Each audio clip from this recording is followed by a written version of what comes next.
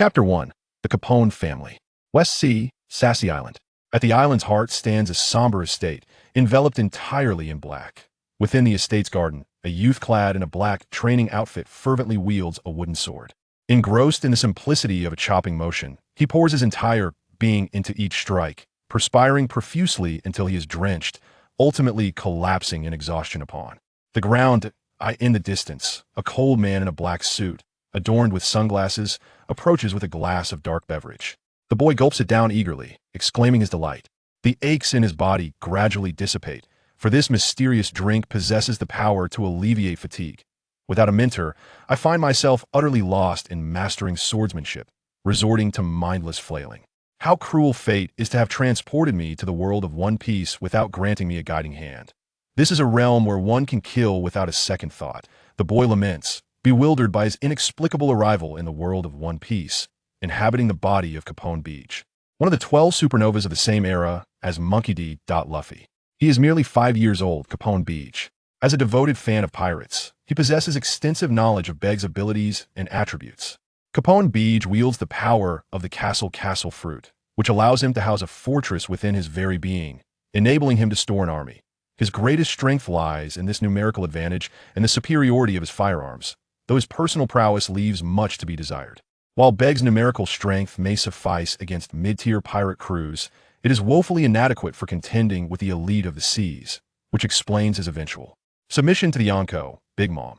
The world of One Piece is fraught with peril. Most pirates are ruthless, merciless killers. The West Sea, in particular, boasts the highest concentration and most formidable pirates among the 4 seas, and misfortune could strike at any moment. As a pirate enthusiast, the boy harbors dreams of piracy. He is unwilling to meet an untimely demise and resolves to enhance his strength through rigorous training, dedicating each day to arduous exercise. Bege. A voice rich with magnetism breaks the air. The boy knows he should not be called Bege. Turns to see a stout, middle-aged man in a tailored black suit, his hair meticulously styled, a cigar perched between his lips. This is Bege's father, Capone Rod, the godfather of the Capone gang, the most powerful figure on Sassy Island, which serves as the gang's stronghold. The Capone gang engages in arms dealing and collaborates with numerous pirate crews and gangs, maintaining clandestine ties with the Navy as well. Beside Rod stands a tall, upright man whose presence captivates Bege, particularly due to the long sword sheathed at his waist. Bege, did you not request that I find you a swordsmanship instructor? Allow me to introduce your teacher, former Navy Lieutenant Modi. He is a master of the blade, Rod proclaims with a smile, gesturing to the man beside him. Bege approaches, his gaze fixed upon Modi, a Navy lieutenant. In the world of One Piece, capable of contending with 30 to 40 million pirates that become my teacher, it will depend on your capabilities, Bege boldly declared out. Haha, Modi, this lad still doubts you. Show him your swordsmanship, Rod exclaimed, pressing his large hand on Bege's head and playfully ruffling his hair, clearly amused. Modi, with a serious demeanor, stepped forward, and in a flash, a brilliant white light streaked through the air as a rock formation in the garden split in two. Do you see that, Bege? Modi is a genuine Navy lieutenant, having trained at the naval headquarters. If it weren't for those despicable scoundrels in the Navy who framed him and caused him to lose his position, I wouldn't have been able to recruit Modi.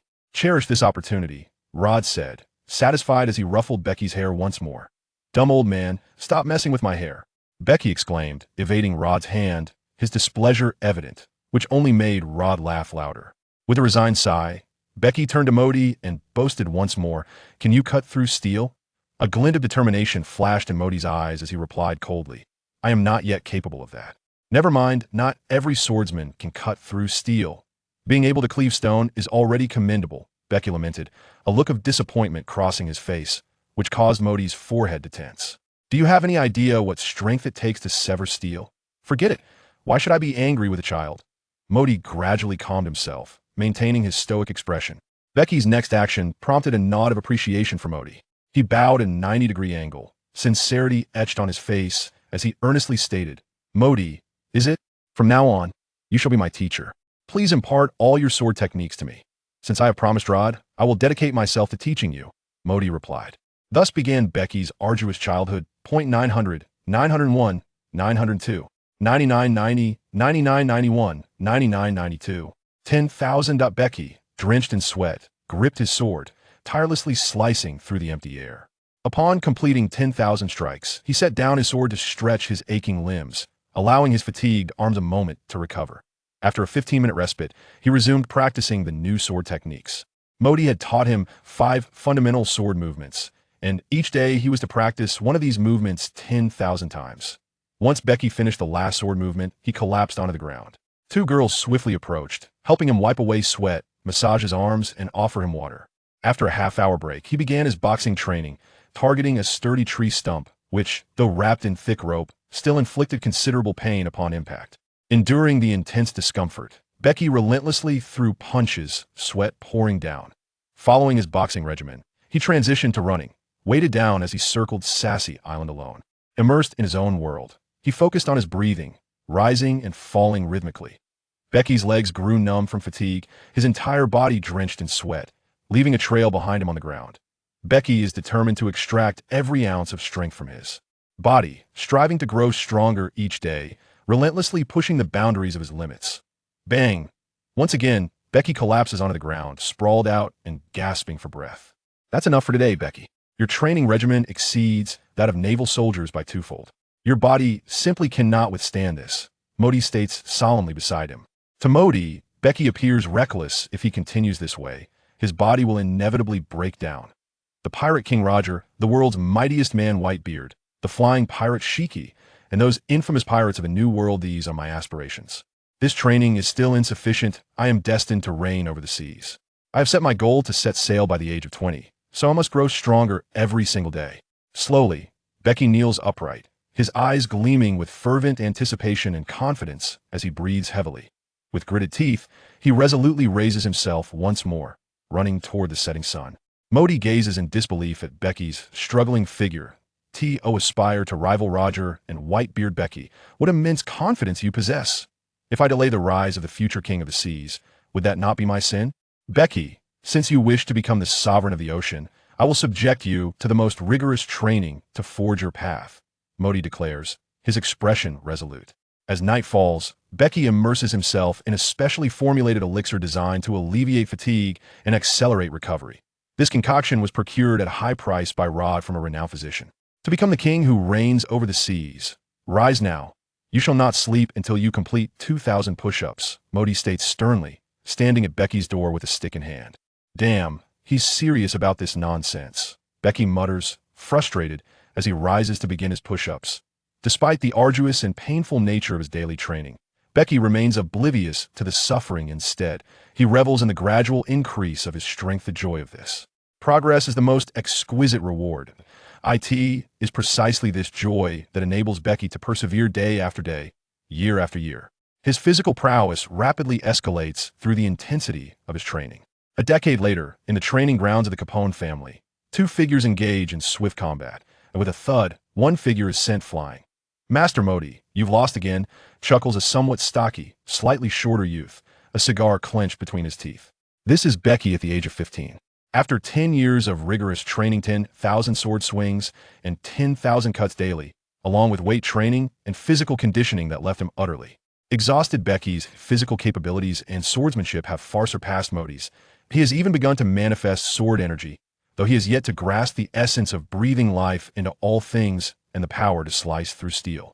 Over these 10 years, he has also learned the Navy's 6 techniques, mastering the shave and moonwalk, though still lacking in proficiency. The fruits of a decade of arduous training had transformed Bege significantly, yet he remained dissatisfied with his appearance short and stout. He pondered the possibility of hereditary factors, drawing a parallel with his similarly corpulent father. Additionally, he had developed a fondness for cigars, a habit that seemed to foreshadow a life of disarray akin to that portrayed in the original narrative. Was this truly the visage of a protagonist? However, upon reflection, he realized he was not the main character, and gradually, he came to accept this. Bege, you are the most diligent and talented individual I have ever encountered. Your future is undeniably boundless. I have nothing more to impart to you, Modi remarked with a sense of wonder, recalling how Bege had bested him 3 years prior, a feat he had never witnessed before in his lifetime. Of course, I am destined to become the godfather of the Capone gang, Bege replied with a confident smile. Your father is still alive, and you already aspire to usurp my position, a voice interjected just as Bege was basking in his triumph, followed by a fist striking his head. Ouch, ouch, ouch, Bege groaned, rubbing his head and turning in fury. You scoundrel, you ambushed me. Dare to insult your father, brat? You're as good as dead, Rod cackled, lunging at Becky with a flurry of punches and kicks. Modi could only chuckle, finding it hard to reconcile the image of the notoriously ruthless godfather of the Capone gang with such comedic behavior. After Becky reluctantly surrendered, Rod triumphantly took a puff of his cigar, satisfaction evident on his face. "Come on, kiddo, I've got something amazing to show you." Rod dragged Becky to his room. "Close the door, we can't let anyone in," Rod ordered coldly, gesturing to two of his henchmen, who nodded in compliance. From a safe, Rod retrieved a box. "Kid, pay close attention." He squinted as he opened the box, revealing a devil fruit nestled inside. "Surprise! Your father has gone through great lengths to procure this devil fruit for you." Chapter 2. Monster Island. Becky grasped the devil fruit tightly, for it was the very fruit he had longed for over the past decade. In the world of One Piece, the devil fruits were indeed the most dazzling treasures. The excitement of witnessing one firsthand was almost overwhelming. However, after the initial thrill subsided, Becky felt a pang of uncertainty. The fruit was melon-shaped, likely a paramecia type, and it was highly probable that it was the stronghold fruit originally belonging to Caponebeque. He feared it might be a subpar fruit. An avid fan of the series, he yearned for a Logia type or a mythical Zoan type fruit, yet he understood that such fruits were exceedingly rare in the original Narrativian. Unrealistic expectation. Caught in this internal conflict, Rod observed Becky's turmoil in silence, allowing him the space to contemplate. There are no worthless devil fruits, only worthless users. "I believe that even I could wield the stronghold fruit with greater skill," Becky declared, gritting his teeth before decisively taking a hearty bite of the devil fruit. By heavens. "This is truly dreadful," Becky exclaimed, her face flushing crimson as an unimaginable repugnant taste overwhelmed her palate. Gritting her teeth, she tilted her head back and resolutely swallowed the devil fruit, leaving the remainder untouched. A mere morsel of the devil fruit sufficed. "Becky, what kind of fruit is it?" Rod inquired, his voice tinged with nervous anticipation. Upon consuming the superhuman fruit, one instantly comprehends its abilities. Closing her eyes, Becky attentively attuned herself to the transformations within her body. Indeed, it is the fortress fruit. Fortunately, it remains faithful to the original narrative. Within Becky's perception, her internal organs vanished, replaced by a miniature castle. Suddenly, a castle gate erupted from her chest, revealing an empty void. Pressing her palm against the wooden table, a dark crimson glow emanated from her hand, causing the table to shrink abruptly and soar into the interior of her castle. The gate promptly sealed shut, leaving her chest smooth and unblemished as if no gate had ever opened. Becky sensed the conditions within the castle. Her consciousness manifested her likeness within the fortress, granting her the ability to control any object at will. With a mere thought, the floor surged upward like a torrent, forming a spear that shattered the wooden table. She wielded unrestricted control over the castle's structure, molding it according to her desires. As her awareness returned to her corporeal form, Becky erupted into laughter. The gate reappeared at her chest, swinging open to release the fragmented table, which, upon distancing itself from her body, expanded once more, clattering to the ground. The fortress fruit is indeed remarkable, however. Its dimensions are somewhat limited. I wonder if it can grow larger, Becky mused, feeling a sense of satisfaction with the fruit's abilities. Rod, brimming with curiosity, was nearly beside himself with eagerness to learn of Becky's newfound powers. Becky elaborated on the capabilities of the fortress fruit in detail, and Rod immediately grasped its significance. "This is splendid. You are now a mobile fortress, capable of harboring a vast array of troops. In time, you alone could constitute an entire army. The Capone gang has plenty of followers. I'll procure some for you," Rod declared, comprehending the import of the fortress fruit. "I require only the elite. I have no use for the dross. Moreover, I need individuals I can trust, along with a stockpile of armaments." Becky articulated her demands. "Rest assured, I am the godfather of the Capone gang, and I shall be even more thorough than you expect," Rod replied, puffing on his cigar with an air of self-satisfaction. At the Capone training grounds, over 100 individuals stood at attention in 10 rows, each exuding a fierce aura. These were the most trusted subordinates of Capone Rod, having accompanied him on numerous campaigns for many years. Before them stood 5 rows of youths, all orphans that Rod had rescued from other islands, destined to be molded into his own followers. "Dad, these individuals may suffice against ordinary folk, but they are woefully inadequate for venturing out to sea with me," Becky bluntly remarked. Rod's eyes twitched slightly. "These are the most adept members of my entourage in management and combat. They will prove invaluable to you in the future. As for these orphans, you shall nurture them and cultivate your own trusted confidants." "Father, Your foresight is commendable, however, they still fall short. I intend for these individuals to accompany me to Papakai Island, where we shall undergo training, Becky declared. Rod's expression turned grave. Becky, the island of Papakai is fraught with perilous beasts. I have consulted Modi, who informed me that even he is at constant risk of being slain there. If there is no danger, what merit is there in training? Rest assured, Father, I am quite formidable, Becky replied with a confident laugh that a vessel transported everyone to Papakai Island, a medium-sized island situated far from Sussy Island. Much like the desolate monster isle adjacent to Snake Island in the original tale, Papakai is home to unimaginable and terrifying beasts, truly earning its title as the Island of Monsters. Becky's swordsmanship has reached an impasse. He requires a more arduous and potentially life-threatening training regimen. Thus, he seeks to hone his skills against formidable beasts. Beyond merely surpassing his limitations, Becky harbors another significant ambition, the cultivation of haki. This mystical force can counteract the powers of devil fruits. And in the latter half of the Grand Line, the New World, pirates who lack mastery of haki are destined to remain inconsequential. Only by mastering haki can one earn the right to survive.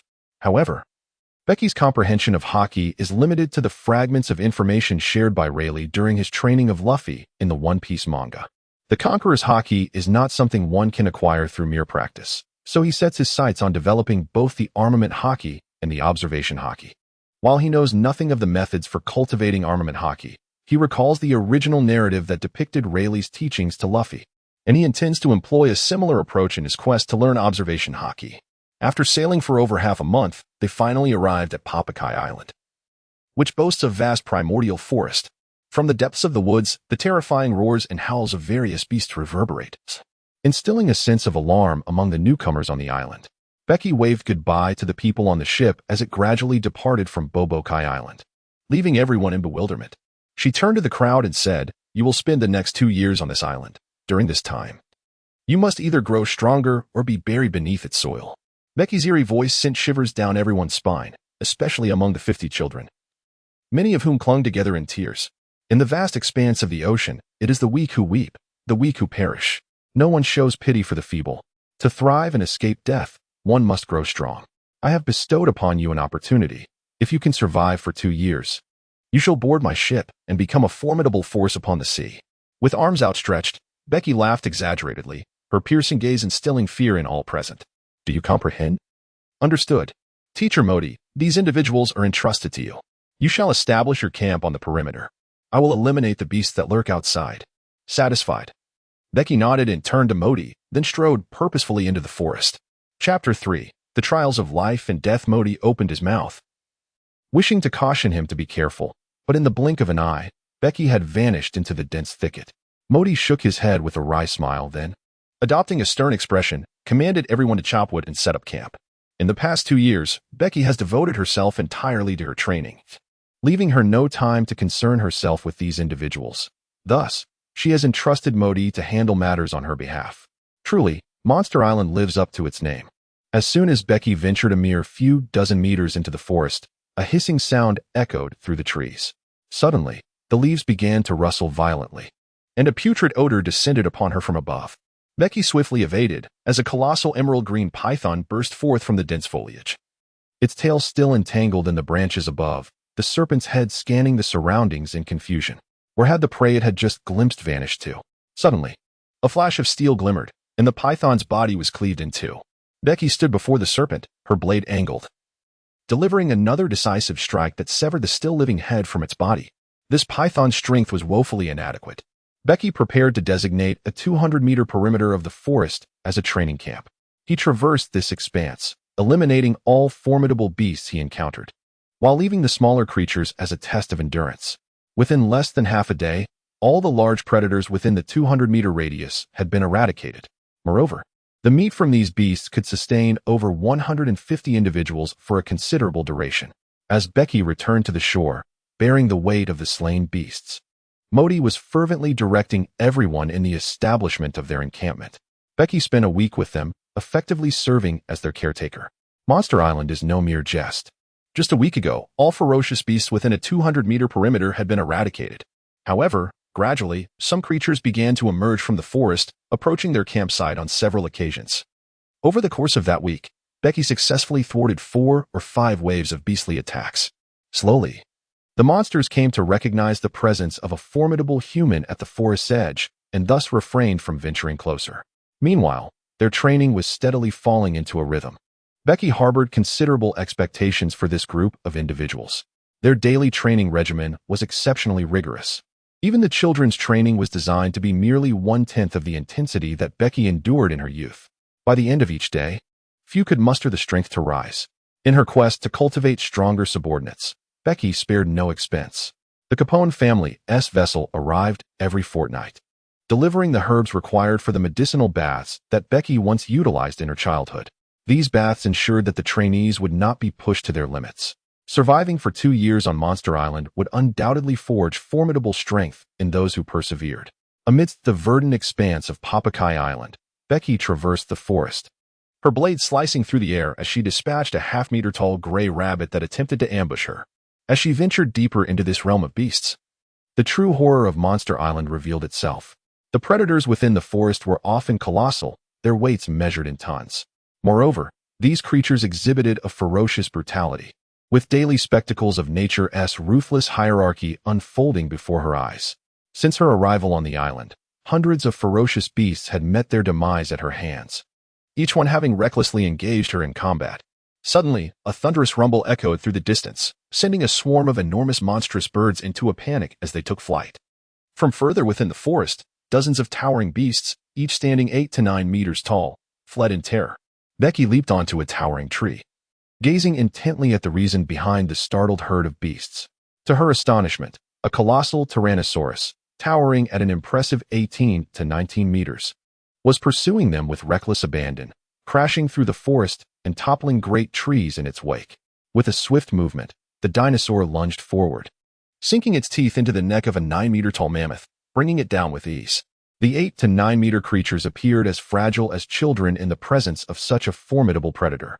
This Tyrannosaurus was undeniably powerful, making it an excellent subject for training. Overwhelmed with exhilaration at the sight of the dinosaur, Becky executed a series of remarkable leaps, navigating with astonishing speed through the throng of ferocious beasts. She propelled herself off a massive tree, the sheer force nearly uprooting it, and gracefully soared into the air. Becky gripped the hilt of her sword, holding her breath in focused concentration as she swiftly approached the Tyrannosaurus. With a thunderous roar, she unleashed her technique, one sword style, heaven-severing slash. Becky suddenly drew her sword, unleashing a dazzling arc of blade energy that struck the Tyrannosaurus Rex's chest, inflicting a wound so deep that bone was visible, with blood spilling forth and staining the ground for several meters. After a decade of relentless practice in the fundamentals of swordsmanship, Becky honed his skills through countless strikes, reaching an astonishing 20 to 30,000 repetitions. His mastery of basic sword techniques became unparalleled. The technique known as II slash, severing the heavens, evolved from these foundational principles. This strike embodies an unwavering and relentless spirit, prompting Becky to name it Severing the Heavens, with the hope that one day he would indeed cleave the sky itself. The Tyrannosaurus did not fall. Instead, the pain ignited its ferocity. With a thunderous roar that reverberated through the mountains and forests, the beast fixed its crimson gaze upon the fallen Becky and abruptly lifted its leg to stomp down towards him. Becky swiftly darted to the right, and with a thunderous crash, the Tyrannosaurus Rex brought its foot down, fracturing the ground beneath it. Immediately, a nauseating stench wafted through the air. The beast had realized it had not crushed Becky and lowered its head, intent on delivering a fatal bite. Becky's form vanished instantaneously from her location as she deftly executed a retreat. The Tyrannosaurus Rex bit down ferociously, shattering the colossal tree into splinters. Suddenly, the dinosaur lifted its head and unleashed a roar filled with furious wrath. This creature possessed immense strength and exhibited remarkable agility, rendering it an extraordinary anomaly. Becky darted through the forest, while the Tyrannosaurus Rex, with its head resembling a sweeping broom, felled towering trees in its relentless pursuit. The silhouette of Becky flickered as she propelled herself off a large tree, her form soaring into the sky like a rocket, running through the air with each step. This was the moonwalk of the Navy's 6th style, a technique she could barely master. A blinding flash of white light cut through the scene, and a gaping wound, as thick as a human arm, appeared on the neck of the Tyrannosaurus, causing its entire head to fall with a clean severance. Becky collapsed onto the ground, gasping for breath. The might of the Tyrannosaurus was formidable, and it took Becky considerable time to vanquish it. Becky revealed a radiant smile. For there was intrigue in the air. Undoubtedly, there existed even more formidable creatures within. After ascending the great tree and resting for a brief moment, Becky ventured deeper into the forest once more. The following day, he encountered a tenacious adversary, a colossal saber-toothed tiger weighing over a dozen tons. Standing 6 meters tall and stretching 15 to 16 meters in length, this creature was a paragon of both speed and strength. Although its physique was immense, its swiftness was astonishingly remarkable. The tiger's limbs were equipped with 10 digits. 5 toes adorned the front of each paw, while the rear 5 curled up. With its robust and powerful limbs, it could unleash a terrifying burst of speed, and when navigating turns, the rear toes adeptly altered direction, assisting the massive saber-toothed tiger in its maneuvers. Such a creature, characterized by its terrifying velocity, made it exceedingly challenging to anticipate its attack direction or keep pace with it. As the blade sliced through the tiger's neck, a look of panic emerged in its eyes. A copious amount of blood gushed forth as the beast crashed heavily to the ground. In the fierce struggle against this formidable tiger, Becky sustained severe injuries. His back bore over a dozen gashes inflicted by the tiger's claws, while his arm was slashed deeply by its saber-like teeth, exposing the bone beneath. Altogether, he bore 15 wounds of varying severity. Exhausted, he collapsed onto the ground, devoid of any strength to move. Suddenly, the gates of Becky's chest swung open, revealing 7 figures who emerged with agility. Upon closer inspection, they were 7 physicians and nurses clad in white attire and masks. These esteemed medical professionals were summoned by Rod from nearby islands through various means, with over 20 doctors and 40 to 50 nurses, each a paragon in their respective fields. The doctors and nurses meticulously attended to Becky's wounds. As time slipped away like a fleeting shadow, Becky engaged in relentless battles against colossal beasts deep within the forest. In the dense woodland, Becky dashed with remarkable agility, while behind him, the earth trembled as massive trees were violently uprooted and shattered. 3 fearsome creatures, each of considerable size, pursued him relentlessly. One was a blue giant elephant, towering at 9 meters and stretching 20 meters in length, with a trunk measuring nearly 20 meters. This formidable trunk could effortlessly crush a boulder standing 8 or 9 meters tall, and it swung with such might that it uprooted trees, hurling them towards Becky like lethal projectiles. Becky, her face pale with terror, continuously evaded as the colossal trees became projectiles, splintering the ground and sending vast shards of wood flying in all directions. A crimson flea, towering at 5 meters and stretching 18 meters in length, possessed fearsome fangs. With a single leap, it could soar to heights exceeding 100 meters.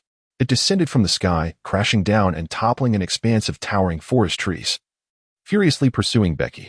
The final beast was a gargantuan gorilla, standing 13 meters tall, the most formidable creature she had ever encountered. This beast exhibited the ability to throw punches, seemingly understanding rudimentary techniques of force, each strike capable of producing explosive bursts of air. If only she had known better than to be so audacious. With a face full of regret, Becky gritted her teeth and surged forward at full speed, leading the 3 monstrous beasts deeper into the forest to escape their clutches. 2 years later, at the very heart of Papakai Island, lay the territory of the mightiest creature on Monster Island, the trihorn rhino. Becky stands in confrontation with the formidable Triceratops, a colossal creature towering over 30 meters and stretching 60 meters in length. It reigns as the largest monstrosity on this island, adorned with 3 massive horns, each measuring 15 meters, and enveloped in a thick layer of scaled armor. This is no ordinary rhinoceros, it is a dragon-rhinoceros hybrid. Over the past 6 months, Becky has battled this Triceratops numerous times, each encounter resulting in her being repelled. Yet today, the last day of the year, she resolves to determine the victor once and for all. The Triceratops charges towards Becky, its imposing horns capable of obliterating any obstacle in its path. Each thunderous stride of this behemoth reverberates through the forest, silencing the entire monster-laden woods in a quivering hush of trepidation. Ha ha ha, come forth. Let us settle this today, Becky exclaims with boisterous laughter, taking a deep drag from her cigar. In an instant, she vanishes, reappearing in 2 swift steps before the Triceratops. With a swift motion, she unleashes her signature technique, the one-sword style, II/Dragon Flight. A blade of energy, shaped like a dragon, strikes the Triceratops with a thunderous crash. Yet, with a furious roar, the Triceratops charges forth, undeterred. Becky deftly executed the moonwalk, skillfully evading the charge of the Triceratops. Meanwhile, the colossal tail of the creature lashed out like a steel whip, its speed too swift for the naked eye to discern. I can perceive your assault. Becky's eyes flickered as her keen perception captured a fleeting shadow. Unfortunately, the speed of the dragon's tail was so swift that she could not evade it and had no choice but to swiftly block with her sword. However, the tremendous force sent Becky hurtling through the air, shattering dozens of towering trees in her wake. The Triceratops dragon relentlessly pursued her. It was time to unleash her true abilities. Wiping the blood from the corner of her mouth, Becky revealed an exhilarating smile. "A conqueror," she suddenly shouted, her arms swelling to twice their size. This technique was inspired by Zoro's Akankari to enhance arm strength. Although the name was the same, the effects differed. While Zoro focused on amplifying the strength of one arm, Becky's Akankari simultaneously augmented the power of both arms. Nakankari. Her arms expanded further, veins bulging prominently. Becky took a deep breath, an abundance of air filling his lungs, and suddenly bellowed, 3 forces of strength. The veins on his arms bulged like steel cables.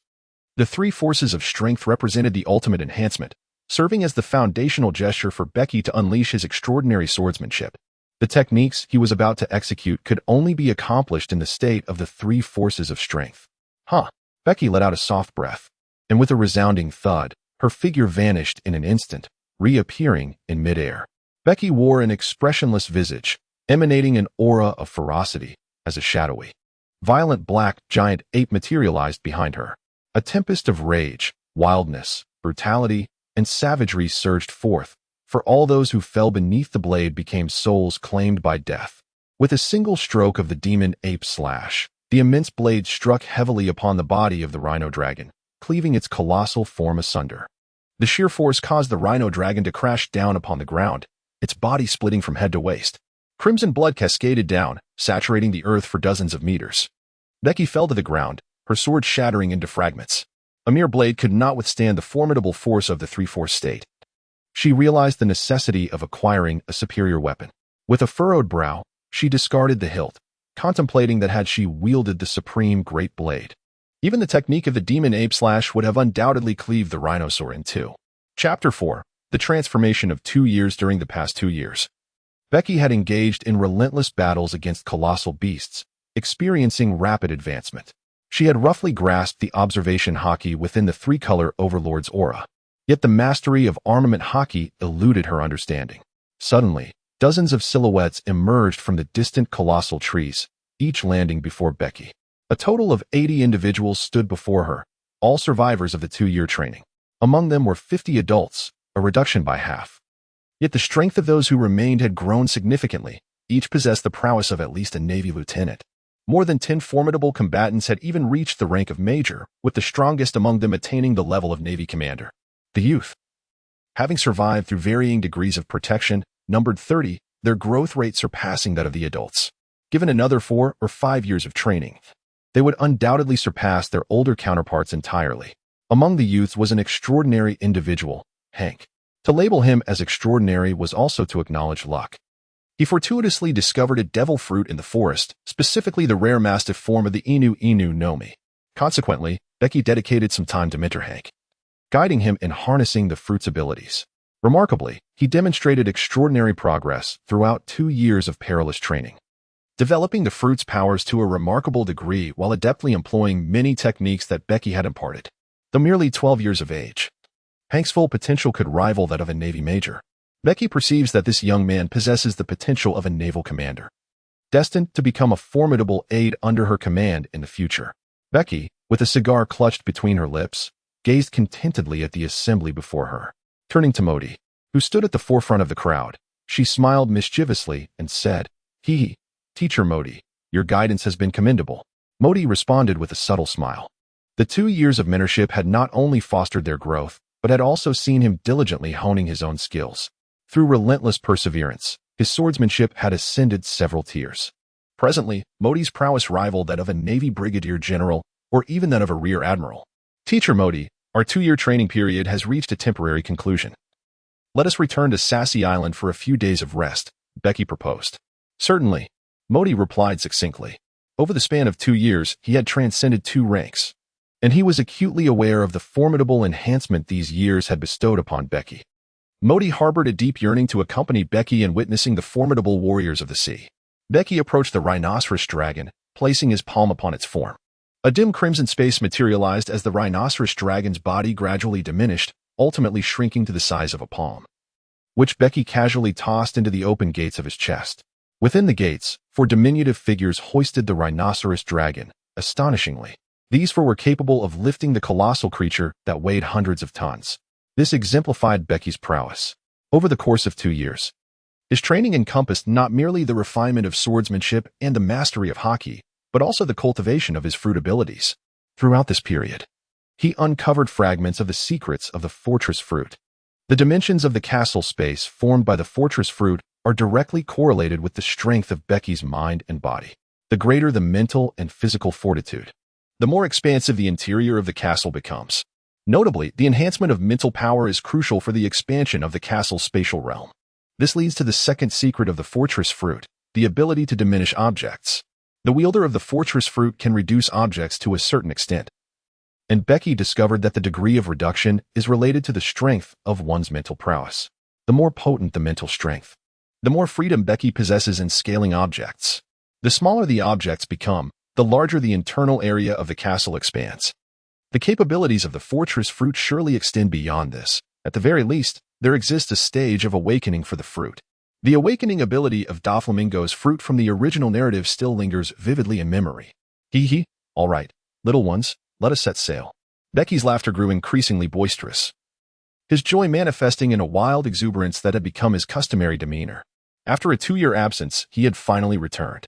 With a cigar clasped between his lips, Bege stood at the bow of the ship, gazing at the ever-approaching harbor, a sense of exhilaration swelling within him as he beheld the harbor that remained largely unchanged.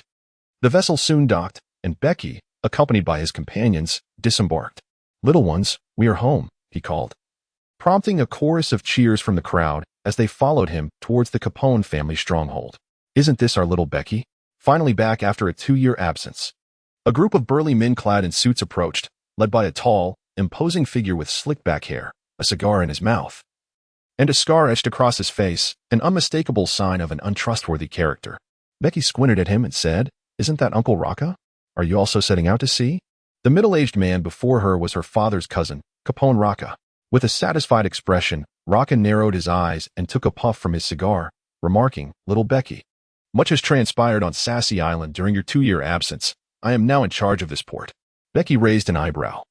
The port of Sassy Island was a veritable treasure. Given the island's diminutive size and the scant business inland, the Capone family had always thrived on overseas trade.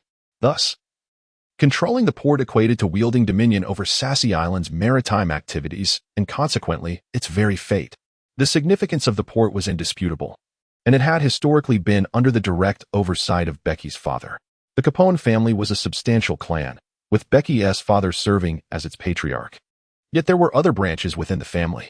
The Roger branch had always been at odds with Bege's faction, and now that the port had fallen into Roger's hands, it was evident that some underlying events had transpired. It seems much has indeed occurred over the past 2 years. "Uncle Roger, upon my return, I shall first visit home.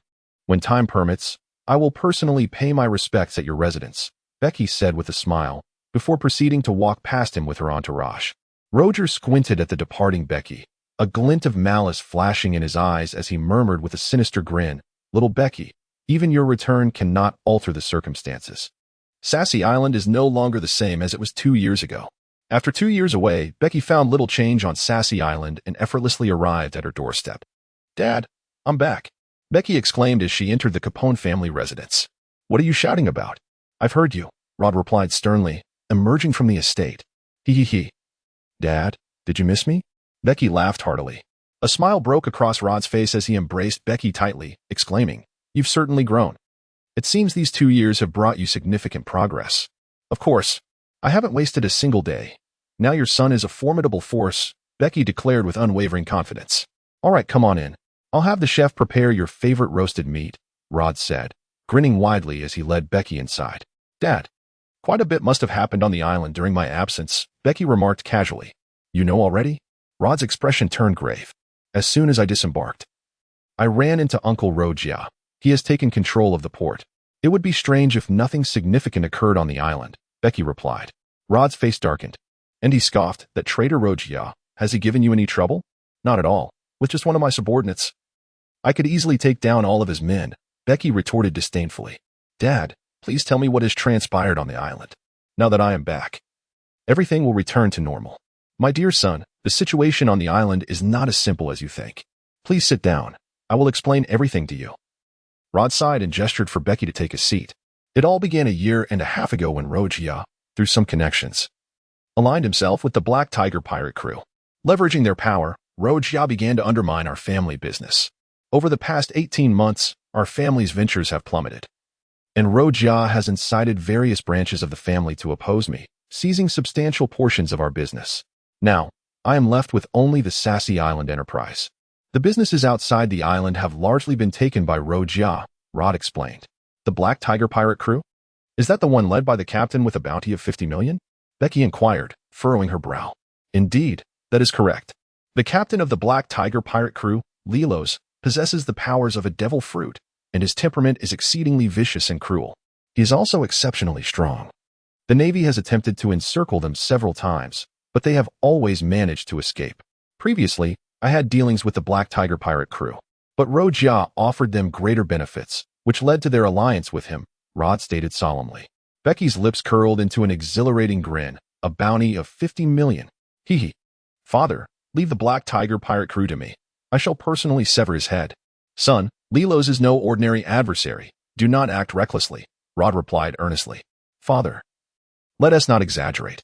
Even if Lilos's bounty surpasses 100 million, I still possess the strength to contend, Becky declared with pride. Is that truly the case? Rod inquired. Taken aback, his expression a mixture of astonishment and skepticism. Rod, Becky's prowess is not to be trifled with. Over the past 2 years, my own advancement has been significant, nearly rivaling a naval brigadier, yet I still cannot surpass Becky, Modi interjected suddenly. Rod's face transformed with a myriad of emotions, delight, shock, and doubt, each more vivid than the last. Upon witnessing Modi's affirmative nod, he erupted into joyous laughter, his exuberance echoing throughout the room. Excellent. My son has achieved greatness. At last, I shall no longer endure in silence. Father, we will commence the cleansing of Sassy Island tonight, and then deal with the Black Tiger pirate crew. A fierce glint flashed in Becky's eyes. Indeed, this time we shall thoroughly eradicate the Capone family, eliminating every branch allied with Roger. Rod's gaze intensified with determination. For as the leader of the Sassy Island Mafia, his heart was even more ruthless and cunning. Becky harbored no feelings for the other branches of the Capone family, especially since they were notorious for their ties to organized crime, with each member stained by bloodshed and morally reprehensible. Even in death, she would feel little compassion for them. Rod swiftly summoned his subordinates to gather the gang members, and the family residence was soon filled with men clad in black suits. Is this all that remains? It seems. Dear father, your circumstances are truly dire. Becky cast a cold gaze upon the assembly of over 100 mobsters before her. 2 years prior, the gang under Rod's control boasted 1,000 members, with 300 to 400 core fighters. Tonight, everything would revert to its origin. With a cigar clenched between her teeth, Becky's eyes sparkled with unwavering confidence.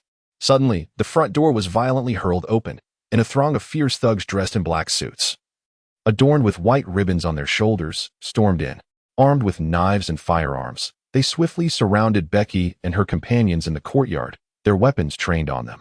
Then, at the entrance, Rocco appeared, flanked by a group of impeccably dressed individuals, with a cigar in his mouth and a broad grin. He stood at the center of the group, looking at Rod and laughing heartily. Brother Rod, what are you gathering these people for? Chapter 5, Bloodkin Rocco. How audacious of you to bring such a multitude to my residence. Do you wish to rebel? Rod's countenance darkened ominously. Rebel? Ha! The Capone family is not governed solely by you. Where then is the notion of rebellion?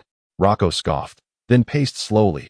Over the past year, under your leadership, the family's business has deteriorated. The other 3 branches are exceedingly dissatisfied. Today, I have summoned the heads of the other 2 branches to depose you as the family head and install a new leader. Rod's gaze turned icy as he looked at the 2 elderly men with slicked-back white hair behind Rocco. Uncle, are you truly willing to collude with Rocco? One of the gaunt, white-haired elders spoke languidly.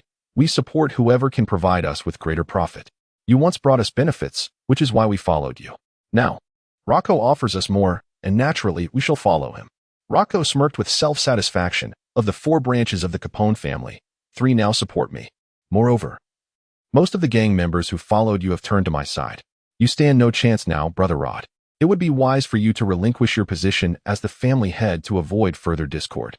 Rod's face turned ashen, trembling with rage. Dear father, no need to be angry. Isn't it fortuitous that they have all gathered here? We can capture them all at once. Becky patted Rod's shoulder and said with a smile, Indeed, I still have my good son.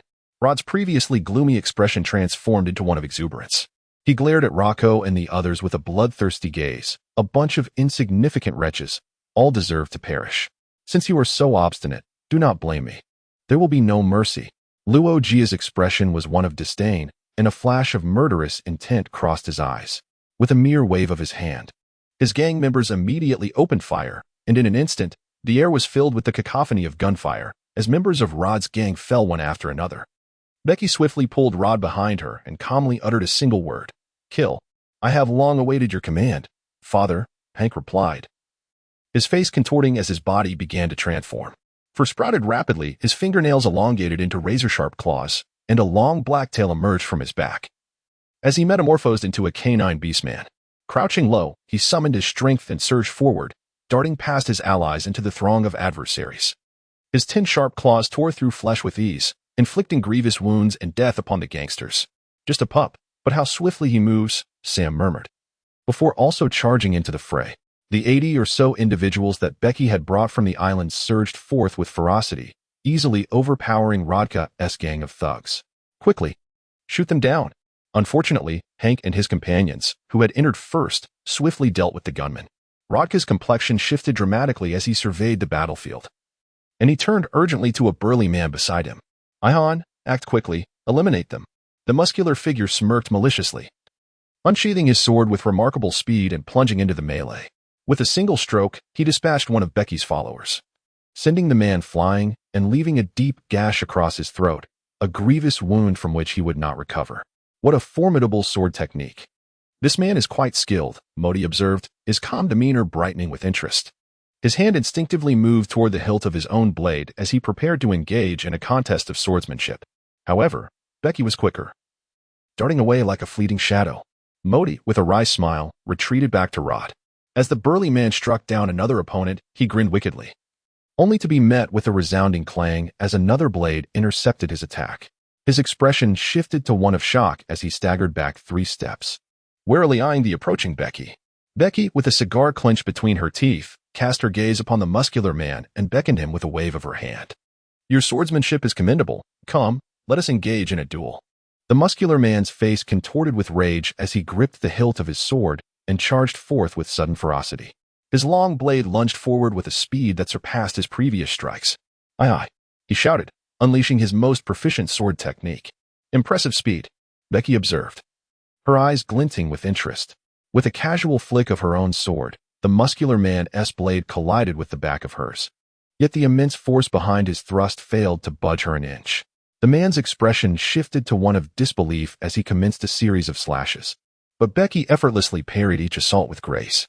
Aye, aye, rock severing, he bellowed, raising his sword high and executing a powerful downward slash aimed at Becky. The impact resonated as his blade struck hers, but shock washed over his features as he realized his mightiest technique had been thwarted. Your swordsmanship is commendable, but your speed leaves much to be desired. With just those few strikes, I could have easily dispatched you, Becky replied, shaking her head and forcing him back with a deft movement of her blade. Allow me to demonstrate my own technique. With that, she sheathed her sword, her gaze sharpening to a piercing intensity that sent a shiver down the muscular man's spine, as though he were being scrutinized by a ferocious beast. Open your eyes wide and observe closely, Becky taunted, a sinister smile curling at her lips. In an instant, she vanished from sight, reappearing behind him as she slowly returned her sword to its sheath. Aye, aye, leopardess shadow. The muscular man widened his eyes in horror as a crimson line appeared across his neck, and his head fell with a thud to the ground, his lifeless body collapsing beside it. My opponent was simply too weak, Becky remarked, inhaling from her cigar and exhaling a cloud of smoke. Suddenly, a gunshot rang out. Becky tilted her head as a bullet whizzed past her ear. She turned to face the shooter, who was none other than Roger. Fear etched across Roger's face. He shouted, Becky, you're finished. Ayahan is a warrior of the Black Tiger Pirates. You have killed him and shall face their wrath. Should he not come for me, I shall seek him out myself.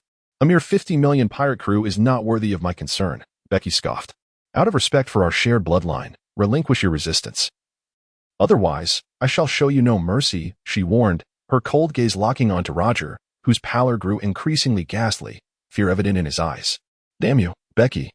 You have ruined my grand plans. Roger snarled, firing incessantly at her, but none of his bullets found their mark. Suddenly, another gunshot echoed behind Roger, and a bullet pierced through his heart, causing him to drop dead on the spot. The shooter was one of the elderly men from another faction.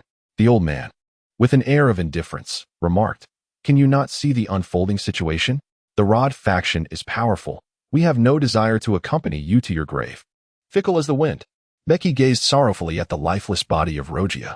Rogia was dead. Everyone cease your actions. The elder from the two factions bellowed, halting the gang members of his own branch. Rod, you have triumphed in this battle, and the Capone family shall continue to be led by you. One elder remarked to Rod with a light-hearted and gentle tone, as if nothing had transpired. A peculiar, cold smile crept across Rod's lips as he suddenly raised his pistol and swiftly shot each elder in the forehead, their expressions frozen in shock as they collapsed. The Capone family requires reform. We no longer need fence-sitters like you. Chapter 6. The Black Tiger Pirate Crew with the demise of Rogia and the three branch leaders. The remaining gang members fell victim to Hank and his allies' onslaught, either dead or captured. Subsequently, all captives were imprisoned in the family dungeon, and Becky commenced the purging of the other three factions within the Capone family. This brutal and merciless cleansing echoed throughout Sassy Island, where gunfire rang incessantly, leaving the residents paralyzed in fear, unable to venture outside. Most of the members from the three branches were slaughtered, and all dissenting forces were eradicated. Henceforth, Rod's lineage would be the sole voice of the Capone family in Sassy Island. After a night of bloodshed, hundreds lay dead, their cold bodies transported onto a large vessel, which soon departed from Sassy Island. The corpses, bound with stones like refuse, were cast into the vast sea, destined to be devoured by ferocious sea creatures, leaving no trace behind. With the dissenting forces on Sassy Island eliminated, the next target was the Black Tiger Pirate Crew. Prior to this, he had already provoked the crew's captain, Lilos, using the snail phone found on Rogia. Now, the Black Tiger Pirate Crew was en route to Sassy Island, and Becky's task was to await their arrival and annihilate them.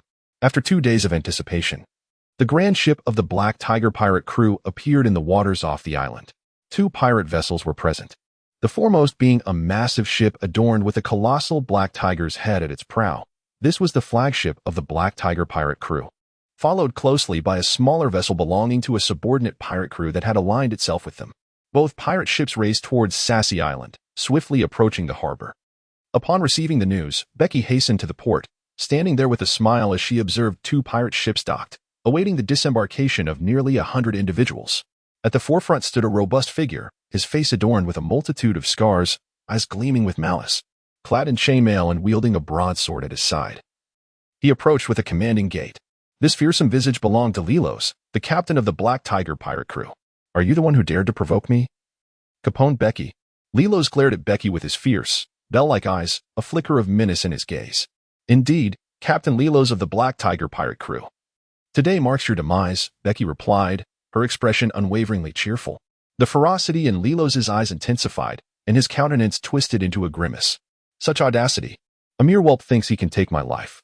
Ayahan was merely my 5th-ranking combatant. Do you believe that by slaying him, you have earned the right to challenge me? Absurd. Today, I shall lay waste to the entirety of Sassy Island, using the heads of the Capone family as a tribute for Ayahan. With a sudden motion, Lilos drew his broadsword, its blade gleaming ominously as he lunged forward, his speed remarkable, and his massive frame exuding an overwhelming sense of intimidation. In that moment, Becky's eyes sparkled with excitement as she surged forward, vanishing from sight. Just 3 strides later, the two collided with tremendous force, their bodies momentarily stilled before firmly grounding themselves on the earth. In the face of Lilos's ferocious slash, Becky effortlessly intercepted the blow. Lilos, a robust giant towering over 2 meters, cast a shadow over Becky, who stood at less than 170 centimeters, creating an overwhelming sense of intimidation. However, this pressure dissipated for Becky, as a scornful smirk graced her lips. Is your strength truly so feeble? Is this all a pirate worth 50 million can muster? Seeking death, are we? The ferocity in Lilos's gaze intensified as he swung his hefty blade towards Becky, Each clash of their long swords ignited sparks that flew in every direction. Becky's gaze was sharp, effortlessly wielding her blade with precision, as flashes of cold light flickered through the air, successfully parrying all of Lilos's heavy strikes. However, Lilos's experience was not to be underestimated. He did not rely solely on brute force, but employed a variety of intricate sword techniques, some of which were exceedingly cunning and caught opponents off guard, proving to be quite troublesome. Unfortunately for him, his adversary was Becky, who had mastered the observation hockey and had survived countless life-and-death battles on Monster Island. All of Lilos's attacks were deftly deflected by her. After 2 minutes, Becky delivered a decisive slash, prompting a change in Lilos's expression as he swiftly sidestepped. With a resounding whoosh, a blade of energy sliced through the air, cleaving a gash in the floor beneath them. Is this the extent of the power from a 50 million bounty pirate? I know you possess the abilities of a devil fruit. Unleash your powers quickly, Becky thought, disappointment evident in her shake of the head. Lilos, now serious, felt a surge of trepidation at Becky's displayed prowess. His form began to transform rapidly, morphing into a humanoid black tiger, his stature expanding to 3 meters, radiating a fierce and untamed strength. He was a user of the tiger fruit in its black tiger form. With ferocious eyes fixated on Becky, filled with wild intensity, he charged forward. His speed now more than doubled. Becky perceived a colossal shadow bearing down upon her, followed by a deafening sonic boom. As the massive blade came crashing down with unparalleled ferocity, Becky's gaze sharpened, her entire body tensed, and a prickling sensation coursed through her scalp as she raised her long sword to parry the impending strike. With a resounding crash, an immense force surged into the blade, and Becky was violently propelled backward, skidding across the ground for several meters. Her arm tingled slightly from the impact. Do you see now? This is the extent of my power. Kid, don't let a little skill inflate your ego. In these vast seas, you are still but a novice, Lilo sneered. Becky expelled the cigar from her mouth, a smile splitting her lips as a fierce determination ignited in her eyes. Now this is intriguing. If you possess no semblance of resistance, it would be utterly dull to end your existence. Unaware of the peril that lay before him, Lilos was incensed by Becky's words, charging at her with renewed ferocity. Tiger Hunt. Lilos swung his formidable blade forward with a ferocious strike, and a colossal black tiger suddenly surged forth. This tiger hunt technique was the sole swordsmanship he had mastered, a skill acquired due to his abilities as a user of the tiger fruit. The ferocity of the tiger hunt was truly fearsome. Becky's eyes gleamed with excitement as she lunged forward with her long blade, propelling herself toward the colossal rhinoceros. With a powerful thrust, she unleashed the one-sword flow rhinoceros charge. The enormous beast, fixated on its formidable horn, forcefully collided with the black tiger, causing an explosive impact that shattered the creature. The rhinoceros then surged toward Lilos. Lilos's expression shifted dramatically. He gripped his long sword tightly and struck the massive rhinoceros, cleaving it apart with a single blow. Suddenly, his countenance changed, and he swiftly shifted to the left, narrowly evading a long sword that sliced past his waist, missing him by mere inches. In an instant, Lilos's tiger tail lashed out toward Becky, who adeptly sidestepped the attack. The tail struck the ground with tremendous force, shattering the earth beneath. A testament to its immense power, Becky swung her long sword, pausing abruptly above her head before forcefully bringing it down once more. The Great Buddha Slash. Chapter 7. The Annihilation of the Tiger. Becky's frenzied slash resembled an enraged deity wielding a blade to vanquish the wicked. A tremendous wave of blade energy descended from the heavens with ferocity. Lilos, taken aback, swiftly evaded the onslaught, yet the colossal strike cleaved the ground, creating an immense chasm. The violent blade energy surged into the ranks of the Black Tiger pirates, mercilessly splitting those caught unawares in twain, blood and flesh scattering. Undeterred, Lilos charged forward with renewed fury. Becky unleashed another wave of blade energy, but Lilos, with instant agility, sidestepped the attack, closing in on Becky with remarkable speed. His massive sword swung down with unrestrained ferocity, akin to a ravenous black tiger pouncing once more. One sword style, Dragon's Bite. Becky, undeterred, unleashed a fierce slash with her long blade, sending forth a dragon-shaped wave of energy that loomed even larger than the black ferocious tiger. The dragon-like force devoured the creature whole, surging towards Lilos. Gritting his teeth, Lilos swiftly evaded the onslaught, as the dragon-shaped energy struck the ground, shattering it anew, leaving behind a myriad of jagged scars across the terrain. Lilos continued his relentless charge towards Becky, wielding his broad sword with unbridled ferocity. Becky raised her weapon to defend herself. Suddenly, her left leg stiffened. Lilos's tiger tail had ensnared her limb. The tail yanked with tremendous force, causing Becky to lose her balance. With a sinister grin, Lilos seized the moment, raising his blade to deliver a heavy strike. How swift! Becky's pupils constricted as she instinctively raised her long blade to meet the descending great sword. With a resounding clash, the overwhelming force of Lilos sent Becky crashing to the ground. Seizing the moment, Lilos relentlessly pursued, his great sword striking down once more, each blow landing heavily upon her long blade. After 3 brutal impacts, Becky's sword shattered into fragments. "Ha ha, perish!" Lilos exclaimed with glee, delivering another strike aimed directly at Becky's head. The chilling tip of the blade nearly reached his forehead in an instant, sending a shiver down Becky's spine. With a swift sidestep, she narrowly evaded the deadly edge, which instead cleaved into the earth beneath her. Becky seized the hilt of the knife with determination, and in a swift motion, her right foot struck Lilos's ankle with formidable force, causing him to stagger momentarily. Becky swiftly rose to his feet, yet his left foot remained ensnared by the tiger's tail. Lilos quickly steadied himself and swung his broad blade with ferocity. No blade style, eagle's gill. Becky wielded his blade like a knife, slicing forward with a fierce strike that struck Lilos squarely, sending him hurtling away. "Bring me the knife," Becky stated impassively, as Modi promptly tossed him a long sword, which Becky caught effortlessly. With each step, his speed intensified, and as he closed the distance to Lilos, he twisted his form, vanishing in an instant. Lilos, wide-eyed, scanned his surroundings, and suddenly his gaze sharpened. He swiftly raised his broad sword to his waist just in time to meet the metallic clang of Becky's long sword crashing against it. Bending low before Lilos, Becky nearly cleaved through Lilos's waist. In response, Lilos unleashed his razor-sharp tiger claws toward Becky, who deftly evaded, darting behind Lilos. One sword style, rhinoceros charge. A colossal rhinoceros surged toward Lilos's back. Quick to react, Lilos spun around, grasping the creature's massive horns. With a roar reminiscent of a fierce tiger, Lilos tore the rhinoceros apart. He then bellowed defiantly at Becky, only to be met with an even more potent wave of blade energy. A dragon-shaped blade surged toward Lilos. Unable to evade, he braced himself to withstand the onslaught, his tiger claws thrashing as the dragon energy engulfed him. With a thunderous explosion, the dragon energy detonated, leaving Lilos bloodied and marred by countless cuts. His right arm shattered at the elbow. Blood gushed forth, staining the ground. "Big brother, save Big brother." The crew of the Black Tiger Pirates, witnessing Lilos's dire state, surged forward, brandishing their blades and firearms in a fervent rush toward Becky. Becky swayed gracefully, effortlessly evading the hail of bullets.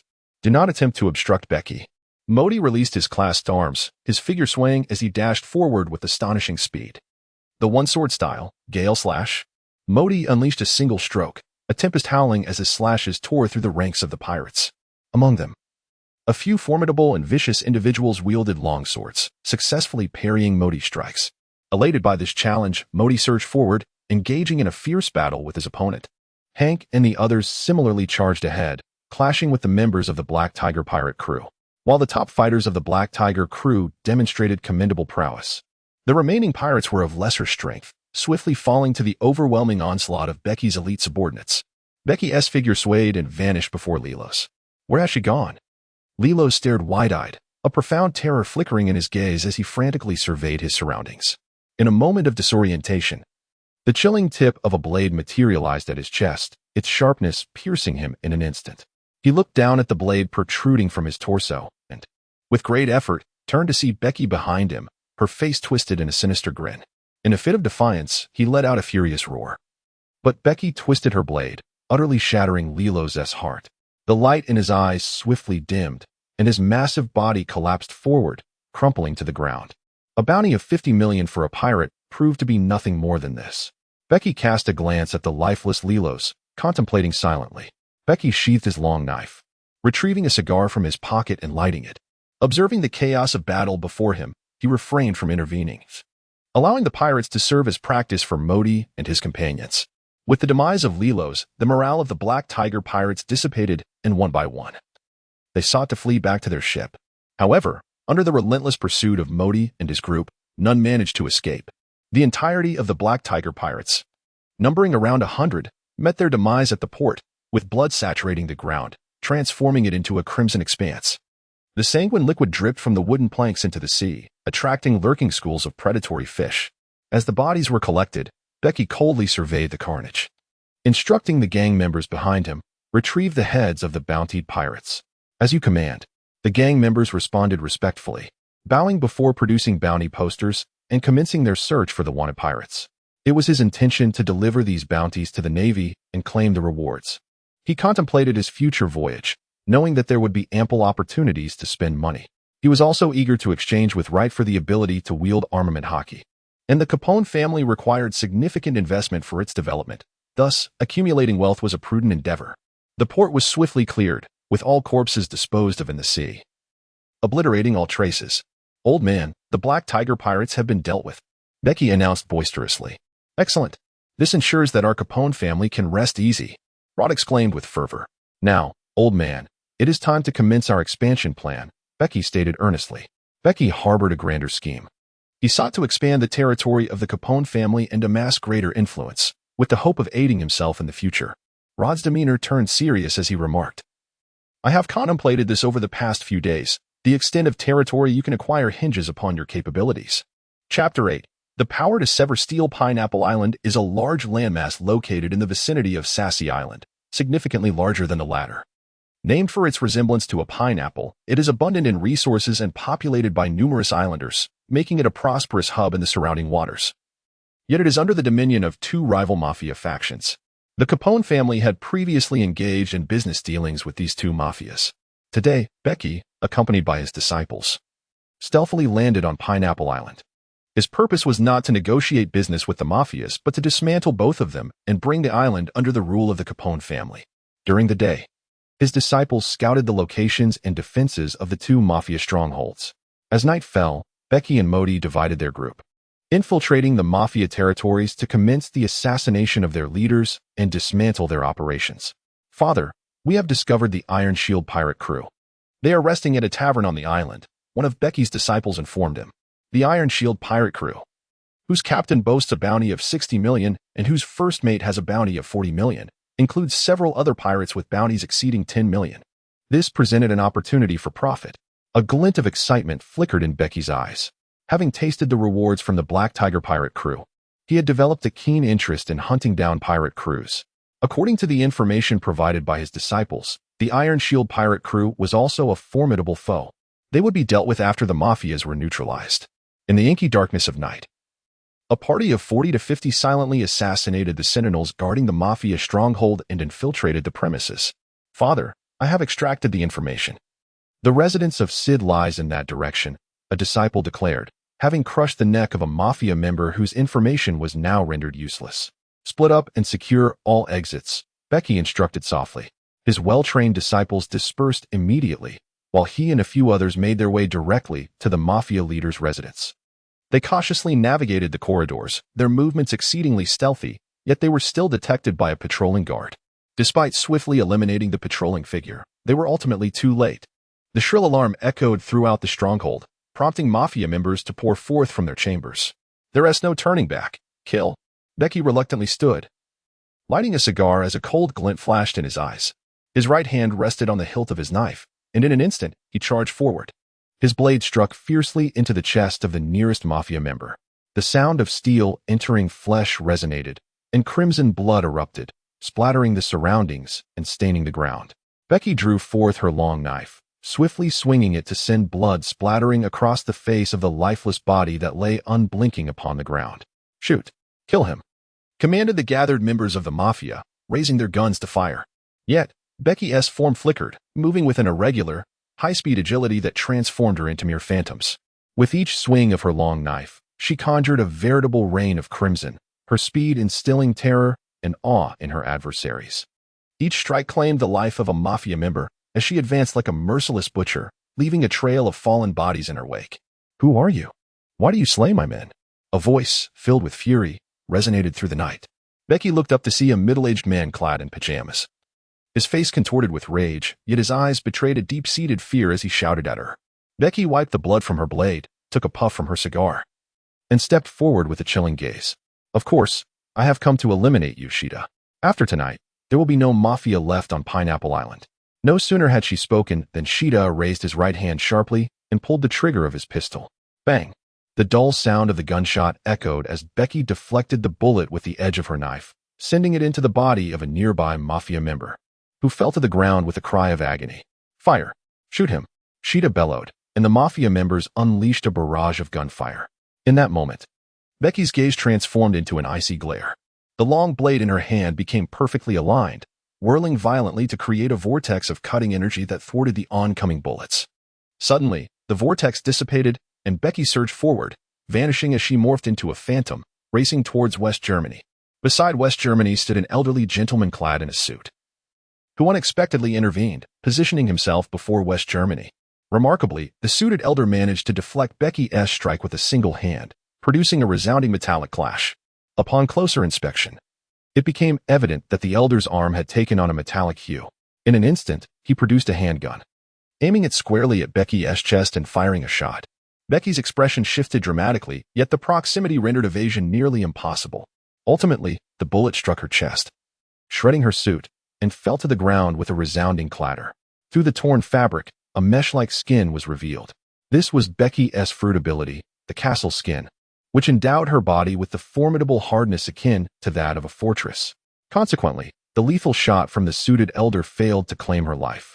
Becky swiftly took 2 steps back, the elderly man in the suit gazing at her with a grave expression. It could not be the power of hockey. You two possess the abilities of a devil fruit. Becky scrutinized the gentleman in the suit and remarked, "You must be the Iron Man, Jibby, the stalwart subordinate of Westa. Possessing the power of the iron fruit, you are capable of withstanding my slashes. Your mastery of your fruit's abilities is commendable. Since you have come to assault Pineapple Island, it is only natural that you have acquainted yourself with your adversary's strength. This gentleman in the suit is indeed the mightiest among Westa's followers, having consumed the iron fruit, allowing his entire body to transform into steel, rendering him remarkably defensible. Jibby, there is no future for you under Westa. He is destined to perish tonight. Why not join me instead? I assure you, I can offer you greater power and wealth."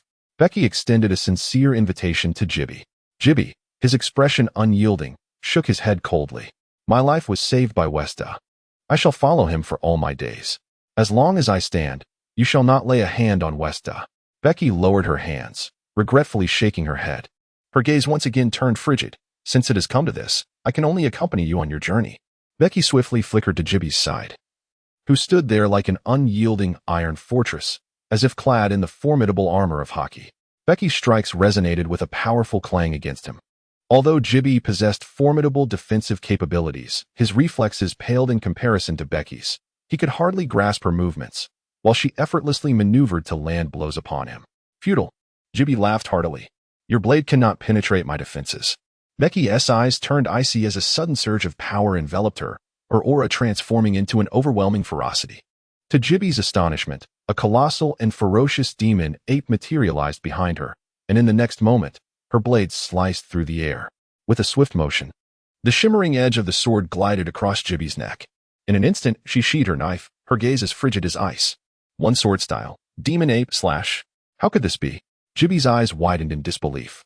Throughout 2 years fraught with countless brushes with death, I have mastered the strength to sever steel, Becky remarked, exhaling a puff of smoke.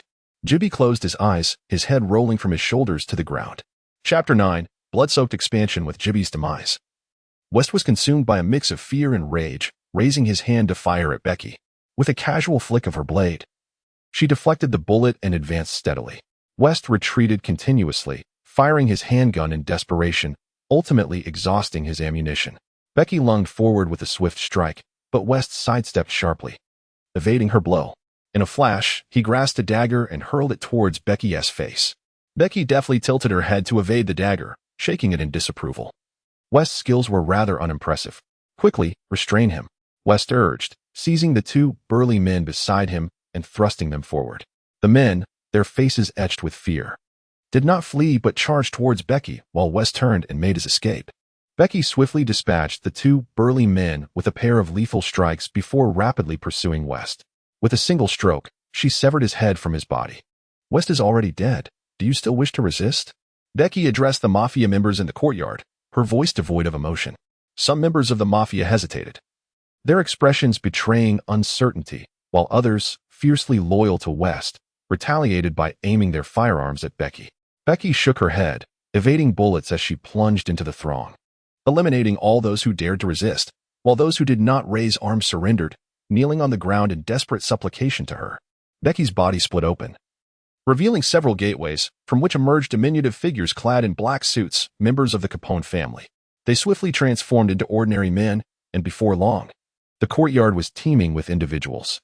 "Clean this place. Eliminate all of West Germany's trusted associates," Becky stated, her expression devoid of emotion.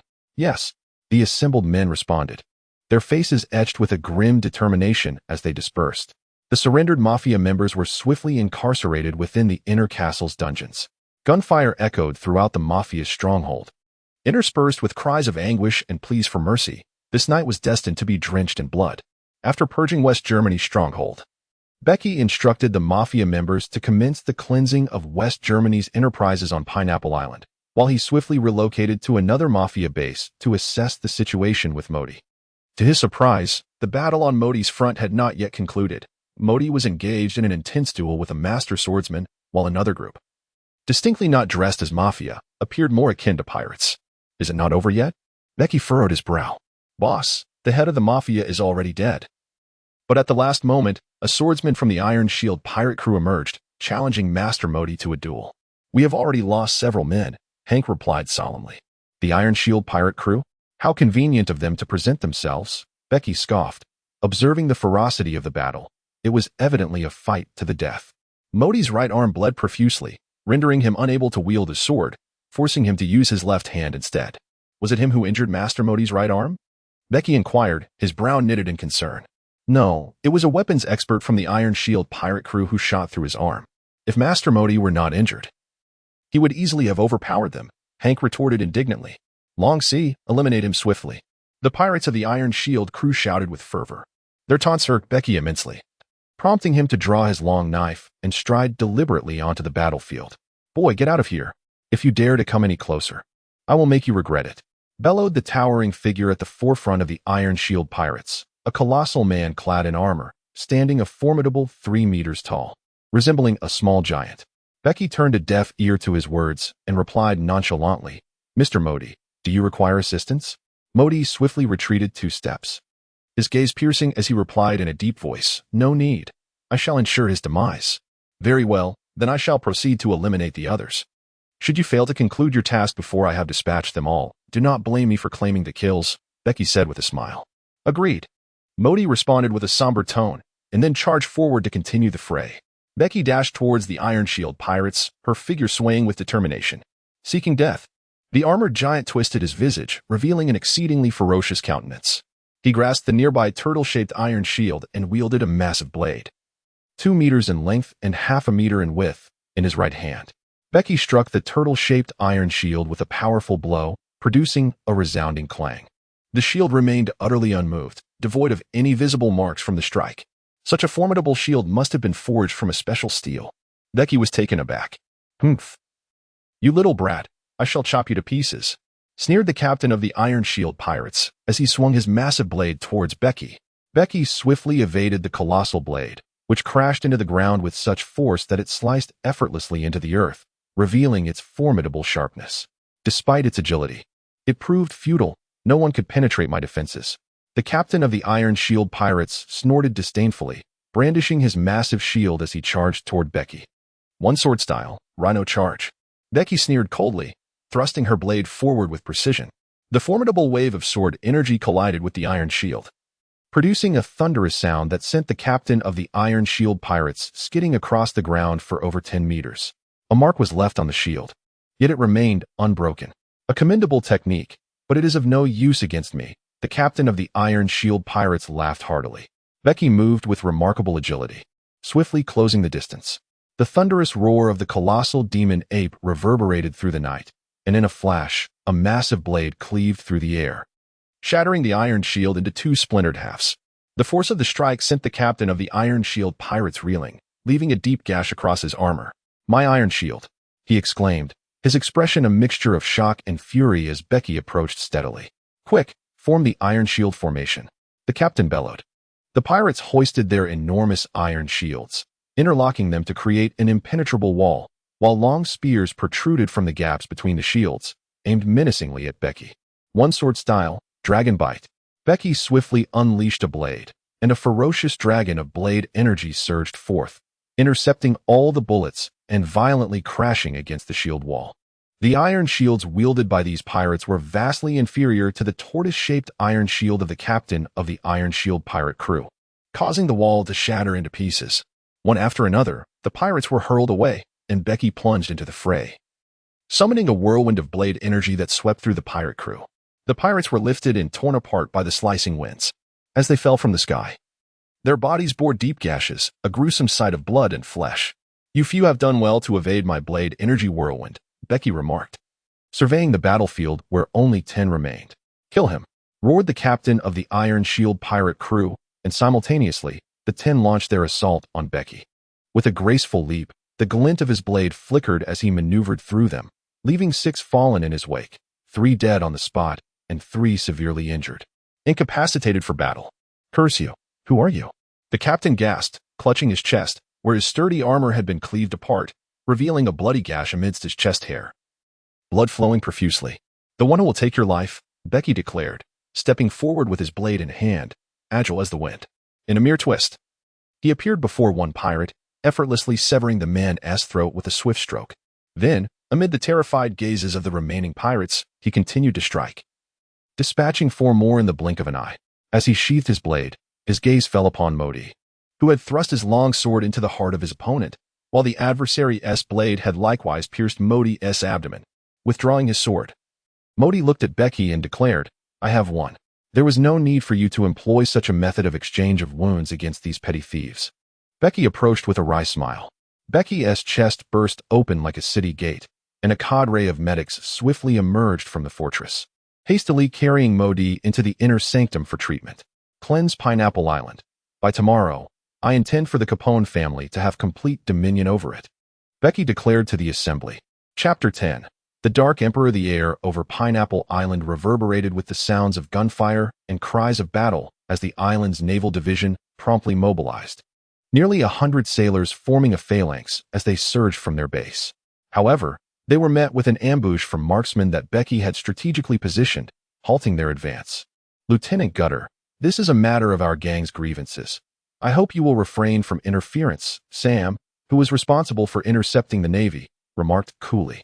Among the naval ranks, a middle-aged lieutenant draped in a cloak of justice, his face adorned with a bushy beard, wore a grim expression as he retorted, "Pineapple Island will not tolerate the likes of you, vile scoundrels, committing wanton slaughter. Withdraw from Pineapple Island, or face the consequences without mercy." Sam scoffed derisively. "Lieutenant Gutter, spare us your declarations of justice. There have always been 2 mafias on Pineapple Island, and they have long held sway over the island. The Navy has done little to intervene. Is it not in your interest that we assist in purging these nefarious factions? Fool, do not presume I am unaware of your ambitions to seize control of Pineapple Island," Lieutenant Gutter glared. "Even if we were to gain control, it would be no different from before. Your Navy could simply turn a blind eye. I assure you, your numbers are no match for us. The time for dealing with those 2 mafias has come to an end. Lieutenant Gutter, should you fail to recognize the gravity of the situation, do not blame us for eradicating your Navy," Sam threatened coldly. "Despicable. All forces, attack. Eliminate these treacherous villains," the naval lieutenant bellowed, igniting a rapid exchange of gunfire between the 2 factions. Sam swiftly took cover behind a structure, nonchalantly humming a tune as his subordinates returned fire. Bege had issued the command to merely impede the Navy, not to annihilate them, hence he had been holding back. After eliminating 2 members of the Mafia, Bege personally arrived at the naval base, observing the stalemate between the 2 parties. Bege stepped forward and exclaimed, "Captain Gutter, I have unearthed some intriguing information from the Mafia. Shall we converse?" Captain Gutter's expression shifted, his demeanor turning grave. After a moment of hesitation, he instructed the lieutenant beside him, "Should anything befall me, immediately inform the branch to eradicate this band of rogues." "Understood." Captain Gutter exited the base to confront Bege directly. "Which Mafia faction do you represent?" he inquired coldly upon their meeting. "The Capone family from Sassy Island," Bege replied with a smile. "I have successfully dealt with the 2 Mafia groups on the island, and I am aware of your previous collaborations with them. Now that our Capone family has taken control of Pineapple Island, We hope to establish a cordial partnership with you. Captain Becky continued with a grin. Preposterous. I am a naval officer. How could I possibly collaborate with the mafia? Captain retorted, his expression hardening. Becky scoffed with disdain. Lieutenant Guter, do not deny it. Your collaboration is a well-known fact. I have extracted the truth regarding your dealings, and I possess irrefutable evidence. Should this evidence be presented to the Navy branch, it is likely you would find yourself incarcerated in a naval prison, with no hope of ever escaping. Lieutenant Guter's expression shifted to one of shock and fury as he growled, What on earth do you want? We, the Capone family, are willing to continue our cooperation with you. And I assure you that the benefits you would reap from us would far surpass those you could gain from the West Germans, Becky asserted with a serious demeanor. Lieutenant Guter's countenance softened considerably.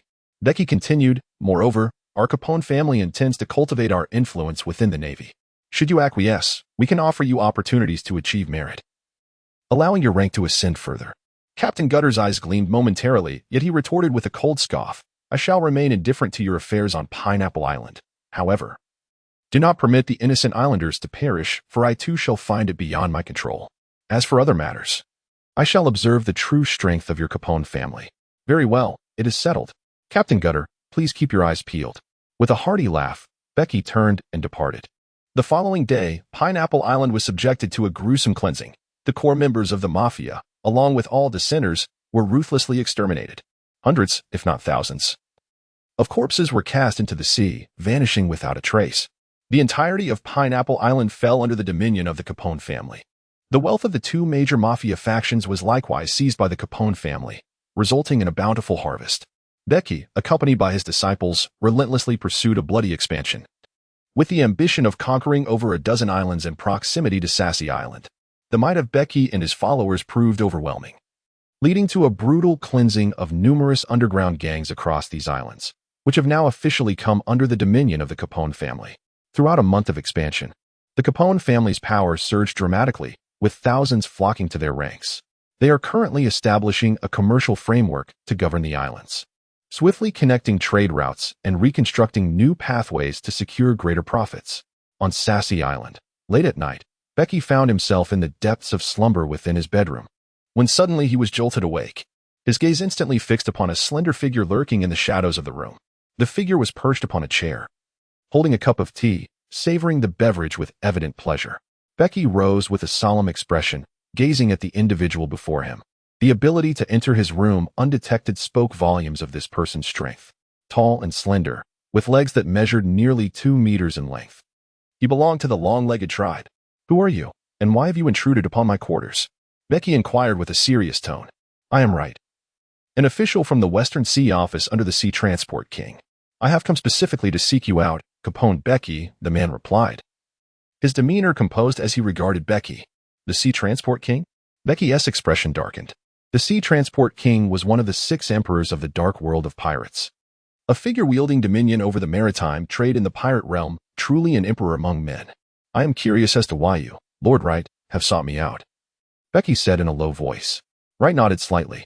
It is no surprise that you, who have eliminated numerous gangsters, maintain such composure.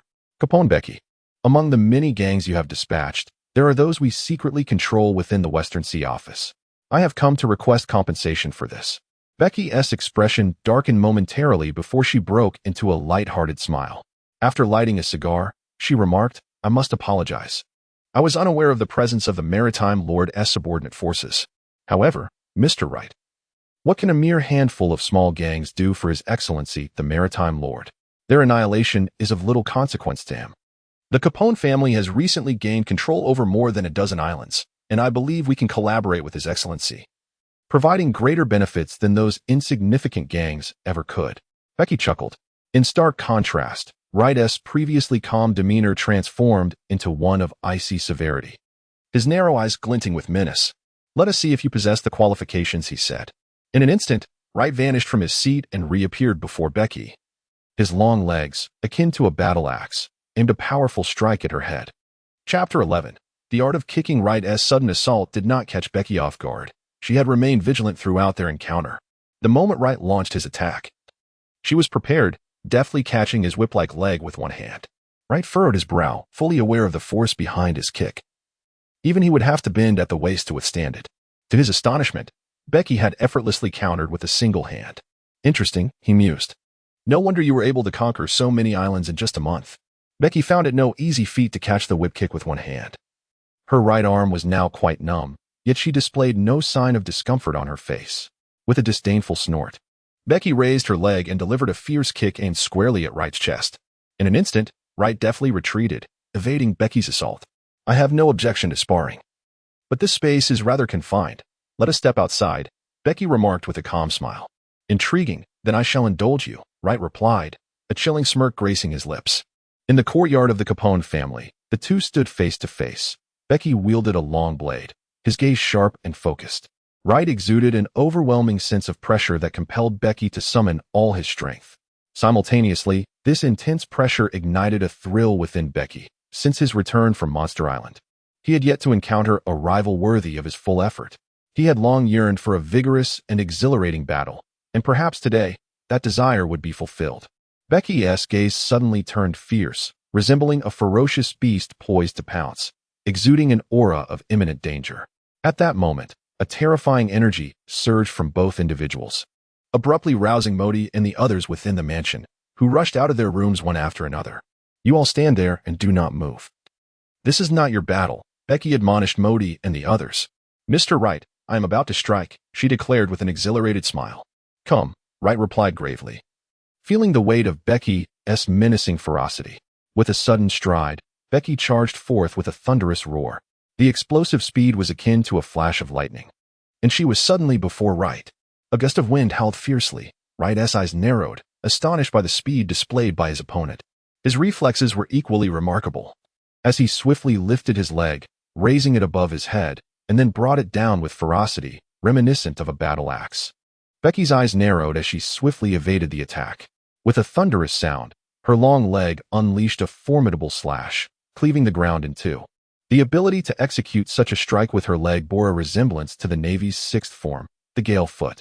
After a fleeting glimpse, Becky propelled herself off the ground, her figure abruptly vanishing as she closed in on Wright, her long sword aimed directly at him. Wright, with his long legs, lifted one sharply. Boom! The clash of the long sword against his leg unleashed a tremendous force, sending a gust of wind spiraling outward. Wright had parried Becky's fierce strike with his long leg, demonstrating his mastery of armament hockey. Upon witnessing the large black mark left on Wright's leg from the impact, Becky immediately recognized the effect of armament hockey, having encountered it before. With a light chuckle, Wright advanced, pushing Becky back with a powerful kick before launching himself at her.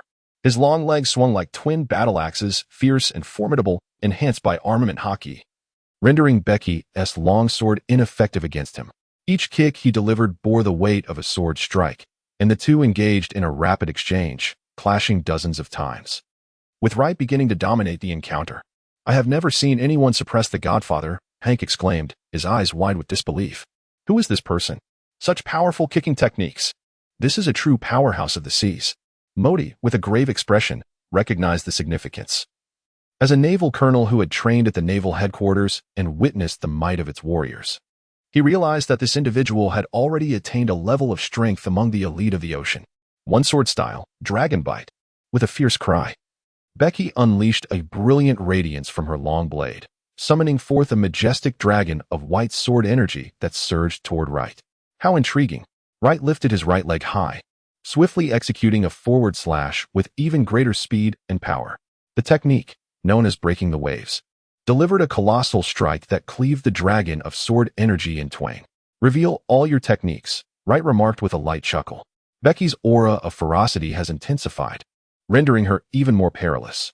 1 forceful strike, 2 forceful strikes, 3 forceful strikes. Becky's arms surged dramatically 3 times, each limb thicker than a thigh, while a colossal illusion of a magical ape materialized behind her. Wright's expression shifted, recognizing that Becky had become even more perilous at this moment. One sword style, ape slash. Becky, filled with fury, unsheathed her long blade, which radiated a fierce brilliance. A powerful and terrifying arc of light surged forth from the blade.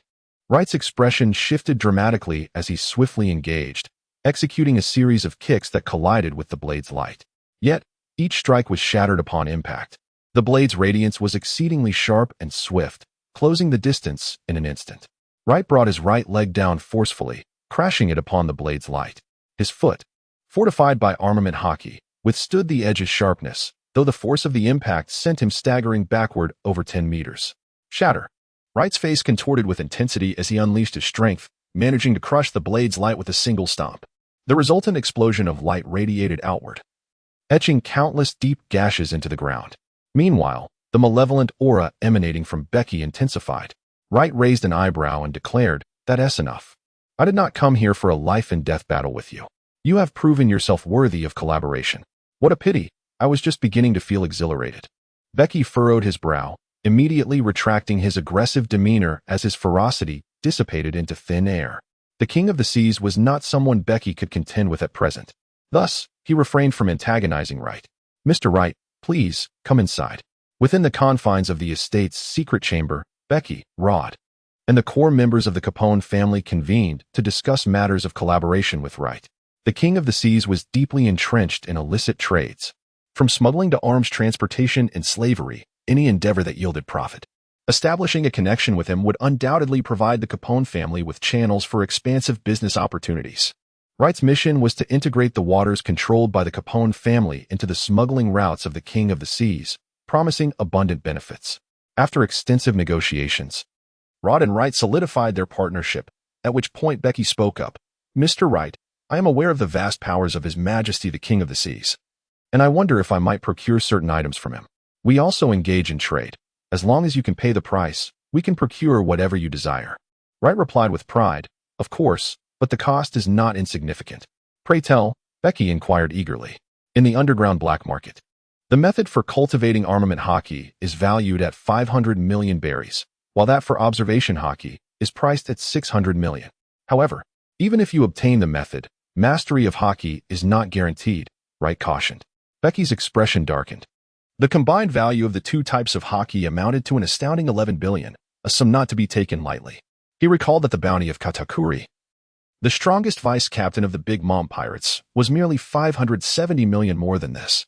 "Becky, I possess a method that can grant you free access to the training techniques for both armament hockey and observation hockey, enabling you to master these two forms of power," Wright remarked, his eyes glinting with intrigue. "Oh, do enlighten me," Becky replied. "With your exceptional skills, should you choose to align yourself with Lord Shipping King, he would undoubtedly bestow upon you the training methods for hockey and assign formidable masters to personally instruct you," Wright chuckled, knowing that his earlier statements were merely a prelude to this proposition. Becky's immense strength and potential piqued Wright's interest.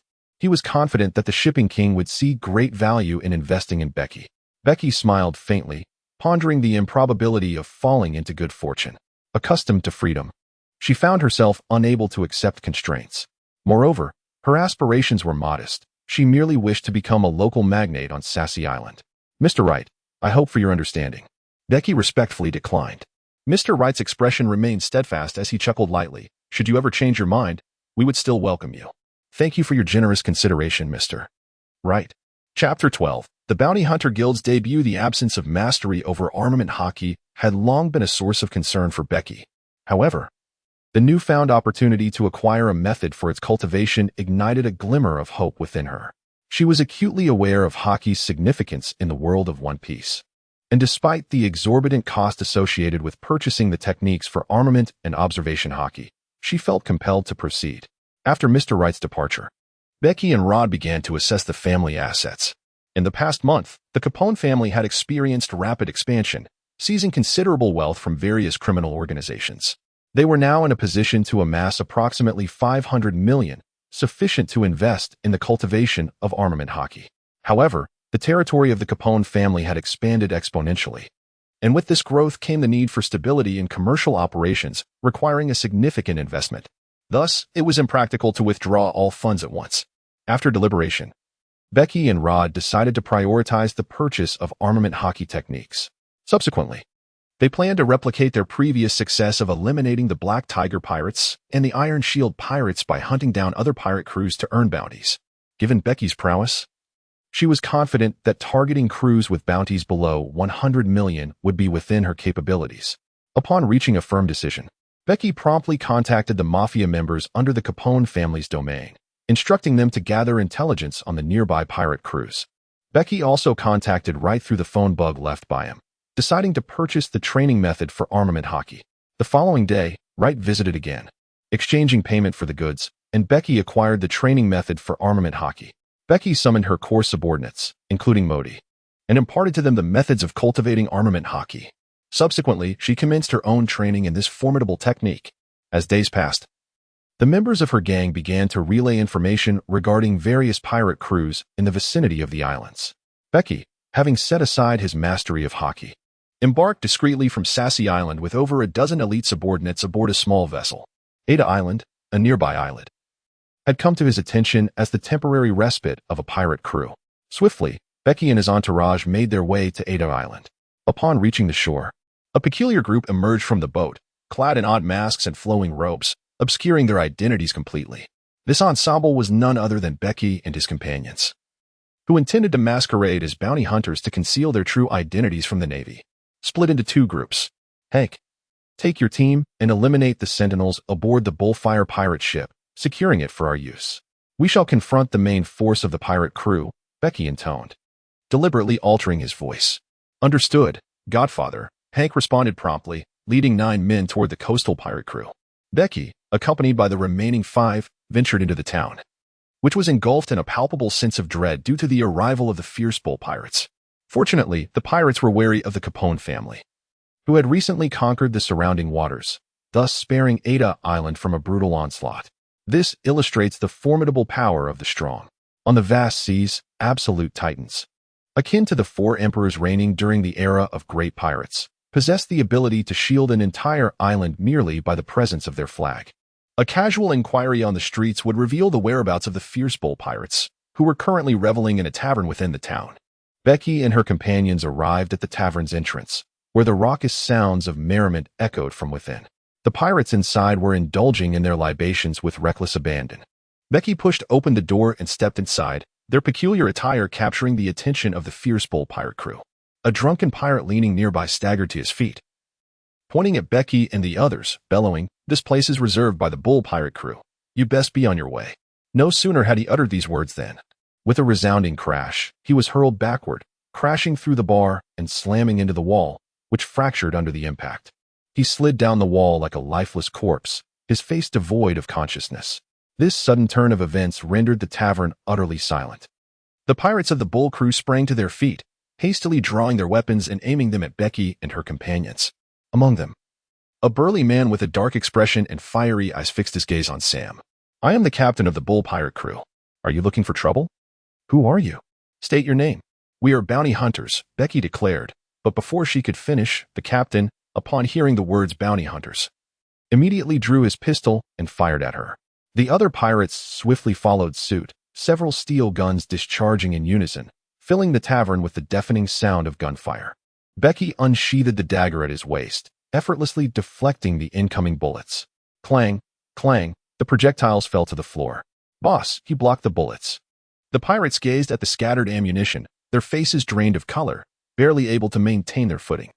The captain of the fierce bull pirate crew wore a similarly grim expression, having roamed the seas extensively. He recognized that those capable of withstanding bullets were formidable forces of the ocean. "Brothers, these individuals are bounty hunters. If we wish to survive, we must fight with all our might. We have the numbers, we can overwhelm them by sheer force."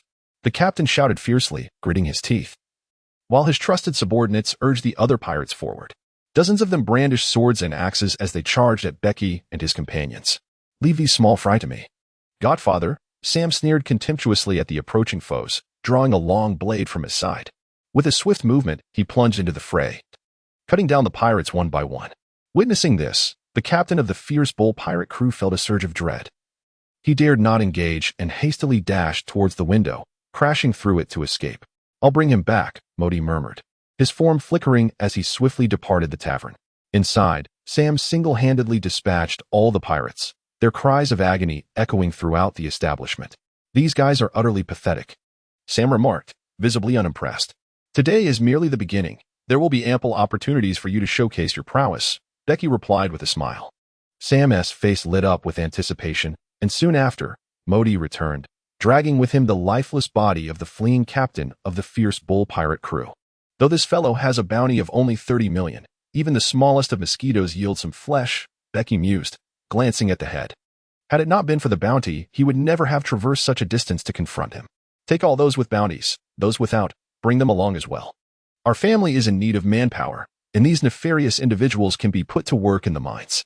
Becky commanded. Sam and the others bound the fallen pirates together and transported them to the port, where the ships belonging to the fierce bull pirate crew had already been seized by Hank and his crew. Godfather, we have accounted for all the treasures of the fierce bull pirate crew. They amount to over 20 million, Hank reported.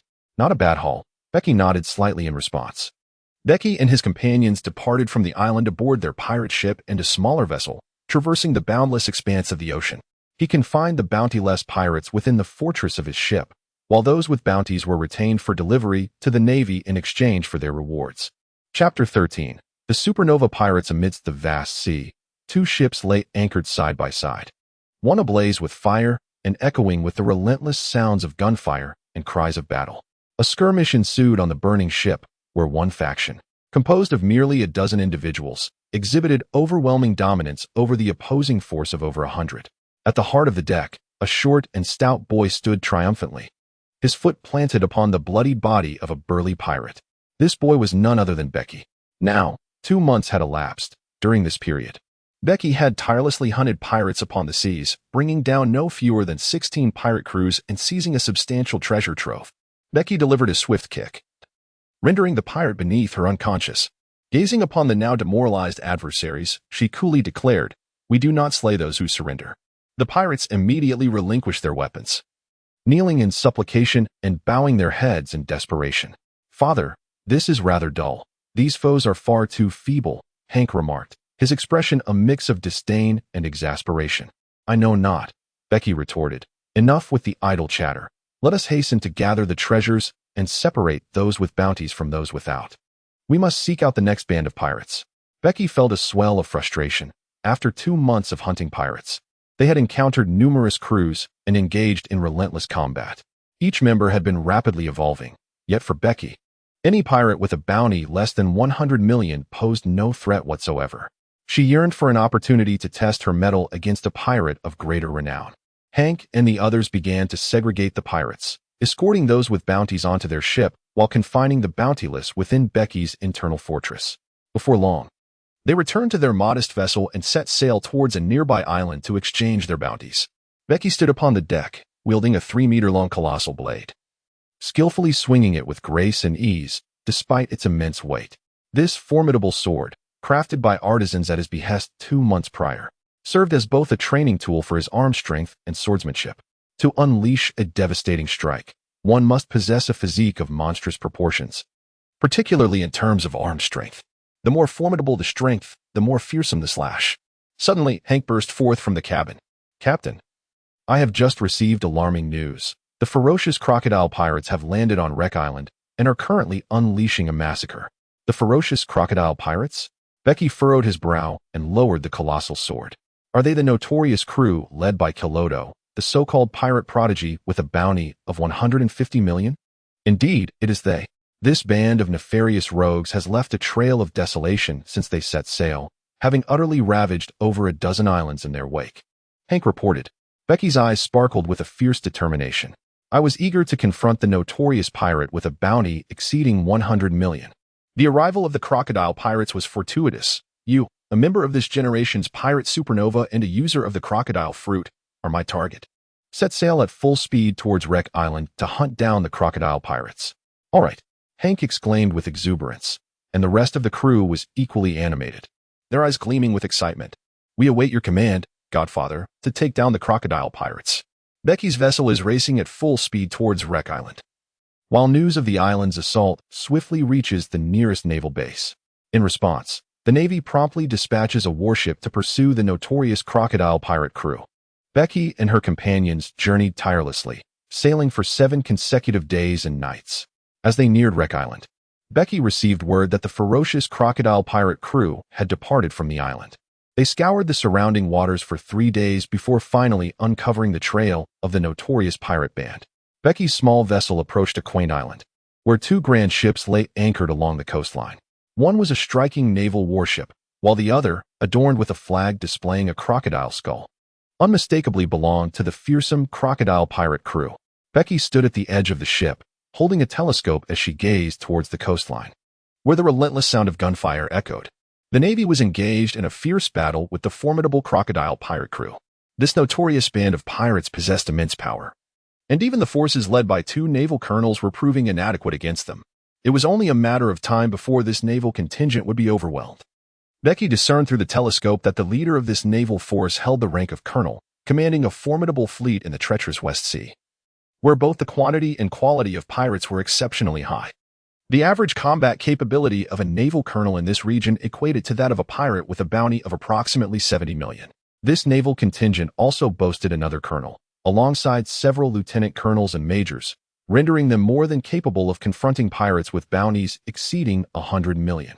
Yet, what unfolded before Becky's eyes was a lamentable scene, as this competent naval force was being ruthlessly ravaged by the fearsome crocodile pirates, who were systematically encircling and annihilating the Navy, a spectacle too harrowing to behold. Truly, they lived up to their reputation as a notorious supernova among pirate crews.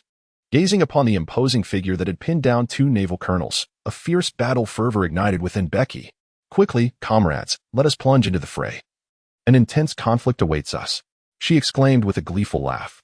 The crew aboard the ship, including Modi, shared her fervent enthusiasm, their eyes alight with anticipation as their small vessel hastily approached the shore.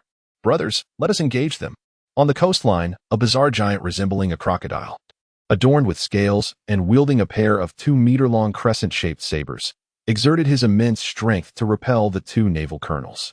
A sinister grin split the crocodile man's face as he surged forward, confronting one of the colonels directly. The colossal saber arced upwards, and the colonel, his expression shifting to one of alarm, hurriedly pressed down on his sword to parry the onslaught. However, he underestimated the crocodile man's might, despite his utmost effort. The saber cleaved upward, piercing through the colonel's chin and cleaving his head asunder. What a splendid sight! The crocodile man cackled with manic glee, reveling in the gruesome display of blood and brain matter that erupted forth.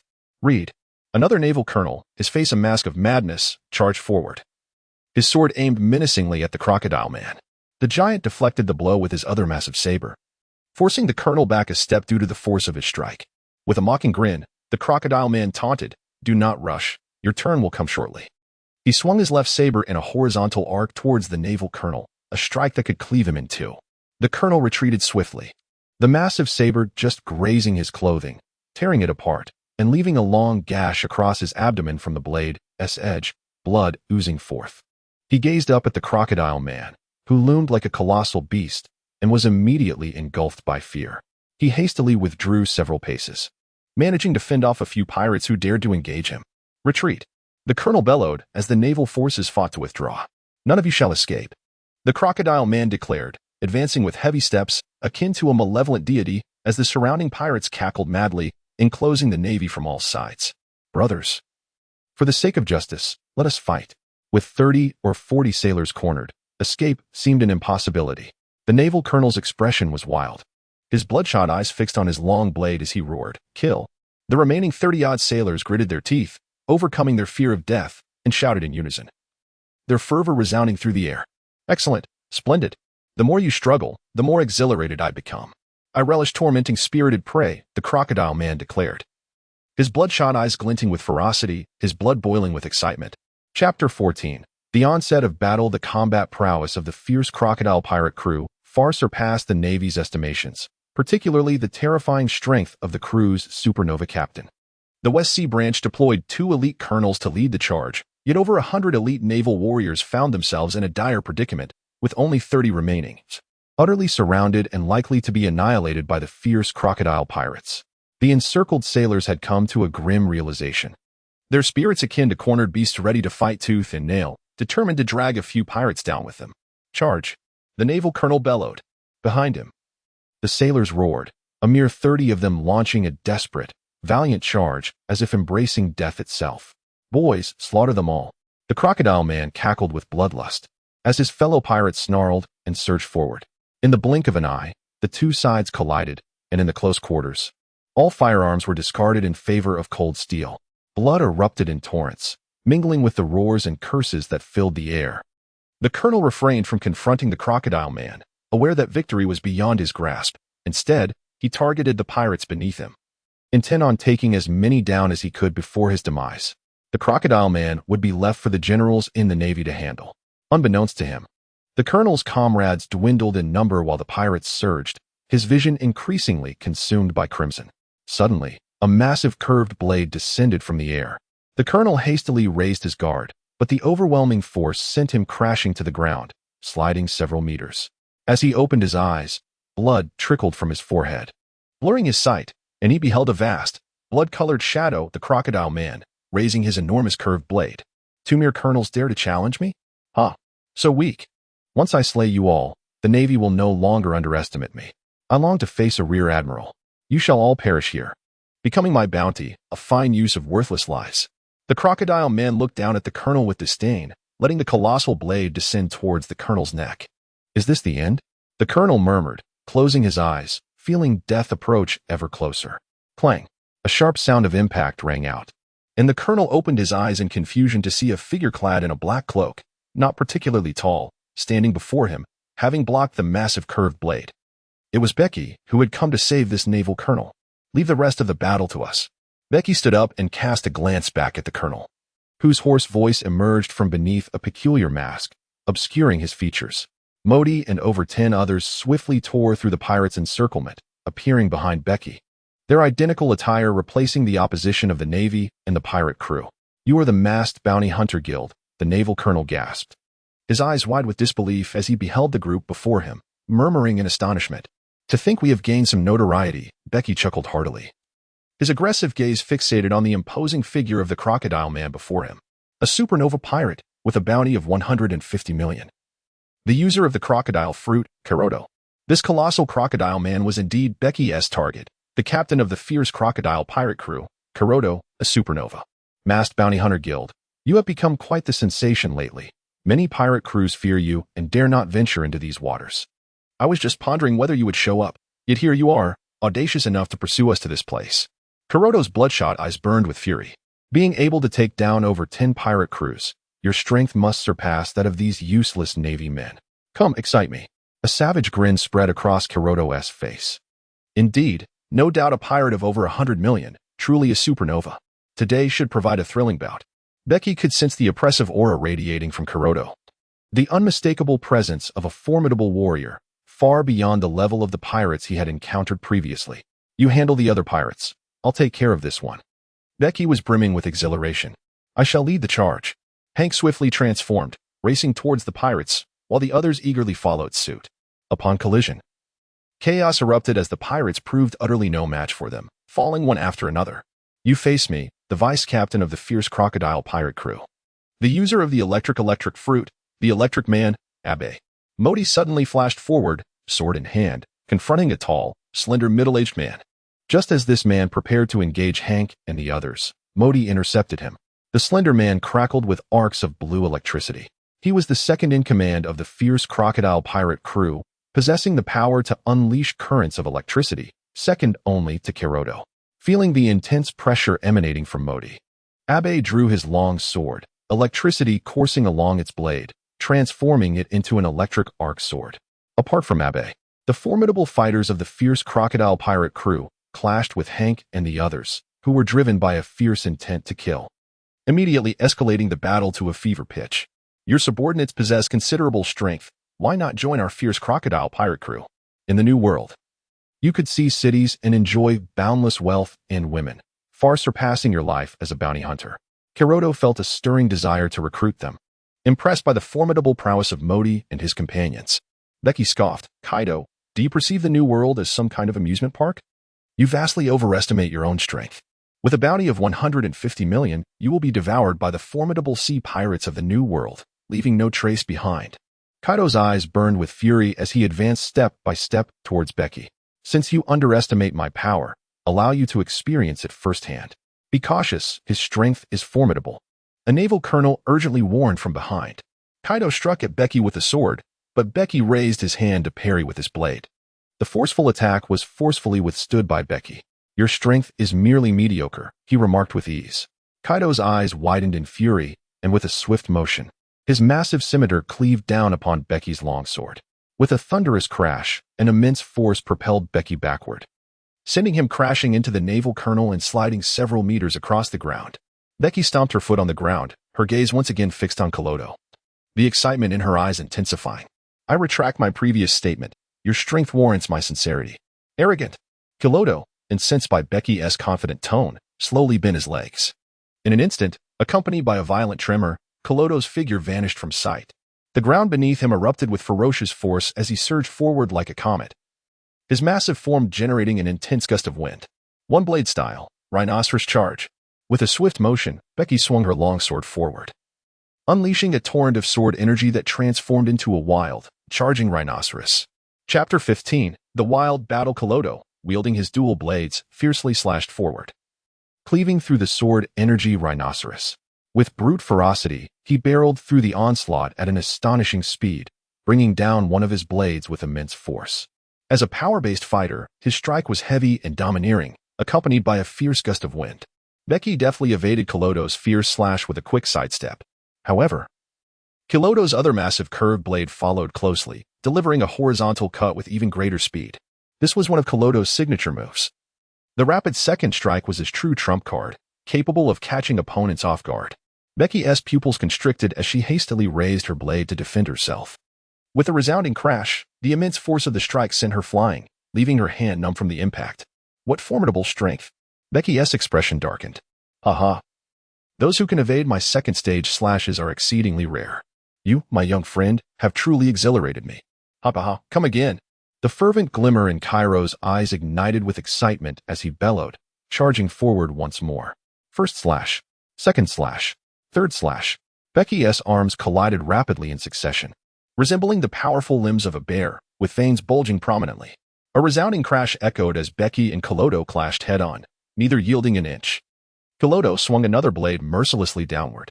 Becky swiftly brandished her blade in defense, while Colodo's twin swords rained down upon her with the ferocity of a tempest. Undeterred, Becky mirrored his rapid and relentless strikes, effectively countering every assault. The two engaged in a fierce clash for 2 minutes, with Colodo struggling to breach Becky's impenetrable defense. Get away from me, he bellowed, unleashing a powerful slash. Fueled by mounting rage, his eyes increasingly bloodshot, he suddenly raised his massive curved blade high and brought it crashing down onto Becky's longsword. The impact reverberated, an astonishing force surging through Becky's weapon and into her body. As a fierce gust erupted from the collision, the sheer brutality of the blows sent Becky hurtling 7 to 8 meters away. With a triumphant roar, Colodo relished in his success, releasing the pent-up frustration of their earlier exchange. An intriguing strike, he declared. Becky swiftly regained her footing and cast a glance at her palm, only to discover that her thumb was cracked and blood trickled forth. Her eyes suddenly sharpened with a fierce intensity, and a feral energy erupted from her being. More savage than that of Cairo. A wild beast, is it? Prepare to experience my primal assault. In that moment, Becky bent low, resembling a crouching predator fixated on its prey. Flash. Becky's figure vanished in an instant, only to reappear before Colodo.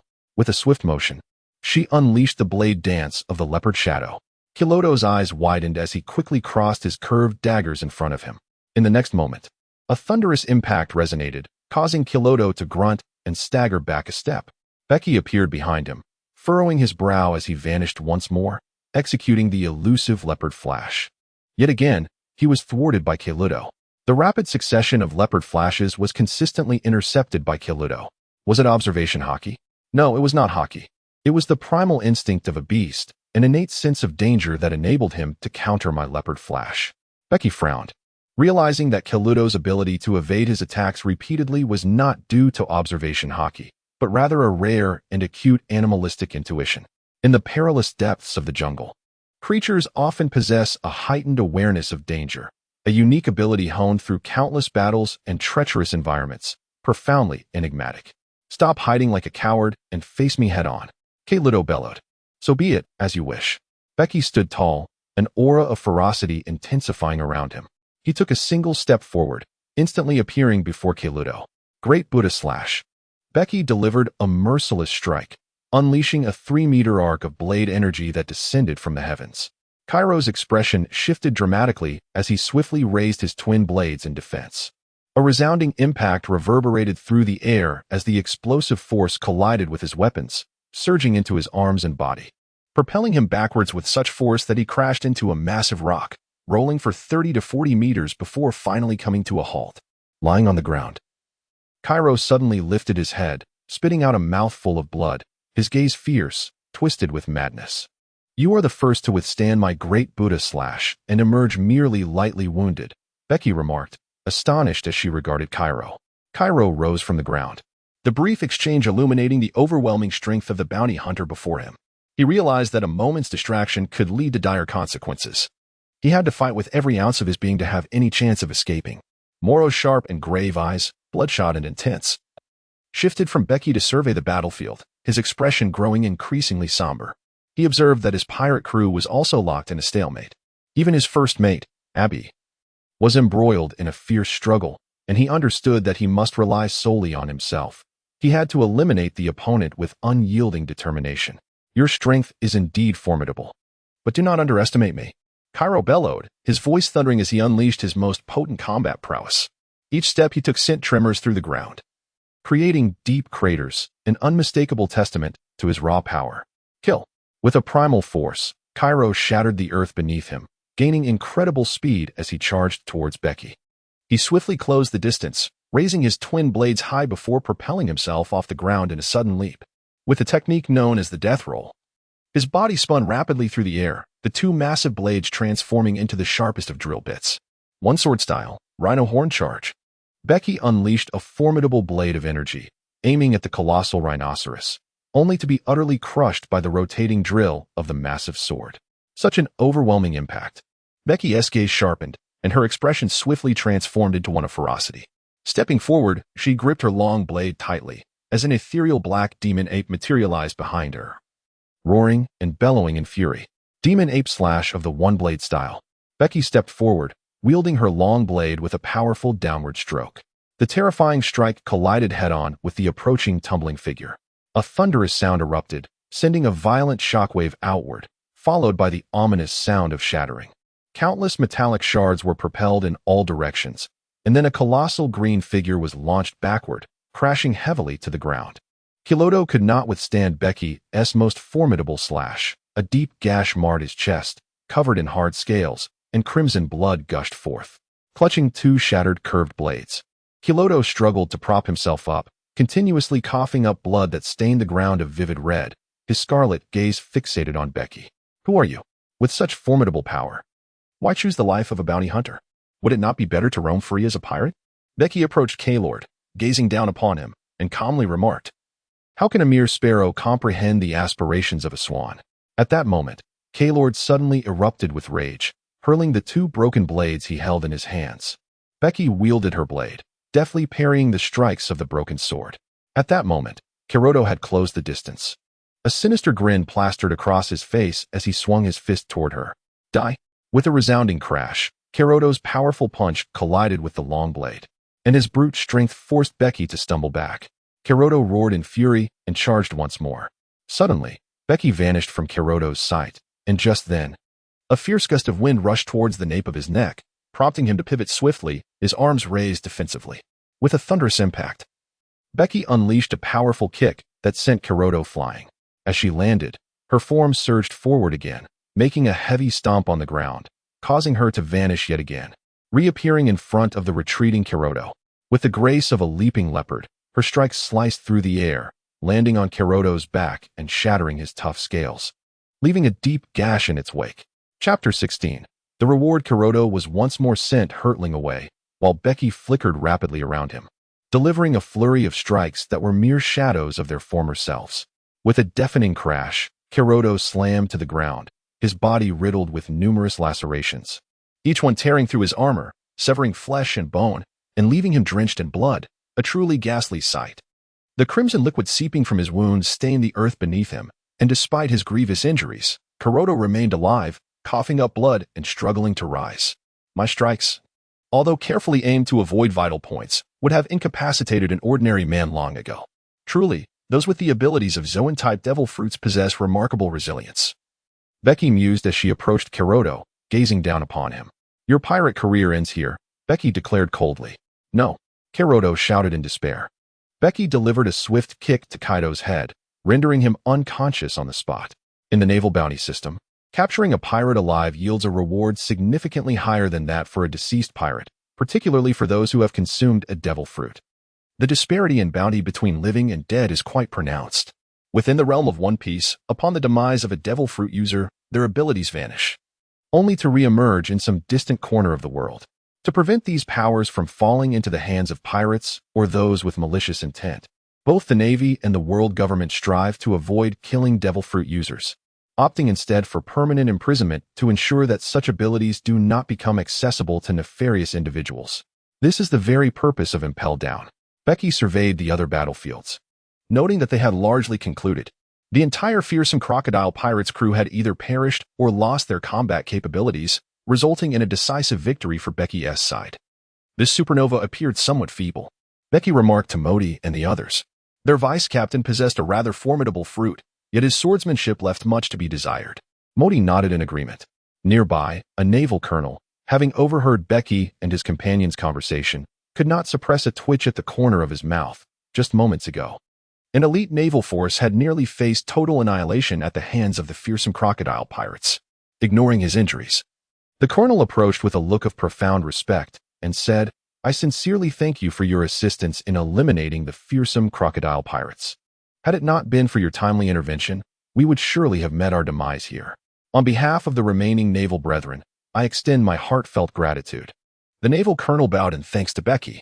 Bege waved his hand dismissively, stating that it was merely a trivial matter, and that they were fortunate to have crossed paths while pursuing the fearsome crocodile pirate crew. They could not simply stand by and allow suffering to unfold. A portion of the group proceeded aboard the crocodile's ship to gather the spoils of battle, while another segment rounded up the bounty-tagged pirates, preparing to exchange them for rewards at the Navy branch. Bege addressed Hank and the others, who promptly complied with his instructions. The Navy colonel attempted to voice a concern, yet the words faltered on his lips. Observing Bege's indifference, he gathered the remaining naval officers and produced a din-din mushi to engage in a conversation with an individual. After concluding the call, the Navy colonel hastily approached Bege. "Colonel, what brings you here?" Bege inquired, nonchalantly polishing his long blade while seated upon a stone.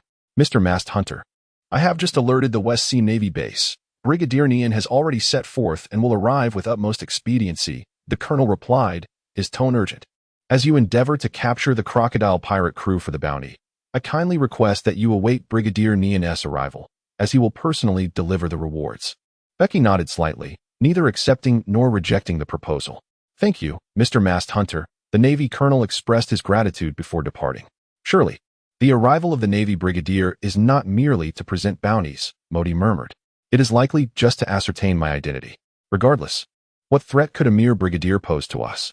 Bege remarked nonchalantly, rising to sheath his long sword. "Let us proceed to see how much treasure Kuroto has amassed for us." Bege boarded the fearsome crocodile's pirate ship, which immediately captivated him. The deck was laden with several chests overflowing with jewels, gold, and an abundance of berries. "Father, this time we have struck it rich," Hank exclaimed, having roughly estimated that the treasure here was worth at least 300 million berries. The light sparkled in Bege's eyes. The fierce crocodile pirate crew had a penchant for plundering villages and towns, amassing a considerable fortune. Alas, they were not destined to enjoy it. Fate had decreed that this wealth belonged to me. This is not even the most valuable treasure. Behold what I have discovered." Hank presented a small chest to Bege, as if offering a precious gem. Could it be a devil fruit? Bege eagerly speculated. "You guessed it right, Godfather. Indeed. Within lies a devil fruit." Hank opened the chest to reveal a banana-shaped devil fruit, an animal-type devil fruit. Bege examined the fruit closely, yet without a devil fruit encyclopedia, he could not discern further details. He returned it to the chest, and then a gate opened at his chest, allowing the chest to be absorbed within. Regardless of its type, any devil fruit holds a market value exceeding 100 million berries. Naturally, Bege had no intention of selling this fruit. With so many disciples, it was only prudent to cultivate his own followers. An unremarkable devil fruit might very well yield an extraordinary warrior. Soon, the treasures of the fierce crocodile pirate crew were tallied, and including the devil fruit, the total approached 600 million berries. If one were to factor in the bounties on the crew's heads, Bege's newfound wealth could reach an astonishing 8 or 900 million berries. It was a true, bountiful harvest.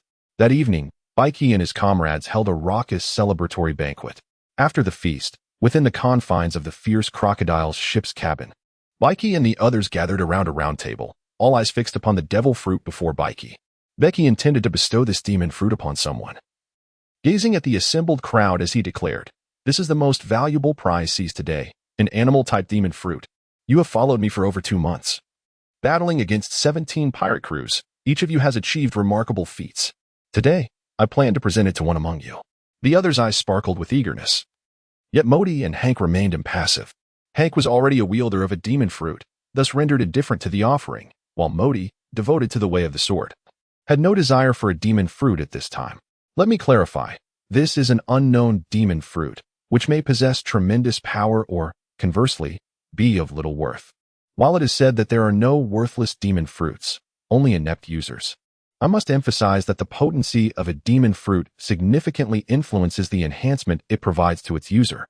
The impact is most pronounced with animal-type demon fruits, which are categorized into 3 branches. The first is the mythical beast type, embodying legendary creatures or figures, possessing not only animal characteristics, but also unique abilities.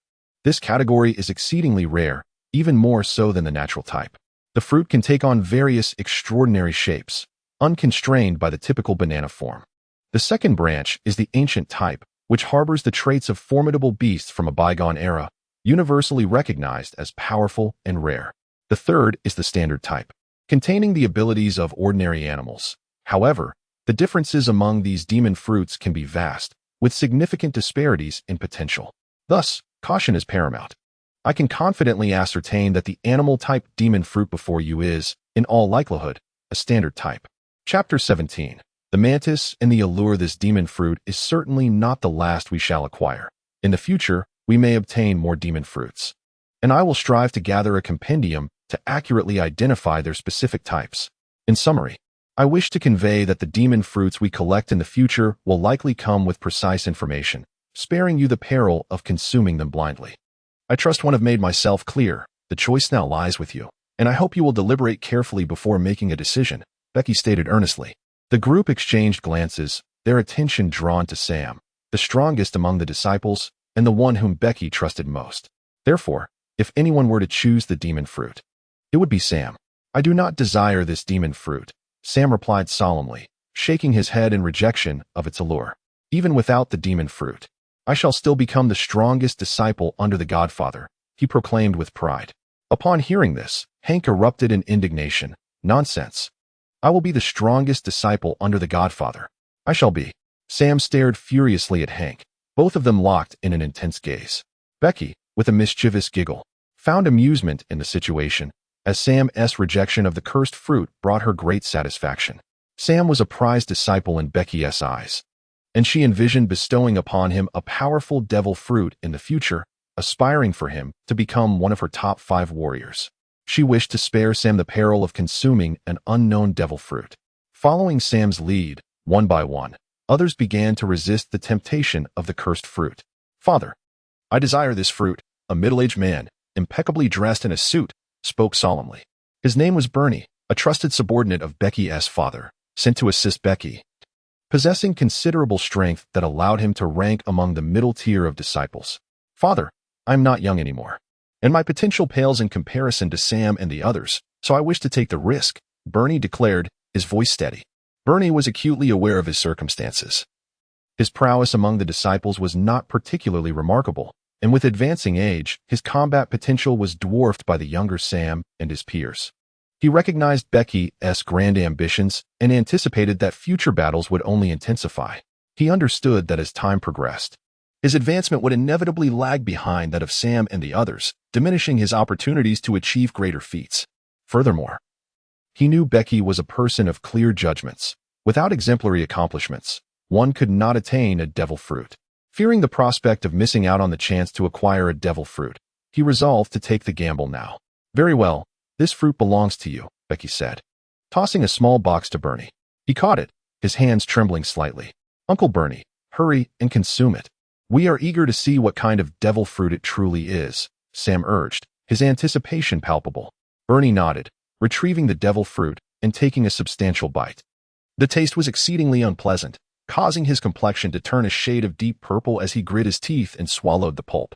All eyes were fixed upon Bernie for approximately 5 minutes, when suddenly, his forearms underwent a remarkable transformation, morphing into verdant blades, adorned with a series of formidable serrations. As Bernie swung the green knives with a flourish, the air was filled with the swift dance of the shimmering blades. "Father, I have consumed the mantis fruit. Allow me to demonstrate the strength of my blade claws," Becky declared. Without hesitation, Bernie brandished his knife-like appendages, slicing through his chair with such precision that it was cleaved in two, the cut as smooth as if it had been crafted by a masterful artisan. Becky's eyes sparkled with a fleeting brilliance.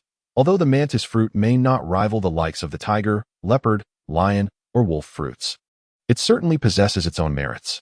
As you wield a blade, the dual transforming mantis claws hold significant potential for development. Let us experiment with steel. With a swift motion, Becky cast her sword aside. Bernie struck the sword with a claw, sending it soaring through the air, only for it to return along its original path. Captured deftly by Becky's grasp, Becky gazed at Bernie's claw, which remained intact. "How does it feel?" she inquired. "It's somewhat painful, but I can endure it," Bernie replied, his claw swiftly transforming into an arm. A distinct mark on his wrist revealed the trace of a blade strike. The hardness of the claw is limited. You must continue to develop it. Moreover, you need to diligently cultivate your armament hockey. Only when your hockey protects the claw can it truly withstand the strikes of formidable opponents, Becky advised. Understood, Bernie responded with eager anticipation. Becky and her companions awaited for 2 days on the island when a medium-sized warship swiftly approached and anchored before them. The naval forces on the island, along with Becky, eagerly anticipated the arrival of this vessel. A contingent of sailors disembarked and swiftly formed ranks before the island, among them a middle-aged naval officer draped in a cloak. The naval colonel approached briskly and saluted him. He was Brigadier General Nian of the West Sea Base. "Colonel Dick, your efforts are greatly appreciated," Brigadier General Nian acknowledged. Returning the salute. "All is for the sake of justice," the naval colonel resolutely replied.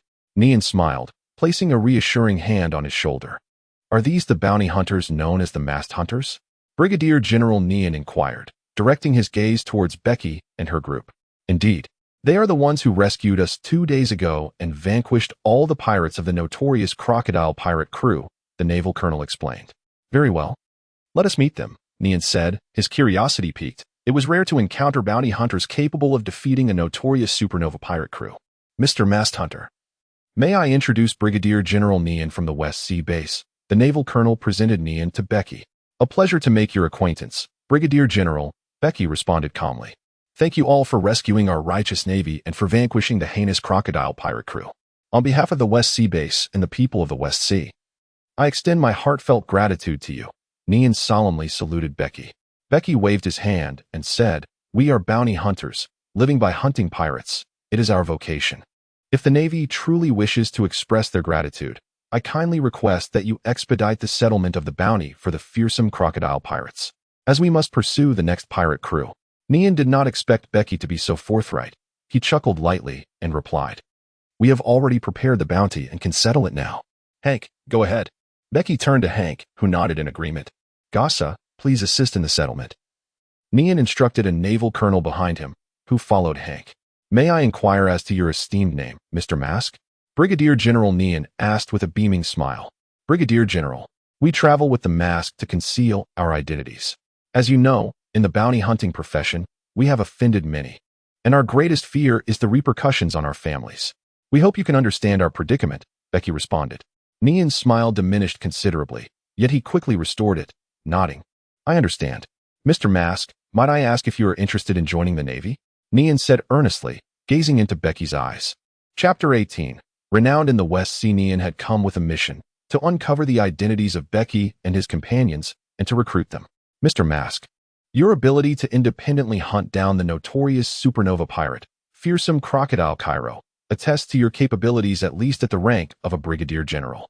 Furthermore, the efficacy of your hunter crew in annihilating the fearsome crocodile pirates demonstrates their formidable strength. The Navy warmly welcomes powerful individuals of integrity, such as yourselves. On behalf of Admiral Cyphus, I extend a heartfelt invitation for you to join the Navy, with a guarantee that he will personally advocate for your promotion to Brigadier General. Along with the elevation of your hunters," Nian declared confidently. "In this current era, The great pirate era had yet to commence, and the Navy's promotion pathways were exceedingly stringent. Thus, this invitation was imbued with sincerity. A brigadier general's rank. I wonder what my monthly salary in berries would be, Becky replied, unperturbed, calmly stating. Do you know how much I could earn from hunting a pirate with a bounty in the tens of millions, or an entire pirate crew? With the bounties and the treasures from those pirates, I have accumulated over 1 billion berries from hunting 16 pirate crews over the past 2 months. I wonder if your esteemed Navy can afford such a salary? Nian's expression darkened, and he replied solemnly, Sir, the Navy is the guardian of justice, the protector of the people. We engage in noble deeds, celebrated for our glorious accomplishments. How can we possibly measure such endeavors in berries? Becky chuckled lightly and said, Brigadier Nian, your statement is rather misguided. Some matters cannot be quantified by monetary means, yet most can indeed be resolved with financial resources. Please forgive us, mere mortals, for not attaining the lofty realm of thought you occupy. However, we too are engaged in the pursuit of the most wicked pirates. And what we do is not so different from your endeavors. Look at us. We have amassed considerable wealth while eradicating nefarious wrongdoers, achieving a dual purpose. Nian was momentarily rendered speechless, unable to respond. Well then, I extend my sincere gratitude for the Navy's invitation. However, we are not inclined to join the Navy at this time. Perhaps one day, should we reach your elevated plane of thought, we may consider enlisting. Becky decisively ended the discussion. Nian sighed and replied, Very well, should you wish to enlist, please visit our West Sea branch base. Becky, having dealt with the past, departed the island aboard the ship of the fierce crocodile pirates, accompanied by Hank and others, after settling the bounty matters. Brigadier General Nian gazed at the departing vessel and retrieved a din mushy from his pocket. Bruh, this is Nian. Has the masked hunter corps accepted the invitation? A deep voice resonated from the din mushy. Nian's expression shifted to one of respect as he replied, They declined. Their stance is resolute. And we have not detected any hostility towards the Navy. After a brief pause, the voice on the other end responded, Understood. Return to base promptly. At that moment, within the West Sea Division's headquarters, the largest naval base in the West Sea, a burly man clad in a Vice Admiral's uniform set down the din mushy. His brow furrowed, a distinct wan wrinkle forming on his forehead, his countenance grave.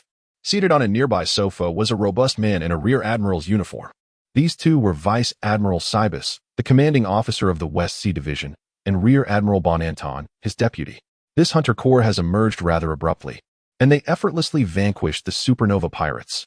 Their capabilities are undoubtedly formidable, Rear Admiral Bonanton remarked solemnly. Vice Admiral Cybus nodded and instructed his aide. Notify all division bases across the 4 seas to launch a comprehensive investigation into the identities of the masked hunter corps. Yes, sir, the aide promptly acknowledged. Let us hope these individuals are merely bounty hunters, Vice Admiral Cybus expressed with concern, recognizing that a team capable of overwhelming the supernova pirates undoubtedly possessed extraordinary strength. Should they be adversaries, it could herald a tumultuous shift in the West Sea. After a day of navigating the seas aboard the fearsome crocodile pirate cruise vessel, Becky, in a secluded spot, retracted the ship into the fortress within himself. They continued their pursuit of other pirate crews in a small boat. On that day, Becky's ship docked at an island, an essential supply point in the West Sea, frequented by pirates for replenishment. He received word that several pirate crews were resting and resupplying there. At the harbor, only one pirate ship was visible, while 2 others were likely anchored elsewhere. The crew members were peculiar, all wearing masks. As Becky and his companions disembarked, they immediately captured the attention of the bustling crowd at the port. One pirate aboard a ship noticed Becky and his crew, and in an instant, his expression shifted dramatically. He took a step back, fear etched across his face. It was the masked bounty hunter crew. They had arrived. The pirates on the ship turned pale, creeping to the edge of the vessel to observe Becky and his companions, terror-stricken. It was indeed they who had annihilated the supernova pirate, fearsome crocodile Colordo. From the masked hunters. Quickly, informed the captain, we must flee. The pirates on the deck scattered in panic, hastily disembarking. One person must take control of this ship, while 4 others locate the remaining 2 pirate vessels. Do not let anyone escape. The rest of you, follow me onto the island. Becky, expressionless, strode into the town, trailing behind the frantic pirate who would lead the way. This pirate dashed through the streets, prompting pedestrians to step aside until they reached a sizable tavern in the town. Boss, trouble? The masked hunters have come. The pirate burst through the door, shouting urgently. His words instantly extinguished the tavern's jovial atmosphere. A burly man rose and seized the pirate by the neck, demanding, "Did you see clearly? Is it truly the masked hunters? I saw them distinctly. There is no mistake." "Damn it. Everyone, retreat immediately." The burly man bellowed in frustration, and the pirates within the tavern scrambled to arm themselves. "The Flying Serpent pirates are preparing to withdraw." A cold voice echoed simultaneously from the tavern. "The Black Gold pirates, assemble." Voices from the second floor revealed that the 3 pirate crews waiting here were all indulging in revelry. The pirates charged recklessly toward the entrance, but as they burst through, the foremost pirate was suddenly hurled back, colliding with those behind him. "So you all are here. Splendid. This saves me the trouble of searching." Becky stepped into the tavern, surveying the pirates within, a smile curling at the corners of his mouth. The pirates gazed at the figure before them. The unique mask was vividly etched into their minds, causing them to shudder and involuntarily step back. It was indeed the masked bounty hunter crew. Recently, the tale of Becky vanquishing the supernova ferocious crocodile Kairodo and annihilating the entire crocodile pirate crew has spread throughout the West Sea. Becky's masked hunter brigade has become renowned across the West Sea, their distinctive attire indelibly etched in the minds of all pirates in the region. Chapter 19. Journey through the Grand Line. The atmosphere in the tavern was charged with tension as the pirates, momentarily paralyzed with fear, hesitated to advance. "Do not be intimidated by his name. With our numbers, each of us wielding a blade could easily dispatch him," bellowed a pirate captain with a menacing glare. The roar snapped the pirates from their stupor. They gripped their weapons tightly, their expressions once again contorted with ferocity. In the next instant, they surged forward, shouting in unison. With a stoic demeanor, Becky slowly drew his side sword. "Father, these insignificant minions are hardly worthy of your intervention. Allow us to handle this," he remarked.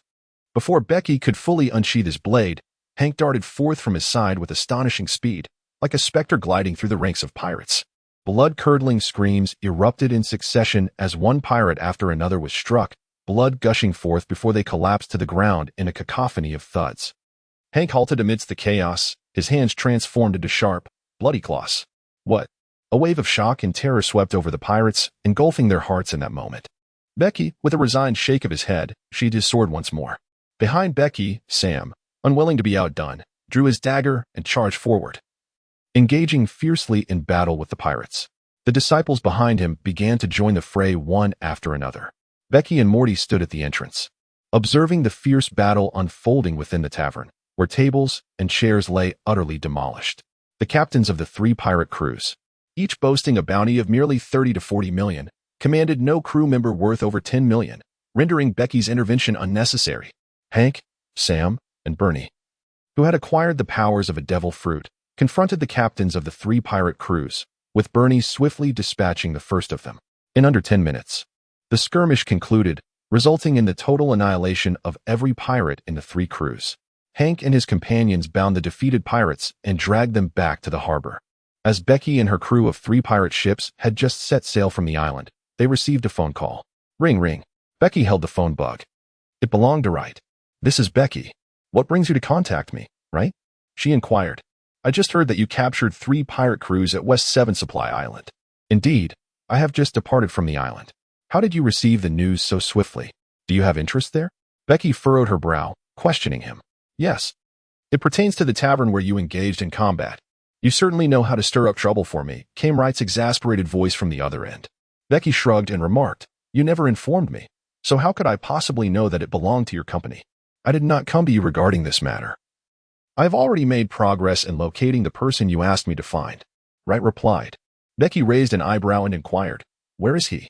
"He is currently traversing the Grand Line, seemingly intent on reaching the New World. That young man is not to be underestimated. His bounty has reached an impressive 200 million berries. If you wish to confront him, you must proceed with caution," Wright replied. "Who needs to be cautious is still up for debate," Becky retorted with unwavering confidence. "I, too, eagerly anticipate your encounter." Wright's tone shifted slightly to one of expectation. "All right, I appreciate your assistance this time. By the way, let us continue our collaboration. In addition to a substantial supply of advanced weaponry, I require priority access to Sea Prism Stone," Becky stated. "You are aware that Sea Prism Stone is a rare resource, largely monopolized by the Navy." "There is hardly an abundance," Wright lamented. "Do you truly lack any channels? We have been long-term partners. Surely, You possess some advantage, Becky pressed. Understood. I shall communicate this to my superiors. I trust they will not forsake such a valuable client as you, Wright assured. Very well, then. Let us conclude this for now, Becky said before terminating the call. Becky gazed out at the slowly undulating sea, contemplating the great maritime path. Have I finally found you, Moonlight Moria? Are we not yet in the New World? Then you cannot venture forth? Prior to this, he had entrusted Wright with the task of locating Moonlight Moria. Driven by his fascination with the powers of the Shadow Fruit, one of the remarkable abilities of the Shadow Fruit allows its wielder to absorb shadows into their own beings, thereby engendering a continuous expansion of their form and an enhancement of their strength. The magnitude of this enhancement is truly astonishing. Having witnessed Luffy's battle against Moonlight Moria in a previous life, where Luffy absorbed a staggering 100 shadows to transform into Nightmare Luffy, he effortlessly defeated the Moria, who controlled Oz. Furthermore, the scene where Moonlight Moria absorbed 1,000 shadows and shattered an island with a single punch left a profound impact on Becky, prompting deep contemplation. In Becky's mind, if he were to absorb shadows, he too would undoubtedly augment his own power.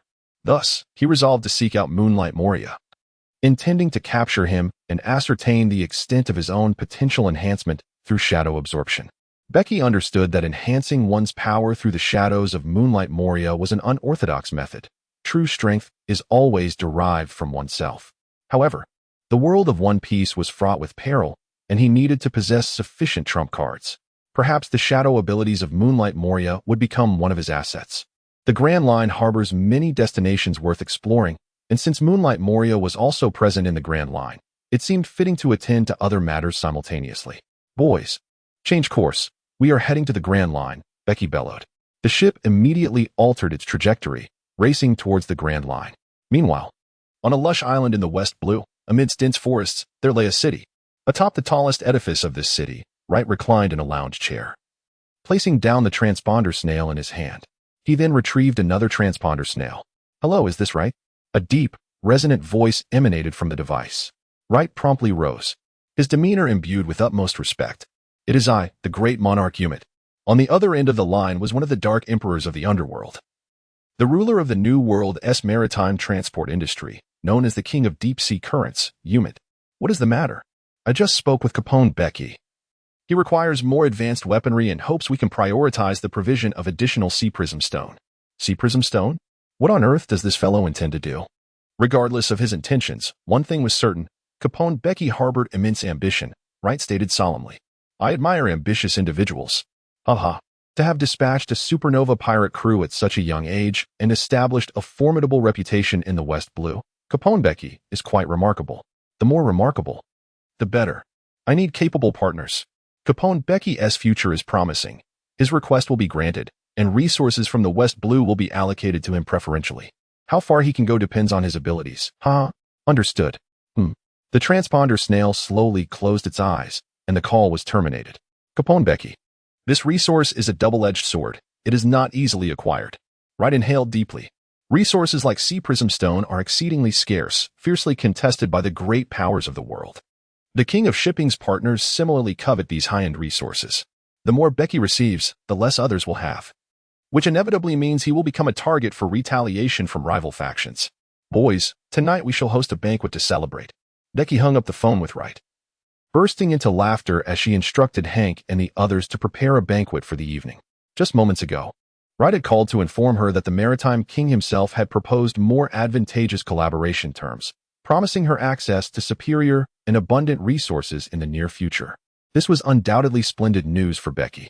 As for the possibility of becoming a thorn in the side of other factions, she remained unfazed, for she was resolute in her pursuit of the Hailu Stone resources. Chapter 20. The Upside-Down Mountain. This is the Upside-Down Mountain of the Red Earth continent. A sight so breathtaking that it left Bege in awe.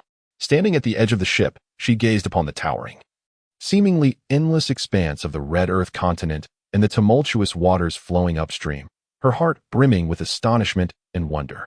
This world truly inspires awe and stirs the soul. On the deck of the ship, 6 or 7 men peered through telescopes, observing the direction of the riverway at the base of the Upside-Down Mountain, directing others as they busily adjusted the sails and turned the vessel towards the channel.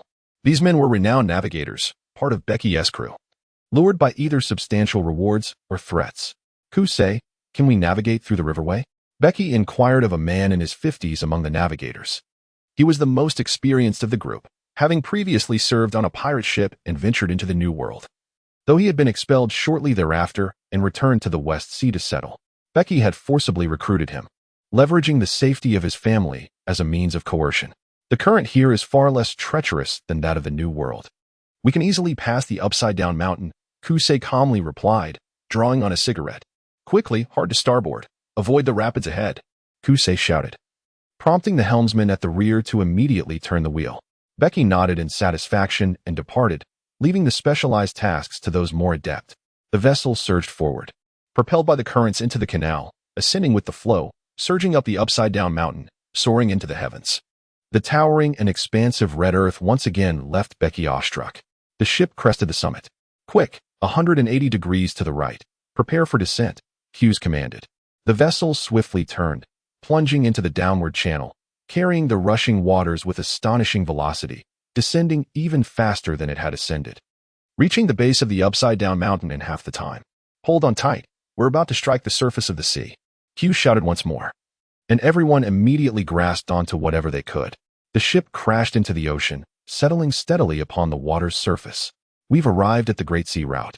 We've arrived at the Great Sea Route, Hank exclaimed with exuberance, and the other disciples shared in his jubilation. Becky's face subtly displayed a hint of excitement. This place was far more exhilarating than the West Sea. All the qualified pirate crews from the four seas would converge here, embarking on their journey to the New World. Becky gazed at the lighthouse beside him, recalling that its keeper was Dr. Kuroka's from the Pirate King's ship. However, there was no sign of life within the lighthouse. Kuroka should be aboard the Pirate King's vessel. Otherwise, it would have been a splendid idea to invite him to serve as his ship's doctor. Kusei approached and said, "The currents of the Grand Line are not like those of the West Blue. This is the most wondrous and perilous place in the world. Here, geomagnetism, celestial phenomena, ocean currents, and atmospheric flows are all in a state of chaos, making it exceedingly difficult to ascertain one's position, let alone locate islands. The navigational techniques and experiences of the West Blue are unreliable here. Only the log pose is trustworthy. From Reverse Mountain, 7 magnetic forces extend outward, forming 7 distinct routes. Once you choose any of them, that decision is irrevocable. You can only traverse the islands along your chosen path until you reach the foreboding archipelago of Sabaody. So, which route do you intend to take? I have many destinations in mind, encompassing several routes. However, that is of little concern, for we possess permanent log poses." Becky replied with a smile. He was well aware of the intricacies of the Grand Line, and thus, prior to his journey, he had procured numerous permanent log poses from Wright, enabling him to navigate to any desired location. A permanent log pose consistently points toward a specific island, never altering its course. Hence, there would be no issue. Kusei nodded, withdrawing to smoke. "Father, it's the island whale. I see the island whale." Sam's voice rang out. Becky turned to look and beheld a massive black silhouette emerging from the ocean. A gigantic black whale surfaced, its head marred by grotesque scars. It swam toward the pirate ship, its enormous eyes scanning the vessel, seemingly searching for something. Do island whales not reside in the West Blue? How could there be an island whale in the Grand Line? They originate from the West Blue, and while island whales predominantly inhabit those waters, few venture into other oceans. Is that Lebeau? Becky recognized the island whale without a doubt. Becky approached the enormous eye before her, gazing intently as she spoke. "You are searching for someone, are you not? The person you seek is not dead. He has been delayed by matters at sea. My purpose for coming to the Grand Line is to find him as well. Rest assured, I shall surely locate him." The island whale, a creature of remarkable intelligence, possessed a cognitive capacity comparable to that of humans, and Becky was confident it understood her words. Suddenly, Lebeau released a thunderous roar, stirring the ocean waters into a tempest. "You doubt me? I know his name. He is Brooke, the musician of the Rumbar Pirates," Becky exclaimed. Lebeau abruptly ceased its roaring, its immense eye once more fixed upon Becky. "I know where he is. I will find him. You may wait here for decades. But come with me, and I shall lead you to Brooke," Becky urged. Lebeau emitted a series of low sounds, the meaning of which eluded Becky. "I am setting off now. If you wish, accompany me, and I will take you to Brooke. If you prefer otherwise, I will bring Brooke to you," she reiterated. Brooke, being a user of the Yomi Yomi no Mi, had piqued Becky's expectations concerning his abilities, prompting her to consider using Lebeau as leverage to entice him. Set sail for Coco Island, to rendezvous with Moonlight Moria, she declared, as the ship embarked on the journey through the Grand Line. Father, do you know that island whale? Hank inquired with curiosity. I have heard of it. It is a creature of great loyalty and emotion, Becky replied with a smile. It is a pity that the island whale cannot comprehend your words. Otherwise, having such a companion would be quite advantageous, Hank lamented. Father, that island whale is coming closer. A disciple shouted from the mast, surveying the sea. Becky's eyes sparkled with excitement as he turned to glance behind him. There. The colossal figure of Labu surged through the waves, swiftly catching up to the vessel. Its immense eyes fixed intently on Becky, emitting a series of low, rumbling sounds. Rest assured, I will certainly assist you in locating Brooke, Becky declared solemnly. Labu responded with another low rumble, yet this time, Becky discerned a joyful undertone in its voice. Becky and his companions had not ventured far into the Grand Line when they encountered the capricious climate that defines this legendary waterway. Snow fell heavily, followed by torrential rain, and then fierce winds, only for the snowfall to return once more. Hank and the others found themselves utterly exhausted by the relentless fluctuations of the weather. With the onset of the snow came powerful gales, causing the sea to roil with tumultuous waves that rocked the vessel violently. Without the guiding compass, they would have been utterly lost. At times, Labu would leap from the water, stabilizing the ship and preventing it from tilting too precariously. Chapter 21. The confident Labu amidst the endless expanse of the Grand Line. A massive black whale surged across the surface, towing a grand ship in its wake. Indeed, the great whale was Labu, to which Becky's vessel was tethered, allowing Labu to propel them forward. The astonishing speed of Labu significantly accelerated their journey. However, their voyage was not without its challenges. They encountered formidable sea creatures known as sea kings. These leviathans were nightmares of the ocean, and any pirate vessel of lesser strength would find itself facing certain doom against them. Labu, though a type of sea king, was still in its juvenile stage, far from the size of a mature island whale, rendering it incapable of contending with some of the larger sea kings. During their first encounter with a sea king, Labu sustained injuries, but fortunately, Becky and his crew responded swiftly. Modi leapt into the water to vanquish the beast. From that point on, whenever they faced a sea king, Labu would leap from the surface, allowing Becky and the others to strike down the foe. As their journey progressed, Becky's hold was filled with the flesh of sea kings, enough to sustain his crew for 3 to 4 months. Captain, we can see White Leaf Island. We should arrive in about 10 minutes. The navigator rushed to report to Becky. Becky sprang from the recliner and rushed to the edge of the ship, where the island before him magnified in stature. This island was White Leaf Island, not Coco Island. They had arrived at Coco Island 3 days prior, only to learn that the pirate crew of Gecko Moria had already departed. Consequently, Becky and his companions hastened towards their next destination, White Leaf Island. Gecko Moria, do not escape just yet. Laboon, full speed ahead. Becky shouted, to which Laboon responded with a low whimper, then accelerated towards White Leaf Island. In no time, they reached the shores of White Leaf Island. Laboon's imposing size deterred them from disembarking at the port. You 5 stay with the ship. Signal us with flares at the first sign of trouble, Becky commanded, leaving 5 men to guard the vessel while the rest followed him onto the island. They swiftly made their way to the town on White Leaf Island. Father, I have news. Gecko Moria and his crew have not yet departed. They appear to be aboard their ship. A disciple hurried back to report, relaying the urgent information to Becky. At the port of White Leaf Town, an immense ship lay anchored, its colossal deck occupied by a peculiar band of men adorned with swords and various weaponry. Their chests and arms bore tattoos or grotesque scars, emanating a fierce aura as they gathered, drinking and laughing boisterously. Amidst this odd assembly was an exceptionally large man, his appearance strikingly grotesque with hair resembling green onions and a visage reminiscent of a demon, complete with 2 horns protruding from his temples and pointed ears and teeth. His laughter resonated far and wide. Beside him stood a man with 2 daggers at his waist, donning a cowboy hat and a diagonal scar across his face, who downed a cup of liquor in one gulp. Captain, shall we orchestrate a grand event before venturing into the new world? How about raising your bounty to 300 million? One of the crew suggested. I believe that is feasible. Your prowess far exceeds the mere 200 million. The others chimed in enthusiastically. This is the Grand Line. The end of the first half is not far from the marine headquarters at Caponebeque Archipelago. We must refrain from any rash actions, as we aim to enter the new world, another cautioned. The demon-like figure unleashed a peculiar laugh. Hehehe, Rashi is correct. We must avoid drawing attention for now, as it is not yet the time to confront the Marines head-on. However, the pirates are a different story. Those who dare enter the New World must possess considerable skill. We will gather intelligence, eliminate a few pirate crews, and establish our reputation. His words elicited cheers and laughter from the surrounding pirates. Suddenly, a voice drifted in, causing their previously jovial expressions to shift dramatically. Gecko Moria, I fear your journey must come to a halt, at least for the time being. A calm, serene voice resonated, prompting all heads to turn in unison. On the edge of their pirate ship, Becky and his companions stood resolutely.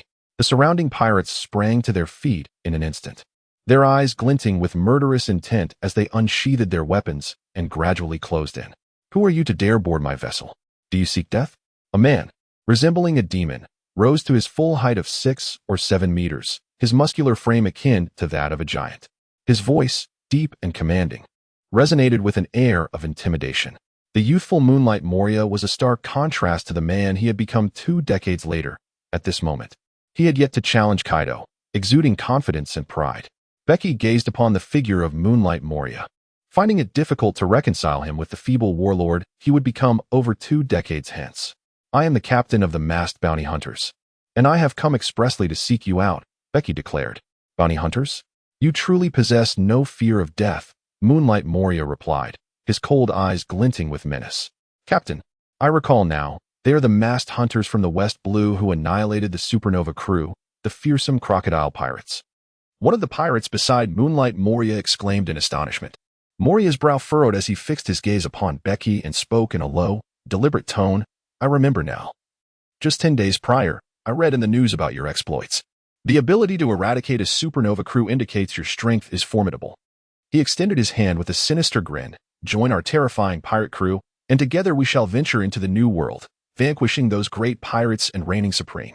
Observing the confident smile that adorned Moonlight Moria's face, Becky replied with an eerie chuckle, reigning supreme in the New World? Moonlight Moria, what jest is this? Are you aware of the fearsome pirates that inhabit the New World? Whitebeard, Kaido, Charlotte Linland, and countless others of dreadful repute. Your strength is woefully insufficient. To venture forth would merely be a death sentence. Moonlight Moria, unfazed, responded softly, I may not currently possess the power to clash with those great pirates. But grant me a few years, and I shall be capable of toppling them, becoming the king of the New World. The confidence and pride in his eyes were stirring. Then let us wager. We shall engage in battle. If you win, I shall join your pirate crew. If you lose, you must join us. What say you? Becky proposed solemnly. Moonlight Moria narrowed his eyes, fixing them on Becky as he scoffed. I am a pirate, a free pirate. I could never become a bounty hunter. Are you not confident? Do you fear defeat? Becky taunted with a cold smirk. Of course not. I accept this wager, Moonlight Moria replied, a glint of menace flickering in his eyes. This is my ship, ill-suited for battle. Follow me. With a disdainful snort, Moonlight Moria leapt from the ship, making his way towards a dense forest on the island, with Becky and his companions trailing closely behind. Chapter 22. Shadow Angle Gun. Within the dense forest of White Leaf Island, Becky and Moonlight Moria positioned themselves on opposite sides. Surrounded by the pirates of Moria's crew and Becky's disciples, the atmosphere thick with tension. Masked hunters. Moonlight Moria spat coldly, drawing forth the enormous scissors from his back. With a swift motion, he split the massive scissors in two, gripping each half firmly in either hand. You had best summon all your strength. I am no mere waste of space like the supernova fearsome crocodile. I am the shadow demon, Moonlight Moria, with a bounty of 200 million berries. Becky drew her dagger, her expression inscrutable, and the eyes beneath her mask radiated an icy calm. Let me see just how formidable you are. With a bounty surpassing that of the vicious crocodile Cairo by 50 million. You shall soon discover. Now, let the battle commence. Becky stood poised, acutely aware of the formidable presence of Moonlight Moria before him. This individual had once dared to challenge the future Emperor Kaido, and despite his previous defeat, his prowess remained formidable. Witnessing the youthful Moonlight Moria firsthand, the aura of strength and confidence emanating from him served as a clear testament to his might. With blades in both hands, Moonlight Moria maintained a rigid posture. In an instant, he surged forward with remarkable speed, generating a thunderous sound upon his departure.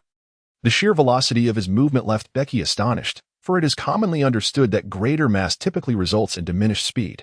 Moonlight Moria, towering at nearly 7 meters, possessed an imposing stature, yet his explosive speed was astonishingly impressive. In a heartbeat, Moonlight Moria closed the distance, bringing one half of his scissors down with ferocity. However, Becky was equally swift, narrowly evading the strike as the scissors crashed into the ground. No sooner had he dodged than another gust of wind heralded the approach of the opposite blade, which swung menacingly towards him. Moonlight Moria wielded his dual blades with remarkable agility, the intervals between his strikes barely perceptible, creating a flurry of blurring blade images. Becky weaved through the shadows of the blades, evading each strike with remarkable agility. However, as the Moonlit Moria accelerated his assault, Becky soon found herself struggling to escape the relentless barrage of dual blades. Boom! Becky swiftly drew her blade to parry, as a pair of scissors, larger than herself, struck down upon the sword, unleashing a tremendous force that generated a gust of wind sweeping past her. Moonlight Moria's eyes widened in astonishment. He had not anticipated that Becky could effortlessly withstand his gravity-infused slash. In the blink of an eye, Becky vanished, leaping gracefully into the air, materializing before Moonlight Moria. One sword style, Flying Dragon. Becky unleashed a formidable blade of energy, resembling a dragon, which collided directly with the forehead of Moonlight Moria. The energy exploded, and in an instant, Moria's head was obliterated. Such a swift demise seemed implausible. Furrowing his brow, Becky landed on the ground, gazing at the headless form of Moonlight Moria. Suddenly, a spark of realization ignited in his eyes. He swiftly darted toward Moria once more. However, as he approached, he deftly maneuvered to position himself behind Moria's body. One sword style, Octopus Thrust. Becky thrust the long blade forward with a sudden ferocity, causing it to appear as though there were 8 blades in the eyes of the onlookers, resembling the long tentacles of an octopus, swiftly launching forth a barrage of blade energy. This concentrated onslaught does not aim at Moria's corporeal form but rather at his shadow. The shadow upon the ground rapidly morphs into Moria himself, while the Moria who had previously lost his head to Becky is now transformed into mere shadow. The shattered remnants of his head swiftly transmute into bats, and simultaneously, his decapitated shadow body also transforms into shadowy bats, surging forth to shield the grounded Moria. The piercing blade energy rends these shadowy bats into fragments. Seizing the opportunity, Moria springs back from the ground, retreating several paces. The shadowy bats, obliterated by the thrusting energy, flutter through the air like tattered rags. However, these rag-like shadows quickly coalesce, reassembling into a complete shadow of Moria that descends to the ground, merging beneath his feet. Moria's expression darkens considerably as he gravely states, "You possess an impressive understanding of me, aware of the capabilities of my shadow manipulation." A smile crept upon Becky's lips, for in that fleeting moment, she recalled the abilities of Moria's shadow fruit. One of its powers was that of the Shadow Master, capable of exchanging one's body with their shadow. The shadow, impervious to harm, could endure even the most devastating blows, reassembling itself even after being obliterated or torn to shreds. Provided the timing was right, Moria could deftly evade injury. As Becky's Dragon Slash was about to strike Moria, he employed the power of the Shadow Master. Swapping their bodies, Becky's attack merely obliterated Moria as shadow. "I possess a fair understanding of your abilities. Come, let us continue our battle," Becky stated calmly. Moria, with an impassive expression, watched as the shadow beneath him swiftly elongated and roamed across the ground, before seizing his scissors and returning before Moria. Gripping the scissors, Moria emanated an astonishing aura. Becky sensed the presence of Moria, a smile curling at the corners of her mouth, as she abruptly stepped forward and vanished in an instant. How swift! Moria's reaction was equally rapid.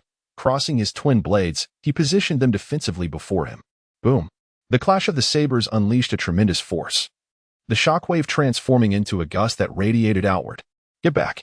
Moria bellowed, forcefully swinging his twin blades forward, propelling Becky away. She spun rapidly in midair. Moria's shadow morphed into shadowy bats, soaring towards Becky, swiftly converging around her to form a black box. The Shadow Box. However, as soon as the Shadow Box took shape, it was torn apart by a formidable wave of blade energy, allowing Becky to burst forth from within. The shredded Shadow Box transformed once more into shadowy bats, which reassembled in the air, forming a black triangular arrowhead. "The Shadow Spear!" Moria shouted, and the dark triangular arrowhead shot forth with astonishing speed. Becky's expression changed dramatically as he raised his sword to block. The shadowy spear struck his blade, causing it to crack. In an instant, the sword shattered, and the spear slammed into Bege, propelling him into the forest and crashing through several large trees. "Father!" Hank and the others shouted in unison, their voices filled with murderous intent. "Do not worry, Bege will not succumb so easily," Modi interjected, drawing his long knife to intercept Hank and his group, his voice grave. "The captain has triumphed. That fellow cannot possibly withstand the captain's shadowy spear." Moria's crew erupted in cheers.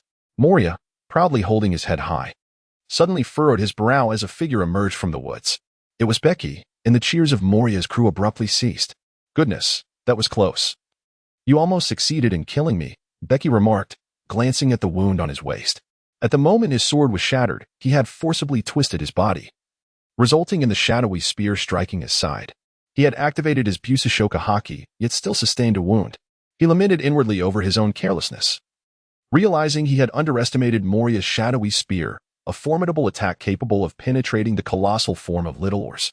Chapter 23, Shadow Demon to withstand my shadowy spear. "I acknowledge your strength," Moria stated solemnly. "To have injured me, I also recognize your prowess.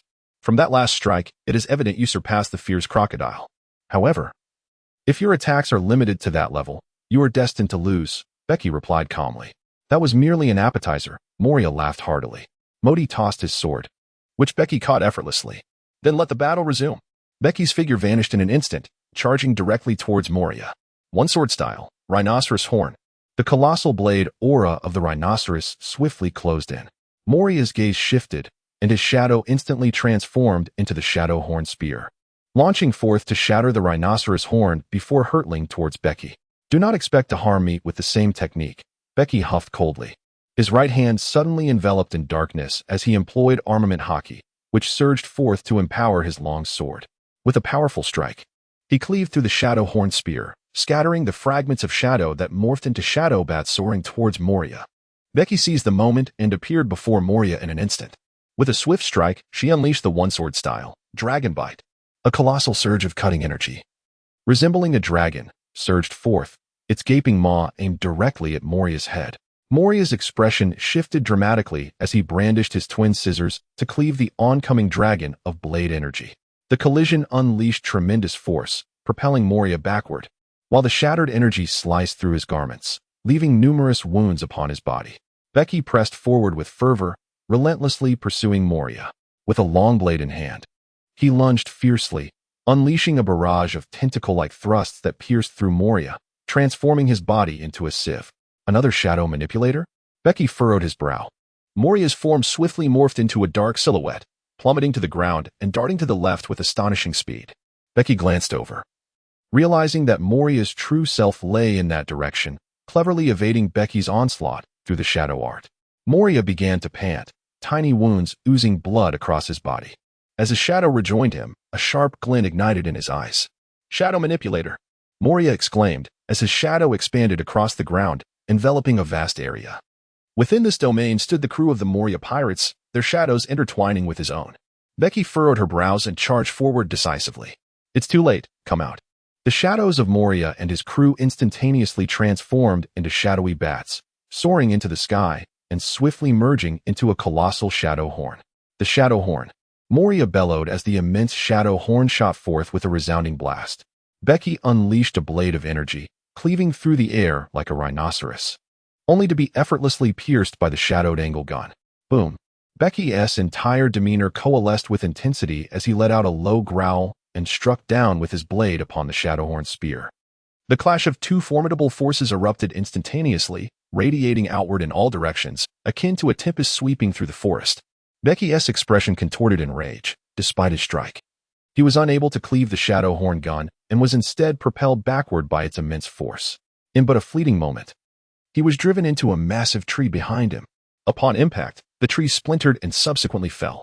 Bege's gaze grew increasingly fierce, a wild and malevolent aura roiling within him. His arms swelled thrice in rapid succession, curving like those of a bear, as a phantom of a demon ape materialized behind him. Demon ape / unleash it upon me.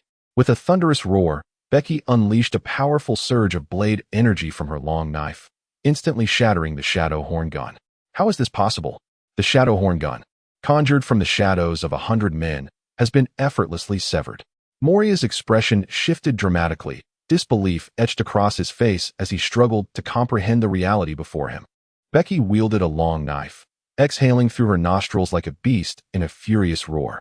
The shattered shadow gun fell to the ground, swiftly dispersing into countless shadows that returned to the feet of Moria's crew. With a determined grit of his teeth, Moria's shadow beneath him suddenly transformed into hundreds of enormous black hands that reached out, seizing the shadows of the crew and lifting them into the air. The captain was about to unleash that move, sealing their fate. Moria's crew, witnessing the shadows dancing in the sky, was overwhelmed with excitement. No one could withstand the captain in his most formidable state. Shadow cut. He swung the scissors in his hand fiercely backward, a strange force slicing through the air, severing all the crew's shadows. The shadowy hands, clutching the crew's shadows, soared toward Moria. As Moria opened his mouth wide towards the dense mass of shadows, those long hands stuffed the shadows of the crew into his mouth, devouring them whole. Moria let out a pained roar, veins bulging on his forehead, his body seemingly inflating like a balloon. Originally towering at 6 or 7 meters, he now loomed at over 10 meters, akin to a giant. Shadows unite. Becky's expression was grave, as he vividly recalled the terrifying power of the Shadow Collective. Moria looked down upon Becky and spoke, his voice thunderous. "This is my ultimate form, the Shadow Demon. Come, let us engage in a battle of strength." With that, Moria charged forward, causing the very ground to tremble. As he wielded his dual blades, striking towards Becky with ferocity. Becky's expression shifted dramatically as Moria's blade struck with a velocity several times greater than before. With a resounding crash, the scissor blade cleaved into the ground, its immense force carving a gash over 10 meters long and 4 to 5 meters deep. Such formidable strength. Becky's countenance changed once more, but there was no time for contemplation as another scissor blade came crashing down. Becky, nimble and swift, deftly maneuvered around Moria's front. "Though your strength has increased, your speed has diminished. Before my swiftness, you cannot keep up." With a cold smirk, Becky abruptly appeared at Moria's feet, brandishing her long blade and unleashing a surge of cutting energy aimed directly at Moria's right foot. "You shall not succeed." "Shadow horn gun," Moria bellowed, as a shadow shot forth, piercing through Becky's blade energy and hurtling towards her. Becky shattered the shadow horn spear with a single stroke and was propelled backward. However, Moria's shadows stirred, unleashing a multitude of smaller shadow horn spears, numbering in the hundreds. These shadow spears pursued Becky like guided arrows. Flying dragon.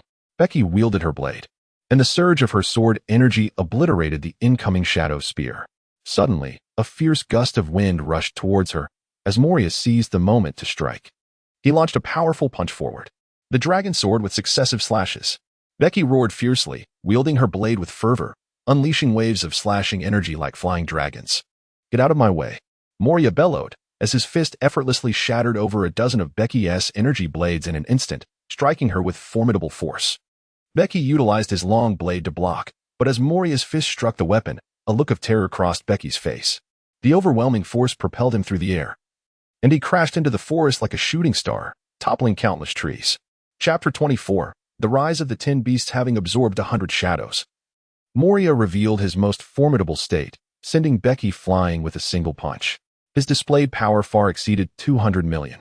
Modi's expression grew grave. Moria in this condition instilled a sense of dread within him. "Father, will he be all right?"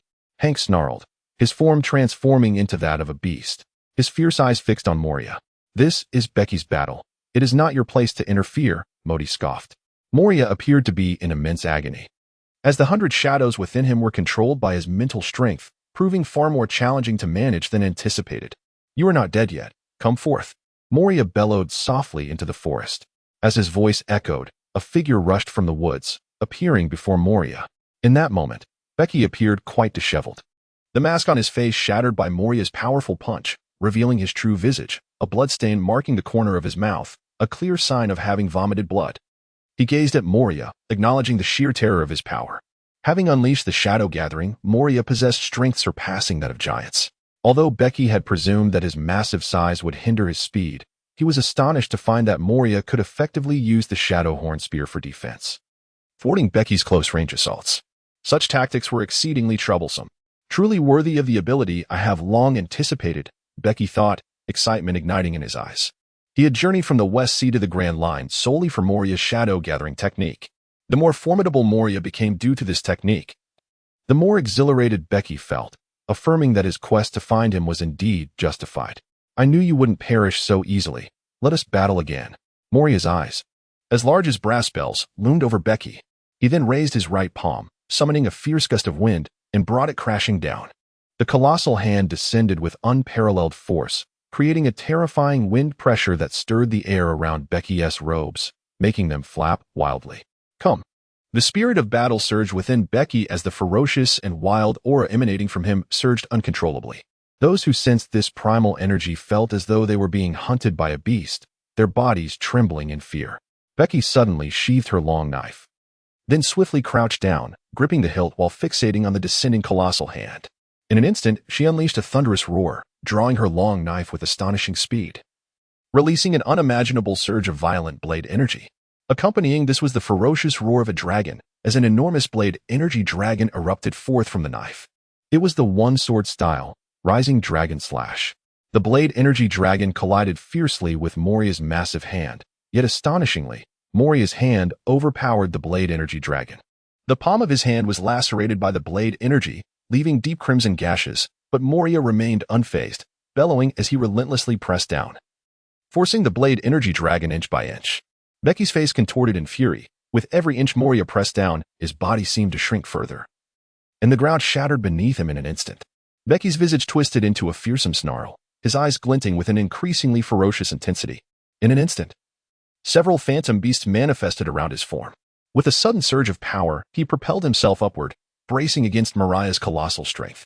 A deafening crash ensued as force and blade energy collided, erupting simultaneously to unleash a tempestuous shockwave that radiated in all directions. The ground beneath them shattered violently, as a furious gale swept through. Both combatants were hurled away by the terrifying explosion, each spitting blood. Becky let out a fierce roar, steadying his stance, his gaze fierce as that of a beast. With a swift stroke, he cleaved through the shockwave and surged towards Moria, delivering another devastating dragon slash that swept forth in an instant. Moria's massive form trembled, his pupils constricted, and with a pained cry, he expelled 2 or 3 dozen shadows from his mouth, his very being propelled skyward. Then, with a thunderous crash, he plummeted to the ground, shattering the earth beneath him. His eyes glazed over as he coughed up blood, each convulsion releasing more shadows, diminishing his form with each passing moment. Captain! Moria's crew screamed in despair. Kill him. Avenge the captain. The crew, consumed by a thirst for vengeance, raised their weapons and charged at Becky. Stop! Moria roared, bracing himself against the ground, his voice booming to quell his crew. This is my battle. Do you wish to disrupt a fair duel? Rising from the earth, Moria growled, his tone filled with authority. Becky's lips curled into a smile, for this version of Moria pleased him greatly. The gathering of shadows is your most formidable technique. Now that the outcome is determined, you must fulfill your wager, Becky declared. Moria's expression fluctuated between gloom and uncertainty. No, the battle on the battlefield is not yet concluded. Just now. The captain was not at his strongest. He can still grow more powerful, stated a crew member, who bore twin swords at his waist and bore a scar across his visage. Enough, Machi. Moria glowered at the man. The crew member, resolute in demeanor, continued, Captain, will you truly surrender so easily? Do you not aspire to be a free pirate and dominate the new world? Moria's face remained a tempest of emotions. The crew member pressed on. If he wishes to recruit us, he must earn our genuine respect. Indeed, to gain our allegiance, he must win our hearts and minds. Otherwise, even in death, we shall refuse to join him. The scarred pirate turned his gaze toward Becky and calmly asserted, should you defeat the captain in his strongest form, we shall henceforth follow you without hesitation, unwavering in our loyalty. Becky cast a glance at him, then turned to Mariah. Her expression remained serene as she spoke softly. It is your pride that led you to choose this desolate forest. Perhaps the outcome would have been different had you been in the town. Mariah stared at Becky with wide, questioning eyes. Becky suddenly burst into laughter, exclaiming, Hee hee hee. Very well, I shall acquiesce to your request. Mariah, go forth and transform into your most formidable self. I shall await your return. I intend to persuade you to join us wholeheartedly. Mariah cast a serious glance at Becky before silently turning away, heading towards the town. Becky, why? Maudie inquired calmly. Initially, I sought merely to exploit his fruit abilities. But now I genuinely wish to recruit him. He presents a worthy challenge. Becky replied with a smile gracing her lips. Before long, a tremendous and agonizing roar echoed from the direction of the town, shaking the mountains and sending birds and beasts scattering. "Here comes the mightiest captain," Mariah's crew exclaimed, each one trembling with excitement and anticipation. They beheld a giant, larger than the tallest trees, charging forth, toppling and shattering everything in its path with sheer brute force. Upon reaching the battlefield, the giant's imposing stature and fearsome visage instilled dread in all who beheld it. "Becky, you are courting disaster," Maudie remarked, equally unnerved by the astonishing figure. This giant was none other than Mariah himself, who had entered the town to absorb more shadows, thus growing in size. Mariah loomed over Becky, who appeared as small as an infant, his thunderous voice resonating like a storm. "Mask Hunter, I have now absorbed 500 shadows, rendering me 5 times stronger than before. Are you prepared?" Becky rose to her feet, her eyes ablaze with the fervor of battle, gazing upwards at Moria, who cast a shadow over the heavens, a wild grin spreading across her lips. "Of course, I am ready. This time, upon your defeat, you shall fulfill your promise. Should you overcome me, I will submit to you."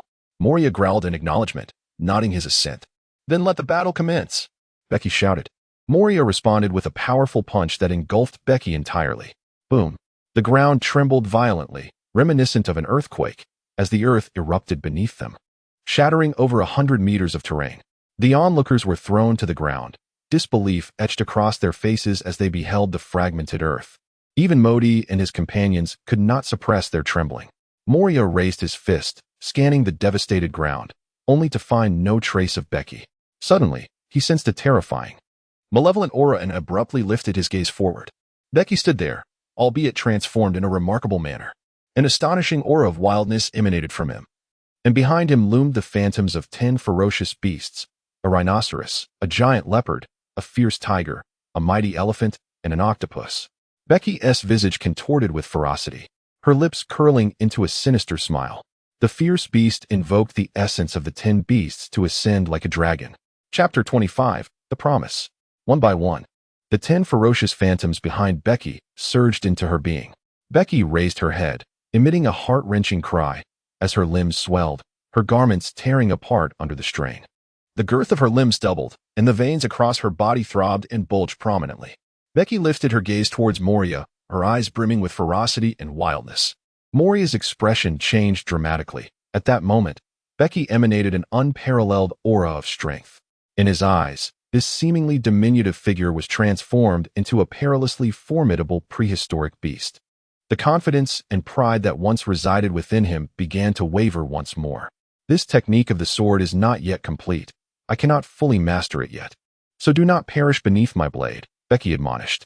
Becky practices the ferocious beast swordsmanship, a unique technique that emulates the attacks of savage beasts. The profound essence of his current execution, the 10 Beasts Ascending Dragon, is a culmination of 10 distinct ferocious beast sword techniques merged into one. This swordsmanship is characterized by a wild and violent ferocity akin to that of a beast, compelling the practitioner to embody the same fierce spirit.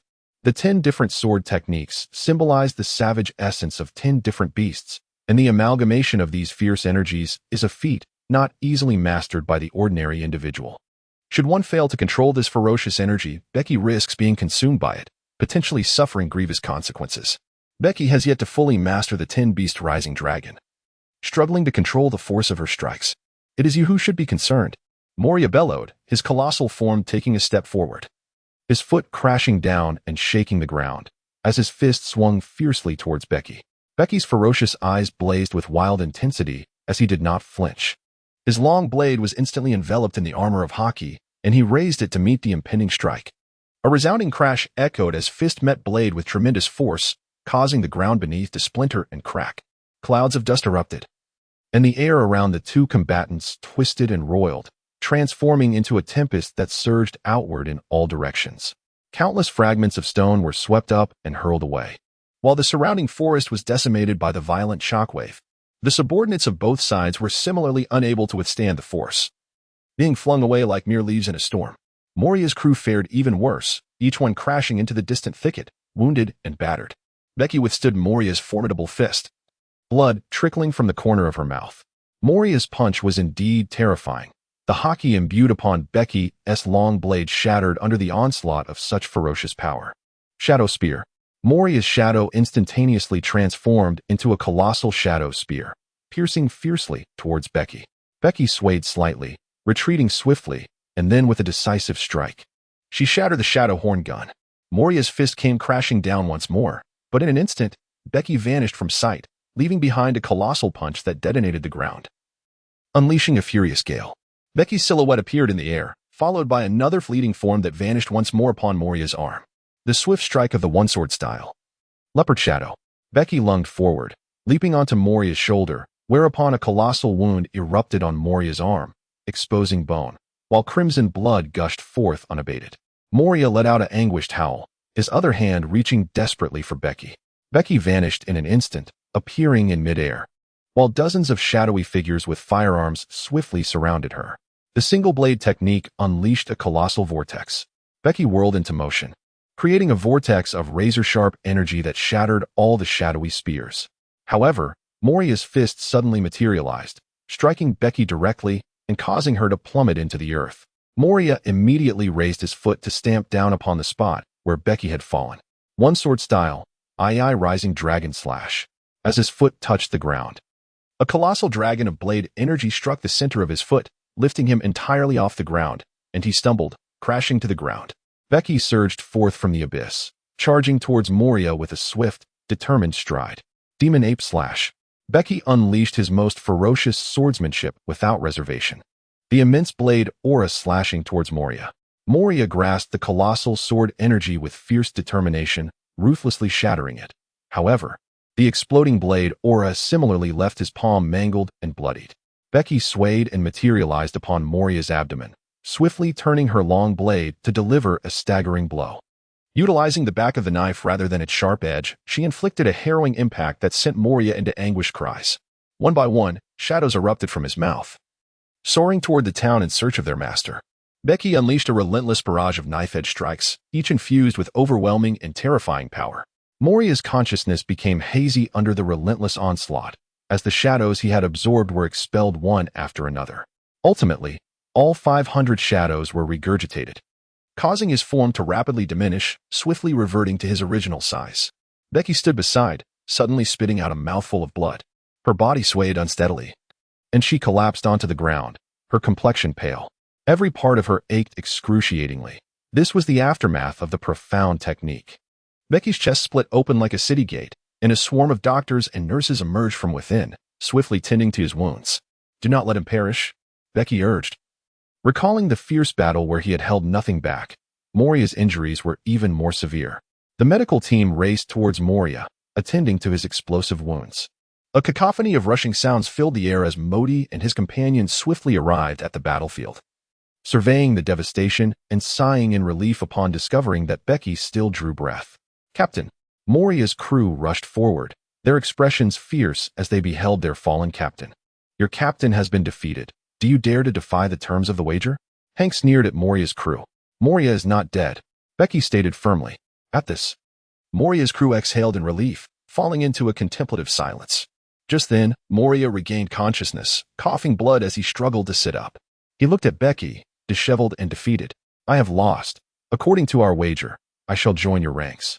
However, this agreement pertains solely to you and me. My crew is not bound by this wager. If they do not wish to join you, please allow them to depart," Moria said solemnly. Becky had yet to respond when the man with the long scar solemnly declared, "Wherever the captain goes, we shall follow. If the captain loses, we too shall join you." "Indeed, we shall never abandon our captain," echoed Moria's crew in unison. "Fools! You are free pirates. You should chase after freedom." Moria bellowed in anger. "Without a captain, how can we pursue freedom?" The scarred man replied with a bitter smile. "This ocean belongs to the strong, and we lack the strength." Moria lowered his head, falling into silence. Yes, even someone as confident as he had been defeated by Becky before even entering the New World, let alone his crew, none of whom had bounties exceeding 100 million. Allowing them to set sail would inevitably lead to their doom. Becky erupted into laughter, exclaiming, "Hee, Moria, and all of you, become my disciples. I assure you that we shall dominate these vast seas in the future. I can offer you a glimpse of the magnificence and expanse of these waters. To compete against the New World, the Grand Pirates, and the Navy. This is my promise to you. Chapter 26. The Shadow Storage Room upon the Grand Line. A colossal whale propelled a vessel swiftly across the ocean. On the deck, Becky, bandaged and resting in a reclined chair, was engaged in training, accompanied by a small giant, who bore even more bandages. He was none other than Moonlight Moria. Following the Battle of White Leaf Island, every member of the Moria pirates pledged their allegiance to Becky. With Moria's ship and the majority of his crew confined within the confines of the inner castle, Moria had also come to understand Becky's fruit abilities and ambitions, and it appeared he had genuinely submitted to Becky's leadership. Becky similarly conveyed to him the rationale behind seeking Moria. From Moria, he learned that it was indeed possible to inject shadows into Becky's body, thereby augmenting his strength. Moria also cautioned Becky that forcibly embedding another shadow within oneself is an exceedingly perilous endeavor, necessitating a formidable mental fortitude to subdue the shadow within. Failure to do so would result in a backlash from the shadow, posing significant danger. The greater the number of shadows absorbed, the more dire the consequences would be. This solidified Becky's resolve to reserve Moria's shadows as a final trump card, a strategy of turning desperation into opportunity. "Godfather, there are reports of a naval battle ahead," shouted the lookout from the mast towards Becky. "There is a chance for action," Hank exclaimed, performing a somersault from the second floor and eagerly approaching Becky. "Godfather, let us go investigate. Go inform Lab to change course. We shall join the fray," Becky instructed. "I will do so at once." Hank sprinted to the ship's edge and leaped onto Lab, conveying the message to alter their trajectory. "Moria, shadows are approaching. Let us hope these individuals are not lacking in prowess," Becky chuckled heartily. Moria nodded, recalling Becky's intention to gather the shadows of others, which would serve as reserves for future absorption. Their ambition lay in the shadows of the strong, for the mightier the shadow, the more significant the amplification upon ingestion. Naturally, subduing a powerful shadow would demand an equally formidable mental strength. Lab, leading Becky and the others, swiftly arrived at the site of the naval conflict. Upon nearing, they discerned that the combatants were pirates in the Navy, with the latter at a disadvantage, their vessels ablaze from cannon fire. "Should we wait until the Navy is vanquished before we act?" Moria inquired. "Not at all, for the time being. We are bounty hunters and should foster good relations with the Navy," Becky replied with a smile. Moria nodded in agreement and asked, "Should I intervene?" "No. You must remain concealed for now. Stay hidden," Becky instructed. Moria turned and retreated into the ship's cabin, followed by his crew of fighters. "Men, prepare for boarding," Becky commanded, and his followers eagerly readied themselves. As Lab's massive form swiftly approached the two vessels, both pirates and Navy personnel grew visibly alarmed. In the ocean, Sea Kings are a formidable presence. "Captain Enges, there is a ship behind the Sea King, being held back by it," a naval officer shouted urgently. "Quickly, ascertain who it is." "They bear no pirate flag. They are not pirates," the naval lieutenant remarked, his expression easing. "Hand me the telescope." Peering through the telescope at Becky's ship, the lieutenant beheld Becky and his companions, massed and poised. "No pirate flag? They are not pirates?" "Lieutenant, they are not approaching us. They are heading towards the Blue Scorpion pirates," the Navy stated. The naval commander swiftly glanced over, and indeed, Becky's vessel was rapidly approaching the Blue Scorpion pirate ship. Upon noticing the imminent threat, the Blue Scorpion crew immediately opened fire, intent on sinking Becky's ship. Modi stood at the bow, leaping into the air. With a flick of his wrist, his long blade was unsheathed, and waves of sword energy cleaved the cannonballs in twain, causing them to explode harmlessly. The projectiles could not even draw near the ship. The vessel quickly closed in on the Blue Scorpion pirate ship, and Hank and Sam eagerly leapt aboard. "Becky, refrain from engaging while you are still injured. They are our responsibility," Modi advised Becky. Before following suit onto the Blue Scorpion pirate ship, Becky stood at the edge of the ship, observing the fierce battle aboard the Scorpion pirates' vessel. The captain of the Scorpion pirates, whose bounty was a staggering 90 million, proved to be no match for Modi, who swiftly captured him after just a few exchanges. The conflict concluded in a remarkably short time. Becky boarded the ship of the Blue Scorpion pirates, and Sam immediately rushed over, mischievously stating, "Godfather, Hank has been injured. He was shot in the shoulder by a petty pirate." "Damn it, Sam," Hank glared at him with fury, while Sam erupted into laughter. Hank's arm was bleeding, having been struck during the skirmish. Becky cast a glance at Hank, who promptly bowed his head. "Hank, you ought not to be wounded. Go tend to your injuries at once." Hank obediently returned to the vessel. Search the ship for treasures, take away those with bounties, and surrender the rest to the Navy. Becky said coolly. The treasures of the Blue Scorpion pirates were thoroughly looted and loaded onto Becky's ship. Lab brought the Blue Scorpion's vessel alongside the naval warship, causing the sailors on board to leap in surprise, each one standing ready for action. Becky, a formidable figure, made her entrance aboard the naval warship, causing the sailors to brandish their weapons in fear. "Do not be alarmed. We are the masked bounty hunters, and our targets are solely pirates," she declared. "There remain many unmarked pirates within the ranks of the Blue Scorpion pirate crew, and I leave them in your capable hands." With these words, Becky vanished from the warship, leaving behind a swift retreat led by Labu. The masked bounty hunters had previously vanquished the notorious Supernova Crocodile pirate crew. "What a relief. We have been saved," cried the sailors, as realization dawned upon them regarding Becky's true identity, erupting in cheers of gratitude for their miraculous escape. The naval colonel gazed at the frightened pirates aboard the Blue Scorpion ship, feeling a sense of helplessness. The pirates were deemed too insignificant to apprehend, and thus the naval forces would leave their apprehension to fate. This feeling of resignation quickly dissipated as he urged his men to board the ship and secure the pirates. Moria emerged from the cabin, casting a glance at Modi and the others, his appearance immaculate as though he had never been in battle. In a grave tone, he remarked, "Your disciples possess remarkable strength.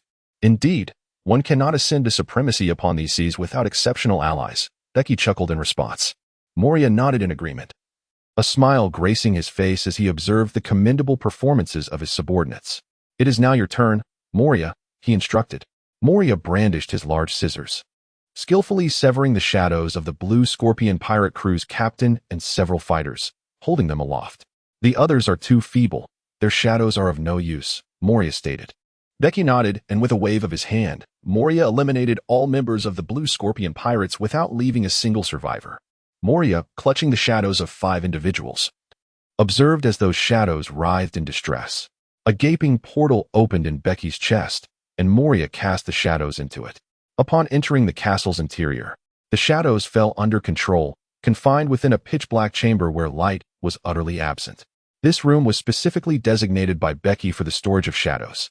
Chapter 27. The Devil's Triangle. In the vast expanse of the first half of the Grand Line, Labu steered towards the enigmatic Devil's Triangle alongside Becky and the others.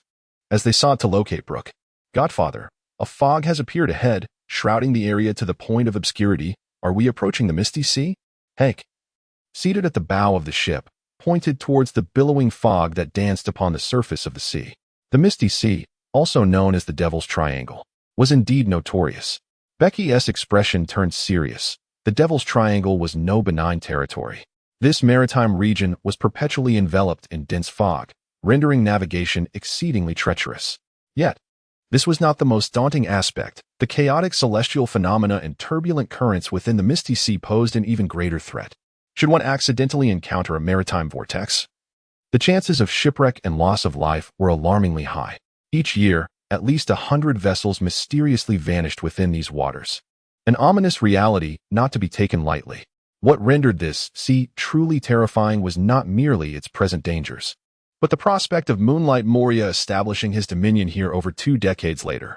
It was likely that some of the ships that ventured into this treacherous domain met their demise at the hands of Moria, with their pirate crews having their shadows stolen and transformed into zombies. Becky has irrevocably altered the trajectory of Moria's fate, rendering subsequent events impossible. The crew gathered on deck as Becky instructed Lab to navigate further into the thickening mist. The deeper they ventured, the more oppressive the fog became. Suddenly, the sea surged with tumult, howling winds swept through, colossal waves crashed, and torrential rain fell. Under ordinary circumstances, a typical vessel would struggle to maintain stability in such conditions. However, Becky and her crew needed no such concern, as Lab propelled the ship swiftly into the depths of the fog. Without warning, Lab emitted a low growl and executed a sharp 90-degree turn, steering the vessel in a new direction. His speed increased dramatically. The abrupt maneuver and acceleration caught the crew off guard, causing many to tumble to the deck and collide with the ship's edge. "What is happening to Lab?" Hank shouted, gripping the ship's railing. "There's a whirlpool ahead," someone with keen eyes exclaimed, noticing the swirling waters in their previous path. Indeed, Lab had swiftly changed course to avert being ensnared by the whirlpool. Navigating around the perilous whirlpool, Lab continued to steer the ship deeper into the mist. After half an hour, they encountered several more whirlpools. Had Lab not been attuned to the shifts in the currents, it would have required considerable effort to evade them. They eventually entered a tranquil expanse of sea, where the sky was completely obscured, leaving not a trace of sunlight. The area was eerily silent. It's not even night yet the fog cast an unsettling darkness, Modi remarked. Indeed, they say this is a haunted sea, rumored to harbor living skeletons, Moria added. Our objective this time is that very living skeleton, Becky laughed. Haunted? Ghosts? Why have we come here? Hank's face betrayed a flicker of fear upon hearing the conversation among Modi and others. Ha ha ha, Hank, you fearless one, yet afraid of ghosts. Sam pointed at Hank, bursting into laughter, which was echoed by the others. Who says I fear ghosts? I'm not afraid at all. Where are they? Come forth. I shall vanquish you with a single claw. Hank, stung by the teasing, straightened up and feigned a fierce expression, only to be startled by one of Sam's pranks. Shrinking back and trembling by the ship's edge. This scene only served to amplify the merriment among the crew. Becky gazed at the sea shrouded in mist. Her brow furrowed in concern. The fog enveloped the waters, limiting visibility to merely 100 meters. And the vastness of the obscured expanse made the prospect of locating Brooke akin to searching for a needle in a haystack. Brooke, with his penchant for song, could only be found by traversing this eerie realm, calling out in melody. She silently hoped that time would not slip away from her. Father. There are many remnants upon the sea, one of the faithful remarked. Becky turned her gaze towards the water, where fragments of broken masts and other debris from sunken ships floated, remnants of vessels that had met their demise in these treacherous waters. As they advanced further, a dilapidated ship materialized from the dense fog, drifting with the current. This vessel was in ruin, its hull encrusted with moss, and a tattered pirate flag hung limply from the mast. It was a pirate ship lost to the mist many years prior. Let us investigate if there are any souls aboard and perhaps treasure to be found, Becky suggested to Modi. Modi nodded in agreement, summoning a few disciples to board the ghostly ship. Becky, the crew aboard has turned to bones. However, there is a considerable amount of gold within, Modi chuckled. A few disciples emerged from the hold, struggling with two large chests, and upon opening them, a brilliant glimmer of gold radiated forth, the chests brimming with various treasures. The other chest contained precious artifacts. These two chests are likely worth 100 million berries. If we could clear this spectral ship from the waters, we might amass a fortune, Becky remarked, stowing the treasures securely within her inner fortress. After sailing a short distance, Lebu suddenly halted, emitting a thunderous roar filled with urgency and trepidation. His massive form turned towards Becky, bellowing in alarm. Lebu was frightened. A sea king was approaching, and it was time to prepare for battle. Observing Lebu's anxious demeanor, Becky instantly understood. This was the state he fell into when confronted by a sea king. Becky stood at the edge of the ship, poised with a long knife, ready for any eventuality. The crew on deck brandished their weapons, their gazes fixed intently upon the surface of the sea. Suddenly, a massive tentacle surged forth from the depths, ensnaring Lab and dragging him into the ocean's abyss. Becky swiftly maneuvered, severing the colossal tentacle with a single stroke. The severed appendage was larger than the vessel itself. An enraged roar echoed from the depths of the ocean, causing the surface to convulse violently as four immense tentacles surged forth, crashing down upon the ship. Becky swiftly severed one of the monstrous appendages, followed closely by Modi and Moria, who dispatched two more tentacles. However, Hank and his companions were unable to intercept another, which came crashing down upon the deck of the ship. Lab seized the tentacle with his jaws, causing it to graze the vessel's hull, thereby demolishing the mast and the ship's railing, which tumbled into the depths below. Suddenly, the ship rocked violently, the planks splintering with a deafening crack, as a colossal tentacle struck the hull, akin to a gigantic spear piercing through. The vessel was instantly cleaved in two. Damn it, Becky muttered under her breath, relieved that the crew had escaped unharmed. The sea churned tumultuously as a gargantuan creature erupted from the depths, its body thick and elongated, stretching over 100 meters. Though its head remained obscured in the mist, two enormous crimson eyes, resembling houses, fixated on Becky and her companions from the heights above. Numerous tentacles, reminiscent of those of an octopus, thrashed violently on the surface, encircling them completely. Attack. Quickly eliminated, Becky commanded. One sword style, Demon Ape / Shadow Angle Spear. One sword style, Thousand Blade Gale.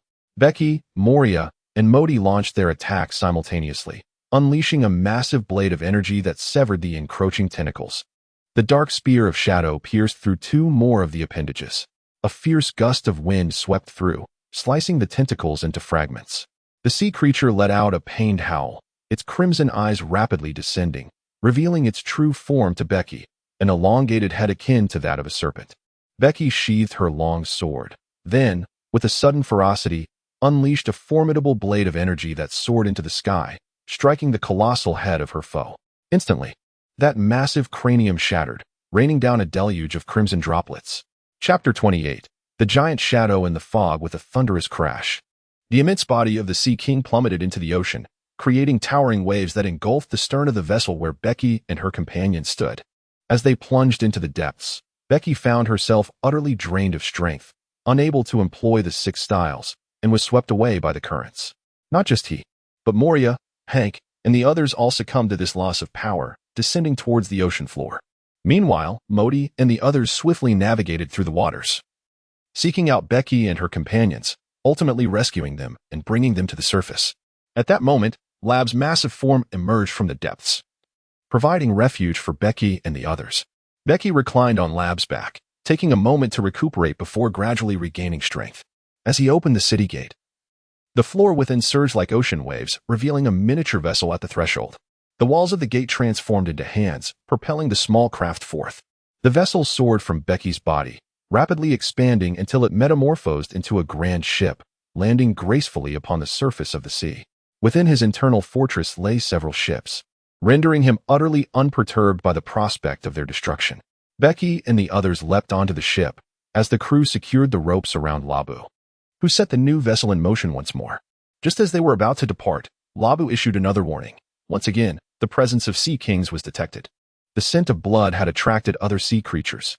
Becky's expression darkened. He was determined not to allow his ship to suffer further damage. "I will handle this," he declared. Modi stepped forward, his countenance resolute. "Be careful," Becky advised, nodding in agreement.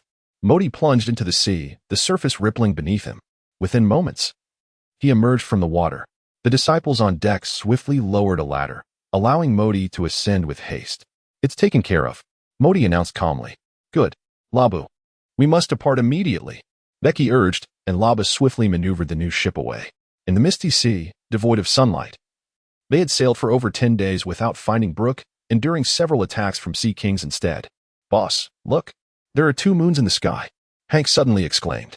Becky and the others turned their gaze upward, where 2 colossal moons hung in the heavens ahead. "Damn, there shouldn't be moons here, even if there were. It's impossible for there to be 2, Becky exclaimed, springing up from his chair. "It can't be sea kings, can it? That height is at least 1,000 meters, Modi exclaimed in horror. Becky's expression grew serious as she remarked, "It is not without precedent. In the New World, there exists a colossal creature known as the Elephant Lord, which traverses the seas, its upper body towering into the clouds, while its back astonishingly supports an entire nation. It is hard to fathom that such a being can walk upon the ocean, bearing a country upon its back. One can only imagine the immense size of the Elephant Lord." Modi and the others were visibly shaken, hardly able to believe their ears. "I, too, have heard the legends of the Elephant Lord," Moria stated gravely. Becky gazed upward at the enormous moon, pondering. "That is undoubtedly an inconceivable and terrifying creature. Though it may not rival the Elephant Lord, it is certainly beyond our capacity to confront." "Turn quickly, Labu," Becky commanded. Instantly, Labu shifted direction. And as Becky beheld the colossal eyes in the sky, he couldn't shake the eerie sensation that those immense orbs were fixated upon him, sending a chill down his spine. Labu propelled forward at full speed, distancing themselves from the looming presence, allowing Becky to finally exhale in relief. In the subsequent days, they traversed the mist-laden seas. Yet there was still no sign of Brook. This perplexed Becky. He recalled that upon entering the foggy waters, Luffy and the others had encountered Brook almost immediately. Now, after a month adrift, not even a shadow of him was in sight. Could this be the protagonist's halo? After all, I am a traveler from another world.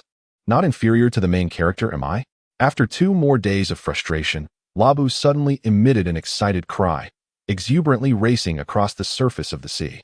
This startled Becky and the others aboard, especially as they feared encountering a sea king once more.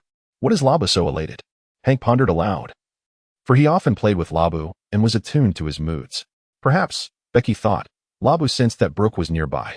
As the vessel surged forward, It wasn't long before Becky heard a melodious singing echoing through the stillness of the misty sea, a sound that felt particularly haunting. Indeed, it must be Brooke singing. That must be why Labu was in such high spirits. Labu leapt from the water, emitting joyful cries as he pierced through the layers of fog, approaching a pirate ship. On the deck of the ship stood a skeleton clad in a tailcoat and gentleman's hat, playing the violin and serenading the air. "Brooke, at last, I have found you." Becky sighed in relief. Upon hearing Labu's call, Brooke hastily halted his song, leaning over the ship's railing to witness the swiftly approaching Labu. His expressions shifted from surprise to disbelief, and finally to sheer joy, though as a skeleton, he lacked the ability to display such emotions outwardly. "Is that truly you, Labu?" Brooke exclaimed, gazing at the massive Labu before him, uncertain if this was indeed his long-sought companion.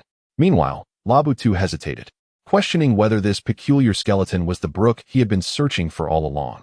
Becky leaped onto Laboon's head and gently patted it, saying, "Indeed, he is Brooke." Laboon called out a few times, seemingly unconvinced. "Brooke, it is Laboon, the Laboon you left at Reverse Mountain, the one who has waited for you for 30 years. Is it truly you, Laboon?" Tears streamed down Brooke's eyes as he wept bitterly. "Laboon still doubts that you are indeed Brooke. Your appearance makes it difficult for him to be certain. There must be countless memories shared between you, Brooke. Let him know that you are the Brooke he has awaited for 3 decades. In this ghastly form, who could recognize me?" Brooke said with a wry smile. Shaking his head, he picked up his violin and gazed at Laboon, saying, "Laboon, do you remember our old songs? Allow me to play one for you." Brooke began to sing the familiar melodies they once shared. As the cherished tunes filled the air, tears welled up in Laboon's eyes. Each song, though distant in time, was forever etched in his heart, leading him to recognize that the peculiar skeleton before him was indeed Brooke, the companion he had longed for over 30 years. Brooke embraced Laboon's massive head and wept once more. Becky returned to the deck, casting a glance at the two familiar figures. After 30 years of separation, they must have much to share. Let us grant them a moment. Sam is currently hosting a banquet to celebrate Lab's reunion with Brooke. Becky erupted into laughter. After reminiscing, Brooke made his way to Becky's vessel. "Sir, I am profoundly grateful for your efforts in bringing Lab across such a vast distance to find me. I truly do not know how to express my gratitude," Brooke said, his voice trembling with emotion as he approached Becky. "Then join us, Brooke." Becky replied with a broad smile, extending the invitation. The others turned to Brooke, eagerly awaiting his response, while Lab in the sea emitted joyful sounds, seemingly urging Brooke on. "Lab is exceedingly happy to be with you all. He has waited for me for 30 years, and I have no desire to part from him again.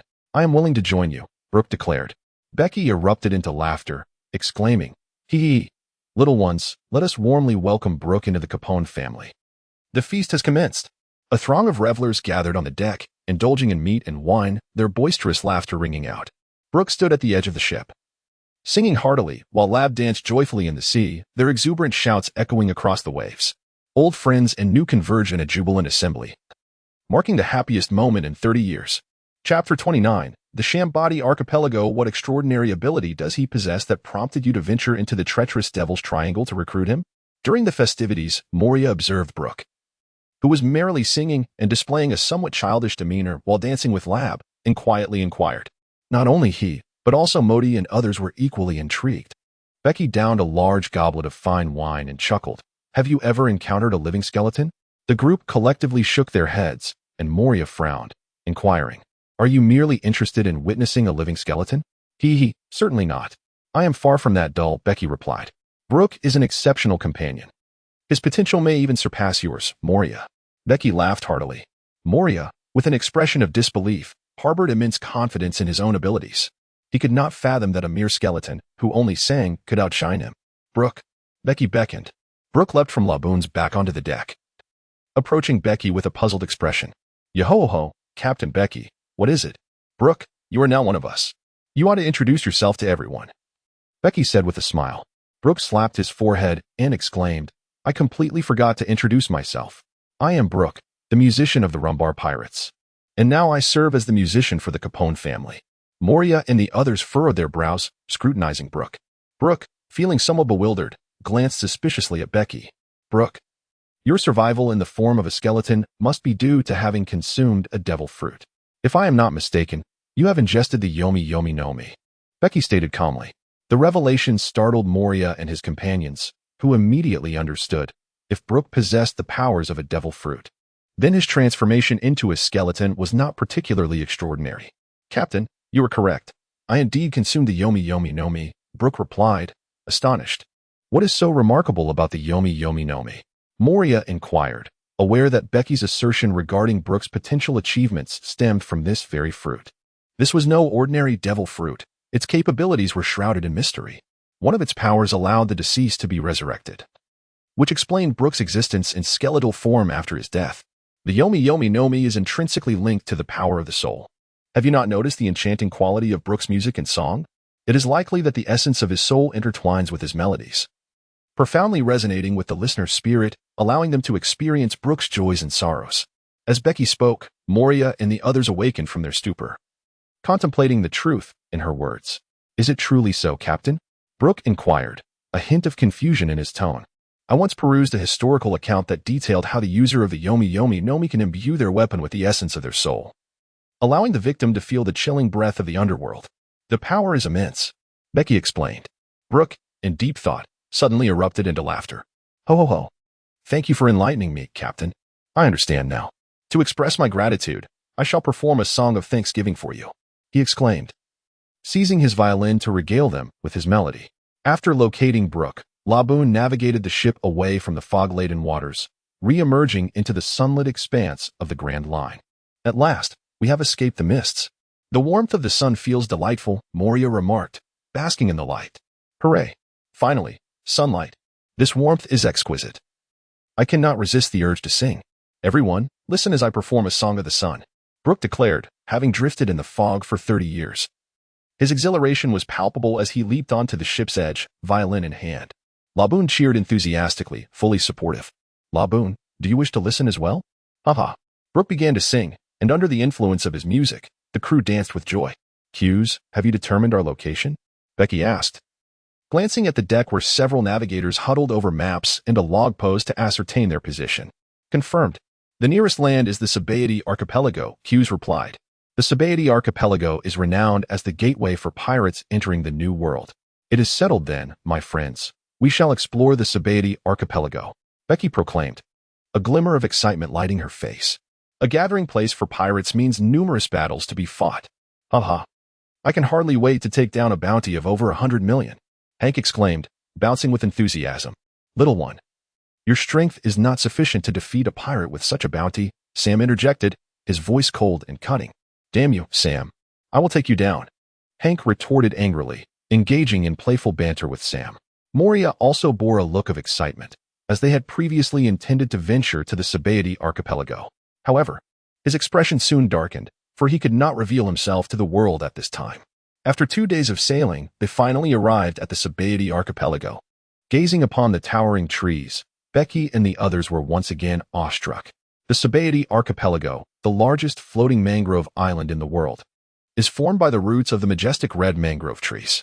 The entire archipelago consists of 79 trees, each housing towns and facilities, collectively known as the Caponebeque archipelago. Modi remarked that he had visited the Andaman Islands once and possessed some understanding of them. The trunks of the trees emerging from the sea were already so colossal.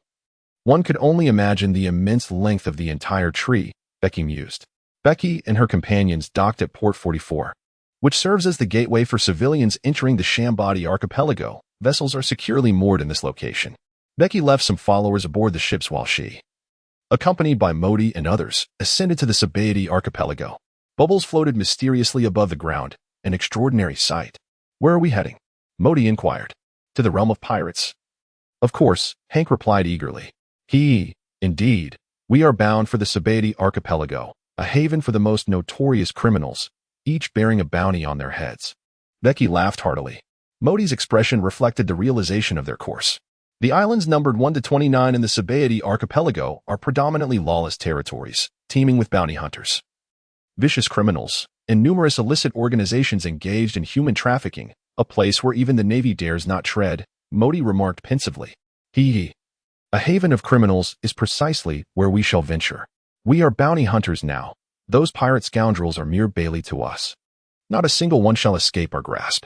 Modi and the others comprehended Becky's intentions. They were poised to make their mark in the Caponebeque archipelago. Not a soul felt trepidation. Rather, Each was filled with exhilaration and anticipation. Chapter 30. The Lawless Zone. Becky and her companions swiftly arrived at Island 29.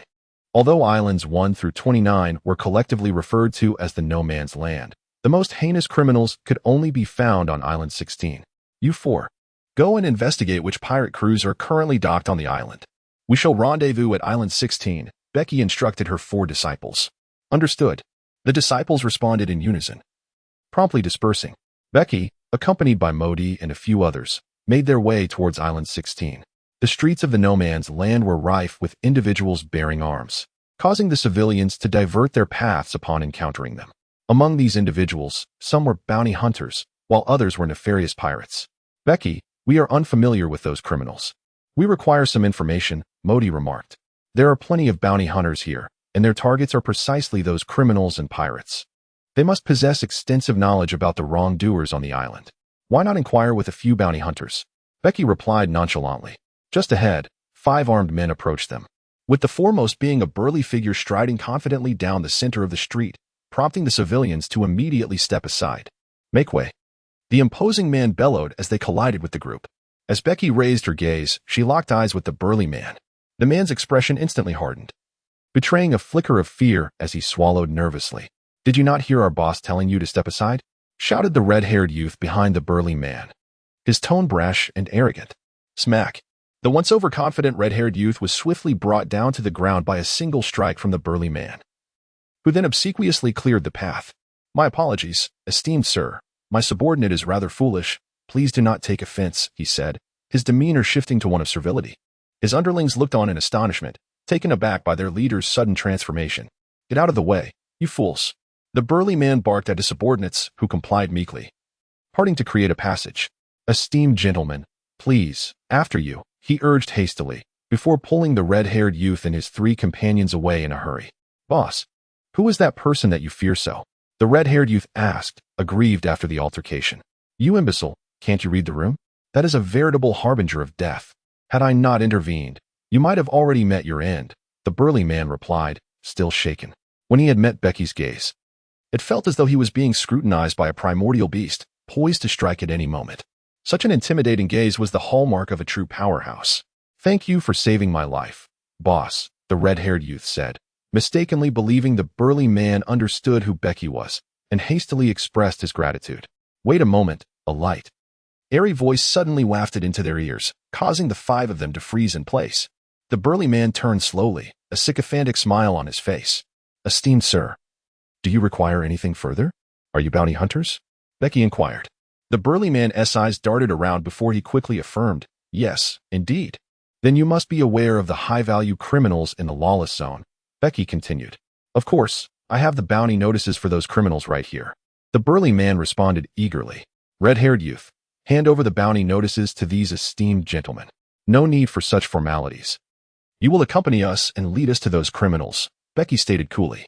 The burly man's expression stiffened as he rubbed his hands together. Esteemed sir, my wife is about to give birth. I really don't have the time. Perhaps you should seek out other bounty hunters? His 4 subordinates looked on with disdain, whispering among themselves about their leader's absurd excuse. Boss, this fellow is far too ungrateful. Perhaps we should eliminate him, Hank sneered.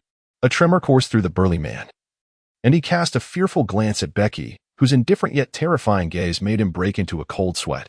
Esteemed sir, I have all the time in the world. I shall take you there immediately. Very well, lead the way, Becky replied with a slight nod. What are you standing around for? Quickly, show these esteemed gentlemen the way. The burly man scolded his 4 subordinates before obsequiously making his way to Becky's left front, the 5 of them resembling a small quail as they led the way. They arrived at island number 16, where the structures were dilapidated, some even shattered, with walls bearing the scars of swords and blades, clearly remnants of numerous battles. He also noticed a skeleton clad in a naval uniform nailed to the wall of a decrepit house. Suddenly, the burly man halted, his fear palpable as he gestured forward. My lord, do you see those buildings? They are the frequent haunts of criminals, known as the den of villains. Within, there are heinous offenders with bounties exceeding 100 million. Even the Navy dares not enter, and we certainly cannot. Fear not, lead the way, or I shall break your legs, Hank retorted with irritation. Hurry along, I assure you will be safe, Becky interjected, casting a sidelong glance at him. Reluctantly, the burly man proceeded, guiding them to a cluster of crumbling edifices, where 7 or 8 naval skeletons hung ominously from the gates, an unsettling sight. The Navy headquarters lay nearby, and they allowed such a lawless place to exist beneath their very noses. Humph. Becky scoffed disdainfully at the Navy. Becky stepped through the door, entering a street where 4 menacing figures engaged in conversation. Are they bounty criminals?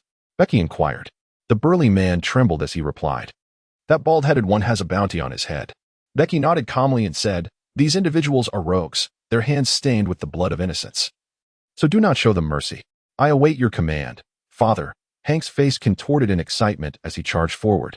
Where did this little brat come from? Seeking death. Are we? The 4 criminals revealed sinister smiles as they drew their blades and advanced towards Hank. With a swift movement, Hank darted through the 4, leaving behind 5 deep gashes on each of their necks, severing their throats, blood gushing forth in torrents. He seized one by the neck and hurled him against a wall, shattering it, his expression one of disdain. These fools are too weak. The burly men stood aghast, staring at Hank amidst the pool of blood, their bodies trembling in disbelief. The commotion in the alleyway attracted the attention of other criminals, who emerged from the shadows to encircle them. Hank's displeasure morphed into a feral snarl as he launched an assault without hesitation, and soon, the air was filled with screams and gunfire echoing through the streets. The criminals stood no chance against Hank's ferocity. They were utterly powerless beneath his claws. Suddenly, Hank's pupils dilated, his body tensed as a formidable figure charged from the street, closing the distance to Hank in an instant, delivering a devastating blow with his iron-fisted gauntlet. Hank's expression shifted as he crossed his arms in defense, but the punch struck him with such force that it sent him hurtling through the air. He tumbled and landed on the ground with a grimace, emitting a pained growl, his arms flailing weakly. That blow had nearly shattered his limbs. Emerging from the shadows, the burly man gazed in terror at the giant before him. The Iron Fist, Homan. Chapter 31, The Skinner.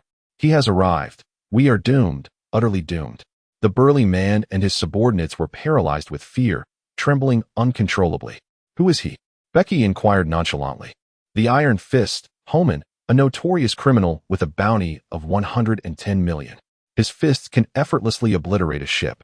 He has killed hundreds on Gucci Island and fled to the Shambadi archipelago. He ranks second among the most dangerous criminals. No one escapes once he sets his sights on them. We are all going to die, all going to die. The burly man's fear escalated as he stuttered. His subordinates so frightened they lost control of themselves, a testament to Homan's terror. Who dares to engage us here? Homan's vicious face curled into a murderous grin. We are bounty hunters, here to capture you for the reward, Becky replied calmly. Bounty hunters? Here to claim us for the reward? Homan suddenly burst into laughter, gesturing at the gathering criminals beside him, pointing at Becky and her companions as he laughed even harder. He claims he will take us back for the bounty. The surrounding criminals erupted into a cacophony of mocking laughter, their faces twisted in derision. Even the Navy wouldn't dare to act recklessly here. What makes you think a handful of bounty hunters can? A slender middle-aged man emerged from the crowd, his expression inscrutable, his elongated eyes resembling those of a venomous serpent. Even the most ruthless of criminals displayed signs of trepidation upon encountering him, instinctively parting to create a path. It was the infamous Skinner, Russ Bolton. The burly men, upon laying eyes on him, were so struck by fear that they collapsed to the ground. Becky cast a glance at the individual, whose cold, serpentine eyes evoked a sense of discomfort. He was none other than the most heinous criminal of the lawless realm, the notorious Skinner, Russ Bolton. With a bounty of 160 million, he was known to seize each of his adversaries and flay them alive. It was rumored that he possessed a house filled to the brim with the skins of his foes. The towering figure grew increasingly fearful as he spoke of this ghastly practice, flaying human skin. Becky found the atmosphere somewhat unsettling. Ruth Bolton brandished a slender blade, sharp as a scalpel, gesturing menacingly towards Becky and her companions. His gaze resembled that of a mortician surveying the deceased as he sneered. I shall flay your skins piece by piece and display them upon a banner, to declare that this lawless territory belongs to us. None shall dare to capture us here. Long live Boss Bolton! Long live Boss Bolton! The criminals fervently cheered. Capture them alive, and let Boss Bolton skin them. The criminals surged forward, scaling walls and encircling Becky and her group, advancing with lethal intent. Modi and his allies braced themselves, their expressions devoid of emotion as they regarded their adversaries with unwavering resolve. Hee, Captain, leave these wretches to me, Brooke chuckled lightly. Becky nodded silently. Brooke emerged, wielding his cane sword, and with a swift motion, he transformed into a fleeting shadow that weaved through the crowd of criminals, reappearing behind them. He hummed a tune and executed a precise strike. With a flourish, Brooke sheathed his slender blade. While the pirates' eyes widened in horror as blood gushed forth from their bodies before they collapsed, the sound of their fall resonating throughout the area. In an instant, he had obliterated dozens of wrongdoers. What is this? The criminals gazed at the peculiar figure of Brooke, their expressions a mixture of shock and fear. Where did this monster come from? I will make you pay with your life. The formidable Holman narrowed his gaze and strode forward, each step covering 2 meters, before unleashing a powerful punch towards Brooke. Sensing the imminent threat, Brooke hastily drew his sword. Knight's melody, straight piercing. The sharp blade clashed with Holman's iron fist. Yet Brooke's sword energy failed to tear through Holman's gauntlet, and the overwhelming force of Holman's blow sent Brooke hurtling backwards. Becky flickered into existence behind the tumbling Brooke, raising a hand to shield him, the force of the impact failing to budge her in the slightest. I have disappointed the captain, Brooke said, embarrassment coloring his tone. It is of no consequence. Your current strength cannot yet contend with a criminal of over 100 million, Becky replied, shaking her head. She possessed a fair understanding of Brooke's abilities at present, thus felt no disappointment. Holman approached with an imposing stride, and Becky regarded him with keen interest. He exuded a fierce and unrestrained aura, a true warrior of formidable might. Should he choose to ally himself with her, he would undoubtedly bolster her strength. However, it was a pity. This man was a remorseless criminal, devoid of morality or gratitude. Such a person, remaining in one's company, could only bring calamity. He simply could not be kept close. As Becky sighed, Modi emerged to confront Holman. Holman fixed his gaze upon Modi, his expression hardening. Before unleashing a powerful fist that generated a tempestuous force, Modi swiftly drew his blade. The collision of steel and iron fists igniting sparks and sending a fierce wind swirling in all directions. Holding his sword with one hand, Modi remained steadfast and unyielding, his demeanor unchanged. Holman's formidable punch failed to budge him in the slightest. Holman's countenance shifted, growing increasingly grave. Anyone capable of effortlessly withstanding his blow must surely be a master of equal caliber. Your fists indeed carry weight, Hank. Brooke's defeat was not without reason, Modi remarked softly. To withstand one of my punches, you are commendable. Come, receive another. With a feral expression, Holman propelled another punch, unleashing a violent gale. Aye slash of the one-sword style. Modi responded with a decisive strike, the razor-sharp blade energy sweeping forth. Holman's fist collided with the blade aura, shattering it into fragments. A commendable attack, but insufficient to wound me. Holman laughed heartily, his iron fist striking once more. Modi regarded Holman with calmness, sheathing his long sword. His gaze sharpening. After a measured exhale, he declared, "Is that so?" Aye gale slash. As the long sword was drawn, a vast and keen blade energy surged forth, towering 3 meters high. The lower edge of the blade energy scraped against the ground, cleaving it instantaneously.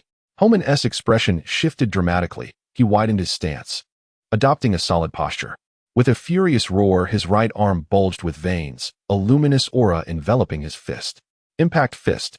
Holman's expression turned fierce again, his posture shifting as his strength erupted anew. He unleashed a punch that ruptured the air, colliding with the colossal blade energy. A terrifying shockwave shattered the blade energy, surging wildly toward Modi. Modi raised his blade to block, the violent force propelling him across the ground for over 10 meters. With a decisive swing, he cleaved through the shockwave, which then ricocheted off the walls, obliterating them in the process. With a thunderous crash, Holman shattered the ground beneath him, charging forward with another explosive punch. Come at me. Modi's eyes blazed with martial fervor. In an instant, he sheathed his long sword, stepping forward, and with a fierce stomp, accelerated dramatically. Like a flash of lightning, akin to a tempest, the two were face to face in the blink of an eye. Their gazes locked, they struck simultaneously. Impact fist. Aye windfall slash. The violent shockwave and the razor-sharp blade energy collided instantaneously. A thunderous sound, reminiscent of a bomb explosion, reverberated through the air, unleashing a wave of destructive force that swept through the streets as if a hurricane had erupted. Both combatants were hurled backward by the explosive impact, landing several meters apart. Holman's expression was one of utter dismay. His iron knuckles had been shattered, and his fist, as large as a cooking pot, was riddled with countless lacerations, one gash deep enough to expose his bones. Blood trickled down his fist. In stark contrast, Modi appeared unscathed, provoking astonished looks from the surrounding criminals. The formidable Homan, their champion, had sustained injuries, a devastating blow to their morale. At that moment, the skinning expert, Lus Borton, stepped forward with an impassive demeanor. This individual was formidable.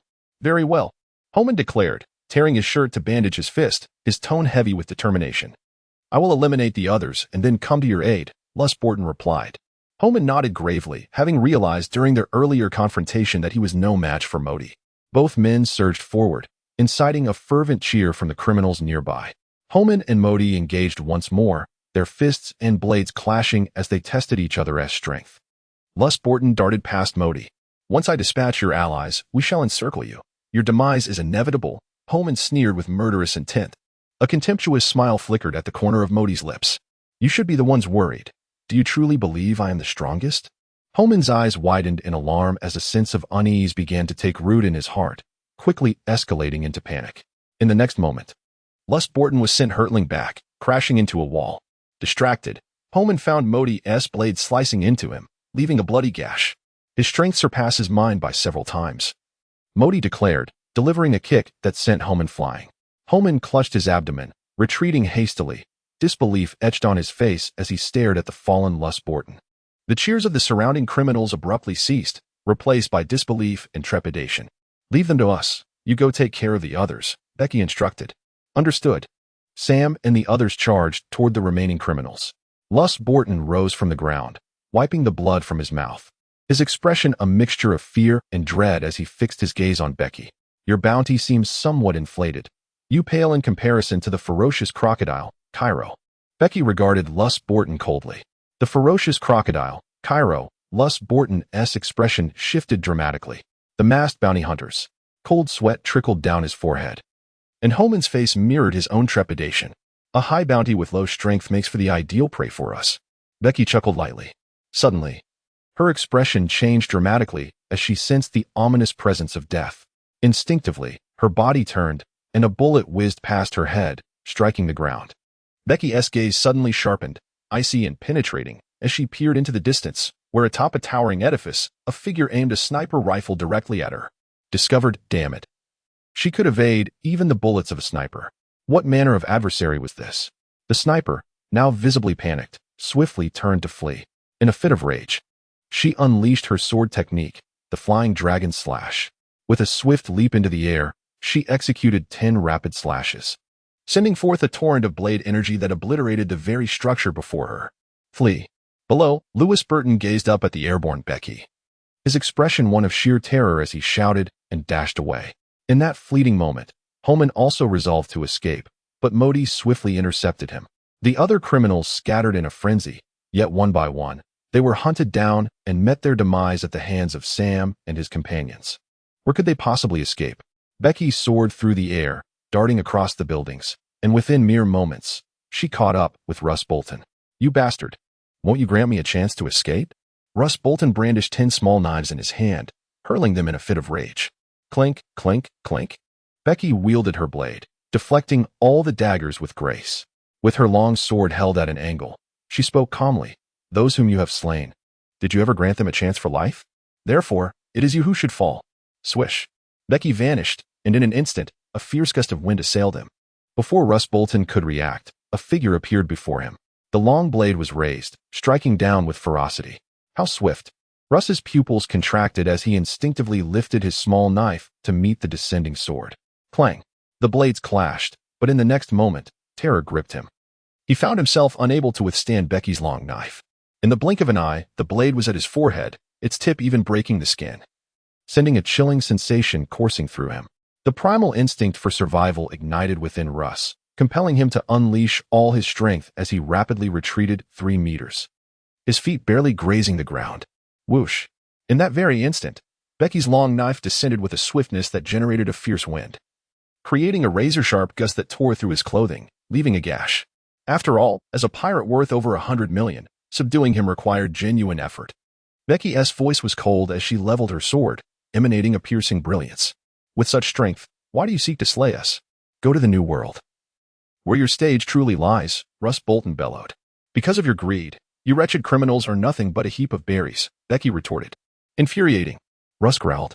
Becky moved swiftly, her pace accelerating until, upon reaching a mere 3 meters from Russ Bolton, she flickered and vanished in an instant.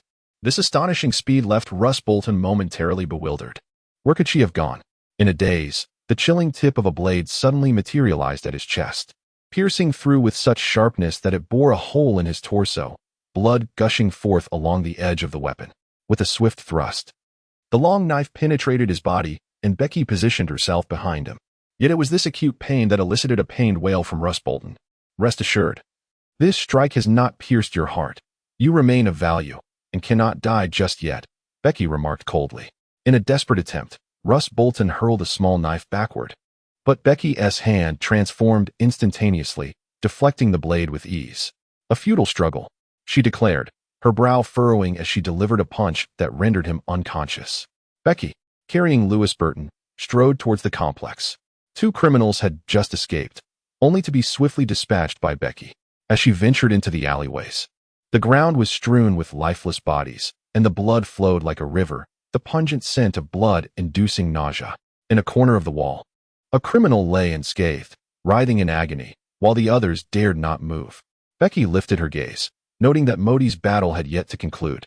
Casually leaving Russ Bolton on the ground for the followers to bind, he retrieved a cigar from his pocket and began to smoke leisurely. This place is indeed a den of criminals. We must search each building and extract all valuables, Becky declared. Understood, the followers replied, displaying a keen interest in the treasure hunt.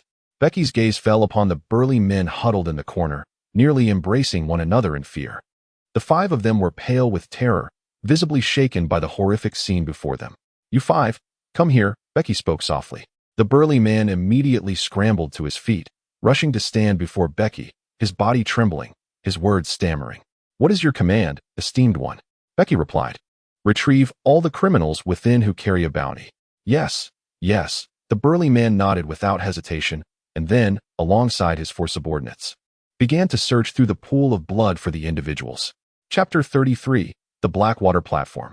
Becky sat upon a large stone, a remnant of a collapsed house, smoking a cigarette. Suddenly, a tremendous noise echoed through the air, drawing her gaze towards Modi. Modi staggered forward, dragging the unconscious Homan before Becky. She cast a glance at Homan, whose body was marred with numerous deep cuts, bearing the marks of grievous wounds. Modi's clothing was similarly tattered, clearly indicating that his victory had not come without a struggle. This fellow possesses remarkable skill in combat, Modi remarked. Becky nodded, grasping the hands of Ruth Bolton and Homan as they entered a building. The gates of the city opened with a crack in his chest, allowing the 2 to be ushered into the castle. Subsequently, Becky closed his eyes and found himself within the castle's confines. He led the 2 into a shadowy corner of the fortress, where a dimly lit chamber awaited. The massive iron door of the room was adorned with the fierce sculptures of 2 malevolent spirits, and above it hung an iron plaque inscribed with the ominous words Blackwater Platform in 3 foreboding characters. Upon opening the door, he found a group of disciples indulging in revelry. Upon seeing Becky enter, they immediately stood in respectful formation.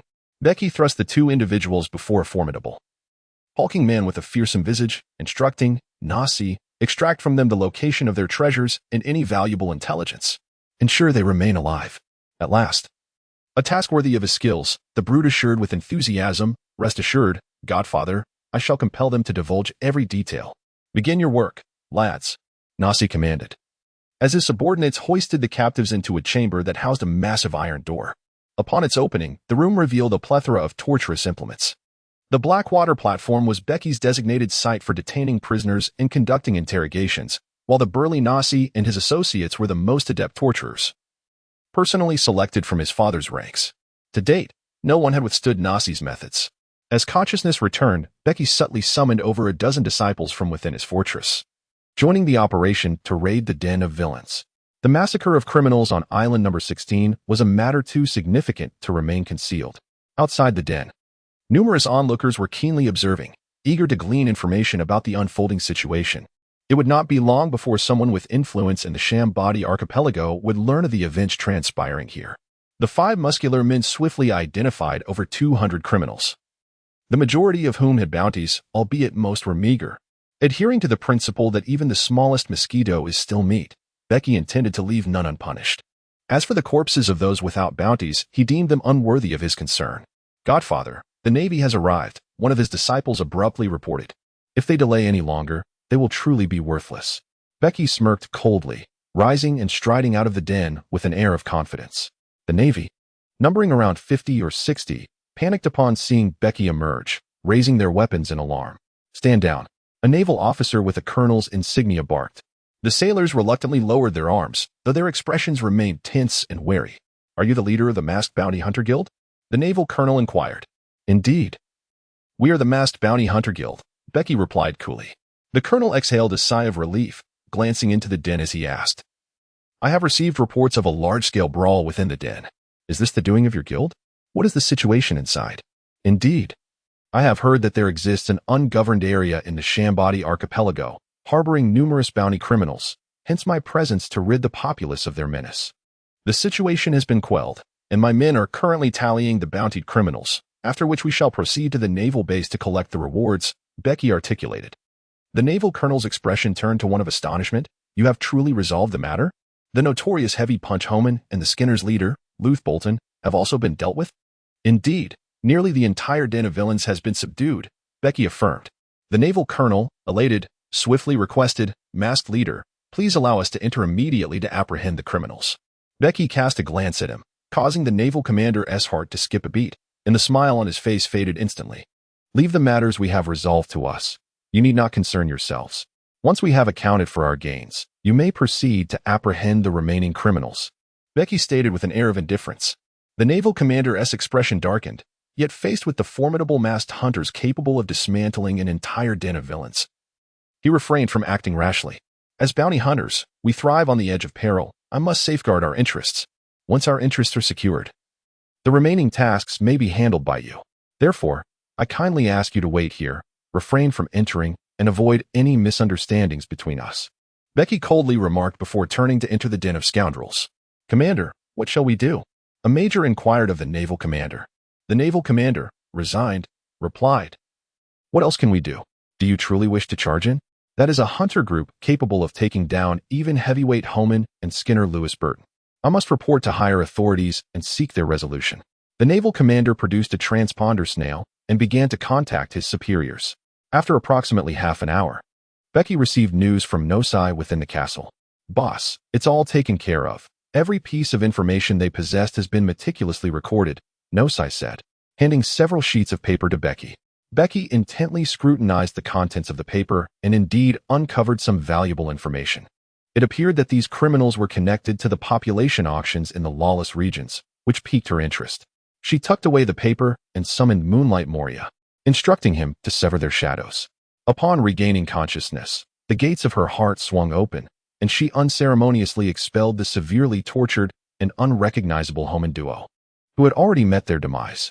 She then produced a sheet of paper and handed it to her disciple, directing him to retrieve the treasures from the homes of the Homan pair.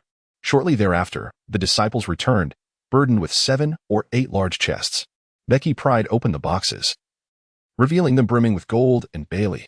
Master, the preliminary estimation places the value of these treasures at approximately 140 to 150 million, remarked her disciple. Becky was exceedingly content as he gathered all the treasures into his fortress. His disciples, who had been dispatched to plunder the den of rogues, returned in succession, each replete with riches. Once Becky had secured all the treasures within his stronghold, he instructed his disciples to summon the naval forces to restore order. A naval commander, accompanied by dozens of sailors, entered the den of rogues. Leading the way was an unfamiliar sailor, with the previous commander standing behind him. Upon witnessing the devastation and the multitude of corpses strewn across the ground, most were rendered pale with terror. Captain Facade, you have slaughtered them, the unfamiliar sailor remarked, his expression grave as he questioned, Who are you? I am Rear Admiral Federer, the stranger replied in a measured tone. Becky raised an eyebrow, surprised to find himself confronted by a Rear Admiral of the Navy. Tell me, Masked Leader, are these individuals the victims of your slaughter? Questioned Admiral Federer. We did not slaughter them. We engaged in battle against these heinous criminals. It is a fight where it is either their demise or ours, and casualties are inevitable. Becky replied. But do you, Admiral Federer, feel sympathy for them? Chapter 34. New objectives. Even if they're criminals, they are still human beings, Admiral Federer stated gravely. Human beings, indeed.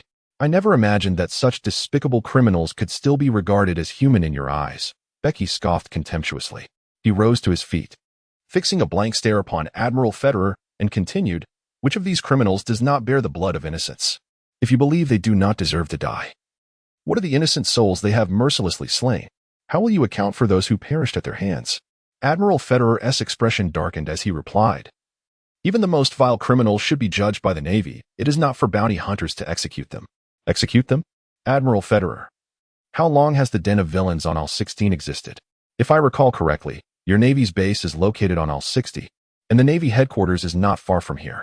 How is it that such a den of iniquity has persisted in such proximity, allowing these criminals to roam free? What can be said of your Navy, Admiral Federer? Bege derided. Admiral Federer's expression grew even more somber. The lawless territory of the Caponebeque Islands was an embarrassing truth for the Navy, and faced with Bege's scorn, he found himself at a loss for words. Raising his head, expressionless, he coldly remarked, "Though you are bounty hunters, you cannot take lives indiscriminately. You must be accountable for your actions. Admiral Federer, please mind your words. We, the masked hunters, are apprehending the criminals of this den. They attacked us en masse, with 200 to 300 against our mere dozen.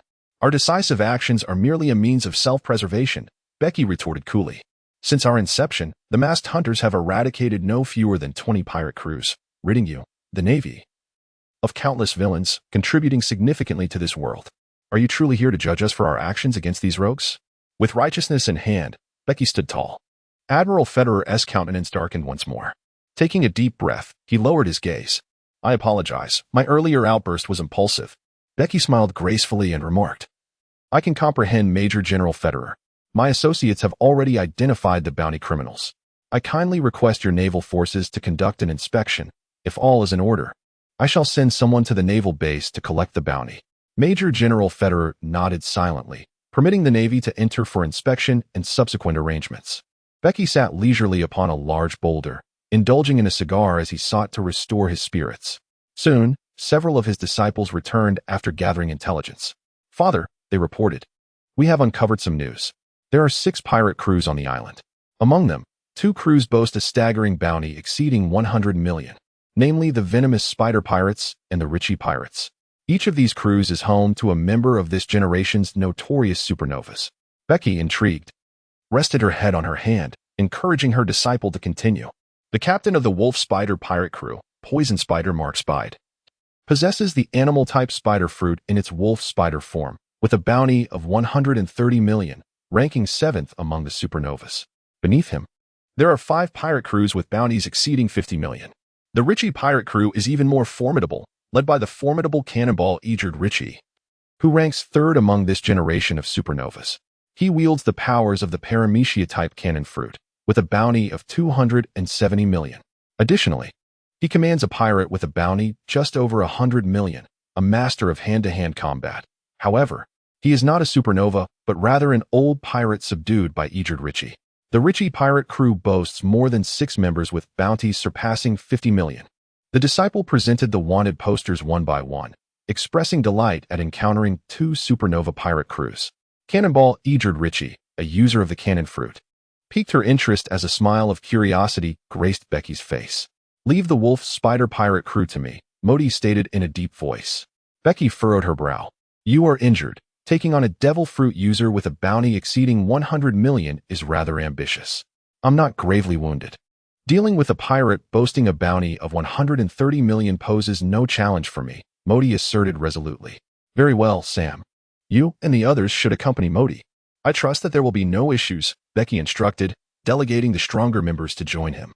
"I shall handle the Ritchie pirate crew," Bege declared, rising and brushing off the debris from his clothes before securing his sword at his waist. "Hank, you're injured. Stay back and accompany the Navy to claim the bounty," Bege added. "Understood," Hank replied, his face displaying discontent, but his injury rendered him unfit for intense combat. "Wait. You need to prepare for the capture of the supernova pirate crew," Rear Admiral Federer interjected urgently upon overhearing their conversation. "Indeed, encountering them means we cannot let the opportunity slip by.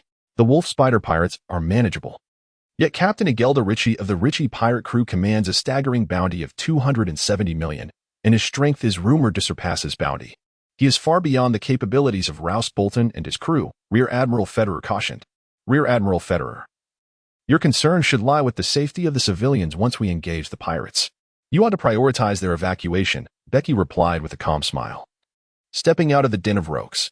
Did these individuals truly believe that defeating two criminals with bounties over 100 million would qualify them to challenge Caponebeque? Rear Admiral Federer's expression fluctuated between unease and determination. Quickly account for the situation. Do not dawdle, as you will soon need to address the two supernova pirate crews. Hank snapped at the Navy. What should we do, Admiral? A Navy colonel inquired. Regardless of their success, they will undoubtedly stir considerable chaos. Dispatch personnel to follow them and ensure the evacuation of the populace. We cannot allow civilians to become embroiled in this. You handle the aftermath here. I shall take the lead, Rear Admiral Federer commanded solemnly. Understood. The Rear Admiral immediately rallied a team and hastily set off in pursuit of Becky and his group. A quarter of an hour later, Becky and his companions entered a renowned restaurant on Island 21. Outside, the Navy Rear Admiral appeared anxious. Quickly call the base for reinforcements. Ensure the swift evacuation of residents from the nearby streets. Becky, accompanied by her 4 disciples, strode confidently into the establishment. Standing at the entrance, she surveyed the entire dining hall and noticed a diverse group of individuals gathered in a corner near the window. Weapons lay upon the table as a cluster of people engaged in hushed laughter and conversation. Becky's gaze was fixed on the past, where among the crowd, a tall, portly man seemed to sense her presence and locked eyes with her. Alongside this robust figure, a lean, elderly gentleman furrowed his brow and glanced in her direction. Ricky. That group harbors ill intentions, the slender old man remarked with a slight chuckle. Indeed, I can feel it. I hope they refrain from provoking us. I have no desire to unleash violence here, the stout man retorted, a hint of derision curling at the corners of his mouth. Becky strode confidently towards them, and the expressions of the people at the table instantly darkened. Becky produced a wanted poster, glancing at it before directing her gaze at the rotund figure before her. Indeed. You are Captain Caponebeque of the Ritchie Pirates.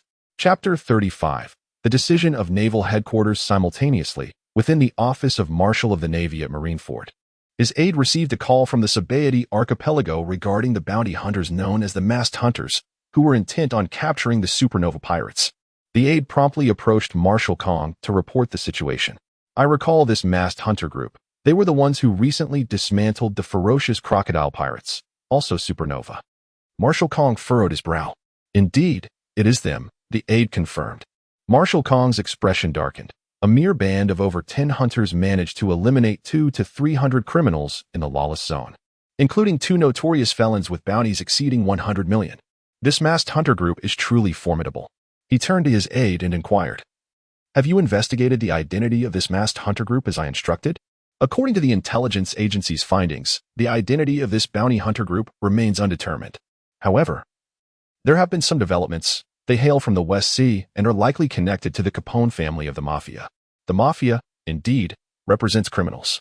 Marshal Kong's countenance darkened further, contemplating that if the masked hunters were indeed affiliated with the Mafia, the vast sums of bounties they had been siphoning from the Navy for so long would become a source of deep resentment and even murderous intent within him.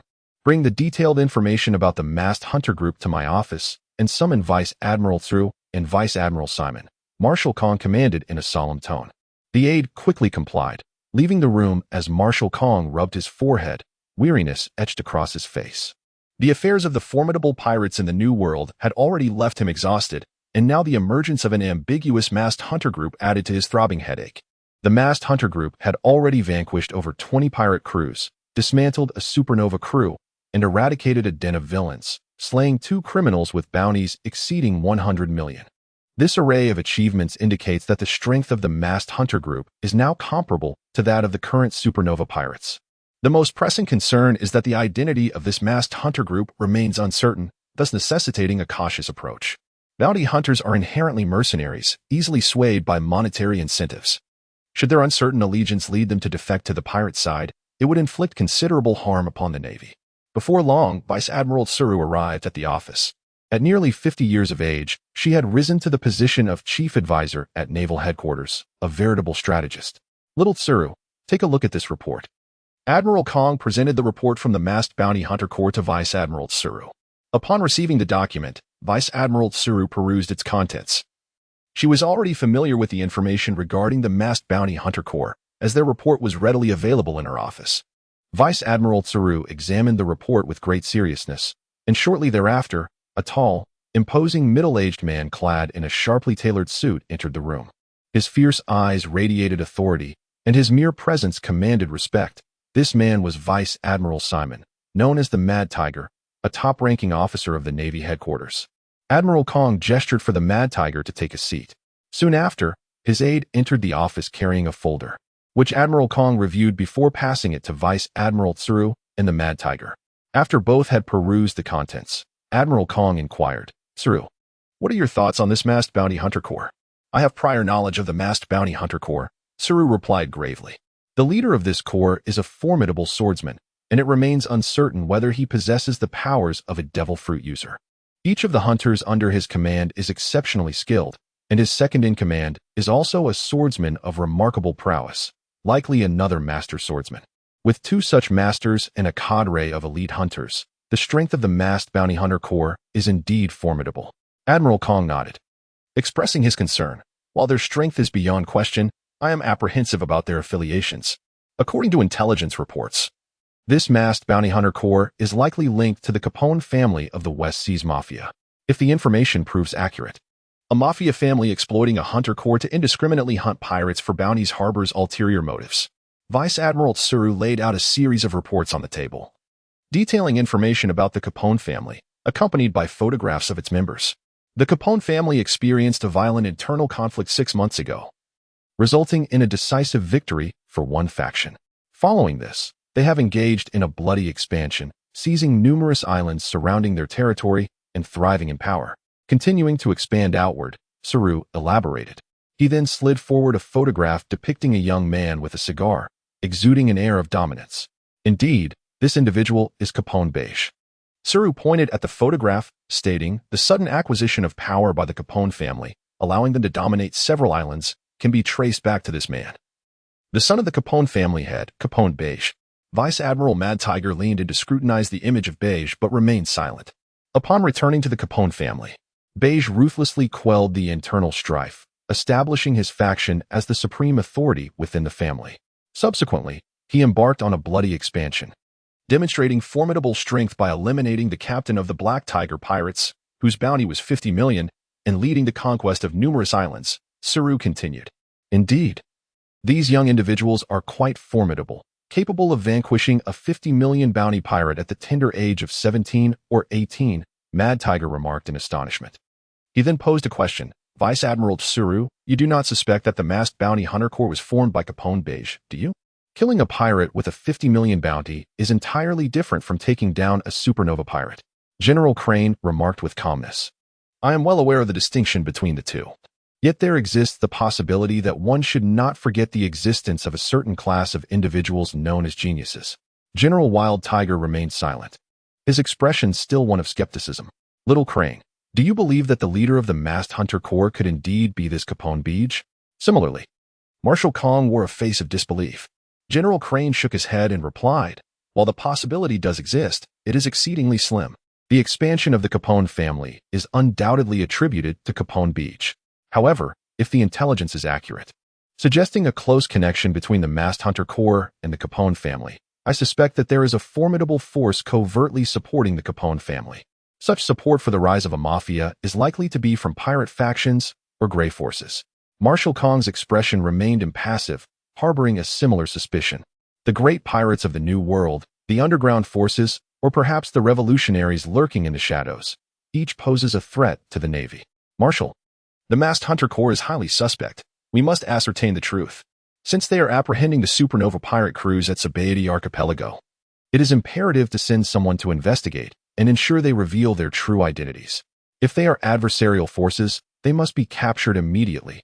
If not, we should extend an invitation for them to join the Navy," General Crane articulated. Marshal Kong nodded in agreement, endorsing the suggestion. "The identity of the masked hunter corps must be confirmed, particularly since there are 2 supernova pirate crews at Caponebeque archipelago. Such promising pirate crews must not be allowed to enter the New World. It is apt to send a team to conduct both investigation and apprehension simultaneously." A fierce glint appeared in Marshal Kong's eyes as he turned to Wild Tiger, stating, "Simon, you shall lead the team. This matter must be executed with precision." General Wild Tiger shrugged, a knowing expression upon his face, and nodded in acquiescence. Chapter 36. A Hedgehog's Defense. Becky appeared before the Ritchie pirates. Brandishing the bounty notice for a Gelder Ritchie, her tone unmistakably confrontational. The rotund Ritchie's gaze sharpened, his expression darkening ominously. "You truly are unaware of the peril you court," he declared. Instantly, his crew rose in unison, their faces shadowed, weapons drawn with a resounding clatter. In an instant, the atmosphere within the dining hall thickened with a palpable tension. The patrons, alarmed by the escalating situation, hastily exited, while the restaurant owner and staff attempted to usher them towards settling their bills, but to no avail. They could only watch helplessly at the standoff between the two factions, their expressions betraying a mix of exasperation and concern as they urgently instructed employees to summon the Navy. "I am Gelder Ritchie. What business have you with me?" Ritchie suppressed his murderous intent, refraining from immediate violence.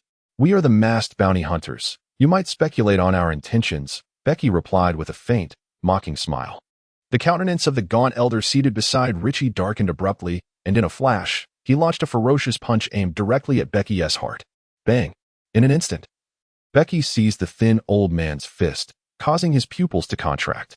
Zhilong, a master of martial arts, with a bounty of 105 million. Becky calmly recited his information as he regarded the thin old man. "Your punch is commendable. However, you are no match for him." Zhilong's gaze turned frigid as he prepared to strike again, but the cold voice of Ritchie interrupted him. Zhilong withdrew his fist. Ritchie rose, his expression exceedingly grim, his sharp, chilling eyes fixated on Becky. His body gradually flushed red, emanating an intense aura that oscillated powerfully. "We initially had no intention of causing a disturbance in Sabaody, but since you have sought us out, we shall use you as a flag to rally our forces. This is not the place for confrontation. Shall we relocate elsewhere?" Becky replied, unfazed by Ritchie's predatory glare, maintaining a demeanor of indifference. "There are no such rules. After all, we are pirates," Ritchie retorted with a cold smirk, launching a powerful strike towards Becky. Becky's complexion suddenly changed as he beheld a metallic cap at the center of Ricky's palm. This cap abruptly opened, releasing a torrent of explosive airflow from within. In an instant, Becky struck out, kicking her disciple away with both feet. He could not escape in time and was struck by the explosive shockwave, sending him hurtling through the air, crashing into tables and chairs, and with a thunderous sound, shattering the wall. The terrifying force of Ricky's explosive energy wreaked havoc as the majority of the restaurant's tables and chairs were obliterated, leaving fragments of dining tables and plates scattered everywhere. The Godfather. The disciples' expressions changed drastically, for they understood that Becky had the capability to evade Ricky's attack. But in her selfless act to save them, she had missed the optimal moment to dodge and had instead fallen victim to the onslaught. Becky stepped into the room. Emerging from the debris of the collapsed wall, his garments tattered by the force of the explosion, with his right sleeve completely torn away, revealing his inflamed skin. The sheer power of the blast was truly terrifying.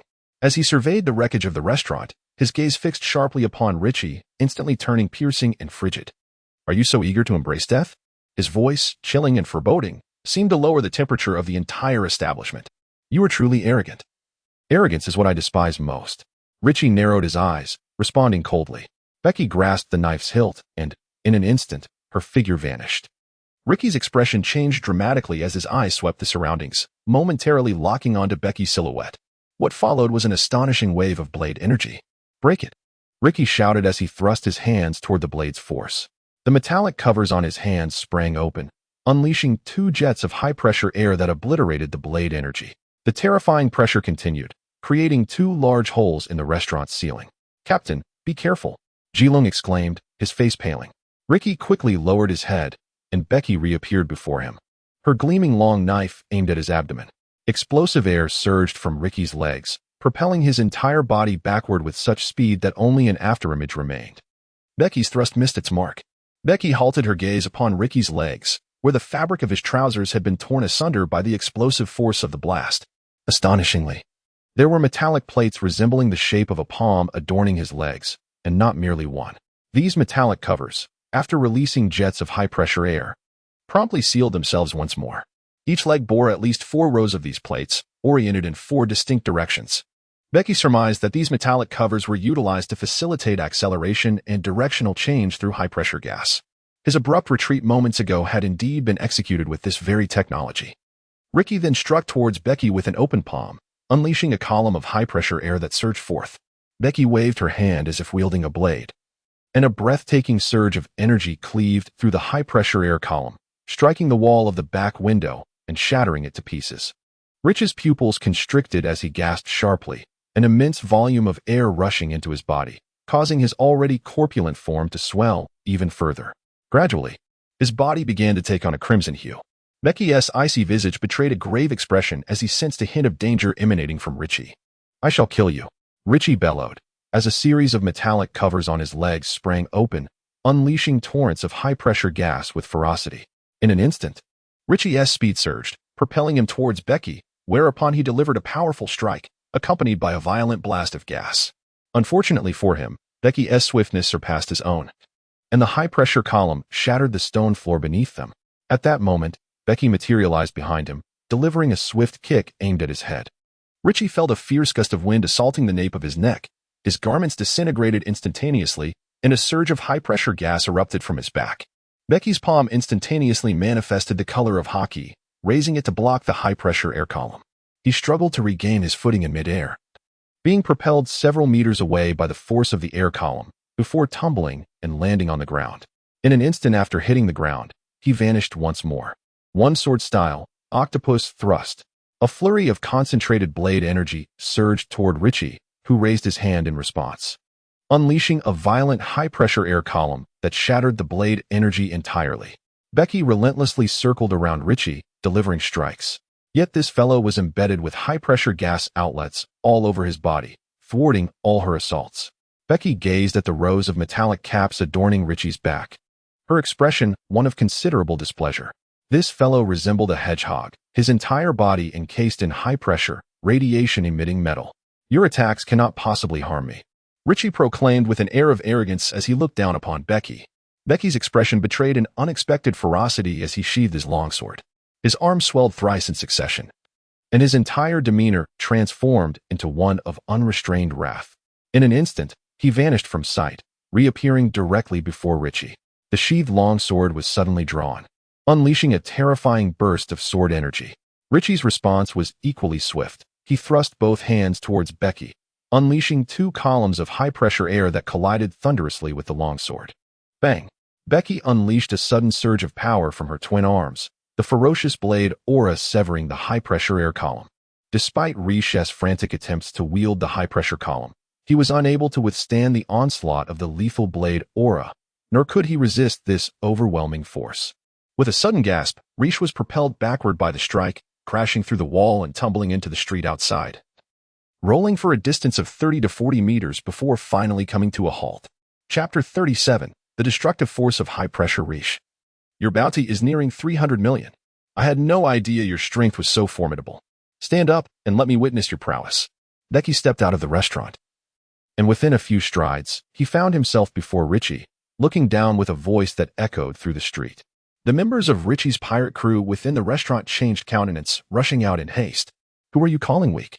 Richie, sprawled on the ground, suddenly lifted his head, his gaze fierce and expression grotesque.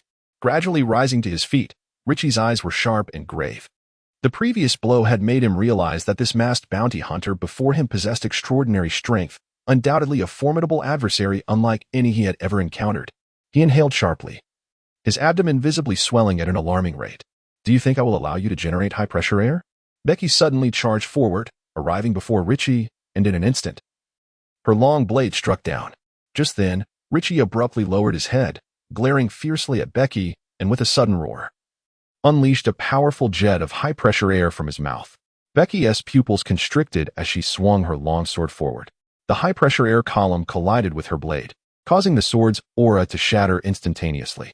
Upon the impact of the high-pressure air column against her longsword, Becky immediately sensed the tremendous force of the shockwave, propelling her across the ground for several dozen meters.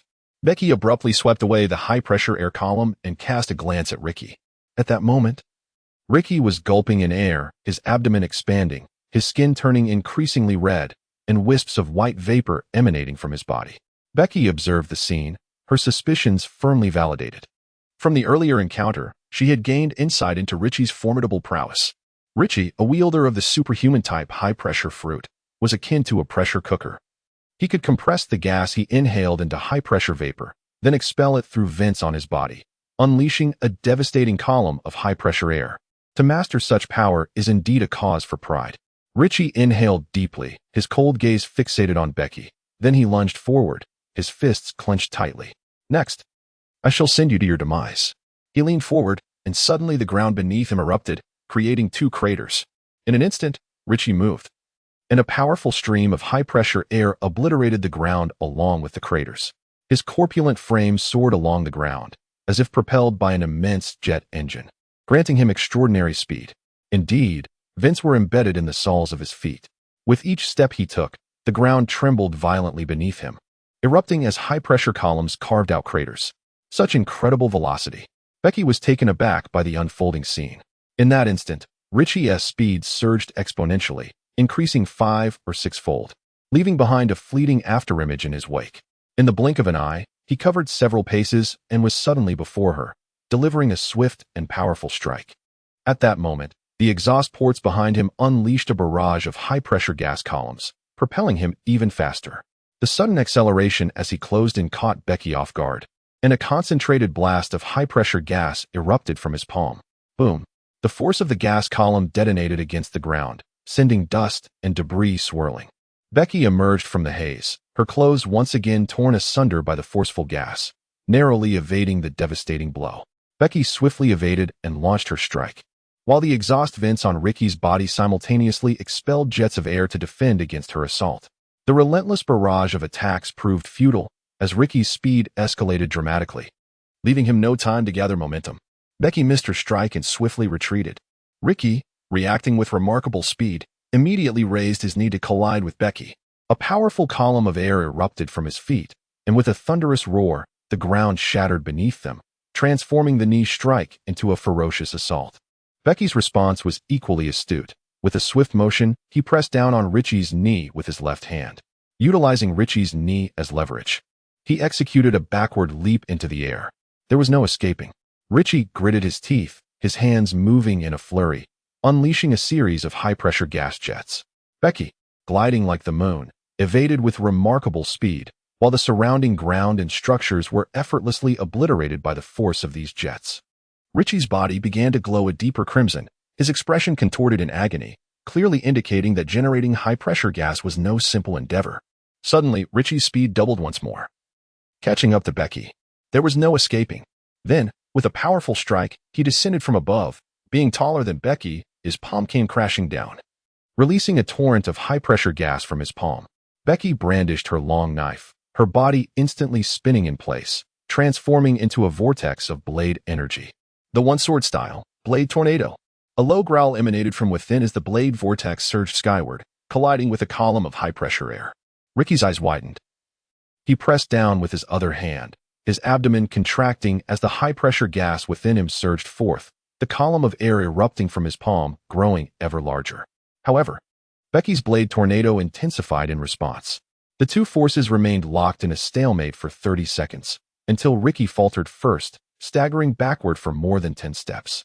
In an instant, a terrifying blade vortex shot into the sky, exploding and sweeping outwards in all directions. Meanwhile, Becky, standing firm, gripped her long knife, her complexion slightly pale. I cannot afford to lose. Ricky bellowed, fiercely inhaling once more, intent on generating high-pressure gas anew. Yet Becky was unwilling to grant him that opportunity. Darting forward with remarkable speed. Suddenly, a figure rushed in from the side, blocking Becky's path. Do not lay a finger on the captain. It was Jiling, striving to buy Ricky some time by intercepting Becky. Jilung swung his fists, each strike shattering the air, his speed and power astonishing. With a sudden glare, he unleashed a punch that caved in the air before him, creating an air cannon. He swiftly dodged the resulting blast, which detonated against the ground nearby with a thunderous explosion, dust billowing into the air. To generate an air cannon solely with his physical prowess, Jilung truly exemplified the mastery of body techniques. His assault was rapid, a flurry of punches and kicks leaving no room for respite, even executing vacuum slashes akin to the Gale kick.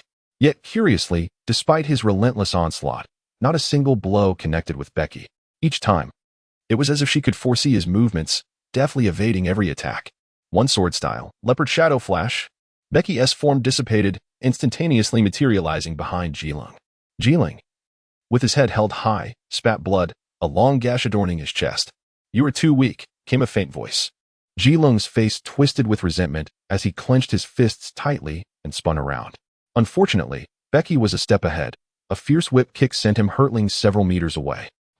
Becky's pupils constricted sharply as her figure swiftly darted to one side. A column of high-pressure air, as thick as an arm, grazed her hair, hurtling towards a distant edifice. It pierced through an entire row of more than 10 buildings, culminating in a resounding explosion that reverberated across the vicinity.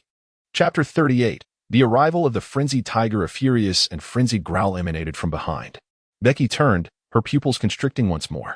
Before her stood Ricky. His abdomen swollen to more than double its size, his entire form drenched in crimson, emanating an eerie mist of blood. Becky sharply discerned that her body was exuding a crimson fluid, which swiftly vaporized into a mist of blood. The high-pressure gas possessed an immense destructive power. Despite her fruit-based abilities, her body had its limits and could not withstand the increasingly potent high-pressure gas. Her current state was indicative of her desperate attempt to generate an even more formidable high-pressure gas. Suddenly, a thunderous roar erupted, and Ricky's back and thigh trembled violently as a ferocious column of high-pressure gas surged forth. The reactive force generated by this tumultuous gas propelled his form, transforming him into a fleeting specter. In nearly an instant, he had contorted himself to stand before Becky, bellowing as he unleashed a powerful strike. The velocity had escalated yet again. Becky's gaze sharpened as she instantly enveloped her blade in hockey, decisively cleaving it down to collide fiercely with the surging column of high-pressure air. A thunderous boom resonated, causing Becky to tremble slightly, the ground beneath her feet crumbling instantaneously. The power unleashed by Richie's high-pressure column was truly formidable, swiftly shattering the earth below. "You shall perish," Richie bellowed, unleashing a massive jet of high-pressure air from his mouth. Without hesitation, Becky retaliated with a punch aimed at the air column. With a resounding crash, Becky was violently propelled backward by the ferocious blast, her body skimming the ground as she soared over 20 meters before crashing into a building, causing it to collapse partially. Richie advanced with 2 strides, the high-pressure air erupting beneath his feet, pulverizing the ground, and in the blink of an eye, he charged into the crumbling structure. Just as he entered, a terrifying wave of colossal blade energy erupted from the damaged edifice, severing everything in its path. Following this, Richie's corpulent form was hurled backward, landing heavily on the ground. Regaining his stance, he forcefully stomped forward, halting his retreat. His right hand trembled, his eyes wild as they fixated on the wreckage. One after another, the shattered buildings plummeted from the sky, crashing down into ruin. The potency of high-pressure air is indeed a fearsome ability. Becky emerged expressionless from the shattered remnants of the building, his left hand's armament color shattered and dissipating. Beneath the armament color, the fortified skin was equally fractured, with his entire arm split open, blood staining it crimson. The ferocity of Richie's previous strike was such that even Becky's armament color, coupled with his fortified skin, failed to provide protection. Richie's strength surpassed that of Moonlight Moria in his most formidable state, before the manifestation of Shadow Amalgamation. That attack just now must have been your limit, Becky thought, his gaze sharpening as his expression turned grim, and his aura surged with untamed ferocity. This wild energy surged forward, seeking release. Sensing the impending danger, Richie unleashed a high-pressure jet of air, hurtling directly toward Becky. Becky swiftly unsheathed his blade, the dazzling light slicing through the high-pressure air column. With a powerful thrust of his right foot, a cyclone erupted from the ground, causing his form to vanish in an instant. In a flash before Richie, Becky's silhouette flickered, executing the one-sword style, Rising Dragon Slash. A ferocious torrent of blade energy surged forth like a colossal dragon. Richie's expression shifted dramatically as he clapped his palms together, sending forth 2 high-pressure air columns to collide with the blade energy dragon. Yet, he underestimated its formidable might. With a thunderous crash, Richie was propelled into the air by the collision, the savage dragon of blade energy threatening to shatter him. In the face of dire straits, Richie unleashed an even stronger high-pressure air column, obliterating the dragon. Above him, the sound of friction filled the air as Becky materialized before him, raising his long blade to deliver another resplendent strike. Richie expelled high-pressure air columns from both hands in a desperate defense, but he was instantly transformed into a meteor, struck down by the ferocious blade light, crashing towards the earth. The ground shattered upon impact, not solely due to Richie's descent, but because he had, at the last moment, expelled high-pressure air from his back to cushion the blow, preventing a direct collision. However, the cancellation of their immense powers still left him injured, causing him to cough blood repeatedly. It is not over yet. A cold voice echoed in Richie's ears, and amidst his astonished gaze, Becky's wild figure reappeared. One sword style, demon ape slash. The colossal blade light descended once more. In a panic, Richie raised his hands and unleashed high-pressure air columns. Boom. In the violent clash, Richie continuously expelled high-pressure air to block Becky's terrifying strike, but the tremendous force forced his knees to buckle, the ground beneath him fracturing into a web of cracks radiating in all directions. As he lowered his head, a torrent of blood gushed forth. Almost immediately, Becky landed a kick to Richie's abdomen, sending his massive body flying, skidding across the ground and leaving a long trail behind. Is the disparity truly this vast? Richie coughed blood and gasped for breath, unsteadily rising to his feet. Becky suddenly approached Richie, slashed through the rain. An angry voice erupted from behind, and a flurry of fierce strikes surged towards Becky from the rear. Becky furrowed her brow, her figure vanishing as those slashes struck the ground, creating a series of craters. Becky suddenly appeared behind Jilung, who was filled with terror. "Take the captain away," Jilung shouted, abruptly turning around and launching a powerful punch towards Becky. Becky swiftly seized Jilung's wrist, forcefully driving the hilt of the knife into his chest. Jilung recoiled, blood gushing from his mouth as his eyes rolled back in agony. Becky cast him away into the distance, while the crew of the Ricky pirates surged towards Ricky with fervor. Stepping forward, Becky stood before the members of the Richie pirate crew.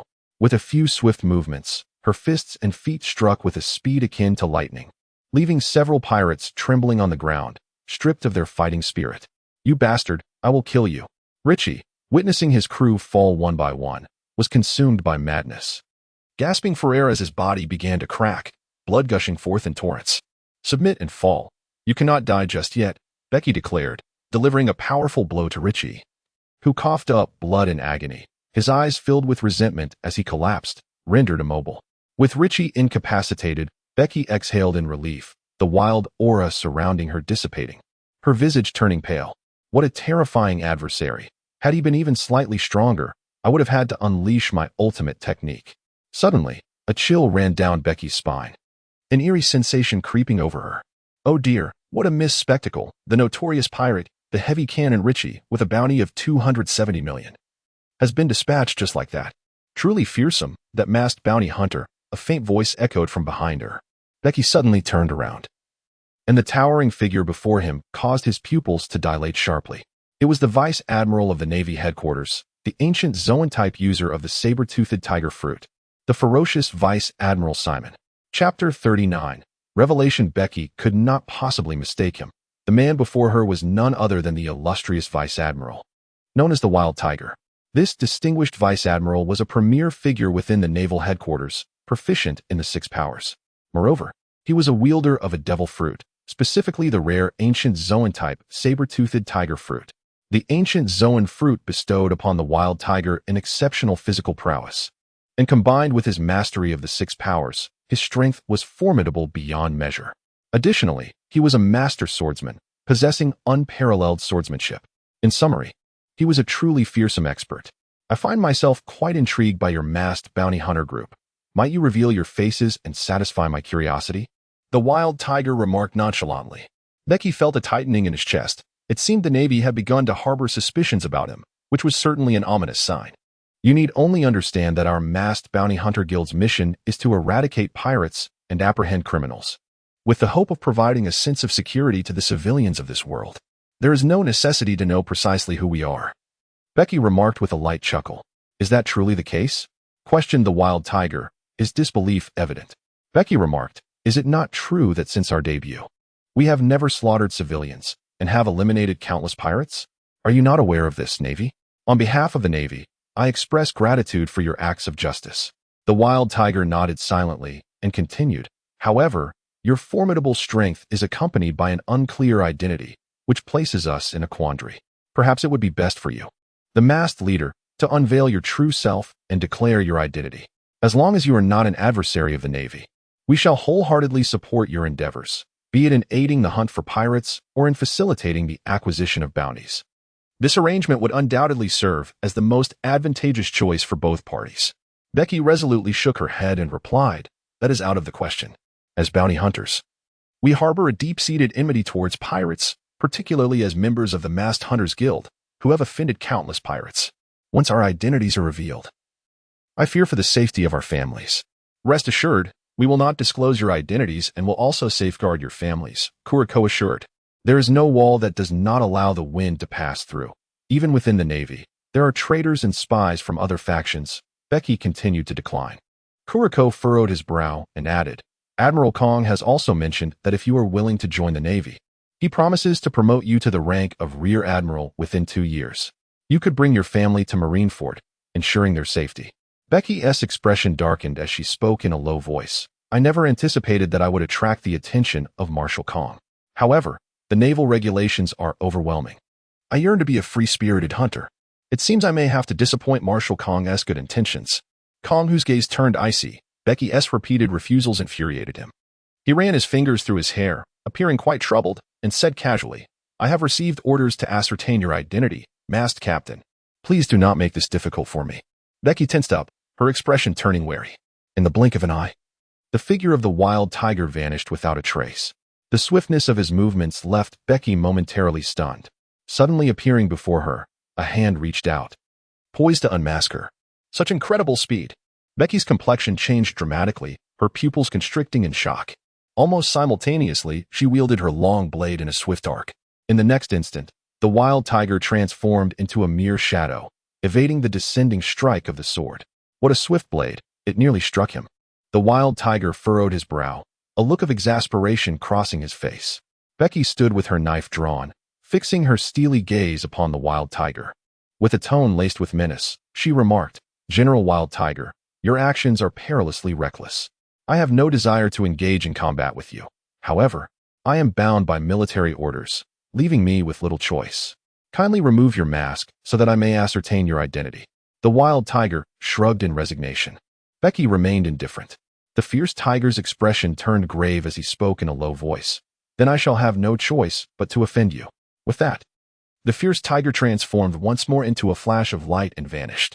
"In light of this, I shall experience the prowess of General Fierce Tiger." Becky displayed a fierce determination in his gaze, for he was indeed a vice admiral of the highest caliber in the Navy. The Navy had resolved to ascertain his identity, and Becky realized that he might not be able to conceal it any longer. In light of this, he wished to test the disparity between himself and the esteemed vice admiral of the Navy.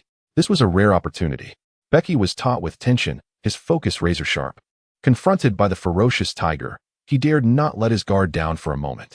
"I've spotted you," he thought, as his gaze sharpened suddenly. In a swift motion, he spun around, brandishing his long blade, which sliced fiercely towards the wild beast. The tiger, with a single hand, parried the strike, its obsidian palm infused with a formidable armor of hockey. The tiger's right hand reached out towards Becky's mask. Becky swiftly unleashed a whip-like kick aimed at the waist of the ferocious tiger. With a resounding thud, the tiger raised its right leg to block Becky's strike. The technique of the no-blade style, Gale of the Eagle. Becky's left hand swung fiercely, unleashing an eagle-shaped slash with nothing but his palm, causing the wild tiger to retreat several steps in a blur. Suddenly, a crack appeared on the mask covering his face, revealing that Wild Tiger's finger had grazed it during their brief clash. The mask shattered with a series of sharp cracks, scattering fragments across the ground. Wild Tiger's expression darkened as he stared in shock at Becky's visage. "Caponebeque, I never expected it to be you." "So, the mask is truly shattered," he remarked. Becky, taken aback, sighed softly, his mind already prepared for this revelation. After all, he was facing Wild Tiger, and he had not anticipated being able to preserve his mask. Yet, he had not expected it to be destroyed so soon. It was a testament to the prowess of a top admiral in the Navy. "I recall you being merely 17 or 18. How do you possess such terrifying strength?" Wild Tiger was indeed astounded, completely taken aback by the revelation that the masked leader was Capone Bege.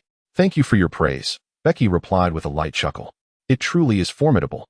After his initial shock, Wild Tiger's gaze sharpened, becoming cold and resolute as he declared, the eldest son of the Capone family of the West Sea Mafia, regrettably. You are not a friend of the Navy.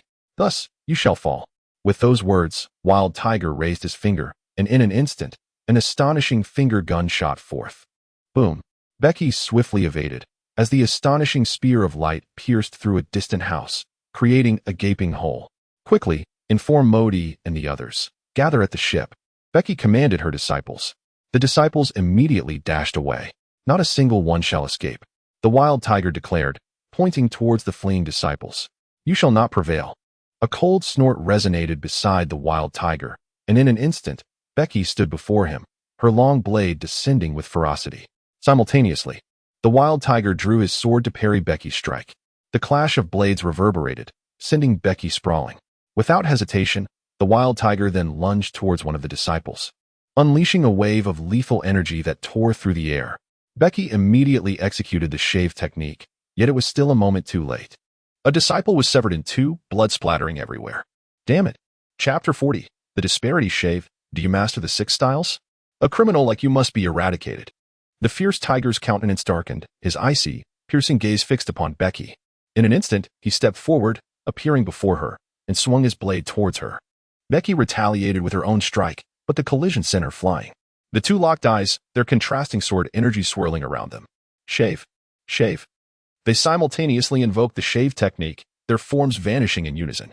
The sharp clang of metal echoed as sparks erupted amidst the clash.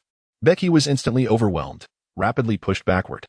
However, the ferocious tiger's speed was even greater. With its long, powerful legs, it delivered a fierce kick to Becky.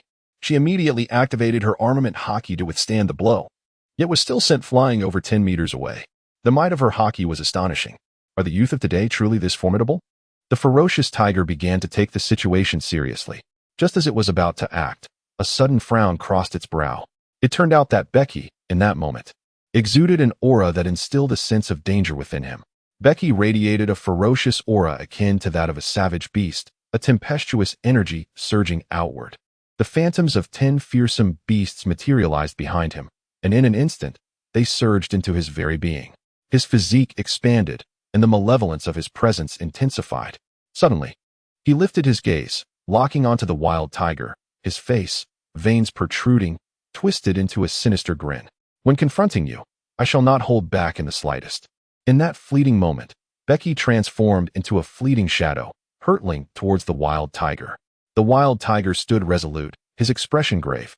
In an instant, he pivoted, swiftly perceiving Becky's movement, intercepting his long blade. With a focused gaze, the Wild Tiger's weapon trembled with immense force, propelling Becky backward in a heartbeat. Then, with a swift motion, he unleashed a barrage of slicing energy. Becky unleashed a flurry of strikes, her blade slicing through the air, producing arcs of dragon-like energy. Laser beams and sword chi collided with ferocity, detonating in a cataclysm that obliterated an entire street. The two figures transformed into mere afterimages as they arrived at a vacant expanse. Becky wiped the blood from the corner of her mouth, exhilaration coursing through her veins as a grid-like pattern of hardened skin emerged across her body. Her breath grew increasingly wild and menacing. As Becky unleashed her full power, a terrifying vortex of blade energy enveloped the surroundings. Under the beastly gaze of Becky, the expression of the Wild Tiger grew increasingly solemn. It was upon them. With a reckless grin, Becky gradually drew her long blade, and the air crackled with violent energy. One sword style, Tyrannosaurus. A formidable sword aura materialized into a colossal Tyrannosaurus, towering at 6 meters, as it advanced towards the Wild Tiger.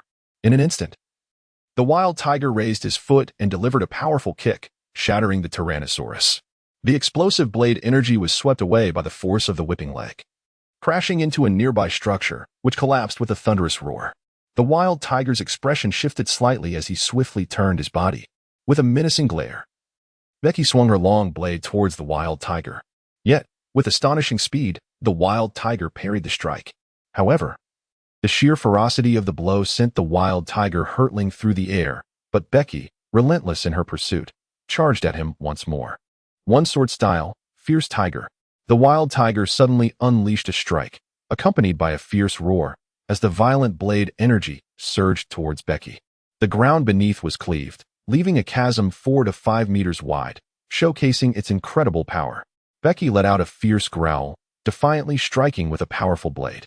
The menacing aura of her sword collided with the oncoming ferocity of another, resulting in a chaotic explosion of energy. The two forces clashed violently, creating an astonishing shockwave that shattered the ground for dozens of meters, sending clouds of dust swirling into the air. As Becky just landed, a flash of blade light surged towards him once more, prompting him to swiftly evade. However, the ferocious tiger had no intention of letting him escape. The long knife continued to slash, sending waves of blade energy pursuing Becky. He sprinted and dodged, while the surrounding structures were severed by the whirling knife energy. As Becky deftly evaded, she simultaneously closed in on the ferocious tiger. Upon nearing her target, she unleashed a blinding flash of her blade. The tiger's pupils constricted, and it swiftly executed a shuanpa to evade the onslaught. The intense arc of the blade cleaved through the air, propelling it several dozen meters forward, slicing through buildings and severing the trunk of a yalki vine tree. Becky gasped for breath, scanning her surroundings, when suddenly she looked up. A towering figure loomed in the sky, casting a shadow over her. It was the ferocious tiger. One sword style, raging rain. He bellowed, and an array of blade shadows materialized in the air. In an instant, countless beams of light descended like a torrential downpour, enveloping Becky entirely. The multitude of sword lights collided with the ground, creating a terrifying explosion that overturned the entire area. Tiger descended from the sky, his gaze fixed on the devastated landscape. As the smoke cleared, Becky's figure emerged, her expression grim. Raising her hand, she unleashed another fierce slash. A dragon-like blade of energy surged forth, shattering the onslaught of sword lights. As the dust settled, Becky was drenched in blood, her body battered by the explosive shockwaves of the relentless barrage. A trickle of blood staining her lips. Her eyes, wild and fierce, radiated an unyielding warrior spirit. One sword style, demon ape slash. Becky unleashed a formidable surge of energy, executing a colossal strike that cleaved through the air, aimed directly at the frenzied tiger. With a thunderous roar, the earth trembled, and a chasm several dozen meters long was carved into the ground. The furious tiger stood beside the ravine, his heart racing with trepidation. He sprang forward, performing 3 aerial kicks as he charged towards Becky. Becky, undeterred, charged forward, and the two figures clashed with breathtaking speed. The sound of metal echoed clang, chime, clang. In the air, the two silhouettes engaged in a frenzied battle, their blades colliding with ferocity from the skies to the ground. A series of tempests erupted, wreaking havoc as the very structures of the earth were leveled. The ground could scarcely withstand the overwhelming pressure, fissures appearing that sent shivers down the spine. In the distance, civilians gazed in terror as the cataclysmic explosions devoured their homes. The blood on Becky's body increased significantly, and a vicious wound was inflicted upon her shoulder by the blade. Suddenly, Becky's expression changed dramatically as a towering figure loomed above her, the furious tiger descending with a fierce slash. Becky hurriedly raised her defenses. Boom! Becky crashed to the ground like a cannonball, creating a massive crater as she embedded herself deeply into the earth, stirring up a cloud of dust.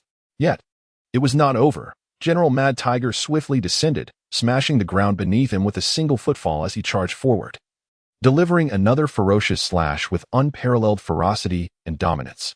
Becky gritted her teeth to block the strike. Although she managed to deflect the attack, the fierce kick from the general, a swift and powerful blow, struck her squarely in the abdomen. It sent her flying several dozen meters away, crashing into a dilapidated structure. She had underestimated his speed. Becky's lips were stained with blood, and his suit lay in tatters. The tough skin of his sturdy physique was cracked, with blood seeping forth. Fortunately, at the moment he was struck by the ferocious tiger's kick, he had already enveloped his abdomen with the armament hockey, allowing him to withstand the force of the blow. Otherwise, that strike would have rendered him incapacitated. I unleashed my most potent technique. Yet I was still no match for him. He had yet to reveal his devil fruit powers. Is this the chasm that separates us? Becky's expression darkened as he realized, through first-hand experience, the significant gap between himself and the ferocious tiger. To have pushed me to such an extent, you have every reason to take pride. Your strength is rapidly waning. I advise you to surrender, the ferocious tiger remarked nonchalantly. Becky's gaze was filled with the ferocity of a wild beast, her fighting spirit more intense than ever before. Would there be another battle? The expressionless figure of the mad tiger approached Becky, his body radiating a brilliant golden light. Surrender? What an impossibility. A cold smirk spread across Becky's lips as she straightened her posture, taking a deep breath that seemed to open a gateway in her chest. This scene caused the mad tiger to furrow his brow and halt his advance. Becky's lips curled into a confident, menacing grin. The forthcoming battle was destined to be even more intense. Chapter 41. Fury. Is that the power of a devil fruit?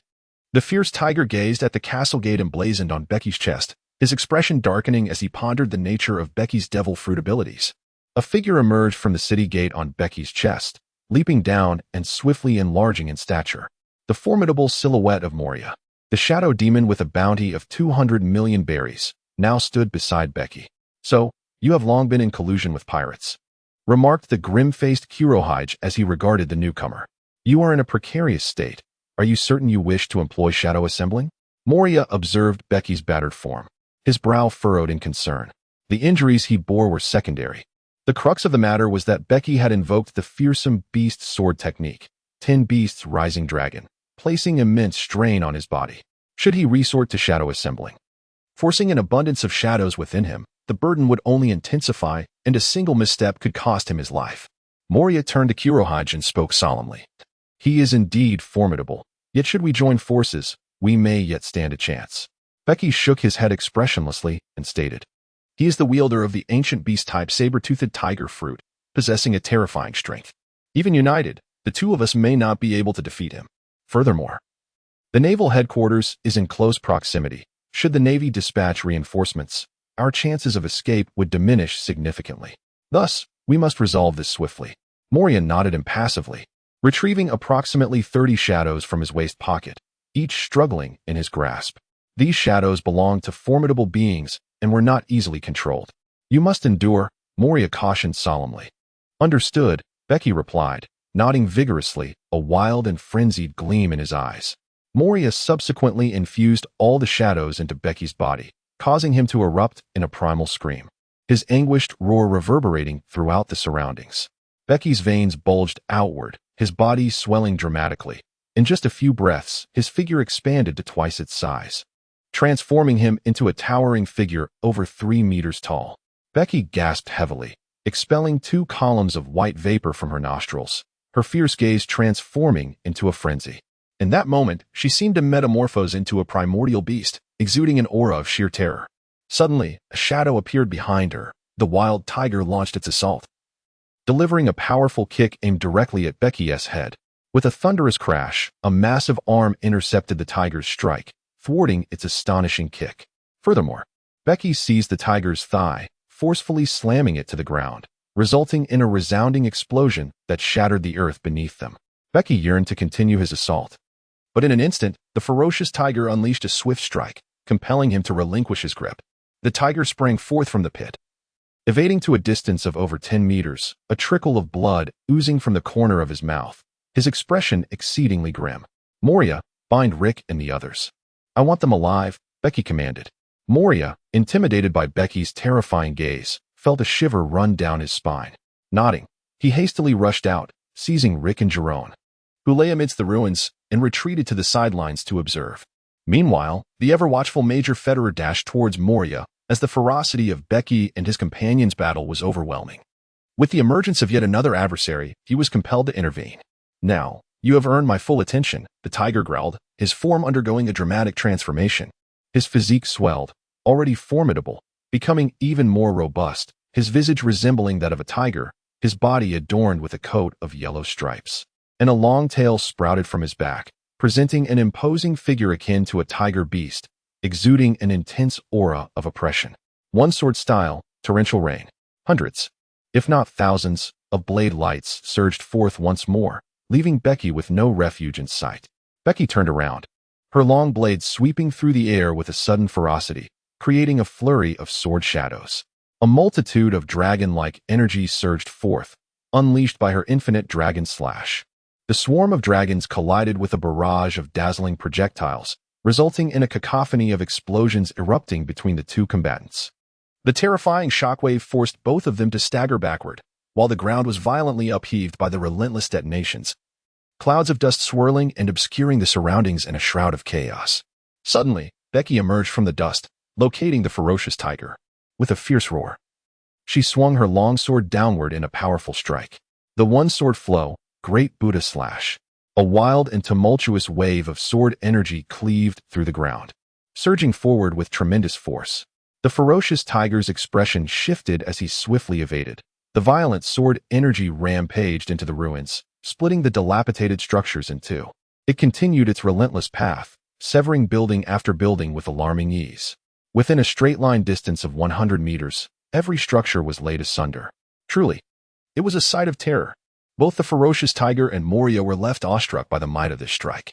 Bege, undeterred by his previous failure, surged forth once more, his velocity intensifying as he swiftly approached the ferocious tiger.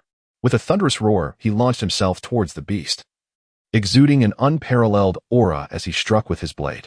The tiger, refusing to be outdone, met Bege head-on, resulting in a tremendous collision that sent Bege reeling backwards.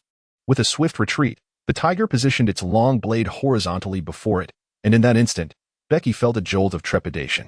Simultaneously, his body propelled forward as a colossal, fawn-like wave of energy pierced through the air towards him. Bege's expression turned to one of horror as the slashing blade unleashed a surge of lethal energy, piercing through the air with a ferocious wave. The blade struck Bege, leaving a deep gash across his chest, causing him to be propelled backward, crashing to the ground. The ferocious tiger advanced, seizing the moment to pursue. Suddenly, a dark spear shot forth with alarming speed. Tiger raised his weapon to block, but the tremendous force sent him staggering back several paces. Moria swiftly approached Bege's side. "I need more shadows," Bege roared in fury. "Your body cannot withstand it," Moria cautioned. "This is the only way." A flicker of calmness crossed Bege's rage-filled eyes. His blood-soaked chest opened the city gates. Moria gritted his teeth as his own shadow surged into the gates, entering the castle and yanking out the shadows of the disciples within, severing them with a swift stroke. "Hurry," Bege cursed. "If you die, don't blame me." With a determined grimace, Moria forced over 30 shadows into Bege's body. Bege emitted a pained roar once more, her body swelling as her eyes darted rapidly. From the shadows, a sinister presence approached. "Embrace your demise," the ferocious tiger growled, charging forth. Bege sprang from the ground, lunging forward with her longsword in hand. The ferocious tiger mirrored her rage, and in an instant, their blades clashed more than a dozen times. Then, with a sudden surge of power, Bege sent him reeling, and he landed swiftly, his body quaking as he resisted the force that had propelled him. His gaze was fierce and menacing, fixed intently on Bege, a trickle of blood seeping from the corner of his mouth. "Just moments ago, were you not the epitome of ferocity?" Bege emitted a roar akin to thunder as he began to sprint wildly. The howling wind swept around him, and once more, Bege found himself facing his opponent. His eyes suddenly widening as he raised his long blade high. One sword style, demon ape slash. The wild tiger, taken aback, looked up in disbelief. His eyes filled with shock. With a resounding crash, a piercing impact echoed through the air, and the overwhelming force sent the wild tiger flying several dozen meters, shattering a massive stone in the process. "Ha ha ha, come at me again." Bege let out a maniacal laugh. However, as he took a step forward, his body trembled violently, and he suddenly spewed forth a torrent of fresh blood. He staggered backward, coughing blood uncontrollably. In the distance, Moria's expression changed drastically as he shouted, "Your body can't take it anymore. Stop fighting and flee." At that moment, the ruins collapsed with a thunderous roar, sending countless fragments flying, and a towering figure burst forth from the debris. The wild tiger's face turned dark as an intense killing intent radiated from his eyes, advancing step by step, with each stride amplifying his formidable presence. Bege raised her head, her gaze fierce and wild.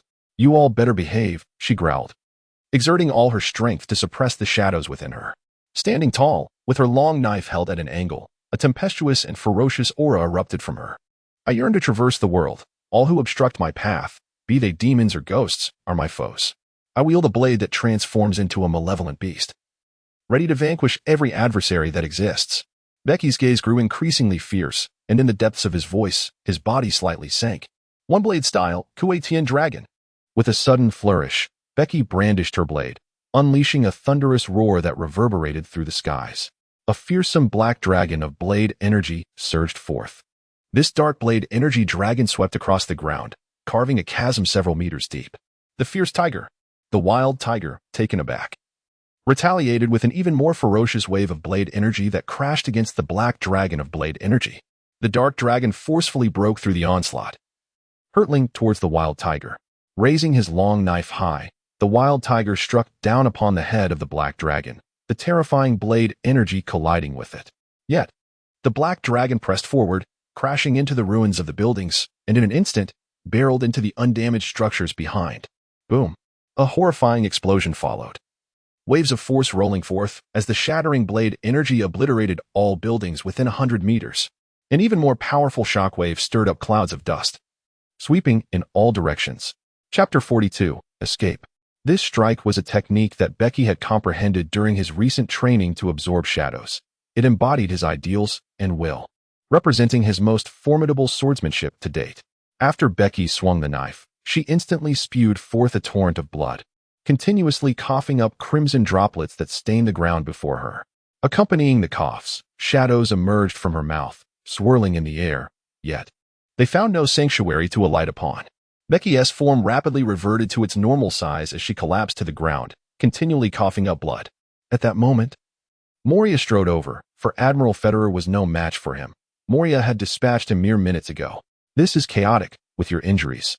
It will take at least a year for you to recover," Moria remarked, shaking his head as he gazed at the bloodied Bege. "We must leave at once," Bege said with a bitter smile. Moria swiftly scooped her up and dashed forward. "Don't forget about Richie and the others," Bege weakly called out.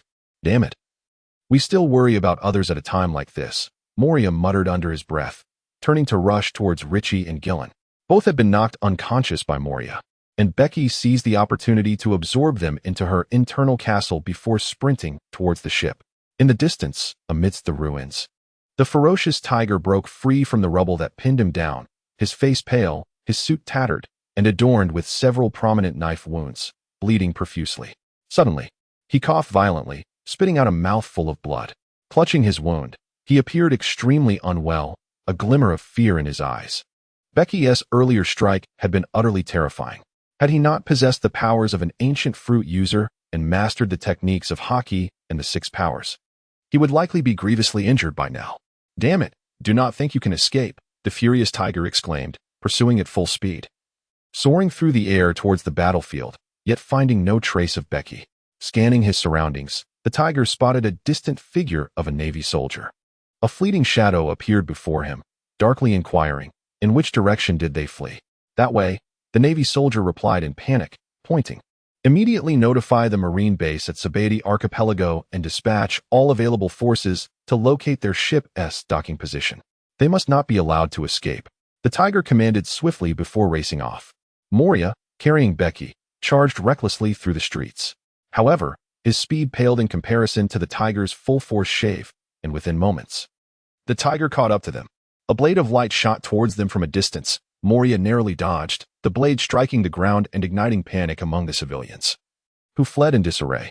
"He still possesses such fighting capability under my strongest attack," Bege thought, clenching her fists in frustration as she watched the approaching tiger.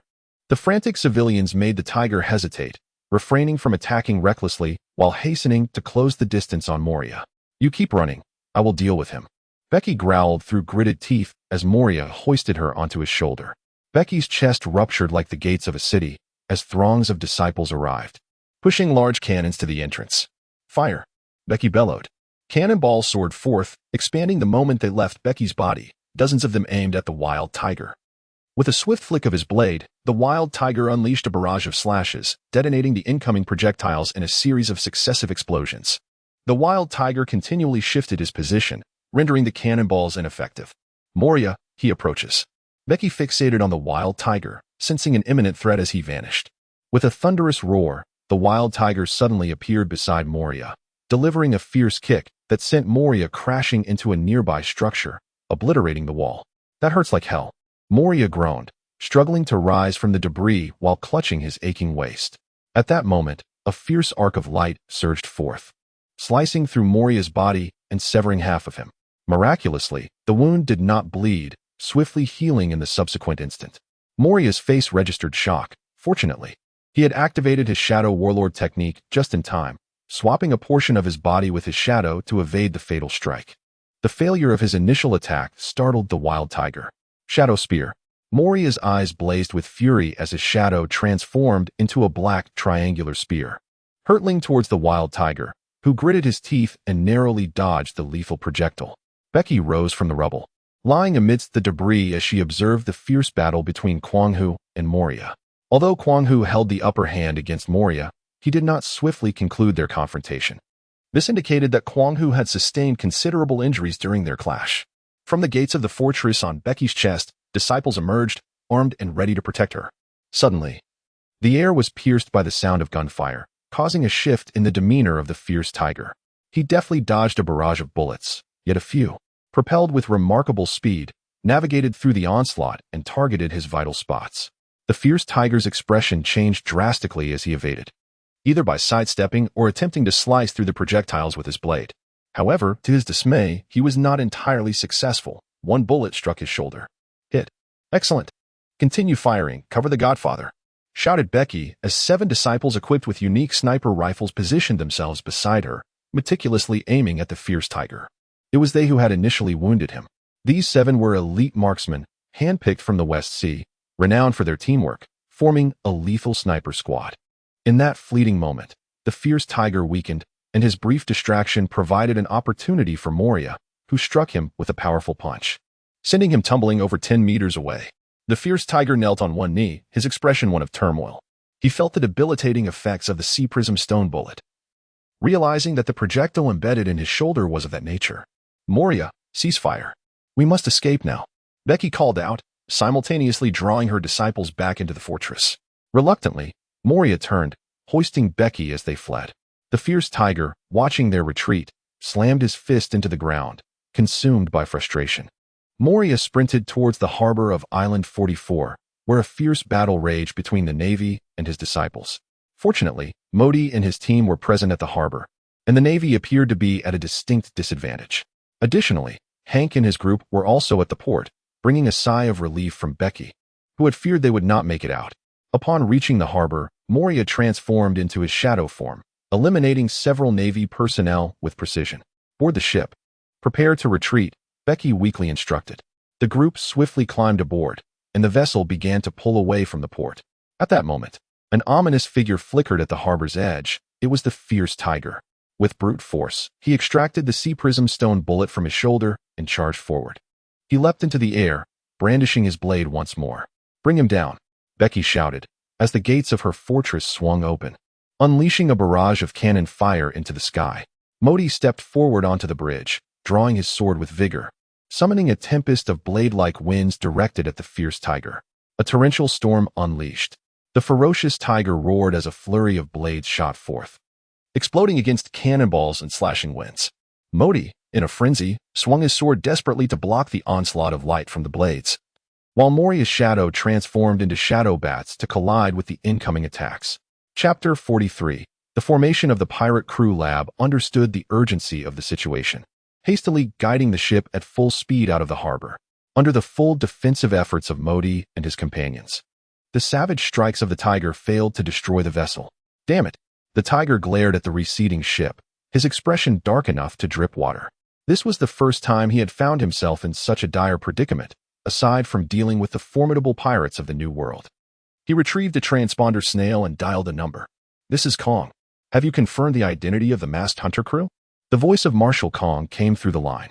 It has been confirmed that the captain of the masked hunter crew is Capone Bege, the eldest son of the Capone family from the West Sea. He has currently escaped from the Sabaody archipelago, the tiger replied in a grave tone. Capone Bege?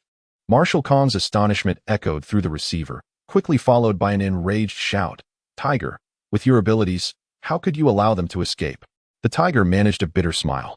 I intercepted them with all my might, but Capone Bege is too powerful. His individual strength surpasses that of all the supernovas and can rival those notorious pirates in the New World with bounties exceeding 400 million.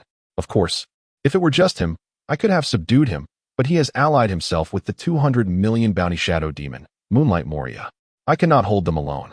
There was a moment of silence on the other end, and after a few breaths, Marshal Kong's voice, filled with lethal intent, resonated. Capone Bege poses too great a threat to the Navy. He must be eliminated. You will lead the operation, and I will dispatch elite Navy forces to ensure the death of Capone Bege. Understood.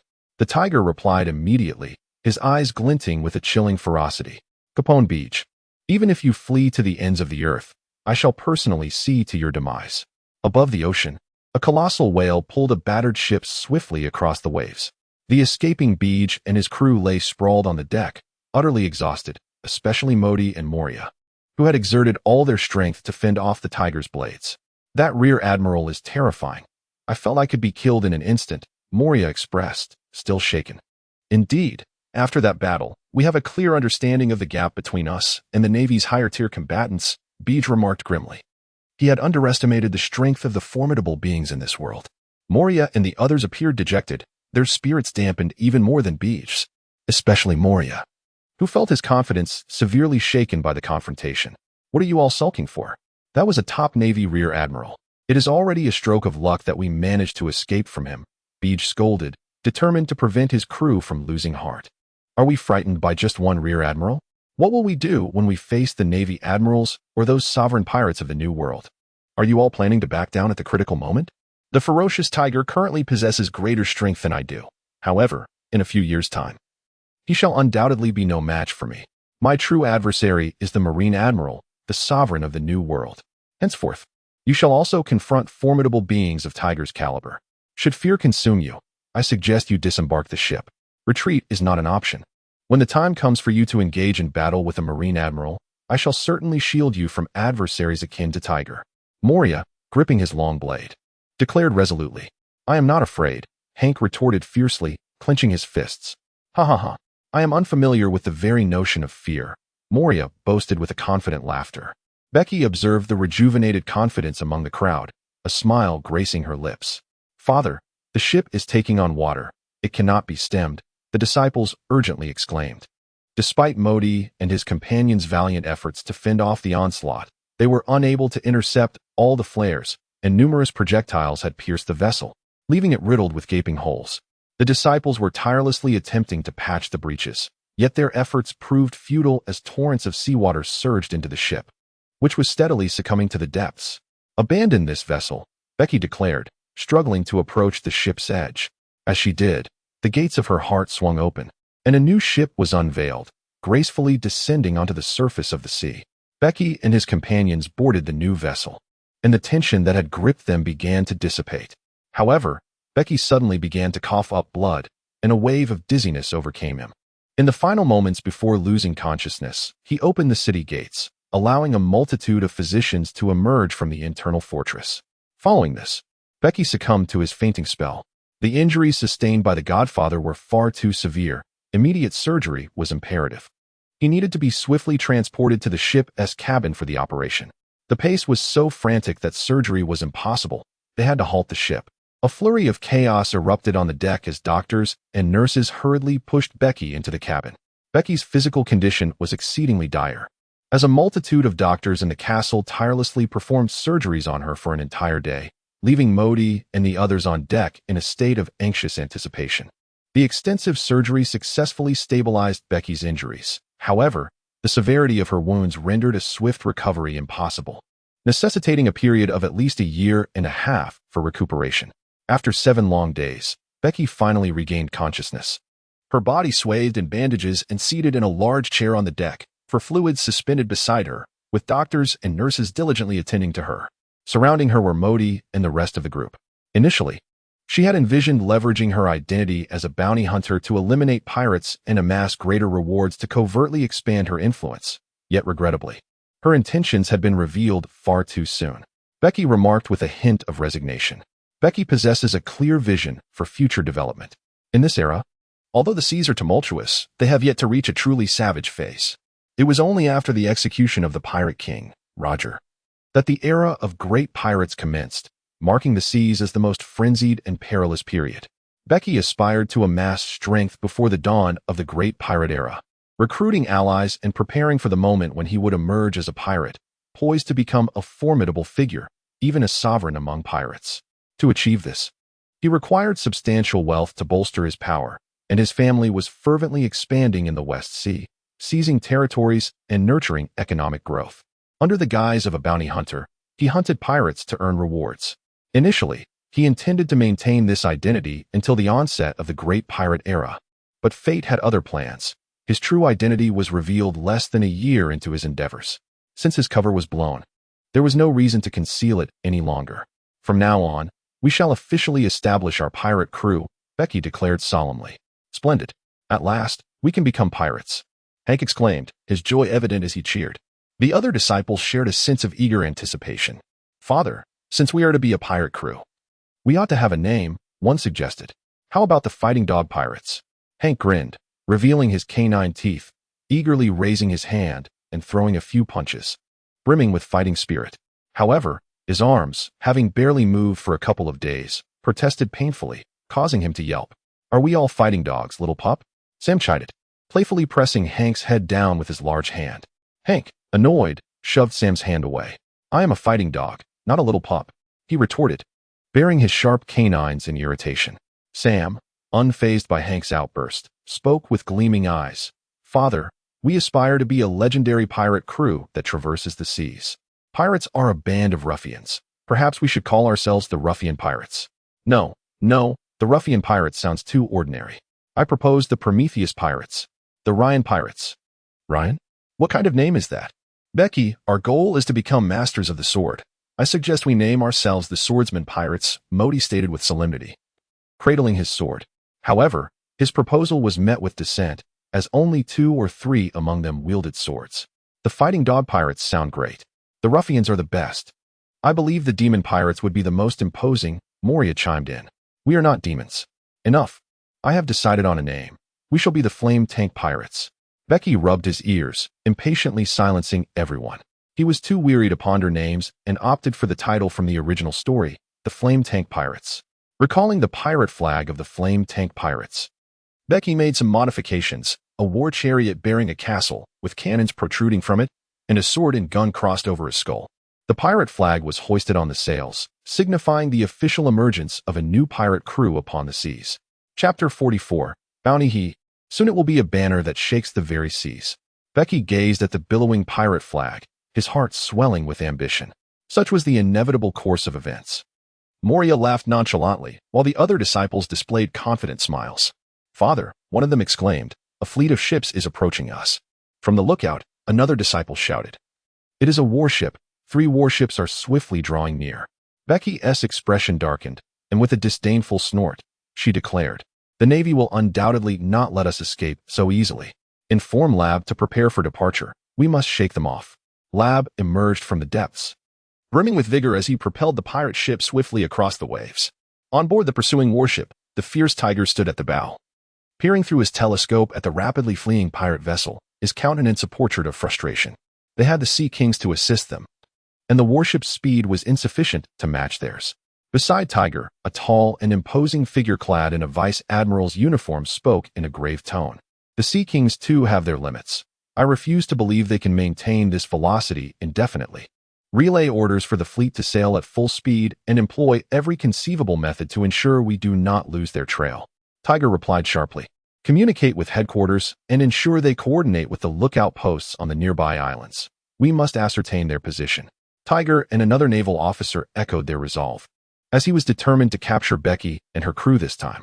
Every time Becky managed to shake off the relentless pursuit of the fierce Tiger, they would invariably resume their chase. This cat-and-mouse game on the high seas continued for an entire month, with the fierce Tiger unwavering in their pursuit. Ultimately, left with no other option, Becky abandoned the pirate ship, releasing some of the pirates previously confined within the internal fortress, bestowing the ship upon them. He then secured all his disciples within the fortress and departed aboard the ship, Labu, successfully eluding the fierce Tiger. Upon discovering the pirate ship, the fierce Tiger engaged in battle, but they were swiftly subdued. After boarding the vessel and finding no sign of Becky, the fierce Tiger seethed with rage. Where has Caponebeque gone? He demanded, gripping a trembling pirate by the collar. The frightened pirate stammered. He departed on a giant whale, leaving behind a letter. The pirate produced a letter from his pocket, but the fierce Tiger dismissed him and opened the missive, his expression darkening as he read its contents. Fire Tank Pirates. Caponebeque, I shall capture you sooner or later, he vowed, his fist clenched, his heart ablaze with fury akin to a volcano on the verge of eruption. Minutes later, he regained his composure and contacted Admiral Kong via Din Din Mushi to report the situation. Admiral, we have lost track of Caponebeque, the fierce Tiger admitted. Shame etched across his face. Return to headquarters. We have devised a significant plan that requires your presence in the new world. The task of capturing Caponebeque will be entrusted to Vice Admiral Boshang. Admiral Kong replied, his expression impassive. Understood, the fierce tiger nodded, and the call ended, leaving him with an air of discontent. Upon returning to headquarters, Admiral Kong promptly convened a meeting of the admirals. The assembly was notably grand, with the vice admirals gathered. While only Admiral Zephyr was present among the three admirals, with the other two dispatched to the New World to apprehend Gold, Roger, the fierce tiger, who had been chasing Becky, sat among them, positioned beneath Admiral Zephyr, bandages wrapped around him, his complexion grim. The first order of business today concerns the bounty on Caponebeque. You have all reviewed his dossier. What sum do you believe he warrants? Admiral Kong inquired. Casting a glance at the photograph of Caponebeque laid out on the table, his demeanor somber. The vice admirals perused Becky's information, the eldest son of Capone Rod, head of the Capone family in the West Sea, a paramecia-type user of the stronghold fruit, a master swordsman, and proficient in the 6 forms of Rokushiki, including Soru and Jeppu. This Caponebeque has demonstrated the alarming ability to evade the grasp of the fierce tiger at such a young age. His threat level is considerable, and he must be eradicated. Furthermore, the Capone family in the West Sea must be uprooted entirely, declared a scar-faced vice admiral gravely. After Caponebeque escaped from Sabeti Archipelago, we promptly notified the West Sea base to apprehend Capone Rod. Regrettably, we were a moment too late, and he slipped through our fingers, Vice Admiral Tsuru added solemnly. It seems that the Capone family had long anticipated the day Caponebeque would be exposed and had already devised an escape plan. It is said that one can escape from the monk, but not from the temple. I refuse to believe they would willingly relinquish the territory they have fought so hard to establish. I propose an immediate purge of the Capone family's domain, followed by a thorough search to apprehend all members of the Capone clan. This sentiment was echoed by several vice admirals. Given their intent to conceal themselves, locating them will prove immensely challenging. I suggest we refrain from any direct actions against the Capone family for the time being, and instead, deploy CP9 to infiltrate their territory, embedding ourselves within their ranks as core members to monitor the Capone family closely. We must ascertain the whereabouts of Capone Bege, and if necessary, leverage the Capone family members to threaten Capone Bege. Vice Admiral Crane stated calmly. I concur with Vice Admiral Crane's approach. As soon as her words were uttered, several voices of agreement followed, and before long, nearly all vice admirals were in accord. Thus, it shall be decided. I will set Caponebeque's bounty at 350 million berries, declared Admiral Kong. Isn't 350 million a bit excessive? A vice admiral questioned, noting that no pirate had ever reached such a bounty on their first offense. Humph, I deem it too low, growled Vice Admiral Crazy Tiger. Caponebeque's strength is at least 400 million. And considering his youth and immense potential, I believe a bounty of 500 million is justified. To inflict such severe injuries on Crazy Tiger, this lad must possess the strength of a great pirate. Moreover, he has recruited the 200 million bounty holder, Moonlight Moria, as well as a swordsman comparable to the supernovas. The fire tank pirates have certainly earned their place in the new world. I too believe his bounty should be set at 500 million, stated Admiral Zephyr. As Admiral Zephyr spoke, the expressions of the other vice admirals shifted, their gazes fixated on the youthful visage depicted on the table.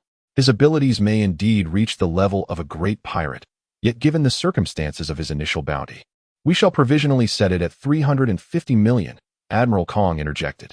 I concur. Zephyr nodded. Crazy Tiger also assented, and the remaining vice admirals offered no dissent. Although the bounty stands at 350 million, let it be known that Caponebeque's true strength is at least 500 million. Thus, our strategy for apprehending him must be meticulously devised. Given the danger he poses, immediate eradication is imperative, one vice admiral asserted. I too wish to eliminate him swiftly, however. The new world is rife with turmoil. The Roger pirates have already provoked the interest of the Gorosei and the Celestial Dragons. The Flying Sky pirates and the Whitebeard pirates are also stirring, and the Gorosei have tasked us with the utmost priority to capture the Roger pirates. I have decided to deploy our main forces into the new world. The pursuit of Caponebeque will have to be postponed, Admiral Kong stated gravely.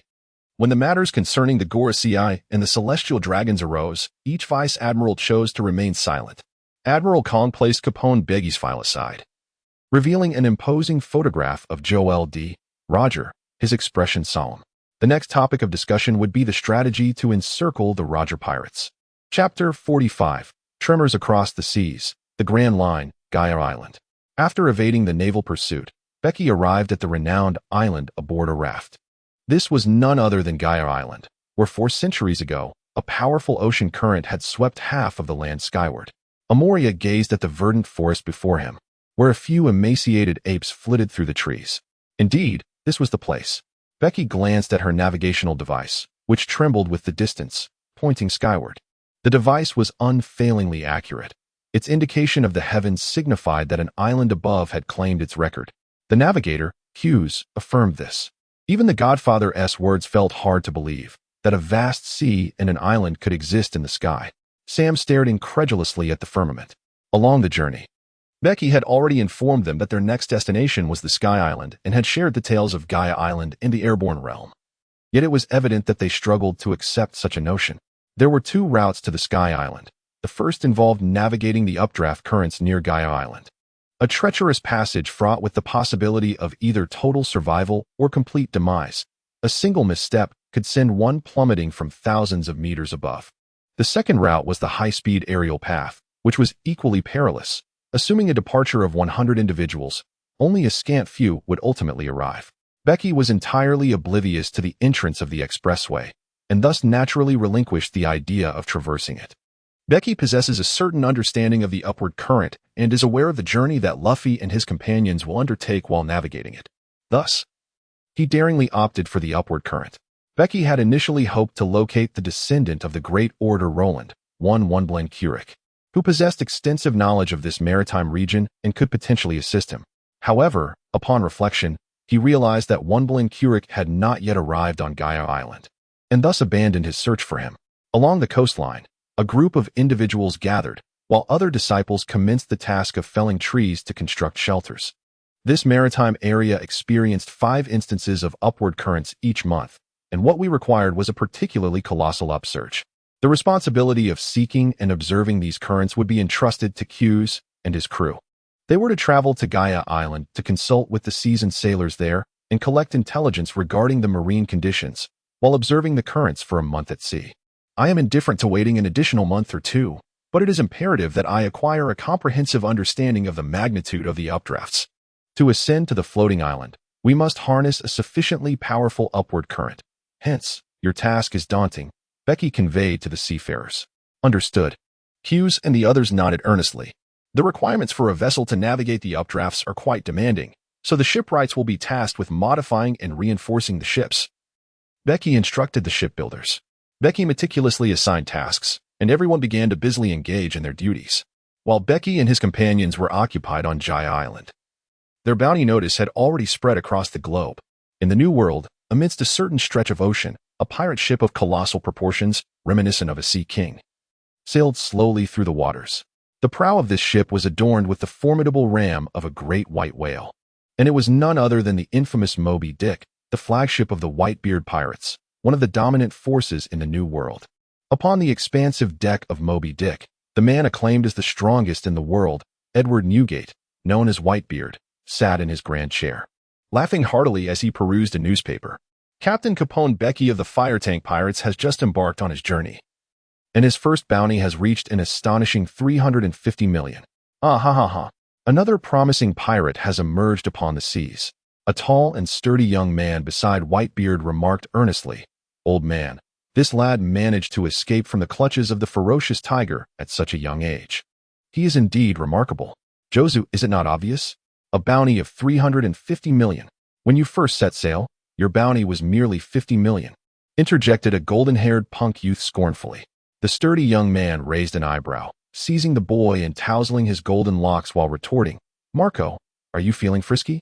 Immediately, azure flames ignited around the punk youth, and the sturdy young man's expression shifted drastically as his palm transformed into a radiant diamond. With a swift motion, he sent Marco flying. The punk youth sprouted 2 wings of azure flames in midair, soaring upward with an irate glare directed at the sturdy young man. This punk was none other than Marco, the renowned 1st Division commander of the Whitebeard Pirates, known as the Phoenix, while the sturdy young man was Jozu, the future 3rd Division commander, known for his diamond-like toughness. Whitebeard watched the playful scuffle with unabashed delight, casting a glance at Becky's bounty notice before boisterously exclaiming, "Such a fine prospect. Let us hope he does not meet an untimely end." Simultaneously, the Roger Pirates, the Flying Sky Pirates, and various other formidable pirate crews in the New World received Becky's bounty notice, each reacting with admiration, envy, or ulterior motives. The entire world of powerful factions was scrutinizing the fire tank pirates, and Becky and his crew were stoking the flames of the impending new era. On Gyre Island, Becky too received his bounty notice. Demon Dragon Capone Bege, I quite fancy this moniker. He. A bounty of 350 million. The Navy has truly made a substantial offer this time. He laughed heartily. The Navy's designation of him as the Demon Dragon was indeed imposing, far surpassing the infamy of the bandit title from the original story. Becky speculated that the moniker Ghost Dragon originated from his climactic battle with Rear Admiral Crazy Tiger, culminating in the final move, the Sky Dragon. My bounty has increased by 50 million, Moria declared, pointing at his bounty with a hearty laugh. Windsword. That title is quite commendable. A bounty of exactly 100 million is nothing to scoff at, Modi remarked, casting a glance at his own bounty notice. A subtle smile gracing his lips. Amid the sounds of joyous laughter, an irate voice broke through. Hank furiously tore apart his bounty notice, exclaiming, "Why is my bounty only 30 million? I could effortlessly eliminate 30 million worth of pirates. Is the Navy blind? Hank, my bounty exceeds yours by 500,000. Sam interjected, waving his own notice in front of him. How infuriating. Why should you have more than I do? Hank, further provoked, ripped Sam's notice to shreds as well. The onlookers found amusement in their playful quarrel, their laughter growing ever more exuberant. Tonight we shall host a banquet to celebrate our newfound bounties, Becky proclaimed with a hearty laugh, prompting a raucous cheer from the crowd. The coastal night was particularly vibrant, with roaring bonfires illuminating the darkened forest as the disciples reveled in their merriment and libations. Becky sat beside the campfire not far away, encircled by core members including Moria and others, accompanied by two strangers. They were none other than Captain Igelda Ritchie of the Ritchie pirate crew and his first mate, the martial arts expert, Jylan. Both men were bandaged and sat in silence beside them. Becky gazed at Ritchie, raising her glass. "Come, let us toast to your joining the flame tank pirate crew." Observing the glass extended towards him, Ritchie offered a wry smile and lifted his own glass to clink it with Becky's. Ji-Lung did likewise. Becky laughed heartily, downing a large cup of rum. Chapter 46, Ascending the Sky Island. I care not whether your allegiance is genuine or coerced, having partaken of the invitation drink. You are now members of our flame tank pirate crew. I urge you to forget the events of the past, for from this day forth, we are brothers. Becky's tone suddenly shifted, his gaze fixed on Ritchie as he intoned gravely. However, should you dare to betray us, even if I must pursue you to the ends of the earth, I shall not hesitate to end your life. Ritchie and Jylan shuddered, silently nodding in acknowledgement, acutely aware of Becky's fierce resolve for retribution. With their lives at stake, they had no choice. Today brings double joy. The banquet shall continue until dawn. Becky erupted in laughter, further igniting the festive atmosphere of the gathering. During his flight, Becky did not forget to take Ricky and Jylan with him, harboring the intention of subduing them. With his identity exposed, he could no longer rely on slaying pirates to earn bounties, thus rendering their deaths unnecessary. After all, their survival held greater value. The two, imprisoned within the castle for nearly a month, found themselves in a state of near despair. Upon receiving Becky's invitation, he conversed with them at length, revealing his ambitions and advantages. Ultimately, they consented to pledge their allegiance to him. However, Becky was not so naive as to believe their allegiance was genuine. To safeguard against any potential treachery, he had previously taken the opportunity, under the pretense of treating their injuries, to render them unconscious, allowing a physician to secretly implant miniature remote-controlled explosives within their bodies, should they dare to betray him. He could swiftly end their lives. In the blink of an eye, they had lingered on Gaia Island for 2 months, which exceeded his initial expectations by an additional month. This delay was at the behest of the navigators. For the sake of safety, Becky was more than willing to wait. After 2 months of observation and investigation, Hughes and the other navigators were brimming with confidence. They had deduced that a surge in the ocean current was imminent. Thus, Becky and his crew set sail aboard the fortified pirate ship, departing from Gaia Island towards the likely location of the impending surge. They did not leave entirely. A contingent of disciples remained on the island, including Brooke and Hank, tasked with guarding Labu and awaiting Becky's return from Sky Island. As the pirate ship navigated the waters near the anticipated eruption of the ocean current, they began to drift. Hours passed as they lingered in the vicinity, until finally, the surface of the sea began to stir. An unusual current emerged, an oceanic vortex.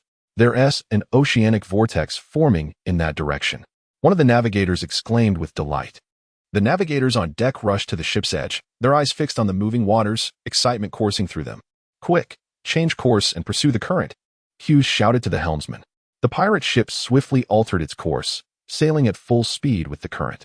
The oceanic vortex formed rapidly, the water rushing towards it with fervor. In no time, they beheld a colossal oceanic vortex, its diameter stretching thousands of meters. A rare phenomenon in the history of Gaia Island. Captain, this is the oceanic vortex, Hughes shouted with exhilaration. Becky stood at the bow of the ship, gazing at the terrifying oceanic whirlpool that lay ahead, a profound sense of dread enveloping him in that moment. Are we truly going to plunge into it? Moria shared in his trepidation. After investing 2 months of labor and exertion, having arrived at this pivotal juncture, how could they falter? With unwavering resolve, Becky declared, "Prepare to charge forward, everyone." The crew swiftly secured themselves with ropes. Becky pulled a line from the deck and tied it around his waist. "Hurry, secure your ropes." The crew hastily grasped a line and fastened it to their bodies, each anchoring themselves to the pirate ship. As the vessel drew closer to the whirlpool, Becky observed its abyssal depth, estimating it to be several hundred meters down, revealing only an inky black sea floor. With a thunderous roar, the pirate ship began to tilt, signaling their imminent descent into the whirlpool. In an instant, the ship was swept into the swirling currents, yet the angle of the whirlpool's descent diminished, causing the entire vessel to plummet into its center. Fortunately, 2 enormous wings had been affixed to either side of the ship, significantly reducing its rate of descent. Just as the pirate ship was about to plunge into the depths, Becky shouted, "Ricky, prepare." At the center of the deck, Ricky pressed his hands against 2 protruding metal tubes, his body flushed with exertion as high-pressure air surged forth, propelled through the metal conduits into the wings on either side of the ship. In the next breath, they witnessed the wings expelling high-pressure gas downwards. The vessel's speed decreased once more, ultimately making a gentle, albeit firm, impact with the ocean floor. "Well done, Ricky," Becky exhaled with relief. He gazed upon the tranquil sea surface. The depths of the whirlpool were eerily calm. How could the bottom of the oceanic vortex be so serene? Even the well-traveled Hughes had never encountered such a phenomenon. Anxious glances were exchanged among the crew, all directed towards Becky. "Do not worry. This calm is merely a precursor to the impending eruption of the upward current. Everyone, remain vigilant and take this opportunity to check your equipment and securing points." Becky responded with composure. "Captain, do you truly believe this upward current can propel us to the heights of the Sky Islands?" Ricky approached, still incredulous at Becky's assertions. "If all goes well, it certainly can," Becky affirmed. After waiting for over 10 minutes at the base of the whirlpool, the once placid sea surface began to exhibit signs of change, suddenly rising and undulating. Becky's face lit up with joy, realizing that the upward current was about to commence. "Attention everyone, the upward current is here." As soon as he spoke, the sea surface bulged upward, lifting the pirate ship. Then, with a thunderous roar, the seabed erupted, sending a breathtaking water column soaring towards the heavens. This terrifying pillar, 1,000 meters wide, instantly tore through the clouds above, ascending to even greater heights. The pirate ship began to tilt. "Ricky, do not allow the ship to break free from the upward current." Shortly after the ship was thrust into the air, it started to tilt due to the force of the water. The vessel was moving toward the outer layer of the upward current. Should it break free, the entire ship would plummet from the sky. "Understood." Ricky stood at the center of the deck, tethered to a mast. His expression was serious as he expelled high-pressure gas with both hands, pressing the ship against the outer edge of the current. Thus, the pirate ship soared into the sky at an unimaginable speed. The velocity was astonishing, making it difficult for Becky to keep his eyes open. They pierced through layer upon layer of clouds before crashing into a world entirely composed of vapor.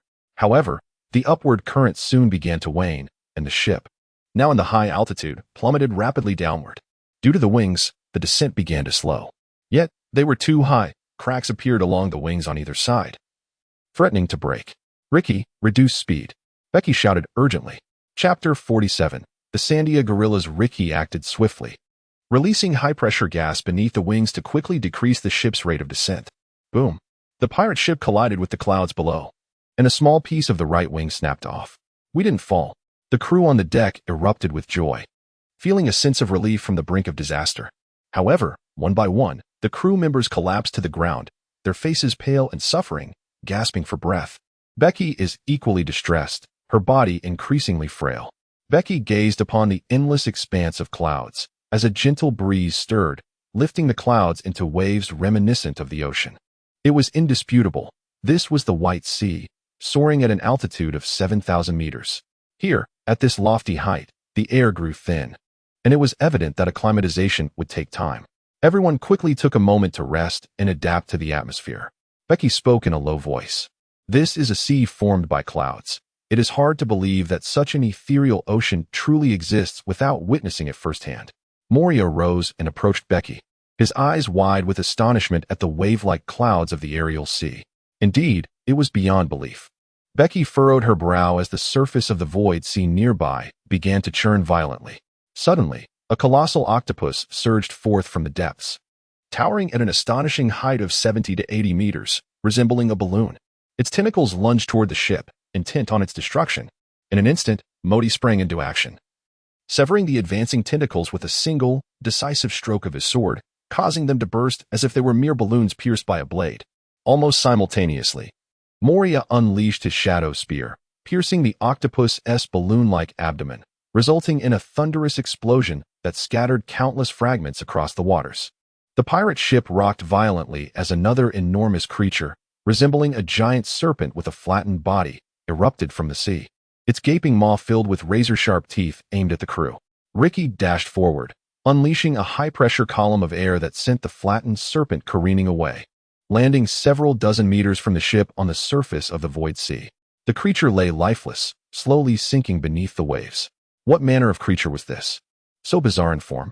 Moria stood in stunned silence, picking up a piece of the shattered octopus that had fallen onto the ship, confirming it to be flesh and blood. These beings belonged to the void sea, a realm devoid of a seabed, where falling from such heights would plunge one directly into the Grand Line. To adapt to this abyssal environment, the creatures of the void sea had undergone relentless evolution, some swelling like balloons, while others became unnaturally flat. So that is how it is, Becky remarked, as Moria and the others nodded in understanding. Becky glanced at the active disciples and declared, "Everyone, take your positions. We are set to embark. Our destination is the lofty White Sea, where the Sky Island awaits." The crew swiftly returned to their respective stations, and the pirate ship began its voyage. Uncertain of the location of the gate to heaven, Becky had no choice but to search slowly. After half an hour of sailing, a disciple stationed at the lookout spotted a ship in the distance, prompting Becky to raise an eyebrow. Was it the Sandians or the inhabitants of the Sky Island? In an instant, a commotion erupted in the air as a figure leaped towards them, clad in a mask, bearing a cannon, and carrying a shield. This was the attire of the Sandians. Upon seeing the figure's appearance, Becky instantly recognized their origin. The individual landed on the ship's railing, emitting a hissing sound as air rushed beneath their feet. They quickly jumped onto the deck, each step producing peculiar popping sounds, moving with astonishing speed as they knocked the disciples to the ground. With a loud crash, Modi intercepted the intruder, but was forced back several paces by a powerful kick. Shadow horn gun. Moria snorted, launching the attack. The intruders swiftly raised their shield in defense, yet the tremendous force of the shadow horn gun sent them flying, shattering the ship's cabin. The figure burst forth from the wreckage, their shield in ruins, a gaping wound in their chest bleeding profusely. With a powerful push against the ground, they leaped into the air, aiming the cannon at Moria. A cannonball was fired with astonishing speed. With a swift motion, Modi swung his blade, cleaving the cannonball and causing it to explode. "Get down," Richie shouted, unleashing a burst of high-pressure air from his feet, propelling himself upwards at incredible speed. He delivered a punch that sent the assailant soaring once more. Seizing the opportunity, Richie grasped the figure and hurled them onto the deck, where they lay unconscious. "This fellow is quite formidable," Modi remarked, a grave expression on his face. "It is not that he is exceptionally strong. Rather, we have all been significantly weakened. At this altitude of 7,000 meters, the thin air prevents us from exerting our full prowess." Becky commented, "What are those skates on his feet that can emit such powerful gusts?" Richie was intrigued by the Sandian skates. "They are called Weiba, a means of transportation on the Sky Island.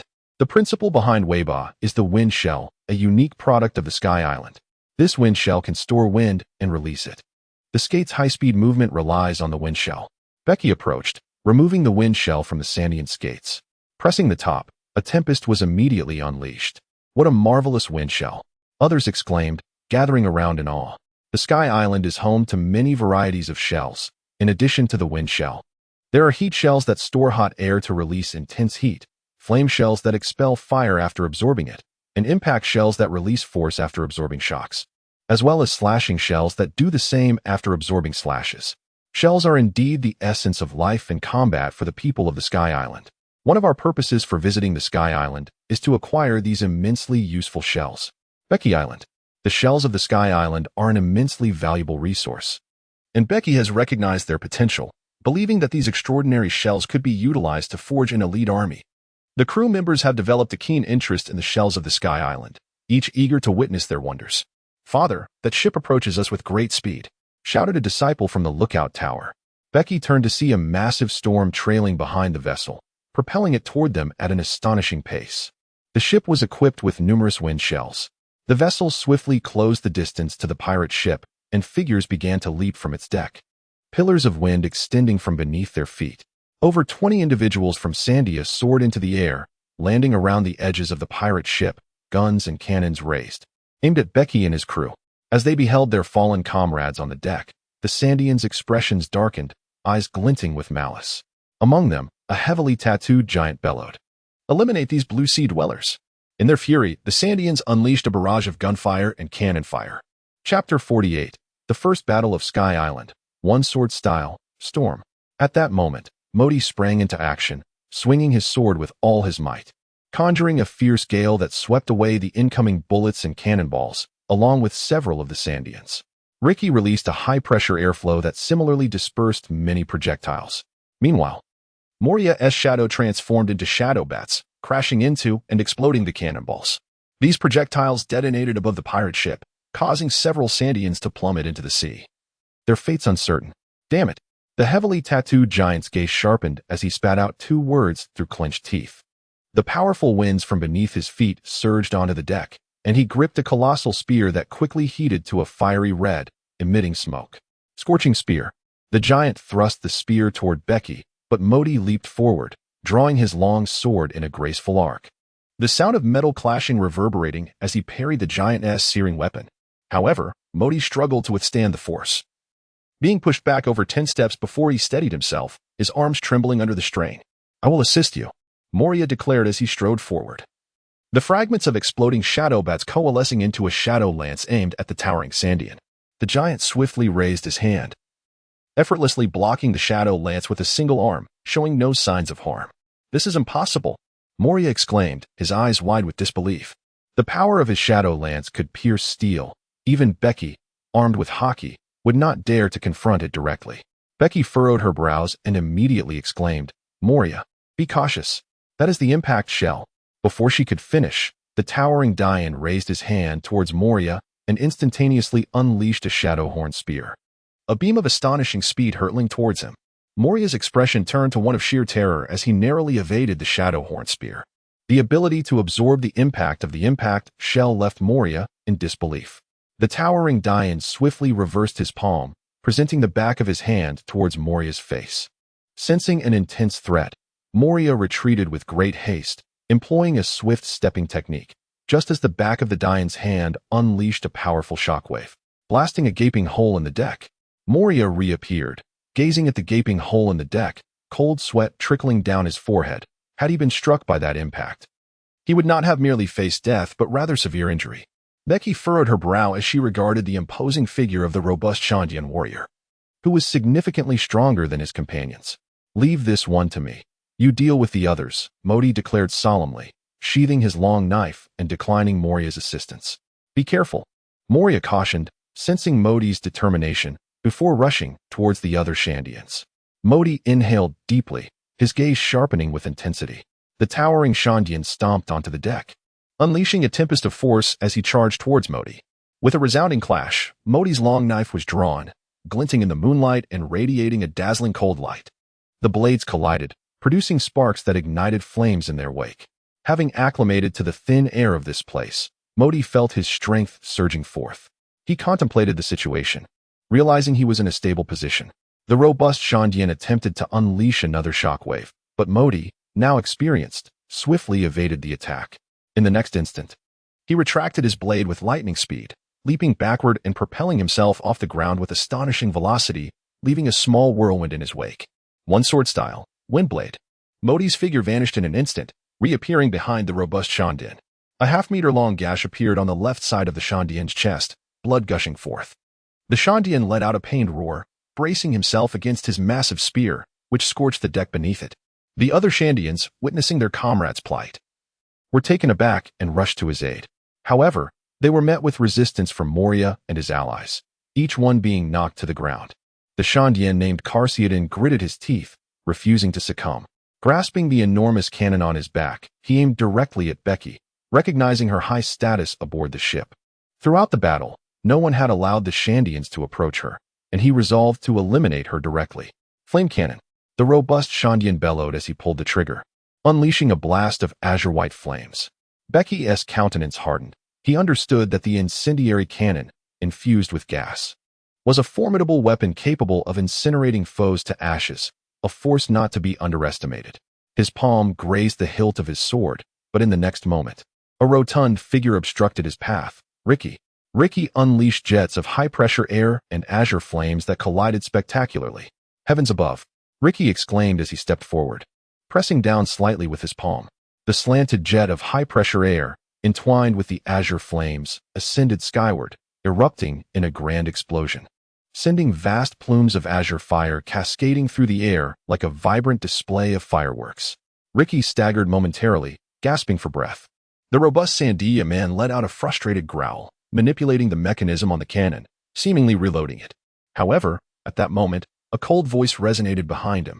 Move again, and your head will be the first to fly.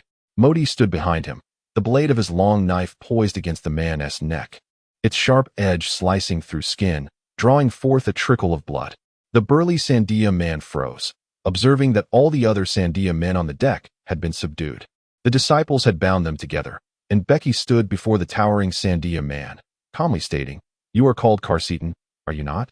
Do not fret. I shall not take your life." Caponebeque's face was adorned with intricate tattoos, rendering him a fearsome sight. He glared at Becky, demanding, "What business do you, Chinai people, have on Sky Island?" "We are here to put an end to the 4-century-long war on Sky Island," Becky replied. "For 400 years. You have waged war for Appiato and the Sky Islanders. It is time to conclude this." "End the war based on what? Just you lot?" Caponebeque scoffed. "Indeed, just us," Becky retorted confidently, as Modi, Moria, Ricky, and others stood proudly behind him. Caponebeque's expression hardened as he fell silent for a moment. "I do not believe you would end the war with the Sky Islanders without reason," he stated. "Of course, it is for the sake of Sky Island. I aim to become the deity of Sky Island, and it shall be my dominion." Becky boldly proclaimed his ambition. "Impossible. Appiato belongs solely to the Sandia people." Caponebeque shot back, glaring at Becky, his voice rising in fury, with the other Sandia men reflecting similar ire and indignation. Chapter 49. The weapons of Becky. Appiato is the sacred ground of the Sandia people, and it shall never be permitted to fall into the hands of outsiders. Caponebeque resolutely affirmed his determination. Becky chuckled softly, shaking her head with a sneer. "You have fought against the Sky Islanders for 4 centuries, yet to this day, you have achieved nothing and remain unable to return to Appiato. Tell me, how much longer do you believe it will take to defeat the Sky Islanders and reclaim your homeland?" Carlston's countenance grew rigid as he resolutely lifted his chin and declared, "We, the people of Sandia, shall wage war against the Sky Islanders for generations to come. Sooner or later, we shall reclaim Appiato and return to our ancestral land." "Is that so? Do you truly believe the Sandians have a future, let alone generations to come?" Becky continued, her tone solemn. "After 400 years of conflict, how many of your kin have perished? The longer you fight, the more lives are lost. Perhaps before you ever reclaim Appiato, the Sandians will face extinction. Even if one day you manage to reclaim Appiato, what price will you pay in the lives of your people?" she added. Carlston's expression darkened. Yet he found himself at a loss for words. "I desire the Sky Island to become my domain, but unlike the Sky Islanders, I shall not occupy Appiato. Once I have vanquished the god of the sky, I shall permit you Sandians to enter Appiato and reside there, with one condition. You must submit to my leadership. Becky asserted. Carlston regarded Becky with an impassive gaze, his thoughts a mystery. The Sky Island shall undoubtedly be mine, after I defeat its god. I hope you will willingly pledge your allegiance to me, and I will strive to ensure your prosperity. However, should you refuse to submit, I assure you, I will show no mercy. Becky drew forth a long blade and untied the ropes binding Carl Seaton, while the disciples likewise freed the other Sandians from their constraints. Return and inform your chief. Deliberate among yourselves. I shall await your news at Appiato, Becky declared. Acaciton, remaining silent, led the Sandians to the edge of the ship. Wait. Becky suddenly called out, causing Acaciton to fix a wary gaze upon her, while the others prepared to flee, the engines of their feet already exhaling bursts of air. I require a map of the Sky Island, Becky stated. After a brief moment of silence, Acaciton sketched a map of the Sky Island upon the deck with his heated gun, then, accompanied by the Sandians, leapt onto their vessel and departed swiftly. This map cannot be false, can it? Moria inquired. It should not be. The Sandians would likely revel in our mutual destruction with the inhabitants of the Sky Island, allowing them to reap the benefits, Becky replied. That is a sound argument. Set sail for the Sky Island. The pirate ship commenced its journey anew, having gleaned the location of the gate to heaven from the Sandians. Though the Sandians themselves possessed limited strength, their peculiar weapons could unleash formidable destructive power. Those weapons are the result of combining the essence of the Bay. If employed correctly, their might would be astonishing, Modi stated beside Becky. Indeed, if I commanded an army capable of wielding such Bay weaponry, it would play a crucial role in future contests for supremacy, Becky nodded. The others' eyes sparkled with anticipation, their eagerness for the expedition to the Sky Island intensifying. The pirate ship arrived at a peculiar region, where towering white clouds, resembling small mountains, accumulated to heights of dozens or even hundreds of meters. The ship collided with them and was unexpectedly rebuffed. Becky was aware that they were nearing the gates of heaven. He leaped onto a pristine cloud and beheld a colossal waterfall cascading from above, marking the location of the celestial entrance. Amidst the towering clouds, there lay a maritime route, where pirate ships twisted and turned, eventually arriving at the threshold of the gates of heaven. The magnificent structure, built upon the white sea, left them in awe as they stepped into the celestial realm. From an adjacent building emerged an elderly woman, in her 60s, wielding a camera to capture their presence. If Becky's assumptions were correct, this individual was Amazon, the gatekeeper of the gates of heaven. It has been ages since anyone visited Sky Island. I am Amazon, the gatekeeper. Are you here for sightseeing or for battle? She inquired. We wish to enter Sky Island, Becky declared. Access to Sky Island is permitted, but according to its laws, a heavenly fee must be paid. 10 billion each, Amazon replied. Old woman, we possess Noak. Summon the express shrimp, Becky retorted coldly. Oh, you are familiar with the express shrimp. It seems this is not your first visit to Sky Island, Amazon said, her expression darkening. Suddenly, two enormous shrimp emerged beneath the pirate ship, gripping it tightly and lifting it aloft. The others gasped in astonishment, peering below to see a gigantic lobster. Then, the express shrimp sprang into action, its speed astonishing as it swiftly dashed through the gates of heaven. The shrimp ascended the cloud path behind the gates, racing through the sky with fervor. What kind of shrimp is this? Its speed is terrifying, the others exclaimed, taken aback. The express shrimp, a specialty of Sky Island, will assist us in ascending via this cloud route, Becky explained. The express shrimp was indeed formidable. In a single breath, it transported the pirate ship from the gates of heaven to the lofty heights of Sky Island, which boasted a staggering 3,000-meter drop. After delivering the pirate ship onto the White Sea, the express shrimp submerged and vanished, leaving the others in a state of bewilderment. Becky extracted a cigar from his pocket, lighting it nonchalantly as he muttered, "How exhilarating." His gaze wandered over the pristine sea, where the distant silhouette of the Sky Island could be discerned. The smaller vessels had set sail towards the Sky Island. At last, they had reached their destination, igniting a fervor within Becky. The pirate ship swiftly approached the Sky Island, while nearby, individuals rowed on their Y-bars across the water. However, upon spotting the pirate ship, they hastily retreated instead of drawing near. The pirate ship anchored beside the Sky Island, and a group of adventurers disembarked onto its surface. The ground felt peculiar, not like soil. Surely it could not be clouds. Moria curiously examined the terrain beneath his feet. Indeed, it was cloud, referred to as island cloud. Becky kicked the ground, resembling white clay, and mused. This place is utterly fascinating. Richie expressed his astonishment. Let us first attend to business. By the way, have you all acclimated to this environment? I wouldn't want any mishaps. Becky inquired. Rest assured, Captain, we have adapted. When we encounter those Sandians, I guarantee we will overpower them. Richie laughed heartily. No problem, Modi replied, gripping the hilt of his sword with a calm demeanor. He, leave it to me, Moria declared with boisterous laughter. Becky nodded, a smile gracing her lips, and declared, let us embark. The floating island shall change hands starting today.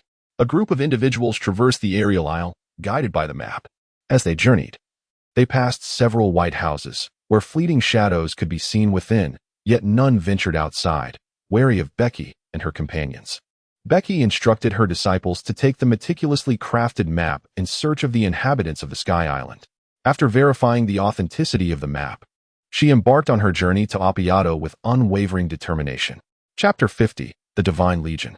Before Becky and her companions could traverse the desolate island, a throng of individuals clad in azure uniforms, adorned with white berets, came rushing toward them, encircling the group. Among this assembly emerged a stern-looking middle-aged man, seemingly their leader, who held a stack of photographs in his hands. He scrutinized Becky and her companions with a chilling gaze and declared, We are the White Beret Brigade, tasked with the safety of this island. We have received a report from Amazon, the overseer of the gates of heaven, regarding a band of unlawful intruders who have breached our territory. Indeed, it is you. At his command, the White Beret warriors promptly raised their bows, aiming them at Becky and her group. The stern man continued in a cold tone, You are suspected of illegally trespassing on this island, and according to our laws. Yet, before he could complete his statement, Becky interjected, There is no time to deal with them. Take them down. With that, Modi and the others sprang into action, and the so-called White Beret Brigade found themselves utterly powerless against their assault. Within mere moments, over 20 of them lay sprawled on the ground, lamenting their defeat. Let us proceed. Becky calmly continued on her path. The fallen, grim-faced leader bellowed in fury, You shall pay for your actions. The divine forces will not spare you. Unfortunately for him, his threats were dismissed entirely by Becky. Becky wore a faint, cold smirk at the corner of his lips. He had come to usurp the dominion of the gods. Through this floating island, they ventured into Appiato, a section of Gaia Island that had been thrust upwards by the tumultuous sea currents 4 centuries ago. Here, soil flourished in abundance, a stark contrast to the barren landscape of the aerial isle. As they traversed the forests of Appiato, the trees loomed tall and majestic, and the creatures that inhabited this realm were astonishingly colossal. There have been speculations among ocean enthusiasts that the flora and fauna of this uplifted part of Gaia Island had evolved rapidly due to its unique environment, resulting in their extraordinary size. Within the vast forests of Appiato, pathways of white clouds formed ethereal trails, yet, regrettably, they lacked the means to traverse these cloudways swiftly without the aid of the Weiba. As they advanced through the dense thicket, 2 shadowy figures stealthily emerged behind them. One of these figures was Carlton, whom Becky had previously spared. He had infiltrated Appiato ahead of them, intent on covertly observing Becky's intentions and capabilities. Return to the village and instruct the warriors to swiftly infiltrate Appiato, awaiting my signal. If this band of pirates and the inhabitants of the sky engage in mutual destruction, then today shall mark the day of our reclaiming Appiato for the Sandia people, Carlton declared, a flicker of joy illuminating his otherwise stern visage. For he perceived that Becky and his companions were pivotal to the Sandia's resurgence in Appiato. The nearby Sandia warrior promptly pivoted, leaping onto a cloudway to hastily depart. Do not let me down, Carlton murmured under his breath, deftly weaving through the forest as he trailed behind Becky and his entourage. Becky and his companions walked for a while when a series of sounds emanated from the nearby cloud path. With keen vision, he spotted a group of uniformed Sky Island inhabitants swiftly gliding along the path, before leaping down and bounding towards them from the towering trees. It appeared to be the army of the Sky Islanders, remarked Becky, hoping that their strength would not be too formidable. Moria grinned maliciously. The Sky Islanders quickly landed on the branches surrounding Becky and his group, their gazes menacing as they fixated on the intruders. Among them was a robust figure, resembling a black bear, wielding a massive white blade. In a nonchalant tone, he declared, I am the Iron Sword High Priest of the Sky Island god, Seamus. You have unlawfully trespassed into the Sky Island, attacking our guard forces, a grave offense. By law, I must issue a warning. As invaders, you face the mightiest troops of the Sky Island, the Divine Army. None can escape their pursuit. Surrender your weapons and comply. It is your wisest choice. And we shall process your transgressions according to the law. Should you resist, there will be no mercy. The bravado of the Divine Army was indeed audacious. Yet this individual appeared to possess considerable strength. Allow me to handle this, Moria asserted, stepping forward and locking eyes with the bear-like warrior, his shadow writhing beneath him in excitement. Damn it, he got to it first, grumbled Ricky under his breath, scanning the trees for a worthy opponent. Seamus, noticing that Becky and his companions disregarded them, became enraged and bellowed, "Eliminate them all." The Sky Islanders perched on the trees immediately raised their bows and long spears. And one divine warrior leaped into the air, clutching two massive spears, each a full meter long and resembling cannonballs. He aimed both weapons at Becky's group and fired instantaneously, a blinding yellow light emanating from the barrels as if two suns had been unleashed, rendering it impossible for anyone to meet their gaze. In an instant, two sharp sounds of piercing air echoed as two fist-sized projectiles shot forth, hurtling downwards. Boom, boom. The colossal bullets detonated mid-air, fired by Modi, who, relying on the sound of the wind rather than sight, deftly sliced through the projectiles. Those guns are emitting light. The disciples gasped. Those weapons are light shell armaments. Becky observed as the divine warriors swiftly descended from the towering trees, surrounding them from all directions. They unleashed a barrage of gunfire, their pistols emanating blinding beams of light that rendered the onlookers momentarily sightless. In an instant, several disciples were struck, the unfortunate victims being those of lesser strength. However, figures like Modi, relying on their acute hearing rather than sight, adeptly dodged the bullets while simultaneously launching their counterattacks. A fierce gale swept through, hurling the divine warriors like leaves in a storm, the razor-like winds lacerating their skin. Two powerful jets of compressed air collided with the divine warriors, ensuring that even if they survived, they would be grievously wounded. Numerous small shadow spears pierced through the ground, injuring several in the legs. The adept martial artist of Geelong, with a refined instinct for sound, moved with agility, evading bullets while rapidly closing in on the divine troops. Their fists and feet struck with such speed that the divine warriors were sent crashing into the trees, rendered unconscious. This group is astonishingly strong, thought Symes, his expression darkening. With a swift gesture, he commanded the warriors atop the giant tree, who wielded massive cannons, to unleash their fire. "Take cover," Becky warned, her brow furrowing at the destructive potential of the incendiary cannon. Everyone swiftly scattered in all directions as several azure-white fire pillars struck the ground, resulting in more violent explosions that upheaved the earth, the flames surging outward. "Commence the hunt." Symes smirked coldly as he issued another command. The divine warriors on the tree sprang into action, bow and arrow in hand. Upon spotting Becky and her companions, they immediately released their arrows. The disciples narrowly evaded the incoming projectiles, yet when the arrows struck the ground, they erupted into searing flames. These arrows, tipped with fiery gems, posed a dual threat. Even if one managed to dodge the arrows, the ensuing blaze would still inflict significant harm. Chapter 51. Assault on the temple. The flames unleashed by the fiery arrows engulfed the surrounding forest, silhouettes darting from the inferno and leaping onto the giant tree. Among them, Modi and a few core combatants were the swiftest. In mere moments, the divine warriors atop the tree were howling in defeat as they plummeted to the ground, the ranks of dozens disintegrating in an instant. With a tremendous crash, a massive tree toppled, and two towering figures leapt from its falling form. The shadow spears twisted midair and shot towards Symes. He raised his iron sword, as wide as a shield, to block the assault. The spear collided with the sword, the impact sending Symes crashing against a nearby tree, causing it to sway violently. "The devil fruit. You possess the powers of a devil fruit user," Symes exclaimed, a mix of fear and fury coursing through him. He roared, swinging his massive sword to deflect the shadow spear. As he regained his footing, Waiba charged along the tree trunk, hurtling forward like a meteor towards Moria. Symes lifted his colossal sword and swung it down upon Moria, who deftly grasped a large pair of scissors to parry the blow. However, the might of Symus's strike was formidable, compelling the very ground beneath Moria to shatter. Furthermore, Symus's colossal sword began to glow a fiery red, akin to an implement freshly drawn from the forge, as Moria's large scissors started to melt under the searing heat. Suddenly, a sharp sound sliced through the air, sending a chill down Simus's spine as the Shadowhorn spear aimed directly at his head. With remarkable agility, Simus swiftly retreated and, with a powerful swing of his blade, shattered the oncoming spear that had curved towards him. Becky gazed upon her disciples, many of whom had sustained injuries in the recent battle. A few were gravely wounded, primarily from gunshot wounds inflicted by the earlier blinding firearms. Becky opened the city gates, allowing the severely injured disciples to return to the inner castle for treatment. He leaped onto a towering tree, keenly observing the fierce battle between Moria and his opponent. Moria, are you capable? If not, allow me to step in. I assure you I can defeat him in no time, Ricky taunted with a smirk. Silence.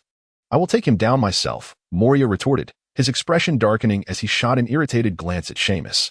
In a fit of rage, he charged forward, using his considerable physical advantage to overpower Seamus.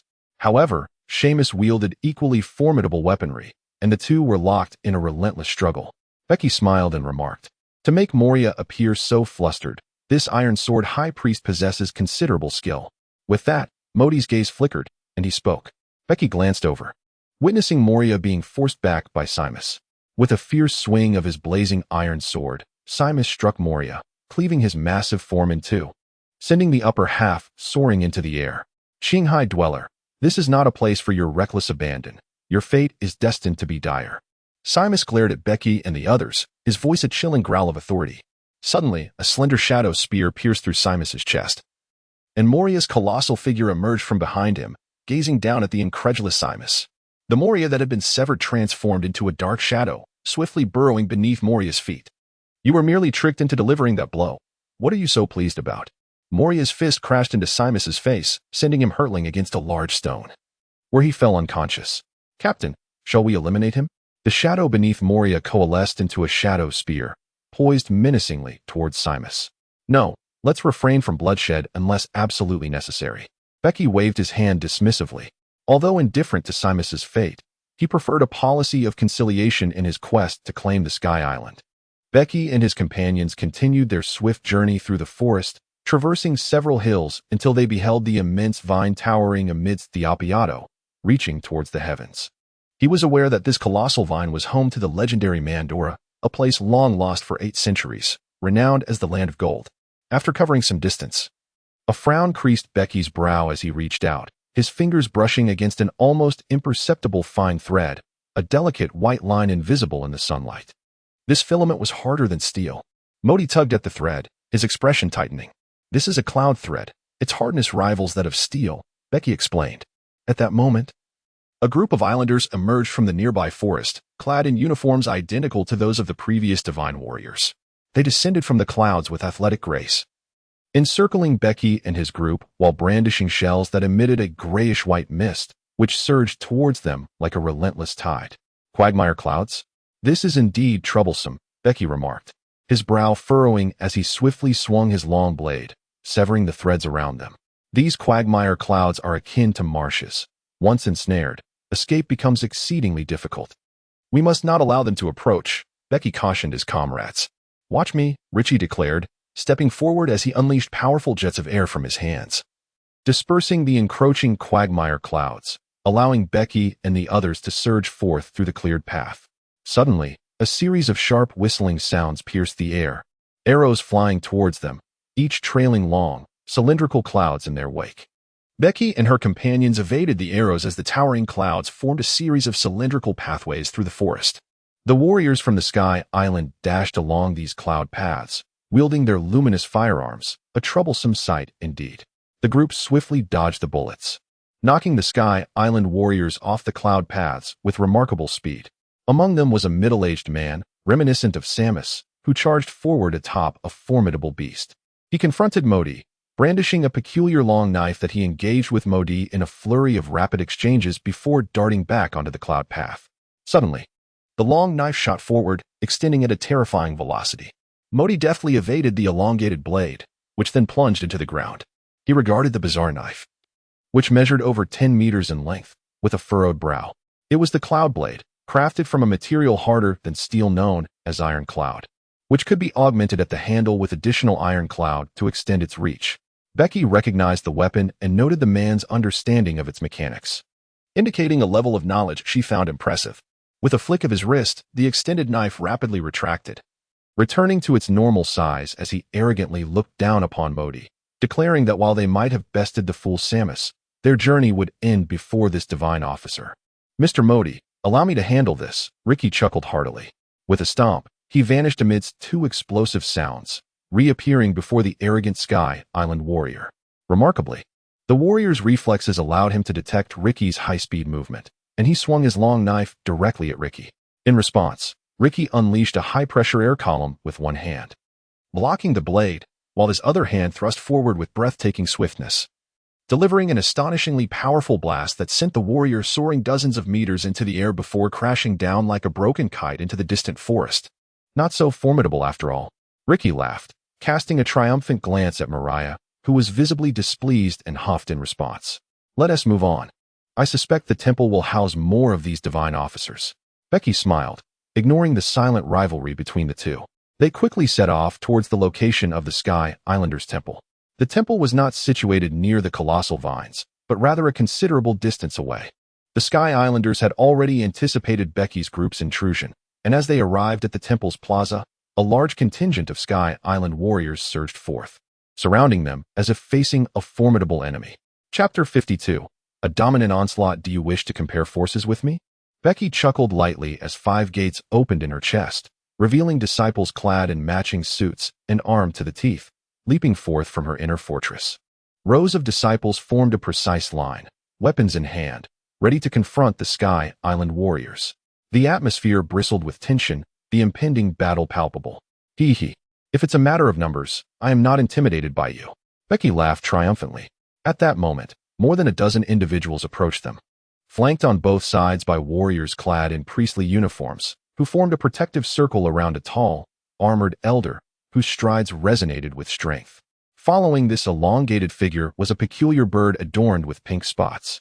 Becky squinted, and if her eyes did not deceive her, the elongated elder before her was none other than Gonfall, the deity of the Sky Island. The pink-spotted bird, his steed, was the Pegasus known as Pierre, born of the Mermere fruit. People of the Blue Sea, what brings you to this Sky Island? Gonfall inquired, his countenance grave. He regarded Becky and her companions with a somber expression, fully aware of the unfortunate reality that his 2 divine squads had been consecutively vanquished. This group of pirates before him possessed formidable strength. Becky inhaled deeply from the cigar, a smile gracing her lips as she addressed Gonfall. We have come to bring an end to the 4-century-long conflict of the Sky Island. Gonfall's brow furrowed even more intensely. How do you intend to resolve this? Allow me to assume the role of the deity of the Sky Island. I shall ensure that the Sky Islanders and the Sandians coexist in harmony, Becky proclaimed. Impudent. Bold. How dare a mere Qinghai inhabitant covet divine status? When they dwell amongst the clouds, the priests surrounding Gonfall erupted in righteous fury, their eyes ablaze with murderous intent as they pointed accusatory fingers at Becky, clamoring for his demise. The atmosphere on the battlefield grew increasingly tense, the soldiers on both sides taut with nerves, the sound of their breaths palpable in the silence. In stark contrast to the priest's frenzy, Gonfall maintained a remarkable composure, his expression inscrutable, his demeanor somber. The conflict with the Sandians is a matter internal to the Sky Island. It is a misunderstanding that we shall resolve peacefully, without your interference. The Sky Island does not welcome you. I implore you to vacate this place immediately. Becky gazed at Gonfall with a sense of admiration. Gonfall, the deity of peace, had tirelessly devoted himself to resolving the conflicts with the Sandians amicably. Given time, he might indeed have been able to bring about a peaceful resolution to the 4-century-long war. Unfortunately, the rise of Enelu later thwarted his plans for peace and exacerbated the tensions between both factions. With a resolute expression, Gonfall declared, if you wish to wage war, we Sky Island warriors harbor no fear of battle. No one shall invade our lands. A peaceful resolution is out of reach, since you are so obstinate. We shall resort to force. Becky shook his head dismissively, his demeanor icy. Gonfall, expressionless, accepted the spear from the priest's hands, meeting Becky's gaze with unwavering courage. War was imminent. Gonfall, to avert unnecessary casualties, shall we settle this with a duel? Becky proposed with a light chuckle. No, my lord. We cannot allow you to face him alone. Our warriors from Sky Island will annihilate these invaders, a portly priest interjected hastily. Indeed, A band of pirates is hardly a match for a deity's intervention, retorted a tall, gaunt priest coldly. Gon 4 raised an eyebrow, hesitating momentarily as he weighed the advantages and disadvantages of the situation. Becky flashed a charming smile, her tone laced with disdain. You have misunderstood my intention. I am proposing to face each of you individually. Should I emerge victorious, you shall willingly relinquish your divine status to me. Conversely, if I am defeated, I shall leave Sky Island without delay. Captain, your injuries have yet to heal. It would be wise to refrain from engaging. Allow me to handle this lot. I assure you, I will manage them adeptly, suggested Richie, his interest piqued. Becky, let me take charge. I have yet to satiate my thirst for battle from our previous encounter, Moria declared, unwilling to back down. A glint of determination sparked in Modi's eyes, revealing his inclination to join the fray. They regarded the warriors of Sky Island with utter contempt. Gone full, both astonished and enraged. Alongside the other Sky Island priests and warriors, seethed with indignation, feeling belittled by Becky and her companions. To engage in combat with a numerical advantage is contrary to the knightly code. I, Gone full, challenge you in the name of the Sky Knights. He retrieved his spear from Pierre, stepping forward with a grave demeanor. Do as you wish. Becky shook her head with a light laugh, disregarding Gone Furl's subtle intentions. Gone Furl challenged Becky not in the name of the god of the sky, but as a Sky Knight. Even if he were to be defeated by Becky, Gone Furl had no obligation to relinquish his divine status to her. His expression grew serious as the long spear in his hand blazed to a fiery red. It was indeed a searing weapon. Taking a deep breath and with unwavering resolve, Gone Furl surged forward, his elbow suddenly unleashing a formidable hurricane. The blazing spear in his grasp shot towards Becky with an astonishing velocity, defying imagination. Becky's pupils constricted as she swiftly evaded the searing gunfire, reappearing 3 meters away. Her gaze fell upon Gone 4's elbow, where the fabric of his clothing had been torn, revealing a mark beneath. Becky suddenly realized, the wind shell, it turns out, was equipped with a wind shell. No wonder the speed had surged so dramatically. The wind shell is a rarer and more advanced type of shell, capable of unleashing a more forceful gust of wind, and when affixed to the wrist, it enables rapid strikes. Gone Fuo missed his first strike and charged again, launching another swift assault, his blazing lance igniting the air into a fiery weapon. With a resounding clang, the astonishingly fast flame lance was thwarted as Becky parried it with her long blade. Is this truly your strength, Gone Fuo? Becky teased, waving her hand to push him back. Gone Fuo's expression darkened as he glanced back at his steed, Pierre, who swiftly transformed into a Pegasus and took flight. Gone Fuo performed a backflip onto the Pegasus and soared into the sky. You are a knight of the skies. Thus, I shall defeat you in your domain of expertise. Becky leaped into the air, treading upon the atmosphere in pursuit of Gone Fuo. Riding his Pegasus, Gone Fuo ascended even higher, then abruptly dove downward, aiming to amplify his attack with gravity. Aerial combat technique, Fire Dragon Lance. Gone Fuo plunged downwards, activating the jet shell as the flaming lance surged forth, flames erupting and forming a fiery column reminiscent of a dragon. This was indeed captivating. Becky did not flinch. Her arms suddenly swelled with strength as she cleaved through the fiery pillar. The ferocious blade aura instantaneously severed the flames, striking the fire lance and jolting Gone Fuo's body. With a thunderous surge, Becky propelled herself forward, her long sword colliding with the fire lance, causing flames to surge violently between the two combatants. Gone Fuo let out a muffled groan as the immense force of the strike sent him soaring into the air, where his steed, the Pegasus, swiftly ascended to catch him. Becky propelled herself into the air, swiftly leaping upwards, and delivered a powerful slash aimed at Gone Fuo. Startled, Gone Fuo desperately swung his gun to block the attack, but Becky had unleashed her full strength. The immense force sent Gone Fuo plummeting from the sky, crashing violently to the ground and fracturing the stone surface beneath him. Both Gone Fuo and the Pegasus spewed blood, rendered feeble and dispirited. Chapter 53. The prefect Gone Fuo rose from the ground, undeterred in his determination to continue the fight. Taking a deep breath, he charged forward once more. Clang, clang, clang, clang. Gone Fuo recklessly summoned the gale, unleashing a barrage of fiery spear-like projectiles towards Becky. With one hand grasping her blade, Becky skillfully parried each onslaught. The air filled with a cacophony of relentless collisions. Becky, unable to restrain herself, intensified her strike. Gone Fuo staggered back, momentarily overwhelmed by the tremendous force. Gritting his teeth, he planted his foot firmly on the ground, and his spear lunged once more at Bege. No matter how many times we engage, the outcome remains unchanged. You cannot defeat me. With an icy demeanor, Bege deftly parried Gonfol's relentless assaults. Blood spewed from Gonfol's mouth as he charged forward. Even if it costs me my life, I shall not relinquish the Sky Island to you. Such folly. A cold glint flashed in Bege's eyes as she cleaved down upon the spear, the ferocious blade energy propelling Gonfol several meters away, crashing into a massive stone pillar. Quick, summon the gods, eliminate him. Witnessing this spectacle, the priests were consumed by a wave of murderous intent, and in an instant, several surged towards Bege. One brandished a spear in one hand and a blade in the other. With a powerful stance, he dashed forward, wielding a handgun aimed squarely at Bege, and without hesitation, he fired. The handgun erupted in searing flames, advancing toward her in a blaze.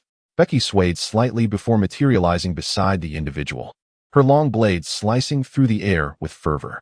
To her astonishment, his reaction was remarkably swift, as he discerned her movement with uncanny acuity. With one hand, he deftly parried her strike. However, in the blink of an eye, he failed to anticipate Bege's subsequent kick, which sent him hurtling backward. A whoosh resonated from behind as Bege seemed to shift several centimeters to the right, narrowly evading a descending blade that fell from his shoulder, missing her by mere inches. Die! An enraged roar erupted as a priest behind Bege hefted a cannon, unleashing a vehement blast towards her, a shell hurtling through the air with lethal intent. With a swift motion, Bege unleashed a surge of blade energy that cleaved the projectile in two, causing it to detonate. Three figures surged forth from different directions, wielding flaming long swords and searing spears, striking with both thrusts and slashes. Bege vanished in an instant, leaving behind only a fleeting shadow as three streaks of light tore through the air. The fierce flames emitted by the long spear shattered the ground beneath. Even my speed could barely keep pace. How could you possibly contend with me? Bege's indifferent voice resonated behind the three. Moments later, two anguished cries echoed as two figures were hurled to the ground, one slashed by a blade, the other knocked unconscious by a powerful kick. Oh, how remarkable! He actually evaded my strike. Bege glanced with mild surprise at the Sky Island priest, who had retreated over 10 meters. This individual bore a square face, wielding a searing long knife, drenched in cold sweat, his gaze filled with trepidation as he regarded Bege. The swiftness of my blow was exceedingly rapid. Even pirates with bounties under 100 million would find it challenging to evade. Yet, astonishingly, a seemingly unremarkable priest from the Sky Island managed to evade my slash. A glimmer of light flashed in Bege's eyes as she stepped forward, her feet seemingly stirring the wind, instantly appearing behind him. With a swift motion, she swung her blade once more. To her surprise, he evaded her strike yet again, the long knife severing a few strands of his hair. Bege once again advanced, delivering a series of slashing strikes that made it increasingly difficult for the priest to evade. Several times, his garments were torn, leaving behind lacerations upon his skin. Modi and the others observed as Bege, in a playful spirit reminiscent of a cat toying with a mouse, initially relished the encounter. However, after a few strikes, their expressions turned solemn. Each time the priest narrowly avoided Bege's blade, he appeared more and more drained, until ultimately, Bege landed a decisive blow to his back, sending him crashing to the ground. This was merely the preliminary awakening of observation hockey. After a series of probing strikes, Bege confirmed that this individual had indeed awakened such a power. The ability to awaken hockey signified the potential for future greatness. Intrigued, Bege cast a lingering glance at the fallen priest. Suddenly, the remaining priests, undeterred, charged forth in a desperate assault. With his long sword poised, Bege struck once more, his speed astonishingly swift. The priests could do little but defend themselves passively, and amidst the cacophony, blood erupted from their mouths as they were violently hurled away. Bege wielded his blade with unmatched prowess, effortlessly dispatching every priest in his path, sending them crashing to the ground, blood gushing forth. Kill them, roared the fallen priests in fury, prompting the warriors of the Sky Island to raise their firearms, ready to retaliate, while the disciples stood resolute as well. Cease at once, commanded Gonfol, striding forward with his long spear, the thunderous sound of his approach halting the Sky Island warriors. Gonfol confronted Bege, his expression one of deep resentment. Taking a deep breath, he inquired, "Why do you seek to seize the Sky Island? Do not attempt to convince me it is to end our 4-century-long conflict with the Sandians. Such a ruse will not fool anyone. Is that so? I had thought it might deceive someone. Becky chuckled, yet no one joined in his amusement. The laughter faded, and his demeanor shifted to one of solemnity. The Sky Island holds significant strategic value for me. It will serve as a crucial foundation in my quest for dominance over the world. Gonful's expression darkened as he replied gravely, I care not for your ambitions of conquest. What I wish to know is what you intend to do after claiming the Sky Island. What fate awaits its people? Becky smiled gently and said, Rest assured, I have a profound preference for peace. Violence is not my approach. After I ascend to the position of deity over the Sky Island, I shall not disturb the inhabitants of the Sky Island or the Shandians. I require their assistance, yet I shall not coerce them.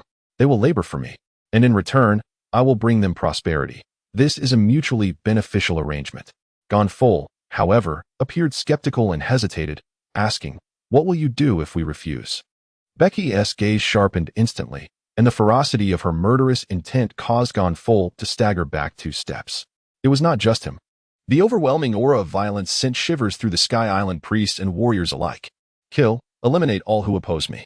I have stated that slaughter is not my method. Yet I shall not hesitate to resort to it to achieve my goals. No one can deter me from becoming the sovereign of the Sky Island. Gonful. I detest taking innocent lives, but as the saying goes, countless bones lie beneath a general's success. For my ambitions, I would not shy away from extinguishing those who resist me. I understand. I shall relinquish the position of deity to you, provided you guarantee the safety of the Sky Island's denizens. Otherwise, I will lead the people of Sky Island to rise against you once more, Gonful declared resolutely. Though your threat holds little weight, I shall acquiesce, Becky replied with a solemn expression. Then, Gonful, I now invite you to become my regent. Will you accept? Becky glanced at Gonful, whose demeanor was one of despondency. Gonful furrowed his brow, gazing at Becky in confusion. I am not well versed in the customs and traditions of the Sky Island. I require someone to execute my commands, and you are the most suitable candidate. Are you not concerned that I may impose tyranny? Then be my regent.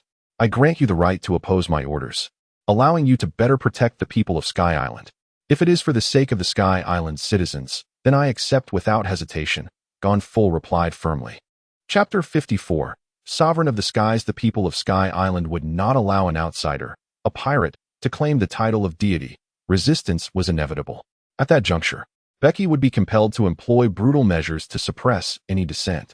Such bloody suppression and forced governance were the lowest of tactics, contradicting Becky's vision and aspirations for the future of the Sky Island.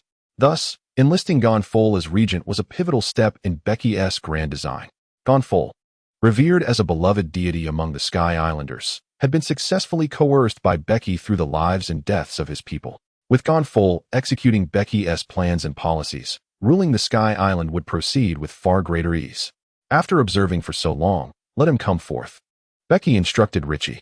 Understood, Richie responded, as jets of high-pressure air erupted from his feet, propelling him skyward. He swiftly altered his course mid-air and charged towards a large rock in the distance. From behind that rock, a figure suddenly emerged. It was Carl Seaton. His face contorted in horror, he leaped back, quickly distancing himself by over 10 meters. However, his speed paled in comparison to Richie's, and within 3 breaths, his path was obstructed. Since you're here, don't be in haste to leave. Our captain wishes to see you. You are my rival. Do not seek unnecessary suffering.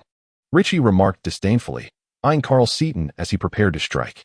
Carl Seaton's expression darkened as he pointed his spear forward and turned, emotionlessly walking toward Becky. Upon reaching her, he was engulfed in a tumult of emotions, awestruck and shaken by Becky's formidable power. Becky chuckled lightly. Carl Seaton, you have accompanied us all the way. Your efforts are appreciated. Go back and inform the chief of the Sandians that as long as they are willing to submit to me, the Sandians may return to Appiato. And I assure you that both the Sandians and the Sky Islanders will be treated equally from this day forth. Henceforth, the Sky Islanders and the Sandians shall coexist in peace. Becky continued, I grant you Sandians 2 days to deliberate.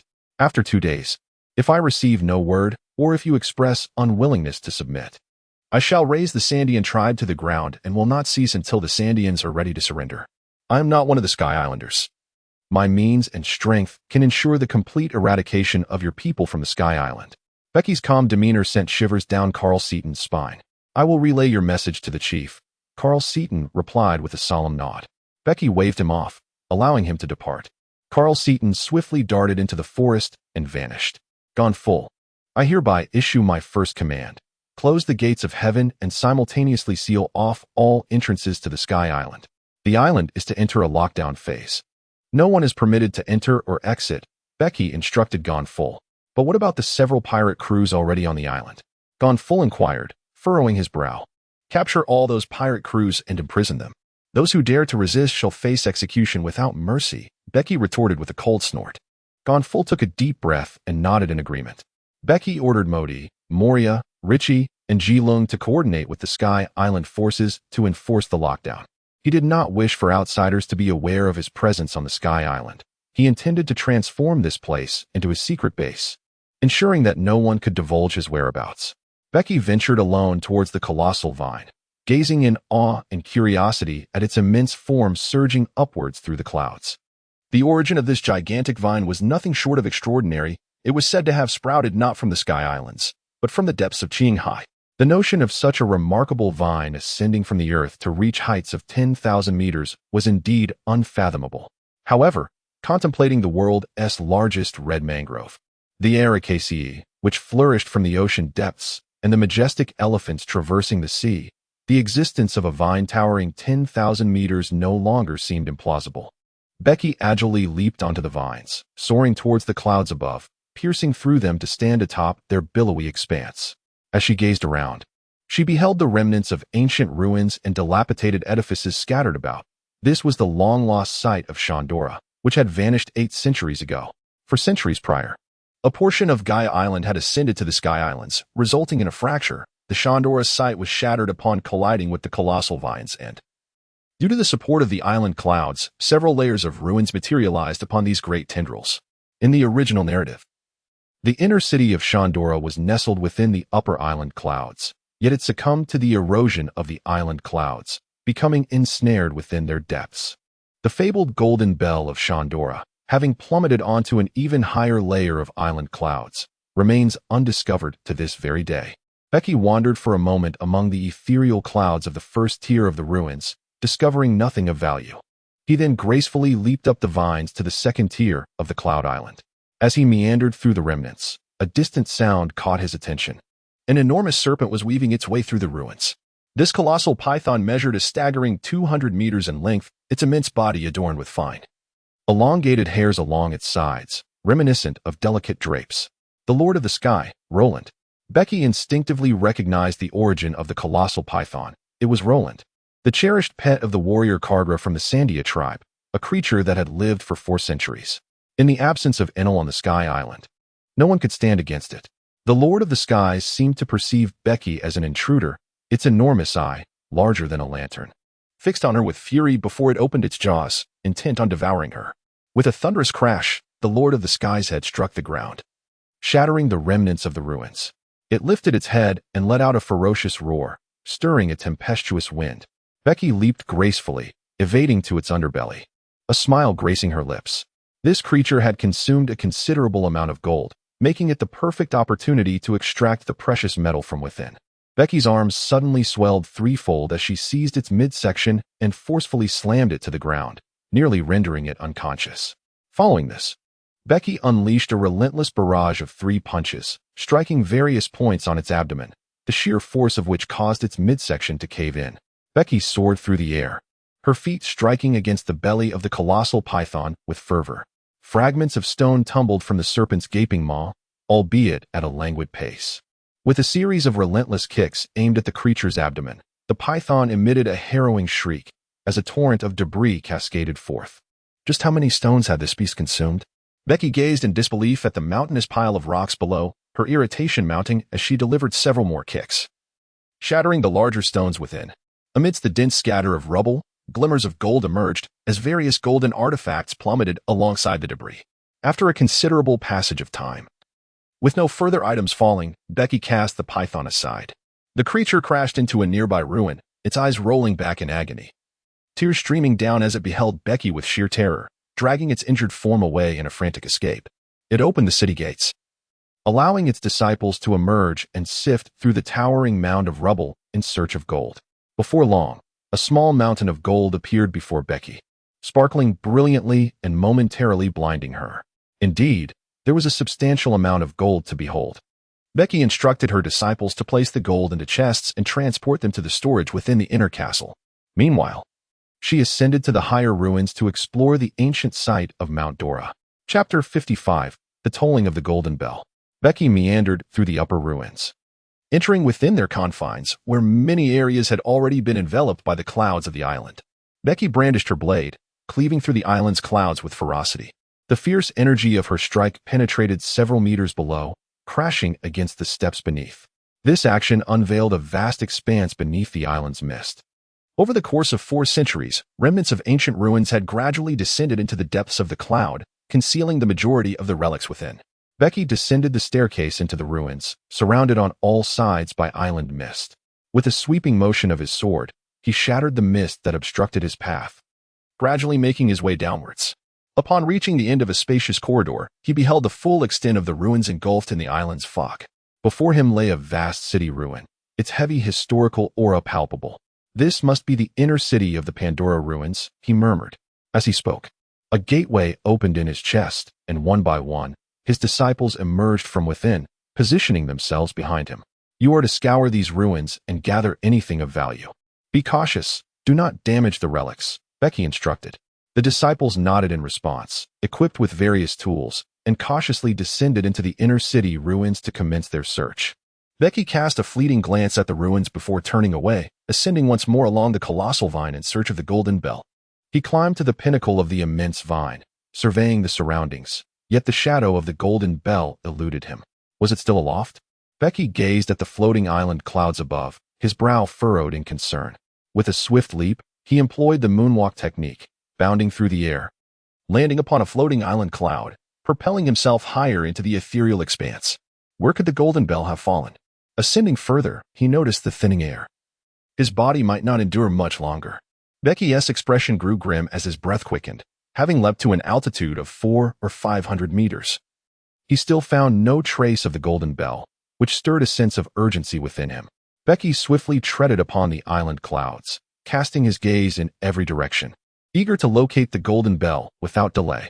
As he distanced himself from the colossal vines, he suddenly glimpsed a glimmer of gold in the distance, prompting him to swiftly descend upon a cloud. Indeed, it was sunlight reflecting off the golden surface. There it was, albeit quite far away. Filled with elation, Becky leaped towards the direction of the golden light. 3 minutes later, he beheld the golden bell standing atop a vast expanse of island clouds. He ascended rapidly onto the enormous cloud and, with a few agile jumps, arrived before the golden bell. This magnificent altar, towering at around 30 meters, was entirely crafted from gold, with the bell suspended above it. The altar, having endured 4 centuries of wind and sun, was adorned with a thick layer of moss. Was it a historical record?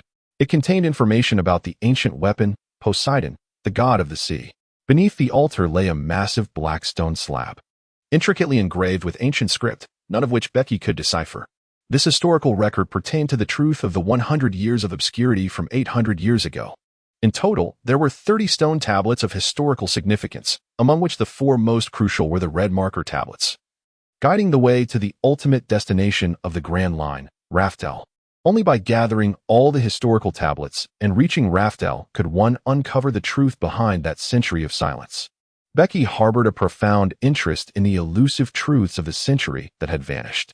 Yet, he was acutely aware of the formidable challenges involved in collecting the historical poneglyphs, particularly the 4 red-marked poneglyphs, which now lay in the possession of the formidable pirates of the New World, rendering them nearly unattainable.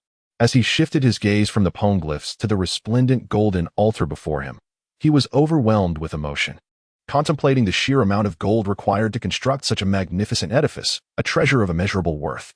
Becky was already contemplating dismantling the golden altar to sell it for profit. Becky leaped onto the altar, standing beneath the golden bell, grasping the pendulum. She struck the bell with fervor, causing it to sway and emit a resounding, melodious chime. Waves of sound reverberated through the skies of the floating island, swiftly echoing across its expanse. Becky gazed down at the floating island below, her voice low and contemplative. "I wonder if the sound of this golden bell will yield the desired effect." As the melodious tones of the bell echoed farther and farther, The entire island was enveloped in its enchanting chime. On a smaller floating island, where the architecture was rugged and unadorned, a group of Sandia people gathered in the square, seemingly engaged in earnest discussion. They encircled an elder donning a wolf-headed hat, the chieftain of their tribe. Carlton sat beside the old chief, recounting matters concerning Becky. The unexpected tolling of the bell left all the Sandia people in a state of perplexity. The chief abruptly rose, gazing skyward as if searching for the source of the sound. "Chief," Carlton exclaimed, astonished as he looked at the elder, seeking clarification. Tears shimmered in the chief's eyes as he choked back emotion. "Indeed, it cannot be mistaken. The lantern of Sandora has been lit." "Is it truly the lantern of Sandora?" Carlton queried, uncertainty etched upon his face. The Sandia people whispered among themselves, both children and adults alike, their expressions a blend of astonishment and joy. Only the lantern of Sandora could produce such a wondrous sound, the chief affirmed with unwavering certainty. "Grandfather Chief, does this mean we need not fight any longer now that the lantern of Sandora is lit?" A slender child stood before the elder, eyes brimming with hope. "Weber, stand down," Carlton commanded sharply. The chief raised his weathered hand to caress the boy's head, laughing heartily. He addressed the crowd with a booming voice. "Indeed, the ancestral decree states, when the lantern of Sandora is ignited, the time of war has come to an end. Children, the war is over." "But Chief, we did not kindle the lantern of Sandora." Carlton hesitated. The elder replied gently, "Have you not realized? This is a message from our ancestors. Regardless of who ignited the lantern of Sandora, we have conveyed the message of Appiato to the valiant warrior, Carlgra's dear friend, Rolando. We have fulfilled our ancestral duty." Carlton nodded silently. The islanders could not have ignited the lantern of Sandora. It seemed only that pirate could have done so. "Carlton, take our gratitude to that pirate. Express our appreciation as Sandia people and pledge our allegiance to him. We should return to Appiato and dwell upon the heights of Bas," the chief intoned solemnly. Meanwhile, upon the white seas, Gonfurl accompanied Modi toward the gate of heaven, preparing to close the celestial portal. The golden bell's chime reached them as well. Gonfurl gazed at the skies of Appiato, equally astonished. "It is the sound of the bell, without a doubt. Has the silence of 400 years finally been broken?" Tears glistened in Gonfurl's eyes as he murmured to himself, "When the bell tolls again, it signifies the end of war. Our conflict with the Sandia people is at an end. I firmly believe that this day would arrive, and now it has finally come." For 4 centuries, the bell had remained silent, yet when that pirate ascended to Appiato, the tolling of the bell heralded the end of war. Is this destiny guiding us? Chapter 56. The young boy Enel Gonfall felt a mixture of joy and confusion. The sound of the golden bell held extraordinary significance for the people of Skypiea and the inhabitants of the Sky Island. When Becky rang the golden bell, it conferred upon him a new identity in the hearts of the Scypians and Sky Island dwellers. Modi, clutching his long sword, cast a glance at Gonfall, silently gazing at the sky. "Becky, you have taken another correct step." High above, the resonant chime of the golden bell echoed through the heavens for a quarter of an hour before Becky ceased its ringing.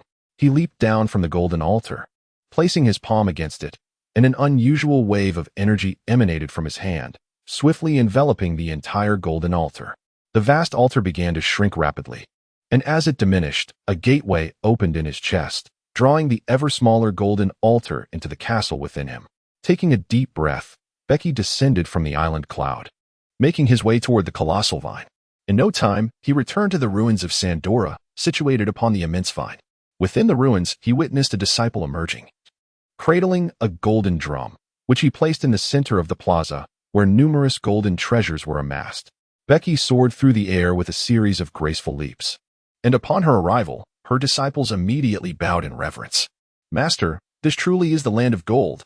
We have uncovered an abundance of golden treasures within the house." One disciple exclaimed with exhilaration. Becky, in high spirits, commanded, "Very well, search every corner here. Not a single grain of golden sand should be overlooked. Understood?" "Yes, we shall ensure the task is completed."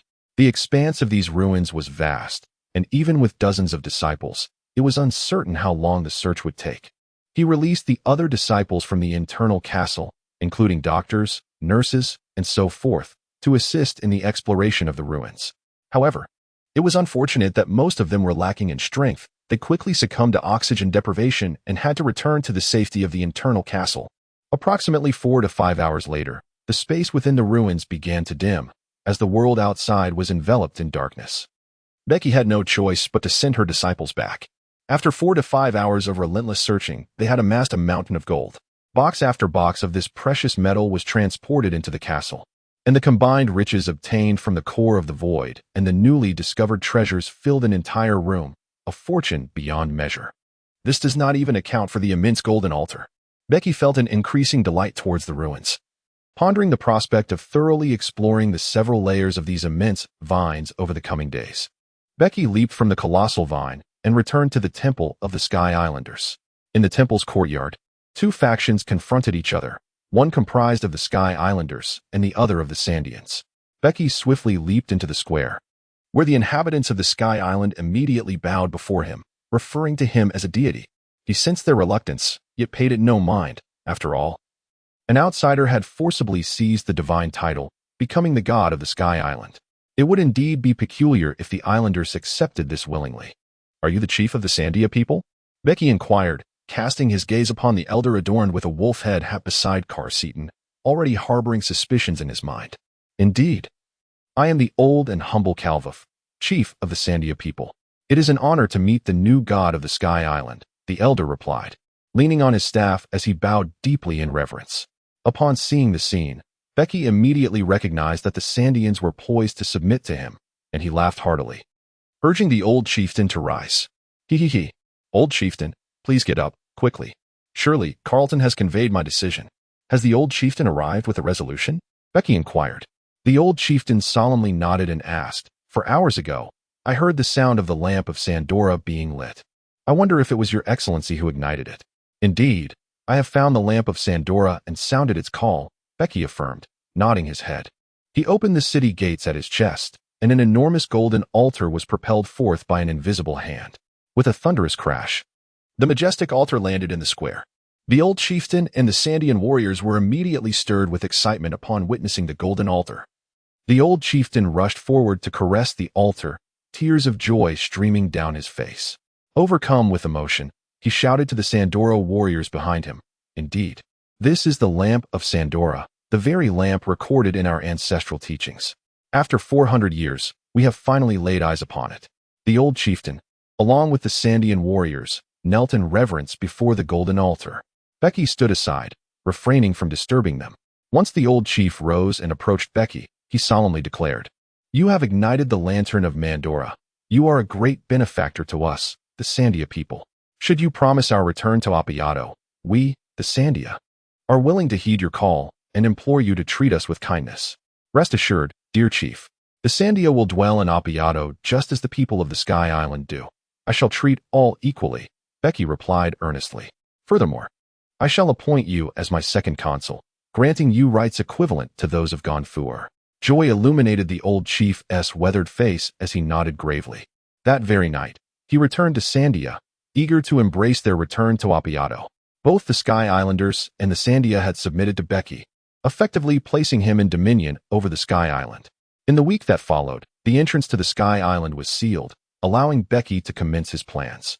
He instructed the Sandia and the Sky Islanders to select elite warriors to form 2 divine legions under his command.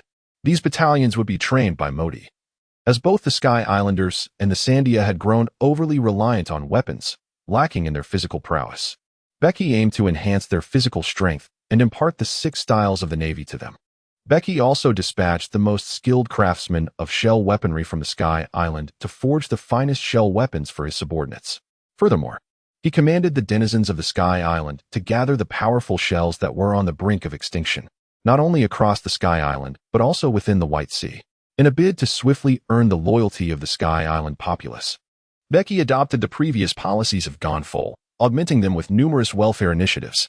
Once these policies were established, they were executed by Gonful and Karl Wolf with commendable efficiency, while he personally led his disciples to Baika in search of Enel, or more precisely, the rumble fruit. He could not afford to overlook the world's most supreme Logia-type devil fruit.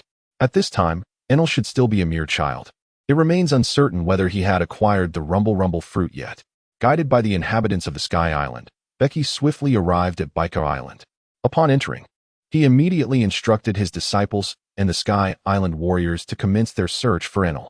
given that Bege Island was quite small with a sparse population.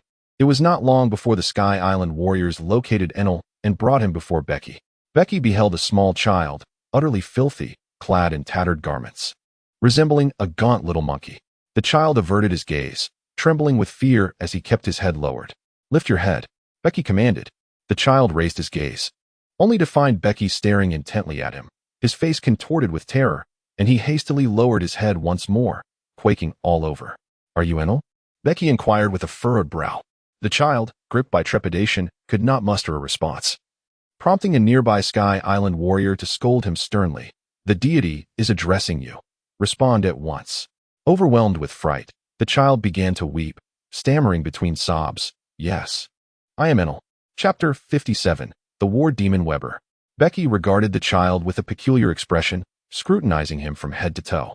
Could this truly be the same Enel, the arrogant and domineering god of Skypiea that one would come to know in the future? It was hard to believe he had endured such hardship in his youth. "Enel, where are your parents?" Bege inquired. "My parents passed away long ago," Enel replied, his voice tinged with sorrow. Bege continued to inquire. "I ask you, have you ever encountered a peculiar fruit adorned with spiral lightning patterns, which, upon closer inspection, imparts a sensation akin to an electric shock?" "Indeed, I have." Bege's breath quickened as she urgently exclaimed, "Where is that fruit? Take me there at once." Enel, startled by her fervor, became increasingly distressed, his cries growing louder and more helpless. Trembling, he stammered, "I was so hungry at the time that I ate it. In the grand scheme of fate." The thunder fruit still belonged to Enel. Bege's expression bore a hint of disappointment, yet he quickly donned a smile, his voice softening as he inquired, "Enel, after consuming that fruit, have you experienced any changes in your body? For instance, are you able to unleash lightning?" Enel's countenance shifted to one of fear, despair flickering in his eyes as he trembled and lamented, "I do not comprehend what has transpired. Suddenly, lightning erupts from my hands, and I cannot control it. I swear, I am not a demon. Truly, I am not a demon." Bege furrowed her brow and said, "Release a spark of lightning for me to witness. Do not fret. I assure you, you are not a demon." "Is that truly so? They all proclaim me to be the spawn of an evil demon. Am I really not a demon?" Enel inquired, filled with hope. "You are not a demon. First, let me see your abilities," Bege replied gently. Enel lifted his slender hand, and a blue arc of electricity materialized. Yet, as soon as the arc appeared, it vanished. His small face contorted with effort, and with a determined expression, he summoned numerous arcs of electricity that crackled with sound. Bege reached out to touch the electric arc, and a dark mark appeared on her finger, accompanied by a slight tingling sensation. Indeed, it was the power of lightning. The lightning in Enel's hand quickly dissipated, and he gasped for breath as if utterly drained. Cautiously, he remarked, "God, releasing lightning requires immense strength. I lack sufficient power to unleash a great deal of it." Bege gazed at the pitiful Enel, her expression softening into a gentle smile. "Enel, you are not the child of a demon. On the contrary, the fruit you have consumed is exceptionally powerful. You are favored by the heavens, a child of the divine. Enel, would you be willing to become my disciple, to become a warrior of the gods?" Enel nodded eagerly, his face brimming with anticipation. Having endured bullying throughout his childhood and faced numerous hardships, he had matured far beyond his peers. He yearned not to suffer from hunger, to wear fine garments. Now, a powerful new deity on the Sky Island sought to take him as a disciple, and he recognized this as a splendid opportunity that he must seize. "I am willing, I am willing, I am willing to be a disciple of the gods, a warrior of the divine." Bege laughed heartily. "Very well, Enel, from this moment forth, you shall be my disciple." The absence of the thunder fruit is indeed a lamentable loss, yet acquiring Enel is equally significant. Presently, Enel resembles a forsaken puppy, forlorn and desolate, engulfed in despair. Bege's appearance is akin to a radiant beam of warmth piercing through the darkness of his hopeless heart. With proper guidance, Bege believes that Enel can transform into the sharpest sword in his arsenal. Bege clasped Enelu's small hand as they made their way back, her mind preoccupied with thoughts about Enelu's situation. It appeared that Enelu harbored a profound obsession with the vastness of the moon. One wondered if he had entertained such notions in his childhood. Upon their return, she resolved to inquire thoroughly, determined not to allow him to tread the same path as before. Time swiftly passed, with spring giving way to autumn and winter to summer. Bege had now resided in the Sky Island for 2 years. Through her diligent efforts, she earned the respect and affection of both the inhabitants of Sky Island and the Sandians, transforming the island into her true domain.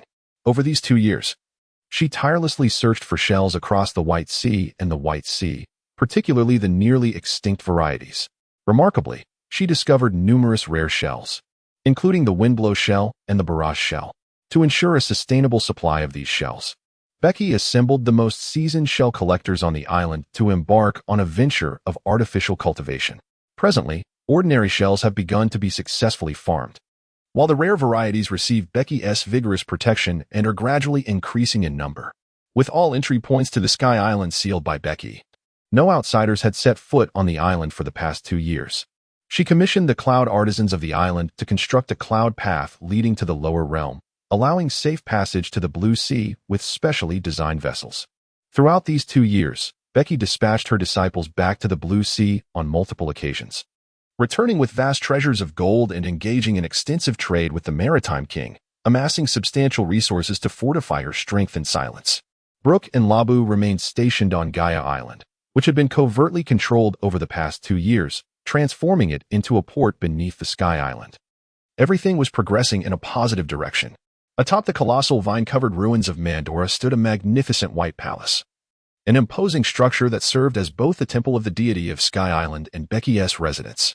Bege designated a vast expanse surrounding the colossal vine as a sacred ground, establishing it as the domain of his temple. He erected the temple upon the ruins of the great vine, a symbol of his divine identity. In the square before the temple, Bege observed 2 young spirits, both in their early teens, engaged in a spirited duel. Surrounding them were dozens of other spirits, fervently cheering them on.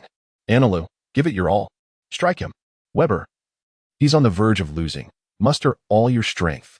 One of these youthful combatants was Anilu, a disciple of Bege, who, over the past 2 years, had been well cared for, growing robust under Bege's personal tutelage. The other was Weber, the son of the Sandia warrior Carcidon, renowned in the original tale as the strongest warrior of the Sandia, famously known as the War Demon. Bege, upon encountering him by chance, took him as her disciple.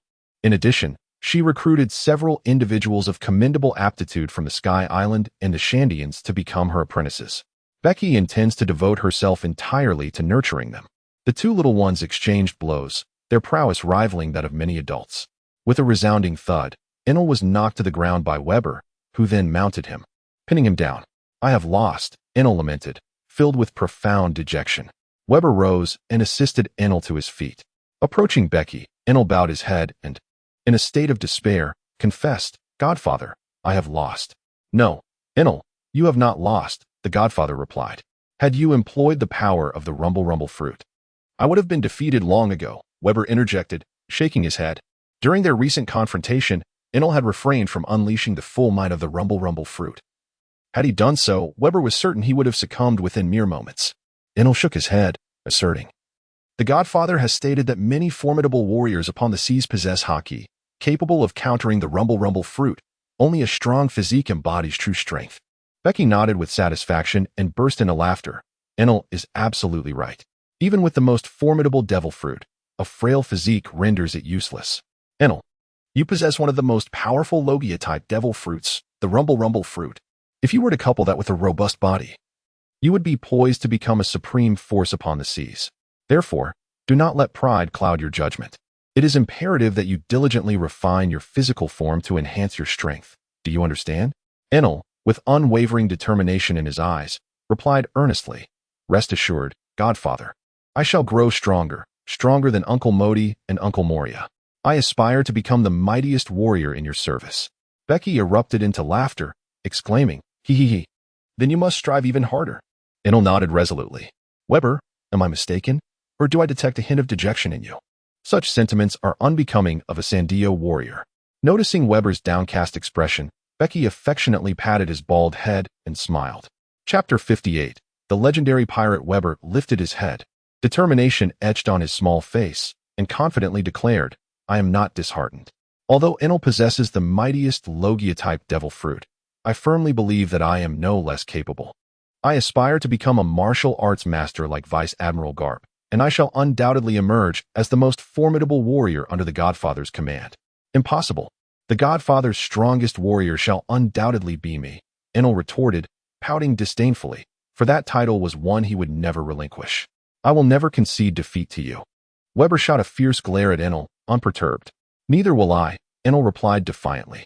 The two stared at each other, their eyes locked in a fierce contest, as if conceding first would signify surrender. You may compete fairly, but do not forget, you are brothers. Becky laughed heartily, playfully pressing down on the heads of the two little ones and vigorously ruffling their hair. The two youngsters were filled with joy once more. Suddenly, the sound of the telephone bug emanated from Becky's pocket. She retrieved the device, a white, winged telephone bug, a communication tool native to the Sky Islands. This is Becky, she said. Oh no, it's bad news. A pirate crew has entered the White Sea through entrance number 3, and they are advancing towards the White Sea.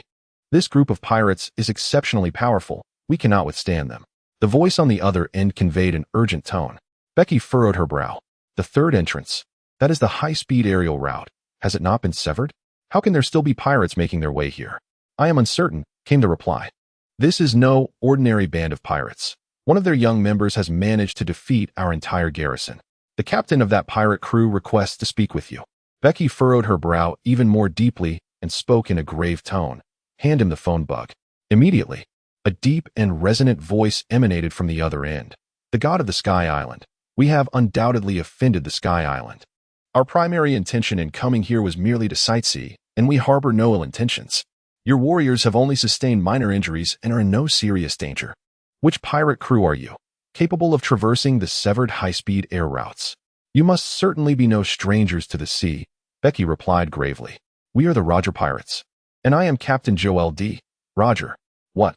Becky was utterly stunned, unable to comprehend that the person before her was none other than the future pirate king, Joel D. Roger. It was only then that she recalled that Joel D.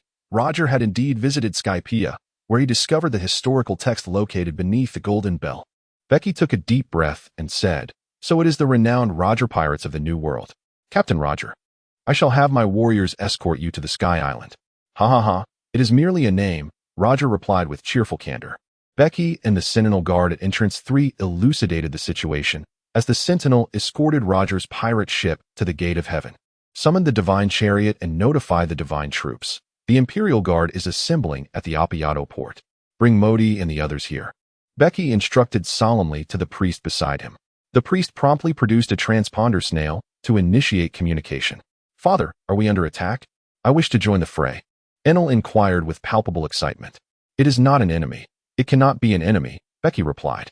In the New World, the legendary pirate crew, the future pirate king, the Roger Pirates, possesses unparalleled strength. Though he harbors pride, he is acutely aware that he cannot contend with the Roger Pirates. Come, let me take you to witness the mightiest pirates upon the seas, Becky declared, his demeanor grave and his tone weighty.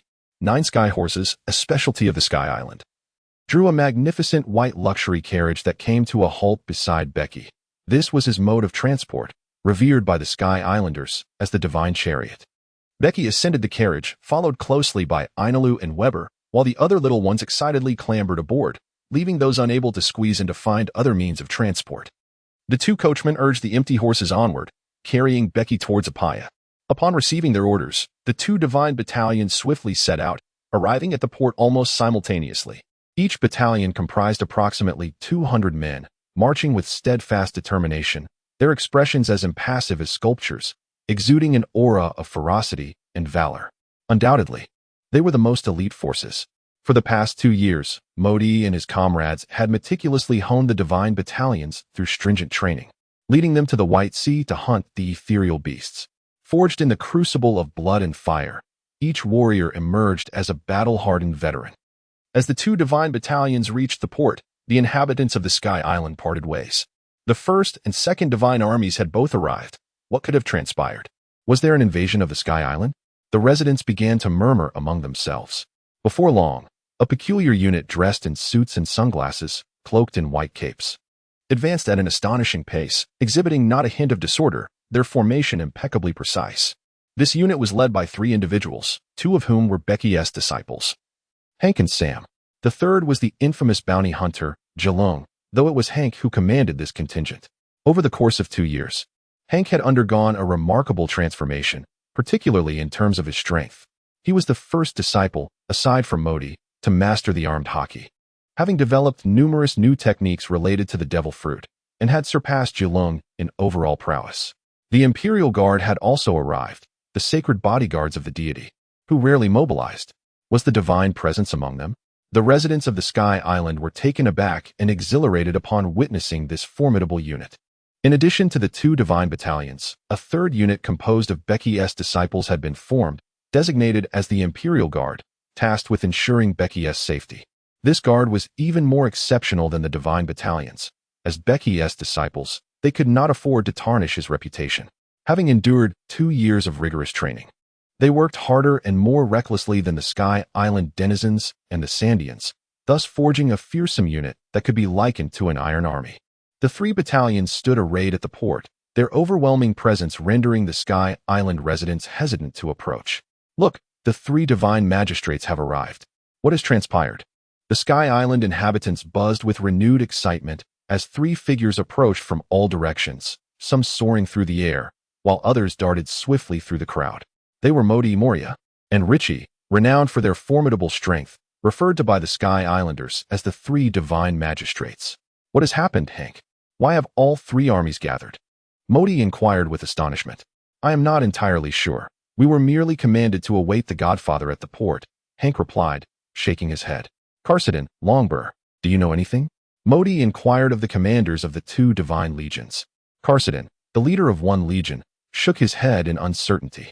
The commander of the other divine legion was none other than Longbeal, an inhabitant of the Sky Island who had awakened the observation hockey. He had gained the favor of Bege and distinguished himself during 2 years of rigorous training, mastering the observation hockey and awakening the armament hockey, ultimately rising to command the divine legion. He too shook his head, clearly perplexed. Could it be that a formidable pirate has invaded? Moria speculated. Or perhaps the Navy has discovered our location and dispatched a fleet. Rich furrowed his brow. Beke's vehicle arrived at the port, once again igniting a fervor among the populace. The Divine Legion and the Imperial Guard simultaneously bowed to Bege, their resonant voices reverberating throughout the harbor. Chapter 59. Invitation to Battle. Bege descended from the divine chariot, her expression inscrutable as she gazed out at the vast expanse of the White Sea. What on earth has transpired, Bege? Why summon the entire island's might? Modi inquired, while the others looked at Bege with equal curiosity. Gold. Roger is approaching, Bege uttered in a solemn tone. Is he the one you mentioned? The man most likely to become the Pirate King? Modi and the others' countenances shifted at her words. Bege once engaged in an analysis of the maritime situation, recounting the illustrious dominators of the seas and prophesying about the formidable pirates of the New World. Among his predictions, he asserted that Gold. Roger was the most likely candidate to become the Pirate King. Will a battle ensue? Questioned Modi and the others, their expressions grave, overwhelmed by the pressure exerted by the most formidable pirate crew of the New World. It is unlikely, Bege replied with a light chuckle. Roger is not the type to seek conflict. They are likely here in pursuit of the true history.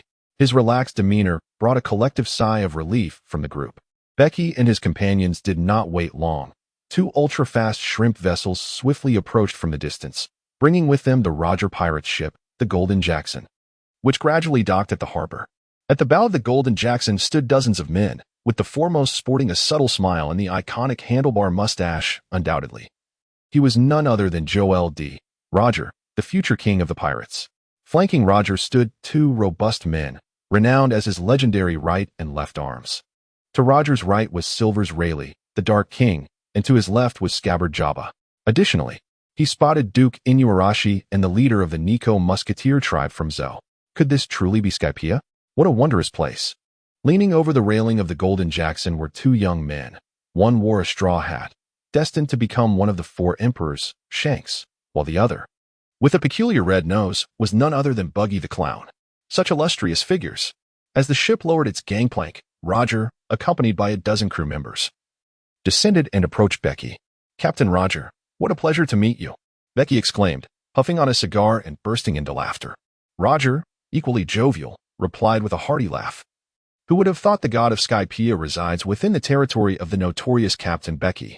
Lord Bege, we have come to Skypiea in search of something and hope you will permit us to stay for a while, Roger stated. You are here for the poneglyph, aren't you? Bege directly pointed out. Roger raised an eyebrow, studying Bege intently, and remarked, It seems Skypea indeed harbors the poneglyph, likely in your possession. Indeed, it is in my possession. I trust Captain Roger is eager to see it. Please, follow me, Becky invited with a smile. Roger and his crew were pleasantly surprised by Becky's willingness to allow them to view the poneglyph.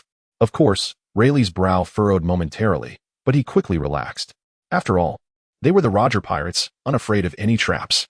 Ha ha ha, Lord Becky, I truly appreciate it. Roger laughed heartily, then turned to Jabba, saying, the Jackson has sustained considerable damage. Please stay behind to assist in repairs. Jabba nodded indifferently. Roger, along with Rayleigh and the others, followed Becky onto the divine chariot. Becky also invited the rest of the Roger pirates to ride the cloud car to the temple. Lord Becky, your soldiers are quite impressive. Each one is worth 10 ordinary men, Rayleigh remarked, observing the elite guards surrounding the divine chariot. They still have a long way to go. In the new world, they are merely cannon fodder. In 5 or 6 years, they should develop into something formidable, Becky replied, shaking his head. Becky's words sent a jolt through Roger and the others. Roger chuckled, your ambitions are quite grand, my Lady Becky. Becky waved his hand dismissively, stating that it was merely a matter of theoretical discourse. In this harsh world, we are not even qualified to stand our ground. Just from your words. I am certain that you will become a significant figure in the future, Rayleigh remarked earnestly while gazing at Becky. Caponebeque rose to prominence 2 years ago, his fame overshadowing contemporary supernovas, yet he subsequently vanished without a trace, as if he had disappeared into thin air. No one anticipated that Caponebeque was, in fact, biding his time on an island high above the clouds, gradually amassing power. With commendable strength and a keen understanding of the virtues of patience and discretion, Rayleigh believed that Becky possessed the qualities necessary to become a notable figure in his own right. Roger, after a moment of contemplation, began to grasp Rayleigh's implication and nodded thoughtfully. If even Lord Rayleigh expresses such confidence, I shall certainly not disappoint your expectations, he declared with a hearty laugh. Ha ha. Lord Becky is indeed a magnanimous individual, Roger and the others smiled. The divine carriage soon arrived at the temple, and Becky retrieved the historical text from within his fortress, placing it in the grand hall of the temple. Indeed, it is the historical text, Roger hurriedly approached, his expression grave as he studied the peculiar inscriptions upon the stone tablet. Becky inhaled a puff from the cigar, exhaling a cloud of smoke as she calmly remarked, this historical text merely chronicles the information pertaining to the Sea King Poseidon. Roger turned to gaze at Becky, a hint of astonishment in his voice as he inquired, Your Excellency Becky, you are also versed in such script? Becky shook her head and casually remarked, I must admit, I am not well versed in this matter. I previously engaged a historian from O'Hara to delve into the historical texts, which is how I became acquainted with the content inscribed therein. O'Hara is indeed a place dedicated to the study of historical documents. Roger nodded in acknowledgement, and then resumed his earnest examination of the historical texts. Roger's analysis of the historical documents may take a bit of time, Rayleigh whispered. Becky nodded nonchalantly, but suddenly a glint of determination flashed in his eyes. He approached Rayleigh and whispered, I have a modest request, and I hope you will grant it, Sir Rayleigh. Do speak, Rayleigh replied with a light chuckle. I wish to spar with you, as I am eager to gauge the disparity between myself and the foremost warriors of the sea, Becky stated earnestly. Rayleigh regarded Becky intently, sensing the seriousness and fervent battle spirit within his gaze. You have generously shared the historical texts for the captain's perusal, which is a kindness I greatly appreciate. Therefore, I shall grant your request without hesitation. Becky's face radiated intense excitement as he extended an invitation to Rayleigh for a duel. This lad must be oblivious to the meaning of the word death, daring to challenge the vice-captain. Buckeye observed Becky's figure with disdain. This Caponebeque is no ordinary character. 2 years prior, his bounty had reached a staggering 350 million, and his current prowess is likely even greater. Their battle promises to be quite a spectacle. I shall go and take a look. Shanks eagerly followed suit. I am curious to witness how he will be defeated, Buckeye snorted coldly as he trailed behind. How intriguing. I shall also go and observe. The leader of the Cat Viper strode forward, with some crew members of Roger joining in the excitement. Becky summoned all her elite disciples to witness the battle, allowing them to behold the prowess of the finest warriors upon the sea, lest they remain confined to their limited perspectives. Chapter 60. Burden in the Training Ground. Becky stood opposite Rayleigh, with a considerable number of spectators nearby, divided into 2 factions, Becky's disciples and Roger's crew. Becky's expression was grave. He was confronting the legendary pirate, one of the most formidable marauders of the high seas. At this moment, Rayleigh was in his prime, both physically and mentally, his prowess unfathomable. Bege unfastened his outer garment, revealing a suit of dark iron armor composed of numerous rough black plates. With deliberate slowness, he removed the cumbersome armor, casually discarding it over 10 meters away. A resounding crash echoed as the dark armor struck the ground, creating a significant crater, leaving the members of the Roger Pirates momentarily stunned, their faces contorted in disbelief. Is this individual a monster? How could he bear such a tremendous weight? Bege's eyes widened in astonishment, unable to comprehend the spectacle. That burden must weigh at least 5 tons, and yet he appeared utterly unfazed. Shanks wore a grave expression, equally incredulous. The Godfather's iron armor weighed a staggering 10 tons. But that was not the entirety of it. Nearby, Enel declared triumphantly to Shanks and the others. Another thunderous sound resonated as Bege removed the 2 heavy wristbands from his arms. These wristbands, along with the iron armor, were advanced training apparatuses procured at a high price through the channels of the King of the Sea, rumored to be exclusive to the Navy headquarters. Enel gazed at Bege with adoration, puffing out his chest like a victorious rooster, and proclaimed, "The Godfather's iron armor weighs 10 tons, and the combined weight of the wristbands is 6 tons. The Godfather wears them daily for training. After shedding the weight, he can shatter a small mountain with a single punch." The disciples of Bege gazed upon him with fervent admiration and reverence. Over the past 2 years, Bege has tirelessly devoted himself to rigorous training, his intensity and difficulty levels far surpassing those of others. It is precisely due to Bege's relentless dedication that the strength of his disciples and subordinates has progressed remarkably during this period. He has added an astonishing 4 tons to his weight training. Among us, the one with the best physique can only manage 8 tons. Yet Bege has begun to train with a staggering 16 tons. It appears my own training has been rather sluggish in comparison. In the crowd, Moria adjusted the weight ring on his wrist, his expression somewhat displeased. Weight training is not exclusive to Bege. Subordinates like Modi are also engaged in similar practices. Moria, blessed with superior physique, has managed to don both an 8-ton weight ring and a weighted iron suit. Modi bears 6 tons, while Richie carries 7. Generally, the weight for cadre-level members exceeds 2 tons. However, when compared to Bege's 16 tons, their efforts seem trivial. The members of Roger's faction, including Shanks, wore expressions of disbelief. A full 16 tons is a weight that could incapacitate many of them. Yet Bege trains with it daily. Rayleigh's eyes gleamed with insight. The craters left by the weights allowed him to estimate their mass, and he recognized that this young man was no ordinary individual. His demeanor shifted to one of seriousness. Truly, what a monster, Lord Bege. I eagerly anticipate our encounter in battle. Bege's lips curled into a wider smile as he took a deep breath. His arms swelled dramatically, expanding thrice in size, and his upper body grew robustly, doubling in girth.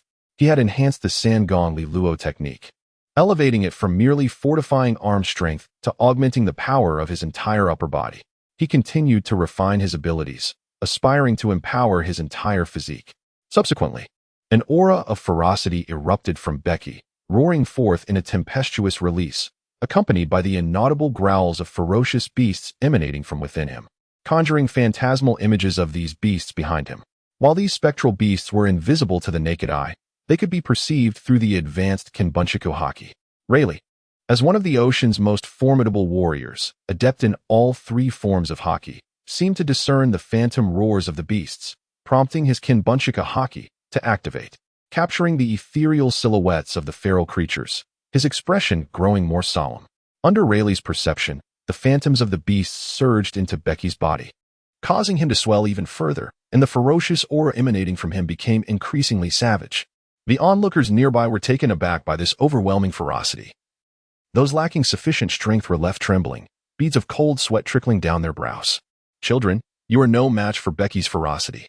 Moria flung Enel and the others further away. "Why do I feel he is even more terrifying than the Beast King of Koi Island?" Bege was similarly intimidated by Bege's ferocious presence, sweat pouring from his forehead. "It's not merely a feeling. He is undoubtedly stronger than the Beast King," Shanks stated gravely.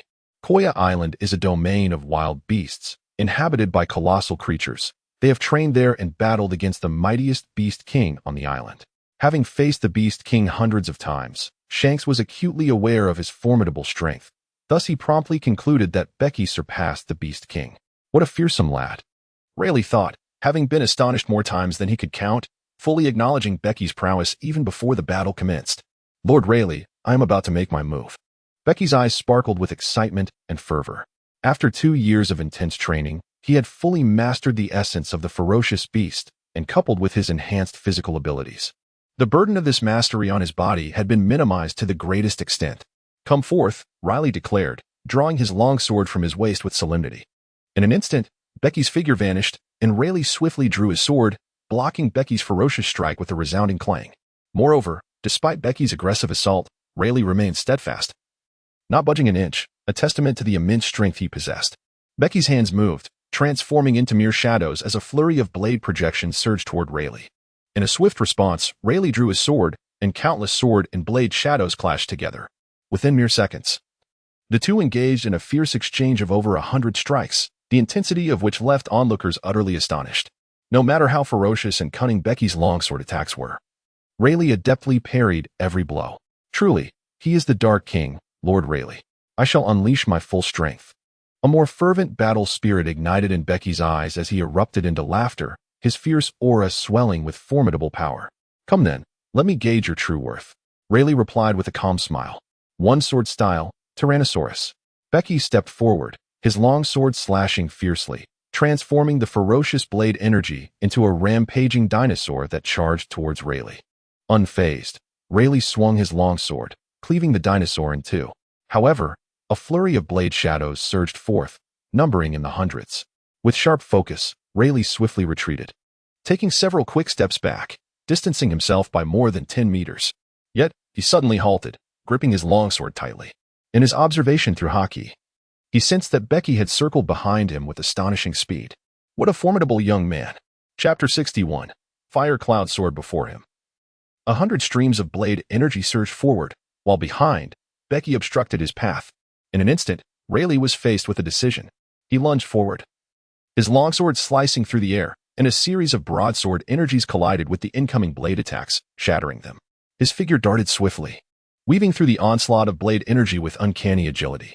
Realizing his strategy had failed, Becky quickly changed direction, the residual blade energy crashing into the ground, creating numerous craters. Young man, now you shall experience my swordsmanship, Rayleigh declared as he leaped into action, his speed surging dramatically, surpassing even Becky's. A fierce gale rushed toward him, and before Becky could react, another figure appeared before him. The long sword raised high, it swung down with tremendous force, slicing through the air with a terrifying velocity. How swift! Becky's pupils constricted as she instinctively raised the long knife in her hand to meet the incoming blade. With a resounding clang, the swords clashed, their gleaming edges igniting a cascade of sparks. Becky's expression shifted dramatically, and she retreated 3 or 4 steps before firmly grounding herself upon the earth. As Becky was about to make a move, Rayleigh had already launched his attack, his long sword slicing fiercely through the air. Becky swiftly raised his own blade, and the two engaged in a fierce clash once more. This time, Rayleigh unleashed his true power. Each strike was extraordinarily potent, leaving Becky barely able to defend himself. After fending off over 50 strikes, he was ultimately sent flying by the overwhelming force. Yet, Rayleigh, relentless in his pursuit, shattered the ground beneath him with a single step, vanishing from sight, only to reappear before Becky in the next instant. With a speed akin to lightning, his sword slashed forward, so swift that the eye could scarcely perceive it. Were it not for his mastery of observation hockey, he might have failed to even glimpse that rapidly descending blade. The chilling tip of the sword approached him in an instant, evoking a bone-chilling sensation that raised the hairs on his neck. Instinctively, he planted his feet on the ground, propelling himself backwards with great effort, retreating a full 3 meters. With a whoosh, as his body vanished from its original position, the longsword descended in a flash. The resulting gust of wind created a fierce blade of air that struck him, leaving a gash in his robe. Such swiftness in a sword strike. Becky was struck with horror. To think that he was utterly overwhelmed. Was this the prowess of the ocean's most formidable warriors? Moria and the others were equally astonished. This was merely a sparring session. In a true battle to the death, Becky would be incapable of withstanding Rayleigh's onslaught. Modi wore a grave expression, and the others shared in his heavy sentiments. They were acutely aware of Becky's strength. Even when combined, they could not match him. If Becky could not endure the assault, they stood no chance whatsoever. Over the past 2 years, their powers had surged, leading to an inflated sense of confidence, particularly in Moria and Ricky, who even contemplated challenging the titans of the New World. Yet, the confrontation before them had dealt a crushing blow to their pride and self-assurance. Young man, since you wish to ascertain your current standing upon the seas, I shall not hold back. Rayleigh sheathed his sword and regarded Becky with a calm demeanor. What a fortuitous opportunity. Flames of determination ignited within Becky's eyes as he took the initiative, leaping forth with swiftness, his fire cloud sword slicing through the air once more. This time, his strikes were swifter and more ferocious, producing flickering blade shadows that ignited into flames, remarkably fast. The two swiftly exchanged blows, each clash erupting into fierce flames and turbulent air, the fire spreading outward in a chaotic display. Becky continually retreated, utterly overwhelmed in both strength and speed. The formidable sword aura sent tremors through his mind, and under the relentless onslaught, even his observation haki began to falter. The gravity in his gaze deepened with each passing moment. With a fierce determination, he unleashed all his power in a singular strike. Proclaiming the technique, one sword style, Fire Demon Ape Slash. His long sword blazed with a searing crimson heat, emanating an aura of terrifying intensity. As he swung, flames erupted forth, resembling a colossal fire blade rushing directly toward Rayleigh. Rayleigh's brow furrowed momentarily as he summoned his armament haki, enveloping the blade to counter Becky's ferocious assault. The clash resulted in an instantaneous explosion of flames, engulfing both combatants. In the aftermath, they emerged from the blast, the sky filled with scattered embers. Rayleigh observed the flaming longsword in Becky's grip, raising an eyebrow in realization. He discerned that the fiery slash had not originated from Becky's blade, but rather from the inherent flammability of the sword itself. Becky discerned the expression on Rayleigh's face, lifting the flaming longsword in her hand. This is the Cloud Iron Sword, crafted from the unique cloud iron of the Sky Island and the finest heat and flame pearls. It can unleash fiery slashes, and I have named it the Sword of Fire Cloud. This magnificent weapon took Becky 2 years to forge, enlisting the expertise of the foremost cloud artisans of the Sky Island. Its hardness rivals that of a great blade, and embedded within are the heat and flame pearls, which generate intense flames upon use, rendering it immensely powerful. An impressive weapon, Rayleigh remarked in admiration. Indeed, Master Rayleigh, from the battle earlier, I have realized that my strength is still far from sufficient. Therefore, I wish to demonstrate my most formidable strike and seek your guidance, Becky stated solemnly. Come forth. Rayleigh responded earnestly, a formidable and terrifying aura emanating from him. The clash of Rayleigh's dominating presence and Becky's fierce, unyielding energy stirred the air, conjuring a tempest that raged forth. Becky grasped the fire cloud blade tightly, its crimson edge ablaze with fierce flames. A torrent of fire surged forth from the blade, scorching the ground beneath and even hinting at signs of melting, a testament to the extraordinary heat. Lord Rayleigh, prepare yourself, Becky shouted, stepping forward with resolve as the fire cloud blade swung down with great force. Extreme Inferno Dragon. A thunderous roar erupted, and a colossal fire dragon, measuring several dozen meters in length, surged from the blade, hurtling towards Rayleigh with astonishing speed. Rayleigh's expression shifted slightly as he tightened his grip on his sword. The dark, armed haki enveloped the blade, deepening in intensity and fortifying its structure. As the sword trembled, a vortex of swirling energy formed around it. In a swift motion, Rayleigh swung his sword, striking the fiery dragon's head directly. The impact was akin to a collision with an immovable mountain, merely pushing Rayleigh back a couple of steps. Then, a terrifying sword aura erupted from Rayleigh's blade, cleaving the fire dragon in two. The severed halves of the dragon exploded, sending the fiery blade energy crashing into the ground, tearing it apart and engulfing it in flames. The fire surged along the surface, sweeping outward in all directions for 100 meters. The onlookers gasped in shock, some retreating in disarray from the inferno that had enveloped the training ground. The entire arena lay in ruins, riddled with craters and ablaze with fire. Becky inhaled a breath of searing air, having held nothing back in his previous strike, which had drained his vitality and spirit to an alarming degree. His gaze pierced through the crackling flames, landing upon Rayleigh, who stood unscathed amidst the inferno. His pupils constricted, and a wry smile crept across his face. The full force of his attack had failed to faze Rayleigh, delivering a profound blow to his pride. Chapter 62. The Conqueror's Haki. He had once believed himself sufficiently powerful, only to discover how far he still had to go. I knew beforehand that I was no match for Rayleigh, Becky lamented. Yet my most formidable strike was effortlessly cleaved apart by him, a devastating realization. Upon hearing Becky's murmured reflections, Rayleigh's lips twitched slightly. Ha ha, Lord Bege. Your recent strike was indeed formidable. It compelled Rayleigh to exert his utmost. At your age, he was not nearly as powerful. Laughter echoed from afar. As Roger emerged after perusing the historical texts, just in time to witness Becky's ultimate blow, Rayleigh added, Indeed. That strike of yours could have vanquished a pirate of 500 or 600 million. You are already quite formidable. Bege offered a faint smile, yet deep within, he felt a sense of discontent. His ambitions were grand, with aspirations aimed directly at achieving supremacy in the New World. He held himself to a standard that required at least the same level of prowess as Rayleigh. The recent sparring session with Rayleigh compelled him to reassess his own capabilities. The pride and confidence that had surged within him over the past 2 years were shattered, prompting a newfound commitment to rigorous training. Perhaps he should experiment with Moria's shadow technique during his training. His physical attributes had significantly enhanced, allowing him to endure a greater number of shadows. If he could sustain this shadow amalgamation, it might allow him to engage with Rayleigh for a longer duration. However, this notion was fleeting, as the shadow technique was his trump card, and it would be prudent not to reveal it prematurely. Captain Roger, I am aware of your conqueror's haki. Might you allow me a glimpse of its formidable power? Bege inquired, stepping forward with anticipation.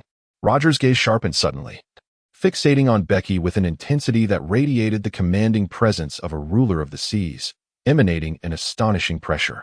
Bege met his stare unflinchingly, devoid of fear. And even within the depths of his eyes lingered a spark of fighting spirit. Truly, a remarkable young man. Very well, I accept your request, Roger proclaimed, bursting into hearty laughter, his generous nature evident in both demeanor and action. Bege extended to Roger's crew the utmost respect and hospitality, and naturally, Roger would reciprocate this kindness. Please, allow my disciples to also experience the aura of a king from the seas, Bege articulated slowly. Roger paused momentarily, then his laughter grew even more boisterous. So, you wish to use me for training purposes? How amusing. After all, whether it is one sheep or a flock, they are all herded the same way. Do as you wish.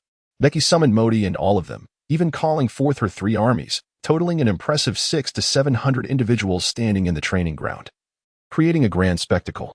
Every person's expression was grave and earnest, fully prepared for what lay ahead. Bege had already informed them that this opportunity was exceedingly rare, and he distinctly stated that this experience of the conqueror's haki was, in fact, a selection of potential. The longer one could endure under the overwhelming pressure of the conqueror's haki, the greater their potential would be.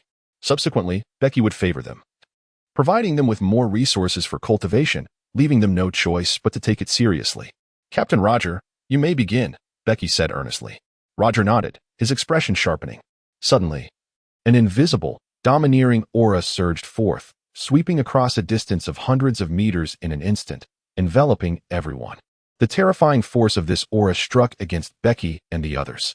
In a silent moment, one by one, the disciples collapsed, their eyes rolling back as they lost consciousness.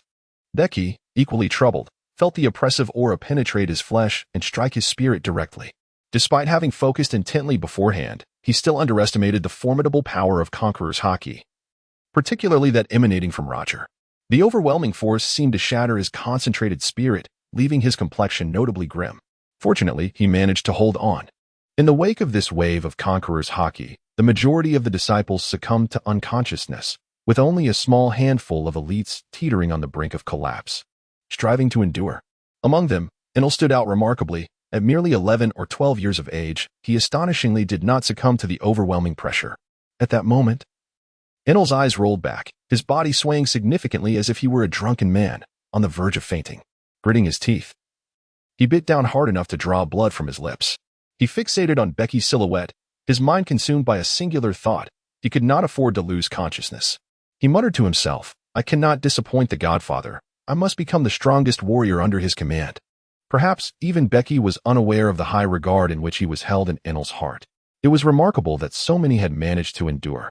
It seemed your companions are quite impressive. Roger, Rayleigh, and the others were equally astonished by this development. The clown Buggy gazed at Enel, his expression one of utter disbelief.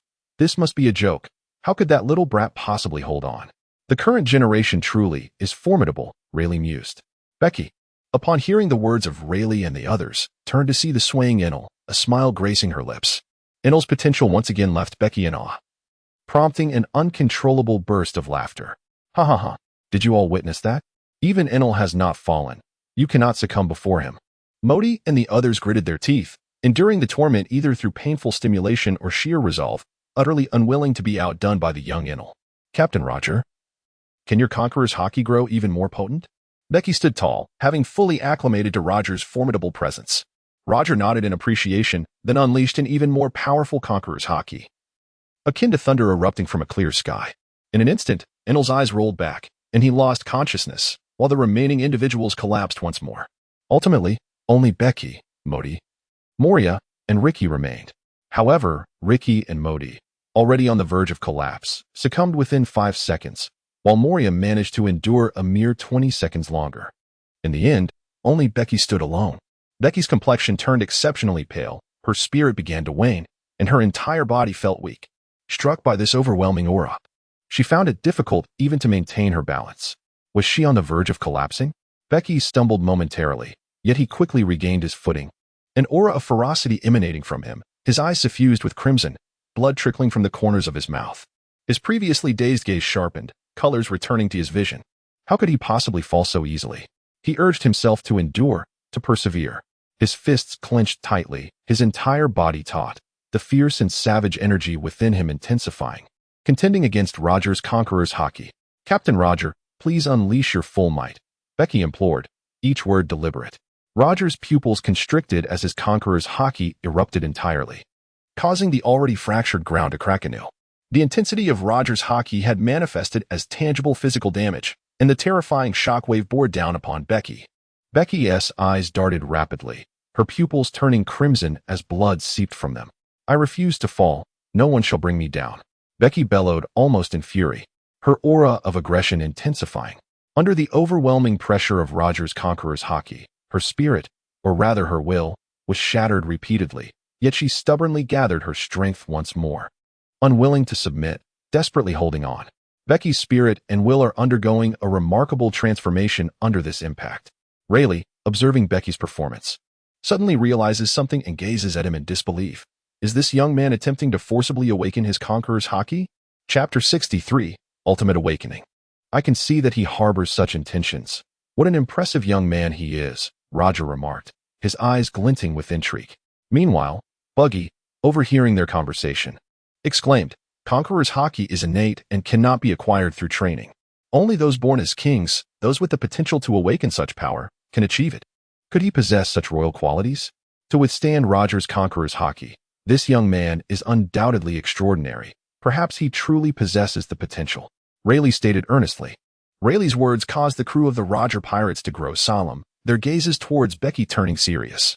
Coupled with Becky's previously displayed formidable combat prowess during his sparring with Rayleigh, along with his extraordinary youth, all signs indicate that he has an immense future ahead. If he does not fall, he is destined to become a powerful figure of dominance. Rayleigh looked at Becky with utmost seriousness and said, Young man, if you wish to attempt awakening your conqueror's haki, you must push yourself to the brink. Roger's conqueror's haki alone will not be enough to bring you to that edge. If you are willing, I will use my conqueror's haki to assist you, but I must make it clear that this process is extremely perilous. It could severely damage your psyche, potentially leading to madness. Lord Rayleigh, I agree. Please proceed. I am eager to discover whether I possess the royal potential. Becky's blood-red eyes suddenly focused, and he laughed heartily. For your words alone, even if you do not awaken Conqueror's haki, I shall acknowledge your royal potential. Rayleigh laughed heartily as well, then unleashed a terrifying aura, a wave of Conqueror's haki surging towards Becky with unreserved intensity. It was as if an immense mountain pressed down upon him, and Becky's gaze once more became unfocused, his spirit waned, and his body grew weak. Under the assault of these two potent haki, he could barely maintain his footing, ultimately collapsing slowly to the ground. What a pity, he did not awaken Conqueror's haki. Rayleigh sighed in disappointment. Indeed, such a promising seed ought to have awakened Conqueror's haki, Roger lamented, shaking his head in regret. Roger regarded Becky with seriousness and said, even if he does not possess Conqueror's haki, he still embodies the royal potential. With such a young man venturing into the seas, the future will undoubtedly be more vibrant. As they exchanged a few more words, suddenly both were taken aback, their gazes darting back to Becky. His body convulsed, blood streaming from his eyes, and his face contorted in agony. Remarkably, he had not lost consciousness. "It is not over yet. I have not fainted, continue." Becky was nearly shouting, his mind buzzing with a cacophony akin to the detonation of 100 bombs, the pain so intense that he wished to succumb to unconsciousness. Yet, he understood that he could not simply faint. He clung desperately to his consciousness. Was he losing his sanity? If this continued, he would either perish or suffer grave mental turmoil. Buck, profoundly shocked and bewildered, exclaimed. Shanks, with a serious demeanor and arms crossed, replied, "Becky, he is a true man. A man's choices are never erroneous." Rayleigh and Roger exchanged glances and simultaneously unleashed their conqueror's haki, two formidable presences pressing down on Becky like towering mountains. Becky, having just found a moment of respite, felt her spirit once again unravel. At that moment, she resembled a fragile boat amidst a tempest on the brink of destruction. The discomfort was overwhelming. It felt as though her mind was about to explode, as if she might succumb to unconsciousness, which would relieve her of agony. Yet, she was unwilling to resign herself to despair. Having been granted the chance to live anew, she yearned to avoid a life of mediocrity. She aspired to become the sovereign of the seas, to command the winds and summon the rains. One cannot achieve greatness without embracing a touch of madness. Becky lay upon the ground, gazing up at the vast heavens, her eyes a deep crimson, reflecting nothing but a sea of blood. Memories of past lives surged within her, and an unyielding spirit flickered in her gaze. Clenching her fists, her muscles tensed to the utmost, a ferocious aura swelling within her, clashing against two formidable presences of dominance. Amidst her ever-evolving resolve, her unwavering intent intertwined with the savage ferocity, coalescing into a force capable of obliterating all that stood in its way. Then, with a cataclysmic release, a crimson light erupted forth, sweeping everything in its path. Had she finally succeeded? Becky appeared to sense this overwhelming aura, a smile gracing his lips as he succumbed to unconsciousness. Indeed, what had flashed by was the conqueror's haki, and this young man had triumphed. Rayleigh's eyes widened in astonishment. His own conqueror's haki was even more ferocious, imbued with a savage and domineering essence, mirroring his fierce swordsmanship. Roger's perception sharpened further. Had he truly succeeded just like that? Buggy's expression was a complex tapestry of emotions, tinged with a hint of jealousy. It was evident that he possessed the qualities of a conqueror. Shanks fixed his gaze upon Becky's countenance, unable to suppress his admiration. He had forced himself into a corner, compelling the awakening of conqueror's haki. What an extraordinary man. Duke and Iwarashi and others also marveled at the sight. The training ground was strewn with individuals, and the waiting maidens and guards swiftly rushed over to carry the unconscious back for treatment and rest.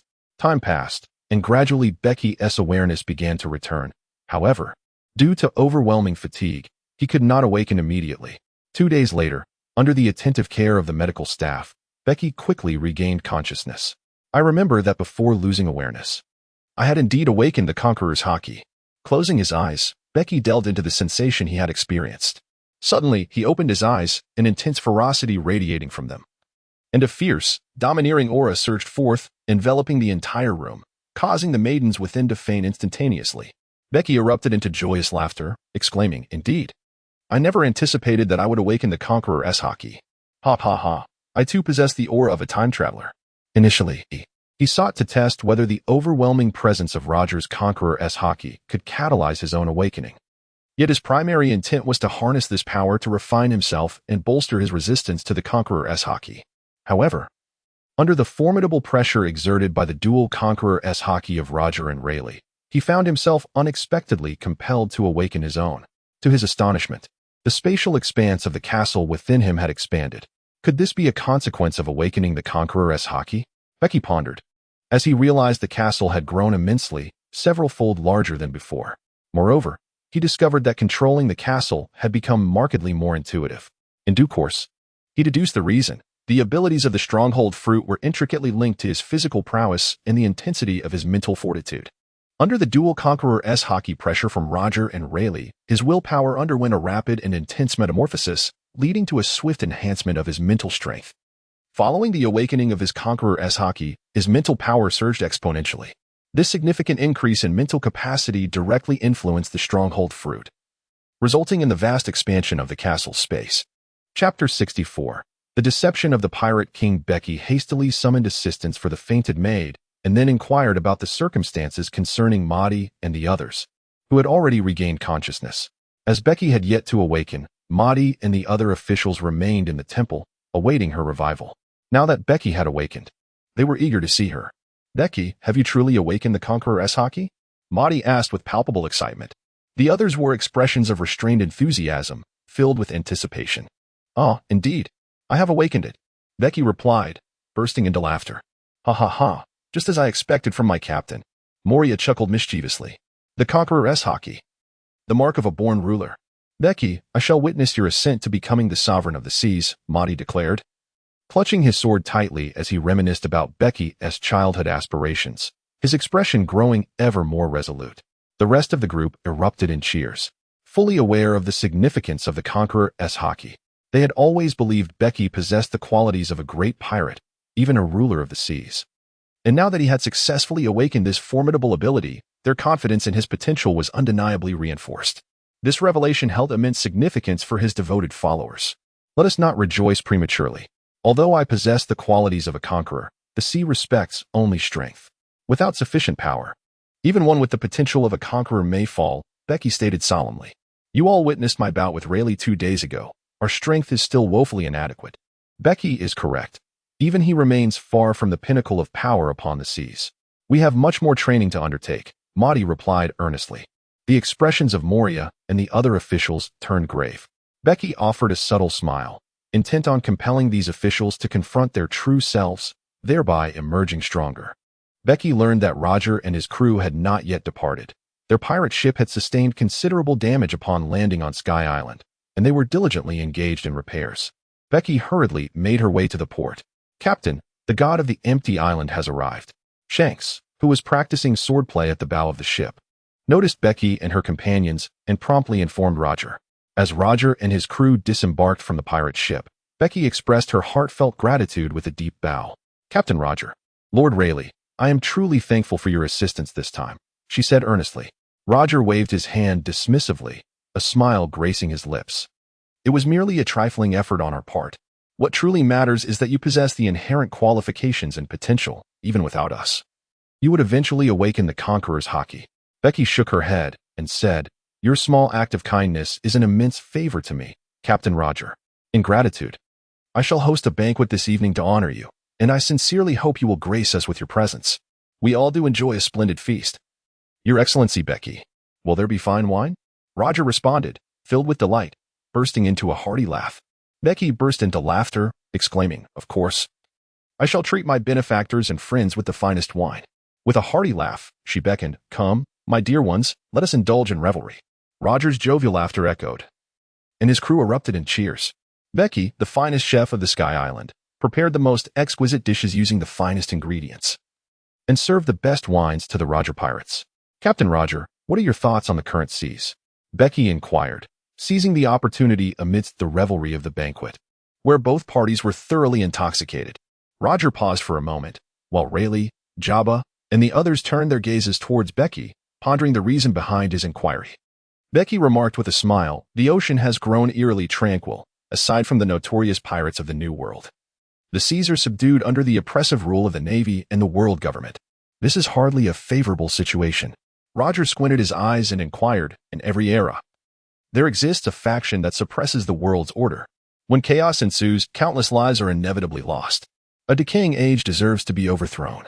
The world government may appear noble and just, yet it is, in truth, profoundly corrupt. Particularly, those lofty individuals who control the world government are a malignant tumor upon the world. Their existence only serves to rot the entire realm to its core," Becky stated solemnly.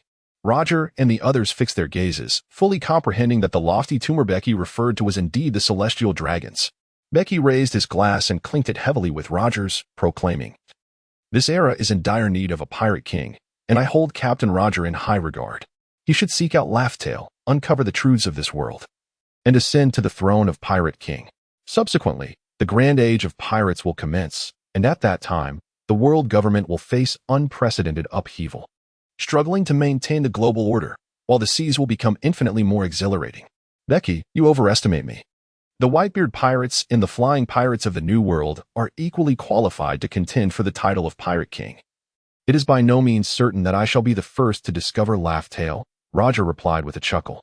And you are the only ones truly in pursuit of historical truths, are you not? Only you possess the capability to locate Laugh-Tale, Becky retorted with a smile. Young Becky, it seems you are quite eager for chaos upon the seas, Rayleigh remarked in a grave tone. Becky erupted into laughter, exclaiming that it was not her penchant for chaos that drove her, but rather the inevitable nature of it. The oppressive grip of the world government stifled the entire globe, and it was only a matter of time before someone would rise to overthrow it.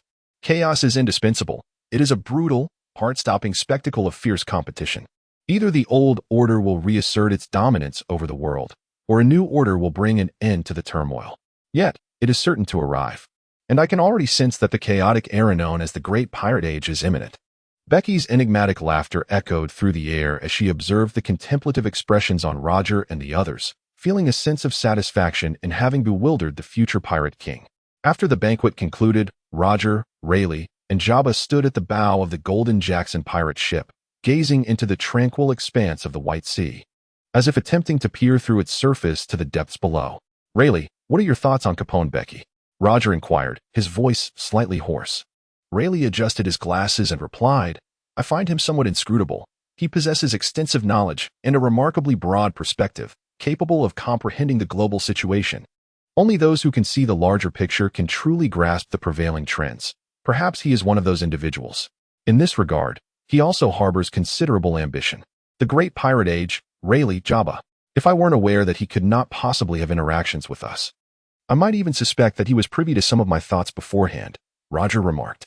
Rayleigh and Jabba fell into contemplation. Indeed, Roger had entertained notions akin to the Great Pirate Age, but only the three of them were aware of it, leaving the others on the ship in ignorance. To be honest, hearing him speak has further solidified my convictions, Roger suddenly chuckled. I am certain Capone-Bege is eagerly awaiting the arrival of the Great Pirate Age. Once the seas descend into chaos, it will herald an era of fierce competition, and the world government will struggle to maintain control. Capone-Bege is poised to seize this opportunity. Now, that is intriguing, intelligent, perceptive, and possessing the qualities of a conqueror. His future is bound to be extraordinary. Moreover, his disdain for the decaying world government might either expedite its demise or catalyze its reform, Roger mused. Alas, I fear I shall not witness that day, Roger sighed. And Rayleigh and Jabba's expressions darkened, tinged with sorrow. Chapter 65, The Little Garden. The Roger pirates remained on Skypiea for 7 days. During this time, Becky's enthusiasm was unrelenting. He spent each day aboard the Roger pirate ship, persistently beseeching them for guidance on the cultivation of hockey, particularly the 3 types. Roger had previously informed him that the Conqueror's hockey could not be cultivated, as it solely depended on one's own realm and willpower. The stronger Becky's strength and the firmer his resolve, the more potent his Conqueror's hockey would become. Rayleigh also shared some methods for cultivating both the armament hockey and observation hockey, proving to be immensely beneficial. In addition to this, Bege encouraged his crew to spar with members of the Roger pirates, including Shanks and Duke Inuarashi. Both sides were eager to hone their members, resulting in daily practice sessions. Apart from Mahdi, Moria, and Ricky, who managed to secure a few victories, the remaining crew members found themselves at a distinct disadvantage. This, without a doubt, served as another blow to Mahdi and the others. However, they took it as a lesson learned, training even more vigorously after Roger and his crew departed. During this time, Bege also engaged in several bouts with Shanks, achieving more losses than wins, yet the prospect of challenging a future emperor brought him considerable joy. Months passed amidst rigorous training, and Bege received troubling news. Issues had arisen in the West Sea. 3 pirate crews, having retreated from the New World, had united in the West Sea, claiming islands as their own and gathering numerous pirate factions to expand their influence. This pirate coalition had established a connection with the Shipping King, utilizing his channels to meddle in the underground trade. Their rapid growth paralleled an increasing business relationship with the Shipping King, who continually augmented their resource share. As their share expanded, Bege's dwindled. Reports from Wright indicated that this pirate alliance intended to completely usurp Bege's share. Having been absent from the seas for 2 years, Bege's standing with the Shipping King had significantly diminished, who now favored this new pirate faction and contemplated transferring Bege's resources to them. The Shipping King's channels were the lifeblood of his resources. Losing this connection would severely impede Bege's development. This was not a scenario he wished to witness. The ocean still honored the supremacy of strength. If they favored this new alliance, he would annihilate them entirely. A cold smile crept across Becky's lips as he resolved to journey to the West Sea to eradicate the pirate coalition. Upon learning of Becky's intent to wage war in the West Sea, Moria and the others were elated, eagerly rallying to his cause. After 2 years on Skypea, anyone would find the experience monotonous. They had longed to venture beyond the island.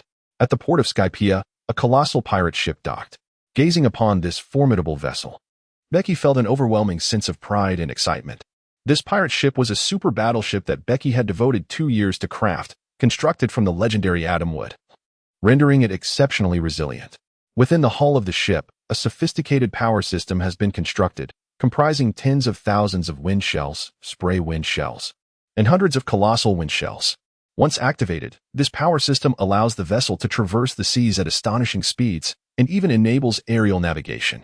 This pirate ship, serving as the vessel of the god of Sky Islands, is aptly named the Celestial Ship.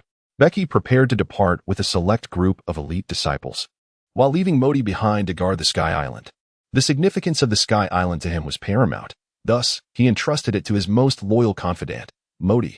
2 ultra-fast shrimps towed the divine vessel, swiftly traversing from the White Sea to the depths of the White Ocean, 3,000 meters below. Breaking through the cloud cover, they prepared to descend. The navigator aboard the pirate ship shouted fervently, and instantly, a colossal column of wind erupted from the ship, tearing apart the clouds of the White Sea as the divine vessel began its immersion. As it descended deeper, the White Sea thinned, rendering the wind column unnecessary. The divine vessel commenced a rapid plunge. Mere seconds into the fall, fierce gusts erupted beneath the ship, lifting the massive pirate vessel into the sky. Deploy the wings.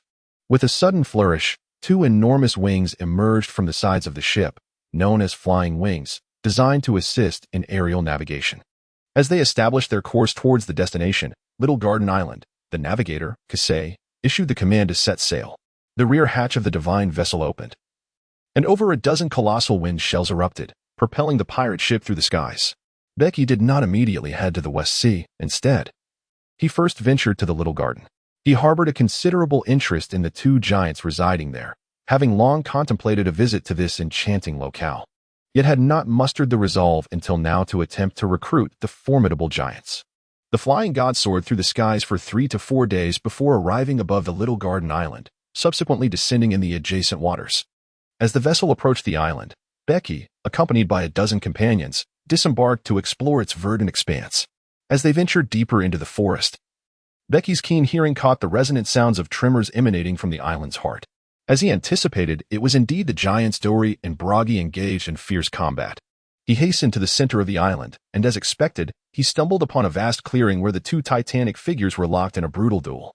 The clash was merciless, with each combatant targeting the other's vital points in a bid to secure a swift victory. Their fighting style was primal and savage, wielding colossal swords and axes that collided with such force that each impact unleashed a tempestuous gust of wind, creating a truly terrifying spectacle. Observing the giant's ferocity, a smile spread across Becky's face. Indeed, these were the 2 captains of the giant pirate crew, whose bounty had soared to a staggering 100 million over 80 years ago. Now, as they returned to the seas, their bounty must surely have reached between 2 and 300 million. Their strength was undeniable, and if they could be persuaded to join our ranks, it would undoubtedly bolster our cause significantly, as Moria also remarked. Becky chuckled, recognizing the formidable strength of the blue demon, Dory, and the red demon, Bragi. However, he placed greater emphasis on their roles as captains of the giant pirate crew. Should they choose to ally with him, it would undoubtedly attract other giants to his banner, which was the outcome Becky desired most. The combat prowess of giants far surpasses that of other races, if properly trained. Their formidable physiques could easily equate to the strength of a mid-ranking officer. In the original tale, one of the 4 emperors, Big Mom, claimed that with the support of the giants, she could have easily subdued the likes of Shanks and Kaido, and even Whitebeard. Wait here for me. I shall engage them, Becky declared before vanishing in an instant, leaping through the air and swiftly entering the battlefield of giants. Dory and Bragi swung their weapons once more, their colossal sword and axe crashing down, yet Becky appeared precisely between the 2 weapons. With his hands enveloped in armament hockey, he astonishingly seized both weapons in a breathtaking display.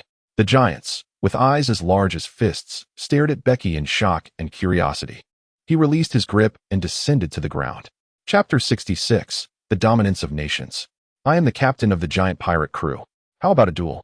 Blue Demon Dory and Red Demon Bege? Becky smiled at the two giants before him.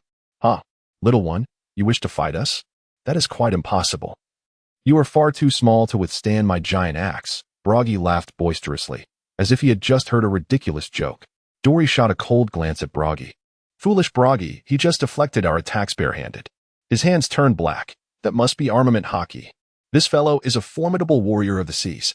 Bege, rather than being offended, grew even more curious, a spark of battle intent appearing in his eyes as he boomed. While I am eager for a confrontation with you, I must first contend with Dory. Once I have defeated him, I shall fight you. I will defeat Bege first, and then I shall face you, Dory retorted defiantly.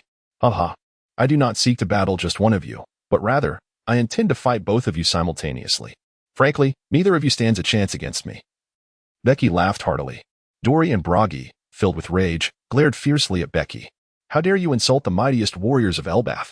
Ignoring the furious glares of the two, Becky unleashed his Conqueror's Haki, a fleeting crimson aura that left Eastleigh and Bege in utter astonishment. Is this the Conqueror's Haki? Eastleigh queried, uncertainty lacing his voice. You are familiar with Conqueror's Haki as well? Becky chuckled mischievously. Come now, Eastleigh, Bege, let us engage in battle. You are already in a duel. Why not alter the method? Whosoever strikes me first shall claim victory. With a raucous laugh, Becky exuded an overwhelming presence. The terror of his Conqueror's Haki was palpable. Each encounter felt akin to facing an invincible beast. The remnants of that blood-red aura linger in the air, Moria mused. The true horror lies in the captain's ultimate technique. After awakening his Conqueror's Haki, the captain gained profound insight into the beast's swordsmanship, grasping a power surpassing the 10 beasts' rising dragon. It is in that state that the captain becomes most formidable. A flicker of fear crossed Moria's eyes as if a memory resurfaced. Eastleigh and Bege's expressions turned grave.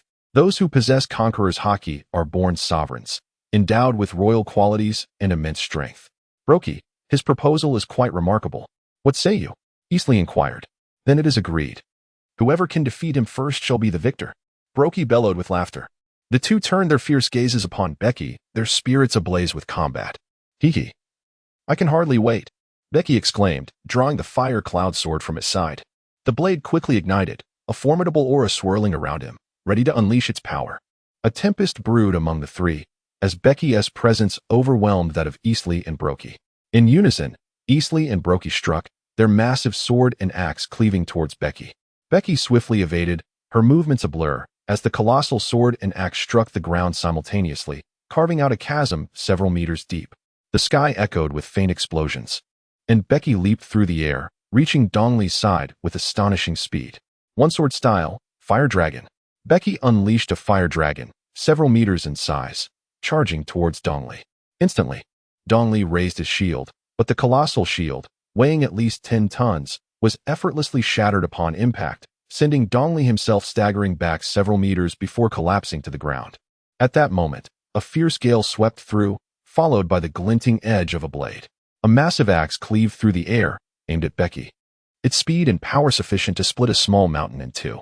The fire cloud sword was instantly enveloped in the armament color of Haki as Becky positioned it before him, bracing for the impending strike. The collision between the fire cloud sword and the giant axe produced a thunderous roar.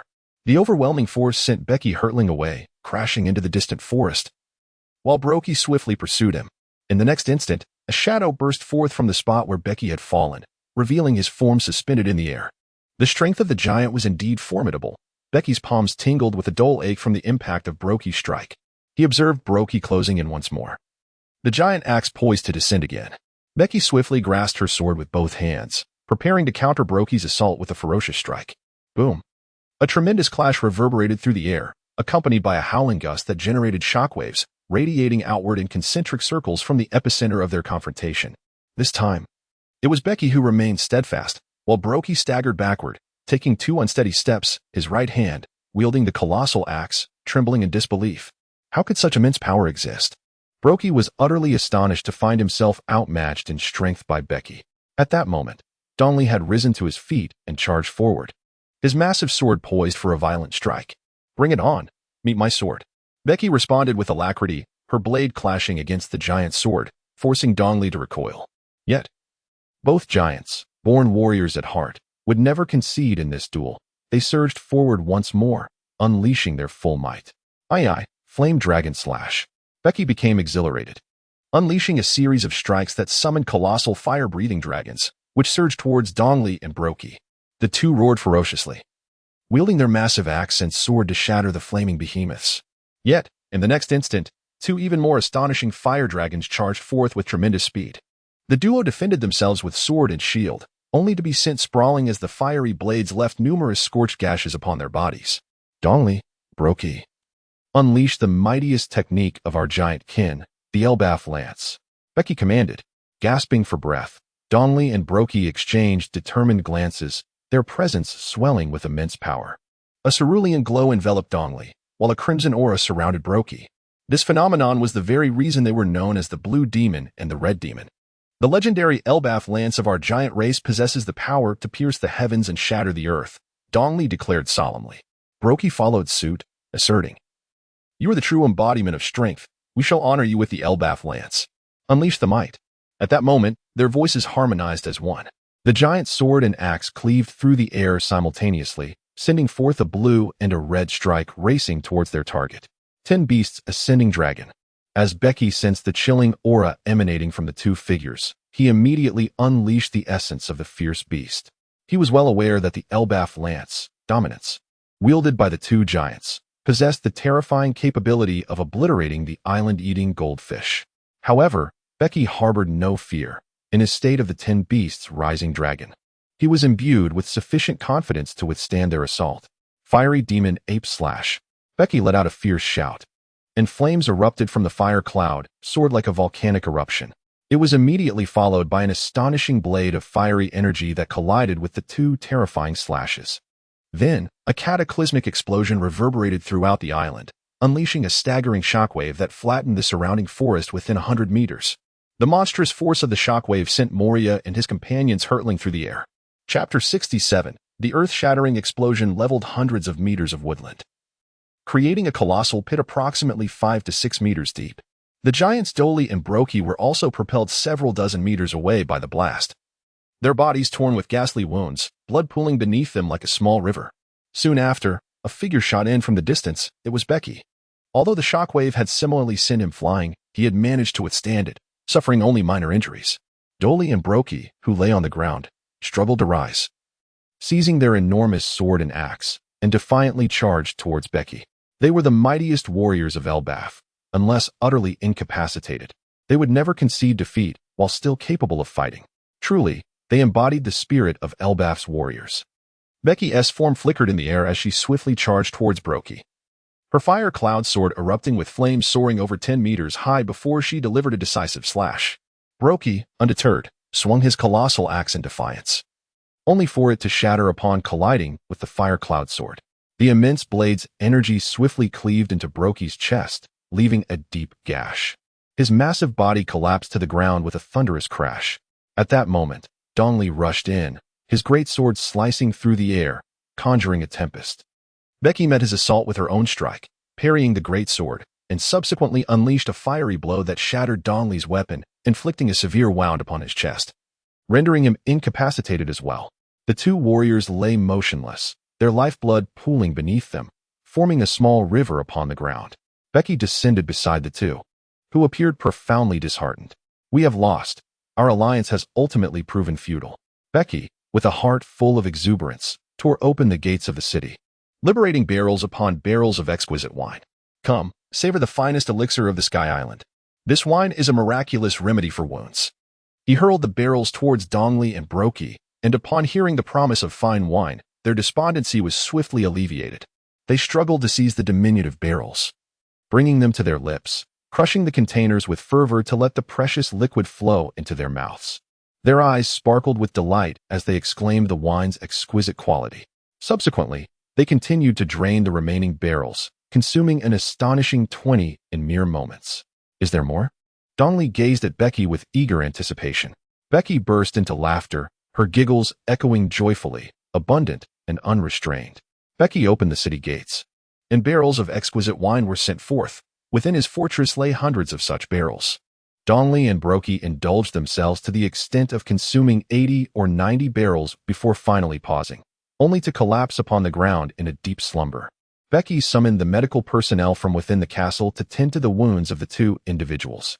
As the sun dipped below the horizon, on the once shattered battlefield, Becky directed Moria and the others to capture two towering dinosaurs, each measuring several meters in height, and promptly set them ablaze for roasting.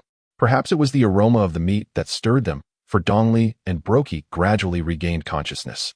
Upon noticing the bandages adorning their bodies and catching sight of Becky, they instinctively understood that she had tended to their injuries. Just as they were about to express their gratitude, Becky tossed them each a large, roasted dinosaur leg. "You must be famished, so go ahead and eat," she said with a smile. Indeed, hunger gnawed at them, and they ravenously devoured the dinosaur legs. A 1-meter-long leg was consumed in mere bites, bones crushed and marrow sucked dry. Then their eyes turned to the glistening roasted dinosaur in the fire. "Hee, what an appetite. Don't be shy. It's all prepared for you," Becky laughed heartily. Unfazed by the heat, Dongli and Brokey reached into the flames, seizing the scalding roasted dinosaur and voraciously gorging themselves. Suddenly, Brokey turned to Becky, grinning. "Is there exquisite wine as well?" "Hee. Indeed there is," Becky replied, tossing barrels of fine wine into their midst. Dongli and Brokey's eyes sparkled with excitement as they eagerly claimed the barrels, feasting on meat while sipping the wine. At that moment, Becky declared, "Dongli, Brokey, allow me to introduce myself.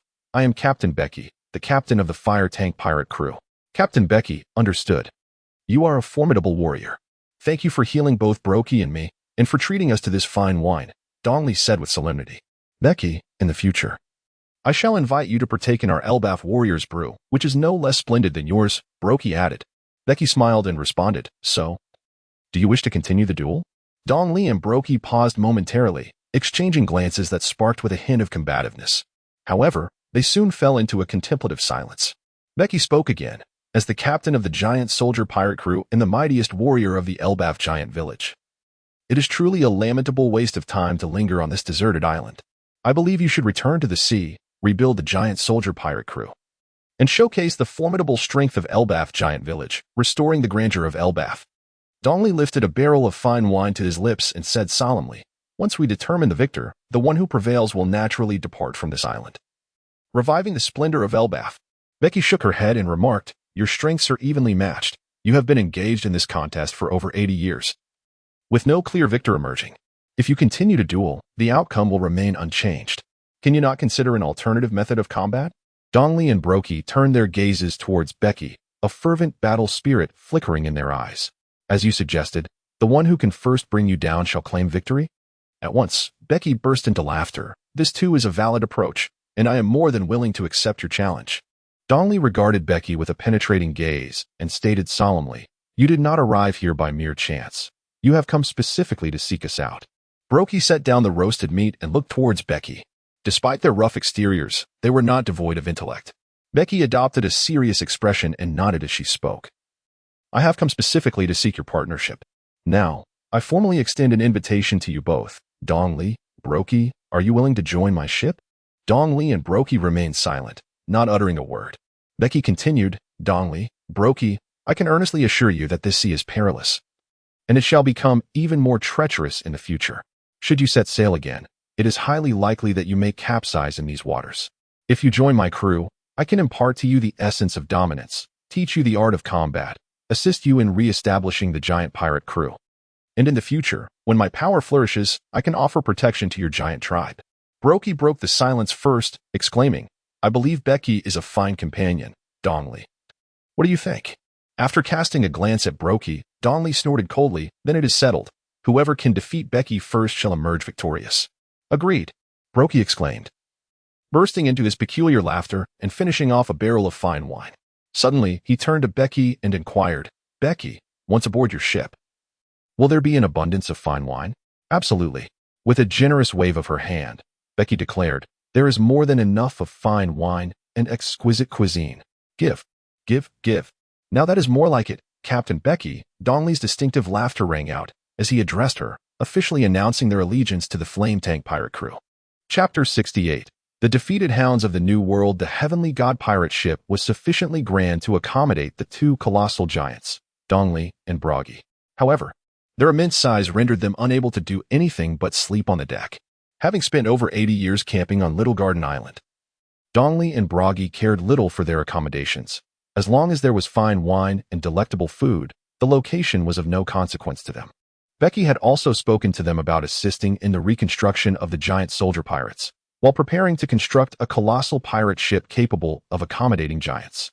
The divine vessel, the Celestial, set sail once more, this time navigating the seas with astonishing velocity, propelled by the formidable thrust of a giant wind clam.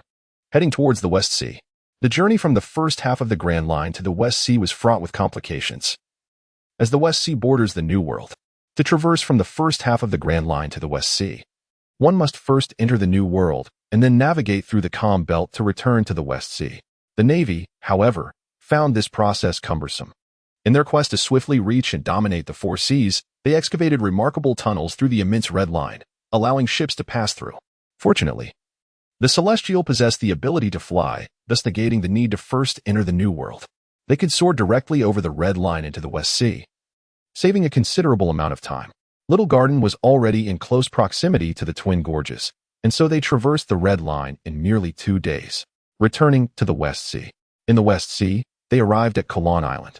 This was a large island that once housed a small kingdom.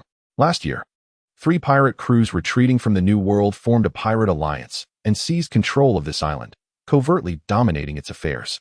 Over the course of a year, this pirate alliance had grown, assimilating over a dozen small pirate crews from the West Sea and secretly controlling numerous islands, now boasting a modest scale of operation. Becky's objective in the West Sea was precisely this pirate alliance. As the Celestial approached the port of Capone Island, numerous vessels were docked there, all appearing to be merchant ships. However, as a scion of the West Sea underworld, he could discern that these ships, ostensibly merchant vessels, were in fact smuggling vessels.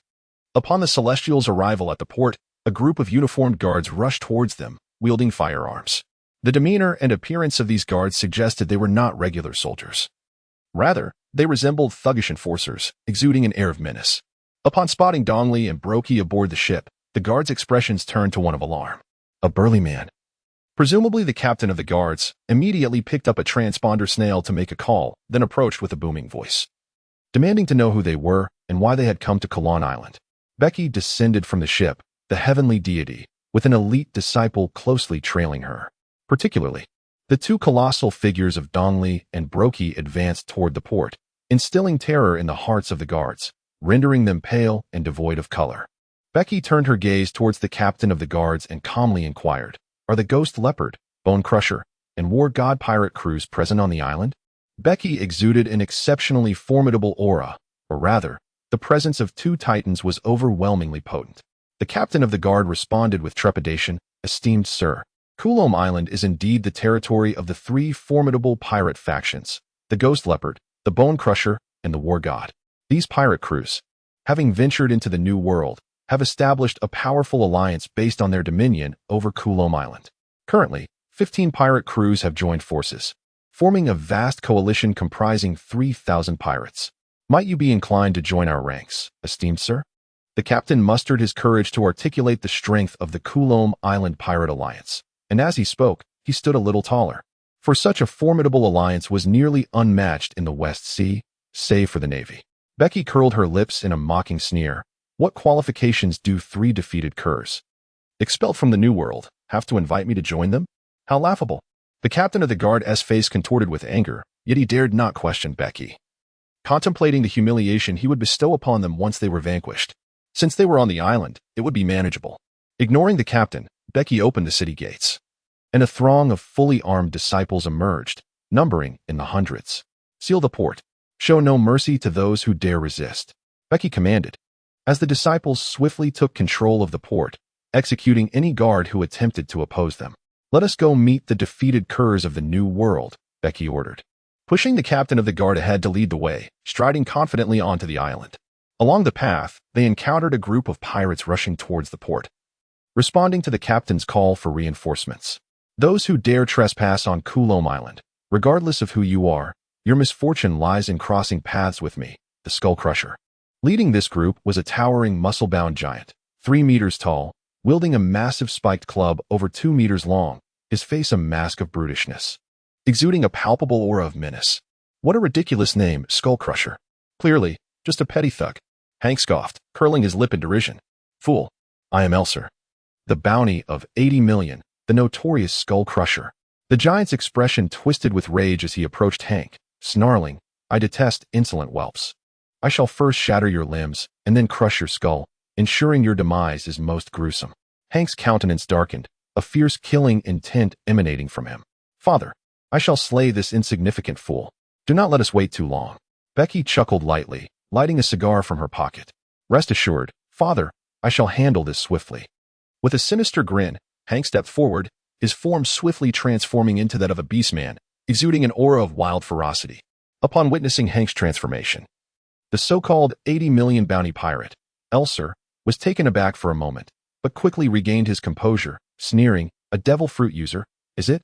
No wonder you have the audacity to boast. But do not presume that a devil fruit user is invincible. I have slain many in the new world. Enough chatter.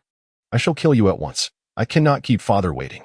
Hank unsheathed two specially crafted daggers, serrated on both sides with a blood groove running through the center. Exuding lethal intent. Lowering his body, Hank unleashed a burst of speed, charging towards Elser.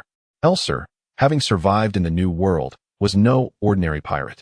His bounty carried far more weight than that of equivalent bounty hunters in the Four Seas. As Hank closed in rapidly, Elser prepared to counterattack. Yanking his club downwards with great force, aiming directly for Hank. A resounding clang echoed through the air.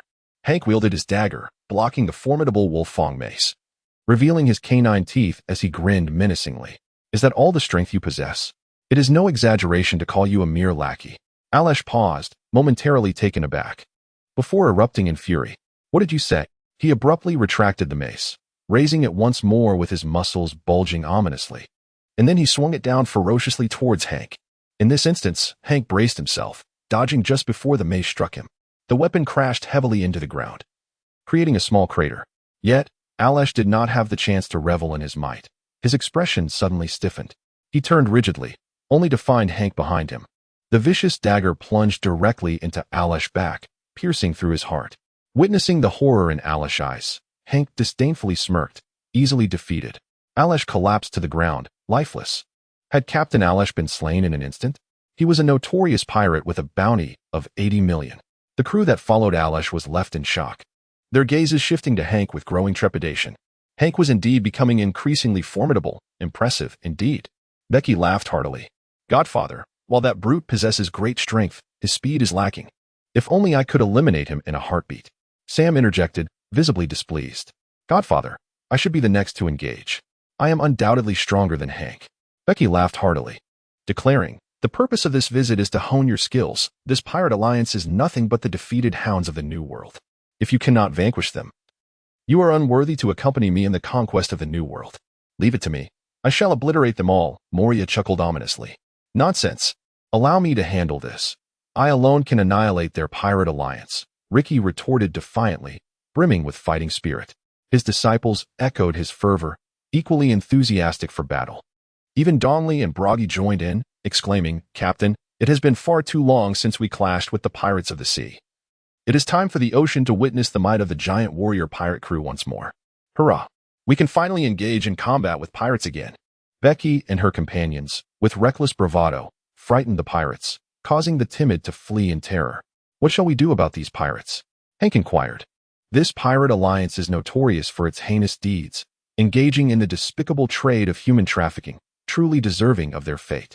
We must show no mercy. Death is their only destiny, Becky replied coldly. Then let us unleash a massacre, Hank sneered, charging into the throng of pirates, each swing of his hand claiming a life. Sam and the others, refusing to be outdone, surged forward, swiftly decimating the horde of pirates. Treading upon the blood-stained path, they pressed onward until they reached the kingdom on the island. This realm was steeped in desolation, its streets populated by individuals clad in pirate garb. And soon they witnessed a pirate, triumphantly adjusting his trousers, emerging from a resident's home. Ever since the pirate alliance seized control of Kulong Island, the inhabitants have endured unimaginable suffering. Those who dared to resist were ruthlessly slain, and the few who possessed beauty were subjected to unspeakable atrocities. Many able-bodied youths and even children were sold off, leaving the entire nation in a state of utter devastation. Becky and her companions headed straight for the royal palace, where the headquarters of the Pirate Alliance was situated within its grand confines.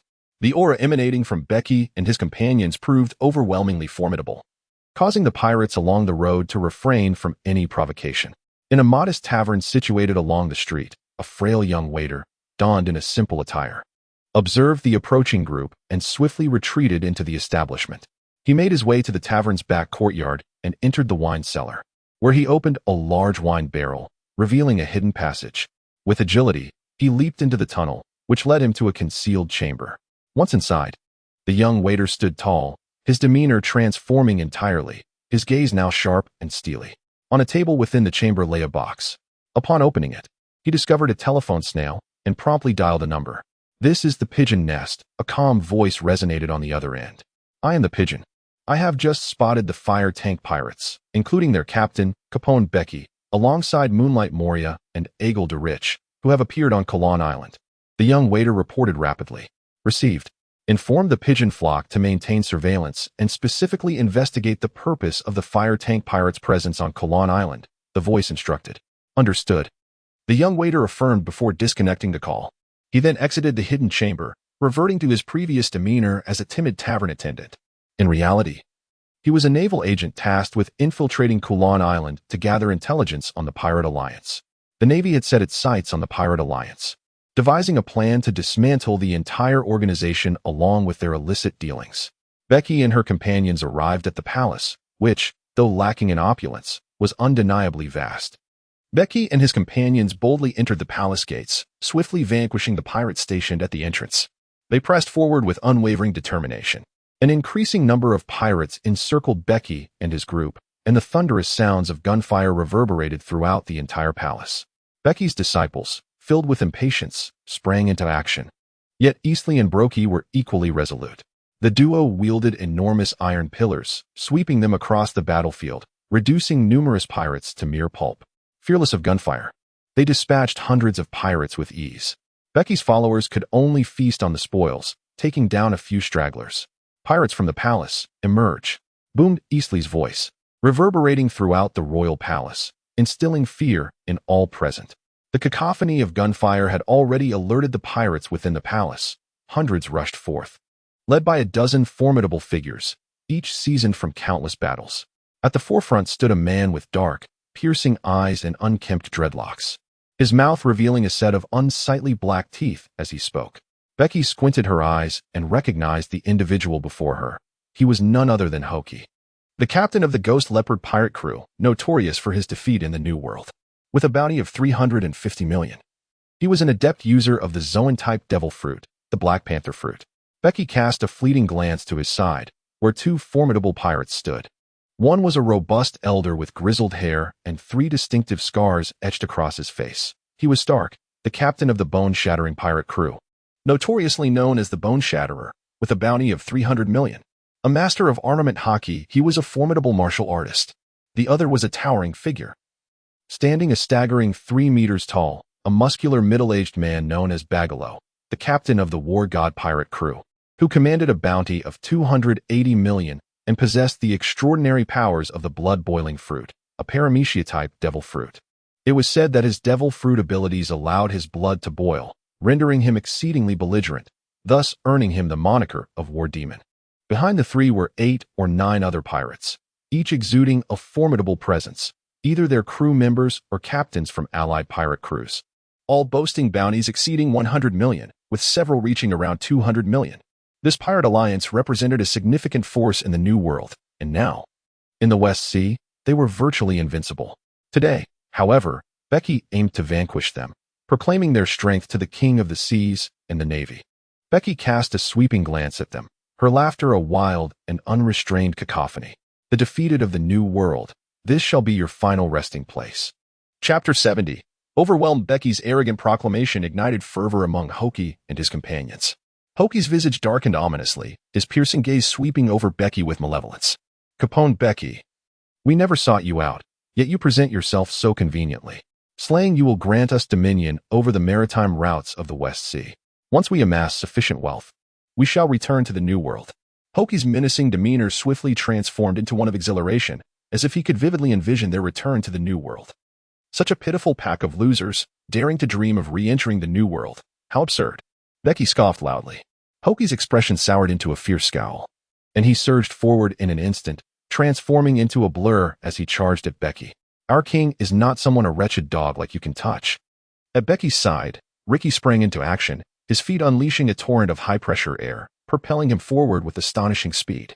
They collided with Hoki in a fierce exchange, each retreating several paces afterward. Damn, Ricky, his speed surpasses mine.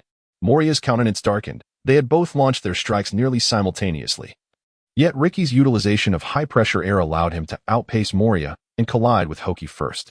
He turned his gaze toward the skeletal demon Stack and the war demon Bagoro, suddenly bursting into laughter. I shall handle these two. I will take on both at once. Moria bellowed joyfully, his considerable bulk coupled with remarkable speed causing Stack and Bagoro to exchange wary glances before engaging him, intent on swiftly eliminating Moria. Let us also engage. I have my sights set on those 200 million bounty pirates, Hank declared, transforming into a hybrid beast form as he charged forth. Sam, equally resolute, followed suit, as their elite disciples surged excitedly into battle against the pirate alliance.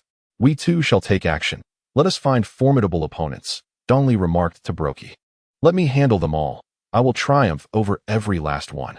Brokey exclaimed enthusiastically, striding confidently into the fray.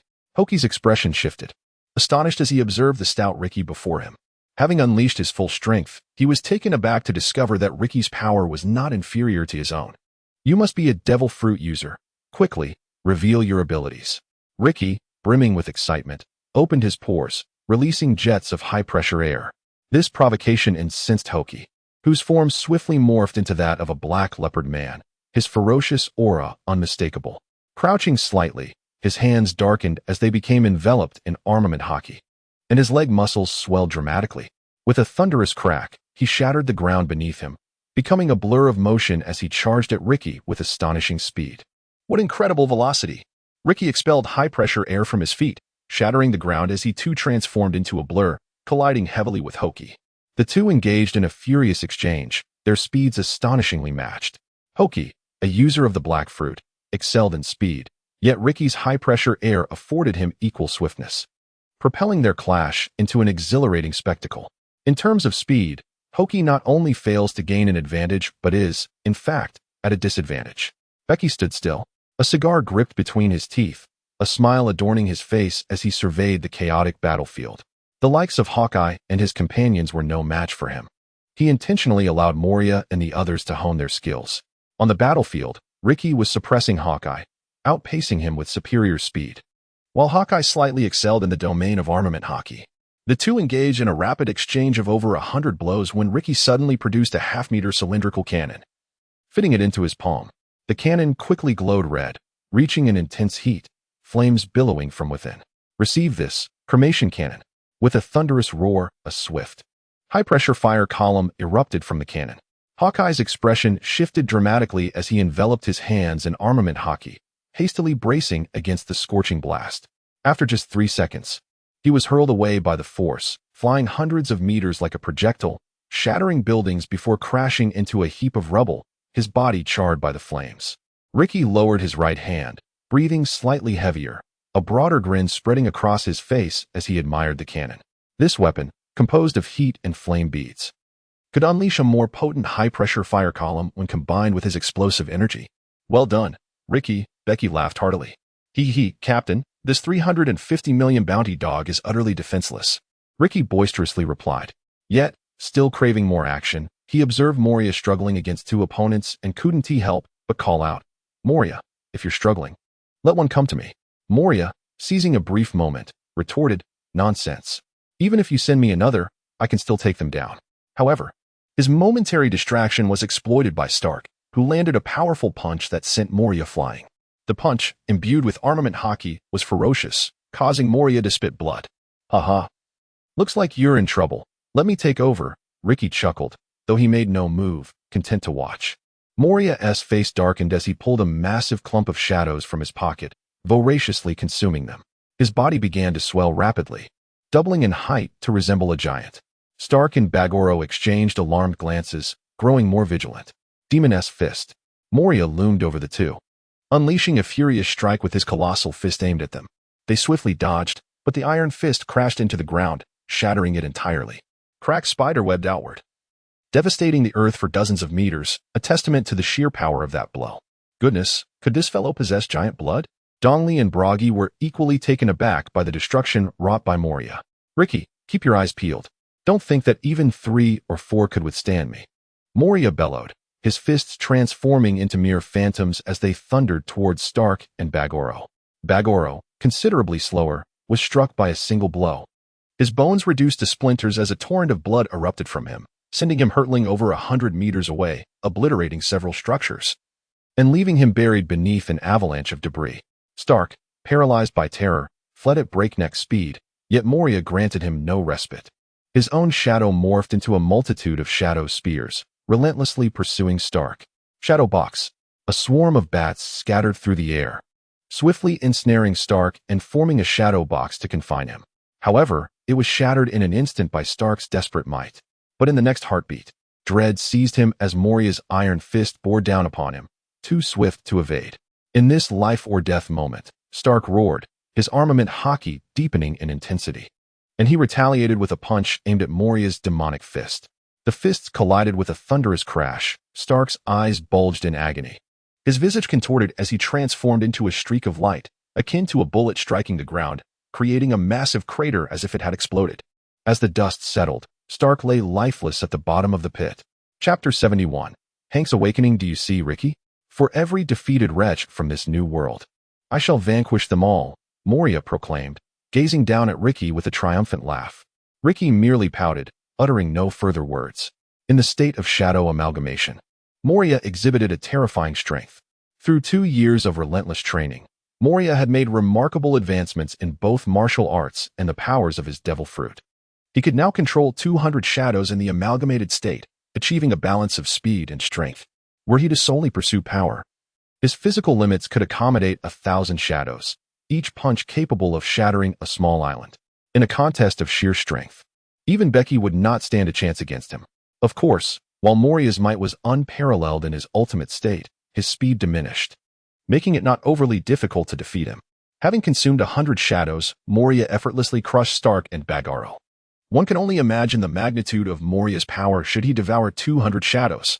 Moria expelled 100 shadows, swiftly reverting to his original form, capturing the shadows in midair before molding them into a shadow sphere to pocket. He then hoisted Stark's lifeless body, severing his shadow and presenting it to Becky. Upon entering the fortress within Becky's body, Moria cast Stark's shadow into the inner sanctum, where it was confined to the shadow storage room under Becky's will.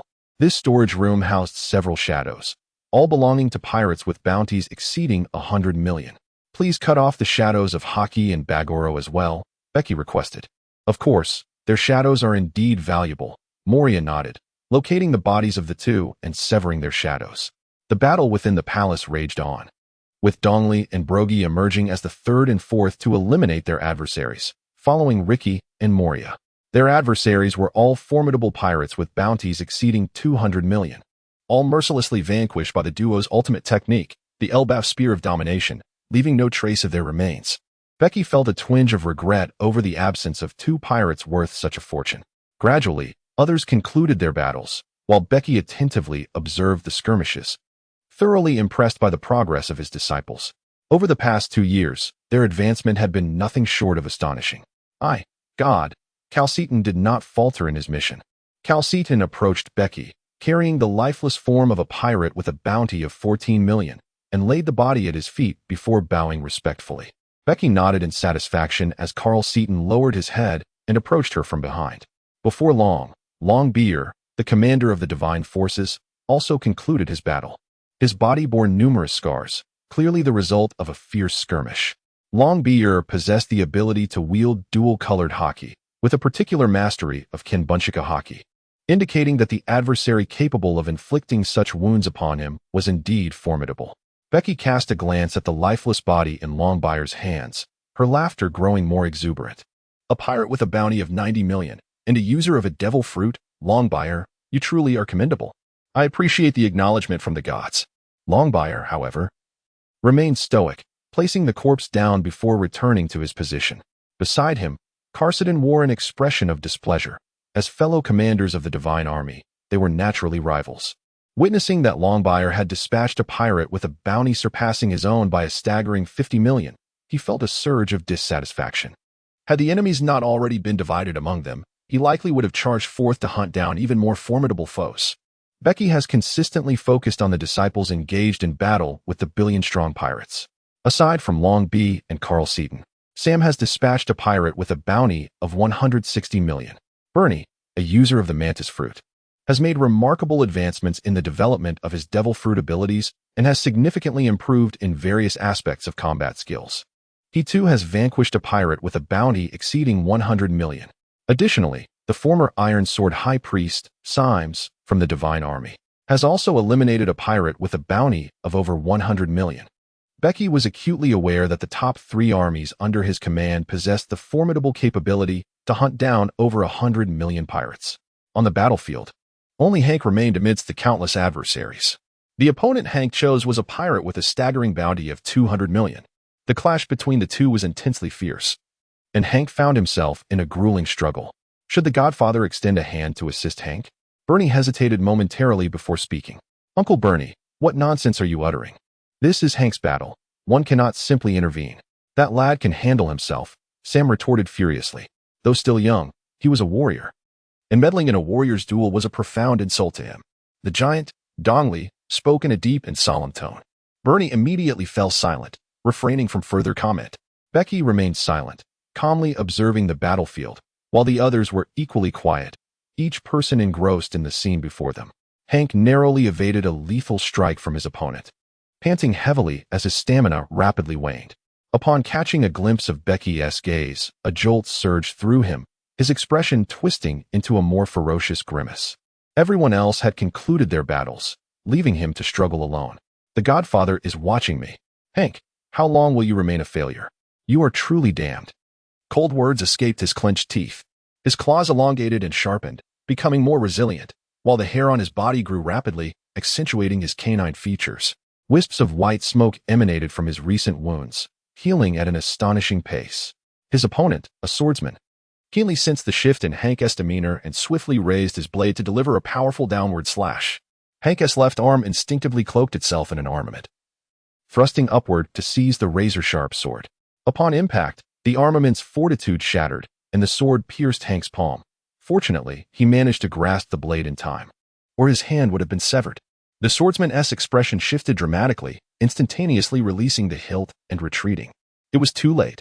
Hank vanished in a blur, colliding forcefully with the swordsman, whose eyes widened in terror. Hank grasped the swordsman's shoulder, pushing him away, while his right hand plunged into the swordsman's chest, extracting his heart. Hank savagely crushed the heart in his grip, dragging the swordsman by his ankle towards Bege. "Ha ha ha, well done, Hank," Bege exclaimed, patting Hank's shoulder, her laughter echoing, joined by the others. "You nearly had me believing you'd be defeated," Sam jested, delivering a light punch to Hank. "How could that be? He's merely a pirate with a bounty of 200 million, Hank proclaimed proudly, lifting his chin. "You young lad. A few compliments and you're lost in your own glory," Moria chuckled, shaking his head. "Hank, how are your wounds healing?" Sam inquired, noticing the rapid recovery of Hank's injuries, astonished. The others turned to him, equally amazed. It must be that Hank's fruit ability has progressed once more. Those who wield animal-type devil fruits possess remarkable physiques and self-healing capabilities. The higher the fruit is developed, the stronger the physique and the greater the healing ability. The top-tier animal fruit users of the seas are known for their incredible regenerative powers. Even a blow to the heart, as long as it does not result in immediate death, can be healed swiftly, Bege explained with a smile. Chapter 72. The Kilo Fruit. Hank's recent advancement in his fruit ability signifies a substantial increase in his strength, ensuring that in future encounters with 200 million bounty pirates, he would not find himself in such a precarious situation. "No wonder I suddenly felt invigorated earlier." "It all makes sense now," Hank murmured, then burst into raucous laughter. "Ha! Did you all hear that? My strength has significantly improved." Clang! Moria delivered a powerful punch to Hank's head, causing him to immediately crouch down, tears streaming from his eyes in pain. That strike was infused with the power of hockey. Moria scoffed, What are you so arrogant about, boasting against a pirate worth merely 200 million? This provoked a chorus of laughter from the crowd, while Hank, feeling wronged, pouted in silence, knowing he could not contend with Moria and had to endure. All right, enough of the commotion. Let us hasten to plunder the treasures of the Pirate Alliance. Becky declared with a grin, gesturing for his disciples to swiftly enter the palace and begin their search for riches. Unbeknownst to Becky, in a shadowy corner of the palace, a clandestine figure was recording the entire incident with a din mushy. Becky sat upon the throne of the royal palace, retrieving a telephone bug to dial Wright's number. Becky stated unequivocally, "Wright, I have dismantled Hoki's Pirate Alliance. Please inform the shipping king that I require additional resources. Have you truly eliminated Hoki and his crew?" Wright questioned, his disbelief evident. He was acutely aware of the formidable strength of Hoki's Pirate Alliance and found it hard to believe that Becky could have vanquished them. The bodies of Hoki and his crew lie within the palace of Kulun Island. Do come by to see for yourself when you have the time. Very well. Becky decisively hung up the phone, a faint smile gracing her lips. Becky cast a glance at the multitude of chests arranged within the palace, each brimming with treasures from the Pirate Alliance. Outside in the courtyard, there were also numerous boxes filled with weaponry and mineral resources. Beside him lay a small chest, ajar, containing an extraordinary paramecia-type devil fruit, while several eager disciples gazed at it with fervent eyes. Next to the chest rested a black tome, a compendium of devil fruits that Becky had acquired at great expense from the King of the Sea, though it was not a complete catalog. The book lay open, displaying an illustration of the very devil fruit housed within the chest. The kilo fruit grants the ability to manipulate one's body weight at will, with a known limit of 10,000 kilograms. This particular devil fruit appeared quite remarkable. Becky casually recounted its attributes, aware that within the anime, it had been consumed by Miss Valentine, a subordinate of the formidable crocodile, whose powers were undeniably potent, yet hindered by the ineptitude of its user. Even the Godfather acknowledged its merit, thus it must indeed be valuable. "Godfather, I desire this devil fruit," implored Carlton, stepping forward. "Godfather, I too wish to possess it," chimed in Symes, feeling a sense of shame for not having slain countless pirates. "Captain, this devil fruit seems perfectly suited for me. What say you?" boomed Broggy from outside, his immense visage filling the doorway. Upon Broggy's interjection, both Carlton and Symes' faces paled. Should Broggy enter the fray, their chances of success would diminish significantly. "Broggy, we giants must rely on our own strength, not on the powers of a devil fruit," Easley retorted discontentedly. "Yet the devil fruit is indeed formidable. If I were to consume it, I would become even stronger," Broggy countered. "Easley, Broggy, if you wish to enhance your strength, consuming a devil fruit is certainly a path to consider. However, I have other expectations for you. I have already identified a more suitable direction for your powers, and the kilo fruit is not appropriate for either of you," Becky stated. "The giant race undoubtedly possesses immense strength, and the fastest, most effective means to unlock their potential lies in the consumption of devil fruits. To forge a formidable giant army, Becky had long since devised a plan. Since the captain has already made up his mind, I shall relinquish my claim to this devil fruit," Broggy conceded readily. Becky turned to Carl Seaton and remarked, "While the kilogram fruit is commendable, it is merely adequate. As the commander of the Second Divine Army, you have the opportunity to earn greater accolades and, consequently, superior devil fruits. Do you still wish to select the kilogram fruit?" Carl Seaton's expression grew serious as he fell into contemplation. He cast a glance at Longbeer, who remained seated, his gaze sharpening. Immediately, he bowed to Becky and declared, "I respectfully inform you, my lord, that I shall forego the kilogram fruit." Becky nodded with satisfaction and then said to Symes, "This kilogram fruit belongs to you." Symes hurriedly knelt down to express his gratitude, excitedly cradling the devil fruit in his hands. Under the gaze of the onlookers, he consumed the fruit. "Symes, quickly demonstrate your ability so we can witness it," urged Longbeer eagerly. Symes closed his eyes, planted his feet firmly on the ground, and astonishingly began to levitate. Then, in a sudden turn of events, he plummeted at an incredible speed, crashing down onto the floor and shattering the solid surface beneath him. "I truly can alter my weight. However, at present, I can only increase my body weight to 5,000 kilograms, Symes exclaimed with exhilaration. "The devil fruit requires development. It is best to combine the fruit's abilities with martial arts and swordsmanship, as this will yield numerous formidable techniques. Develop it well, and do not bring shame upon it," Becky remarked, nodding slightly and guiding him on the path of development. "Since the kilogram fruit can change the weight of the entire body, It can also modify the weight of specific body parts and even affect weapons. If combined with martial arts and sword techniques, the sudden increase in weight during a strike would undoubtedly result in a devastating impact. I understand. I shall ensure that it is not disgraced, Simus replied promptly. Bowing in thanks, Becky tucked away the devil fruit encyclopedia and rose to her feet. This matter no longer concerns us. Let us depart. Becky gathered all the treasures from the hall and resources from the square into his castle, departing from Kulong Island with his entourage. While Becky scavenged for treasures on Kulong Island, the Marine headquarters at Marineford was bustling with high-ranking officials, including the esteemed Fleet Admiral Sengoku, Admiral Garp, and Admiral Zifa, alongside elite vice admirals such as the Ferocious Tiger and the Strategic Mind, Vice Admiral Tsuru. They were intently observing the combat footage of Becky's disciples captured by the Marine surveillance snail from Kulong Island, which had been transmitted back to headquarters. As the recording concluded, Fleet Admiral Akainu's expression darkened, and he spoke gravely. The flame tank pirates, who had vanished for 2 years, have resurfaced and eliminated a pirate alliance composed of over a dozen crews. What is most alarming is that the formidable Caponebeque has yet to make his move. Surely, you all comprehend the gravity of this situation. Chapter 73. Imitator the notorious supernova pirate, Egghead Riche, whose bounty was nearly 300 million, easily defeated the 350 million bounty holder, Ghost Leopard Hoki, indicating his strength might be around 500 million. The former captain of the demon pirates, Moonlight Moria, with a bounty of 200 million, effortlessly triumphed over the 300 million bounty holder, Bonecrusher Stack, and the 280 million bounty holder, War Demon Baguro, suggesting his prowess could be on par with 600 million. Moreover, a total of 8 individuals had dispatched pirates with bounties exceeding 100 million. Such an impressive array of powerful pirates aligning with Caponebeque poses a significant threat to the Marines if not eradicated, Sengoku stated solemnly.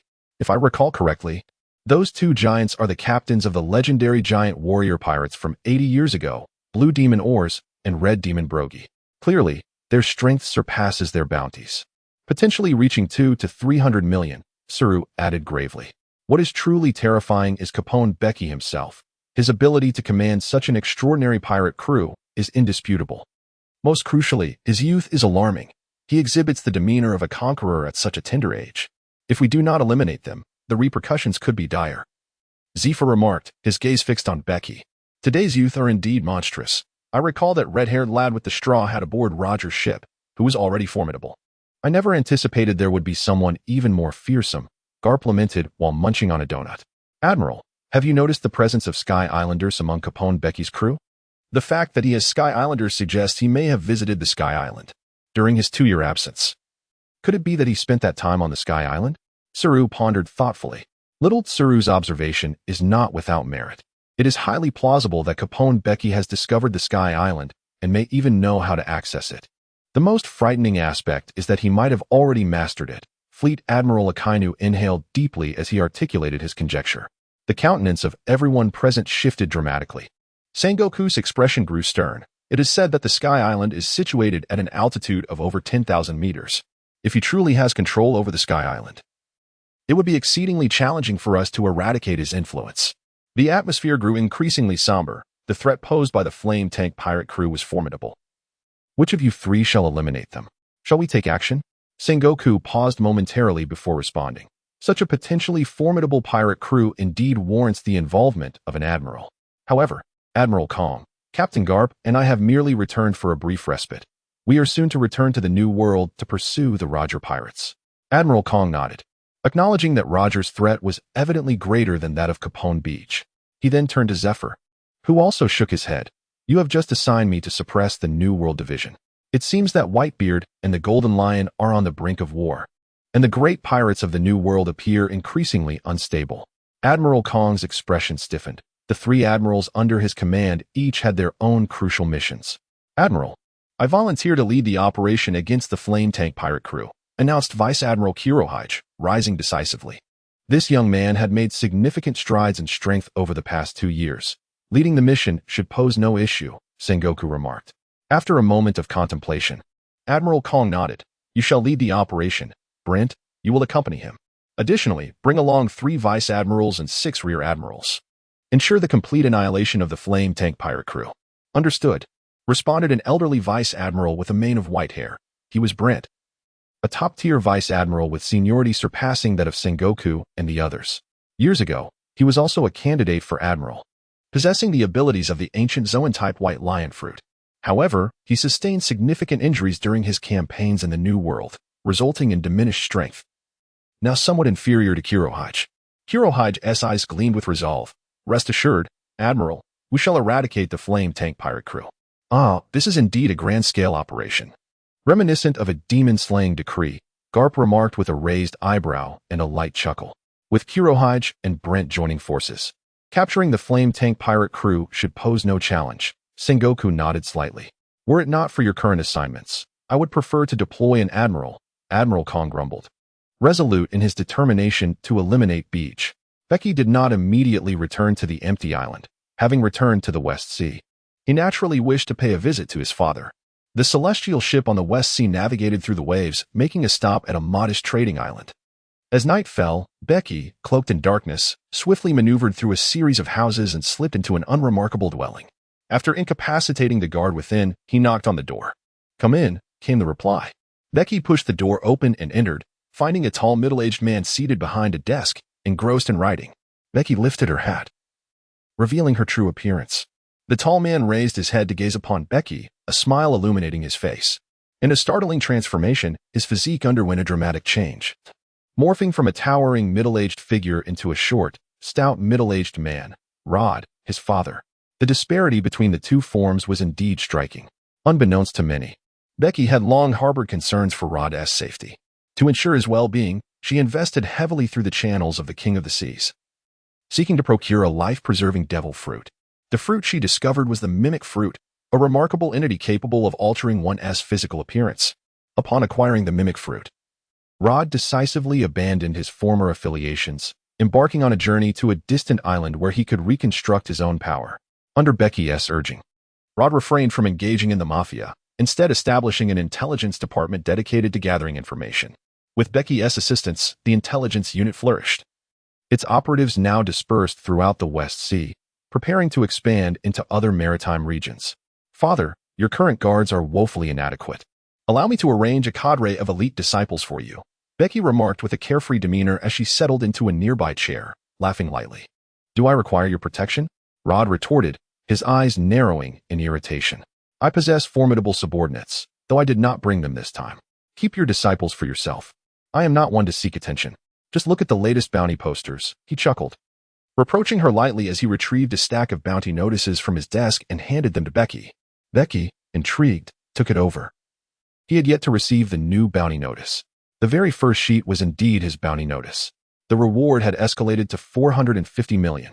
Could it be related to the incident on Kulom Island? Yet, I did not intervene. So how could the bounty have increased so significantly?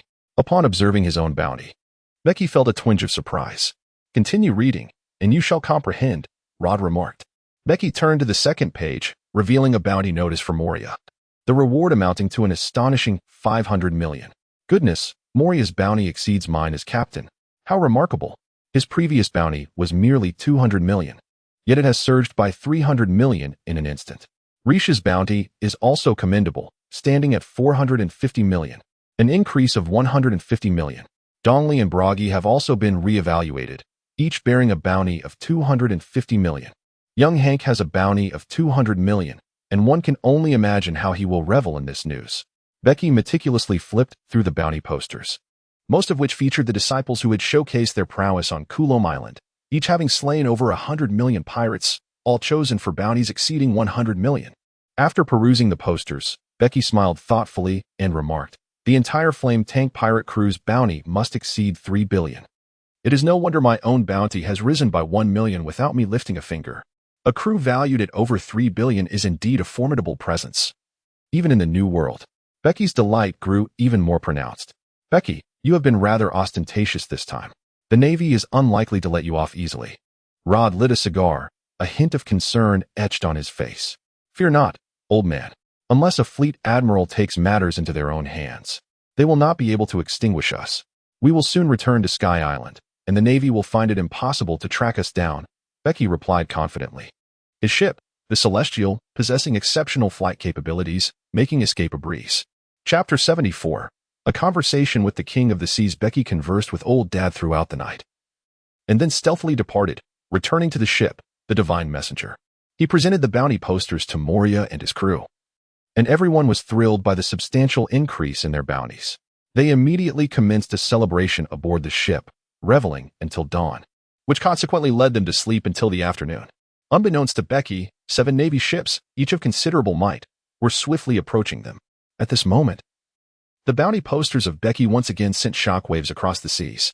On an island in the New World, the entire crew of the Roger pirates was resting, their eyes fixated on Becky's bounty poster. To their amusement, Becky's bounty was surprisingly lower than Moria's. Roger laughed heartily, exclaiming that the Navy lacked discernment. However, Rayleigh pondered why Modi's bounty had not increased, suspecting that he might not have engaged in combat. Having sparred with Modi, he knew that Modi's strength rivaled that of Ricky. Becky had also acquired 2 giants, each with a bounty of 200 million, further amplifying his growing influence. Jabba marveled at the bounty posters of Dory and Bragi, expressing his astonishment. Becky's bounty poster exuded an undeniable aura of dominance. Shanks gazed at Becky's image, which depicted him calmly smoking a cigar while observing his disciples engaged in battle. The portrayal was both serene and commanding. "Goodness, so many bounties have surpassed 100 million," Hank exclaimed, surprised that the young lad had a bounty of 200 million. As Becky scrutinized the familiar faces on the posters, a chill ran down his spine. The combined bounty of the fire tank pirates had reached an astounding 3 billion. It seemed that trouble awaited Becky. A smirk of schadenfreude crept onto Rayleigh's face.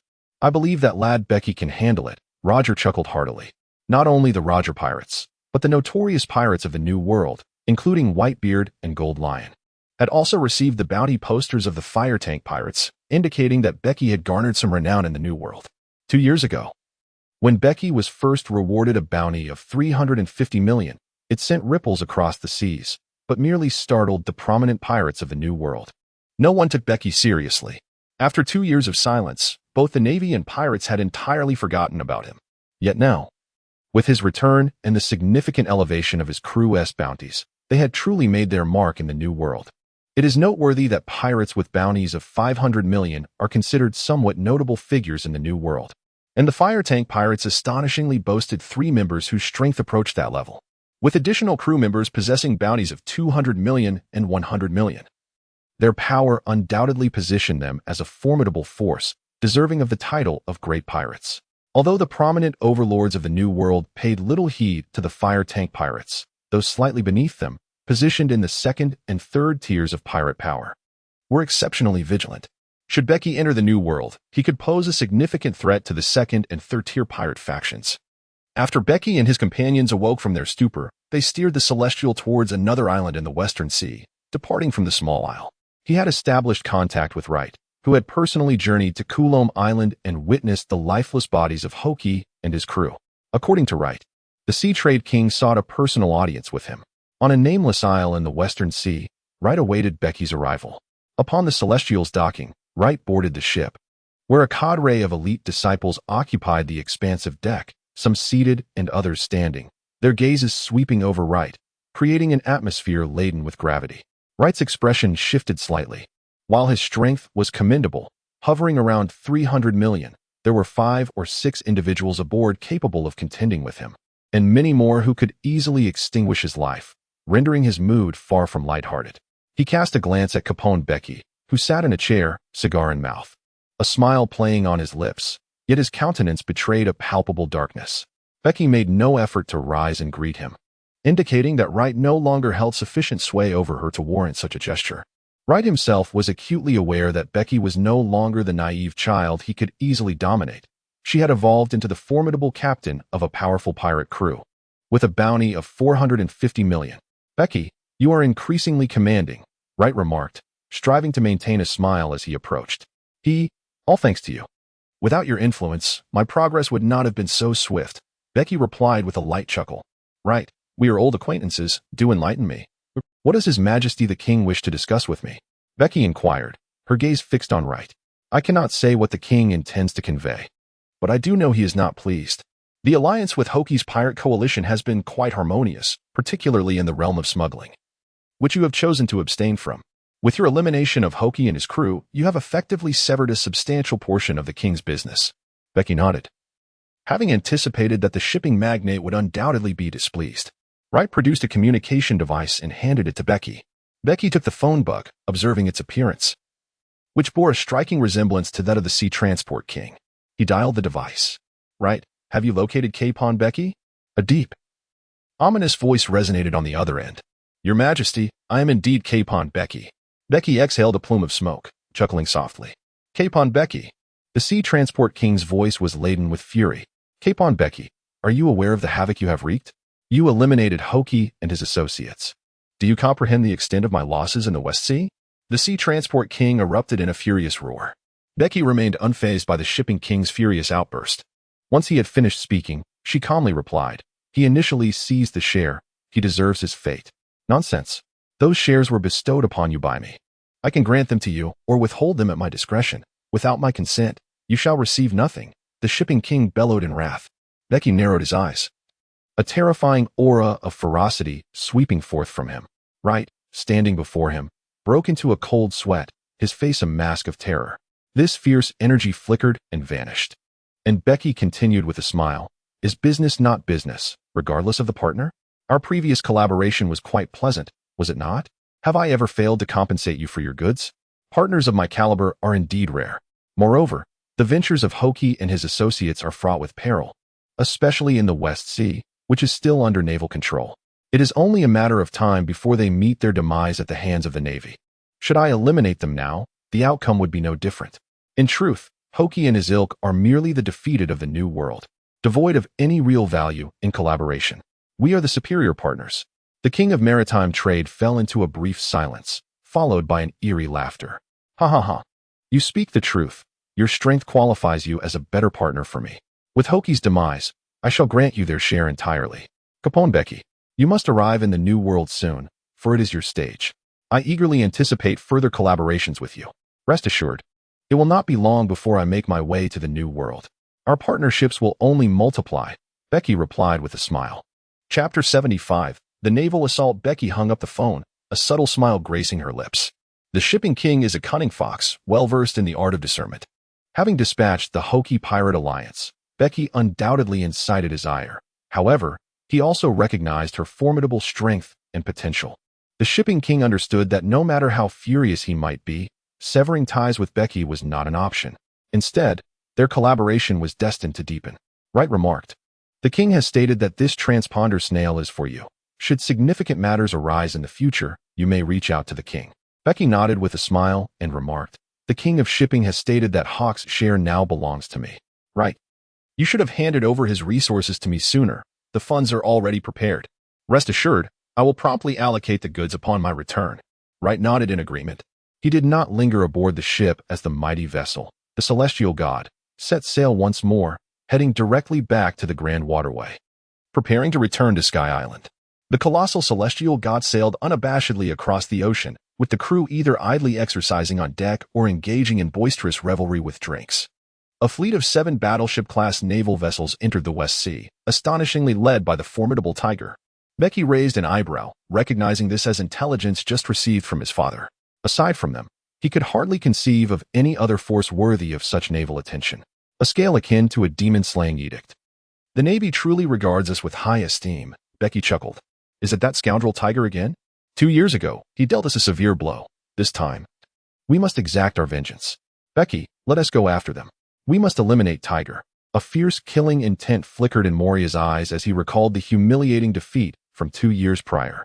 With a fleet of 7 battleships, there were likely more than 7 top-ranking naval officers. I suspect at least 3 rear admirals and a considerable number of vice admirals. This is indeed a formidable adversary. Ricky chuckled, his face alight with excitement, as he too was a warrior at heart. Yet it was not just Tiger.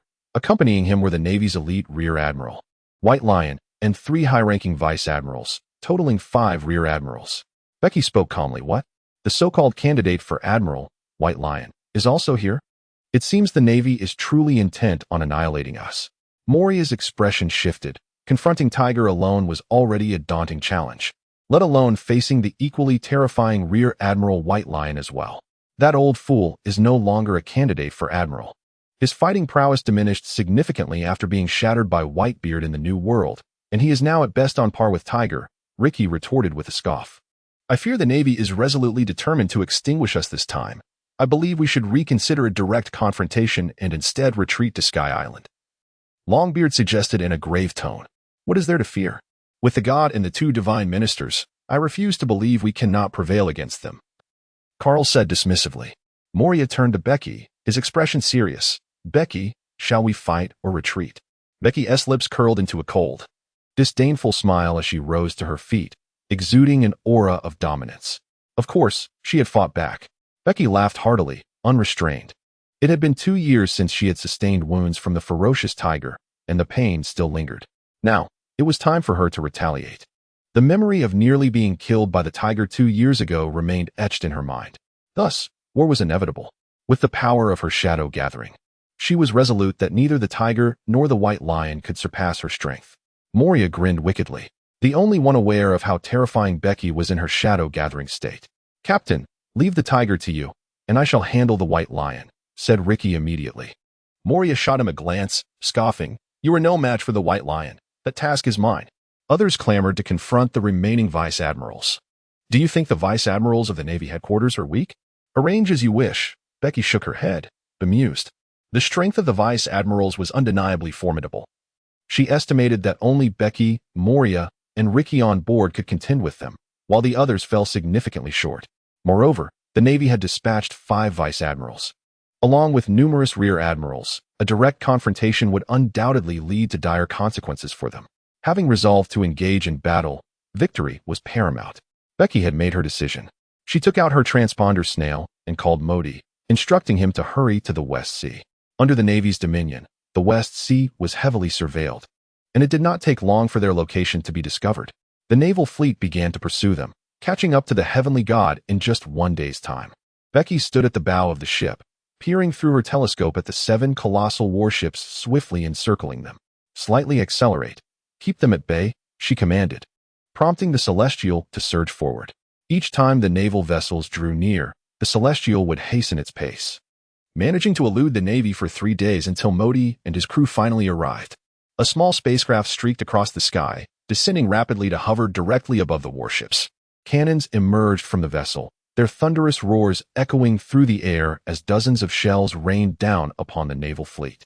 A couple of major generals aboard the warships leaped into the air, unleashing a flurry of sword energy that sliced through the projectiles, scattering them into the sea below.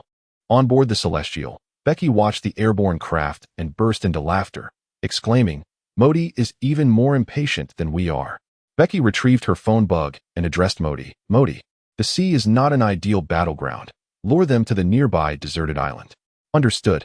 The airship commenced its ascent towards the divine ship.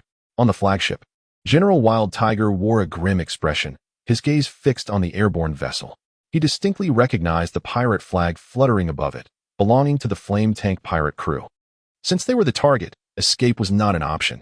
Beside Wild Tiger, General White Lion observed the ship, and in that fleeting moment, a terrifying murderous intent radiated from his eyes. He drew his sword with a sudden flourish, unleashing a tempestuous aura that reverberated through the air.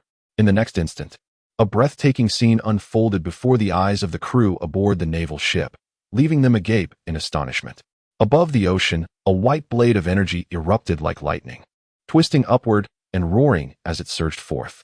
The airborne blade grew increasingly formidable, its overwhelming power and intent escalating at an astonishing pace.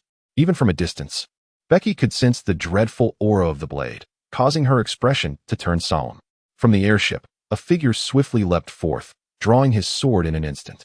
The howling wind accompanied him as he unleashed an astonishing hurricane of blade energy that collided violently with the incoming blade, resulting in an explosive shockwave that propelled the ship several dozen meters away, leaving a myriad of gashes across its surface. On the naval flagship, White Lion's countenance darkened. He had not anticipated that anyone could withstand his strike. His gaze immediately fixated on the figure standing at the bow of the airship. Wind Sword Modi, came the whisper laden with malice from Wild Tiger beside him.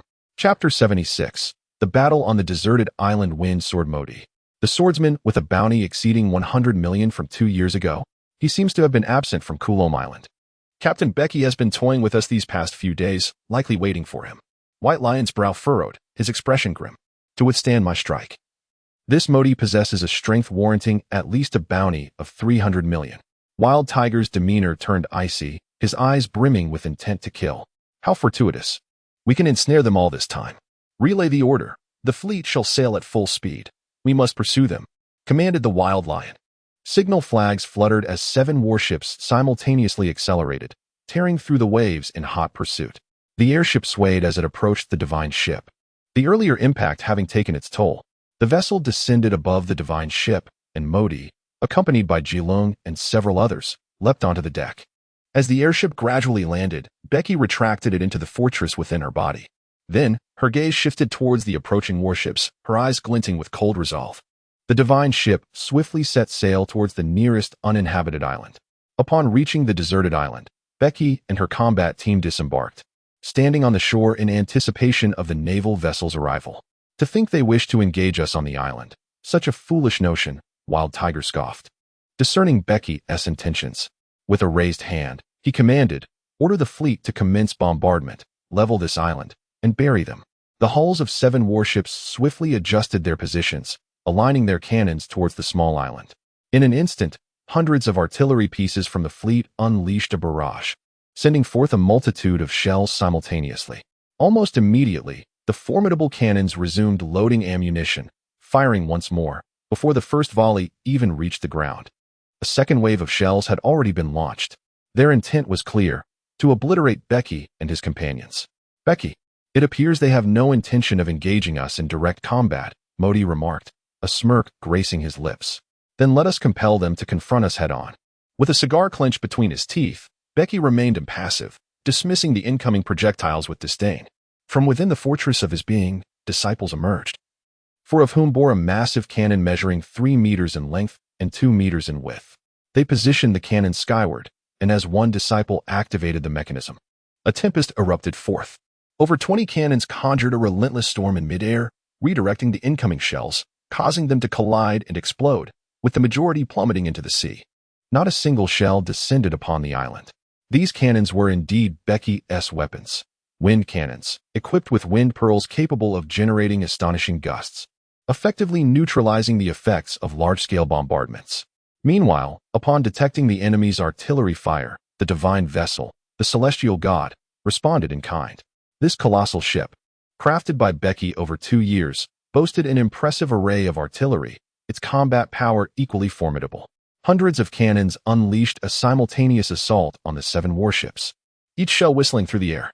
As the warships concentrated their fire on the island, they found themselves unable to adequately adjust their positions to counter the celestial god's onslaught. The commanding officers aboard the warships were compelled to intercept the incoming shells, reorient the cannons. Sink that massive vessel, roared the fierce tiger. The cannons aboard the 7 warships swiftly adjusted their aim, targeting the celestial god. In response, the celestial god accelerated, unleashing a violent gust from its stern, propelling it beyond the range of enemy fire. Moreover, the celestial god was also equipped with wind cannons, capable of intercepting projectiles. Upon realizing the celestial god had evaded their artillery range, the naval vessels promptly redirected their fire towards Becky and his crew. Yet, with the wind cannons at their disposal, Becky and his companions could effectively deflect the majority of the incoming shells. At that moment, the celestial god re-emerged to bombard the warships once more, only to retreat once again. Like a cunning fox, the celestial god toyed with the 7 warships. After several exchanges of fire, one officer exclaimed, "Damn it! How is it that a pirate ship possesses a more advanced propulsion system than ours? I shall file a complaint with the research department upon our return." The expressions of the fierce tiger and the white lion aboard the flagship darkened ominously. "There is no other option. We must go ashore and engage them in direct battle," White Lion said somberly. Fierce Tiger inhaled deeply, fixing his gaze on Becky standing resolutely upon the island, and coldly declared, "Then let us storm the island. Our strength is more than sufficient to bury them." 7 warships swiftly approached the small island. "Listen up, everyone, brace yourselves. We are preparing for battle," Becky exclaimed with a hearty laugh. Leading her disciples into the heart of the island, the 7 warships arrived simultaneously, and the fierce Admiral Kwang Hu, accompanied by his elite navy, disembarked onto the island. pursuing Becky and her crew. The two formidable teams encountered one another on the island, each standing resolutely, their expressions solemn and wordless, the atmosphere charged with tension. Admiral Kwang-Hu. "It is a pleasure to see you again," Becky remarked, her gaze piercing as she greeted him with a smile. Becky gazed at the opposing lineup, a smile of amusement gracing her lips. 5 generals and 6 rear admirals. The Navy truly holds me in high regard. The expression of the fierce tiger remained composed, yet a glint of fierce intensity occasionally flickered in his eyes. With an air of indifference, he spoke coldly. "Allowing you to escape last time was a profound humiliation for me. This time, you shall not evade my grasp once more." Becky's gaze instantly turned icy. "The last time, I nearly met my demise at your hands. This grudge is etched in my memory. Today, on this island, only one of us shall emerge alive." With a fierce glare, Becky unleashed her conqueror's haki, a crimson aura surging forth like a colossal wave towards the frenzied tigers. Their expressions shifted dramatically, and several Navy officers behind them fainted. Conqueror's haki. The ferocious tiger and the white lion exclaimed in unison. "This individual must perish," the white lion declared sternly, rapidly transforming into a robust lion man, a terrifying aura emanating from him. In an instant, the wild tiger also morphed into a tiger man, entering his most formidable state.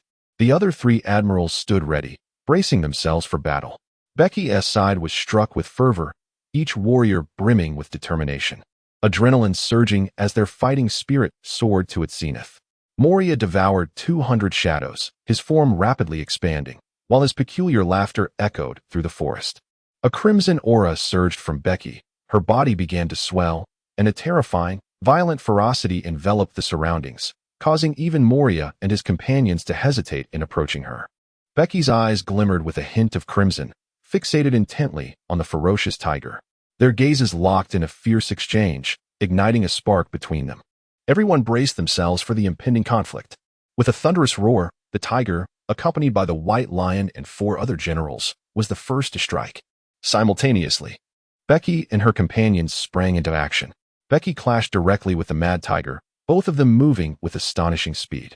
Their dual swords met in an explosive confrontation, sending sparks flying and creating a fierce whirlwind of impact. The strength of both combatants was immense, and neither was willing to yield in this encounter. As they stalemated, the ground beneath them rapidly cracked and shattered. Chapter 77. Beast King, do not dare to touch our king. Moria's eyes were fixed on the white lion, who was directing his sword toward Becky. In response, Moria unleashed a powerful punch aimed at the white lion. The white lion swiftly countered, his sword colliding with Moria's massive fist. Moria's blow was enveloped in armament haki, rendering him impervious to the slicing strike. The two engaged in a brutal exchange, creating a violent shockwave that shattered the ground beneath the white lion. The white lion's expression darkened. Moria had put forth all his strength into that punch, a force so great that even the white lion struggled to withstand it. In an instant, the white lion retreated, a gash appearing on Moria's fist. Moria, with his imposing stature, hurled another savage punch toward the white lion. Die. The white lion roared in fury, vanishing from sight as his colossal fist crushed the ground. The white lion reappeared beside Moria, his long sword instantly cloaked in haki, striking like lightning against Moria's arm. A flash of blood erupted as the haki on Moria's arm was shattered by the single strike, the sword embedding itself deep within his flesh. At that moment, the white lion suddenly leaped back, a massive shadow spear shooting towards him. In his evasive maneuver, the white lion slashed through the shadow spear, the shattered remnants swirling in the air, transforming into a rain of smaller shadow spears that surged towards him. With a technique known as the one-sword style, the white lion executed a series of swift slashes, unleashing dozens of sword lights that obliterated the incoming shadow spears. Moria roared as he charged forward with great strides, his shadow shifting on the ground, moving through the air like an abyssal demon. Modi and Richie were also engaged with a rear admiral, while the last rear admiral was being confronted by the 2 giants, Dong and Librock. The remaining individuals, including 6 rear admirals and various Navy cadets, were embroiled in fierce combat. The battles intensified and became increasingly chaotic as the skirmishes spread further apart. Becky and the Mad Tiger engaged in a frenzied clash, their blades slicing through the surrounding forest, leaving a trail of devastation in their wake, as flames engulfed the area in chaos. One sword style, Tiger Arhut. The mad tiger retreated momentarily, only to thrust his dual blades forward with sudden ferocity. Becky sensed a formidable wave of sword energy surging towards her. Behind the mad tiger, a colossal shadow of a tiger-headed giant emerged, its fierce visage looming ominously. Tiger Fong. In that instant, he surged forward, unleashing a massive blade wave shaped like a long fong from the edge of his swords. Becky's expression shifted dramatically as the fire cloud sword sliced forward in an instant, summoning a colossal flaming rhinoceros. However, it was swiftly cleaved apart by the long fong blade, which continued to pierce through with relentless speed, exhibiting an astonishing swiftness. Becky found herself unable to draw her sword once more, instead raising her weapon defensively before her, bracing against the onslaught of the razor-sharp blade wave. With a thundering crash, the blade wave collided with the fire cloud sword, the immense force propelling Becky against the mountain wall, which crumbled under the impact, sending a cascade of debris tumbling down from the towering height. The ferocious tiger gazed coldly at the figure engulfed by the falling rubble, caressing the blade. As the technique he had just executed, the tiger Arhut, tiger tooth, was one he had comprehended during his 2 years of battles in the New World, claiming the lives of numerous infamous pirates. With another explosive sound, the debris erupted, revealing Becky, now enveloped in a fierce, blood-red aura, akin to a primordial beast unleashed. The dark hue of Becky's armed haki shattered considerably, revealing the sturdy skin of Wang Gezhuang beneath. It was through the simultaneous use of armed haki and the resilient skin that he managed to withstand the onslaught of the ferocious tiger's strike. The gaze of the ferocious tiger grew increasingly frigid as he coldly remarked, "Even a 500 million bounty pirate would be unable to withstand that blow, yet you remain unscathed." Becky remained silent as flames erupted from the fiery sword. He took a step forward, his figure shimmering as he advanced towards the rampaging tiger. "You shall receive a strike from me as well." Becky paused momentarily, stepping forward with her right foot, as an overwhelming aura of ferocity surged to its zenith. The fire cloud sword descended with fury, flames soaring to heights of dozens of meters. The eyes of the mad tiger narrowed, and in an instant, his robust physique underwent a remarkable transformation. He appeared diminished, yet his presence became even more menacing. This was the ultimate essence of the 6 styles, a technique attainable only through mastery of the Navy's 6 styles, the return of life. In the state of life return, the mad tiger's speed and strength reached their pinnacle. As the fire cloud sword fell, a colossal dragon of flame roared forth, racing towards the ground with blistering speed, shattering the earth beneath it with explosive arcs of fiery energy. From a distance, it appeared as though the ground had been cleaved open. With both hands gripping his sword, the mad tiger's eyes flared with rage. He stomped down, fracturing the ground, and with a savage sweep, unleashed a massive arc of energy that soared over 10 meters high. The tiger Arhut's claws. It resembled the imprint of a titanic tiger's claw striking the head of the fire dragon, intent on shattering it. 2 torrents of terrifying energy erupted simultaneously, causing the flame dragon to explode. In the wake of this cataclysm, an indescribable, formidable shockwave of explosive fire surged forth, engulfing a radius of hundreds of meters, obliterating everything in its path. The searing flames ignited the distant forest. 2 figures emerged swiftly from the fiery onslaught. The mad tiger bore several scorch marks on his clothing, blood trickling from the corner of his mouth, while Becky too suffered from the devastating impact. Their gazes pierced through the flames as they, almost in unison, re-engaged in battle, stepping boldly into the inferno of conflict. The mad tiger crushed the fractured ground beneath him in 2 swift strides, leaping into the air with determination. Becky gazed upward in astonishment as the wild tiger plummeted from the heavens, emitting a roar that reverberated across the desolate island. The ferocious beast's paws shattered the air with each powerful descent, amplifying its downward momentum as if it were a long blade, aimed directly at Becky. The swift draw of the katana was akin to a nocturnal ascent. Becky swiftly unsheathed her sword, unleashing a formidable wave of upward blasting energy that collided with the mad tiger's long blade, shattering it utterly. One sword style, Tiger Arhut, Celestial Tiger Fong. Her pupils constricted as she deftly evaded the impending danger. With a thunderous roar, the mad tiger plummeted to the ground, causing the earth beneath to erupt violently, sending terrifying waves of energy spiraling upwards. A massive surge of force rapidly rolled outward, stirring up fierce winds that scattered the dust, rendering the scene extraordinarily breathtaking.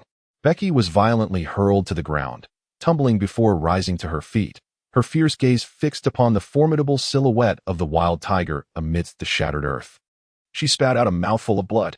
The wild tiger, emerging from the ravaged terrain, cast a glance at Becky and let out a cold snort, remarking that such a move could not vanquish her. However, as he scrutinized her, he noticed that she seemed to grow increasingly exhilarated, her aura surging with intensity, her eyes reflecting a seriousness laced with gravity. It appeared that she had indeed been industrious over the past 2 years. A smile broke across Becky's face, the blood vessels in her eyes becoming more pronounced as her momentum escalated feverishly. The wild tiger suddenly lunged forward, unleashing his full speed. The once shattered ground erupted in a cloud of dust, which he effortlessly displaced, creating a towering white figure. This ethereal form surged toward Becky with astonishing swiftness, reaching her in the blink of an eye as a frigid long blade descended upon her with a thunderous strike. Becky suddenly widened her eyes, and an aura of extreme terror erupted from her, as if a ferocious beast were roaring within her. In an instant, Becky swung her blade, colliding fiercely with the raging tiger. A resounding crash echoed as the ferocious beast was sent hurtling backward, crashing into the shattered ground several dozen meters away, leaving the earth in ruins. The tiger spat out 3 mouthfuls of blood and, lifting its gaze, glared in astonishment and fury at Becky, whose form was ensconced in a shroud of crimson. Becky wore a sinister grin, her lips stretched into a cruel smile. The monstrous secret, the Beast King. Chapter 78, The State of the Beasts. Becky was enveloped in a shroud of sanguine energy, waves of extreme ferocity emanating from him. This was the second essence of the beast mastery he comprehended after awakening the Conqueror's Haki, Beast King. The ferocious strike imbued with Conqueror's Haki was 5 times more formidable than the 10-beast rising dragon state. Today marks your demise, Mad Tiger. Becky's eyes glowed crimson, his mind filled with a brutal intent to kill. With a single step, he shattered the ground beneath him, tracing a bloodied shadow through the air, and in an instant, he stood before Mad Tiger, the fire cloud sword ablaze with fierce flames, descending with wrath. Mad Tiger raised his blade in defense, but upon their collision, he was once again sent sprawling. Perish! Becky let out a furious roar, her blood surging with an intensified fervor. Flames erupted from the fire cloud sword, and a dragon's roar echoed through the heavens. In the face of Becky's divine and demonic strike, the wild tiger felt an overwhelming sense of helplessness. Aware that evasion was futile, he resolved to meet the blow head-on, channeling all his strength as he gripped his long blade tightly and unleashed his mightiest slash. The outcome of this clash remained uncertain. In an instant, their blades collided with a thunderous impact, the sound reverberating across the small island. An explosive burst of flames surged outward, engulfing the surroundings, as both warriors were propelled away by the immense force. The shockwave drove them further, crashing down upon the shattered ground. Hundreds of meters of terrain lay in ruins, scorched and devastated. Amidst the fragmented earth, 2 figures lay sprawled upon the ground. Becky spat out a mouthful of blood, struggling to rise from the ground, his countenance exceedingly pale. The Beast King wielded immense power, and even he found it arduous to unleash his abilities, each attempt draining considerable physical and mental energy. Casting a disdainful glance at the distant savage tiger, Becky revealed a triumphant smirk, advancing step by step with a single blade in hand. The savage tiger fared even worse, having coughed up several mouthfuls of blood. His complexion ashen, gritting his teeth, he fought to rise from the ground, his face smeared with blood, droplets obscuring his vision. Do you still have the strength? Becky taunted, swinging his blade toward the savage tiger. The latter struggled to defend himself, but Becky's strikes grew increasingly rapid, making it ever more challenging for the savage tiger to withstand the onslaught. Just then, a figure darted towards Becky with astonishing speed. Becky's expression stiffened as he swiftly raised his sword to block, yet a ferocious slash sent him hurtling several meters away, tumbling end over end before finally coming to a halt. Becky once again spewed blood as she rose from the ground, her gaze falling upon the white lion situated beside the furious tiger. Her expression stiffened. The white lion's adversary was Moria, who had now appeared here. Had Moria been vanquished? In that moment, a colossal figure dashed in from the distance, crashing to the ground with a resounding thud. It was indeed Moria. His body was drenched in blood, with grotesque, gaping wounds oozing crimson. Struggling to lift his head from the earth, Moria looked at Becky with a face full of remorse. I'm sorry, Becky. I have failed. With those words, Moria succumbed to unconsciousness. The white lion, once hailed as a candidate for admiral, despite his diminished strength due to grievous injuries, possessed an abundance of combat experience. Had he not witnessed the furious tiger being overmatched by Bege and rushed to provide assistance, he would not have been forced to exchange injury for injury to bring down Moria. Otherwise, the white lion could have subdued Moria at a far lesser cost. "Are you all right?" the white lion asked as he helped the furious tiger to his feet. The tiger, gritting his teeth, shook his head. The wounds adorning his body were visibly mending at an astonishing rate. The top-tier users of animal-type fruits possessed an extraordinary ability to heal swiftly. Bege frowned as she observed the furious tiger and the white lion. Both were ancient-type fruit users with exceptionally high mastery, endowed with remarkably abnormal healing abilities. The furious tiger spoke with chilling resolve. "We must unite to kill him. He cannot be allowed to live. Even if it costs me my life, I will ensure he remains here." The white lion, his face devoid of expression, nodded in agreement. A pirate who nearly killed a top admiral of the Navy, particularly one so young, posed an unimaginably significant threat to the Navy. As a seasoned admiral, he understood all too well the peril posed by pirates like Bege, and thus, they must be eradicated. The two launched their assault simultaneously, swiftly advancing towards Bege with lethal intent. Bege's gaze turned more ferocious as she charged forward, accompanied by two other figures in a swift dash. Just as they were about to collide, the three silhouettes abruptly vanished. In the next instant, a fierce gale erupted, unleashing an immense force that reverberated outward. The tempest swept across the ground, stripping away a layer of soil in its wake. It was a storm of sword energy. Following this, a series of storms materialized, and the three figures gradually reappeared, engaged in a fierce contest. The wild tiger was suddenly sent flying backward, and shortly thereafter, a gruesome wound was inflicted upon Bege by the white lion. Bege, undeterred by her wounds, continued to clash with the white lion, her dual blades weaving a tapestry of shadows as they collided fiercely in midair, igniting sparks of flame. "Die!" she exclaimed, her eyes blazing with fury as she struck the white lion aside with a fierce blow. Yet, her breath quickened, her energy waning. The white lion, spitting forth a mouthful of blood, cast a glacial glance at Bege, his demeanor growing increasingly menacing. His condition deteriorated further. He believed that soon he would be able to vanquish her. With a swift motion, the white lion lunged forward, intent on eliminating Bege. The wild tiger, gritting his teeth, plunged into the fray, joining forces with the white lion to confront Bege. The two combined their efforts, one attacking from the top lane, the other from the bottom, leaving Bege no room for offense, forcing her into a desperate defense that grew ever more challenging. The white lion's strikes consistently overpowered her. With a resounding thud, the white lion's blade found its mark upon Bege's chest, shattering both her haki and her toughened skin, leaving a gaping wound from which blood erupted violently. Bege, undeterred, struck fiercely at the white lion, drawing forth a spurt of crimson. In an instant, the white lion retaliated, sending Bege sprawling over 10 meters with a single kick. "Ha ha ha! Captain Bege, your demise is imminent." The frenzied tiger, rising from the ground with his grievously wounded form, charged at Bege. "Captain!" From a distance on the battlefield, Richie and Modi beheld Bege's dire state, their expressions a blend of shock and fury, yearning to rush to his aid. Yet, their adversaries stood resolutely in their path. Richie, in particular, suffered a grievous wound from his opponent's blade.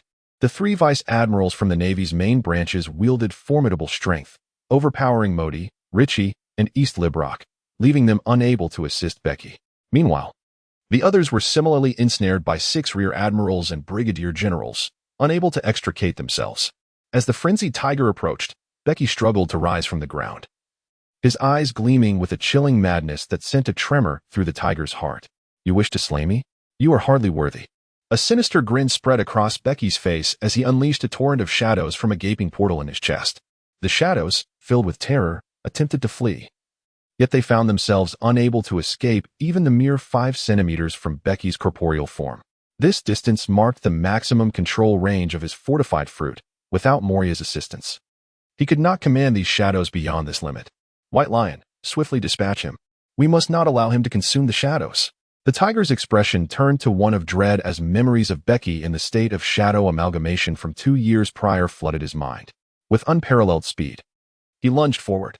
The white lion's countenance shifted dramatically as he unleashed his own speed to match. Bege grinned malevolently as he gazed upon the two advancing figures. His skin split open to reveal towering gates, from which disciples emerged, propelling colossal crossbows. As the white lion and the mad tiger approached, the disciples swiftly unleashed their bolts. The massive arrows soared forth, diminishing to their original size just 5 centimeters from Bege's form, hurtling towards the pair. The two evaded and sliced through the giant arrows with remarkable agility, yet within mere seconds, Bege had consumed the shadows. His physique expanded rapidly, doubling in size, exuding an increasingly terrifying aura. His blood-red eyes surveyed the mad tiger and the white lion, instilling a sense of dread within them under his piercing gaze. This is my most formidable state as a magical beast. Chapter 79. The Fall of the Tiger and Lion in a critically weakened state while devouring shadows. Bege found himself in a precarious situation, struggling to maintain control over his body. Before succumbing to chaos, he resolved to eliminate them. A murderous gleam ignited in Bege's eyes, and in the next instant, his massive form vanished, leaving the two with a jolt of alarm, their reflexes honed to perfection. The searing long sword cleaved through the air, its cold blade glinting menacingly as Bege materialized before the mad tiger, unleashing a furious strike with the fire cloud sword. "I will block it," the mad tiger bellowed, raising his long knife defensively above his head. In an instant, the blades clashed with a thunderous roar, erupting in flames. The mad tiger's expression shifted dramatically as he was forced to the ground by a single strike, the earth beneath him shattering, while he coughed up blood incessantly. "Simon!" The white lion rushed forward swiftly, wielding his long knife with determination. Bege pivoted gracefully, lifting her right foot to deliver a powerful kick that collided with the blade of the longsword. A thunderous sound erupted as the formidable force struck the edge of the white lion's sword, causing its right arm to tremble and its body to stagger backward in succession. In Bege's eyes, a fierce glint intensified as she delivered another powerful strike upon the length of the mad tiger's blade. The tremendous force forced the long knife downward, and the fire cloud sword descended upon his shoulder, the searing blade effortlessly tearing through his skin, incinerating his flesh and blood. The mad tiger howled in agony, his face contorted in extreme torment as he struggled desperately. Yet, he was utterly unable to escape Bege's immense strength. He could only watch helplessly as the fire cloud sword continued its relentless descent, cleaving down to the bone, which began to splinter. With a thunderous roar, the white lion unleashed a colossal wave of sword energy, hurtling towards Bege. Bege furrowed her brow and swiftly sidestepped the lethal strike. The furious tiger, clutching his nearly ruined shoulder, let out a desperate howl, as if the act of roaring could alleviate his torment. Just as the white lion was about to make a move, Bege charged ahead, unleashing the fire cloud sword with a thunderous slash. The white lion's expression shifted dramatically as he raised his blade to defend himself. With a resounding crash, blood gushed from his mouth, and he was once again sent flying. "Die!" Bege roared with unrestrained fury, the fire cloud sword igniting with flames anew. He stepped directly before the white lion, his colossal form descending like an invincible beast. Lion King slash. The white lion's eyes blazed with rage as he recklessly swung his sword, colliding once more with the fire cloud sword. The two ferocious energies erupted violently. Yet Bege's might prevailed. The fire cloud sword overwhelmed the white lion, forcing him to his knees, shattering the ground beneath him and pulverizing his kneecaps. "Old man, you have grown frail and are unfit for the impending new era. Go to where you belong." Utterly spent, the white lion could barely lift his sword as the fire cloud sword descended upon him, the terrifying force cleaving him in two. "No, Brent." The furious tiger watched helplessly as the white lion was slain, his heart racked with anguish, a madness flickering in his eyes. His body began to transform, undergoing a beastly metamorphosis. As this transformation intensified, the wounds upon him began to heal. "I will kill you." The tiger's voice was chilling, and the frost in his gaze sent shivers down spines. Grasping his long blade, he leaped into the air, raising the weapon with one hand, poised to strike down in fury.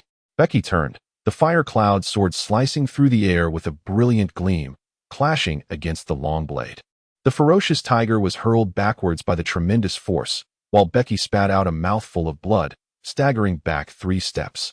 The tiger, rising from the ground, coughed incessantly, his transformation into a beast becoming increasingly pronounced.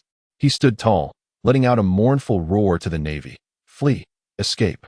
The Navy admirals stared in disbelief at the gravely injured tiger, their expressions shifting dramatically.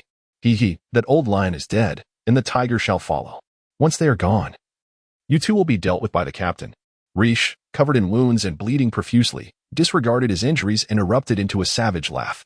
The admiral battling him glanced towards the scene involving the tiger, witnessing yet another blow from Bege send the tiger flying, his face growing increasingly grim. Doubt beginning to creep into his heart. Wanting to escape, it was too late. Riche seemed to read his thoughts, growling menacingly. He charged forward once more, intent on holding him back. Run, flee quickly. The tiger's voice grew hoarse and feeble as he continued to shout. The Navy finally began their retreat. The vengeance from 2 years prior would be settled. Bege shattered the ground beneath him, charging forth, and with a single strike, drove the tiger into the earth. The tiger, powerless, released his long blade, blood pouring from his mouth incessantly. Bege raised the fire cloud sword, poised to put an end to the rampaging tiger.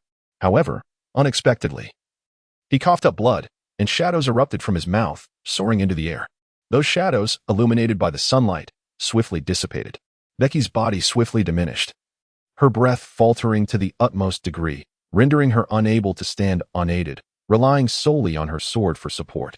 The wild tiger's blood-stained eyes widened in shock, as crimson liquid gushed forth from its mouth. Hurry, return, and slay him. He yearned to shout, yet the blood lodged in his throat stifled his voice, rendering him utterly voiceless.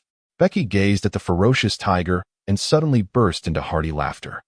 The tiger's eyes brimmed with intense resentment as it frantically groped the ground with its right hand, seizing a long blade, gripping it tightly and aiming it at Bege, still intent on ending her life. Bege swiftly severed the neck of the raging tiger, its gaze dimming rapidly, losing its brilliance, ultimately extinguishing the life of the beast. Bege lay on the ground with a satisfied smile, having collapsed backward. Bege, Captain, Godfather. Modi and the others hurried over to assist her, helping Bege to her feet. With great effort, she managed to open her eyes, her entire body racked with pain. Leave, return to Sky Island. Take everyone with us. We are going back to Sky Island. Without hesitation, Modi and the others lifted Bege, while the disciples carried Moria and the severely injured comrades, even retrieving the bodies of the fallen. Upon returning to the ship, the celestial god set off directly, soaring toward Sky Island. 3 naval vice-admirals, accompanied by their remaining troops, swiftly departed aboard 7 warships, simultaneously notifying the Navy headquarters of the battle's outcome. In the office of Marshal Marie Ford, a furious roar reverberated. The table, made of solid wood, was shattered by a single punch from Admiral Kong, his formidable presence wreaking havoc within the confines of the office. Capone Bege, you have cost me 2 vice-admirals. I will capture you and make you face the guillotine.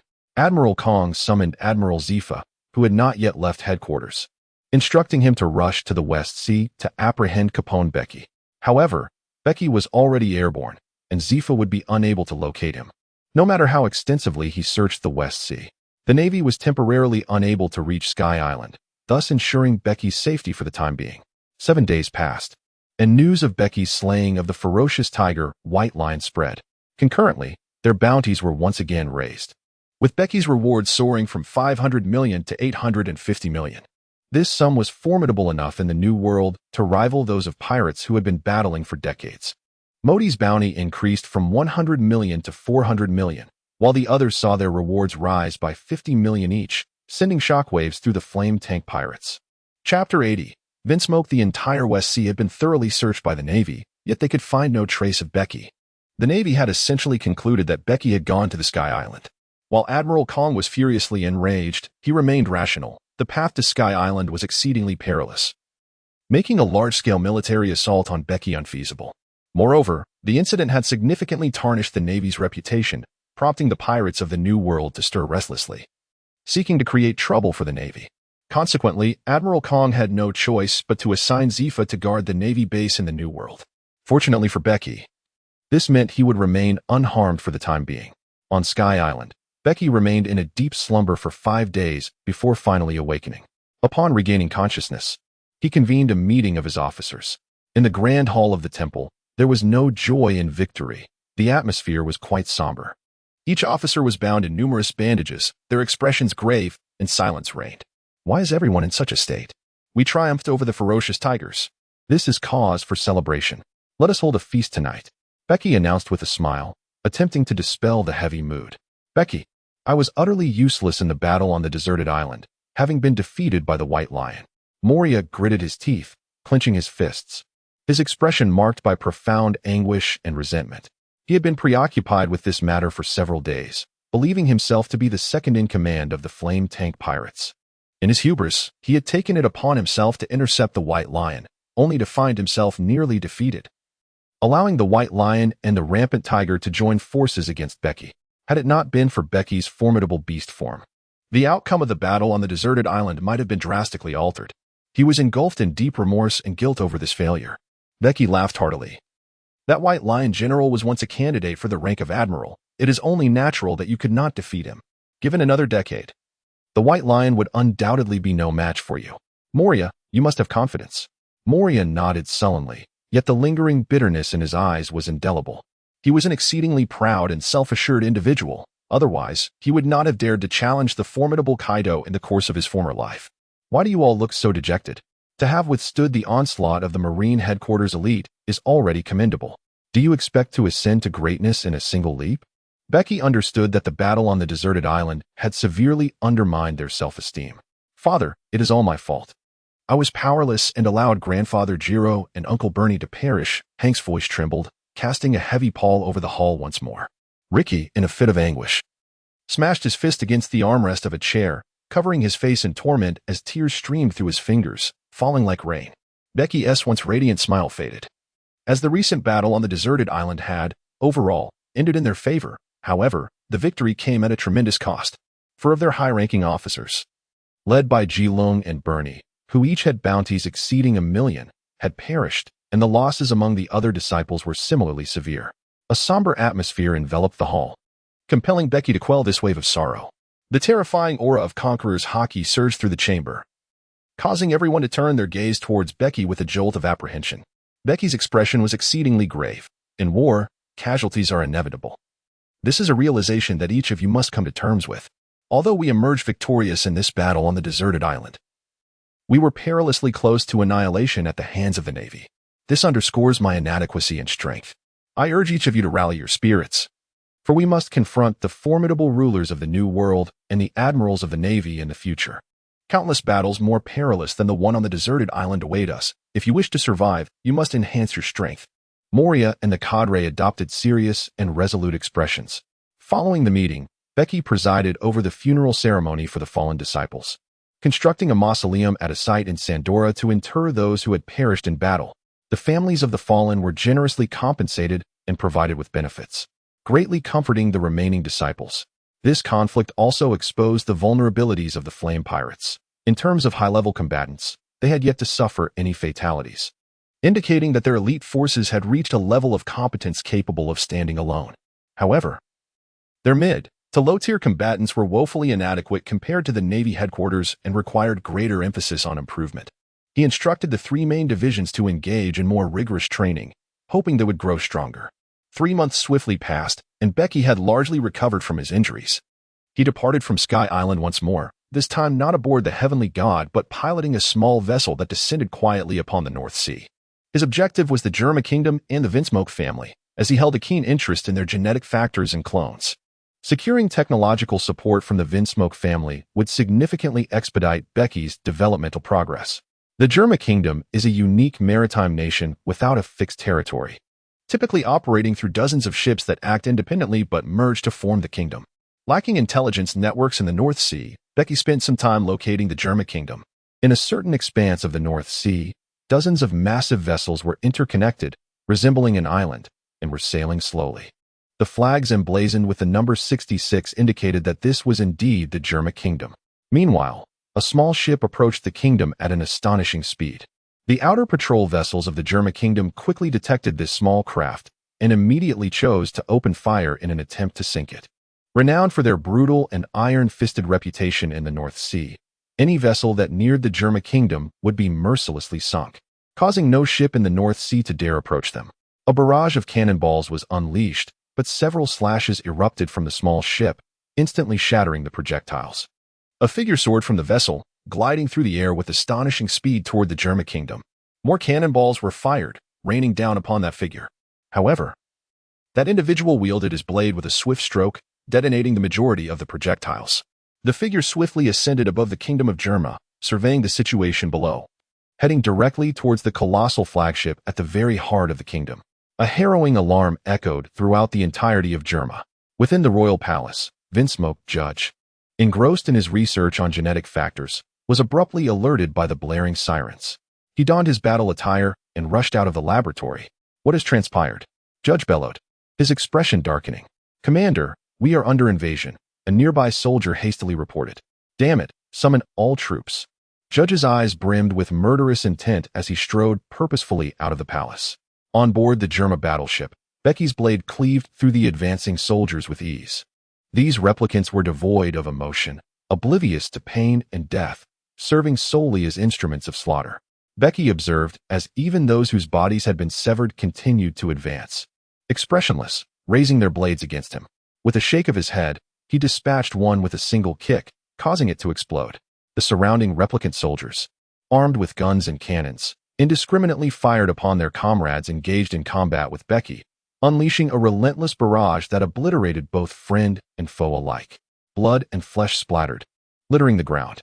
They must be dead now. A replicant soldier adjusted his glasses, coldly surveying the gruesome battlefield. Chapter 81. Vinsmoke 2. He is not dead. He hovers in the air. Quickly, shoot him down.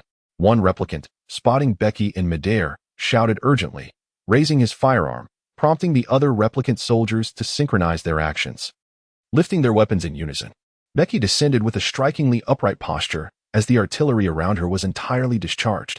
Upon hitting the ground, she brandished her fiery cloud sword with a fierce flourish, unleashing two colossal arcs of blade light that cleaved the bodies of the replicated warriors in half. In an instant, the surrounding multitude was severed, their forms falling as crimson blood stained the earth. At that moment, a piercing sound sliced through the air. Becky looked up to behold a massive gray figure hurtling towards her with great velocity. It was Vinsmoke Sanji, wielding a colossal spear as thick as an arm, its tip crackling with arcs of electricity.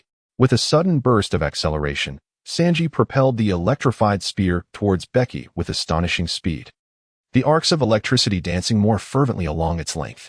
Becky effortlessly raised her sword to deflect the arcane spear, impervious to the explosive force exerted by Gargi's legs, which could not budge her an inch. Becky casually swept aside Germa's defenses and then unleashed a blade of fiery light that sliced through the air at an astonishing speed. Germa's face turned pale as he raised his spear in a desperate attempt to block the attack, but the spear shattered upon impact. The searing blade struck him, tearing through his battle attire and inflicting a gruesome wound upon his chest, sending him hurtling backward to crash against the building's wall. Emerging from the rubble, Germa clutched his chest and looked toward Becky, his pupils constricting in fear as he whispered, "Demon Dragon Caponebeque, why do you invade my Germa kingdom? Knowing who I am, you still dare to strike." "Vinsmoke Germa, it seems you have great confidence in your battle attire," Becky replied nonchalantly. Germa's expression darkened further. Indeed, he had been confident in his armor, yet it had been utterly obliterated by Becky. "What is your true intention, Demon Dragon?" He gritted his teeth. "I am quite intrigued by your genetic factors.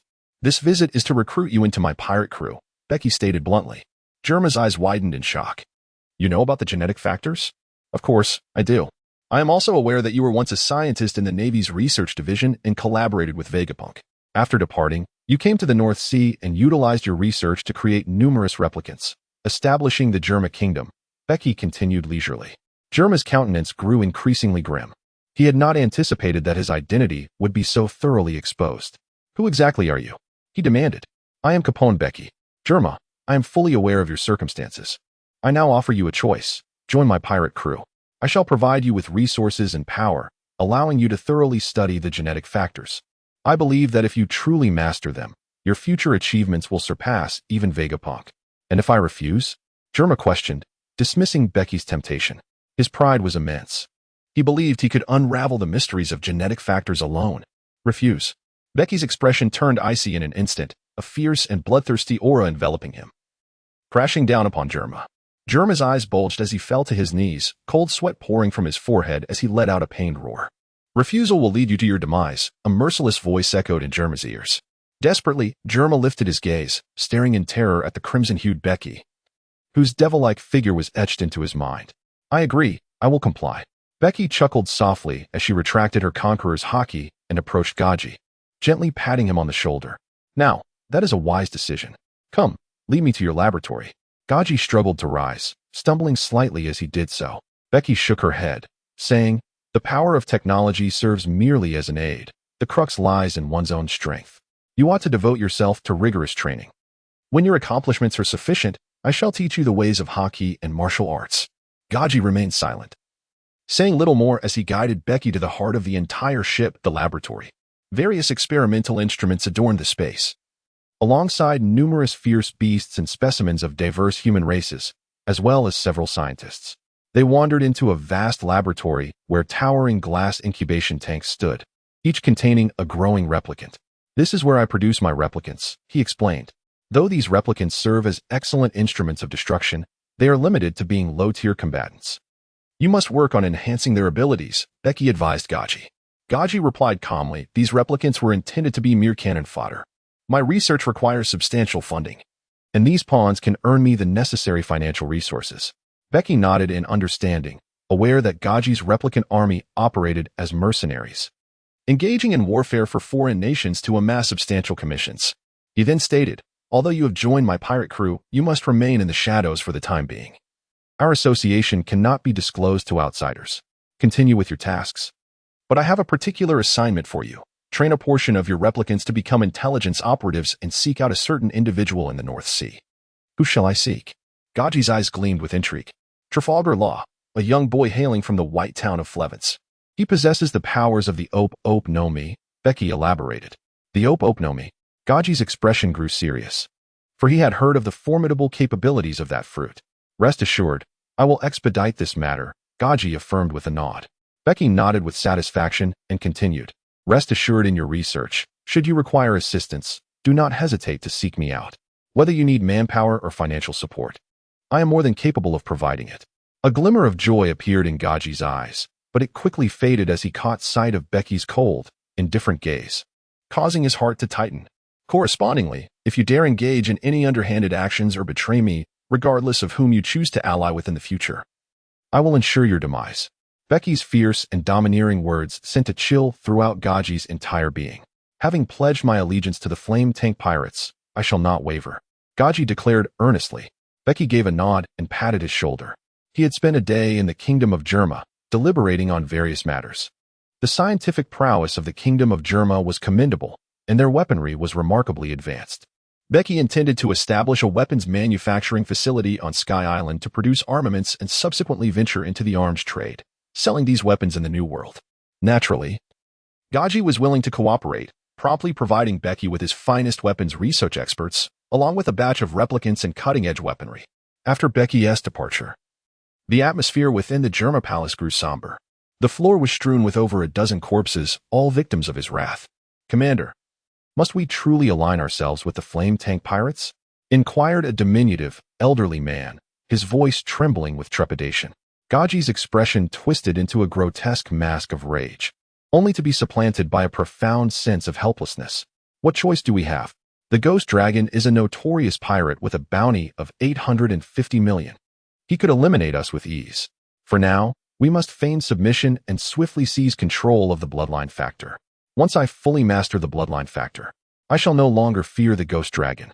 Gaji harbored fierce ambitions. He was resolute in his refusal to be overshadowed by others. Chapter 82, The Sita Intelligence Organization. Becky swiftly departed from the Kingdom of Jamar in his small boat, casting a glance back at the formidable Jamar fleet, a faint smile gracing his lips. On the surface, Gaji feigned submission to Becky, yet Becky understood that Gaji's acquiescence was merely a reluctant compromise. Deep down, he harbored no desire to serve under Becky's command. Becky remained indifferent to the matter. As long as Gaji provided what he required, he paid little heed to whether Gaji's submission was genuine or feigned. Of course, should Gaji dare to betray Becky, he would not hesitate to obliterate the Germa Kingdom. One significant reason for his coercive subjugation of Gaji was his urgent quest to locate Trafalgar Law, whose Ope no Mi fruit held immense significance. Law's value surpassed even that of the Germa Kingdom. Prepared to journey to the New World, Becky instructed his disciples aboard the ship. The disciples promptly activated the vessel's flight system. Wings unfurled from either side, and the deck below split open, unleashing a powerful gust that propelled the small craft skyward, soaring towards the heavens, directly into the New World. This expedition was undertaken with great discretion. Becky sought not to seize territory, thus a low profile was imperative. The airship raced through the clouds, surpassing the towering red soil continent, and entered the New World.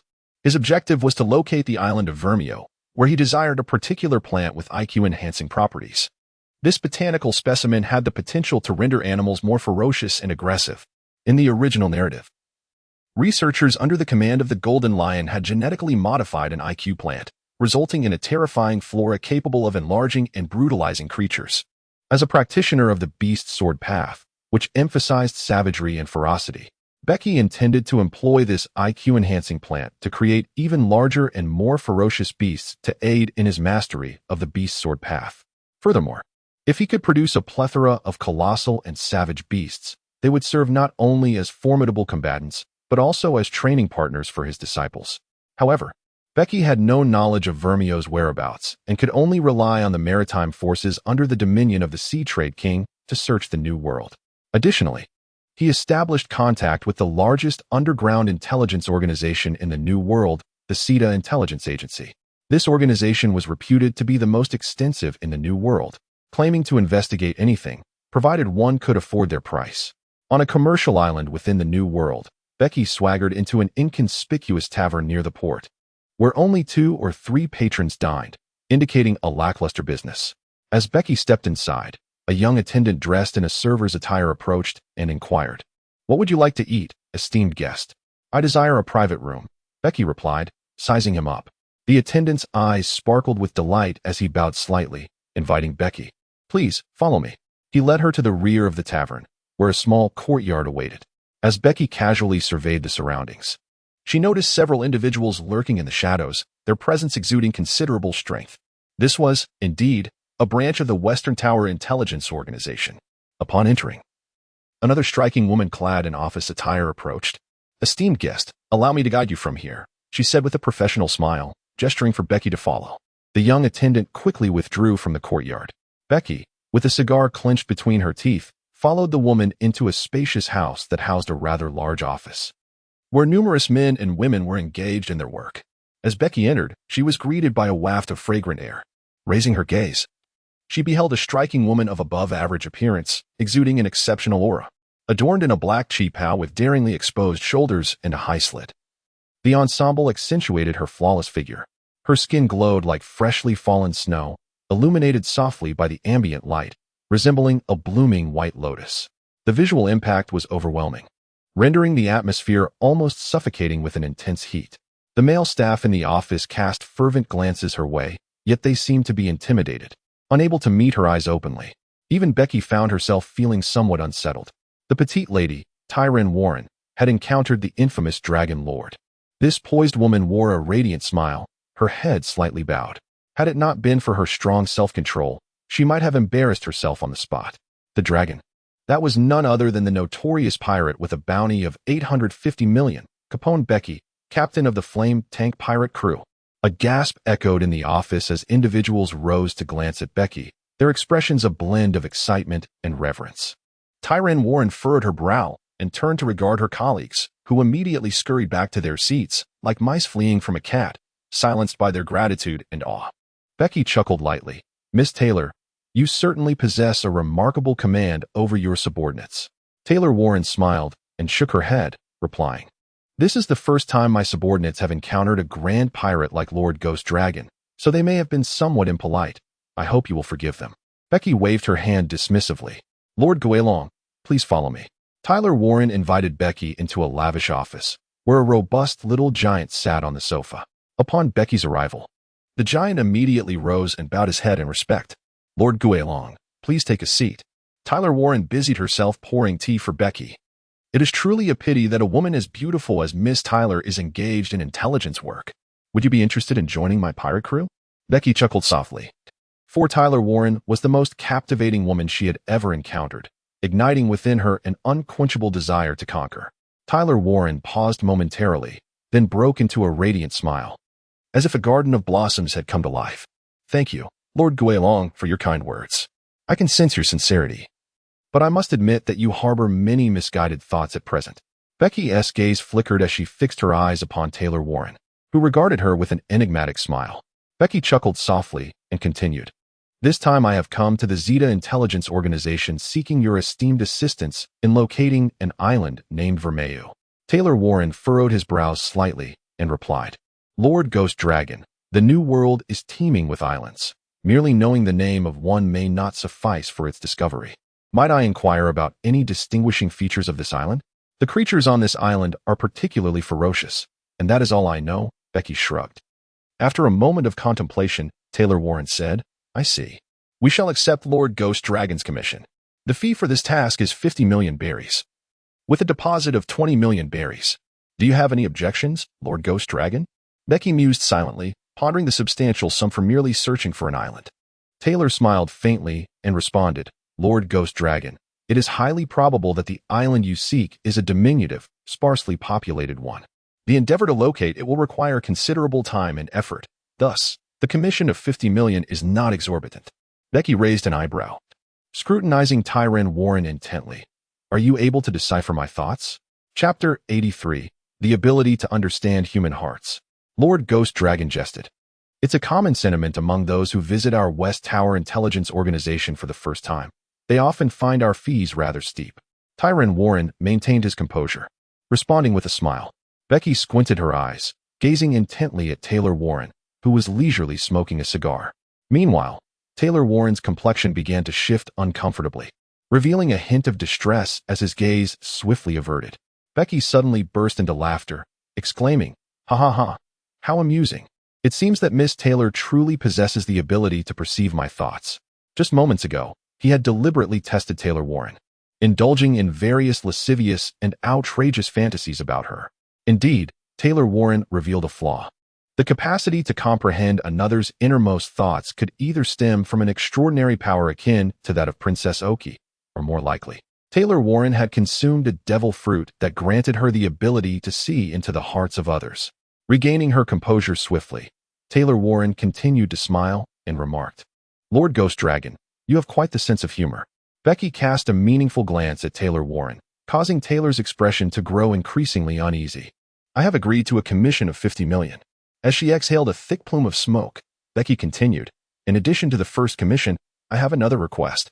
I need you to assist me in locating an individual named Caesar Curran, who is presumably a scientist in the Navy. I require information regarding his current whereabouts. This commission is somewhat intricate. As you know, the Navy places great importance on its scientists. I'm uncertain of this scientist's standing within the Navy. Thus, the commission fee remains indeterminate for the time being. We will finalize that once we conduct our investigation. As for the deposit, let it be 10 million Baileys. Becky nodded, her heart opening like the gates of a city, as she tossed a bag of berries onto the desk. This is a deposit of 30 million. I hope your esteemed organization will respond promptly. Taylor Warren smiled as he retrieved a small transponder from the drawer of the desk. Lord Kaido, this is our transponder. Please keep it, and we will inform you immediately once we locate the target. Becky took the phone bug, scrutinized it briefly, and then tucked it away. Her gaze fell once more upon Taylor Warren as she smiled and inquired, Miss Taylor, are you truly unwilling to join my pirate crew? Taylor laughed softly and shook her head, politely declining Becky's invitation. Miss Taylor, my offer remains open. Whenever you have made up your mind, feel free to seek me out, Becky remarked before departing. Ensure that no one approaches the room, Taylor commanded, waving her hand to dismiss the hulking giant. She then settled into a chair, crossing her pristine white legs, and retrieved another phone bug to dial. Upon connection, her expression turned serious. The ghost dragon, Capone Bege, has arrived in the New World, currently at Mazoso Island. Taylor was reporting Becky's information, and she also disclosed Becky's commission. I understand. I will contact you again later. Do not reveal your identity, a deep male voice responded from the other end before the call ended. Little did Becky know. The largest underground intelligence organization in the New World had connections to the world government. The efficiency of the Zeta Intelligence Organization was indeed astonishing. Having located Vermeil Island within a mere 3 days, after settling the commission fee, Becky set off immediately. While sailing across the ocean, she encountered a pirate crew, the Northern Desert Wolf Pirates, led by Captain Lilo, a bounty of 200 million, accompanied by a subordinate with a bounty exceeding 100 million. As Becky gazed at the distant pirate ship, a smile crept across her face. Accelerate towards them, she commanded, and the ship's rear erupted with a fierce wind, propelling them forward. Captain, a small vessel is approaching us. The pirates aboard the Northern Desert Wolf ship quickly noted. Captain Lilo, a lean man with two curved blades at his waist, peered intently at Becky's ship with a fierce glint in his eyes. Let them come closer, then eliminate them. Lilo replied, a cruel smile curling at the corners of his mouth, while his crew brandished their knives in jubilant cheer. They are inviting us to approach, how intriguing. Becky chuckled lightly, a glimmer of sharpness flashing in her eyes. As the two vessels closed in rapidly, Becky leapt aboard the Northern Desert Wolf ship. Lilo's expression shifted dramatically upon seeing her. Ghost Dragon Caponebeque, the captain of the flame tank pirates. How could such a prominent figure appear here? The pirates recoiled in fear. Lord Ghost Dragon, I am Lilo, captain of the Northern Desert Wolf pirates, under the command of Big Mom. May I inquire about your business? Lilo hastily bowed. Wary and respectful, knowing he could not afford to act recklessly in the presence of someone so formidable, hoping merely that Big Mom's name would suffice to placate Becky. Under Big Mom's banner, you say? Becky raised an eyebrow, although Big Mom has not yet ascended to the rank of one of the 4 emperors in the New World. She remains a formidable and influential pirate in that vast ocean. Becky, with an unwavering expression, declared, I wish to borrow something from you. Whatever I possess, I shall gladly offer to you, my lord.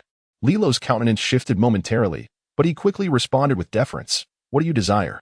I seek your shadows. Becky replied with a smile. During the last battle on the deserted island, all the shadows he and Moria had amassed had dissipated, and he harbored intentions of regaining them in this new world. Lilo's expression darkened, and he replied in a low voice, Lord Kaido, we are under Big Mom's banner. Should you choose to slay us, she will not let you go unpunished. In this vast ocean, who would know that I was the one to end your lives? Becky retorted nonchalantly.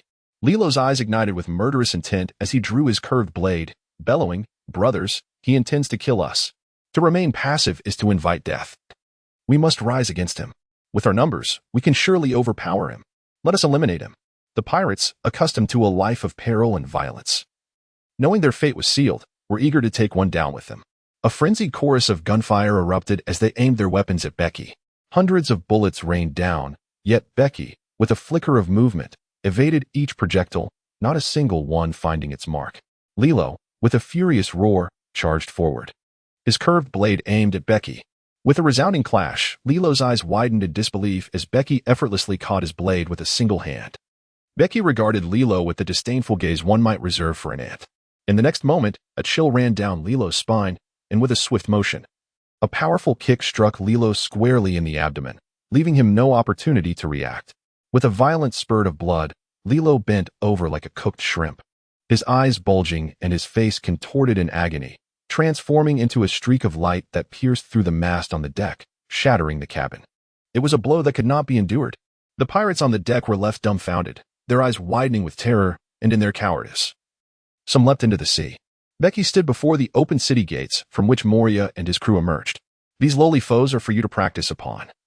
Leave no survivors, Moria commanded as he severed their shadows. Becky found himself devoid of any desire to engage. The disciples surged forward, and in a short span, the deck was littered with corpses, drenched in blood. Moria approached, clutching dozens of shadows, all belonging to formidable pirates aboard the ship. Becky claimed the most powerful among them, while the remainder were twisted into shadow orbs by Moria and tucked away into his pockets. After scavenging the ship's treasures, Becky and his crew set sail once more. Chapter 84. The second Whitebeard in the New World, on Leaf Island. The townsfolk fled in terror as a colossal figure hurtled through the air, crashing into a nearby building and reducing it to rubble. From the wreckage emerged a towering black bear, its furious roar resonating painfully in the ears of all who heard it. A figure swiftly darted forward, confronting the bear, Becky himself. Zack the Black Bear, a Zoan-type devil fruit user, possessed the power of the black bear fruit. Yet, his prowess was far beneath the worth of his current bounty. The fruit had indeed been wasted upon him. During their encounter, Becky discovered the Black Bear pirates, and now faced the captain, Zack the Black Bear. Despite the bounty of 400 million on his head, Becky discerned that Zack's true strength barely reached 300 million. His notoriety derived solely from the slaughter of innocent civilians and naval forces. Capone Bege, I have no enmity with you. Why must you seek my death? Zack roared in fury. Becky curled her lips in disdain and retorted, if you wish to kill, then do so. Why all this unnecessary chatter? Zachary lay, with fury blazing in his eyes and muscles rippling in his robust arms, seized the colossal spiked club from the ground and charged towards Becky with intent to strike. With a swift whoosh, Becky seemingly materialized before Zachary lay, delivering a powerful kick with tremendous force. A thunderous sound echoed as Zachary lay raised his arm to shield his chest, successfully blocking Becky's onslaught. His expression twisted in rage. He swung the spiked club down upon Becky once more. Becky's fist was instantly enveloped in a layer of armament hockey as she struck with tremendous force against the spiked mace.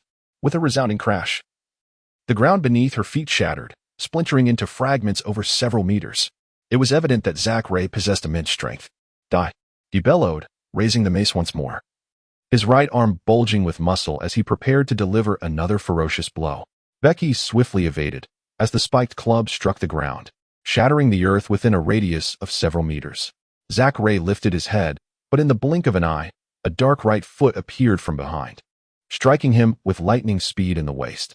Zachary was propelled like a cannonball, crashing heavily into a house, demolishing one structure after another. Amidst the ruins, Zachary coughed up blood incessantly. His right side was a mangled mess, rendered crippled by that single kick. "Ghost Dragon, you cannot kill me. I am a subordinate of Lord Kaido," Zachary exclaimed in terror, gazing at Becky as he shouted. "Kaido?"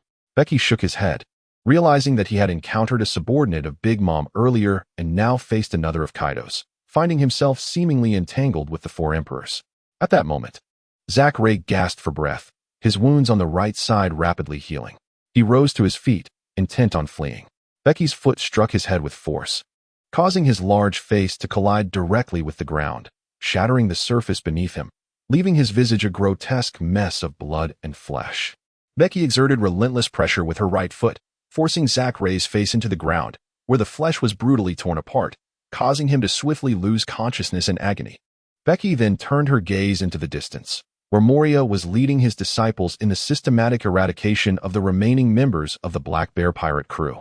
It was an unequivocal massacre. Despite the presence of several pirates with bounties exceeding 100 million, the Black Bear crew was utterly powerless against Moria and his formidable subordinates. Before long, the hundreds of members of the Black Bear pirate crew had either been slain or captured, and Moria approached with exhilaration, proudly carrying the shadows of his vanquished foes. Becky delivered a powerful kick that sent Zachary tumbling at Moria's feet. With a sinister grin, Moria wielded his large scissors to sever Zach's shadow, subsequently crushing his skull beneath his foot. This time, Becky collected a substantial number of formidable shadows. Moria extracted dozens of them from the hundreds gathered and presented them to Becky. Becky chuckled, her gaze sweeping across the disheveled town, and shook her head.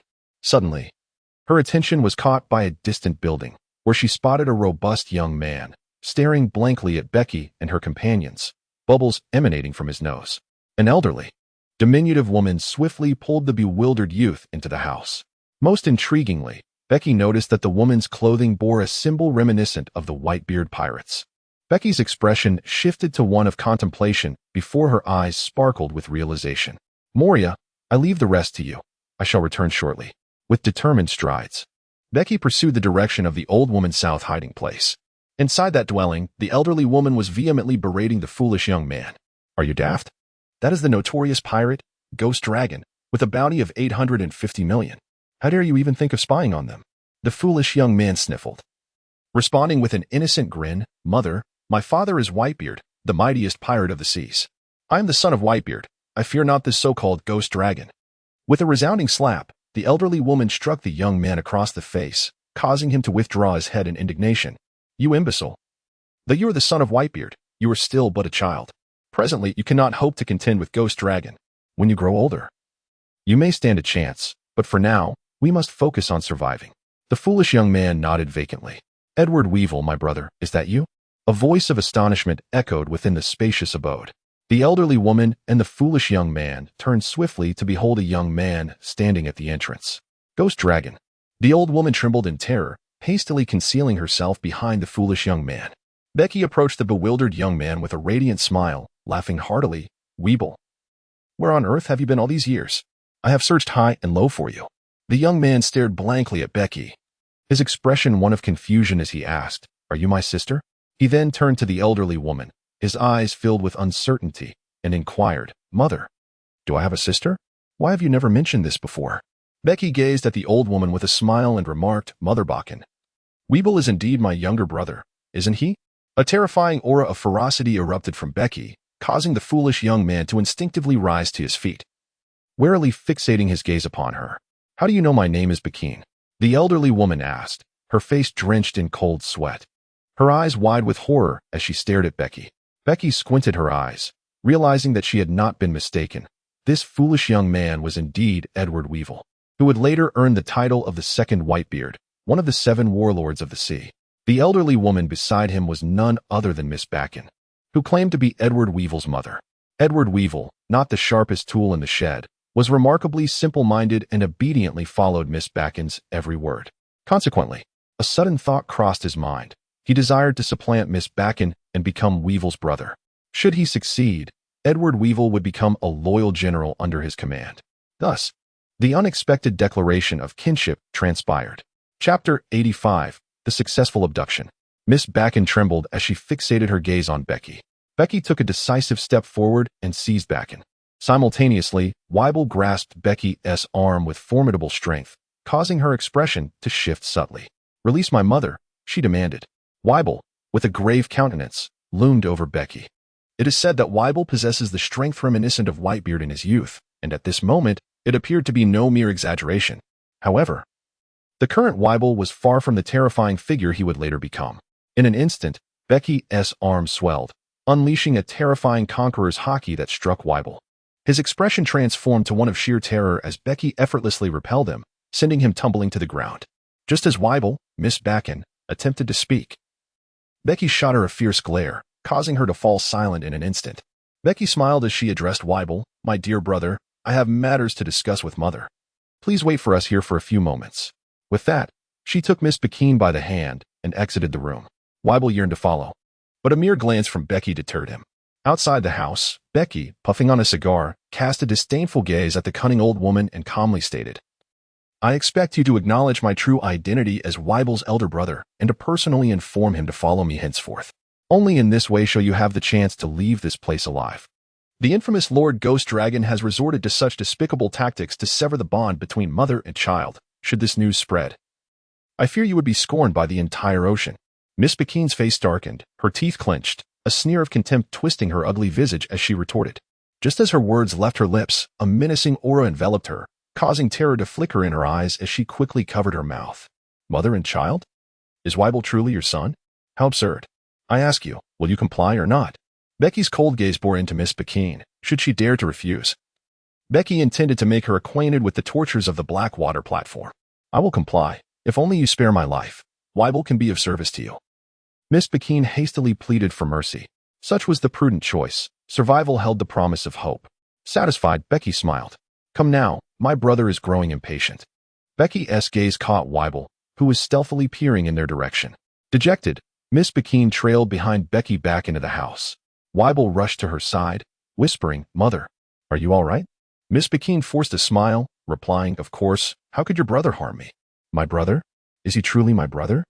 But he seem strong at all." Weibel looked at Becky with a mixture of joy and trepidation. "He is indeed your brother, your true brother. Do you not trust Mother's words?" Miss Bequine, in a bid for survival, had no choice but to follow Becky's script. "I have a brother now, how wonderful. I have a brother," Weibel exclaimed, delighted to have gained another family member, bouncing with joy. "Weibel, Mother must leave for a while.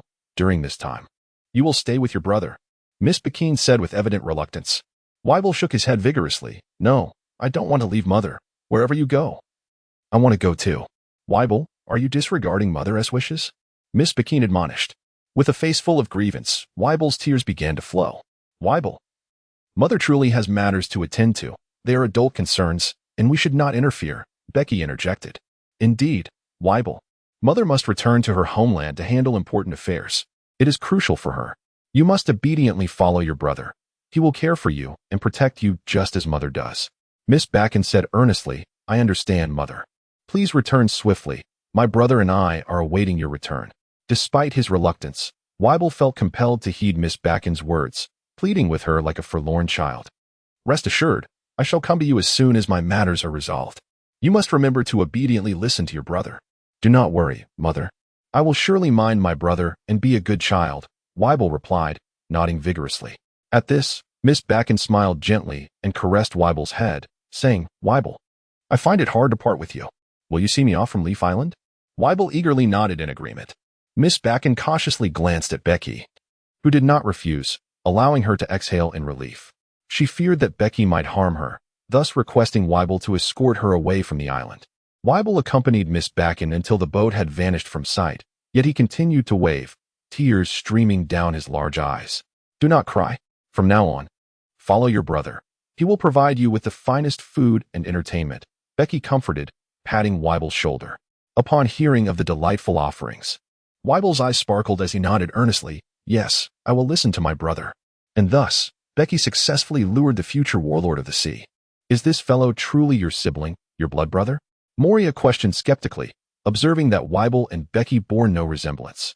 "Of course, we are brothers, real brothers. As my mother has said," Weibel exclaimed loudly. "Indeed, we are brothers," Becky laughed heartily, and Weibel joined in the mirth. Across the vast ocean, Miss Bakken exerted every ounce of strength to navigate a small boat frantically away from Leaf Island. But unfortunately, she was outmaneuvered. A vessel approached at an astonishing speed, quickly closing the distance to Miss Bakken.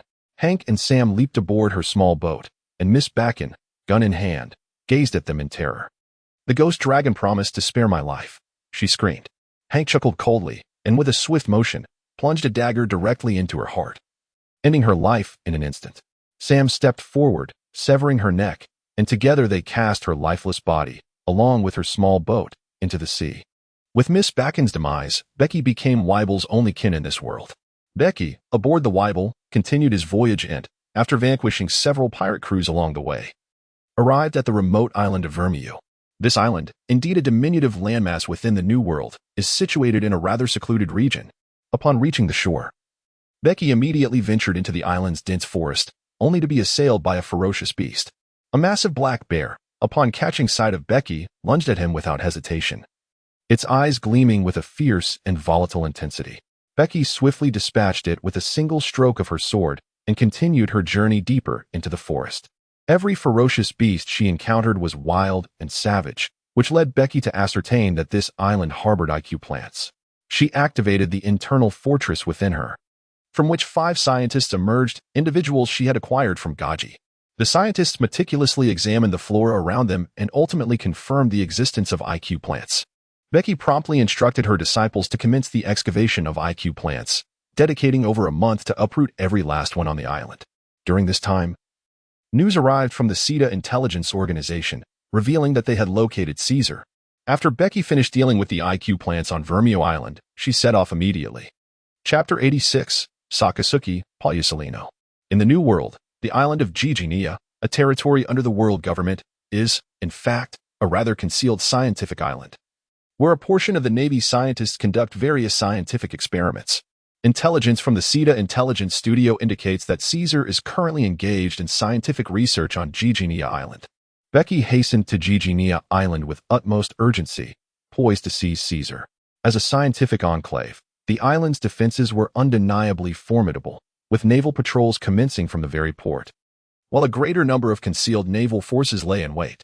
Becky stealthily infiltrated the island under the cover of night, navigating her way to the vast experimental base.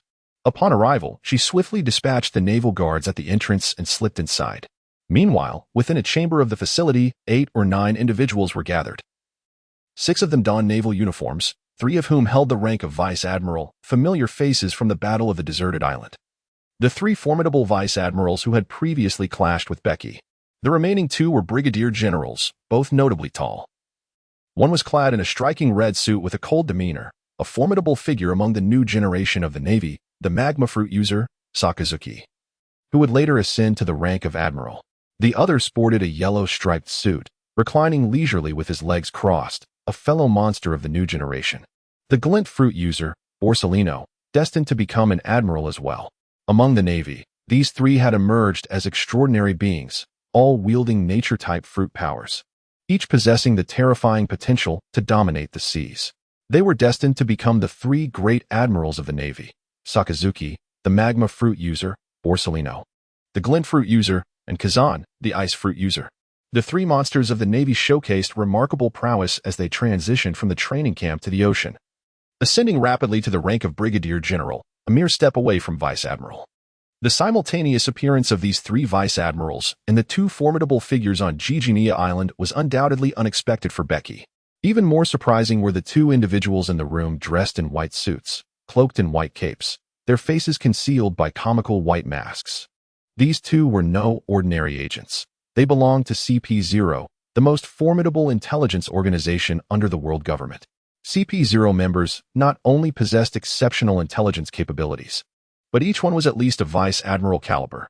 The two present were not just typical members. One was a deputy leader of CP0, and the other an elite combatant, both boasting combat prowess comparable to that of an admiral, with the elite combatant possessing strength akin to a high vice admiral. The gathering of the world government and the Navy to ambush Becky signified their intent to eliminate her once and for all. Is it truly necessary to go to such lengths for just a ghostly dragon? Sakazuki scoffed. The ghostly dragon is a formidable individual who has slain the vice admirals. The wild tiger and the white lion. We must proceed with caution, a vice admiral with braided hair remarked, furrowing his brow. If we can eradicate a pirate so perilous to the world government, what does it matter which methods we employ? The CP0 deputy leader responded calmly. The eradication of pirates is our Navy's responsibility. We shall handle it ourselves, and you CP0 need not intervene, Sakazuki retorted, seemingly unimpressed with CP0, and with a cold snort. He rose and pushed open the door to exit. Another vice admiral added, "Leave Becky to us. We shall personally avenge the wild tiger and the white lion." The two other rear admirals nodded with a murderous intent. The vice leader of CP0 shrugged nonchalantly, stating, "I am indifferent. My sole purpose is to confirm the death of Capone Bege. If you can eliminate him, all the better. We have no desire to intervene." The braided admiral nodded in agreement, then rose, followed by the others as they departed the house, leaving only two members of CP0 behind. One of the CP0 operatives let out a peculiar, sinister chuckle. Truly, the heavens have conspired against the ghost dragon to have him seek intelligence commissioned by the West Tower. Haha, this has afforded us the opportunity to set this trap. With number 2 and myself guarding, alongside the three admirals, two formidable monsters, Capone Bege is undoubtedly doomed. Let us cease the idle chatter and proceed, the vice leader of CP0 commanded coldly. The scientists at the base must be organized for immediate departure, and Caesar must be protected at all costs. We have sacrificed this experimental base to eliminate Bege. Not a single one of those scientists can perish. On the way, they encountered a soldier from whom they extracted the location of Caesar's laboratory, then raced toward it with astonishing speed. The vice leader kicked open the steel laboratory door with a thunderous crash, startling Caesar within, whose expression shifted dramatically. "Who dares interrupt my experiments?" He fumed. An abundance of toxic gas emanating from his body. "You are not part of the Navy. Who exactly are you?" Caesar did not recognize Bege, having spent years ensconced in the laboratory with scant knowledge of the outside world. "Regardless of your identity, anyone who dares intrude upon my domain shall become my test subject." Caesar sneered, a wicked grin spreading across his face as the gas surged forth like waves towards Bege.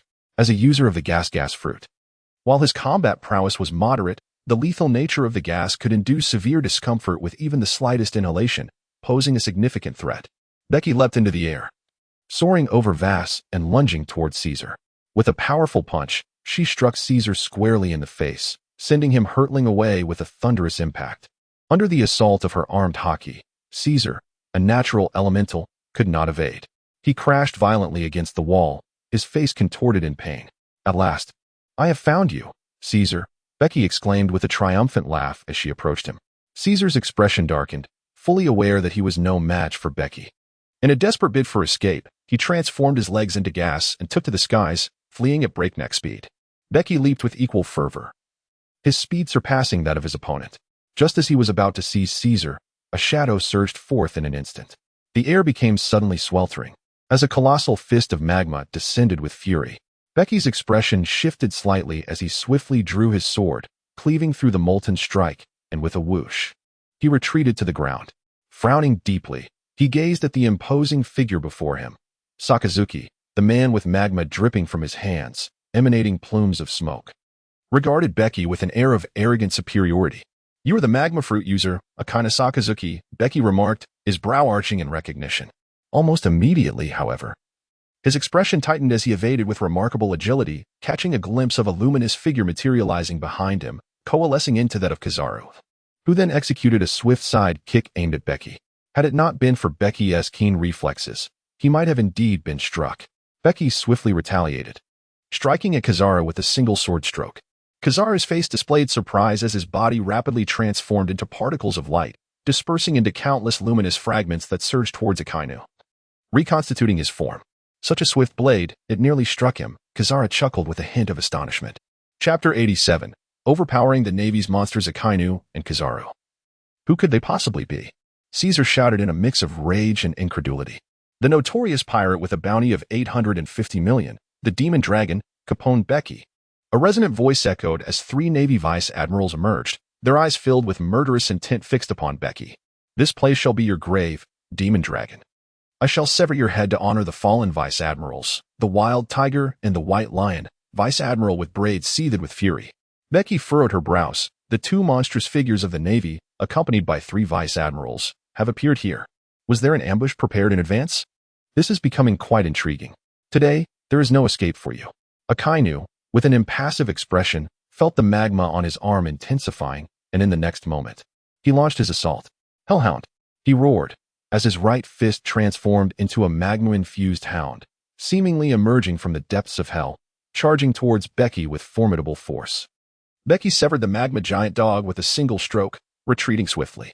Akainu, unyielding in his pursuit, charged forward with even greater ferocity, unleashing a torrent of flames. The magma fist, as large as a house, hurtled towards Bege with unstoppable force. In an instant, the fire cloud sword was enveloped in hockey, colliding heavily with the magma fist. With a thunderous explosion, the magma erupted, transforming into countless molten orbs that rained down, incinerating and melting the experimental apparatus. My experimental subject. Caesar shouted in exasperation from outside. You will be compensated after this battle, the expressionless Navy Vice Admiral stated.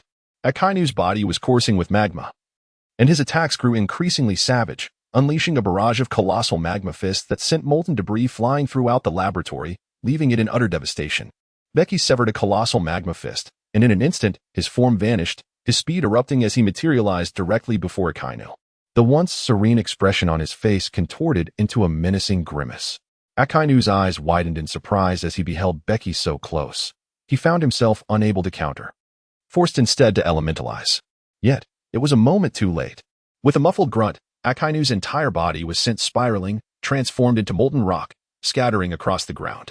Reconstituting himself in the distance, Akainu wiped the blood from the corner of his mouth, gazing incredulously at the sword wound on his chest. Even as a Logia user, he was not invincible. Bege stared at him with cold indifference, but just then, a chill ran down his spine, followed by a whooshing sound as a powerful force swept toward him, stirring up a tempest. Kizaru appeared behind him in the blink of an eye, his radiant golden leg crashing down towards Bege's head with tremendous force. Bege, with her diminutive stature, evaded the whip-like leg of the yellow ape. Subsequently, an exhilarated smile spread across the yellow ape's face as his fingers radiated a brilliant golden light. In an instant, a laser beam shot forth, aimed directly at Bege's head. Bege's eyes narrowed as her observation hockey swiftly detected the yellow monkey's laser attack. She instinctively tilted her head aside, narrowly avoiding the searing beam that grazed her ear and struck the ground, causing an explosive impact. Bege, undeterred by the shards of the shattered ground raining down upon him, abruptly pivoted, his right leg whipping through the air, generating a fierce gust as it struck towards Kizaru. Kizaru's expression shifted dramatically as he swiftly transformed into light, narrowly evading Bege's whip-like kick. Countless particles of luminescence coalesced in the distance, forming Kizaru's figure, who gazed at Bege in trepidation, realizing he had just escaped a near-fatal blow. This individual, younger than us, possesses an unnerving prowess. As Kizaru's assault concluded, Akainu launched another offensive. Hellhound! He bellowed, conjuring a colossal magma hound with both hands, charging at Bege. In a flash, Bege cleaved through the molten beasts with swift strikes, but Akainu seized the moment to close in rapidly. Magma erupted from his right hand in a tumultuous jet, and suddenly he unleashed a punch, transforming the magma on his arm into a more profound and intensely heated magma hound that surged towards Bege at an astonishing pace. Its gaping maw aimed to bite down on him. Canine bite, Crimson Lotus. Bege countered, executing a single blade technique, the fire cloud sword slicing through the air, unleashing an awe-inspiring wave of fiery energy that severed the flaming hound's head and pushed Akainu back. Meanwhile, An overwhelming barrage of laser beams surged forth from the other side, instantly engulfing Becky in a relentless onslaught. The area where Becky stood was engulfed in a series of explosive blasts, leaving half of the laboratory in disarray. The might of the natural-type attacks was truly astonishing. The three vice admirals, who had refrained from intervening, marveled as they witnessed Akainu and Kazara joining forces, leaving Becky utterly defenseless. They chose not to act immediately, firmly believing that this time, Becky would undoubtedly be unable to escape, serving as a means to hone the skills of Akainu and Kizaru. Primarily, they were the pinnacle of natural-type fruit users, with every strike carrying immense destructive power, far surpassing that of other fruit users or martial artists. As dust and debris filled the air, Akainu, utilizing his observation haki, sensed Becky's position. With a surge of energy, he unleashed his right fist, causing magma to boil as he launched a direct assault. A resounding impact echoed as a crimson sword collided with the magma-infused fist, resulting in fiery splashes that filled the atmosphere. Akainu staggered back several steps, while Becky too retreated a couple of paces. At that moment, a laser beam shot in from the rear, and Becky narrowly evaded it by tilting his head. Kizaru, you were truly infuriating, Becky thought, feeling a surge of irritation. Kizaru, instead of engaging in a direct confrontation, remained in the background, occasionally striking with precision, nearly catching Becky off guard multiple times. Kizaru chuckled, his expression vigilant, with golden light flickering intensely around him. Just then, Akainu launched another assault, his fists flying as dozens of massive magma fists hurtled towards Becky. With a swift movement, Becky wielded the fire cloud sword, unleashing a dense wave of blade energy that cleaved through the magma fists. Scorching firestorm, Akainu leaped into the air, the right side of his body transforming into magma as he brought down a colossal magma fist, several meters in size, crashing down from above. Becky swiftly evaded, as the colossal magma fist crashed resoundingly against the ground. With a thunderous roar, the entire laboratory floor shattered, and even the walls succumbed to the impact.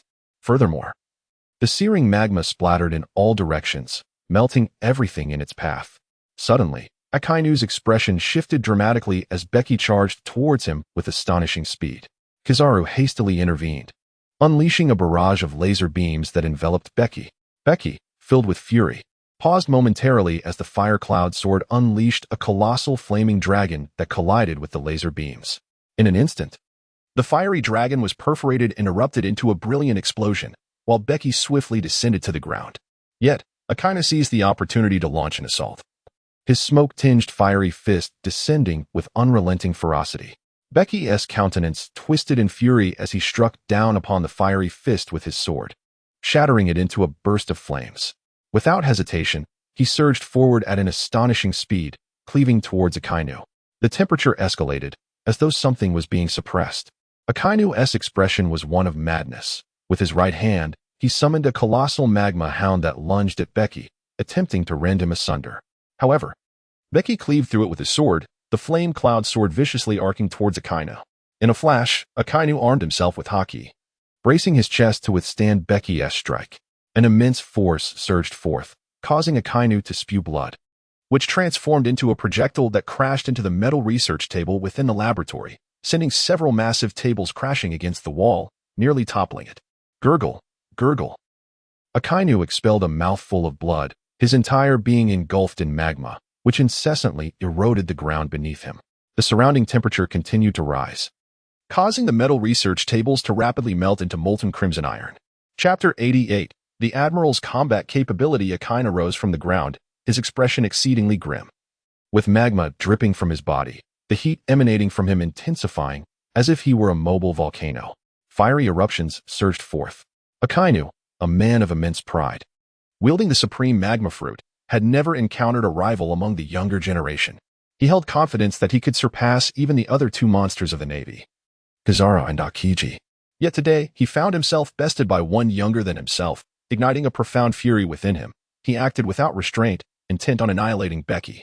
With a furious barrage, Akainu unleashed a series of magma fists, each several meters in size, hurtling towards Becky. Clear the way. Becky stepped forward, unleashing a colossal blade of fire that cleaved through the magma fists, sending countless molten fragments flying in every direction. Becky glared fiercely at Akainu and, with a swift stride, charged forward. In an instant, Kazara sprang into action, unleashing a barrage of lasers. With remarkable agility, Bege deftly evaded the oncoming beams, closing in on Akainu. As he brought his sword down, Akainu stood his ground, transforming his right arm into molten lava which clashed against the blade. A massive wave of cutting energy erupted from the magma, causing Akainu's form to erupt violently, sending countless streams of lava cascading outward.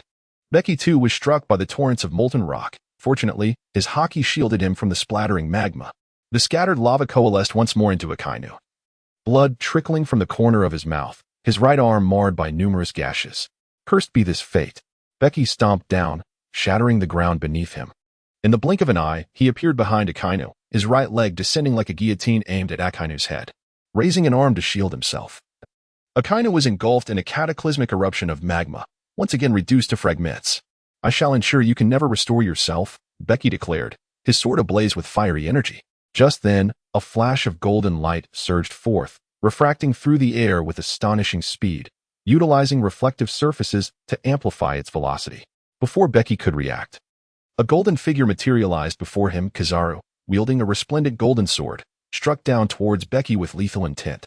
Bege hurriedly defended himself, only to be struck and sent flying by the sword of Kizaru. As he reconstituted his form, Akainu wore a grim visage, his eyes glinting with malice. Countless streams of magma flowed from his being. This individual must certainly be made to pay. Akainu let out a ferocious roar, unleashing a torrent of magma from within. Upon witnessing Akainu's transformation, Kizaru's expression shifted dramatically. This man was prepared to fight to the death.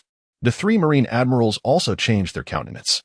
Aware that Akainu's technique was a wide-area attack capable of causing catastrophic destruction, it would likely lead to the collapse of the entire base. Yet, it was too late to intervene. Magma meteor. Akainu bellowed, his fists becoming mere blurs as he unleashed a barrage of powerful punches, each one striking with the force of a house. The multitude of gigantic magma fists swiftly engulfed Bege, shattering the laboratory walls in their wake. They crushed room after room, obliterating dozens of chambers, while the searing magma flowed across the devastated ground. Boom!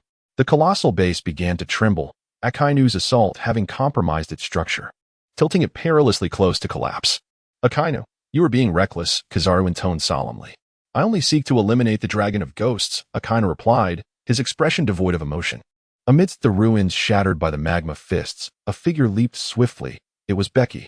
At this moment, Bege appeared somewhat disheveled, with multiple burn marks from the magma marring his skin, causing even his tough exterior to melt slightly.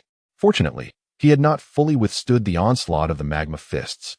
As they obliterated the buildings, he had, with utmost speed, taken refuge in another room, evading the direct assault. Bege gazed upon the immense devastation wrought by the magma giant's fist, choosing not to pursue further trouble with Akainu. Instead, he let out a hearty laugh and said, "Thank you for clearing a path for me. We shall meet again." Bege dashed out amidst the ruins, the entire base trembling violently as it crumbled. "Damn it! You won't escape!" Akainu roared as he pursued Bege, while Kizaru's speed surpassed all. The naval vice admiral hurriedly rushed out as well. "Damn it! Don't leave me behind!" Caesar shouted in panic, transforming into gas and making a frantic escape.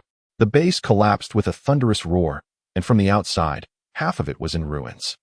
A massive blade of light burst forth from the wreckage, cleaving a fissure through the base, and a figure dashed out, leaping across the debris towards the port. Kizaru was the first to emerge, and mirrors of light appeared in the sky, shining like miniature suns in the midnight darkness. Kizaru transformed into a beam of light, refracted within the mirrors, moving with astonishing speed. He leaped above Bege's head, his hands clasped together, and a vast expanse of brilliance erupted from his palms, illuminating a significant portion of the island. Yasaka Magatama. In the next moment, countless light bullets erupted from his hands, surging forth in an instant, blanketing the area where Bege stood at an incredible pace. The forest was obliterated, reduced to nothingness.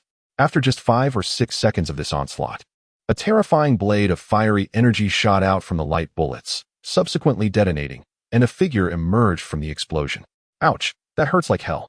"Kizaru, just wait." Bege grimaced, several bloodied holes punctured in his body from the light bullets. Kizaru relentlessly pursued from behind, a swarm of light bullets trailing after Bege, as the forest continued to explode around them. Eventually, Kizaru paused momentarily, and Bege seized the opportunity to turn back, slicing towards Kizaru with a furious strike. An extreme, fiery slash cut through the air, reaching Kizaru in the blink of an eye.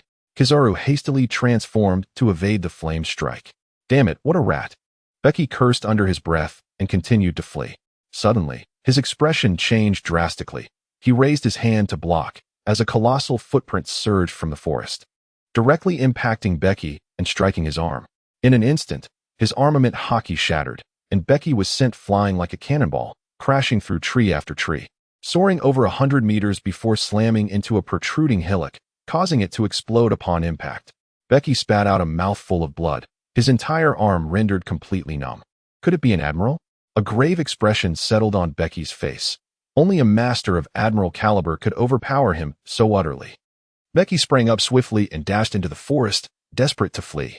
"Capone Bege, you cannot escape," echoed a chilling voice through the woods, as a figure darted past with astonishing speed, instantly barring Bege's path.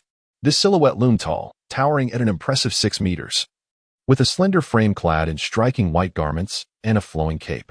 Behind Bege, another imposing figure swiftly emerged, clad in identical attire. CP0. Bege's countenance darkened further. "Even we from CP0 are aware of this. It seems you possess considerable knowledge," remarked the CP0 vice captain with a frigid demeanor. Chapter 89. Escape from the island with danger both ahead and behind. Bege found himself in a precarious situation. He could sense the formidable strength of the two CP0 agents, particularly the vice captain before him, who emanated an overwhelming aura of threat. The forest echoed with the sounds of slicing air, intensifying Bege's anxiety. His body began to swell, a menacing and violent energy radiating outward as crimson bloodlust surged forth. Simultaneously, the gates of his chest tore open, and shadows began to emerge from the castle. In an instant, the CP0 vice captain sprang into action, leaping forward and covering the distance of over 10 meters to stand before Bege. Bege's mastery of the shadow-gathering technique was well known to him, and thus he sought to prevent her from successfully employing it. With a powerful punch, he unleashed his full strength towards Bege. Startled, Bege swiftly clad her arms in haki, raising them defensively in front of her. The fist of the CP0 vice captain struck Bege, sending her soaring like a cannonball, hurtling over 100 meters away. The CP0 vice captain strode forward, pursuing Bege with determination. Bege shattered towering trees, rolling upon the ground. Suddenly, she stepped down forcefully, alleviating some of her momentum, yet still tumbled several times. The fire cloud sword plunged into the earth, skimming across the ground for over 10 meters before coming to a halt. Meanwhile, the vice captain of CP0 had also arrived on the scene. Bege's countenance twisted in fury as he suddenly surged forward, wielding the flame cloud sword that blazed with intense fire. With a thunderous roar, he cleaved through the air, unleashing a terrifying blood-red fire dragon that surged forth. The vice captain of CP0 experienced a slight shift in expression. His hands were enveloped in armament haki, the profound blackness of his hands grasping the dragoness head. He maneuvered his hands, seizing the dragon's jaws as if intent on tearing it apart. The blood-red fire dragon propelled the CP0 vice captain several dozen meters away, crushing everything in its path, before erupting in a cataclysmic explosion that birthed a small mushroom cloud, obliterating the surrounding forest for hundreds of meters. The terrifying shockwave from the inferno extended even further. Emerging from the ruins, the CP0 vice captain's mask lay shattered, revealing a stern middle-aged visage, with his hands transformed into elongated, formidable dragon claws. These claws were marred by burn marks, yet within moments, the wounds began to heal. This CP0 vice captain was a wielder of a devil fruit, specifically that of the ancient Zoan type, the shark-toothed dragon fruit. The rapidity with which his wounds closed indicated a mastery of his fruit's abilities that far surpassed that of the feral tiger. Bege inhaled deeply, shadows of ebony clinging to his form. As the vice captain of CP0 launched an assault from behind, he swiftly commanded these shadows to remain tethered to his body, preventing their escape. With remarkable agility, he guided the shadows to penetrate his being, letting out a low growl as his physique expanded rapidly, the crimson aura surrounding him intensifying with fervor. Bege's eyes turned crimson, darting wildly as he struggled to maintain control after consuming all the shadows. The forest echoed with the sound of rapid movement. The yellow monkey and the Akaino had finally arrived, encircling Bege. "Capone Bege, this time, your demise is inevitable." The one with the braided hair laughed with unrestrained delight. Bege's blood-red eyes surveyed the assembly, which comprised a vice captain of CP0 nearing the rank of a general, for formidable admirals and two powerful top-tier Logia fruit users, creating an encirclement that rendered escape utterly hopeless. Akainu was enveloped in thick black smoke, with magma erupting from him. He was eager to eliminate Bege without delay. Bege's physique underwent yet another transformation, his skin morphing into a solid, grayish-white texture reminiscent of impenetrable fortress walls, evoking a sense of formidable resilience. From his surface emerged towering structures resembling city gates, at which stood numerous disciples. These disciples bore artillery, flanked by an array of colossal cannons. Bege took a deep drag from his cigar, exhaling a plume of smoke with a deliberate grace. Instantly, his gaze hardened. Fire! In an instant, a barrage of shells soared into the air, not aimed at the CP-0 vice captain and his entourage, but rather directed at the ground. Upon impact, the shells erupted violently, releasing a vast cloud of mist that quickly enveloped Bege's vicinity. The artillery continued its relentless assault on the earth, shrouding the entire battlefield in thick fog. As the mist ascended, the CP-0 vice captain and his comrades sensed Bege's impending escape and sprang into action, plunging into the smoke. However, after only a few steps, they found their feet seemingly ensnared in a quagmire, unable to extricate themselves, as if they were sinking into the very ground. "Be careful. This fog is dubious," shouted the one with braided hair. In truth, not all the shells were filled with smoke. A significant portion contained swamp cloud projectiles, which, upon contact, would impede their movement. A mere parlor trick. Red Dog scoffed. As the terrifying magma erupted from his body, vaporizing the swamp clouds beneath him, he unleashed a colossal punch, shattering the mire and propelling himself towards Bege's position. As the CP-0 vice captain surged forward, Bege crouched low, summoning all his strength to shatter the ground beneath him. Like a rocket, he shot upward, soaring several meters into the air and sprinting toward the sea, hoping to seize the fleeting moments while the CP-0 vice captain was momentarily detained. Not so fast.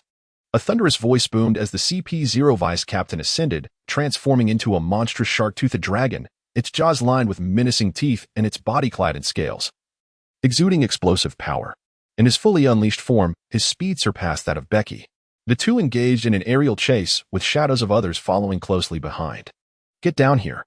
After mere seconds, the CP-0 vice captain caught up to Bege, suddenly clenching his fist. His claws, enveloped in the aura of armed hockey, struck forth, producing a deafening sonic boom.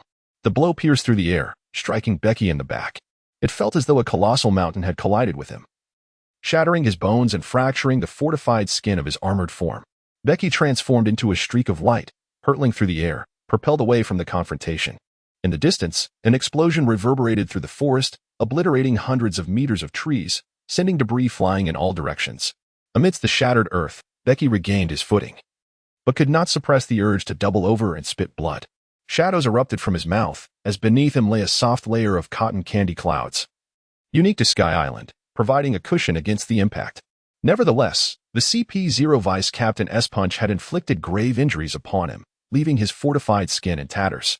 Gritting his teeth, Bege glared at the advancing CP-0 vice captain with unwavering resolve. The fervent desire for survival compelled him to dare not linger for even a moment. "Ha ha.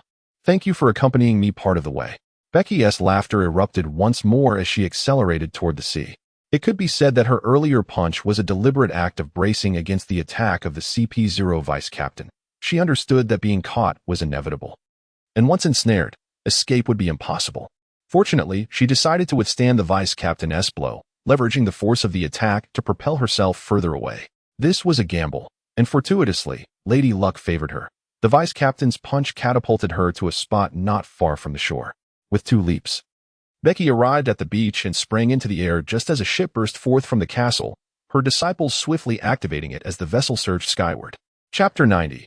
Aerial pursuit. The ship accelerated to its utmost limits, racing towards the sea, while the CP-0 vice captain also emerged from the island, hurtling through the air toward the ship at breakneck speed, relentlessly closing the distance.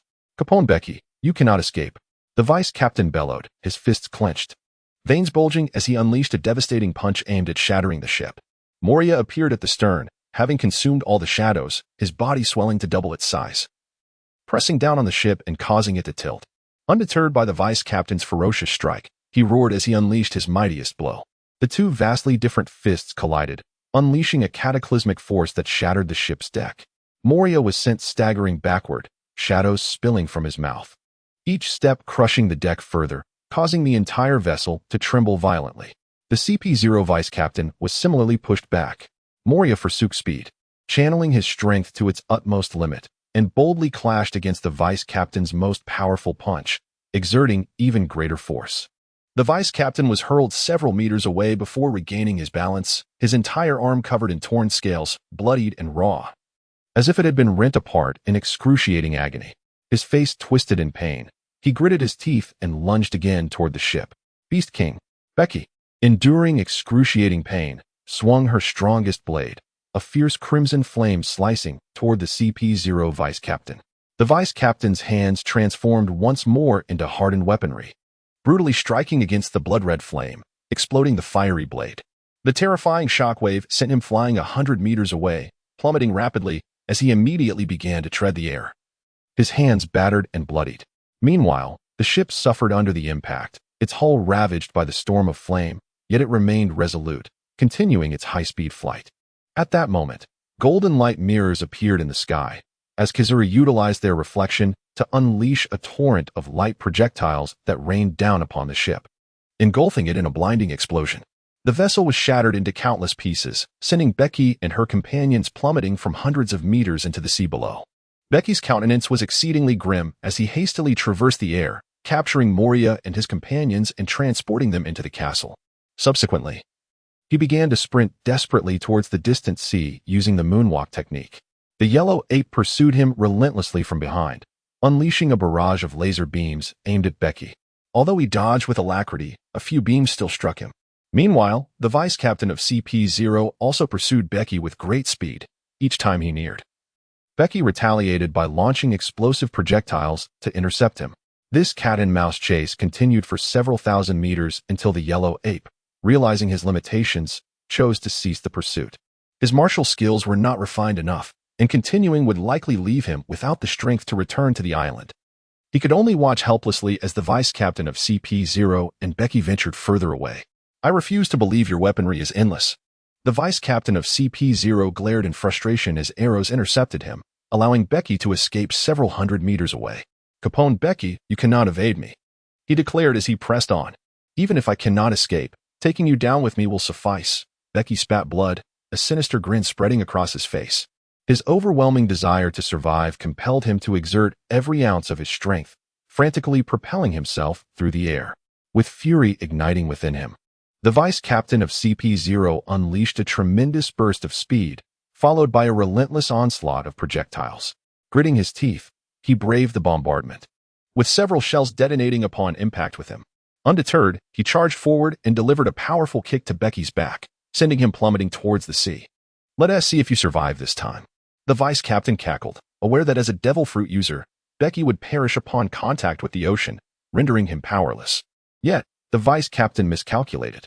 At the moment Becky hit the water, a white projectile exploded upon the ocean's surface, creating a towering cotton candy-like formation. Becky fell onto this fluffy cushion, which absorbed much of his descent, but he quickly rebounded from the sea, lying at the center of the cotton candy mound, spewing blood. "Ha ha ha, I am still alive." Becky laughed maniacally, his eyes fixed on the vice captain of CP-0. Without delay, he retrieved a flying ship from the castle, swiftly boarding it as the vessel's rear emitted a powerful gust, propelling it across the waves. "Ah, damn it, damn it," the vice captain cried in frustration, diving down like a long arrow aimed at the ship. Within half a minute, he caught up to the vessel, stepping right in front of Becky and seizing his head with a hand imbued with terrifying strength, poised to crush it. Becky's skull cracked ominously as her blood-red eyes fixated on the deputy leader of CP-0. The deputy leader gazed down upon her and erupted into a fit of gleeful laughter, declaring, "This time, you shall not escape." Becky's castle unleashed a barrage of colossal arrows, and at such a close range, the vice captain of CP-0 found it nearly impossible to evade them. With his keen observation haki, he discerned the formidable nature of these projectiles. However, he chose not to retreat. Instead, he enveloped himself in a dark shroud of armament haki, determined to withstand the onslaught. If he could endure these arrows, he would have the opportunity to eliminate Becky. The arrows struck the vice captain with a cacophony of clinks and clangs, yet none were able to penetrate his armament haki. Just as he reveled in his moment of triumph, a sudden wave of weakness washed over him, intensifying with each passing second. Leaning down to inspect, he discovered that a crossbow bolt had struck him and subsequently detonated, ensnaring his legs in a vast net woven from sea stone. In that instant, realization dawned upon him. The net, crafted from sea stone, was a dire predicament for one possessing a devil fruit ability, and as he was ensnared, his strength waned drastically. Bege seized the opportunity to deliver a powerful kick that sent the CP-0 vice captain flying, crashing into the ship's cabin. Before any reaction could ensue, he doubled over, violently spitting out a torrent of blood. Raising his head, he beheld the disheveled CP-0 vice captain and erupted into a boisterous laugh, only to be interrupted by the pain of his injuries as he coughed up another copious spurt of blood. It seems that you shall meet your demise first. The CP-0 vice captain, struggling to rise from the shattered cabin, staggered forward, surprisingly managing to tear apart a net woven from sea prism stone that had ensnared him. Bege dashed forward with fervor, swinging the fire cloud's sword with precision.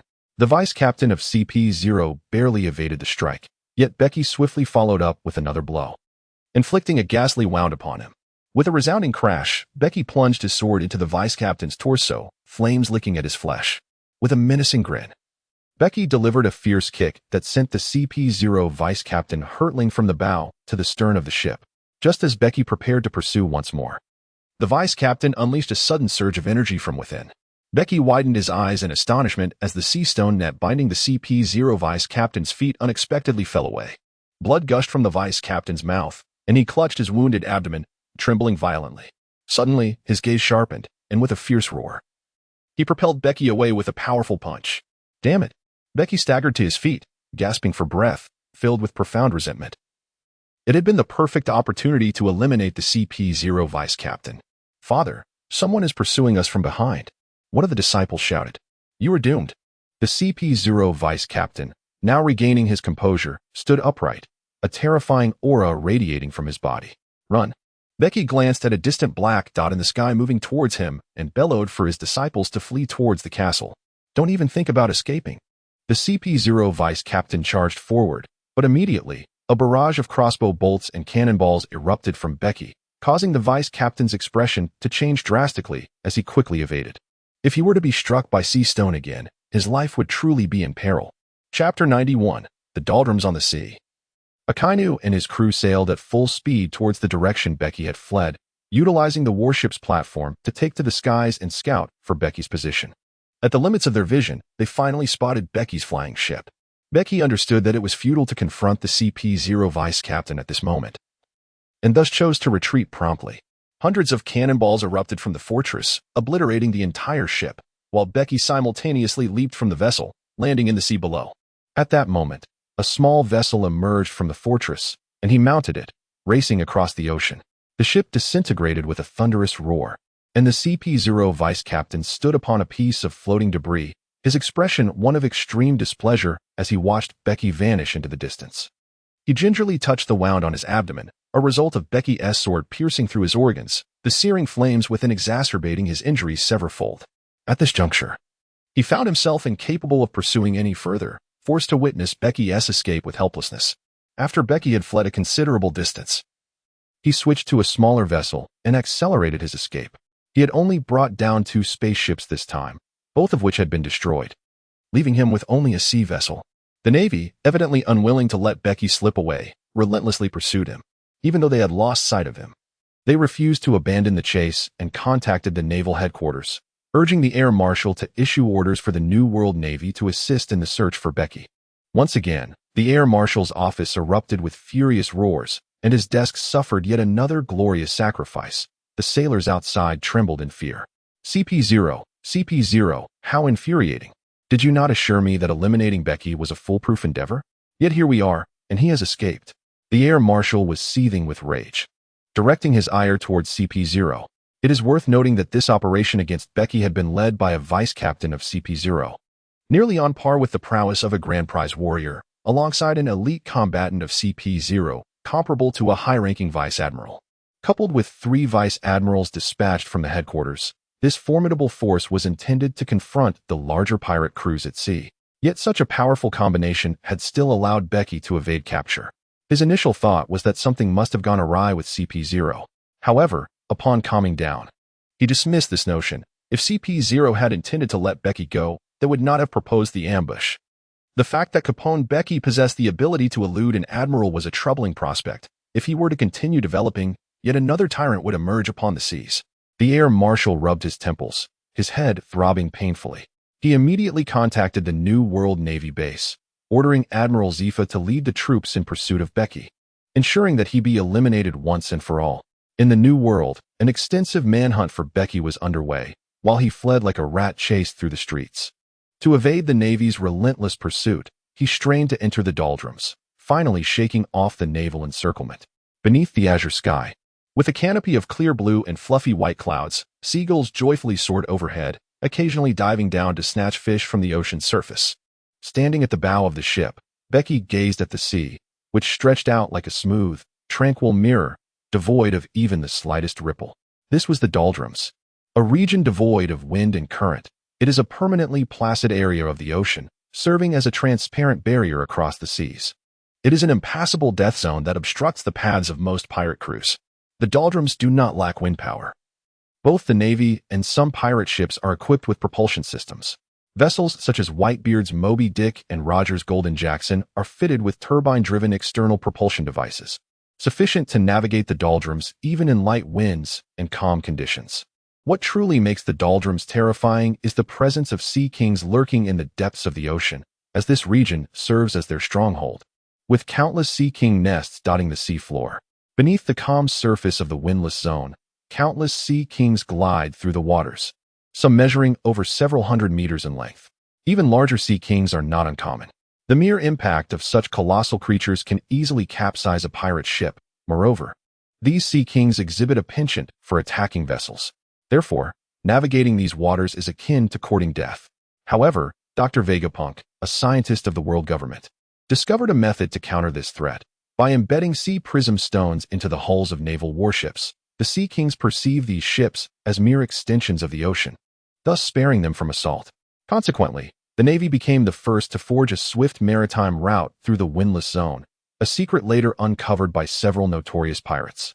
Becky was certainly aware of this development. Upon entering the windless zone, he had ordered the placement of sea prism stones beneath the ship. As a result, they navigated the windless zone without incident for an entire day. On board, Becky, wrapped in bandages, reclined in a deck chair, basking in the sun, his complexion a ghastly hue. The battle at Gigenia Island had left him more severely injured than during the previous skirmish on the deserted island. Even the slightest movement sent searing pain coursing through his body, each pang igniting a profound fury within him. He resolved that should the opportunity arise, he would retaliate against the Navy's CP0. Suddenly, Becky opened his eyes, sensing an unsettling presence beneath the tranquil waters. A sharp glint ignited in his gaze as he swiftly appeared at the bow of the ship. Peering down into the depths, he noticed the surface of the water beginning to tremble, ripples forming in succession as a massive shadow approached the vessel.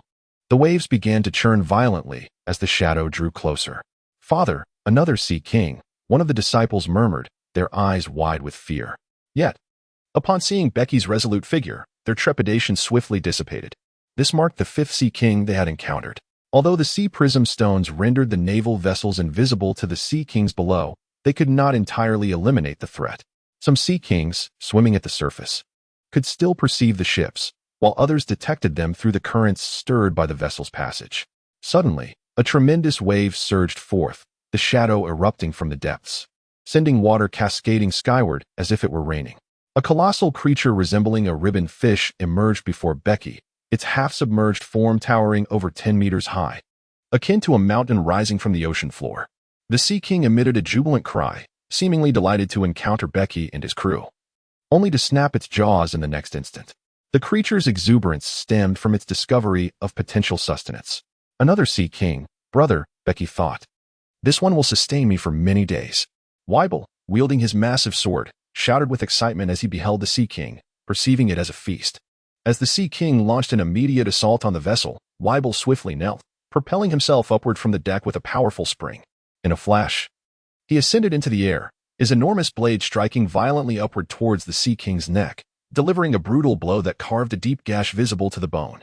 The near decapitation elicited a chilling, fearsome roar from the Sea King, the piercing sound resonating in Beke's ears like a relentless buzz.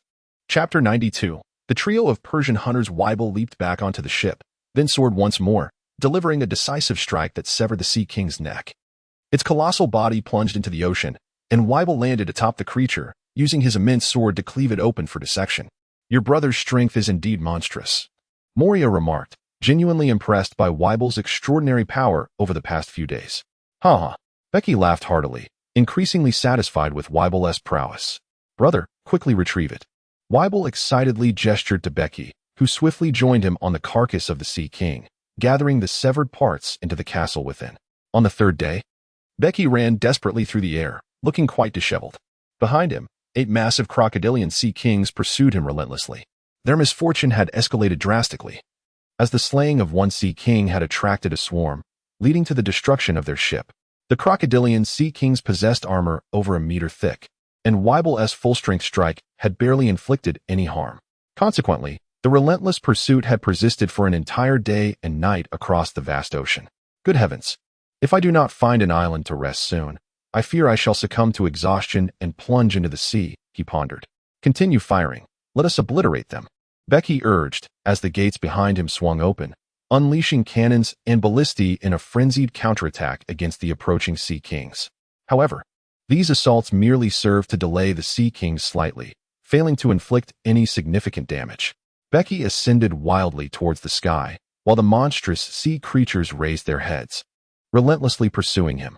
The smallest among these marine behemoths measured over 100 meters in length. As he gazed down from the heights, he finally spotted an island on the distant sea. He surged towards the island with all his might, leaving the sea creatures in his wake. A thunderous roar erupted from the sea creatures, their fury propelling them to ride the waves in close pursuit of Bege. As he drew nearer to the island, Bege gritted his teeth, desperately employing the moon-step technique. His stamina had waned, and he was now relying solely on sheer willpower. If he could safely reach the island, survival would be within his grasp. However, as the sea creatures approached the island, they suddenly halted, their expressions filled with terror. Ignoring Bege, they plunged into the ocean, fleeing wildly away from the island. It seemed that something dreadful lay hidden within this isle, instilling fear even in these colossal sea creatures, prompting their panicked retreat. The moment Bege set foot on the island, he plunged headlong into the earth, expending his last vestige of strength to liberate Moria and the others from the castle, only to succumb to unconsciousness. When he finally regained consciousness, 3 days had elapsed. During this time, Modi and his companions faced dire straits. The island was extraordinarily perilous, teeming with bizarre and ferocious beasts endowed with remarkable combat prowess. While foraging for sustenance on the island, several disciples met their untimely demise at the hands of these creatures, their remains utterly obliterated. At the edge of the island, Bege found himself bound with bandages, resembling a zongzi. His injuries, already grave, had worsened over the subsequent days as he was relentlessly pursued by the Sea King species, causing further lacerations to reopen and deteriorate. It was no wonder he had been unconscious for 3 days. Now, seated at a table, he voraciously consumed the flesh of the Sea King species. Surrounding him, dozens of disciples busily prepared meals over bubbling pots. Sharing the table with Bege, Weibel exhibited an even more unsightly manner of eating, devouring several pounds of beast meat in mere seconds, gnawing the bones to fragments. Occasionally, he would seize a bottle of liquor, pouring it down his throat with abandon. Bege and Moria gazed in astonishment. On the island where Bege had docked, distant hills concealed 3 figures peering over the cliffs, intently observing Bege and her companions by the shore. The assembly of these figures was peculiar. To the left stood a creature with the head of a dog and the body of a man. To the right, a being with the head of a human and the body of a monkey, while in the center was a normal little girl of about 5 or 6 years. The dog-headed creature addressed the girl. "FIA, there are outsiders on the island. How many times must I remind you to call me FIA, the Great Huntress?" The girl retorted, delivering a sharp smack to the creature. "What should we do now, Great Huntress FIA?" inquired the monkey-bodied being with an ingratiating tone. Eagerly, the girl sprang to her feet, her charm accentuated by her skirt fashioned from animal hide and her whimsical watermelon hat, which perpetually slipped down over her eyes, requiring constant adjustment. She raised her short wooden spear high, brimming with excitement. "We must capture these outsiders. We are the warriors of Bipos Island, and it is our duty to protect our homeland from these invading pirates." The dog-headed creature hesitated, glancing at the dense throng on the shore, expressing doubt. But there are so many of them. Just look at that giant. He devoured a piece of meat larger than me in just 2 or 3 bites. I fear he may be a man-eater. Perhaps we should refrain from confronting them. Both the girl and the monkey-bodied creature exchanged fearful glances at the sight of Weeble's voracious appetite. Fool, how can you, as a hunter of Bipos Island, cower in fear? I am quite disappointed in you. Fia scolded, kicking the dog-headed creature in frustration. The monkey-bodied being also delivered a swift kick, sending the dog-headed creature tumbling against a large rock. Lim, I will have your head for this. The dog-headed creature shouted as it furiously charged towards the monkey-bodied being. Jabo, do you not possess the spirit of a hunter of Bipos Island? The girl interposed herself between them, prompting the dog-headed creature to halt abruptly, seething with indignation. The dog-headed creature let out 2 plaintive howls, while the monkey-bodied being danced in glee. Lim the hunter, Jabo the hunter. Let us unite as the trio of hunters to capture them, the girl exclaimed, brimming with enthusiasm as she led the 2 creatures into the forest. It is Fia the great huntress. Within the forest, Becky's disciples were busy preparing meals, sawing trees, and constructing shelters, oblivious to the trio lurking nearby. One disciple, in search of suitable timber, unexpectedly stumbled over an object and fell to the ground, only to be ambushed by the monkey-bodied being, who swiftly knocked him unconscious. Descending from the disciple, the monkey-bodied creature joined the girl and the dog-headed creature, and they gleefully exchanged high-fives. Bind him and take him to our base, commanded the girl, as the dog-headed creature and the monkey-bodied being hoisted the disciple and made their way out of the forest. This self-proclaimed trio of hunters from Bipos Island specialized in isolating disciples, knocking them out and carrying them away. One morning, they stealthily dispatched 6 or 7 disciples. A trio of hunters lay in ambush within the forest, awaiting the arrival of their prey when suddenly, one of the dog-headed men twitched his nose. What a delightful aroma! He exclaimed. Fira, the great hunter, I smell the fragrance of food. Exquisite food. The dog-headed man became exhilarated. Smack. A little girl struck the dog-headed man on the cheek. All you think about is eating. Don't you realize we are in the midst of war? However, after a morning of hunting, their stomachs were already grumbling with hunger. The dog-headed man, feeling wronged, squatted on the ground, tracing circles in the dirt. The rich scent wafted through the air, causing the bellies of the 3 to rumble in unison. Hungry soldiers cannot fight. Only when they are satiated can they muster the strength to vanquish their foes. Fira felt her reasoning was sound, nodding to herself, while the dog-headed man and the monkey-bodied man fervently agreed, nodding vigorously. The trio then stealthily followed the enticing aroma to the location where the disciples of Bege were cooking. Chapter 93. The trio of Persian hunters' 10 chefs were laboring under the sweltering heat, tending to 10 large cauldrons, from which the mouth-watering fragrance emanated. Fira, the great hunter. We have discovered the enemy's kitchen. The dog-headed man's mouth watered profusely. If they could destroy the enemy's kitchen, the adversaries would suffer from hunger, and a famished foe would surely be no match for the finest trio of hunters from Persian Island. The little girl's eyes sparkled with excitement.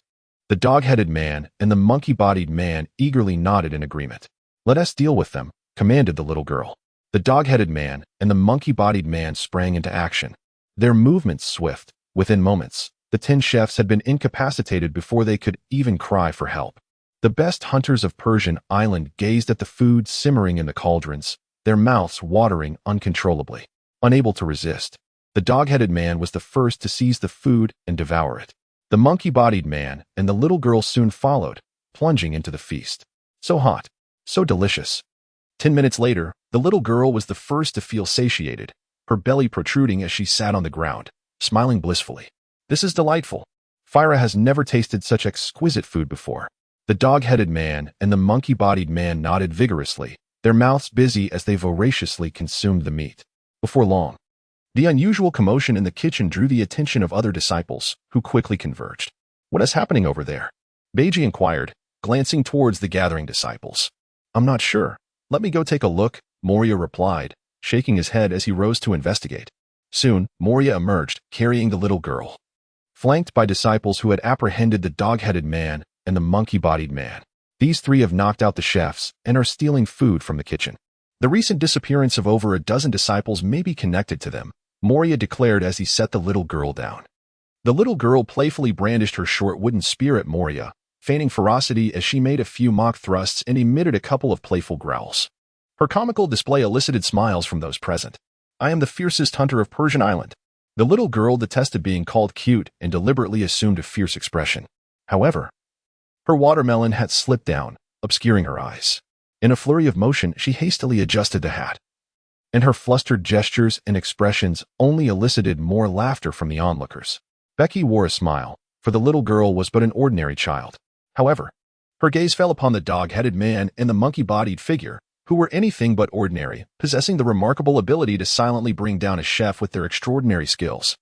Did you have a hand in the disappearance of my dozen or so disciples? Where are they now? Becky inquired of the little girl. With a proud tilt of her chin, the girl replied arrogantly, Indeed, I knocked them unconscious, and my companions Rim and Gaba feasted upon them. If you know what's good for you, you should swiftly depart from Bipos Island. Otherwise, Rim and Gaba will devour you as well. She concluded her statement with a theatrical gesture mimicking a tiger devouring its prey, though it lacked any genuine intimidation. Who are Rim and Gaba?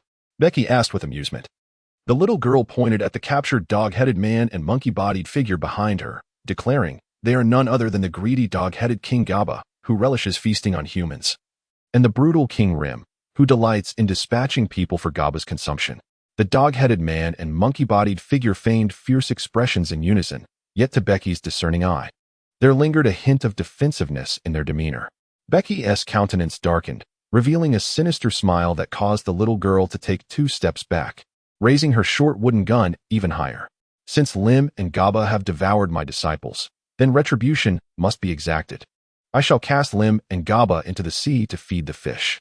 Several disciples, under Becky's signal, hoisted the dog-headed creature and the monkey-bodied figure towards the shore. Philadelphia, help. I cannot swim. Neither can I. We did not slay your disciples. They were merely rendered unconscious. The dog-headed and monkey-bodied beings, terrified, struggled and wept uncontrollably. The little girl, equally frightened, trembled as she pointed the wooden gun at Becky, delivering 2 feeble thrusts and stammering, Release Lim and Gaba. They did not consume anyone. I have confined your people. Becky smiled gently, gesturing for her disciples to bring back the dog-headed man and the monkey-bodied man. Take them to retrieve the disciples. Let the little girl remain here as a hostage, she instructed. The disciples promptly departed with the captives. The little girl, her eyes glinting, removed her watermelon hat and began to shuffle sideways like a tiny crab. Hey, who is holding me? Get away. I am Phyra, the great hunter of Bosi Island. One of the female disciples scooped her up and planted a firm kiss on the girl's cheek. The little girl squirmed until she was released. She adjusted her watermelon hat and glared at the disciple. Sweetheart, you're all sweaty. Would you like a bottle of cola? The disciple cheerfully offered her a bottle of cola. The little girl eyed the disciple with suspicion, then glanced at the cola, her eyes sparkling. Black soda. I had it once last year. It was delicious.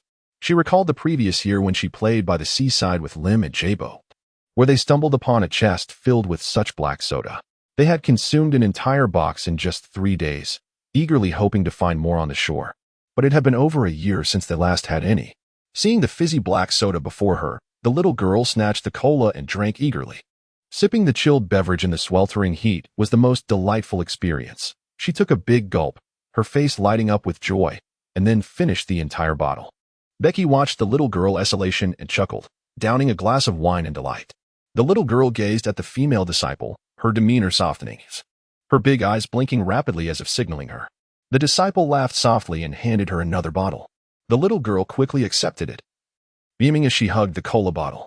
She took small sips, each one eliciting an expression of pure enjoyment, as if savoring a fine delicacy. Several female disciples, charmed by the little girl, began to bring the food from the table to her. Initially apprehensive, she could not resist the delicious offerings and began to eat.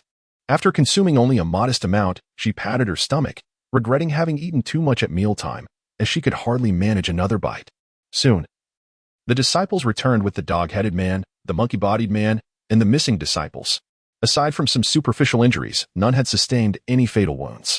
Upon noticing the cola in the little girl's hands, the dog-headed man and the monkey-bodied man's eyes widened with desire, struggling to approach her. The disciples, receiving a nod from Becky, did not restrain them. Phyra, that's black soda. Jabo, the dog-headed man, stared at the cola in the little girl's grasp, his long tongue extending to lick the bottle, revealing a satisfied grin. Foolish Jabo, you're utterly disgusting. The little girl swung her fist and delivered a solid blow to the dog-headed man. "Fyra, we too shall indulge in dark soda," the dog-headed man lamented. The monkey-bodied man nodded eagerly. The little girl hesitated before opening a bottle of cola. Although the beverage was delightful, her two companions were of paramount importance. She poured each of them a cup, bit by bit. "Drink slowly. Do not gulp it down all at once, or else I shall refuse you any more." She admonished the dog-headed man's behavior. The trio settled on the ground, savoring the cola, their small sips eliciting laughter. "Hee. I have plenty of cola here. So drink heartily," Becky exclaimed, bursting into laughter as she tossed a crate of cola their way. The dog-headed man finished his drink in one swift gulp and then, with remarkable speed, dragged a crate of cola before the three of them. Becky squinted her eyes with a grin as she observed the dog-headed man. With such speed, it was no wonder he could defeat his disciples. She contemplated how to inquire about their origins. The trio's eyes narrowed into crescent shapes. The monkey-bodied man downed the cola in his cup and retrieved another bottle from the box.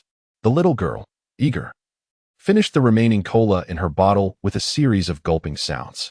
Afterward, she took another bottle from the box, cradled it in her arms, and suddenly collapsed onto the ground, falling into a deep slumber. The dog-headed man and the monkey-bodied man yawned, then lay down on either side of the little girl, succumbing to sleep as well. Becky gazed speechlessly at the scene before her. Good grief, the speed at which one could fall asleep was astonishing. The sun was unrelenting, making it ill-advised to succumb to slumber in such conditions. The female disciple gently lifted the little girl and placed her onto a reclining chair.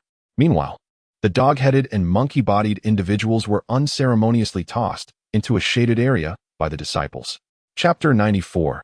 Oddities at noon. The sun blazed mercilessly, prompting the disciples to seek refuge in the shade for a respite, intending to resume their labors once the sunlight had diminished somewhat. Becky reclined comfortably in a chair, indulging in an afternoon slumber. However, it seemed that fate had other intentions, as a series of piercing screams abruptly roused everyone from their tranquility.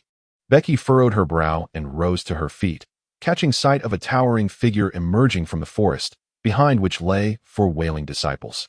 As this being came into her view, Becky gasped in astonishment. This was no ordinary human. How could one even begin to describe him? He possessed the head of a man but the body of a beast, standing at an imposing height of 6 meters. His eyes resembled those of an eagle. His arms were akin to those of a bear, and his feet bore the hooves of a deer. Such a creature was nearly inconceivable, save for the possibility of being a user of a devil fruit, yet no known fruit could account for such an amalgamation of traits. A suspicion began to form in Becky's mind. Perhaps this being was a cyborg, much like those modified by surgical fruits. Could it be that a user of a surgical fruit resided on this island? The peculiar figure, upon spotting the slumbering Fila, suddenly erupted in fury, his expression transforming into one of fierce intensity, an aura of brutal ferocity rising to the heavens. His form vanished in an instant, leaving behind a fleeting shadow as he charged toward Fila. Moria swiftly positioned himself in front of him, delivering a powerful punch toward the creature. However, the figure effortlessly countered with a side kick, the tremendous force of which forced Moria to stagger back 2 steps. Such strength was formidable. Moria's expression grew grave as he gazed up at the towering being, who spoke in an unsettling tone. Intruders shall be met with no mercy. Suddenly, Moria noticed the creature's hoofed foot transform into a dark hue, eliciting a momentary surprise. In an instant, the being unleashed its power, kicking toward Moria's chest. Moria, summoning his armed haki, managed to block the blow. The creature's expression shifted to one of astonishment as it rolled backward, landing and quickly crouching down, propelling itself forward like a spring. A stern voice echoed from behind Moria, and the creature appeared at his rear, delivering a resounding kick to Moria's back. The overwhelming force sent Moria flying, performing a somersault in the air before crashing to the ground, the residual impact causing him to slide backward, leaving distinct grooves in his wake. "Damn it, you seek death," Moria bellowed, shadows swirling beneath his feet. The creature licked its lips, having exerted all its strength in that last kick, capable of even slaying a sea king. The fact that Moria had survived ignited the creature's fighting spirit. In an instant, both figures vanished. With a thunderous crash, Moria found himself forcefully driven into the ground by a kick, a towering figure streaking past like a shadow, striking the earth with tremendous force. The ground shattered, and the creature emerged from the resulting crater, casting its gaze upon the now-escaped Moria.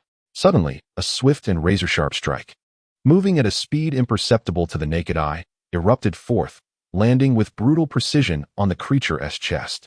The impact sent the being reeling backward, crashing to the ground and kneeling heavily, breathless. A deep gash marred his chest, blood trickling down his torso. The strange figure lowered his gaze to the wound. Yet his countenance betrayed no semblance of anguish. Instead, he touched the crimson liquid and excitedly licked it with his tongue, eyes ablaze with fervent combat spirit.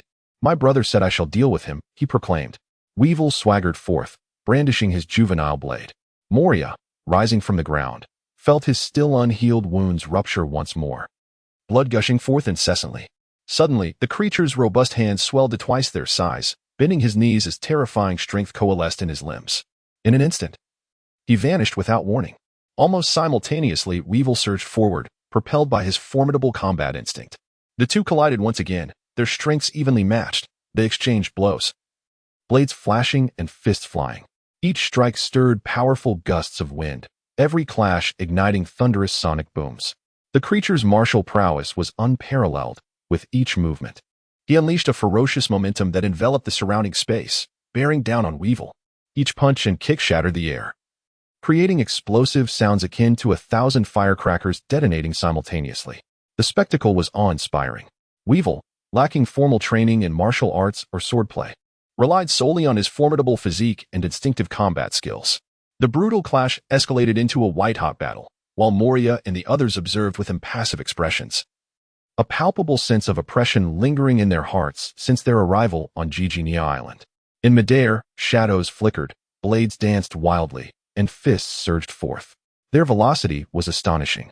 Onlookers saw only fleeting afterimages as the two figures clashed, resulting in colossal explosions that sent dust swirling and debris flying, causing entire sections of the forest to collapse.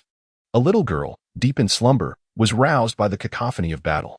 Rubbing her sleepy eyes, she beheld the strange figure and murmured, "Oh, Ingram, why are you fighting?" The dog-headed man and monkey-bodied creature awoke, stunned into silence by the scene before them, utterly dumbfounded. "Is someone truly capable of matching Ingram blow for blow?" The dog-headed man questioned incredulously. "Rim, pinch me and see if it hurts. Am I dreaming?" he added, disbelief etched on his face. The monkey-bodied creature pinched the dog-headed man's cheek, eliciting a string of curses. "Ouch, it's real," the dog-headed man exclaimed. "These beings are indeed formidable." "Thank goodness we did not resist," the monkey-bodied creature remarked, watching as Becky's form faded from view, nodding in agreement with the dog-headed man. "Ingram, hey, I'm here," the little girl called out from her reclined position. The creature, noticing her, deftly evaded Weevil's onslaught, leaping to stand before the girl as the surrounding disciples quickly retreated. "Fyra, are you all right?" he inquired, squatting in front of her with genuine concern. The little girl shook her head, lifting a bottle of soda, and cheerfully declared, "Ingram, black soda. They gave me a whole case. Here, this bottle is for you." The peculiar figure chuckled as he gently tapped the little girl on the nose and lifted her onto his shoulder. Leaning down, he cast a glance at the dog-headed man and the monkey-bodied creature, who were huddled together in fright. The little girl playfully smacked the creature on the head, exclaiming, "Do not frighten Lim and Gaba." The odd being laughed heartily before turning to Becky, his expression stoic as he declared, "In light of your ability to bring joy to Fyra, I shall permit you to remain on the island's shore for a few days." With a haughty demeanor, he departed, while the dog-headed man and monkey-bodied creature cautiously followed behind, carrying a cooler. The group vanished into the depths of the forest. "Becky, that fellow is quite formidable," Moria remarked, his expression grave. Becky nodded slowly as Weevil, battered and bruised, approached, only to collapse onto the ground, unconscious. Despite his formidable strength, he was unable to withstand the monstrous opponent, and his endurance had been fueled solely by his robust physique and indomitable will. Now that the battle had concluded, he could no longer persevere. The attending physician rushed over to tend to Weevil's wounds. "He is inconsequential now. There are plenty like him in this new world. Are you afraid? If you are, then take on logistical roles and refrain from being part of my combat crew." Observing the grave expressions of his followers, Becky erupted into laughter. From the battle on the deserted island to the skirmish on Gigenia Island, Becky had narrowly escaped death twice, instilling a sense of dread and caution among his disciples regarding the perils of these waters. Each follower, to varying degrees, began to harbor apprehension and fear. Suddenly, their expressions shifted, filled with combat fervor. "Father, we truly do not comprehend your words. Having escaped the encirclement of the Navy, Who else could instill fear in us? One disciple shouted. Ha ha ha, that's the spirit. My young ones, we have only just embarked on our journey. We cannot be compared to those seasoned veterans who have been in the game for decades. Yet, we possess time. Not being able to confront them now does not imply we will remain incapable in 10 or 20 years. My ambition is to become the sovereign of the seas. So I expect you to bring me glory. Becky gazed defiantly at the ocean, laughing maniacally. Rest assured, Father, even in death, we shall not bring you shame. The eyes of his disciples burned with determination. Many were among Becky's first and second recruits, wholeheartedly supporting him. Much like the loyalty seen within the Don Quixote family towards Doflamingo.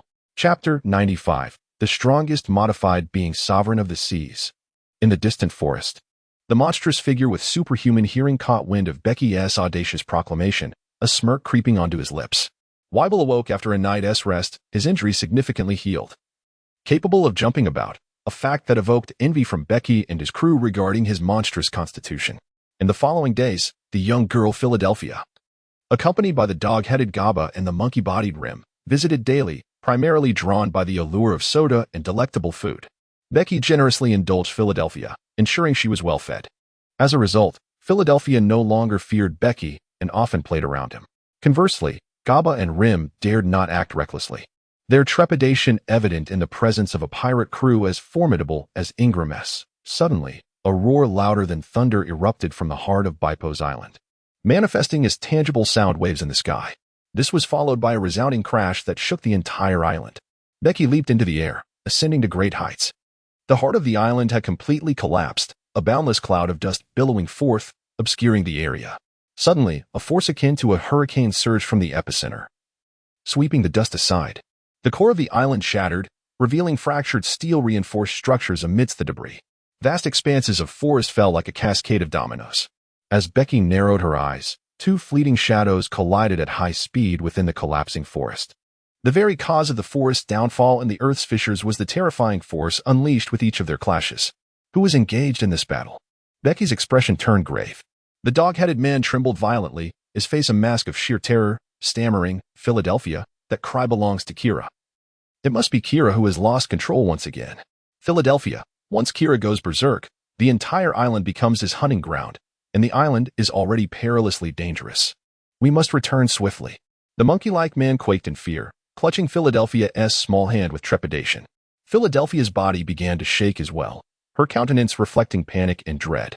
She called out to Becky, Becky, we need to hide immediately. What is happening, Philadelphia? Moria inquired, as Becky joined Philadelphia's side. It's Kira, the strongest modified human my father ever created. He has lost control. Once Kira goes wild, no one can stand against him. Every creature on this island will fall victim to him. Philadelphia recalled the horrific scene of Kira's previous rampage, where he had decimated all life on the island. Blood flowing from the land into the sea, attracting the Sea Kings, who were subsequently slaughtered by Kira. The hellish imagery remained vivid in her memory. The strongest modified human? Indeed, like Ingram, he is one of the mightiest modified warriors, Philadelphia said anxiously. The monkey-like man tugged at Philadelphia, whispering, we cannot speak of these matters. Philadelphia recalled something and quickly sealed her lips. Regardless, the island was fraught with peril. The out-of-control Kira was terrifying. Even Ingram could not defeat him. We must take refuge in the underwater safe house. The dog-headed man and the monkey-like man each took hold of one of Philadelphia's arms, hastening her away. Yet, the trio had scarcely fled when they quickly returned, hiding behind Becky, trembling in fear. Kira is coming. Boom. A deafening explosion echoed as a massive object rolled out from the forest, carving a 100-meter-long scar across the ground, nearly plunging into the sea. As the dust settled, it revealed a 7-meter-tall creature grasping Ingram's face, pinning him firmly to the ground. This towering monstrosity was even more terrifying than Ingram. With 5 twisted horns curving down from its forehead, pressing against its scalp, the vaguely recognizable human face was flanked by thick, horn-like masks. And blood-red eyes were surrounded by a multitude of compound eyes, each one spinning and instilling dread. Its physique was astonishing. The upper body resembled that of a gigantic ape, with hands transformed into razor-sharp claws, while the lower body featured the legs of a cheetah, rendering its form almost devoid of human characteristics. Kira. The 3 of them gazed in terror at the beast that was Kira. This creature was a ferocious beast, its eyes brimming with a lust for slaughter. Becky regarded the creature named Kira with a grave expression, sensing the insatiable bloodlust emanating from each of Kira's compound eyes. Ingram, do not succumb to Kira. With a surge of courage, Fire shouted out. Ingram bellowed as he grasped Kira's claw and sent him flying with a powerful kick. Fire quickly returned to the safe house. Ingram urged anxiously, but in the next moment, Kira lunged again, knocking him back and tearing through his flesh with his claw, leaving a gruesome wound. The two monstrous beings clashed as if they were prehistoric titans engaged in battle. Dust and debris flew, and the forest trembled. Ingram found himself completely overpowered by Kira, caught in a relentless assault. At that moment, a group emerged from the distant woods, a mix of human and beast modifications. Fire was there, and Kira was too. One squad rushed to assist Ingram against Kira, while another hastened to rescue Fire before making their retreat. The team swiftly divided into two factions, one adept in combat to support Ingram, and the other skilled in speed to save Fire. It's the guard squad. Fire. They have come to rescue us. The dog-headed men cheered. 10 warriors from the first squad arrived at the battlefield, and veins of crimson appeared in Kira's blood-red eyes, revealing a predatory grin. In an instant, his figure vanished, and after a thunderous crash, the head of a tiger-headed man exploded like a watermelon, crimson brain matter splattering everywhere. Following this, his body burst apart, staining the ground with blood, and even the once solid rocky terrain could not withstand Kira's thunderous onslaught, collapsing into fragments. A single punch obliterated another modified human, the scene drenched in savagery. Fortunately, the dog-headed men quickly shielded Fire's eyes, sparing her from the horrifying spectacle. Get away. Do not approach Kira, Ingram shouted as he charged forward, but alas, it was too late. Kira unleashed a flurry of punches and kicks, annihilating the remaining 9 modified humans, showering the area in a rain of blood and dismembered flesh. The second squad maneuvered around the battlefield, swiftly closing in on Fire. But suddenly, Kira darted backward, slicing through this group, and the bodies crumbled instantaneously, blood and gore erupting in a horrific display. Kira greedily licked the blood from his hands, his malevolent aura growing ever more ferocious, his blood-red eyes and countless compound eyes turning toward Becky and her companions, almost without pause as he charged toward them. Ingram swiftly positioned himself in front of Becky, engaging Kira in combat. Help me protect Fire, Ingram shouted, drawing his breath in vain. Becky promptly summoned all her disciples, ushering them one by one into the fortress. Chapter 96, Unmatched. Philadelphia, you shall be safe within my castle, Becky tenderly reassured as she cradled the trembling Philadelphia. Utilizing her powers, she diminished Philadelphia along with the dog-headed and monkey-bodied beings, drawing them all into the castle, leaving only Moria, Weeble, and a few others outside. In an instant, Ingram was sent flying by a single punch, while Kira, moving at a speed akin to that of a razor, appeared before Becky in the blink of an eye. His bloodthirsty laughter echoed ominously as his blood-soaked, clawed paw descended menacingly towards Becky's head. Dare to harm my brother, and you shall meet your demise, Weeble declared, launching a powerful punch at Kira that sent his massive form soaring through the air. However, during his flight, he was abruptly intercepted by an overwhelming force. Ingram materialized behind him, delivering a kick that sent Kira crashing into the ground. Boom!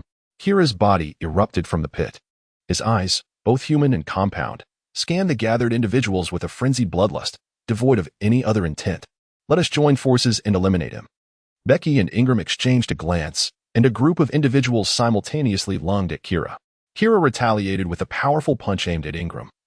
But Moria sprang forth from behind Ingram, his shadow morphing into a shadow horn gun that swiftly darted across the ground before erupting violently towards Kira, reacting with remarkable speed. Kira shattered the shadow horn gun with a single blow. Weeble bellowed as he raised his juvenile blade to strike. Just as Kira attempted to evade, Ingram seized his arm, momentarily stalling his movements. The massive juvenile blade ruthlessly cleaved into Kira's leg, inflicting a grotesque wound. Strangely, however, it failed to sever his thigh. Despite Weeble's strength resembling that of a mountainous sea king, he could not bring Kira's leg down, which was indeed peculiar. Kira stumbled backward uncontrollably, and Ingram seized the opportunity to attack, launching a series of powerful punches that created a flurry of shadows. His colossal fist struck Kira's chest with the force of a boulder, forcing him to retreat. Suddenly, Becky appeared behind Kira, unleashing the Fire Cloud Sword, which cleaved through the air and struck Kira's back, leaving a deep and menacing wound. Yet, astonishingly, Kira felt no pain. With a lightning-quick motion, his left hand shot out, grasping Ingram's fist. His hand, resembling an iron claw, tightened with immense force. Although Ingram had coated his arm with armament hockey, Kira's tiger claw was instantly enhanced by the same. Kira's mastery of armament hockey surpassed that of Ingram's, and with a series of explosive cracks, Ingram's arm was torn open, blood gushing forth as Kira viciously ripped away flesh and skin. The pain caused Ingram to break out in a cold sweat. Fire Rhino Charge. Becky unleashed a devastating strike with the Flame Rhinoceros blade, and the colossal Flame Rhinoceros charged forward, its 3-meter-long horn capable of shattering a small mountain. Kira swiftly pivoted, his hands meeting the massive horn in a powerful clash, resulting in the utter annihilation of the gigantic Flame Rhinoceros. The terrifying explosion flattened the ground for over 10 meters. With a furious cry, Weibel inhaled deeply, his muscles swelling with intensity, and then he unleashed a mighty slash. The immense blade aura tearing through the air at an astonishing velocity. Kira let out a frenzied roar, his fist striking with the force of cannons, obliterating the blade aura. However, his hands were brutally torn apart by the slicing force. His large tiger-like claws bloodied and mangled, revealing shards of bone beneath. At that moment, a thick shadow spear hurtled down from the sky, piercing through Kira's body. He howled in agony, his cries echoing as he smashed the shadow spear with his hands. Becky grasped the fire cloud sword, flames erupting from its blade as he awaited the opportune moment. With a resounding shout, he unleashed over 10 fiery dragons, hurtling forth with ferocity. Kira's countless compound eyes whirred into action, a formidable aura of armed color enveloping him as the fire dragons detonated upon impact.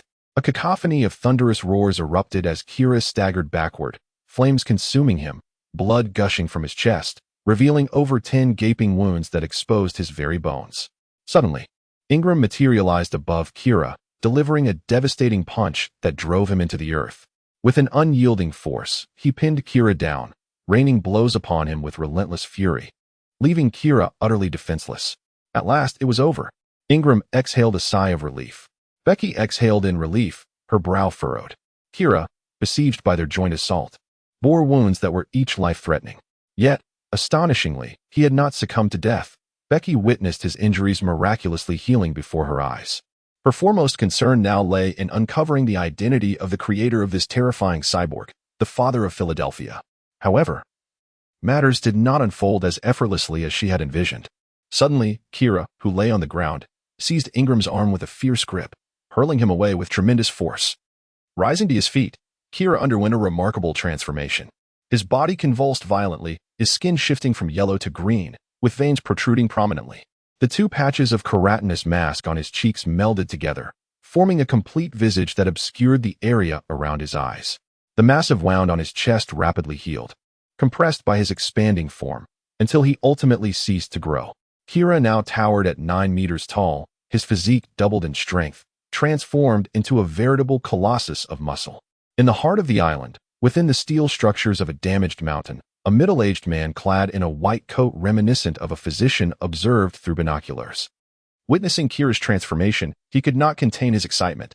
Another change had occurred, and Kira's potential had once again been unleashed. Indeed, his capabilities were unparalleled.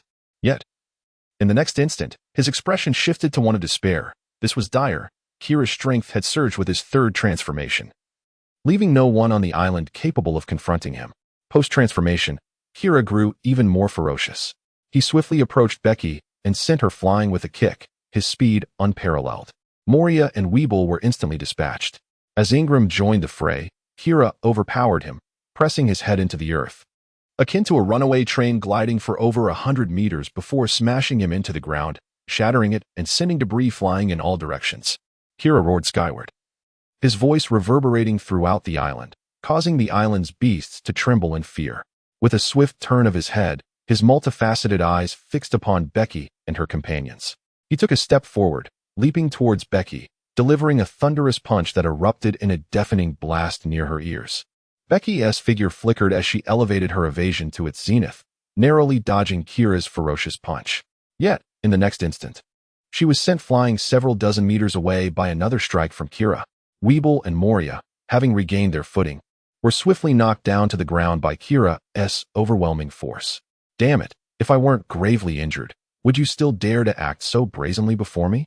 Becky spat out a mouthful of blood, harboring deep resentment.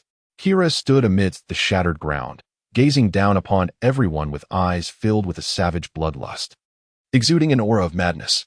However, before he could make a move, Kira's body erupted violently, sending countless fragments of flesh and bone scattering across the terrain, leaving behind a large pool of putrid blood. Chapter 97. Caponebeque stared in astonishment at the sudden turn of events, utterly bewildered by what had transpired. Just moments ago, the formidable Kira had exploded without warning. What on earth was happening? Ingram struggled to rise from the ground, every inch of his skin marred, flesh hanging loosely, and even bones visible. He gazed weakly at the puddle of blood, his expression a complex tapestry of emotions, revealing a sense of relief. Kosa had finally made the resolute decision to destroy Kira. Regardless of the circumstances, the crisis had been averted. Becky, feeling a weight lifted, collapsed onto the ground, opening the inner castle within her body to allow the doctor to tend to their wounds. Moria, are we truly cursed this year? We should have consulted the calendar before venturing to Sky Island. Becky grumbled, her mood decidedly sour.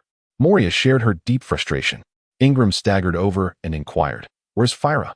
Becky escorted the three from the castle, and upon seeing the disheveled Ingram, Fila burst into tears. "Ingram, are you all right?" Ingram, with his face smeared in blood and marred by wounds, forced a faint smile. "I am still alive. As long as I live, I shall not perish." However, his battered appearance offered no solace to her, and Fila continued to sob uncontrollably. The dog-headed Gobo and the monkey-bodied Lim scanned their surroundings cautiously upon realizing Kira was absent. They breathed a sigh of relief. "Kira is not here. We should escape at once," Gobo urged, as Fila, her small face etched with fear, clutched Ingram's hand tightly. They remained hidden in Becky's castle, unaware that Kira had already met his demise. "There is no need to hide. Kira is dead," Ingram stated. The news sent shockwaves through Fila and the others, prompting them to exhale collectively, their spirits lifted in jubilant cheer. "Hey, if you don't treat your wounds, you will truly die," Becky shouted at Ingram. He stumbled 2 steps before collapsing to the ground. Fila gasped and began to cry again. Becky waved her hand, summoning a doctor to tend to Ingram's injuries. "Ingram, can you tell me who Fila's father is?" Becky inquired. Ingram remained silent, hesitating to respond. "Lord Ghost Dragon. If you have any questions, feel free to ask me," a deep male voice suddenly resonated. Becky turned to see 2 half-human, half-beast transformed guards, and a tall, slender man in a white coat hastily approaching. "Daddy," Fila exclaimed, sprinting towards the newcomer and diving into his embrace. "Do you realize how dangerous it was just now?" The man in the white coat chided. Fila nestled closer, playfully nuzzling into his chest. All right, all you do is pout," the man chuckled, affectionately patting her head. Fila squinted her eyes and beamed with joy. "Doctor," Ingram addressed the man in the white coat with utmost respect. The doctor sighed as he took in Ingram's disheveled state, retrieving a vial of green potion from his coat and handing it to Ingram. "Robalin will treat Ingram's wounds." Ingram graciously accepted the potion, injecting it directly into his body. A female transformed individual beside the doctor, carrying a medical kit, promptly began to administer treatment to Ingram. The doctor approached Becky, a smile gracing his face. "I am Ben Corsa, and this is my wife, Benfila. I am grateful to Lord Ghost Dragon for protecting my daughter earlier." Becky took a puff from his cigar and gazed at Ben Coseta. "Are you aware of my identity?" he inquired. "Of course. I am well acquainted with the illustrious Captain Capone Bege of the infamous flame tank pirate crew," Ben Coseta replied with a smile. Becky nodded slightly, and after a brief moment of silence, she calmly remarked, "To be able to create modifications like Ingram and Kira, Mr. Kosa must not be an insignificant figure. Might you share your background to satisfy my humble curiosity?" Ben Kosa smiled faintly and replied, "I was once a scientist in the World Government Science Division, but I later departed from that institution. To be precise, I defected from the Navy's Science Division." He added, "I should be considered a target for the Navy's bounties, much like Lord Ghost Dragon." Intrigued, Becky chuckled softly, her interest piqued by this Ben Kosa. The capability to engineer individuals like Ingram and Kira indicated that his scientific prowess was formidable, and she couldn't help but contemplate the possibility of bringing him into her fold. "Lord Ghost Dragon, it seems rather chaotic here. Shall we retreat to my humble abode for a respite?" Ben Kosa proposed. Becky waved her hand dismissively, saying, "No, thank you. I prefer it here." He dared not venture into Ben Kosa's lair, as Becky and her companions bore serious injuries. Should Ben Kosa harbor any malicious intent and decide to act against them, Becky truly had no confidence in her ability to escape. Ben Casa nodded in understanding of Becky's sentiments and refrained from extending further invitations. He then turned and departed with Fila and the others. Becky produced a telephone bug, resembling a creature known as Gaji. "Is that you, Captain Bege?" A voice emanated from the bug, unmistakably that of Gaji. "It is I. Do you happen to know a scientist by the name of Ben Cosa?" He was formerly associated with the World Government's Scientific Division. Becky inquired. "Ben Cosa? I am familiar with him. He is a PhD in the field of cyborg enhancement. We once collaborated in the same laboratory on human augmentation projects. However, I later learned that he allegedly absconded with a devil fruit from the scientific division and even took the life of a fellow scientist, subsequently betraying the organization. I recall that the incident drew considerable attention, with admirals from the Navy involved." Gaji replied. "Are you aware of which devil fruit he stole?" Becky asked. "Unfortunately, I do not know the specifics. The scientific division kept the information under wraps, and very few were privy to it." Gaji responded. Becky hung up the phone. Deep in thought, she was intrigued by the mysterious devil fruit that had lured him to willingly defect from the scientific division. For 3 days, Becky and her companions recuperated along the coast. On this particular day, a vast airship appeared in the sky. This airship was none other than the Celestial. Soaring through the calm belt in search of Becky's whereabouts, Modi noticed the signal flare. Holding a telescope, Richie scanned the horizon and soon spotted colorful smoke billowing in the distance, a smile breaking across his face. The Celestial altered its course towards the smoke and, before long, arrived at Bifos Island, descending upon the shore. Modi, Richie, and the others quickly disembarked, breathing a sigh of relief upon seeing Becky. "Are we heading back to the Sky Island?" Modi inquired. "Let us wait a moment," Becky replied, not in haste to return to the Sky Island. Her gaze drifted toward the distant forest as she still harbored thoughts of Ben Corsa. Now was the time to meet this former scientist of the world government. A smile graced Becky's lips. With Modi and the others' arrival, she no longer had to worry about Ben Corsa's cunning schemes. Becky ventured into the depths of the island of Biposi with her companions, where remnants of destruction lay scattered, remnants of the fierce battle that had transpired 3 days prior between Kira and Ingram. They traversed further inward but could not locate the abode of Ben Cosa. However, a rustling sound emerged from the forest, and a figure swiftly darted from the shadows, landing before Becky. It was none other than Ingram. "My lord, the doctor has sent me to guide you," he stated, his expression impassive. It appeared he was aware of my intent to seek him out. "Let us proceed," Becky replied, her smile broadening. Under Ingram's guidance, they arrived at a towering mountain deep within the island. Nearby, the ground had caved in, revealing a vast pit from which a metallic structure could be discerned below. At the base of the mountain stood a formidable metal door, which opened automatically as they approached. Ingram strode forward, and Becky exchanged a glance with her companions, who immediately adopted a wary demeanor before following him inside. Chapter 98. The Mellow Fruit. Upon entering, they found themselves in a cavern, where the laughter of Philadelphia echoed throughout the chamber. Turning a corner, they stumbled upon a spacious area where Philadelphia and Gabalum were engrossed in play. The moment Philadelphia spotted Becky and her group, she abandoned her frolic with Gabalum and dashed towards Becky, raising her little head with a mischievous grin. Gab and Lim quickly followed, standing behind Philadelphia, their faces adorned with eager smiles, their hands rubbing together in anticipation. Gab gave Philadelphia a gentle nudge, signaling her with meaningful glances. "Are you yearning for cola once more?" Becky inquired, patting Philadelphia's head with a chuckle. Philadelphia and her companions nodded vigorously, their eyes sparkling with expectation as they gazed at Becky. Becky chuckled heartily as she retrieved a box of cola from the castle. "Thank you, Brother Becky," she said. Phila and the others dragged the box of cola to one side and began to share its contents. The young girl, blissfully unaware, inadvertently caused Lord Ghost Dragon some amusement. At that moment, Ben Cosa appeared in the cave, expressing his helplessness. "Phila is so innocent and adorable, I can hardly contain my affection," Becky remarked, and then suddenly added, "Dr. Cosa, I feel a deep connection with little Phila. I wish to become her godfather. Should you be agreeable to it?" Ben Cosa smiled gently, but did not respond immediately.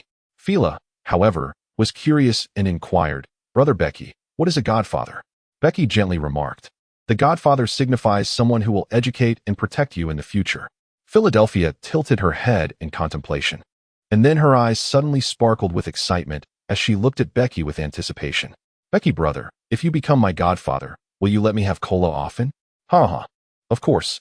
As much as you desire." Philadelphia, Becky chuckled, amused by her enthusiasm, and others joined in the laughter.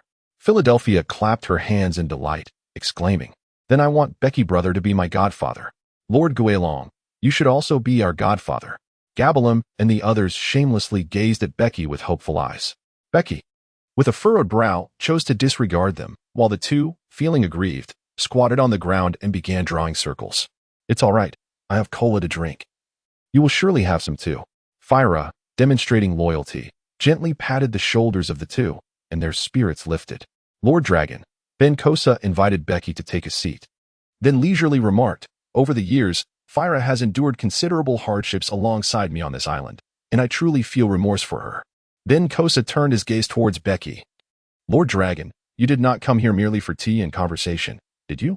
"Indeed. I have taken notice of your research capabilities and wish to extend an invitation for Dr. Kosa to join my pirate crew." Becky cut straight to the chase. Seemingly already aware of Becky's intentions, Ben Kosa nodded slightly, took a sip of tea, and said slowly, "Joining your pirate crew will bring you calamity." Becky raised an eyebrow and chuckled lightly. "I wonder what calamities await." "The Navy and the world government shall not spare you," Ben Kosa stated solemnly. "Ha ha. I anticipated something more profound from you. I am, after all, the pirate who has slain both vice admirals, the ferocious tiger and the white lion." "The Navy and the world government were never inclined to show me mercy," Becky replied with hearty laughter. Ben Kosa shook his head, gazing intently into Becky's eyes, and spoke gravely. "Should I join your pirate crew, once the Navy becomes aware, an admiral will surely set their sights on you. Are you capable of withstanding the might of an admiral?" Becky raised an eyebrow, pondering what actions Ben Kosa had taken to provoke a marine admiral's intent to kill him. His expression grew serious as he inquired, "Do you know why I bear these grave injuries here on Bipos Island?" Ben Kosa remained silent, prompting Becky to continue. "Not long ago, I fell into an ambush set by the Navy on a scientific island in the New World. The world government's CP-0 deployed an admiral-level force alongside a vice admiral. The Navy mobilized 3 vice admirals from their headquarters and 2 of the most formidable users of Logia-type devil fruits. They lay in wait for me on the scientific island, and somehow I managed to escape with my life, fleeing all the way to Bipos Island." Ben Kosa looked incredulous, while Ingram's face mirrored his astonishment. "What I wish to convey is that I harbor no fear of the Navy. Although I may not currently possess the strength to contend with an admiral, I am certain that in 5 or 10 years, I will acquire the capability to rival them in the power to protect you," Becky stated with unwavering confidence. Ben Kosa fell into deep contemplation. After a few moments, he glanced at Philera, gritted his teeth, and declared, "If you truly possess the strength to protect me, I am willing to join your crew." "Ha ha ha, splendid. Welcome aboard, Dr. Kosa." Becky laughed heartily. However, curiosity piqued within him as he probed. "But I am intrigued as to why an admiral would seek your life. Could it be due to that devil fruit you stole years ago?" Ben Kosa's face shifted in surprise as he replied with a bitter smile, "You actually know about my past." Becky shrugged and remarked, "Coincidentally, I also have a scientist under my command, named Vince Gage. I inquired about him. That arrogant fellow has boarded your vessel too? It seems my choice was indeed astute." Ben Kosa, taken aback, collected his thoughts and addressed Ingram. "You take Fila outside first." Ingram complied, escorting Fila and the others from the cave, allowing Ben Kosa to continue. The incident was indeed triggered by that fruit, but more significantly, it was during the theft of that fruit that I inadvertently killed a celestial dragon. His voice was subdued, and as he recounted the event from years past, a hint of tension crossed his features. "You killed a celestial dragon?" "No wonder," Becky nodded in understanding. Ben Kosa continued, "I was originally a scientist in the Navy's research division, specializing in the field of genetic modification. At that time, I had made little progress in my research, which left me quite disheartened. Later, I heard that the scientific division had obtained a merging fruit. It was a fruit capable of merging any object. Upon learning of the merging fruit's capabilities, inspiration struck me. Possessing that fruit would undoubtedly be a tremendous boon to my research. I then requested the devil fruit from the division head, but my request was denied. The merging fruit, capable of merging all objects." Becky raised an eyebrow, recalling the devil fruit compendium, only to find that it contained no information about it. Ben Kosa continued, "I besieged the supervisor countless times, but my pleas were met with refusal. Later, I learned that the supervisor had bestowed that devil fruit upon a scientist who had made no contributions whatsoever, and I was filled with indignation. You cannot fathom the allure that fruit held for me. Under such temptation, I rashly attempted to steal the raro fruit, only to be discovered by that scientist, resulting in his untimely demise at my hands. It was then that I realized this scientist was, in fact, a celestial dragon. To survive, I fled the scientific division with the raro fruit, and after enduring a tumultuous journey, I found refuge on Bipos Island, where I remained hidden for a decade. Chapter 99. The fusion bomb. Is it true that the raro fruit can truly merge anything? Becky inquired, voicing her skepticism. Ben Corsa nodded with conviction. Rising to his feet as he said, Captain Bege, allow me to take you to the laboratory, where I shall personally demonstrate the formidable power of the raro fruit.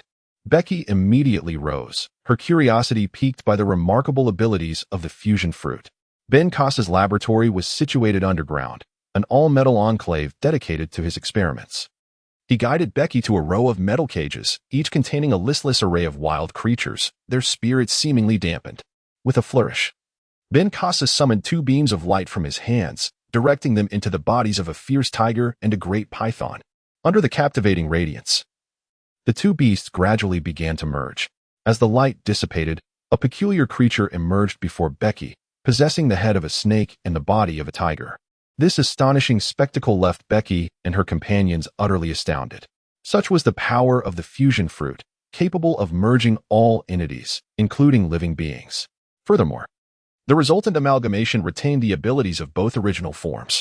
For instance, the creature before them embodied certain traits of both the tiger and the python. As Ben Corsa elaborated with enthusiasm, Bege suddenly realized something and hurriedly inquired, could it be that Ingram, Kira, and all those peculiar individuals I encountered are the products of the fusion fruit? Ben Corsa nodded affirmatively. Indeed, they are all fusion beings. Ingram was once a beleaguered pirate.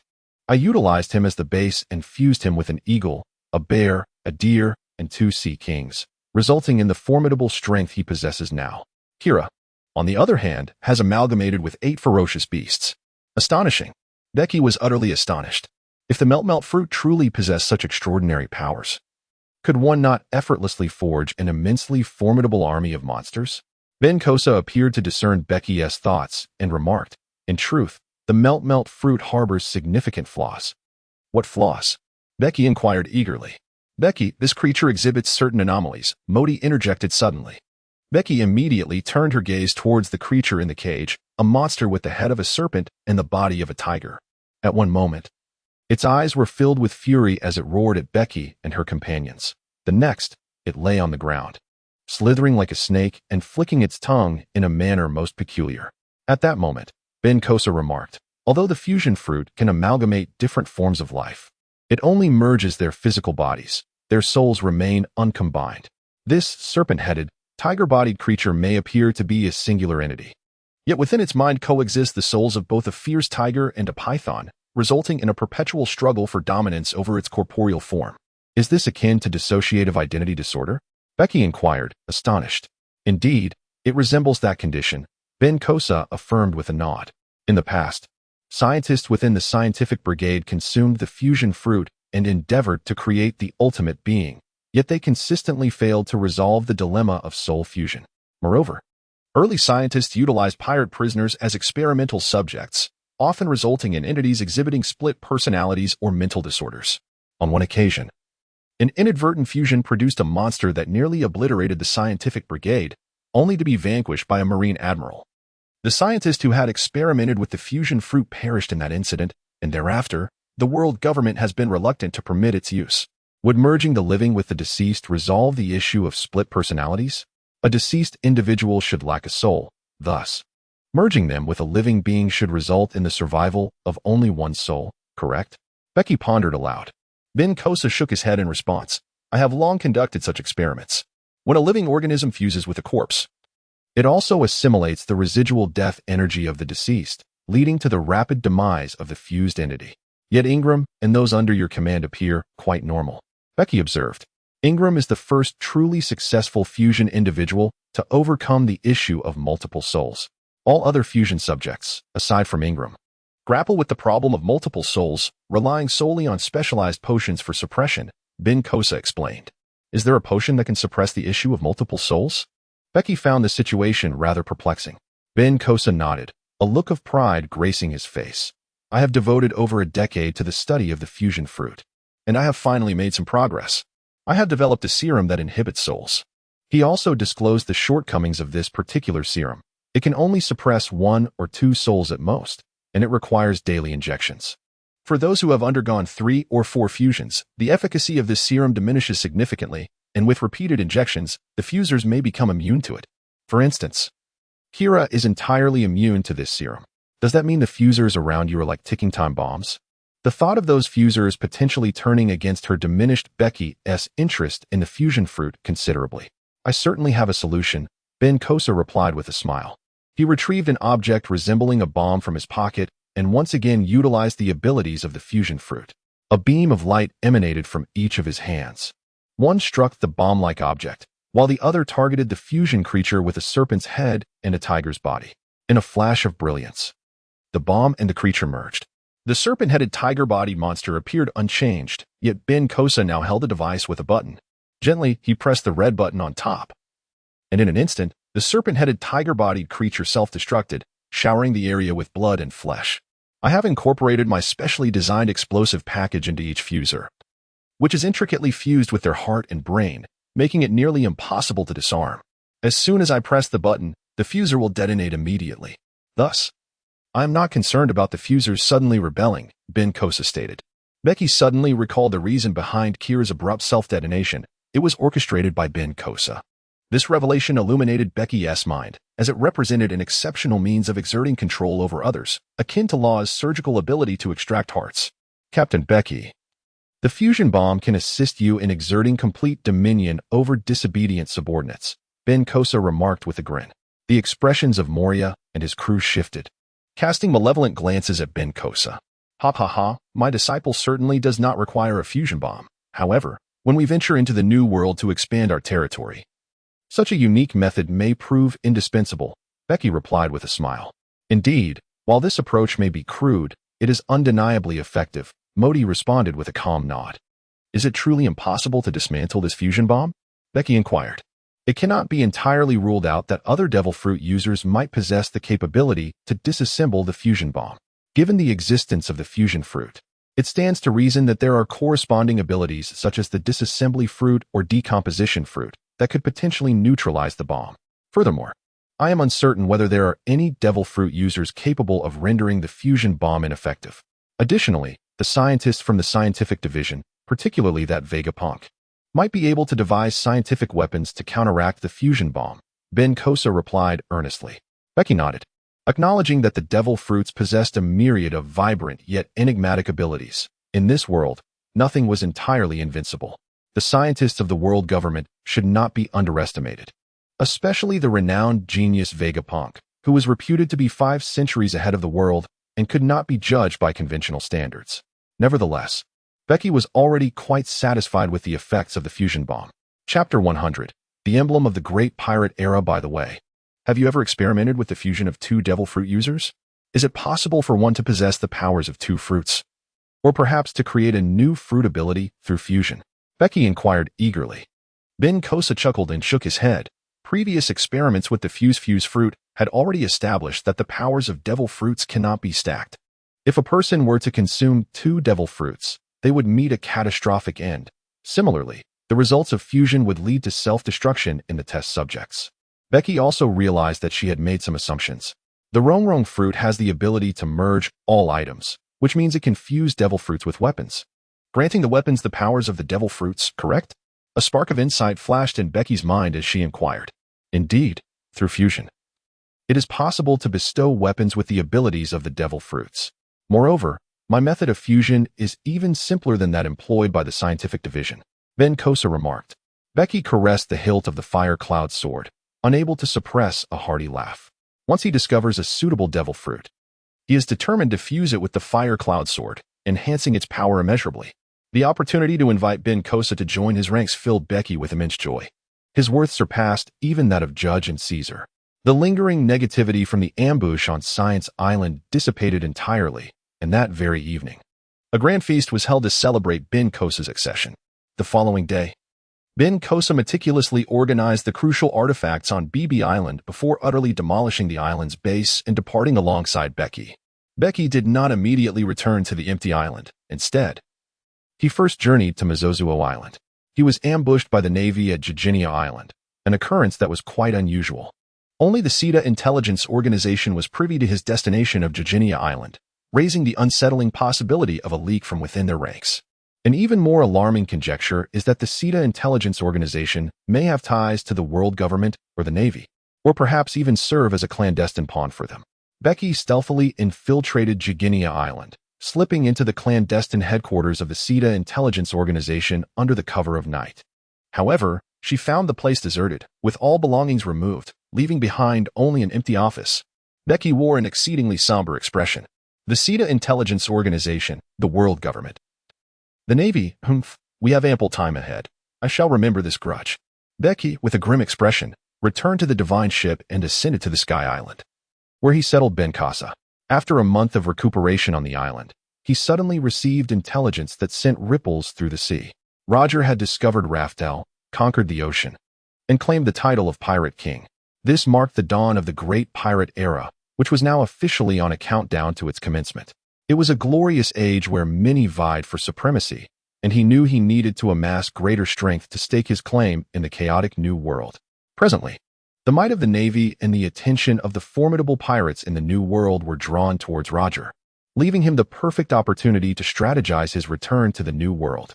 Lemon Island, a medium-sized isle, served as a haven of amusement, a retreat for pirates seeking both respite and revelry.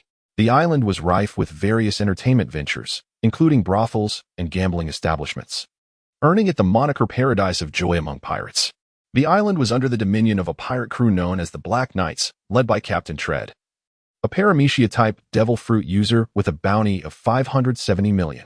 His first mate boasted a bounty of 340 million, and the crew comprised over 1,000 members, with 3 of them exceeding a bounty of 100 million.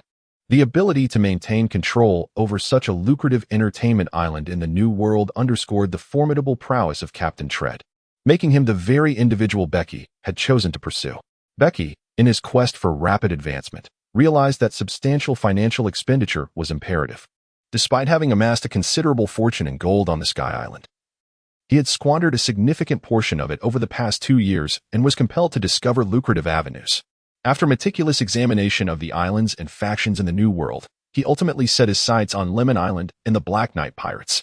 His ambition was to bring Tread under his command, transforming this island of entertainment into a profitable venture while also leveraging its unique characteristics to facilitate his arms business in the New World. On this entertainment island stood a colossal fortress resembling a bastion, known as Black Knight Castle, the stronghold of the Black Knight pirates. The fortifications were remarkably robust, with outer walls soaring to 10 meters in height and 3 meters in thickness, constructed from a formidable blend of cement and iron that rendered them impervious to cannon fire.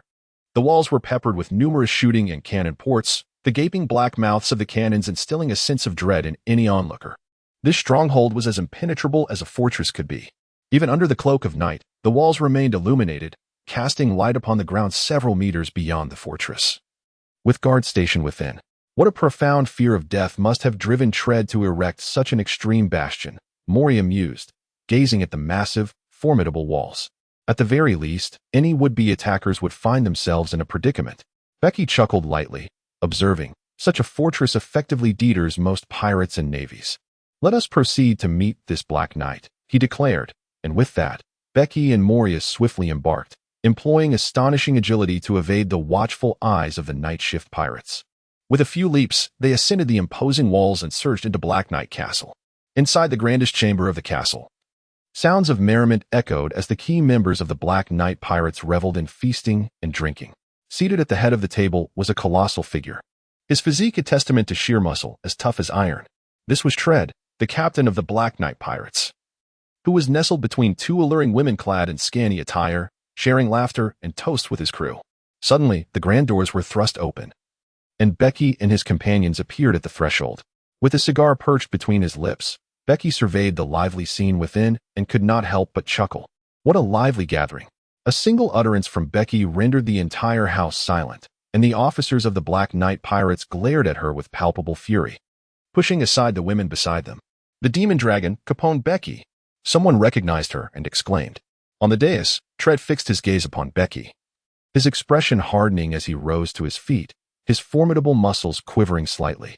With a grave demeanor, he descended, inquiring, Captain Demon Dragon, what brings you to our Black Knight fortress at this late hour?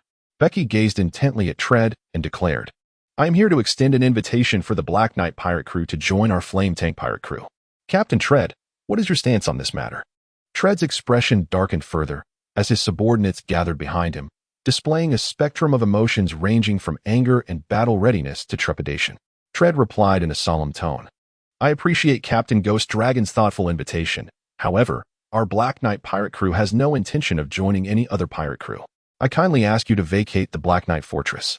Bege had no intention of engaging in further dialogue, having anticipated his refusal, and thus chose to initiate a confrontation. Moria stepped forward, drawing his enormous scissors and glaring ominously at Tread. Incoming attack. Tread bellowed, his voice reverberating through the room and echoing within the Black Knight fortress. Chapter 101. Astonishing power chaos erupted within the Black Knight fortress as pirates armed with weapons surged forward, their dark steel spears aimed menacingly at Bege and his companions. More pirates were rushing towards them. Captain Ghost Dragon, I command 1,000 crew members, equipped with the finest weaponry. Do you still wish to extend your invitation? Tread sneered down at Bege, his expression laced with derision. Is this your reliance? Bege glanced at the dense throng of pirates behind him and coldly proclaimed, Weaklings, retreat. A formidable and overwhelming conqueror's haki erupted from Bege, a crimson tide of energy surging forth like tumultuous waves, impacting all in its vicinity. Behind her, thousands of pirates rolled their eyes back in unison, collapsing to the ground in a cacophony of thuds, rendered unconscious. Bege cast a disdainful glance at the terrified Tread and scoffed, Now your support has vanished. You possess the conqueror's haki, do you not? Tread's face turned pale with panic, and several of the officers behind him had succumbed to unconsciousness. Only the elite pirates could withstand Bege's formidable conqueror's haki. It is time for you to make a choice. Bege gazed calmly at Tread, whose expression shifted rapidly to serenity, yet his muscles quivered, exuding an overwhelming force. In an instant, his physique doubled in size, each muscle harboring a terrifying strength. Tread's furious eyes were ablaze with a fierce intent to kill. I have traversed the New World for over a decade, enduring countless battles, both grand and minor, to establish my foothold here. You dare to demand my submission? Such folly. Grasping a colossal sword, reminiscent of a door, Tread's already formidable arms swelled with exaggerated musculature, resembling those of a beast. He took a single step forward, shattering the stone floor beneath him, and surged towards Bege with astonishing speed, unleashing his wrathful strike. The massive blade cleaved through the air, generating a tremendous wave of energy that surged toward Bege and her companions. Bege and the others swiftly evaded the exaggerated sword wave, which sliced through the walls with the ease of cutting through tofu. The blade shot forth, cleaving through distant structures, sending debris soaring into the air. The points of impact were smooth and pristine, with even the outer fortress walls of the Black Knight stronghold nearly severed. The sheer destructive power was indeed astonishing. Tread, undeterred by his initial failure, launched another strike directly at Bege, unleashing a fearsome slash that sent a massive wave of energy spiraling outwards.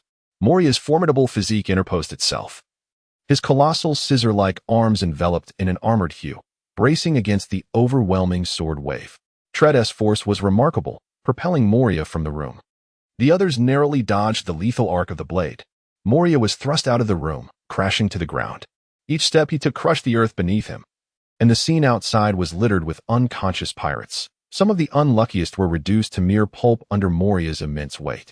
He obliterated several houses in a single moment, only to halt Tread's assault.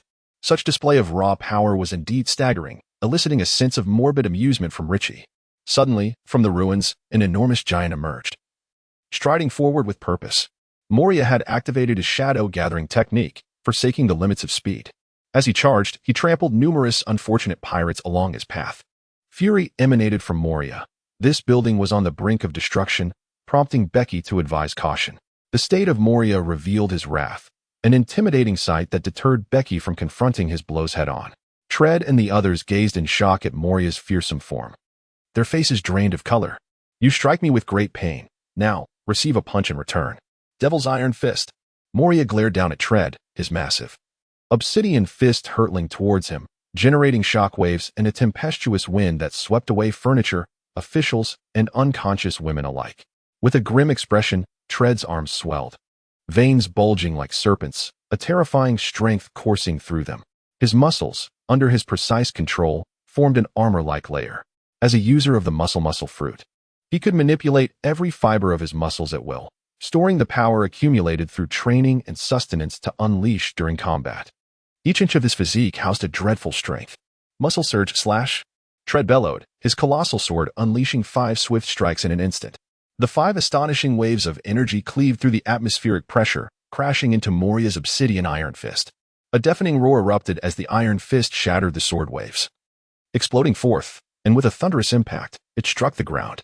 In that moment, the entire edifice disintegrated, an overwhelming force generating a circular shockwave that swept everything aside, stirring up a tempest of chaos. Centered around the house, the ground within hundreds of meters crumbled entirely, with many unconscious pirates tragically crushed beneath falling debris. The officers of the Black Knight pirates lay strewn among the ruins, severely injured from the impact of the iron fist. We were merely caught in the fallout, yet sustained grievous wounds. This individual is a monster. The vice-captain of the Black Knight pirates clutched his chest, spitting forth a mouthful of blood, his eyes wide with horror as he beheld Moria, who appeared akin to a demon. In the distance, Richie surveyed the flattened house and the ravaged ground, his expression tinged with concern. Moria's exposed iron fist could obliterate a miniature island. I hope Tread hasn't been killed.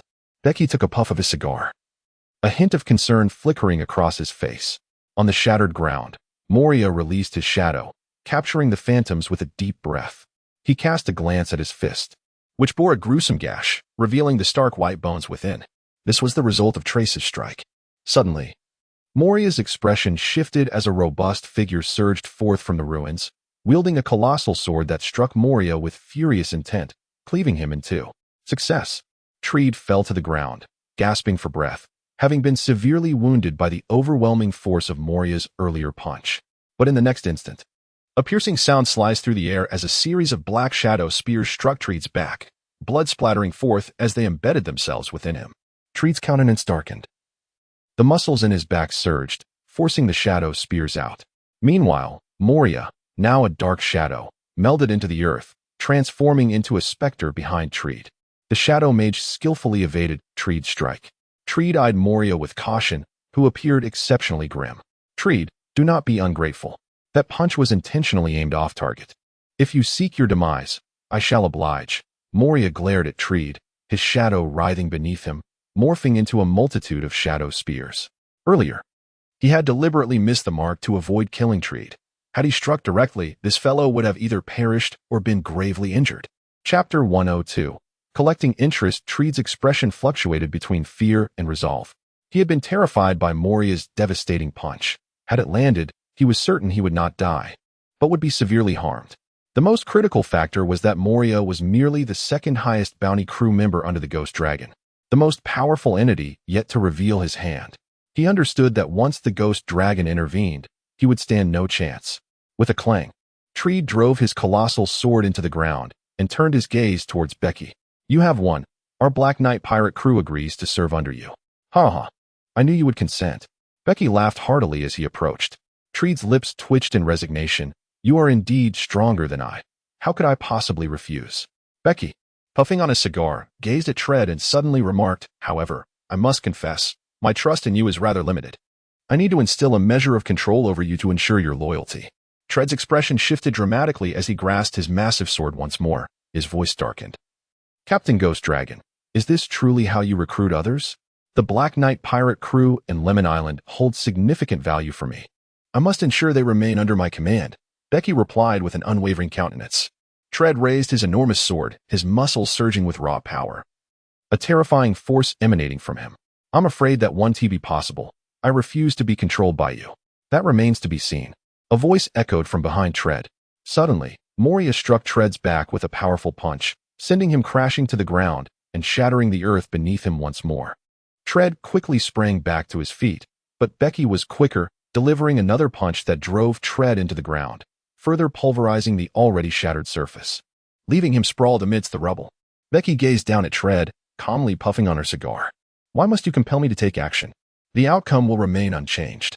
Becky seized Tread and ensconced him within the confines of her inner castle, while Moria simultaneously apprehended all the officers of the Black Knight Corps, incarcerating them within the same stronghold. Within the inner castle, Ben Kosa infused a specially designed bomb into Tread's very being before ultimately releasing them. In an intact dwelling within the Black Knight fortress, Tread and his companions bore expressions of profound dismay, fully aware that Becky had implanted some form of control mechanism within them. Becky, undeterred by the disapproving expressions of Tread and the others, cast forth a towering 2-meter-tall tiger from within the castle of her body. The moment the majestic beast emerged, it beheld Becky and instinctively fled in terror. Becky pointed towards the fleeing tiger, urging Tread and the others to take notice. As she pressed the concealed remote button in her hand, the tiger erupted in a spectacular explosion, leaving no trace of its existence. Within each of you lies a unique explosive device, seamlessly integrated with your very being, rendering it impossible to dismantle. The tiger, too, harbored such a device. Should I desire it, I can detonate the explosives within you at any moment, causing you to meet the same explosive fate as that tiger. Tread and his companions turned pale in an instant. However, fret not, for as long as you remain loyal, I have no intention of ending your lives, Becky assured them. Should you achieve great feats on my behalf in the future, I shall deactivate the explosives within you.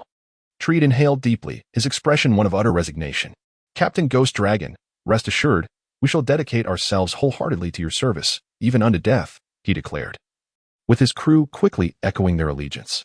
I have no desire for your demise. You are of immense value to me, Becky replied, dismissively waving her hand. Becky confided her plans to Tread, urging him to cooperate fully. She also instructed Tread to impose a strict silence on his crew, ensuring that no outsiders were aware of the Black Knight pirate crew's allegiance to the Flame Tank pirate crew. With Tread secured in his loyalty, Becky felt a surge of elation. To bolster Tread's strength, she strategically intercepted several formidable pirate crews in the nearby waters, compelling them to submit and join Tread's ranks. On this particular day, the divine ship suddenly appeared in the vicinity of the Navy's G6 branch in the New World, heading straight towards the naval stronghold. At the bow, Becky and her companions gazed calmly at the approaching fortress, for they had come to stir trouble for the Navy. Becky had been ambushed by the Navy not once, but twice, narrowly escaping death.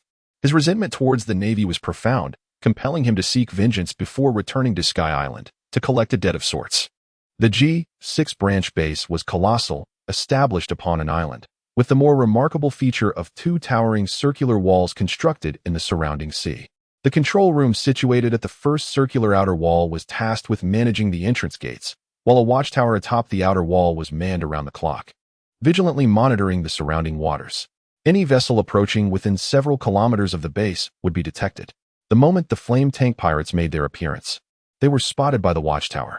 In the control room, the sighting of a suspicious ship approaching the fortress prompted a calm response from the Navy personnel. It might merely be a passing merchant vessel, they advised, and continued their surveillance.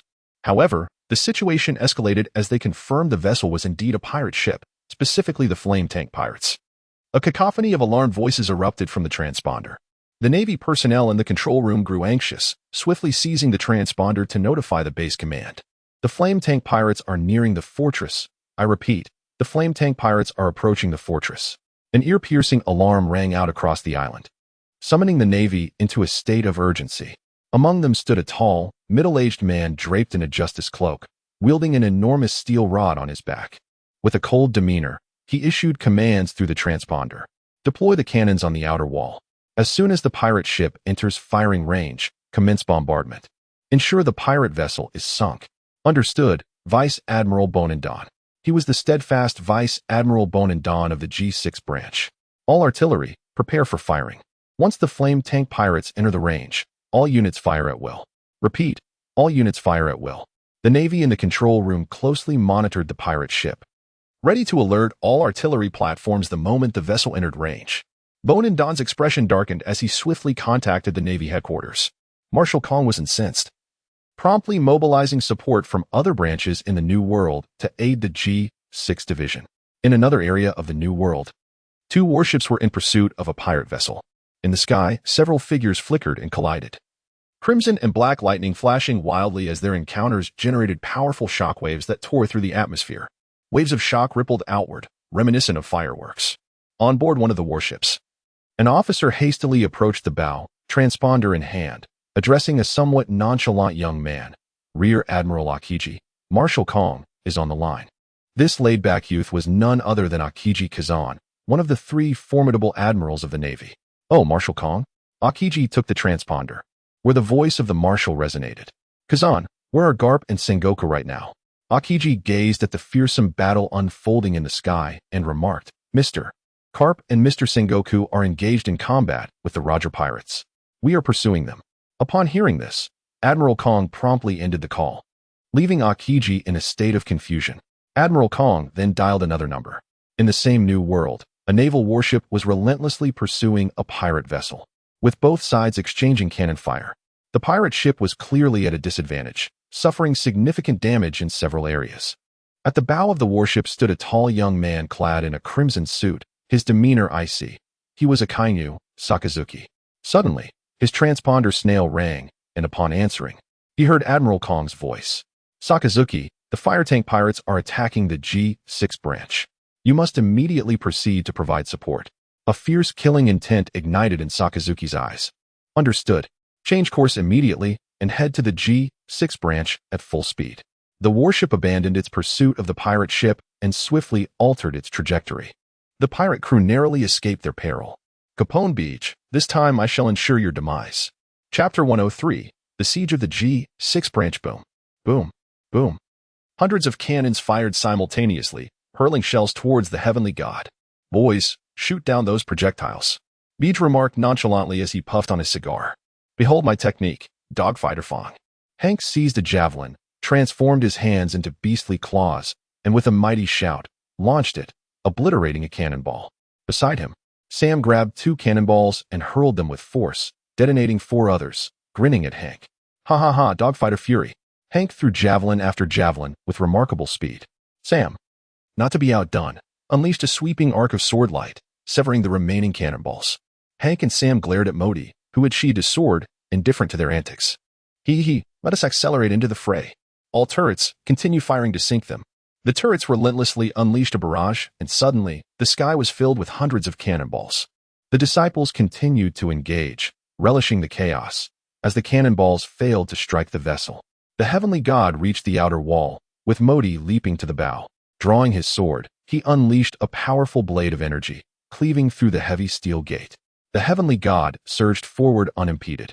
As they entered the first circular sea, the turrets prepared for bombardment. Useless, utterly futile. Such feeble cannonballs cannot harm the heavenly god. Hank laughed unabashedly, continuously detonating cannonballs. The heavenly god swiftly navigated through the second circular sea, making its way into the harbor. "Since you have greeted me with cannon fire, I shall respond in kind." At Becky's command, all the cannons aboard the ship shifted their aim, unleashing a relentless barrage upon the G6 outpost.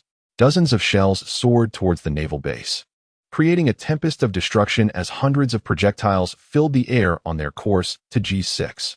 The Navy personnel responded with fervor, firing their weapons in an effort to form an interception net, successfully deflecting numerous shells. Among the naval ranks were skilled marksmen. And while the majority of the cannonballs were thwarted, a handful still landed ashore, inflicting injuries on a small contingent of sailors. "Charge, my comrades! Slay!" As the divine messenger made landfall, Hank and Sam eagerly leapt onto the shore, followed closely by their excited brethren. "Long live justice! Kill!"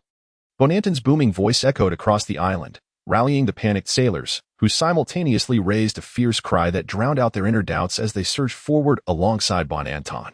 "The lieutenant general is mine to confront," Modi declared, swiftly navigating through the throng as he ascended the ship's rail with remarkable speed, positioning himself to face Bonanton. Moria and Richie exchanged resigned sighs, lamenting their own delay. They too leapt into the fray, intent on seeking battle against the brigadier general. Becky, with a resigned touch to his nose, observed that the G6 branch lacked worthy adversaries to engage him, leaving him to stand at the edge of the ship, watching the clash between the disciples and the Navy. With a swift motion, Modi and Bonanton unleashed their full power, intent on annihilating one another.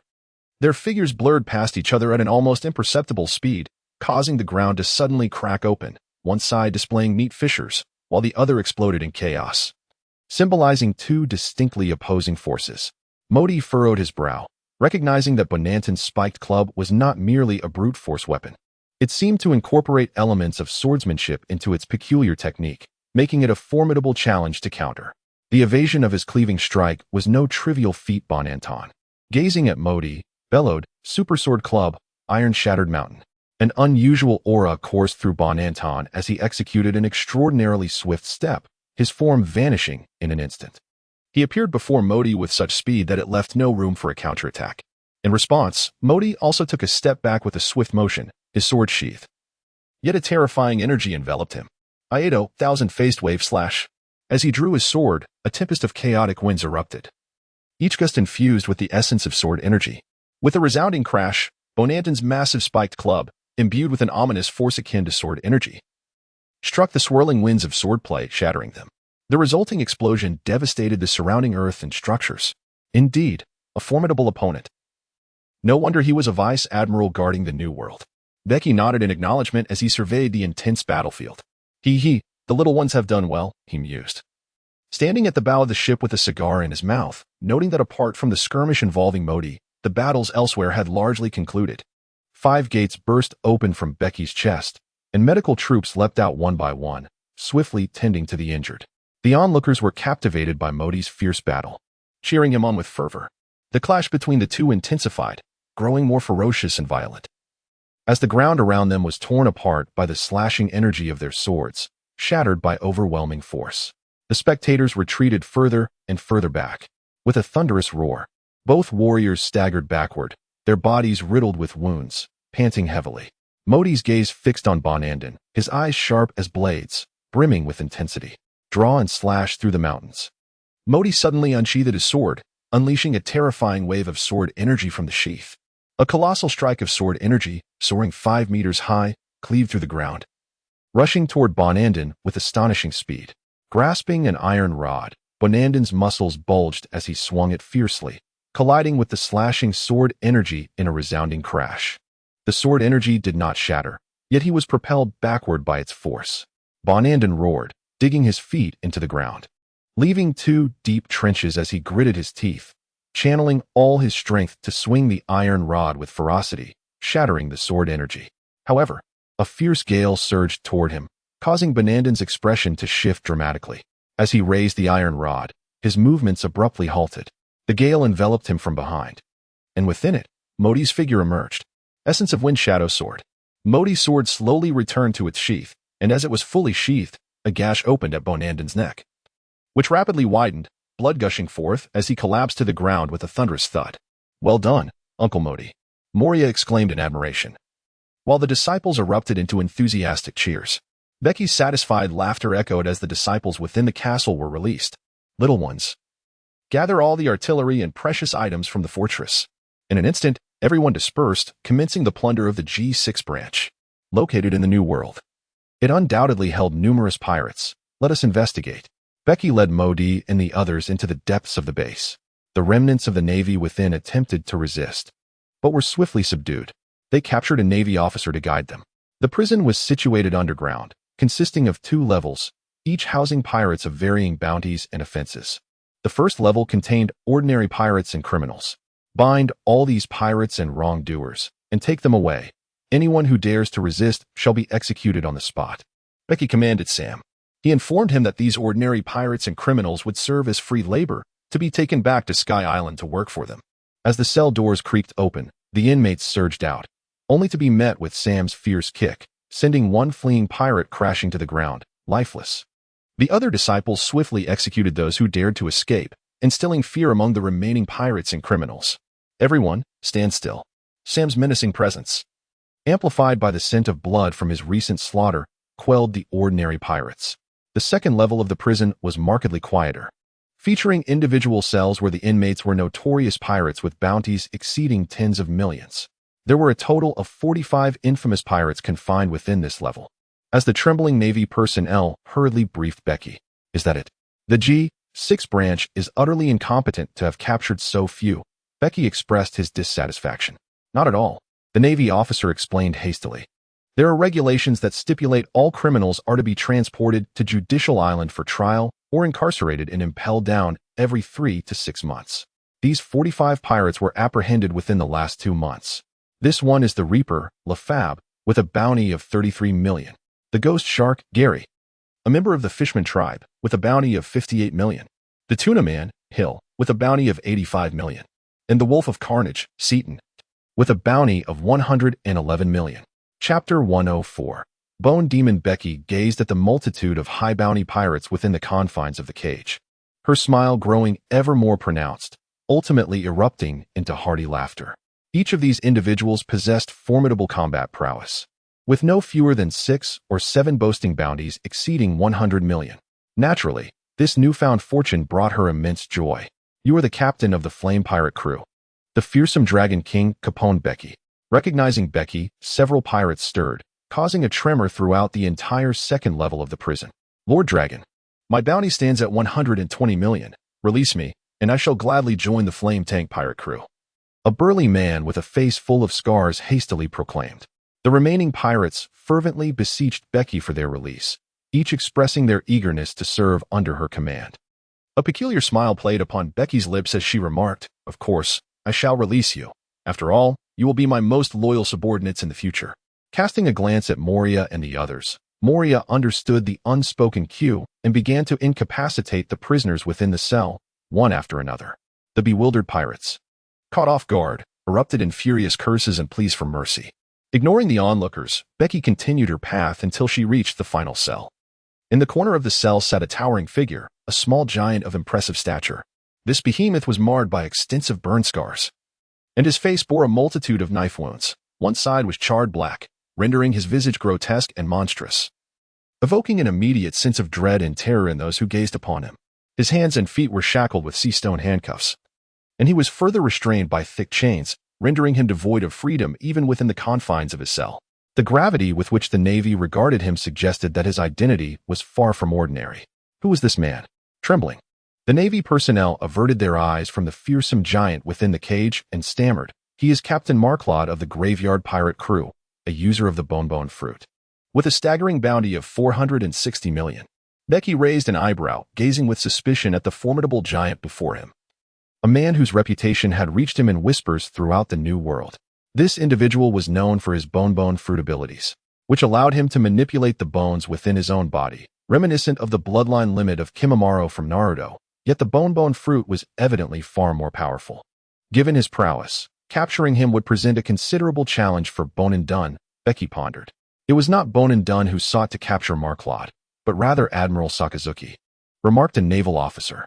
In recent days, Admiral Sakazuki has been relentlessly apprehending pirates, with a significant portion of the captured brigands falling into his hands. That fellow, Akainu, possesses the capability to seize Marklod. Remarkably, just over a month ago, he held the rank of captain, and he has since ascended to admiral with astonishing speed. Gui Long, if you assist me in eliminating Sakazuki, I shall willingly pledge my allegiance to you, Marklod declared from within his cage, his eyes ablaze with fury and madness. In the confrontation with Sakazuki, his pirate crew had nearly been annihilated. All his once close companions had perished, leaving him utterly alone. The grotesque wounds he bore were a testament to Sakazuki's wrath, fueling a deep-seated hatred within him. Your allegiance is not for you to decide, Becky replied coolly, as Moria, standing behind him, violently yanked the iron door of the cage open and stepped inside. Becky casually handed him a syringe, while Moria grasped Marklord's head with his large hand. Marklord was restrained by sea-stone handcuffs, rendering him utterly incapable of resistance. Moria effortlessly injected the contents of the syringe into Marklord's body. Do not fret. This is merely a potent sedative that will not claim your life. Just be obedient and take a nap. Marklord soon succumbed to slumber.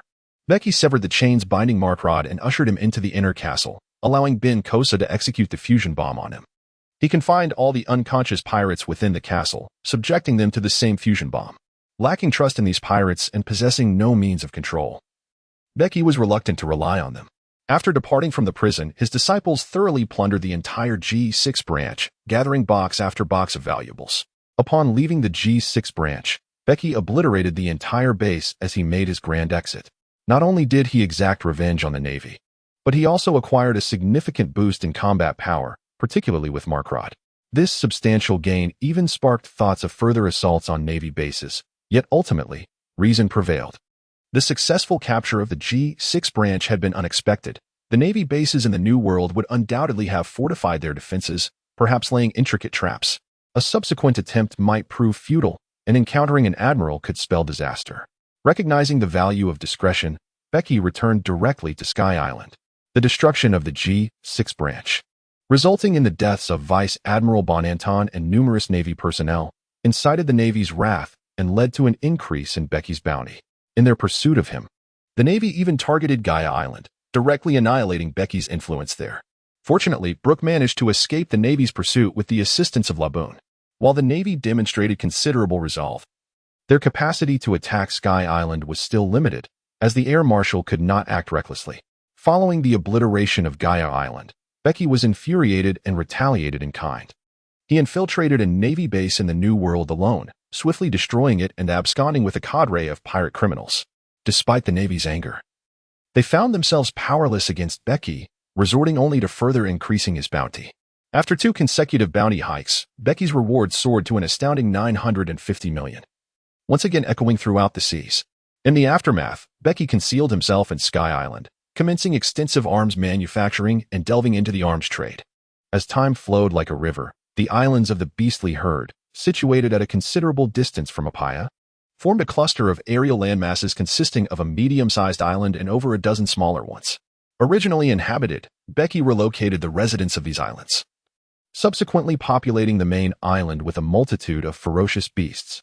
The Wild Beast Islands serve as a training ground for Bege and her disciples. The ferocious creatures inhabiting these islands are no ordinary beasts. They have all been injected with a berserk serum developed by Ben Kosa and Jia Ji from IQ plants. This potent concoction catalyzes the beasts, transforming them into colossal and frenzied monsters. Furthermore, it enabled Ben Kosa to fuse these raging beasts, as he personally ventured into the windless zone to capture sea kings and ensnared aerial beasts in the White Sea. By harnessing the formidable creatures of both the ocean and the Sky Islands, he created one terrifying monstrosity after another. On the medium-sized Wild Beast Island, the creatures are particularly fearsome, often resulting from 4 or 5 fusion processes, making it accessible only to elite warriors like Bege and Modi for their trials. On the nearby smaller Sky Islands, the monsters vary in strength, providing suitable training opportunities for junior and mid-level disciples. Bege diligently hones her swordsmanship on the medium savage Beast Island, confronting ferocious creatures nearly every day. At the heart of this island, a cacophony of thunderous roars reverberates as a monstrous entity, towering several dozen meters, wreaks havoc. This terrifying beast possesses the head of a bull and the body of a bear, with a thick, serpent-like tail cascading behind it. And its limbs are encased in formidable scales. Each of its punches generates a shockwave, capable of shattering a forest within a 10-meter radius. Known as the nightmarish beast, this creature embodies the very essence of a nightmare and is the most fearsome inhabitant of the island, having undergone 9 formidable fusions with other powerful entities. The only one capable of engaging it in combat is Bege, who regards this beast as her primary training adversary. At this moment, the nightmarish beast is in a frenzy, driven by its fierce battle with Bege. Chapter 105. Roger's imprisonment. Each blow from the nightmarish beast is extraordinarily terrifying, creating explosive sounds that reverberate throughout the entire island.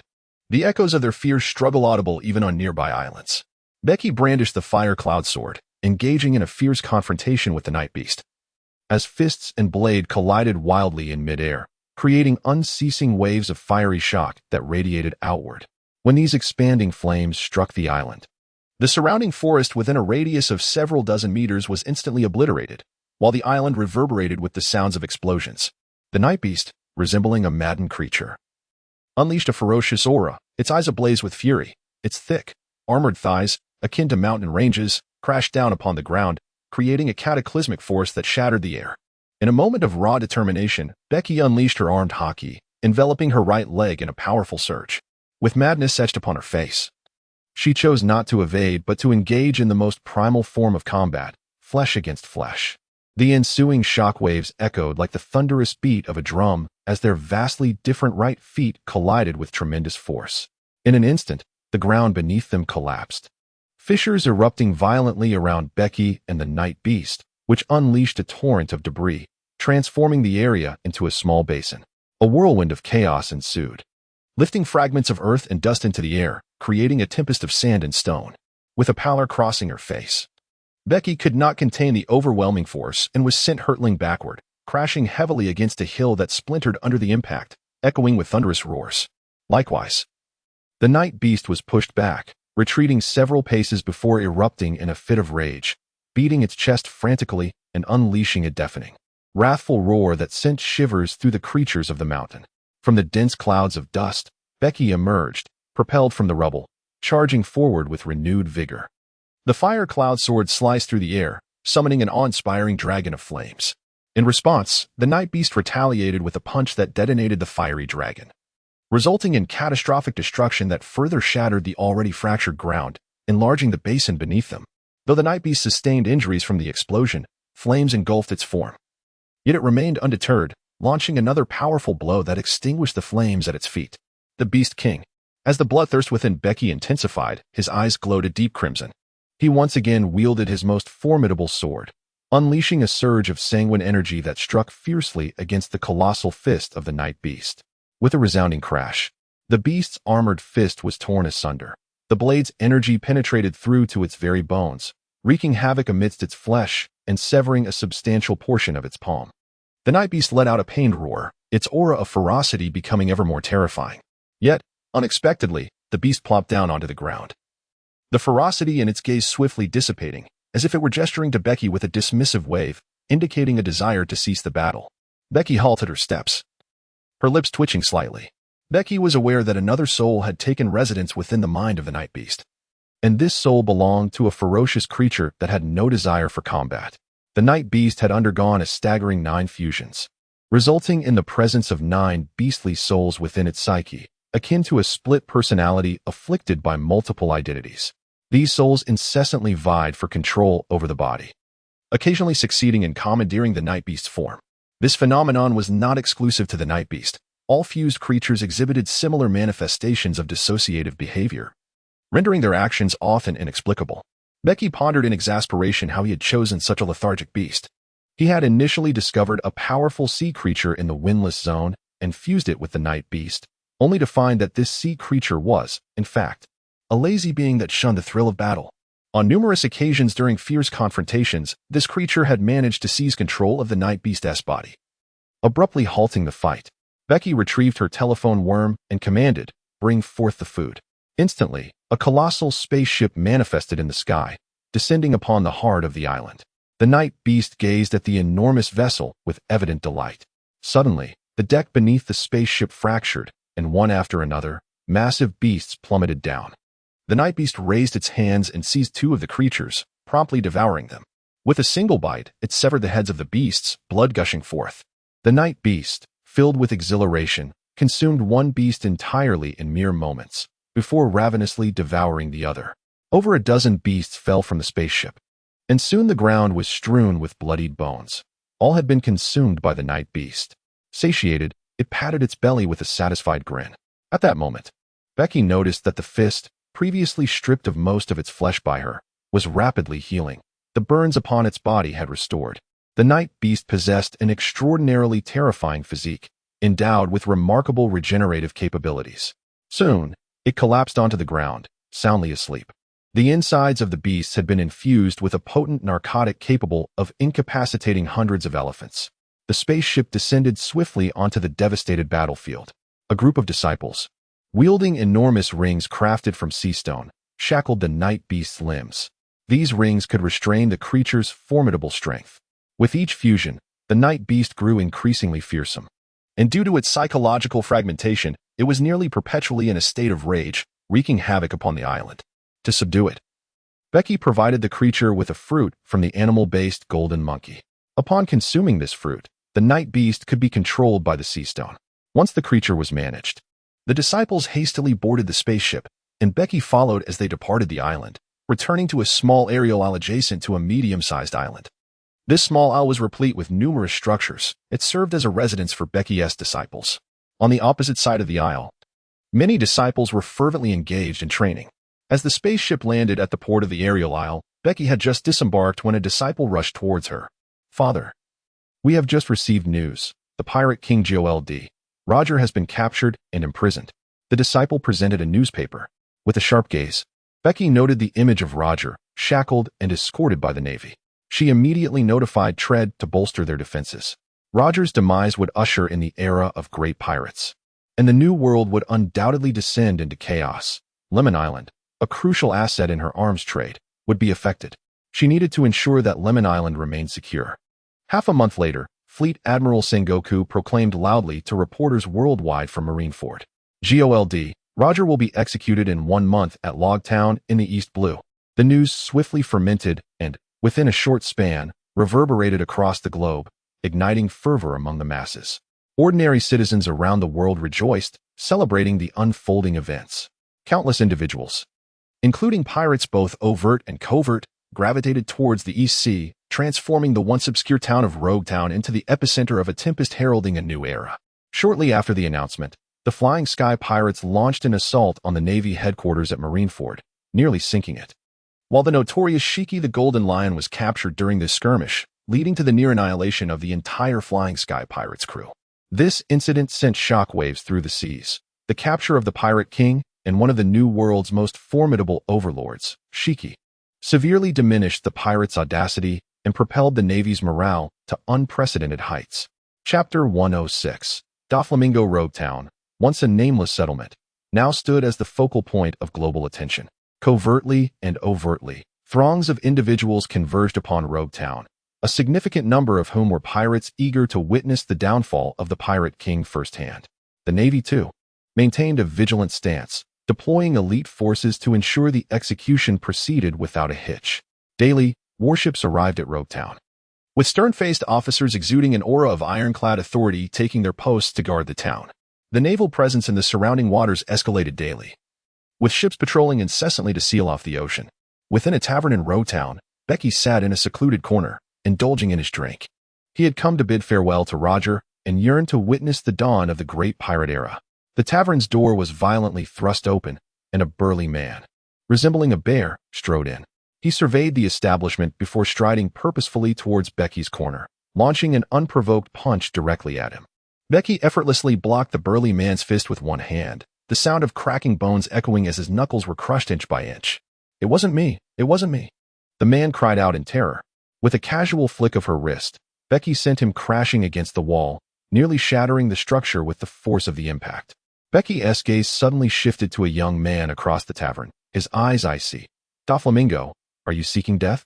The young man, clad in a crimson feathered coat and adorned with violet spectacles, wore an arrogant, insouciant smile. This individual would later become renowned as the formidable king of the underworld. Don Quixote Doflamingo. "Ha ha, that fellow is a notorious butcher with a bounty exceeding 100 million. To think he hasn't even exchanged a single blow with you. The infamous Capone Bege indeed demonstrates your prowess." With a sinister smile, Doflamingo erupted into laughter. Suddenly, 3 sharp cracking sounds resonated before Becky. Doflamingo's fingers froze, a flicker of apprehension crossing his face as he regarded Becky with newfound caution. "Don't employ such trivial tricks. They are far too low for you, Doflamingo." Becky's expression darkened further as he approached Doflamingo step by step, towering over him with a frigid gaze, regarding him as one would an ant, brimming with disdain. "Do you truly believe that the town of Roguetown is filled with Navy officers, and that I would refrain from acting?" In the next instant, a chill enveloped Doflamingo, his eyes wide with disbelief. His figure vanished in an instant. The table he had occupied shattered into splinters. Doflamingo's face turned ashen with rage, his features twisted in fury, coldness radiating from his eyes as veins began to bulge ominously on his forehead. Suddenly, 10 silver threads pierced the air, creating a deafening sonic boom. No longer concealing their intent to attack Becky, Becky deftly evaded the silvery threads, which effortlessly pierced through the tables and benches behind her. Even steel plates succumbed to their penetration, showcasing the remarkable resilience of these silken strands. Whoosh!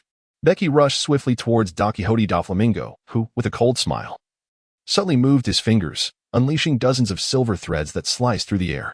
In the midst of this violent onslaught, Becky adeptly altered his trajectory in the air, evading one silver thread after another. For those he could not dodge, he enveloped his fists in haki and shattered them with powerful strikes. Becky charged forward, delivering a powerful punch towards Doflamingo. With a swift motion of his 5 fingers, Doflamingo intercepted Becky's iron fist, creating a shower of sparks. As he successfully blocked the blow, a sinister grin spread across Doflamingo's face, and he unleashed his Conqueror S-Haki. "Is it only you who possesses this might?" Bege retaliated, manifesting his own Conqueror S-Haki, which was even more ferocious and relentless. The two forces clashed within the tavern, sending tables and chairs flying in all directions. Doflamingo's expression darkened considerably. While Bege's Conqueror S-Haki was not as potent as his own, the sheer brutality emanating from it surpassed that of Doflamingo. Bege exhaled a puff of smoke, a disdainful sneer curling her lips. With a sudden exertion of her arm, the vibrant threads shattered instantly. Doflamingo swiftly recoiled, his fingers curling into claw-like shapes as he lunged at Bege, the multicolored strings slicing through everything in their path.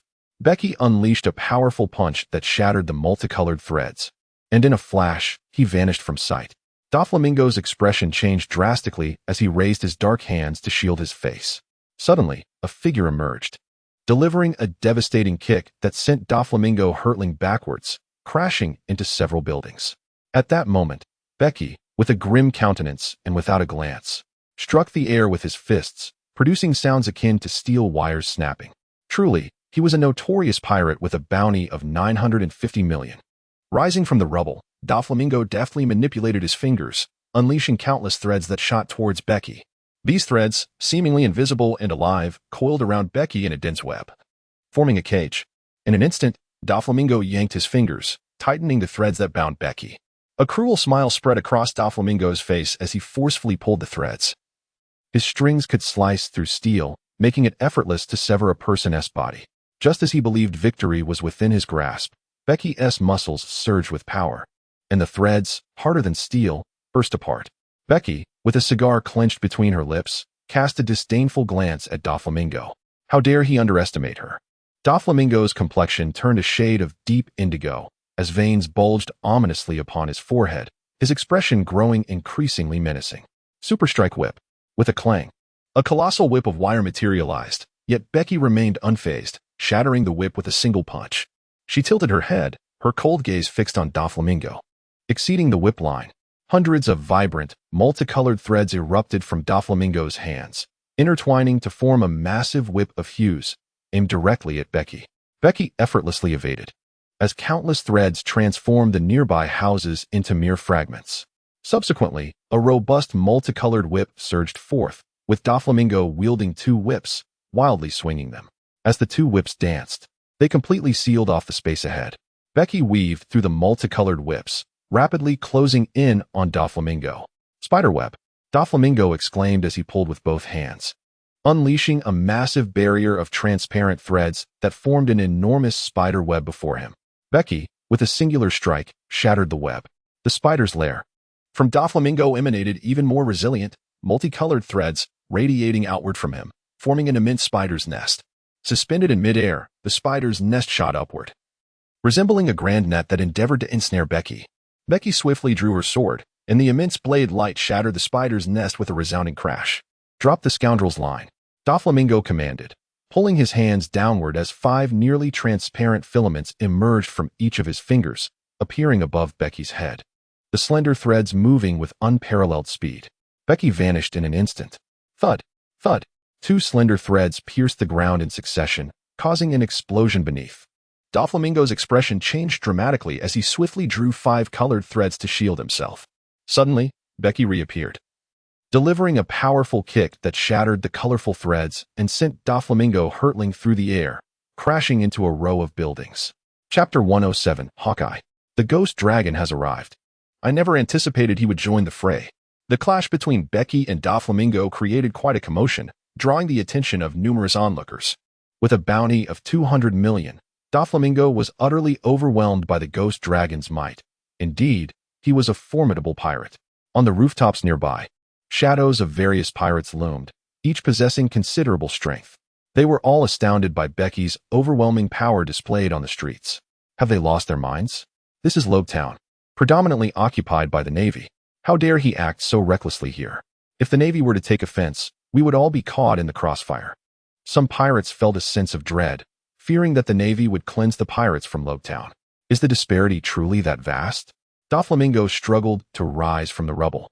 Blood trickling from the corner of his mouth, his gaze chilling as the colorful thread swirled ominously around him. Becky, puffing on a cigar, strode purposefully towards Doflamingo, who tightened his expression at the sight of him. Suddenly, an icy wall emerged before Becky, obstructing his path. Concurrently, a figure materialized in front of him. Caponebeque. Combat is presently prohibited on Rogue Island. Should you wish to engage in battle, I shall accompany you, declared the tall, slender youth, emanating an aura of coldness as frost rapidly spread across the ground beneath him. Becky slowly articulated the identity of this individual, the future admiral. The street resonated with the sound of hurried footsteps as a throng of Navy soldiers surged in, causing the onlooking pirates to scatter. Several imposing commanders emerged.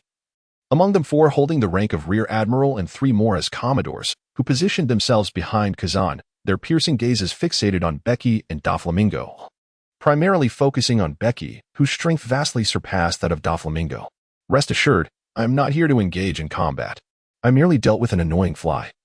Becky chuckled nonchalantly, turning to depart. A fly? Doflamingo laughed sinisterly, his expression a mask of fury. As a born king, he had never been so contemptuously insulted. Save for the lofty celestial dragons. His inner rage boiled, and his eyes betrayed an unmistakable intent to kill. Kazan, this individual is merely 20 years old. With a bounty soaring to 950 million, a person of such caliber could very well become the new pirate king. Are you truly prepared to let him go? Doflamingo sneered ominously. Kazan and the other commanders' expressions darkened, a faint aura of lethal intent beginning to waft through the air. Becky suddenly turned around, her smile vanishing as she cast a frigid glance at Doflamingo. This man was instigating discord, seeking to leverage the Navy's power to eliminate Becky. Doflamingo, she warned with a chilling tone, if you lack the strength, do not provoke those who are stronger than you. With a piercing gaze, Becky slid her hand across her neck, coldly adding, otherwise, you will meet a most gruesome end. Doflamingo's expression faltered, the veins on his forehead becoming more pronounced. Becky turned and walked away, and the Admiral chose not to take action. Admiral Akiji, will you really refrain from intervening? Inquired one of the Vice Admirals. Akiji's serious demeanor swiftly faded, giving way to a more languid disposition. How could I possibly intervene? There are only 5 Vice Admirals on Roguetown. It hardly poses a challenge for me. Let us wait for Mr. Sengoku and Mr. Garp to arrive before making any decisions. He was well aware of the ambush at Giginia Island. Given the formidable strength of Becky, escaping the grasp of a general was beyond their capabilities. Keep a close watch on Caponebeque. We shall deal with him after Roger's execution, Akiji stated in a low tone. The other 4 Vice Admirals expressed no dissent. Their conversation reached the ears of Don Quixote Doflamingo, who silently chuckled, yet his mood was more dismal than ever. Becky, with formidable strength, shattered his long-held pride. Hee. The future is still ahead, Capone Bege. One day, I shall trample you beneath my feet. Doflamingo's face regained its defiant smile as he turned away with an air of indifference. As Becky departed from the street, a sudden arch of her brow revealed her awareness of a piercing presence. She turned her gaze and beheld an individual leaning against the corner of a wall, intently observing her. Becky calmly revealed the identity of the individual before her. Those eagle-like eyes and the cold demeanor belonged to none other than the future world's most formidable swordsman, Dracula Mihawk. At this moment, Mihawk was adorned with a long sword at his waist, having yet to acquire the legendary Black Blade, Yuru, known as the most powerful sword in existence. His piercing gaze, reminiscent of a hawk, exuded an unparalleled sharpness, brimming with a fierce desire for battle. The Dragon Slayer swordsman, I have heard tales of your swordsmanship. As ferocious as a wild beast. I am eager to experience your technique, Mihawk stated, straightforwardly expressing his challenge. He roamed the seas in search of formidable swordsmen, challenging any who possessed great skill. I am also familiar with you, Mihawk. I too wish to engage in a duel of swordsmanship, Becky replied, her eyes betraying a flicker of interest. Mihawk was indeed a powerful swordsman, although he had yet to ascend to the rank of the greatest swordsman. His prowess was indisputable, a worthy opponent for honing one's skills. Unfortunately, the moment was not right for combat, and Becky shook her head. It matters not. I can wait. Mihawk responded, his spirit for battle unyielding. Very well, after this matter is concluded, I shall meet you at Kaya Island, where I will await your arrival. Becky acquiesced to Mihawk's challenge. A promise made is a promise kept, Mihawk declared, turning away with resolute determination. Becky had scarcely taken a few steps when a faint sound emanated from an alley, calling out his name. Becky glanced over and saw two figures in the alley observing him. They were familiar faces, Shanks and the Joker Buggy. Roger was to be executed, and some members of the Roger Pirates had come to bid him farewell. Becky approached with a smile, and Shanks immediately remarked, "Becky, you just had a confrontation with Don Quixote da Flamingo. Roguetown is perilous at the moment. I believe you should leave swiftly. I am here to bid farewell to Captain Roger. Once I have seen him off, I shall depart," Becky replied with a grin. "I have heard that Captain Roger is being escorted by Sengoku and Garp. By the time you wish to leave, it may be too late," Buggy interjected. "Ha ha ha. Rest assured, if I dared to come to Roguetown, I am already prepared for an escape," Becky said with a laugh. Shanks nodded in relief. "Is it just the two of you who are here to see off Captain Roger? Has Mr. Rayleigh or Mr. Jabba not come?" Becky inquired. Shanks and Buggy's expressions darkened. Shanks replied, "After the disbandment of the crew, everyone went their separate ways. It has been a long time since we last saw Uncle Rayleigh or Uncle Jabba. I am uncertain if anyone will come to bid farewell to the captain." Becky gently patted the shoulders of the two, offering solace. "Since our parting on Sky Island, we have not crossed paths again. Come, let us indulge in a drink." "I do not wish to go." Buggy fervently shook his head, reluctant to involve himself with Becky, fearing the attention of the Navy. "Buggy, do not be such a spoilsport." Shanks seized Buggy, while Becky firmly held his shoulder, and together they dragged him into a tavern. Chapter 108. A momentous occasion. As time gradually passed, an increasing number of Navy personnel occupied Roguetown. The two formidable admirals, Akainu and Kizaru, arrived in succession, transforming the coastline into a heavily guarded zone. Roguetown was entirely sealed off, permitting no entry or exit, and the atmosphere grew increasingly tense. The elite soldiers of the Navy's headquarters continuously rotated in and out from dawn to dusk, meticulously patrolling every street within the town, particularly monitoring the movements of the pirates. The maritime blockade intensified, expanding its reach, effectively halting many pirates, though some exceptionally cunning ones managed to elude the Navy and reach Roguetown. Those pirates who were permitted entry into Roguetown were often overlooked by the Navy, as prior orders from Admiral Akiji had prioritized ensuring Roger's execution proceeded without incident. Above all else, even the eradication of the pirates within Roguetown. This accounted for the Navy's decision to merely monitor Becky and his companions without taking further action. The oppressive atmosphere reached its zenith on the third day. That morning, the three most formidable figures of the Navy, Admiral Steelbone Akiji, Sengoku, and Garp, personally escorted Roger to Roguetown. Except for Admiral Zifa, who remained stationed at Marineford, the mightiest forces of the Navy gathered to assert their presence. Their arrival rendered the air in Roguetown suffocating, to the point where one could almost taste the weight of the tension with each breath. The execution was announced to take place at noon, during the sun's most blinding hour. This particular moment possessed a profound significance. The emergence of the Pirate King symbolized the pinnacle of pirate power, akin to the midday sun, unstoppable and radiant. Yet, once the midday sun waned, it heralded the onset of dusk and darkness. The Navy aimed to convey a declaration to the world, signifying that following Roger's execution, the era of pirates would diminish, descending into twilight. Within the Navy's base in Roguetown, a conference room gathered a constellation of stars, with no fewer than vice admirals congregating. Admiral Akiji presided over this impromptu meeting, primarily to assess the number of pirates present on the island. The most prominent among them was the notorious Capone Bege. Alongside him, the new generation of formidable pirates, including Don Quixote da Flamingo, Shanks, Dracula Mihawk, and Crocodile, also roamed the island. Akiji reported the situation regarding the pirates on the island. "These young pirates have arrived just in time. Let them witness the fate that awaits their kind," Sengoku remarked with a cold scoff. Caponebeque. Air Marshal sensed the fury radiating from Capone Bege. In the entire town of Rogu, Capone Bege was the only one of note. Carp, indifferent, was preoccupied with picking his nose, showing no interest in young pirates like Don Quixote da Flamingo. Capone Bege posed a significant threat, cunning by nature. His presence in Roga demanded that we devise a plan to capture him, Sengoku stated solemnly. However, any attempt to apprehend him must occur after Roger's execution.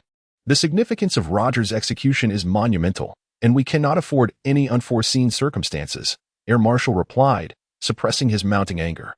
The primary purpose of Roger's public execution lies in its deterrent effect on pirates, its encouragement of the Navy, and its declaration of the Navy and the world government's might to the populace of the world. The five elders personally instructed Air Marshal to travel to Mariewa, emphasizing that the execution process must proceed flawlessly. He continued, his voice laced with fury. Other pirates may be disregarded, but Capone Bege must be dealt with. After Roger's execution, we shall immediately commence the pursuit of Capone Bege. Sengoku, Carp, you two shall act in concert and ensure his capture. Air Marshal looked at Sengoku and Carp. Following the execution of the Pirate King, if we were to eliminate the strongest of the new generation of pirates, it would further suppress the audacity of pirates and enhance the prestige of our navy.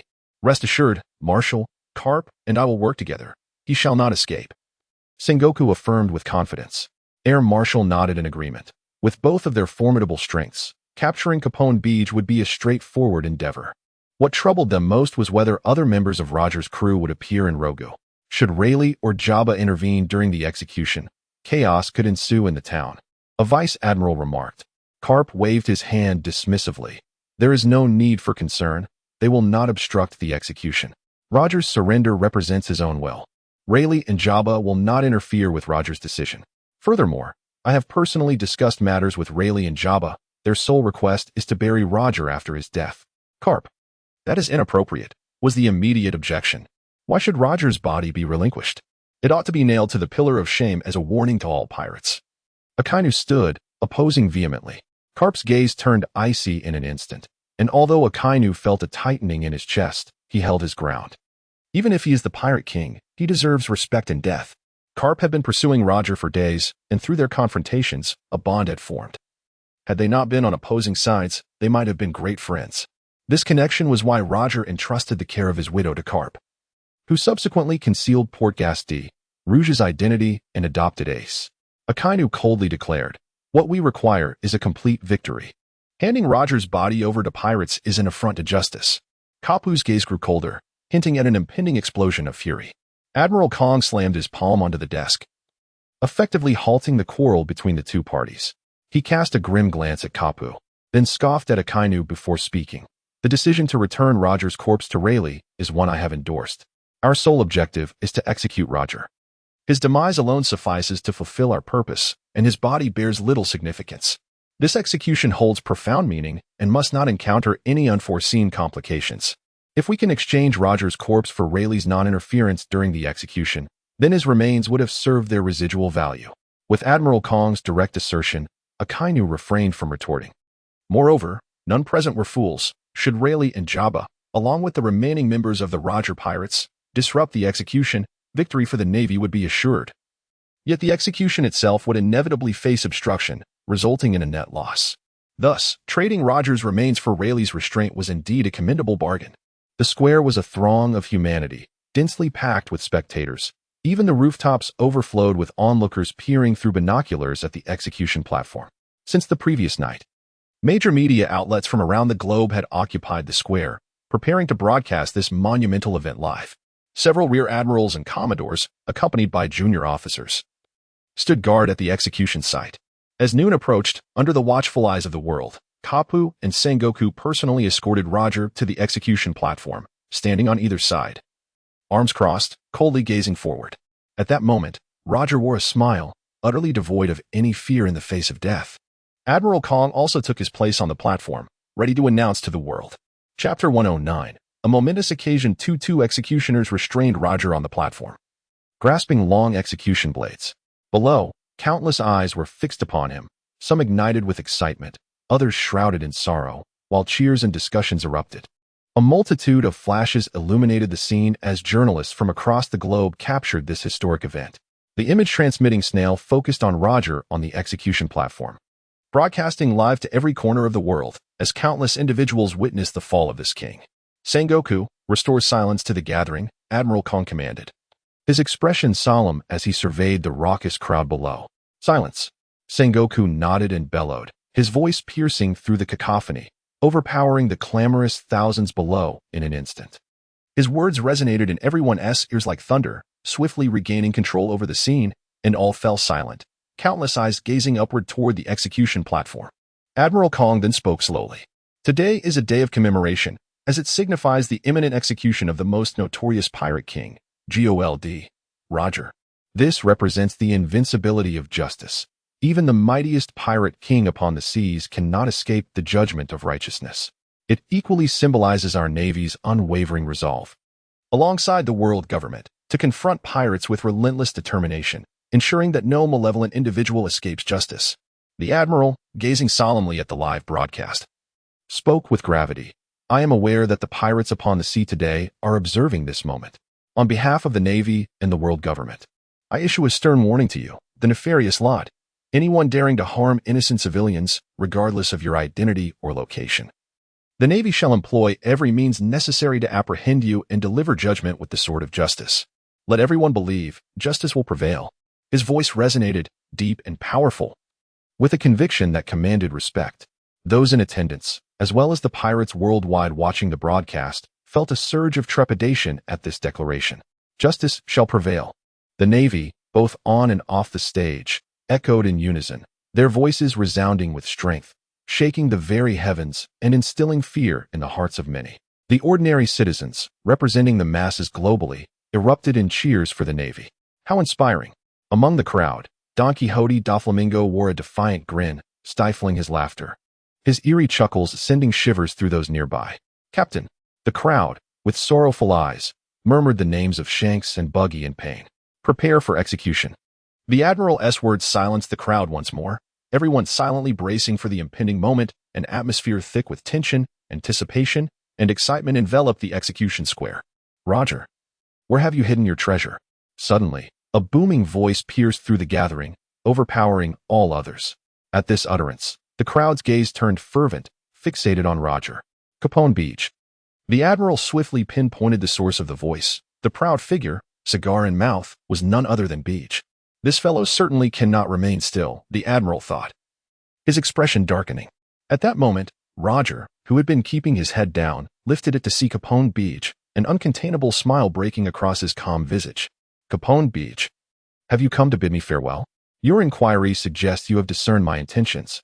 You anticipated the dawn of the great pirate era on Sky Island, and today, as you wished, I shall inaugurate that era. Let the seas descend into chaos once more, giving birth to a new order amidst the turmoil. I eagerly await to see if someone as perceptive as you can reign over this unruly, tempestuous age of piracy. Taking a deep breath, Roger suddenly declared, my treasure. If you desire it, take it all. Everything in this world is contained there. His voice, deep and resonant, reverberated throughout the entirety of Rogertown in an instant, reaching the ears of all present and simultaneously broadcasting across the globe. The whole world heard those words. In that moment, silence enveloped the earth. Roger's voice echoed in the minds of every individual, while the air was thick with a scent known as desire. Suddenly, the placid river of time surged with tumultuous waves, and the distant roar of a tsunami could be heard. This heralded the arrival of an uncontrollable and chaotic era. The age of pirates had begun. My heavens! What have I just heard? Wealth, the treasure of the Pirate King. Some trembled, others rejoiced, while a few descended into madness. Following a brief moment of calm, chaos erupted, and the crowd erupted into cheers. Pirate King, where have you hidden your treasure? Some fixed their gaze intently on the execution platform, hoping for Roger to divulge more information. Hurry, execute him. The Marine, Sora, shouted with a grim expression. The executioners moved swiftly, two long blades thrusting into Roger's back, shattering his heart. Crimson blood flowed from the executioner's knives, staining the platform.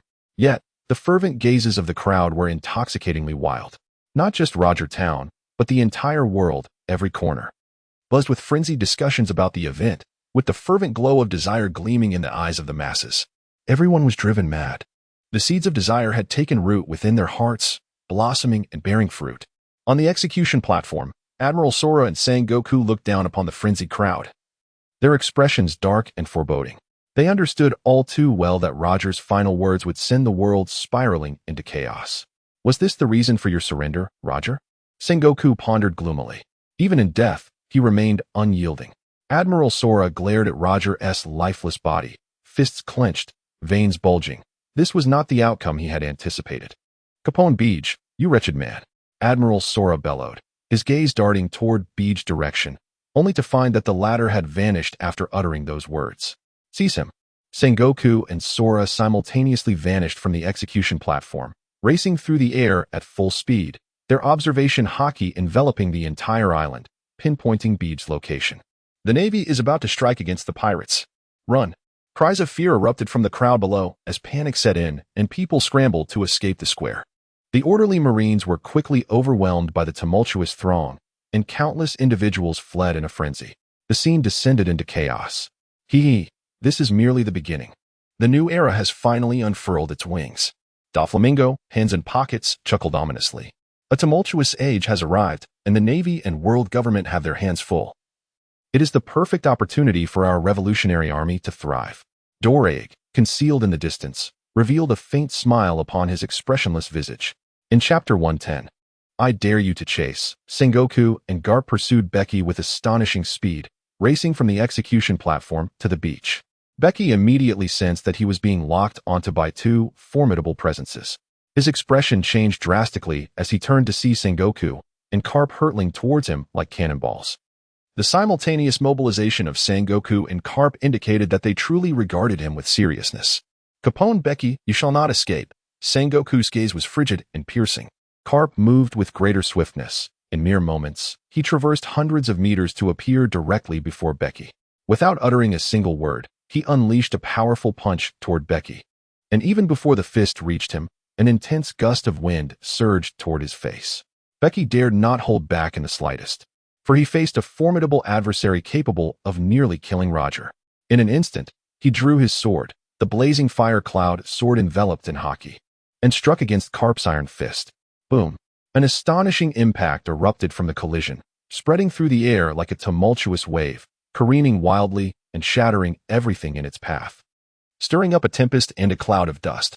It was an indescribable force, an overwhelming power capable of obliterating all, surging into Bege's being. With just one clash, he was violently hurled away by that punch, landing more than 200 meters distant. He shook his numbed arm and dazed head, fixing his sharp gaze upon Garp. Strong. Terrifyingly strong.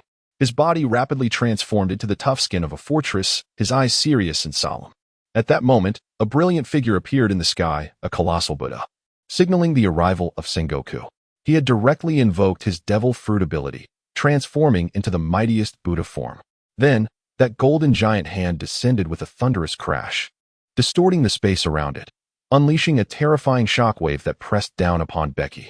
It felt as if an immense mountain had suddenly landed upon him. The ground beneath his feet crumbled at an alarming rate, the rising dust unable to escape, pinned firmly to the earth by the colossal force. His feet sank deep into the ground, his body unable to rise. Did he still wish to stand? Sengoku let out a cold huff, his golden hand pressing down once more, a more horrendous shockwave descending upon Bege. It was as if mountains were ceaselessly crashing down upon him, causing his entire body to tremble. The pressure, he felt an overwhelming weight pressing upon him, and as he opened his mouth, blood spilled forth. Under this immense strain, he let out a low roar, channeling all his strength into a fierce swing of the fire cloud sword, unleashing a blood-red blade of energy that tore through the shockwave, directed solely at Sengoku. Sengoku, with one hand, intercepted the crimson blade of energy, flicking it away towards the sea, which was instantly cleaved by the attack, leaving a deep trench 100 meters long. Indeed, even the Marine Admiral could not withstand such power at this moment. Taking advantage of this moment, Bege swiftly retreated, her eyes reflecting a blend of seriousness and gravity. Caponebeque, you cannot escape, echoed the ominous voice of the warring states as he advanced towards her, an aura of dread emanating from his being. Bege coughed up a mouthful of blood and erupted into laughter. What are you laughing at? Sengoku furrowed his brow. At that moment, a tremendous explosion suddenly erupted on Rogue Island, causing the entire land to tremble. A colossal mushroom cloud rose majestically from Rogue Town, captivating everyone's attention. Was it you? Sengoku glared furiously at Bege. Bege emitted a peculiar smile, and from his body emerged numerous city gates, each of which released a multitude of disciples wielding a remarkable artillery piece composed of multiple barrels. This innovative weapon, a multiple rocket launcher, had been developed under Bege's guidance by weaponry experts, capable of unleashing an astonishing barrage of powerful rockets simultaneously. In an instant, as the gates of Bege opened, these rocket launchers discharged, sending forth a flurry of projectiles that, moments after departing his surface, swelled to a colossal size. Instead of targeting Admiral Sengoku and Captain Garp, they soared towards the direction of Rogue Town. Meanwhile, the disciples within the fortress were hastily reloading the rockets, preparing for a second volley. This rocket launcher possessed a potency over tenfold that of ordinary artillery, and the hundreds of rockets raining down upon the residential areas of Rogue Town were poised to inflict devastating casualties. Bege gazed at Sengoku and Garp, a sinister smile playing upon his lips.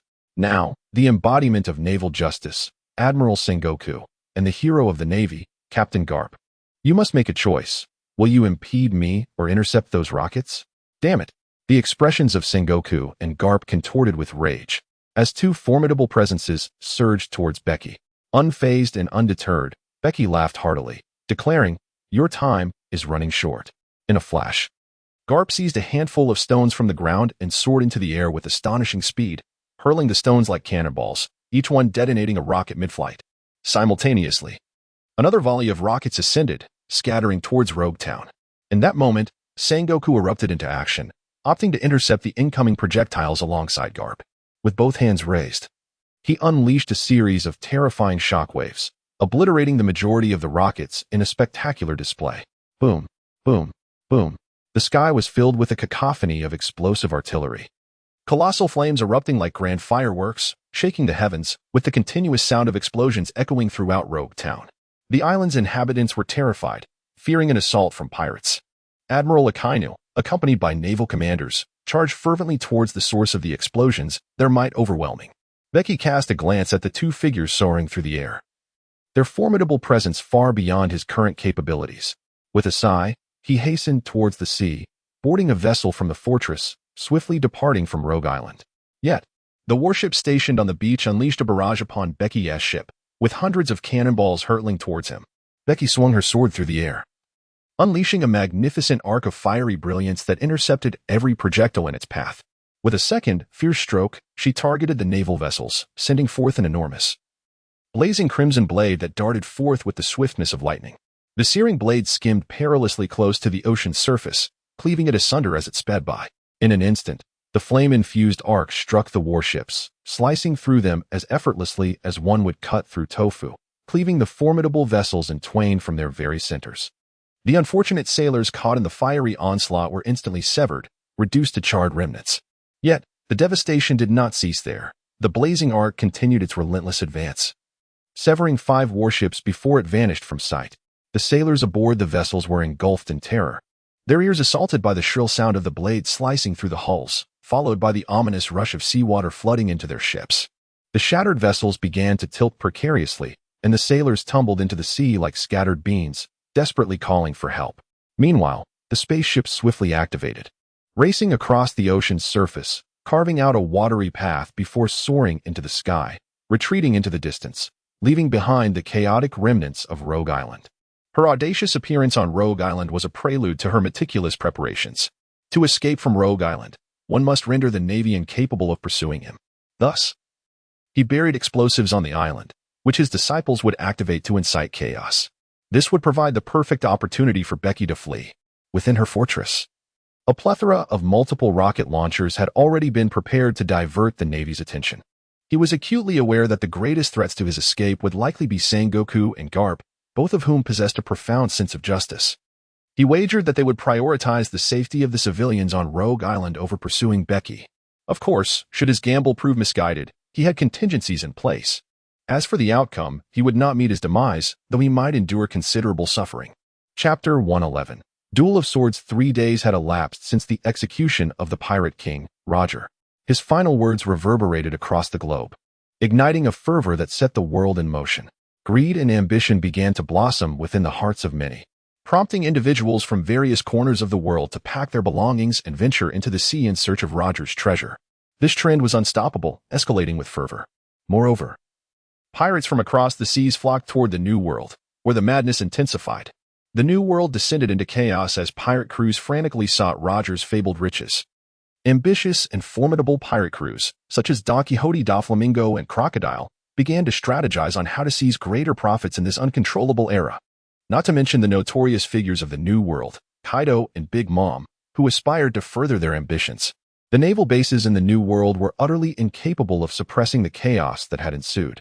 Attempting to quell an era spiraling out of control would exact a grievous toll, which would later explain why only a single naval base remained in the New World. Yet, this was merely the beginning. even greater troubles were on the horizon. Countless individuals began to flood into the sea, where the strong would rise to prominence amidst the turbulent tides, ushering forth a new generation of heroes, tyrants, and legends onto the stage of this chaotic pirate era. This grand epic, ignited by Roger, shone even more brightly with the emergence of countless stars. It was not a benevolent age, rather, it was a tumultuous and nefarious one. However, there is no doubt that it was also a magnificent era, destined to be etched into the annals of history. After leaving Rogue Town, Bege did not return to Sky Island, but instead traveled to Gyre Island. He had made a pact with Hawkeye to engage in a battle on Gyre Island, a commitment he could not forsake. Hawkeye's pace was considerably slower, and Bege waited for nearly half a month on Gyre Island before Hawkeye finally arrived. In the desolate woods of Gyre Island, Hawkeye and Bege stood facing each other, while Moria and his companions watched from nearby. Although Moria and his crew were unfamiliar with Hawkeye, the mere fact that he was the opponent who made Bege wait for such an extended period was enough to command their respect. Hawkeye's eyes sparkled with excitement, and his expression was equally filled with anticipation. He slowly drew his sword from his waist, its blade ominous and clearly of extraordinary quality. This blade, the Great Blade, is forged by the master craftsman, KCH. I look forward to your guidance. Bege slowly drew the fire cloud sword, her face illuminated with anticipation. This sword, known as the Fire Cloud Sword, is a masterpiece crafted by the most exceptional cloud artisans of the Sky Island. While it may not rival the legendary Great Blade of 21 Works, it is not far behind. A splendid sword, Hawkeye observed the Fire Cloud Sword.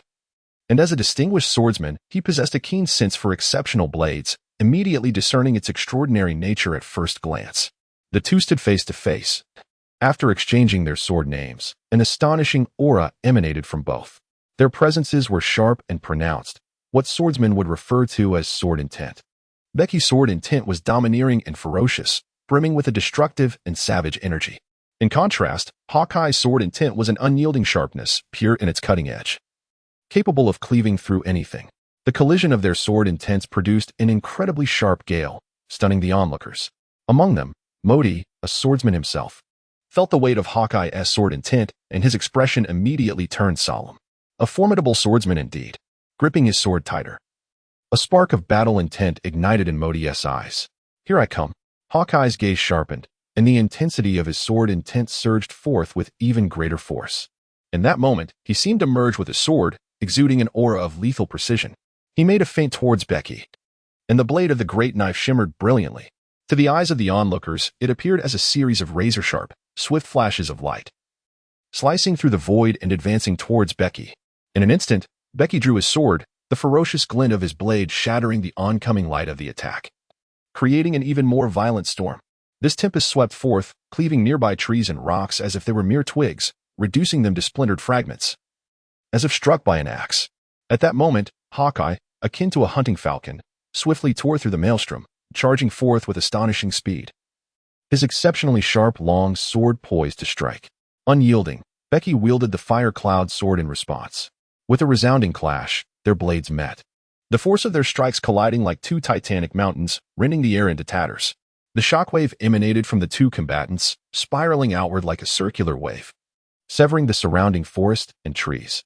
Such formidable swordsmanship. The expressions of Moria and his companions shifted, prompting them to retreat hastily. Their bodies enveloped in the protective aura of Hawkeye, managing to withstand the overwhelming force of the swords. They withdrew 100 meters before evading the onslaught of energy. Ouch! Weibel, caught off guard, bore the brunt of the sword's might, a gash carved into his flesh, eliciting a grimace of pain.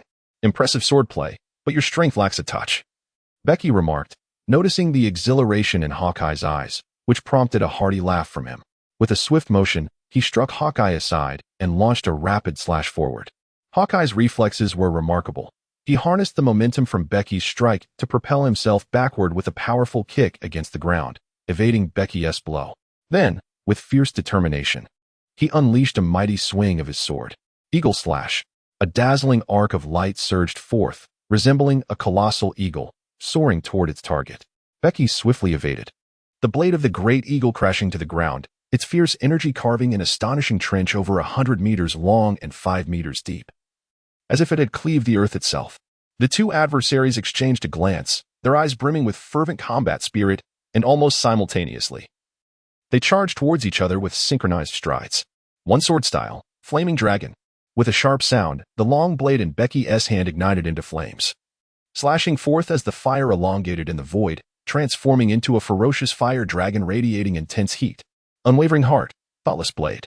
The eagle eye executed a powerful slash, cleaving through the fiery dragon, sparks flying as Becky countered, severing the blade's light. Their gazes locked as they raced towards one another. In that moment of collision, a deafening roar erupted, flames soaring skyward, as the clash of blades unleashed a tempest. Once again, they collided, and in the next instant, a fierce wind erupted, sending shockwaves in all directions, etching deep gashes into the ground. They separated briefly, only to re-engage, their speed extraordinary, with the blades continuously slicing through the earth, creating an array of fissures. The previous strikes had merely been a test. Now, the true battle commenced. The resounding clashes of their blades reverberated through the mountains and forests, the air thick with sword energy, and flames shot forth indiscriminately.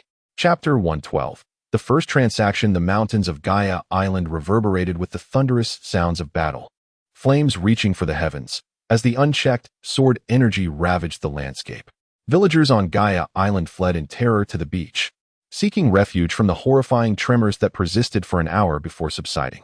The once vibrant wilderness lay in ruins, and amidst the shattered earth stood Becky, his blood surging with vitality, his fierce form gradually returning to normal. Blood stained his lips, and several cuts marred his body, rendering him somewhat disheveled. Not far away, in a large pit, Eagle Eye sat in tatters, his breath faint, with numerous gashes across his chest bleeding profusely. Unable to grip his long sword any longer, he coughed up blood and collapsed onto the ground. Defeated. A tremor coursed through Eagle Eye's heart as he recalled Becky's final strike. Envisioning the raging beast that seemed to roar from within Becky, the ferocity and dominance of that sword intent utterly shattered his will, leaving him incapable of resistance. His mind tumultuous with unease. My hawk, if it were solely based on swordsmanship, we would be evenly matched. I sense that with a few years of honing your sword intent, you will undoubtedly transcend the realm of the swordmaster. Becky sighed deeply, reflecting on My hawk, still merely in his 20s, yet possessing an astonishing prowess in swordsmanship. Becky's victory over him stemmed from his comprehensive strength. Defeat is defeat, and I wholeheartedly accept it at your hands. Hawkeye rose, sheathing his long blade without offering himself any excuses. He cast a glance at Becky and solemnly remarked, "Your sword has reached the level of sword intent, yet its ferocity is overwhelming. Once it transforms into sword intent, its violence will multiply exponentially, rendering it nearly impossible to tame. Proceed with caution." Becky erupted into laughter, exuding an air of authority. "Rest assured, the sword intent born of my essence shall undoubtedly be wielded by me." Eagle Eye nodded in agreement, leaping out of the pit and advancing towards Becky, his eyes brimming with combat spirit. "Once I hone my sword intent, I hope to engage in battle with you," he declared. "I too hope that by then, you will have transformed your intent." Eagle Eye once again issued a challenge to Becky. "Very well, I await your arrival." Becky responded with enthusiasm. At that moment, a figure approached with agile leaps, landing before Eagle Eye. It was Modi, who gazed intently at Eagle Eye, his sword aura emanating involuntarily. Eagle Eye's gaze sharpened. He discerned that Modi was also a master swordsman. "Eagle Eye, allow me to introduce you. This is my teacher." A formidable swordsman in his own right, Becky stated, recognizing the battle intent in Modi's eyes and understanding his intentions. "Eagle Eye, I wish to challenge you to a duel." Modi stated plainly. "Very well." Eagle Eye readily accepted. Half a month later, Eagle Eye's injuries had largely healed. On Gaia Island, he and Modi engaged in a sword duel. The outcome was a draw, with both sustaining injuries, yet Eagle Eye emerged victorious over Modi. These two bouts of swordplay proved immensely beneficial for all three, particularly for Eagle Eye, whose sword intent was markedly more defined. It is estimated that within a year or two, he will fully manifest his sword intent and step into the realm of the great swordsman. The potential of the world's strongest swordsman is indeed formidable. Not long after Becky returned to the empty island, Drago contacted him to discuss an arms deal, expressing his intention to procure weapons from Becky. They arranged to meet on a desolate island in the first half of the Grand Line. This time, Drago was not alone. He was accompanied by several members of the Revolutionary Army. Among them was a towering figure, recognized by Becky, a person with an incongruous large face. Deep purple hair styled in an explosive manner, long and thick eyelashes, light blue eyeshadow, and purple lip gloss, presenting an exceedingly bizarre appearance. Their attire was equally perplexing, consisting of fishnet stockings paired with a form-fitting, ultra-low-cut bodysuit, which hardly seemed conventional. Indeed, this was the revolutionary officer, the cross-dresser Emporio Ivankov. He was undeniably youthful and exuded an imposing charisma.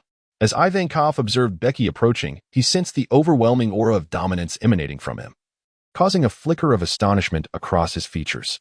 Caponebeque, your presence grows ever more formidable, Ivankov remarked. Drago, too, felt the assertive energy radiating from Bege, his brow furrowing slightly, as he presumed Bege was attempting to intimidate him. Bege chuckled. Recently, I engaged in a match against a formidable opponent and made significant progress. Dorag's eyes sparkled with insight as he nodded in acknowledgement. Bege, with a cigar clenched between her teeth, spoke. Dolag, while I hold great admiration for your revolutionary forces, in matters of commerce, one must adhere to the principle of payment upon delivery. So, have you brought the money? Indeed, I have, Dolag replied, gesturing with a flourish. The revolutionaries behind him opened large boxes, revealing a treasure trove predominantly filled with gold, while Bailey contained only a modest portion. It appeared they had plundered the riches from a pirate crew. And what of my goods? Dolag inquired. Bege's chest opened like the gates of a city, and a series of large white crates, crafted from the clouds of the island, soared out from the castle and landed before them. Bege's disciples promptly unlatched these crates, revealing an arsenal of weaponry and ammunition within. From rifles to artillery, an extensive array was at their disposal. The capabilities of the stronghold fruit for transporting goods proved to be remarkably convenient, evoking envy in Dorag. A wielder of the stronghold fruit could be likened to a mobile fortress, effortlessly evading the scrutiny of the Navy, whether transporting troops or cargo. If the Revolutionary Army possessed such a wielder, their rate of advancement could potentially accelerate by an astounding tenfold. Particularly, with the stronghold fruit in the hands of a formidable individual, the effects would be nothing short of extraordinary. Contemplating this, Dorag once more entertained the notion of recruiting Bege. However, this thought was swiftly extinguished, for he understood deeply that Bege was imbued with immense ambition, a true conqueror, steadfast in his convictions and direction, unwilling to submit to others. Several soldiers of the Revolutionary Army conducted inspections of the weaponry and put them to the test. Bege smiled and said, "What do you think of my weapons? They are quite impressive, aren't they? They rival those of the Navy." Indeed, they were remarkable. Dolag, who was originally a rear admiral, was well acquainted with naval weaponry, and Bege's arsenal could compete with the elite armaments of the Navy in every respect. Bege, I hope that in our future transactions, you will provide weapons of this caliber, Dolag remarked, fully aware of the critical role high-quality weaponry plays in battle, especially for the nascent Revolutionary Army. Rest assured, my weapons will only improve, Bege replied with a smile. Dolag nodded in agreement. Father, the funds have been verified, reported a disciple who rushed over. Bege's smile grew even broader. Dolag, may our cooperation be fruitful. Bege, in addition to weapons, we require more supplies, such as food, blankets, and even the rarer sea stone. Dolag stated gravely. This transaction was merely a trial for the Revolutionary Army to assess Bege's capabilities. Should her abilities be confirmed, they would subsequently demand additional supplies. As long as the payment is made, everything will be manageable, Bege assured with a grin. Bege then spoke again. I am aware that your Revolutionary Army currently faces a scarcity of both personnel and funds. If you are willing, you may exchange items of equivalent value for my munitions and resources. For instance, devil fruits, renowned swords, or even humans. Are you suggesting the trade of slaves? Dragon's brow furrowed, and his gaze darkened. Bege let out a disdainful snort, declaring that she would never engage in such a repugnant business. Bege pointed toward the distant sea, a light laugh escaping her lips. This vast ocean is teeming with pirates and criminals. I desire those formidable marauders. The more powerful, the better. We shall assess the value of these pirates based on the bounties released by the Navy. You, the Revolutionary Army, have the opportunity to eradicate the evils of these waters while reaping substantial financial rewards. What do you think, Dracula? It is indeed a lucrative venture, isn't it? Chapter 113. Little Oars Jr. Bege, with a smile gracing his lips, articulated his intentions. He sought to leverage the Revolutionary Army to apprehend formidable pirates and criminals at sea. The power bestowed upon him by the mellow fruit of Bon Cosa granted him the ability to exert control over others, undoubtedly. This was the swiftest avenue for Bege to amplify his influence. Should the Revolutionary Army assist him in capturing these powerful adversaries, he would swiftly assemble a formidable force. What Bege has lost is merely vast wealth. However, with sufficient strength, he can perpetually generate riches. Dolag, with an impassive expression, contemplates the gains and losses in his heart. In contrast, Bege is filled with confidence, certain that Dolag will acquiesce. The Revolutionary Army currently suffers from a scarcity of personnel and funds, lacking in every essential aspect. For the Revolutionary Army to swiftly expand, money and resources are indispensable. At present, the only asset they possess is the formidable strength of the cadre led by Dolag. They have been covertly recruiting like-minded individuals while simultaneously dismantling certain pirate crews and malevolent forces to serve as operational capital. Now, they merely intend to sell those they originally planned to eliminate to Bege, thus earning a substantial profit. Moreover, those pirates and criminals are inherently egregious beings. Selling them incurs no moral burden for Dolag. He may even regard the demise of these felons as a sacrifice for the noble cause of revolution, deeming it a virtuous act that alleviates his own sins. Bege's proposal was an extraordinary boon for the Revolutionary Army. After a brief contemplation, Dolag readily acquiesced. The initial transaction between Bege and the Revolutionary Army was executed smoothly and pleasantly, leading to a deeper level of collaboration between the two parties. The New World, located on a small deserted island in the southwestern region of this realm, is graced by the presence of an enormous pirate ship, truly a behemoth, anchored off its shores. The divine ship of Bege is a colossal vessel capable of accommodating giants, yet it pales in comparison to this behemoth of a pirate ship. However, the pirate ship's structure is rather rudimentary and severely damaged, with its surface and masts adorned with countless patches, resembling a tattered garment stitched haphazardly. Aside from its imposing size, it possesses little of value. On this particular day, the skies were unkind, unleashing a tempestuous storm, with monstrous waves raging upon the sea. The pirate ship bobbed precariously on the turbulent waters, while the tethering ropes anchored to the small island were pulled taut. At that moment, a colossal humanoid figure suddenly emerged from the island, towering at an astonishing 30 meters, surpassing even giants in stature. In 2 strides, this gigantic being traversed the island's rugged terrain, arriving at the shore, where it grasped the bow of the pirate ship and dragged it ashore. With remarkable strength, the giant lifted the immense vessel and set it upon the coastline, subsequently taking a seat beside the grand pirate ship. Surrounding the giant were several pirates clad in raincoats, seeking refuge from the relentless downpour. Amidst the ferocious storm, another equally massive pirate ship emerged, navigating through the tempest, and it was none other than the divine ship. Bege has spent a considerable amount of time in the New World, diligently searching for mineral deposits on the islands.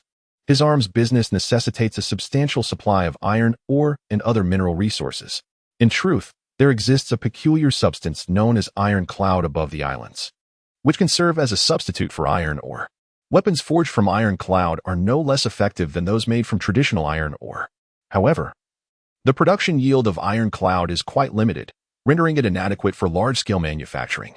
Currently, he has enlisted the expertise of master craftsmen and weapon specialists to collaboratively develop a method for the mass production of iron cloud, yet progress remains minimal, preventing it from supplanting iron ore at this time. His current expedition is specifically aimed at locating islands rich in mineral resources. The known islands in the New World that boast abundant deposits are either under the control of pirates or the Navy, with the remainder falling into the hands of underground factions. Thus, the quest for new mineral-rich islands proves to be a formidable challenge, requiring a considerable investment of time. Bege naturally opted for the simplest approach, selecting several pirate factions that were relatively easy to handle. She swiftly uprooted them, seizing the islands and monopolizing the mineral resources. Over the course of nearly a month, they occupied 2 medium-sized mineral islands and 3 smaller ones. Additionally, she launched a direct assault on a large naval mineral island, absconding with all the mined ores without leaving a single piece behind. Today, they plan to return to Lemon Island. However, a sudden storm erupted at sea, with fierce winds and rain rendering the heavenly god unable to fly, forcing them to navigate through the tempest. The unexpected appearance of an island brought a sigh of relief to Bege and her crew. The heavenly god accelerated towards the island, where they soon caught sight of a colossal pirate ship anchored along the coast. Wow, whose pirate ship is that? It's enormous, larger than the giant warship currently being constructed on Sky Island. They marveled as the heavenly god gently approached the shore. It appeared diminutive in comparison to the gigantic vessel. "If I recall correctly, that pirate flag belongs to the demon pirate crew," Modi remarked. The others turned their attention to him as he continued. "The captain of the demon pirate crew is Little Oars Jr., a descendant of the legendary demon Oars from the land of the gods, said to stand at an astounding height of 38 meters.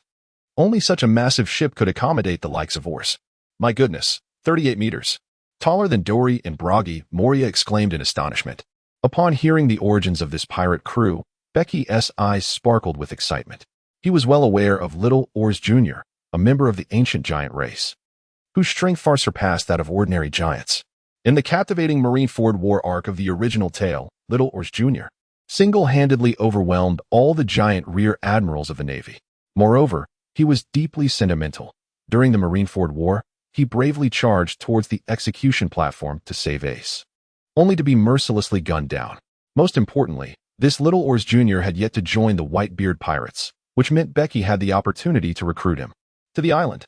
Becky exclaimed with enthusiasm, recognizing that Little Oars Jr. was undoubtedly a formidable force, even more so than Don Quixote da Flamingo, and was well qualified to lead the giant soldier pirates. The heavenly god ship swiftly approached the island. Upon sighting the ship, the crew of the demon pirate crew alerted Little Oars Jr. in a panic.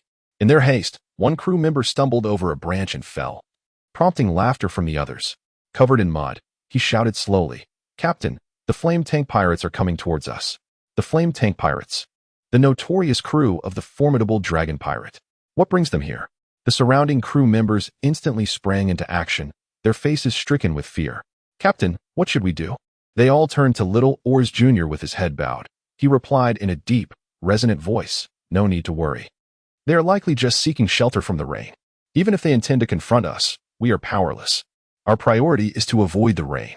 "Oh no." The captain despises rainy days. He becomes listless and lacks spirit whenever it rains. The crew, witnessing Little Oars Jr.'s indifference, became increasingly anxious. Chapter 114. The bonds of the Straw Hat crew. Little Oars Jr. leaned against the massive ship, lacking the energy to move. His crew was in a state of frenzy. At that moment, Becky and his crew arrived before the giant vessel. The crew of the demon pirates, upon seeing Becky's imposing approach, felt a wave of trepidation. A bounty of 650 million for the notorious pirate, the shadow demon, Moonlight Moria. A bounty of 550 million for the fearsome destroyer, Guild Rich. And a bounty of 450 million for the Stormsword Master, Modi. There stood the Bone Demon with a bounty of 500 million.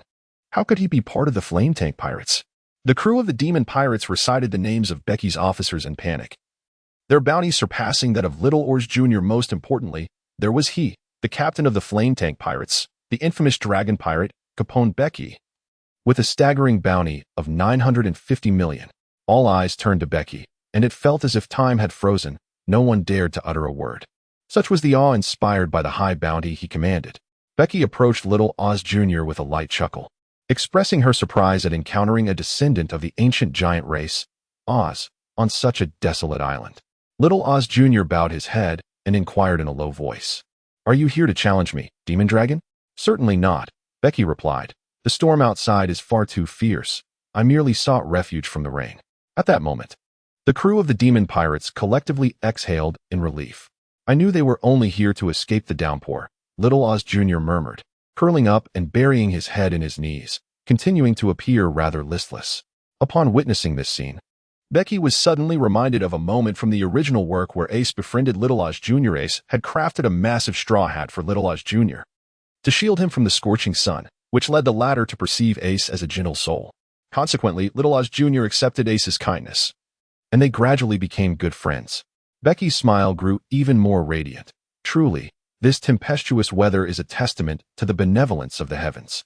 The castle within Becky opened, and one by one, the disciples, armed with various items, swiftly constructed a shelter to shield themselves from the rain. Meanwhile, Becky sat upon a chair, her feet surrounded by an assortment of fabrics and ropes, instructing her followers to venture to the island in search of soft yet resilient tree bark. Under the perplexed gazes of Moria and the others, Becky meticulously wove a grand straw hat. Becky lacked knowledge in straw hat weaving. Fortunately, she had disciples who were skilled in the craft. With their guidance, Becky devoted herself to the intricate task, spending an entire hour to create a rather oversized straw hat. However, The design of this hat left much to be desired. Becky approached the towering figure of Little Oz Jr. while donning an enormous straw hat. The members of the crew from the Demon Pirate Brigade urged Little Oz Jr. to lift his gaze. Confused, Little Oz Jr. raised his head, casting a downward glance at Becky. Becky laughed heartily as she tossed the enormous straw hat into the air, which perfectly landed atop Little Oz Jr.'s head. Indeed, it was a perfect fit. Satisfied, Becky nodded and remarked to Little Oz Jr., "I noticed you weren't wearing a hat, so I took the liberty of crafting one for you. Its design may not be the most appealing, but it will certainly shield you from the rain." As Little Oz Jr. touched the large straw hat resting on his head and beheld Becky's gentle smile, he felt a stirring in his heart. This hat was truly splendid. It would protect him from the downpour. Observing the raindrops cascading from the brim of the hat, Little Oz Jr. broke into a smile. "Captain Oz, how about I treat you to a drink?" Becky burst into laughter once more. Little Oz Jr. gazed at Becky, his eyes sparkling with excitement. Yet he shook his head and replied in a melodious tone, "Perhaps not. My capacity for alcohol is quite substantial, and I might deplete your supply." Becky suddenly burst into laughter and said, "Captain Oz, rest assured, I have brought an abundance of fine wine this time, and within my realm lies a winery, producing a continuous supply of exquisite beverages that you shall never exhaust."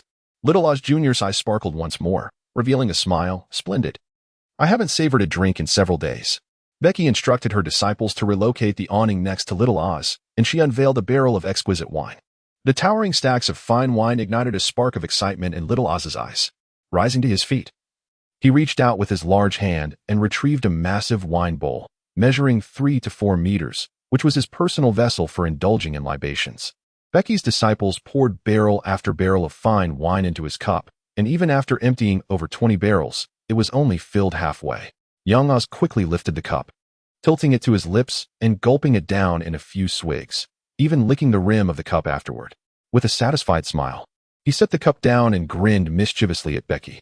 Becky burst into hearty laughter, praising his impressive capacity for drink and encouraging his disciples to continue pouring. At that moment, Becky tossed a roasted leg of a large beast to young Oz, who promptly swallowed it whole after merely a couple of chews. Young Oz's appetite matched his substantial size, and the disciples' culinary pace could hardly keep up with his voracious consumption. Becky rose to her feet and leaped fiercely towards the shore. From within her fortress-like body, wooden barrels burst forth, which she hurled into the sea. With a swift stroke of her sword, she shattered the barrels, releasing a bountiful array of dried meat that cascaded into the ocean. "Becky, what are you doing?"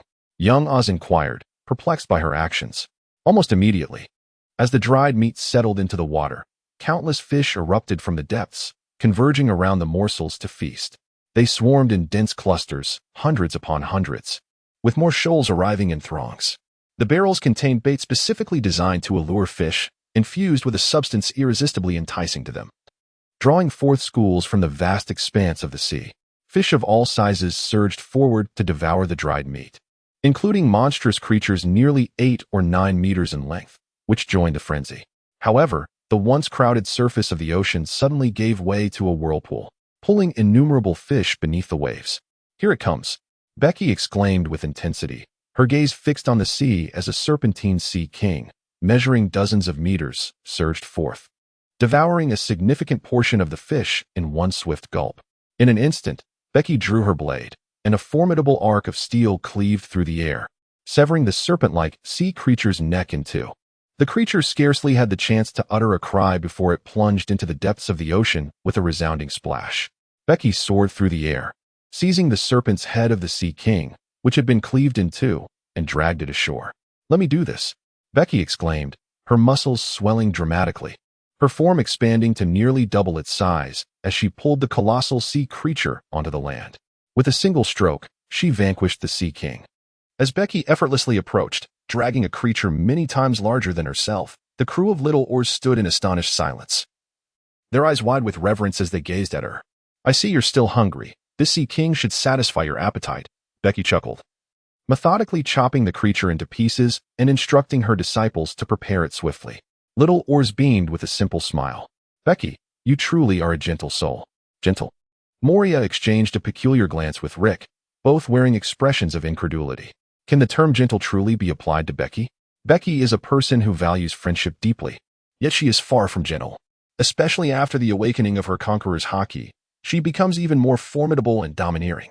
In the castle of Bege, a substantial portion of the fine wines aboard the divine vessel had been consumed by the inebriated Oz, who now swayed unsteadily, letting out a hearty belch.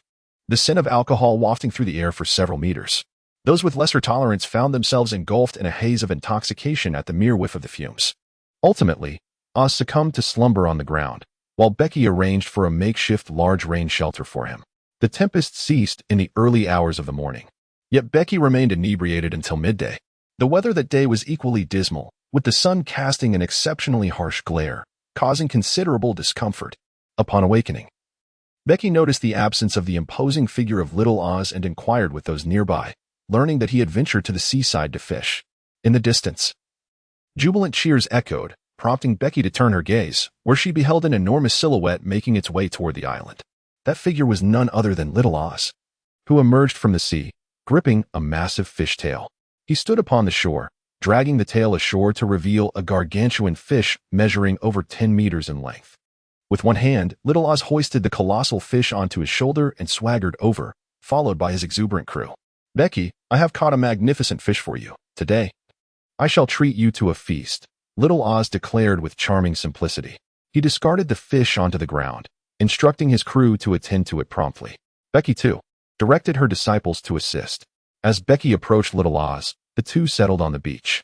Little Oz donned the straw hat that Bege had made for him, gazing at its brim with delight and exclaiming, Bege, your craftsmanship is truly remarkable. It shields me from the rain and protects me from the sun. I feel no heat at all. Bege gazed at the jubilant Little Oz and suddenly proposed, Oz, how about joining my pirate crew? Little Oz looked at Bege with a puzzled expression. Bege earnestly stated, my pirate ship is stocked with fine wine and hearty meats, ensuring you shall indulge in both drink and feast. Your strength is undeniably formidable, yet the new world harbors numerous monsters, many of which may pose a challenge beyond your capabilities. As my friend, I wish for you not to wander the new world alone. Join my ship, and we shall safeguard one another. What say you? Little Oz gazed intently at Bege and, with a thoughtful tone, inquired, are we truly friends? Indeed. I believe we can become brothers, Bege replied with utmost sincerity. Brothers, you say? Little Oz echoed, a simple smile spreading across his face. Bege, a gentle soul, reassured him. We shall be brothers. I welcome you into my pirate crew. Chapter 115. Drought Jack 1. Little Oz Jr. readily accepted Bege's invitation to join the Flame Tank Pirates, the process unfolding with such ease that even Bege felt a tinge of surprise. Perhaps Little Oz Jr. was profoundly lonely, having traversed a path where he encountered only fear and wariness from others. Even his crew regarded him with a sense of reverence. When someone genuinely expressed a willingness to accept him, to care for him, and to truly enter his heart, Little Oz embraced that individual as a dear friend, someone he could rely upon as a brother in life and death. Last night, Bege personally crafted a straw hat for him, shared a drink, and helped him fish, which deeply moved him. Consequently, Little Oz agreed to join Bege's pirate crew. The members of the Demon Pirates wholeheartedly supported the decision to join Bege's crew, recognizing that aligning with a more formidable pirate faction would significantly enhance their chances of survival in the perilous new world. After noon, the Heavenly God and Little Oz's troll pirate crew set sail together, and just days later, they seized a naval mining island. During this time, Tread reported an intriguing development. The renowned underground faction, the Basachi family, would host a grand arena martial arts competition on Black Fist Island. The ultimate reward for this competition was an ancient Zoan-type devil fruit known as the Food Dragon Eagle Fruit, a rare flying-type devil fruit, whose value is second only to that of mythical and Logia-type devil fruits. Bege gazed longingly at the coveted devil fruit, prompting her to set sail towards Black Fist Island. During their journey, they encountered the hellish climate of the New World, rendering the celestial god unable to traverse the skies, forcing them to navigate the treacherous seas instead. The ocean itself was fraught with peril, transforming into a veritable domain of despair. At any moment, the surface could be beset by swirling maelstrom, fierce storms, or icy hail, creating an unpredictable and bizarre climate that turned these waters into a graveyard for vessels. As the celestial god sailed through this tumultuous expanse, Navigator Q's commanded the ship to evade the relentless whirlpools. Fortuitously, the celestial god possessed ample power and resilience. Otherwise, it would have been shattered while escaping the grasp of these oceanic vortices. Tragically, Little Oz's colossal ship, the giant demon, was torn asunder by a whirlpool, sinking into the depths of the sea. Little Oars and his crew were subsequently absorbed into Beke's internal fortress. The pirate crew was obliterated, devoured entirely by the swirling waters.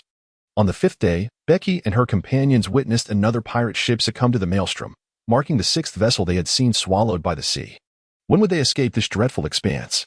Bege gazed helplessly at the sky, where a torrential downpour of fiery ice began to fall, then unusual hail enveloped in flames that, upon striking the ship and the waves, unleashed fierce conflagrations. Defend. Quickly, defend. Shatter the fiery ice. Do not allow them to strike the celestial god. Marklod. Create a bone shield. Hughes bellowed from the deck, as the crew methodically prepared to fend off the relentless barrage of fiery projectiles. On the seventh day, they narrowly navigated a gargantuan whirlpool with a diameter of 100 meters, only for the lookout to report alarming news. Godfather, a fleet of pirate ships approaches us swiftly. Bege swiftly appeared at the bow of the ship, gazing towards the colossal pirate vessel that was braving the tempest of rain and snow in the distance. Flanking the formidable pirate crew were 4 smaller pirate ships, all advancing in the direction of Bege. Urgently, he furrowed his brow and commanded the Celestial to accelerate. Regardless of whether this pirate ship represented friend or foe, he had no desire to engage with them in this treacherous maritime hell. The Celestial surged forward, hastening its journey. The opposing fleet mirrored this acceleration, trailing closely behind. Suddenly, a cannonball was launched towards them, eliciting a startled cry from the lookout. Bege glanced skyward, witnessing a cannonball hurtling through the air, aimed directly at the warship. With a swift motion, Modi unleashed a sword strike, cleaving the projectile in two. Bege gazed into the distance at the fleet of pirate ships, the vast expanse between them well beyond the range of cannon fire, rendering any incoming projectiles impossible. There was, however, one plausible explanation: someone had hurled the cannonballs. Much like Carp, the adversary possessed formidable strength. The cannonballs rained down from the sky, some detonating upon colliding with hailstones, while many others hurtled towards the divine ship. Modi and his companions sprang into action, intercepting the incoming projectiles. Enemies. Bege squinted, having confirmed that the vessels before them were foes. Slow down, she commanded, instructing the divine ship to reduce its speed as the pirate fleet rapidly closed in, revealing their ominous flag. The mammoth ship, the vessel of Jack. How could Bege fail to recognize that singular flag adorned with a mammoth skull? Infamous for its bounty of 1 billion in the original tale, belonging to one of Kaido's 3 calamities known as Drought Jack? At this juncture, Jack had already joined Kaido's crew, and his bounty had not yet reached the staggering figure of 1 billion. She recalled seeing his bounty at 400 million. Drought Jack dared to challenge me. He shall taste the bitterness of defeat. A fierce glint crossed Bege's face as the divine ship continued to decelerate, allowing Jack's fleet to widen the gap. All cannons on the divine ship were repositioned, aimed directly at Jack's vessel. Captain Jack? Are we truly going to engage in battle with the flame tank pirates? That ghost dragon has a bounty of 950 million, after all. A crew member on the mammoth ship expressed with trepidation. Jack, in a fit of rage, sent the crew member flying overboard into the sea, instilling fear among the remaining crew, who trembled in terror. Silence. I refuse to believe that the ghost dragon, despite his youth, possesses such formidable strength. Jack's furious roar sent shivers down the spines of his crew, silencing any dissent. Once I slay him, his bounty shall be mine. Jack's gaze fixated on the divine ship, his face alight with excitement. Increase speed. We must pursue. Jack bellowed, urging his crew to exert themselves even further. Bege fixed her gaze on the distance between the two parties, and once they were within range, she commanded, all artillery, target the waters near the fleet. With a thunderous roar, over 100 cannons erupted simultaneously, continuing to reload and fire. Within a mere 10 seconds, hundreds of shells were unleashed, filling the air with a storm of projectiles. The massive Jack watched the incoming barrage, his expression shifting dramatically. Return fire. Bring those shells down, he bellowed. 5 pirate ships opened fire in unison, their cannonballs exploding in the sky. Soon, Jack realized they need not retaliate, for the enemy's shells were all landing harmlessly on the water before them, not a single one striking their hull. He watched in disdain as hundreds of shells detonated upon the surface, a mocking smile spreading across his face. Ha ha ha, are their gunners raised on dung? Forward. We must eliminate Caponebeque. The pirate fleet began to accelerate, yet their speed remained stubbornly sluggish, as if an unseen force held their vessels captive. A whirlpool, Captain. It's a marine vortex. We are ensnared by the ocean's maw. The crew, witnessing the swirling waters around them, were instantly gripped by terror. Jack leaned over the ship's edge, observing the tumultuous sea, and his demeanor changed drastically, full speed ahead. We must escape this vortex. Becky gazed upon Jack's fleet ensnared by the vortex, a sly smile creeping across her face. Throughout the past few days of navigation, she had discerned that the surface of the hellish sea resembled the shifting sands of a desert. If a certain force were exerted upon the water, the currents beneath would shift, consequently giving rise to a marine whirlpool. Even a substantial barrage of hailstones plunging into the sea could generate a considerable current. How much more so would a multitude of cannonballs? Becky observed as two pirate vessels from Jack's fleet were violently torn apart and dragged into the ocean's whirlpool. Unable to suppress a shiver, they hastened their journey, eager to escape this cursed locale, for the waters here were perilously treacherous. On the 10th day, they finally fled the infernal sea and quickly located a small island to dock, Honeydew Island. This verdant isle was abundant with honeydew melons and boasted a bustling trading town where they could replenish their supplies and recuperate. Father, trouble is brewing. Jack's pirate ship has caught up with us. A frantic disciple rushed over, pointing towards the distant silhouette of a ship. Of his original 5 vessels, only 2 remained. While 3 had succumbed to the voracious whirlpool of the hellish sea, it seemed the lesson had not been sufficient. A cold smile curled on Becky's lips. Jack was not the 1 billion bounty hunter he once was, and she felt no fear of him now. The mammoth ship, the Mammoth, sped towards Honeydew Island, and suddenly, a colossal figure descended from the sky, crashing down and creating a substantial crater upon impact. From the dust emerged a massive figure, his visage grotesque, adorned with a metallic crocodile mask, while 2 ivory-like ornaments crowned his head and shoulders. Spiked shoulder armor bore a long braid and 2 twisted locks. He was clad as described in the original tale, the formidable mammoth Jack. Becky squinted. At this moment, Jack's moniker was not the Drought but rather the Mammoth. A fitting reflection of his appearance. Capone Bege, I shall crush you with a single hand. Jack roared in furious rage, having lost 3 of his 5 ships. His heart aching in despair, he vowed to enact the most brutal vengeance upon Becky. With a primal roar, Jack surged forth. His muscles bulging as a terrifying power manifested around him, visibly shrouding him in a radiant aura. Boom. Jack unleashed his full might, marking a moment of catastrophic eruption. This brute is a perfect target for leveling up, Becky remarked with a grin. You've always yearned to challenge a formidable opponent? Haven to you? Now is your chance. This was an excellent opportunity for Moria and the others to experience the strength of a true powerhouse. I'm uninterested in a pirate with a mere 400 million bounty. Moria stated, arms crossed, showing no interest in Jack. Ricky echoed the same sentiment. Captain, allow me to confront him. Marklod stepped forward, intrigued. Be wary, Marklod. This fellow possesses the ancient mammoth fruit, wielding terrifying strength. Do not underestimate him, Becky cautioned, cigar in mouth, smiling. Rest assured, Captain, Marklod replied, brimming with confidence. From his right arm surged a torrent of bone liquid, rapidly swirling and solidifying into a 3-meter-long giant skeletal fist. His body lunged forward, and the colossal bone fist hurtled towards Jack. Roar! Jack unleashed a powerful punch, a terrifying force coiling around him, resembling a colossal mammoth, crashing violently against Marklord's fist, shattering it instantly. Marklord was propelled backward by the sheer impact, his bone shield fracturing behind him, blood trickling from the corner of his mouth.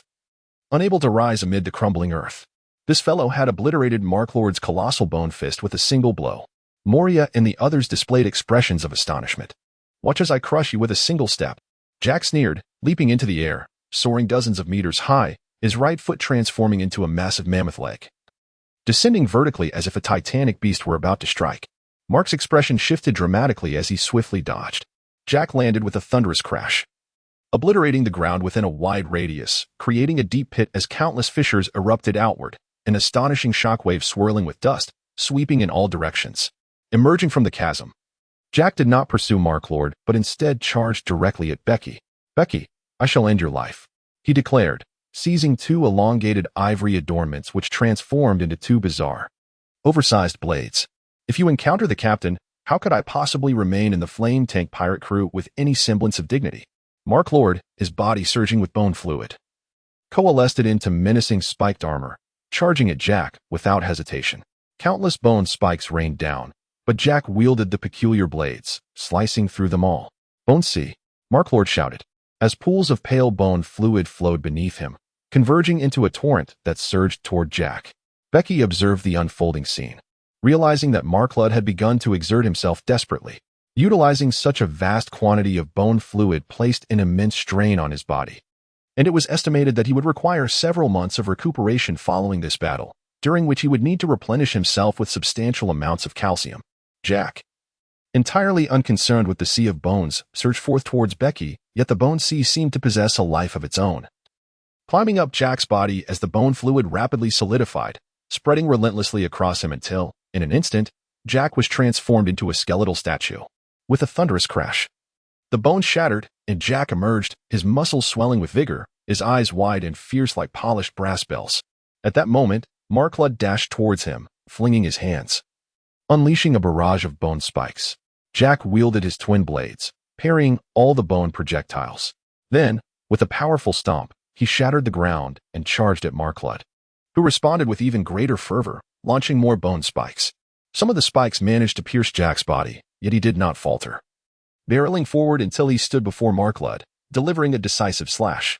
The bone knife Marklud had conjured met Jack's massive blade, shattering upon impact, while Jack's strike cleaved through Marklud's grotesque bone armor, sending him hurtling backwards and leaving a ghastly wound upon his chest.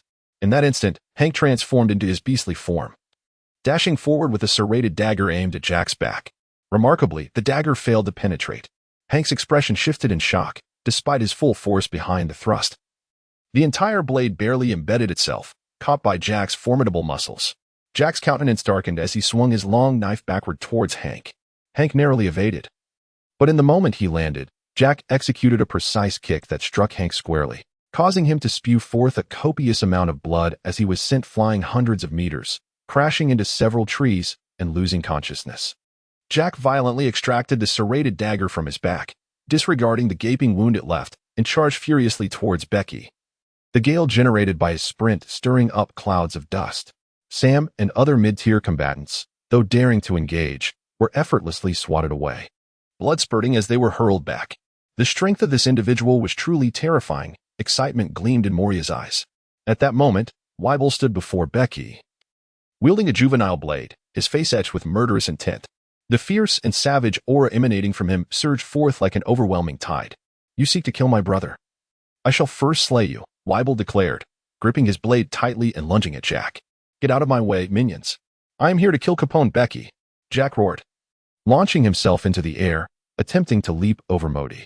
Yet, Weibel also leaped skyward, striking down at Jack. Jack raised his twin blades to defend, but Weibel's blade collided with his, the immense force sending Jack reeling back. "Minions, clear the way." Jack's eyes glowed with an increasing ferocity as his arms transformed, and he charged towards Weibel with great strides. Weibel, undaunted, advanced towards Jack with equal fervor. The two engaged in a fierce contest of strength, each strike resonating with tremendous force, creating sonic booms that echoed in the ears of onlookers. After several exchanges, both Jack's twin blades and Weibel's juvenile sword shattered, and they resorted to a brutal melee. Jack delivered a powerful punch that sent Weibel flying, clearly demonstrating his superiority in raw power. With eyes ablaze with rage, Jack glared at Becky. "Die for me, Caponebeque," he bellowed, resolutely charging towards her once more. Iato slash, blade storm. Modi's expression turned solemn as he slowly unsheathed his sword, unleashing a torrential wave of sword energy that instantly materialized in the air. The Iato slash erupted with a terrifying blade aura, summoning a tempest in the sky. "Minions, get out of my way," Jack shouted, as armed hockey enveloped his fist. His massive black fist collided with the blade storm, creating a cataclysmic clash of air currents and sword energy akin to two storms colliding in the heavens. Jack's punch obliterated the blade storm, though he was also pushed back, his body marred with sword wounds and blood trickling from the corner of his mouth. The spike of giants. Unbeknownst to him, Marklud had appeared behind Jack, a torrent of bone liquid solidifying into a monstrous 5-meter bone spike aimed at the advancing Jack. With a sickening thud, Jack's body collided with the spike, which pierced through his shoulder, causing him to expel blood. He stood motionless, gasping heavily, his body riddled with injuries. "It is over," Moria stated calmly. "Not yet," Becky replied, expressionless as she puffed on her cigar. "What do you mean?" Moria and the others furrowed their brows. On the ground, Jack coughed up blood, rising unsteadily as he extracted the bone spike from his shoulder. "Those attacks were somewhat effective. They nearly killed me," he muttered. Chapter 117. Drought Jack 3. Jack traced the bloodied hole in his shoulder, feeling every wound on his body, his demeanor growing increasingly frenzied. His blood-red eyes glared savagely at Modi and the others. Jack resembled a crazed beast, proclaiming, "This level of power is insufficient to kill me. Allow me to demonstrate my true strength." He roared towards the heavens, causing the entire island to tremble in response to his fury, an aggressive aura vibrating through the air. Under the astonished gazes of all, Jack transformed into a colossal ancient mammoth, standing 10 meters tall. His obsidian fur shimmered with a metallic sheen, and his 5 to 6 meter long tusks could effortlessly pierce a mountain. His elongated trunk, when swung, produced sonic booms. Boom. The trunk struck the ground with such force that it shattered the earth beneath it. "Come forth," Jack roared, into the astonishment of Becky and the others. His wounds began to heal at an astonishing pace after his transformation, with the exception of the gaping hole pierced by a bone spike. The disparity between his strength and the bounty on his head was remarkable, Moria noted seriously. "No one shall approach the captain." Marclaude pressed his hands against the ground, and a torrent of bone liquid surged from his arms, reconstituting a sea of bones that solidified into a 3-meter-thick wall. Leaning against the bone wall, Marclaude gasped. Feeling utterly drained. Boom. Jack crashed violently into the bone wall, his tusks penetrating it with ease, unleashing a terrifying force that shattered the wall into fragments. "Those who play with bones, step aside." Jack swung his tusks, and Marclaude hastily conjured a bone shield, yet it was insufficient to withstand the onslaught, sending him flying over 100 meters away. "Let me test his defenses," Ricky exclaimed with excitement, retrieving a cannon barrel from his waist and aiming it at the charging Jack. The barrel rapidly glowed red, flames igniting. Cremation cannon. A colossal jet of superheated fire erupted, crashing into Jack, whose immense form was unable to withstand the terrifying impact, propelling him across the ground and carving a deep trench several 100 meters long. As the flames suddenly exploded, a massive mammoth emerged, the fire quickly extinguishing, although much of its fur had been singed away, particularly the head, which was burnt to a crisp. Yet, even so, Jack remained standing. How can he still be alive? This fellow's resilience is astounding, Becky marveled at the furious Jack. Reflecting on the calamity that Jack had endured, she recalled his formidable defenses and the 18 captures he had suffered while challenging the Navy and the 4 emperors, coupled with countless tortures and 40 death sentences. If Kaido, who could not be slain even by Whitebeard, possessed such resilience, how formidable was Jack's own fortitude? "I shall join in the fun," Moria declared with enthusiasm, his shadow twisting on the ground before soaring into the air, transforming into a shadow spear that lunged forward. Jack, in a fit of rage, swung his tusks and shattered the shadow spear into fragments. The remnants of the spear fell to the ground and reformed, splitting into countless black shadow tendrils that slithered like serpents towards Jack's feet. Jack stomped down with his elephant leg, aiming to crush the shadow lines, pulverizing the earth beneath him, yet the shadows continued to writhe within the shattered ground, climbing up his leg. Hundreds of shadow lines entwined around Jack, tightening suddenly and constricting him, each line imbued with astonishing strength, gradually lifting the colossal Jack off the ground. Becky played a significant role in the development of Moria's shadow fruit. He suggested the shadow techniques from the Nara clan in the popular anime Naruto, particularly their shadow binding technique, which inspired Moria to create various shadow attack methods. The scene unfolding before us mimics the Nara family's shadow binding art. With a thunderous roar, Jack unleashed his fury, causing the shadow lines surrounding him to shatter. He crashed to the ground, frenziedly charging towards Becky. "Stay away from my brother." Suddenly, Weeble rushed in, delivering a powerful punch that sent Jack flying. With a fierce expression, Weeble strode toward Jack, seizing his tusks with great force, flinging him into a cluster of towering trees. Jack quickly emerged from the forest, trampling everything in his path. Weeble spread his arms wide, bracing himself to withstand Jack's onslaught as Jack approached. The sheer force of Jack propelled Weeble backward, carving deep grooves into the ground beneath him. "Get lost, you rabble." Jack swung his trunk, sending Weeble hurtling away before barreling toward Becky. Moria and his companions eagerly prepared to confront Jack, but Becky raised his hand, signaling for them to hold back. "Allow me to teach him a lesson." Taking matters into his own hands, Becky pressed his palm against the hilt of his sword and, in an instant, drew it forth. A massive blade of light surged forward, striking Jack directly.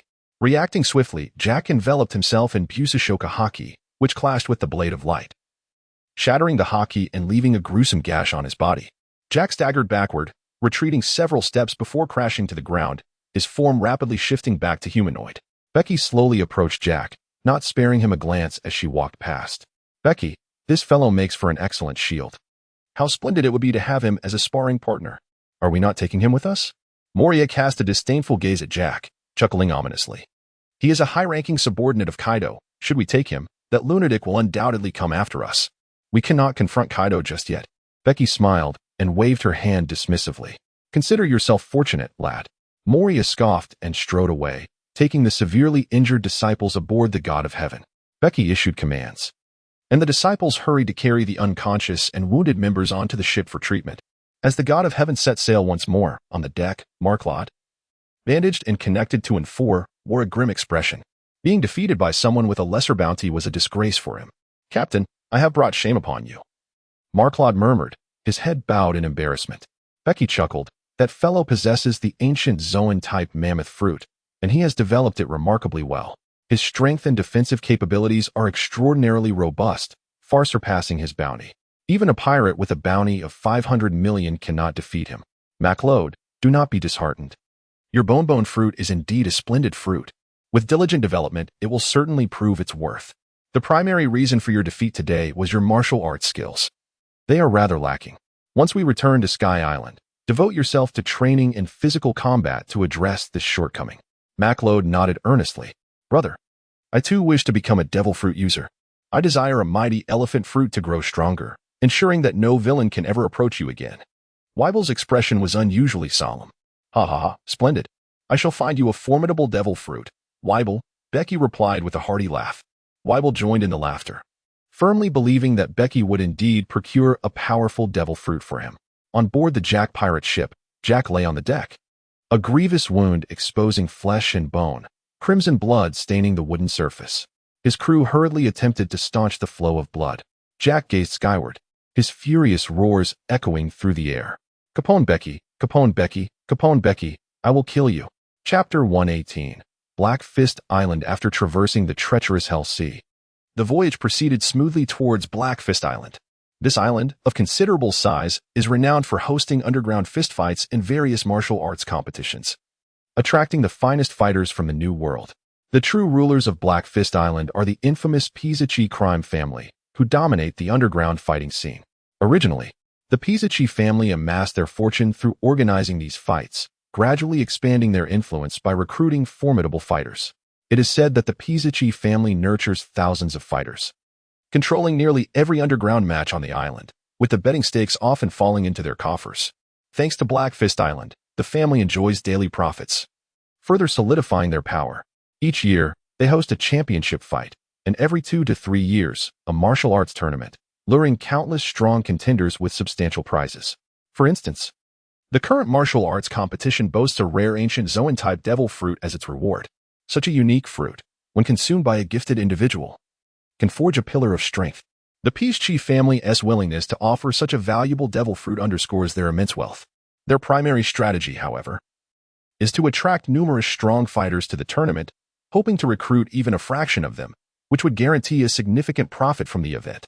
The grand scale of the tournament is poised to draw countless visitors and pirates, inevitably stimulating the island's economy, not to mention the colossal betting amounts involved. Crucially, the Pisachi family would never allow such a rare devil fruit to fall into the wrong hands. They have stationed their most powerful fighters to guard it. Defeating a Pisachi family fighter would mean losing the chance to claim the devil fruit. This strategy of securing fame, fortune, and fighters exemplifies the Pisachi family's astute and multifaceted approach. However, with Becky's arrival, the Pisachi family's ambitions may not unfold as smoothly as anticipated. The harbor of Black Fist Island is bustling with merchant ships and pirate vessels, all arriving to participate in or witness the martial arts tournament. Numerous other ships are also making their way to the island. The celestial ship, however, opted not to dock at the public port but instead anchored at a secluded cliff, concealing its location from prying eyes as Becky and his principal disciples made their entrance onto the island. The city on Black Fist Island thrives with prosperity, boasting a plethora of facilities, particularly in the realm of entertainment. Notably, private brawling is strictly prohibited. Those with grievances must settle their disputes within the arena. Brawling in secrecy, once discovered, incurs severe penalties, let alone the act of murder. This regulation on the island is instituted to ensure that tourists can safely enjoy their time, thereby fostering economic growth and generating greater profits for the Pisachi family. Even pirate crews must adhere to the rules set forth by the Pisachi family while on the island. Bege and his companions strode confidently into the city, which buzzed with excitement in anticipation of the upcoming martial arts tournament. The influx of thousands of visitors ignited the fervor of the Black Fist Island, illuminating the nights with bright lights. The guard of the Bege family patrolled the streets, ensuring the safety of affluent merchants and nobles. Among the crowd, pirates were also present, and soon, the identity of Bege was recognized. He was known as the Demon Dragon, the captain of the flame tank pirate crew, and his presence signaled that this tournament was destined to be lively. Murmurs rippled through the throng, speculating about the young Demon Dragon and his formidable prowess. A rotund merchant, adorned with golden rings, cast a doubtful glance at Bege. An attendant beside him shifted nervously, whispering urgently, "My lord, refrain from speaking carelessly. He is a genuine pirate. If he overhears us, we are doomed." The merchant, however, scoffed. "How could that be? We are in Black Fist Island, the territory of the Bege family, where private duels are prohibited. Did not a formidable pirate crew get apprehended and imprisoned by the Bege family just yesterday? Surely he would not dare to act recklessly here." The attendant's anxiety heightened as he replied, "My lord, can that crew even compare to the flame tank pirate crew? They are not worthy to be compared. If the Demon Dragon truly stirs trouble on this island, even the Bege family may hesitate to confront him." The merchant's expression shifted, disbelief washing over him. At that moment, he caught sight of Moria turning his gaze toward him, the cold glare sending a chill down his spine, causing him to collapse in fear. "Just an ant. There is no need to intimidate him," Bege remarked with a light chuckle. The merchant's words, indeed, reached Bege's ears, but he paid them no mind. To him, the merchant was merely an insect, insignificant enough that crushing him would soil his own feet. With that, Moria's shadow returned to its normal state, unbeknownst to the merchant, who had unwittingly stepped into the realm of the dead. The Whitebeard pirates had arrived, along with the Sons of Fear, and now, the illustrious Demon Dragon, accompanied by his subordinates, was present. The martial arts tournament was poised to become truly exhilarating. Many have sensed the mounting tension in the air, realizing that this martial arts tournament could be unexpectedly thrilling. The Bege family's guard promptly reported the arrival of Bege and his companions to the family. In the heart of Black Fist Island lies King of Fist Mountain, where the Bege family's stronghold is situated at its pinnacle. Deep within this heavily fortified residence is the abode of the family leader. At this moment, the highest-ranking officials of the Bege family have gathered, convening a meeting prompted by Bege's arrival. Seated around a round table are 5 figures: an elderly man with a head of white hair and 4 middle-aged men of varying stature and striking appearances, recognized as the 5 strongest members of the Bege family. The venerable elder, though advanced in years, possesses a remarkably robust physique, his muscles firm and resilient. His white hair is neatly combed back, and his piercing gaze exudes a sense of vigor. He is Bege-born, the patriarch who single-handedly established the illustrious legacy of the Bege family. The remaining 4 are the family's pillars of strength, known as the 4 Kings: the Bull Demon King Bege Louis, son of Bege-born, the Fighting King Holyfield, the undefeated champion Risen, and the Blade King Mike Fighten. At the round table, Bege Louis spoke with solemnity. As per the latest reports, the following pirates have arrived at Black Fist Island, each possessing the potential to contend for the championship. From the Whitebeard pirates, the Immortal Marco and the Diamond Jaws; from the Fear pirates, the son of the Fear Demon King, Toma; and the newly arrived Flame Tank pirates, led by the captain, the Ghost Dragon Captain Bege. Alongside his formidable crew members, the Shadow Demon Moonlight Moria, the Artillery Expert Ricky, and the Storm Swordsman Modi. Each of them boasts the capability to vie for the championship. In addition to these formidable contenders, numerous other strong participants have emerged. The quality of competitors in this martial arts tournament far surpasses previous events, and the convergence of such powerful individuals is indeed surprising. Mike Fighten, the Blade King, wore a grave expression. The others too felt the weight of the situation. Both the Whitebeard pirates and the Fear pirates rank as dominant forces upon the seas, and the younger generation of these hegemonic pirate crews cannot be underestimated. Not only the Whitebeard pirates or the Fear pirates, but even the arrival of Bege's Flame Tank pirates has instilled considerable pressure on the Bege family. I suspect that the Kaido pirates will also send representatives. Their interest in Zoan-type devil fruits is well known, and we are offering an ancient Zoan-type devil fruit, which greatly increases the likelihood of their participation, remarked the Fighting King Holyfield. Nods of agreement followed. A smile graced Bege-born's face as he looked at the 4 men. exclaiming with laughter. Isn't this precisely our objective? The stronger the competitors in the martial arts tournament, the more thrilling our contest will become. However, the dragon-eating giant eagle's devil fruit must not be handed over. It is imperative that you four do everything within your power to thwart them. Yet, these individuals are formidable adversaries, particularly that ghost dragon, who should not be underestimated, Lewis intoned solemnly. Warren smirked cunningly. My son, the martial arts tournament is under our auspices. Manipulating the proceedings is a trivial matter for us, since these individuals represent the pinnacle of the younger generation upon the seas. Let us gather them onto a single arena to determine their fates. However, it must not be overtly apparent. We have 4 arenas in total. We shall distribute them strategically. The more powerful among them will face additional challengers. For instance, let that ghost dragon contend with the phoenix of the Whitebeard pirates and the Son of Fear. We can also dispatch our own champions to obstruct them. We shall allocate a maximum of 2 winning slots across the 4 arenas to them, reserving the remaining 2 for our own. Ultimately, the 4 finalists will reveal their true capabilities. Should we emerge victorious in the tournament, the benefits to the Bege family will be immeasurable.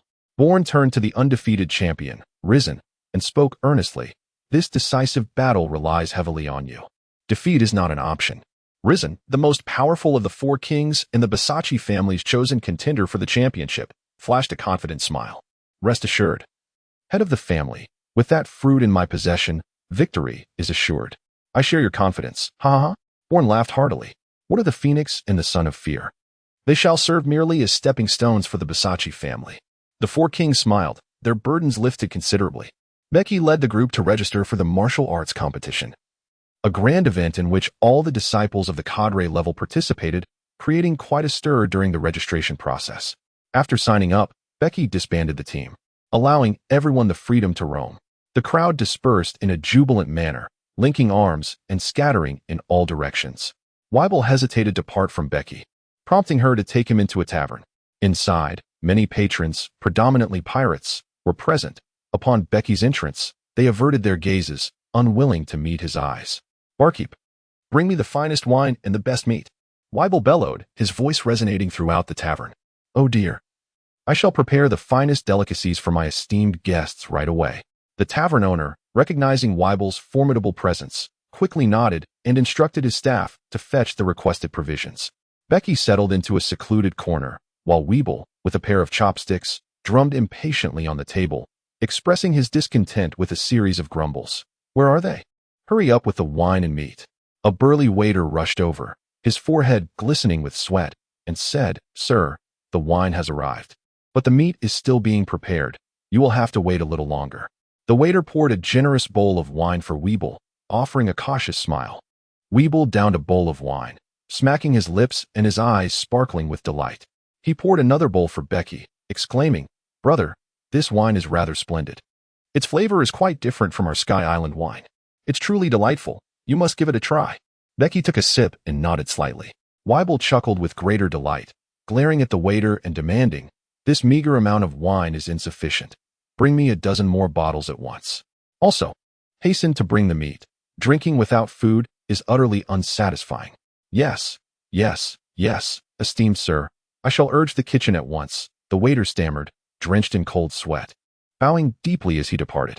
Meanwhile, Weibel, in his boredom, began to tap the table with his chopsticks, inciting silent ire among the other patrons who dared not voice their displeasure. On the second floor of the tavern, there was but a single table occupied by guests. A strangely alluring young man, gaunt and with deeply sunken cheeks, was drinking with 2 enchanting women. His eyes, adorned with heavy purple shadow, lent him an air of peculiarity. Standing guard in the corridor were 2 towering giants, resembling sentinels, dissuading any from ascending the stairs. The commotion emanating from below reached the ears of the strange young man, darkening his expression. Young master, it is quite noisy downstairs, one of the alluring women murmured, leaning against his shoulder with a hint of melancholy. The young man turned his gaze towards the 2 hulking figures in the corridor and commanded, Go down and eliminate the source of the disturbance. The chilling nature of his words caused the woman to blanch in fear. She had no inkling of his ruthless disposition. Her forced smile only amplified her distress.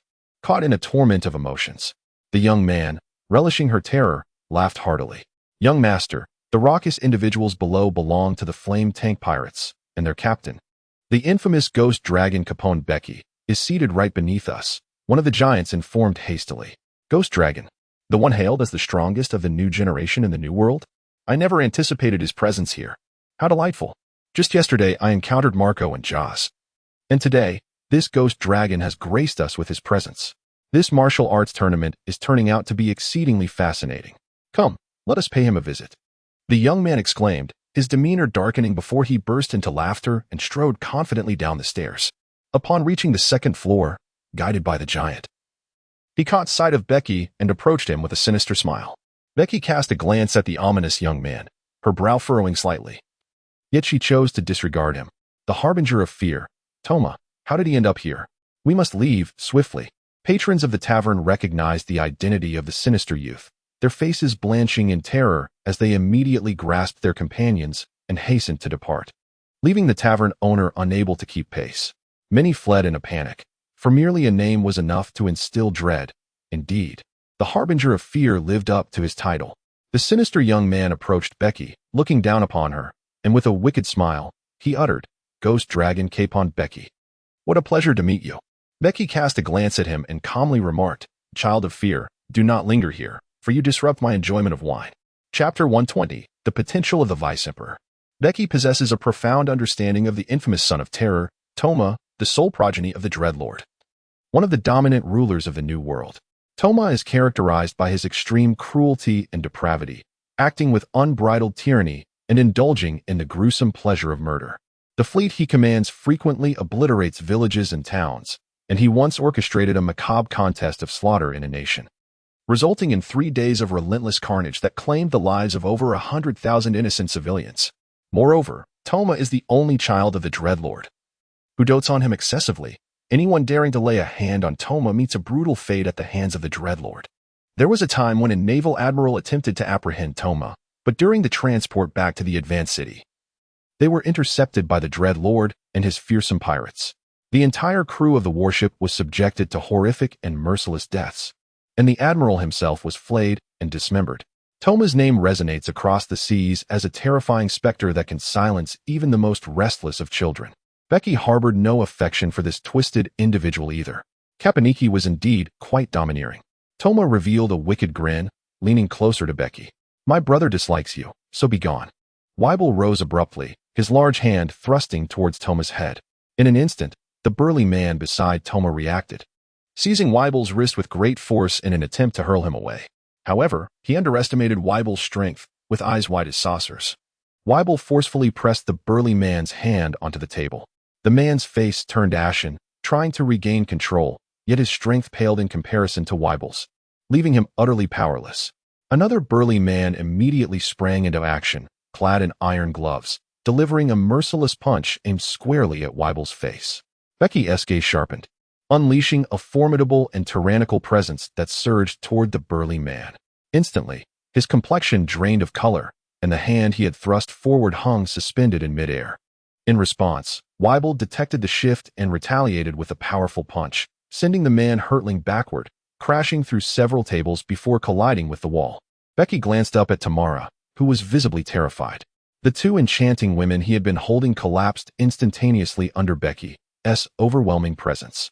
Startled, Tamara released his grip, and the 2 stunning ladies fell to the ground with a thud. Tamara, shaken by Becky's formidable aura, took 2 steps back. Leave, Becky said coolly. Tamara's expression darkened, for he perceived disdain and contempt in Becky's gaze, which severely wounded his pride. A billowing black smoke emanated from him. Yet he refrained from immediate action, casting a sinister glance at Becky. Caponebeque, we shall meet in the arena. Useless, get out. Tamara barked at the 2 burly men, and the 3 departed the tavern. Brother, that fellow is no good. Should we not eliminate them? Weibel inquired, a glint of murderous intent flickering in his eyes. Becky, lost in her own thoughts, sipped her drink and remarked calmly, he is utterly useless, yet his father presents a bit of a predicament. Let us spare him for now. We shall deal with him when next we encounter him. Weber nodded emphatically, casting a curious glance at the 2 alluring women who lay unconscious on the ground. Brother, he inquired, why are these 2 women attired so scantily? Becky laughed heartily. Do you fancy them? If you do, take them away, they can be your brides. And you can return home to let them bear you a litter of little ones to play with. Very well indeed." Weeble clapped his hands, bursting into laughter. Becky shook her head and chuckled lightly, realizing that this fellow was not foolish in such matters. She casually brought the two women into the confines of the castle. Meanwhile, in a casino, Moria and his companions encountered the immortal bird Marco and Diamond Jaws from the Whitebeard Pirates. The two parties surprisingly found themselves seated at the same gambling table. "Surely, the dragon must have arrived as well. Are you all eyeing that devil fruit?" Jaws muttered. "Indeed. The ancient flying-type fruit is quite rare. It would be a pity to let it slip away," Moria replied with a smile. "Apologies, but that fruit is ours to claim," Marco exclaimed, bursting into raucous laughter. At merely a teenager, Marco was lively and impulsive, far from the calm and commanding presence he would embody over 20 years later. Moria and his companions joined in laughter, drawing the attention of the entire casino. Marco's expression darkened, and azure flames erupted around him. "What are you laughing about? Let me make it clear. That devil fruit belongs to the Whitebeard Pirates, and no one can take it from us." Announcing his identity caused the surrounding crowd to bow their heads in fear, with some even hastily departing, anxious about their safety amidst potential conflict. "Let us settle this in the arena.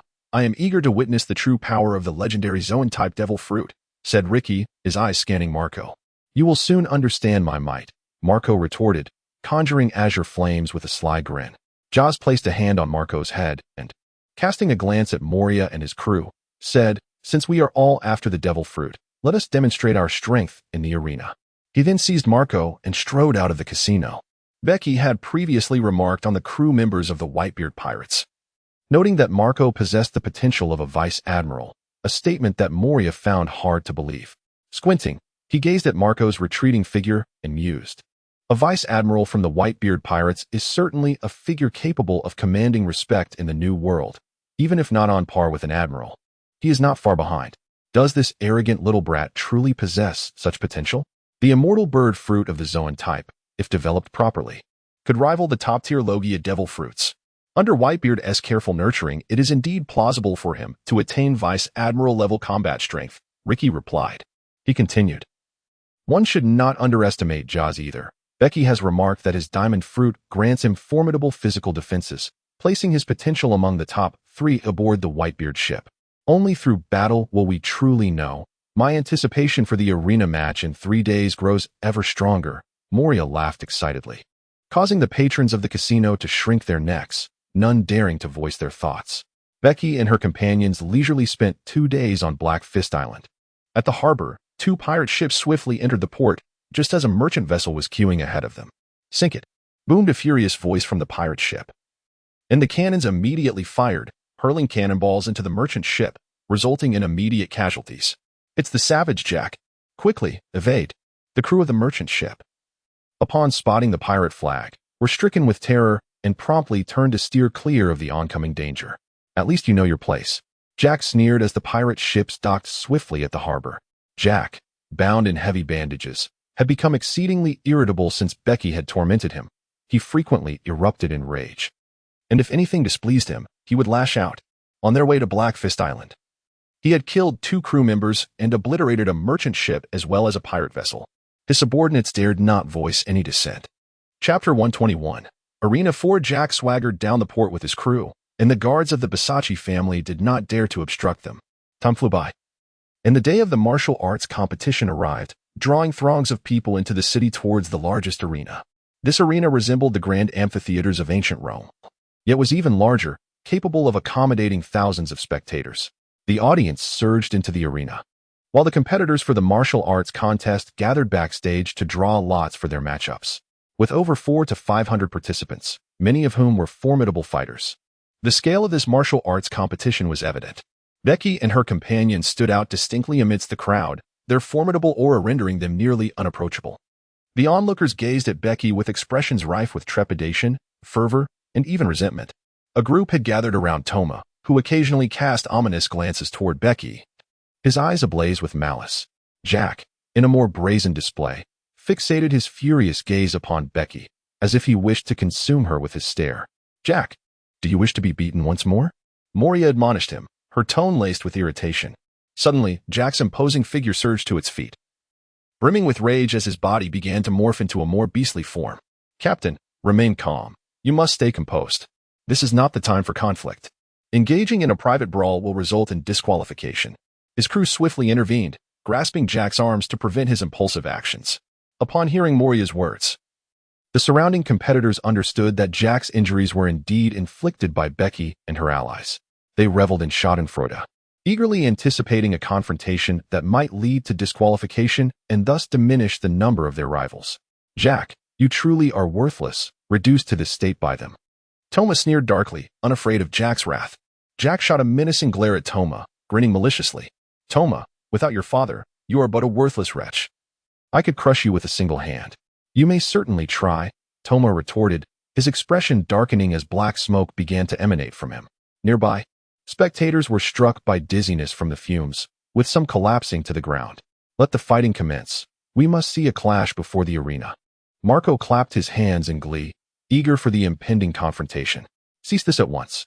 A commanding voice resonated from behind the stage, its powerful presence sweeping through the crowd. As a stern, robust middle-aged man emerged, surveying all present. It was the Bull King, Bisaki Lewis. He was one of the 4 kings of the Bisaki family, the heir apparent to its legacy. A duel backstage is of no significance. The arena awaits. If you wish to settle matters, do so in the spotlight of the arena. Toma, I shall await you on the platform. Prepare for your defeat. Jack glared at Toma, who defiantly returned the gaze. The allocation of the arenas was about to commence. Conducted by a machine designed to ensure fairness and impartiality, Bisaki Lewis gestured toward a circular device nearby. He then indicated 4 large doors, each marked with symbols 1 through 4. These doors represent the waiting areas for the 4 arenas. Contestants shall proceed to their designated waiting zones. The allocation began with Arena 1, where the defending champion was none other than the undefeated boxing king, Risen. What? The champion for the first bout is the undefeated king? This is dire news. I must not end up in Arena 1. May the goddess of fortune smile upon me. The participants began to murmur among themselves, clearly having some knowledge of the undefeated champion, Leeson. Some, in their desperation, prayed fervently to avoid being assigned to Ring 1. It was said that this undefeated champion had fought 5,000 bouts without a single defeat, and many longed for the opportunity to face him. Moria shared a keen interest in the undefeated champion as well, pondering the possibility of being allocated to Ring 1. Ricky, too, was filled with anticipation. All the contestants turned their gazes toward the lottery machine, which suddenly spat out a number, announced by an attendant. One contestant, in distress, clutched his head and walked toward the waiting area of Ring 1 with a look of utter dejection. The lottery machine continued to churn out numbers, and one by one, participants departed in disappointment. Next up, number 158, the attendant called again. That's me, Ricky exclaimed, jumping up in glee, brandishing his number plate and laughing heartily. Casting an excited glance at Moria, who playfully punched him. Captain, I got it. The spot in Ring 1 is mine. Ricky strode confidently into Ring 1, his demeanor brimming with arrogance. Jack and the others were decidedly displeased, and Peace-Chi Lewis smirked coldly, instructing the attendant to continue with the lottery. Before long, Weibel and Hank were also assigned to Ring 1.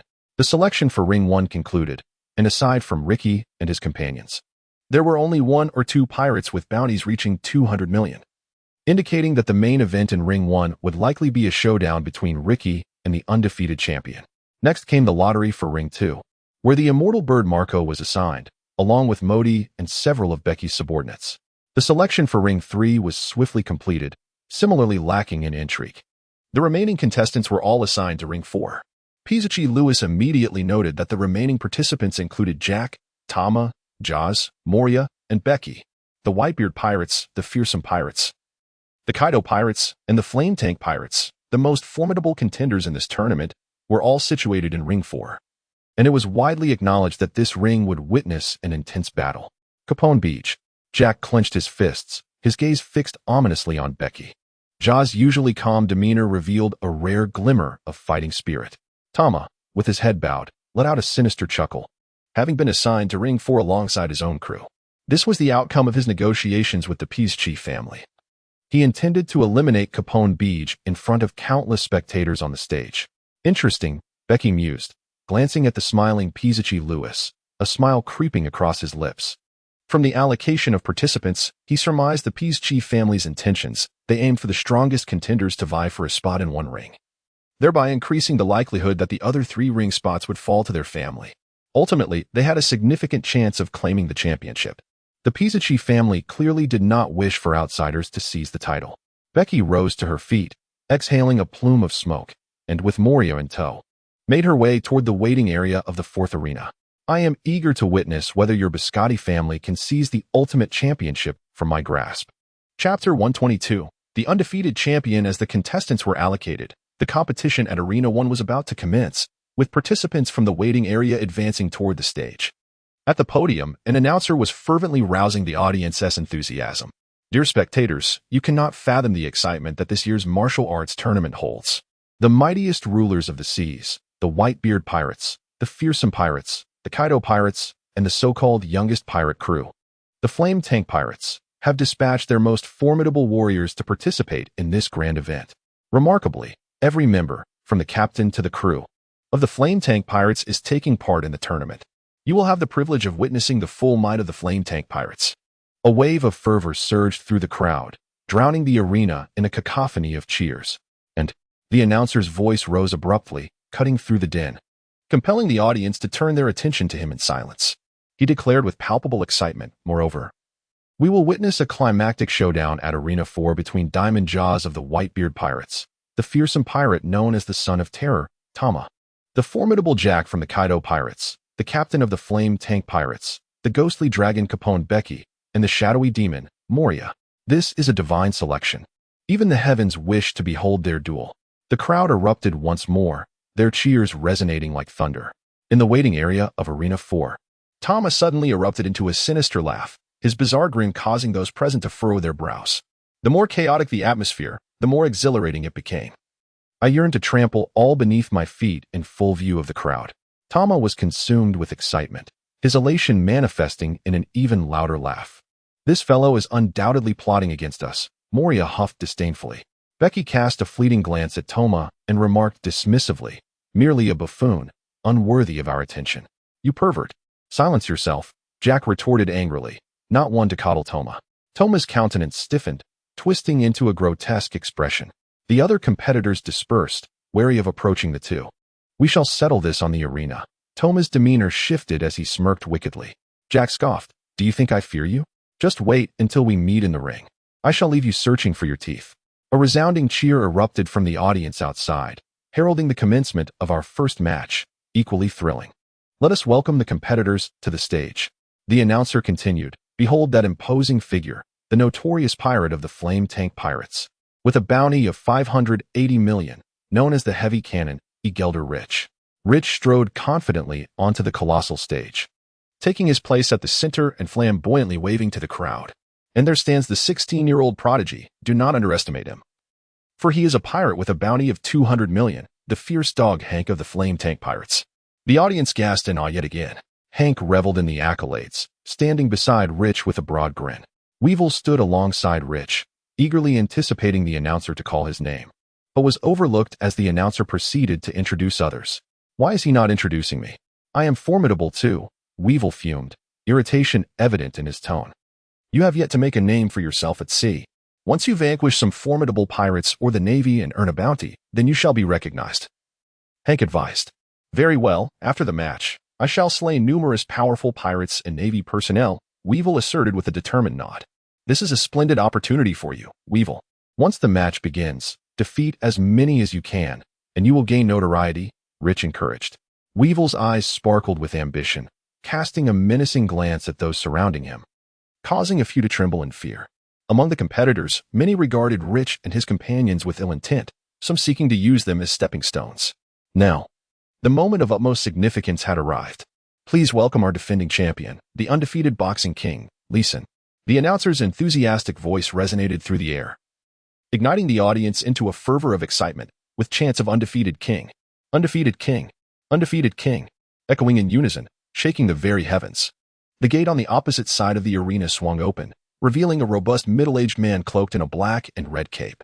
Beneath the cape, his finely honed muscles glistened in the sunlight. Ladies and gentlemen, behold our legendary figure from Black Fist Island, the undefeated boxing king who has triumphed over 5,000 opponents. On the platform, the host, brimming with fervor, shouted into the microphone, uttering words of astonishment and praise for Leeson, while the audience erupted in a cacophony of noise. Undoubtedly, at least 80% of the spectators in the arena were residents of Black Fist Island, ardent admirers of Leeson. His popularity is indeed remarkable. I am rather eager to witness their expressions once he is defeated.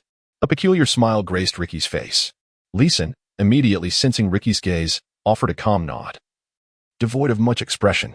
Ladies and gentlemen, our first arena battle is about to commence. Let us rally with the loudest cheers to support all the contestants.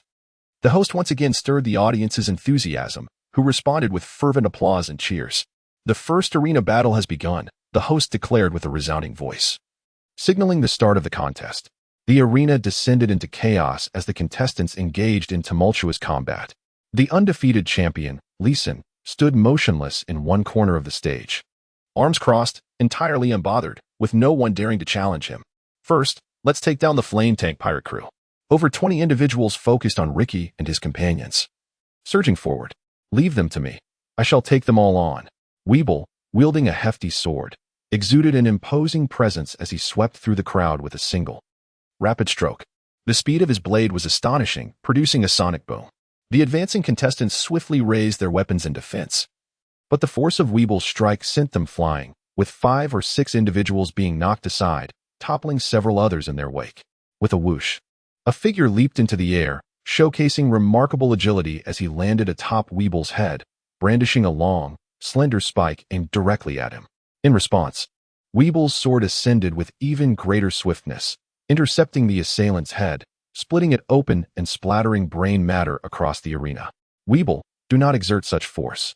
You've made quite the gruesome spectacle, Hank exclaimed with disdain, jumping back 2 meters, repulsed by the sight of the spilled brain matter. Very well. I shall temper my strength. Weeble chuckled foolishly as he charged into the fray, his sword cleaving through contestants one after another. With ferocity, Weeble surged into the crowd, his immense strength propelling opponents away with ease. Look, that towering brute is also a member of the flame tank pirate crew. Every participant in this arena is undoubtedly a cadre of the crew, though he may not yet be renowned. He is destined to become a pirate with a bounty exceeding 100 million in due time. Could this tournament be his golden opportunity for ascendance? The host gazed at Weeble, who was wreaking havoc, and immediately began to extol his prowess. Upon hearing the host speak of him, Weeble halted his battle, brandishing his juvenile blade, and bellowed, I am Edward Weeble. My father is Whitebeard, my brother is the Ghost Dragon, and I shall one day be a renowned pirate in the New World.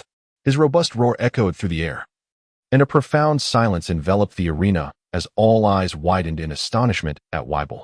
What have I just heard? The host, taken aback, stared incredulously at Weeble and exclaimed, he claims that his father is Whitebeard and his brother is the Ghost Dragon, Capone Bege. Did I hear incorrectly? What manner of identity does this individual possess? Could it be that Whitebeard and the Ghost Dragon share some connection? The host's voice trembled with excitement, igniting the audience's curiosity, leading to a flurry of gossip. In the waiting area, Bege sighed in resignation, bemused by Weeble's audacious declaration of being Whitebeard's son in such a public setting. Bege, look, someone is awaiting your explanation. Moria chuckled, reveling in the unfolding drama. Becky turned around to see Jaws approaching with a serious expression, while others also cast their gazes towards her. Jaws solemnly inquired, is that Weeble truly the son of our father? Becky waved her hand dismissively, shaking her head, and said, no, he is not the son of the man with the white beard. You need not worry about that. He has a few minor issues upstairs, so do not take it too seriously. Jaws nodded, then turned to Becky with a serious look, stating, however, one must not misuse the title of father. I understand. I will caution him, Becky replied impatiently, waving her hand again. Only then did Jaws relent. On the arena, Richie was also feeling overwhelmed. What a foolish boy, he thought. Well, perhaps it is best to redirect everyone's attention for now. Richie's gaze swiftly traversed the crowd, landing on the invincible champion, Risen. Naturally, Risen noticed Richie as well. In an instant, Richie leaped into the air, launching himself toward Risen. Look, everyone. Richie is making his move, and his target is the invincible champion, Risen. The strongest contender of the first match is finally about to clash.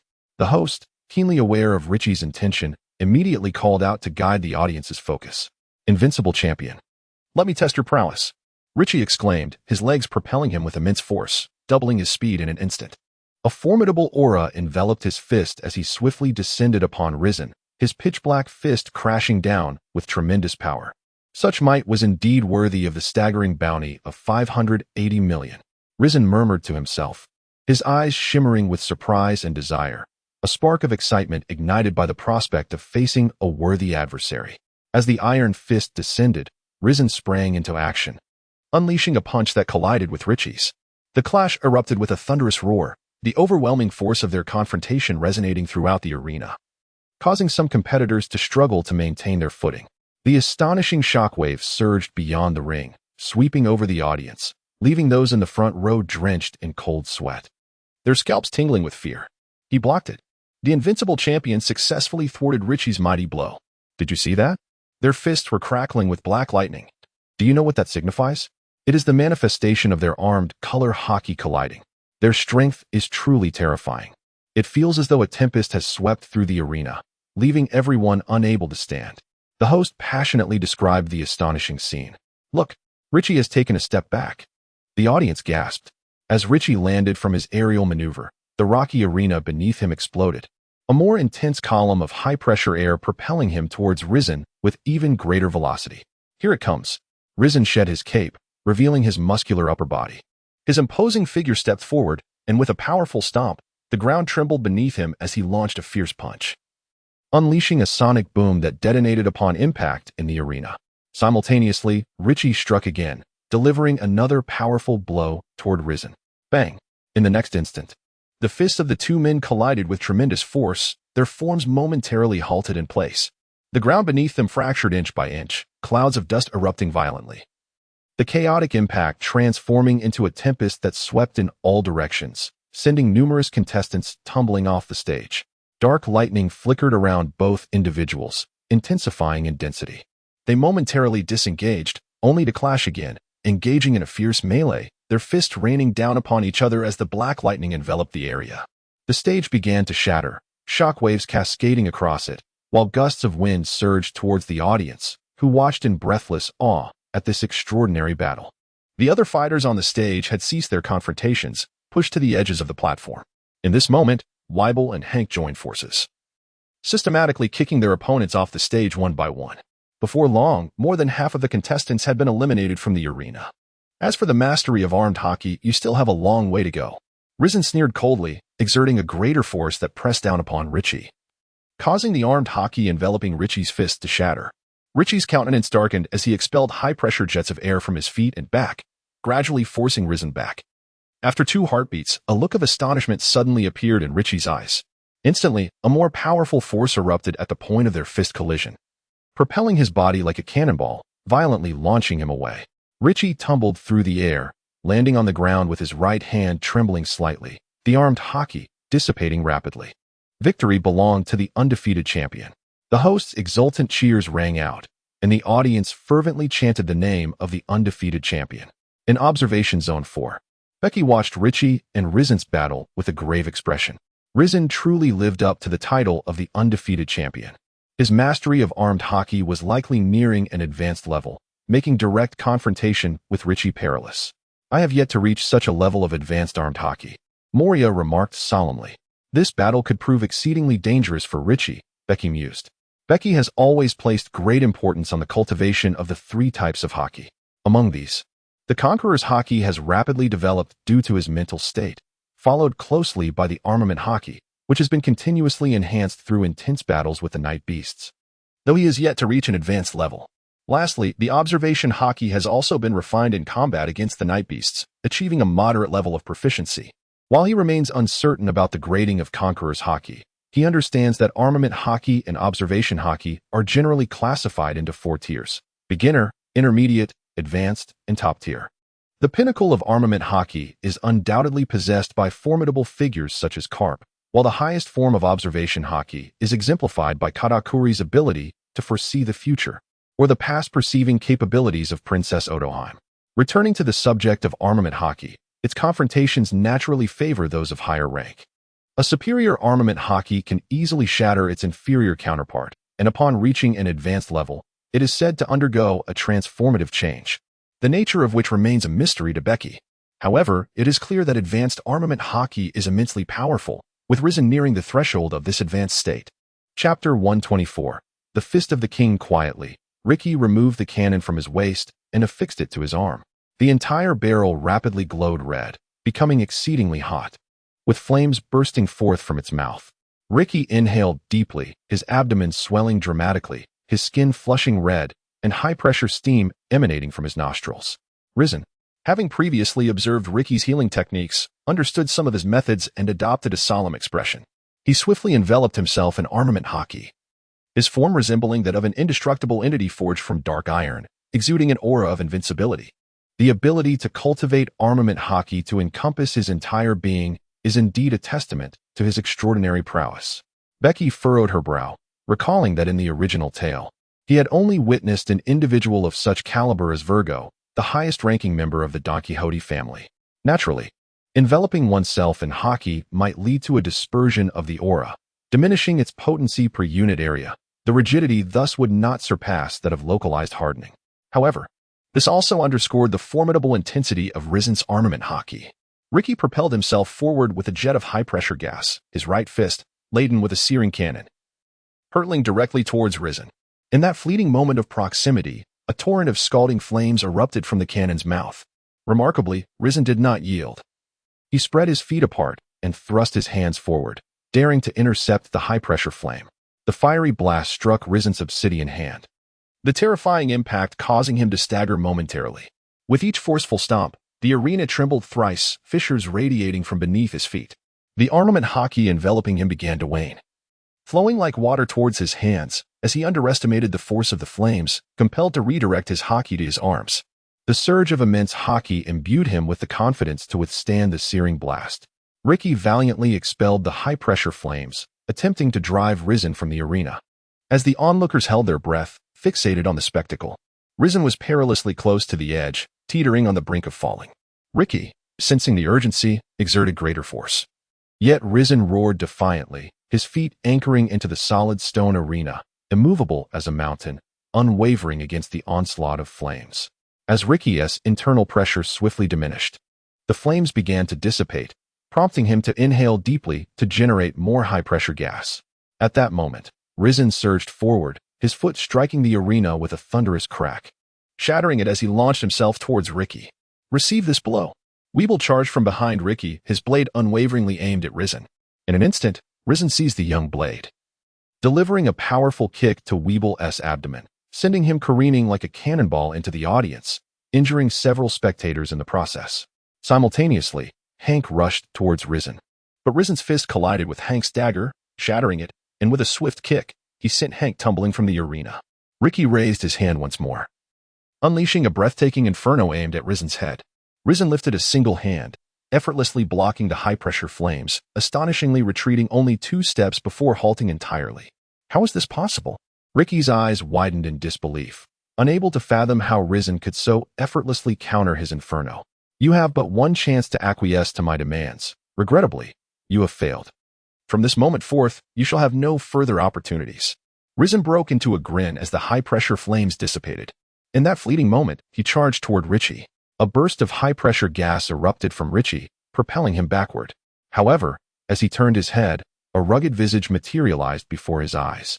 He hastily raised his hand to unleash another blast of high-pressure gas, but Risen's speed eclipsed his own. He swiftly seized Richie's wrist and, with a single punch, sent Richie crashing off the arena, shattering the wall and causing him to fall, blood spewing from his mouth. In disbelief, Richie stared at Risen in the arena. The victor was determined. The undefeated champion had triumphed, overpowering the high-pressure cannon Richie with sheer strength to secure victory in the first arena match. Let us extend our congratulations to the undefeated champion. The host announced the results with fervent excitement. Undefeated champion. Undefeated champion. Undefeated champion.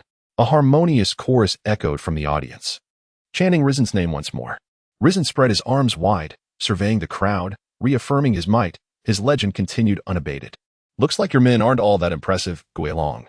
Thomas seized the opportunity to mock Becky. You worthless fool, what do you know? Before Becky could respond, Jack erupted with a tirade against Toma. Having experienced the wrath of Richie's cremation cannon on Melon Island and understanding its devastating power. You, Jack, are courting death. Toma's demeanor darkened, nearly roaring in response. Am I to be intimidated by you? Jack scoffed dismissively, not regarding Toma in the slightest.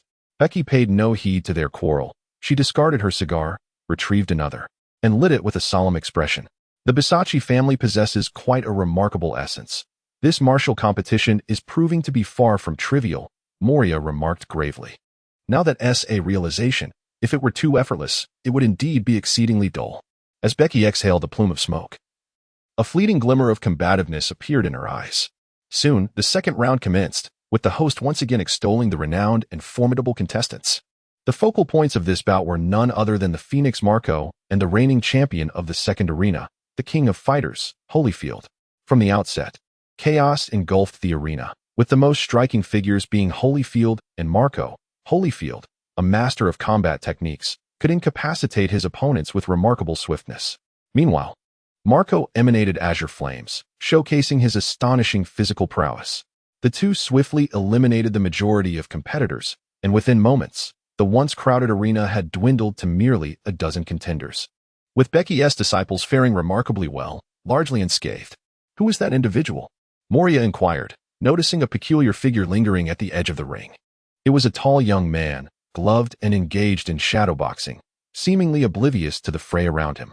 When assailed, he evaded with alacrity, displaying no inclination for combat whatsoever. Upon witnessing his peculiar behavior, Becky was reminded of his identity. He must be Prince Elisabero of the Protean's kingdom. It is said that the royal family possesses a secret technique that allows one to accumulate strength through a warm-up, enhancing their physical prowess to its utmost limits, only to then unleash an unimaginably powerful strike known as the Fist of the King. This Prince Elisabero is naturally endowed with formidable strength.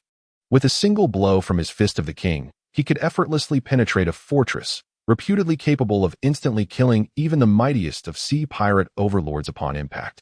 Is it truly that terrifying? Moria exclaimed, visibly startled. However, this formidable Fist of the King bears a fatal flaw. Each punch requires a full hour of warm-up exercises. Should the time be shortened, the power of the ensuing strike diminishes significantly. An hour-long warm-up indeed poses a critical disadvantage. If I were his opponent, I could easily incapacitate him hundreds of times before he even delivered his punch, Moria sneered mockingly. Chapter 125. The anticipated battle. As Prince Elisabero observed the performance of the two and the cheers of the audience, he murmured to himself, I am in no rush. I shall remain low-key.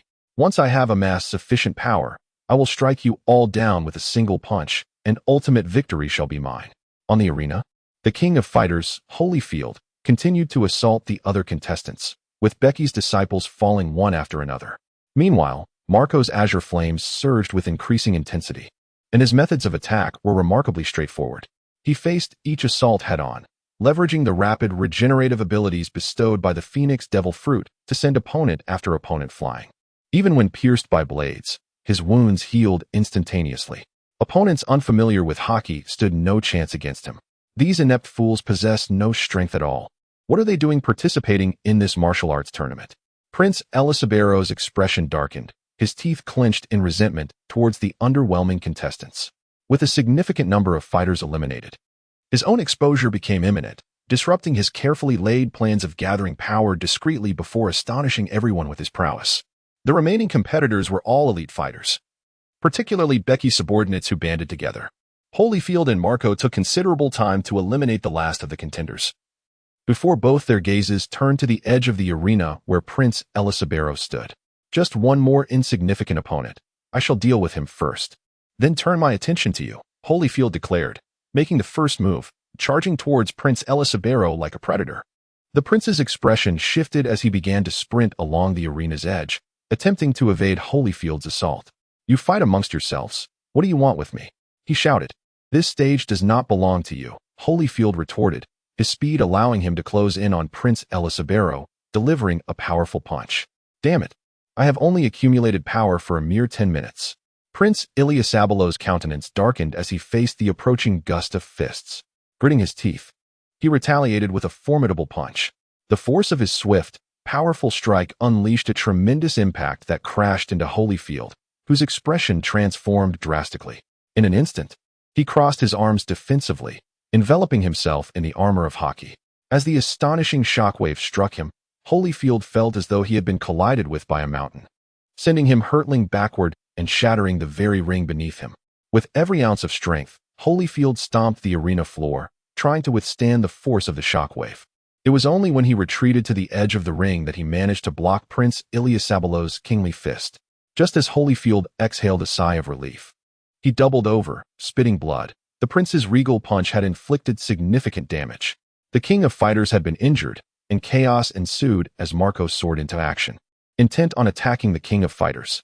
The announcer's voice boomed across the arena. Holyfield quickly looked up to see Marco approaching, his hands transforming into azure flaming wings, closing the distance with astonishing speed before delivering a powerful kick. Holyfield hastily fortified his arms with hockey to counter Marco's full-force strike. The remarkable kick sent Holyfield tumbling off the ring, crashing into a distant wall.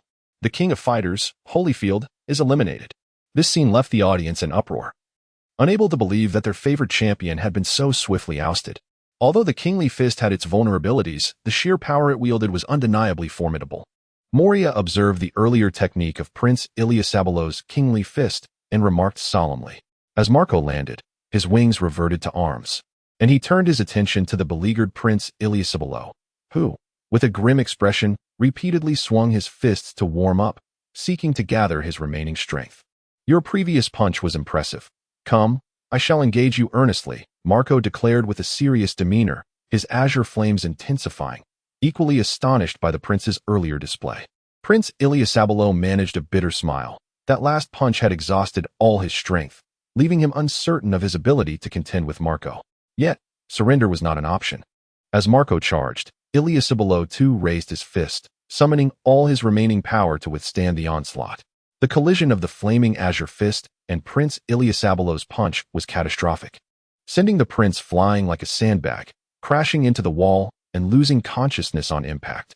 Marco stood momentarily stunned, unable to comprehend the prince's apparent weakness. Ultimately, the announcer proclaimed Marco the victor of Ring 2. Following an hour of respite, the third round of battles commenced, yet this match too offered little spectacle. The defender of the third round was the formidable Bull King, Bisak Lewis, a wielder of the Bulbul fruit, whose mastery over its powers was remarkably exceptional. Coupled with his formidable physical prowess in hockey, he effortlessly overwhelmed the disciples of Becky, led by Sam, securing a resounding victory. As the third bout concluded, the audience eagerly anticipated the final match, which was destined to be the most captivating of the four contests.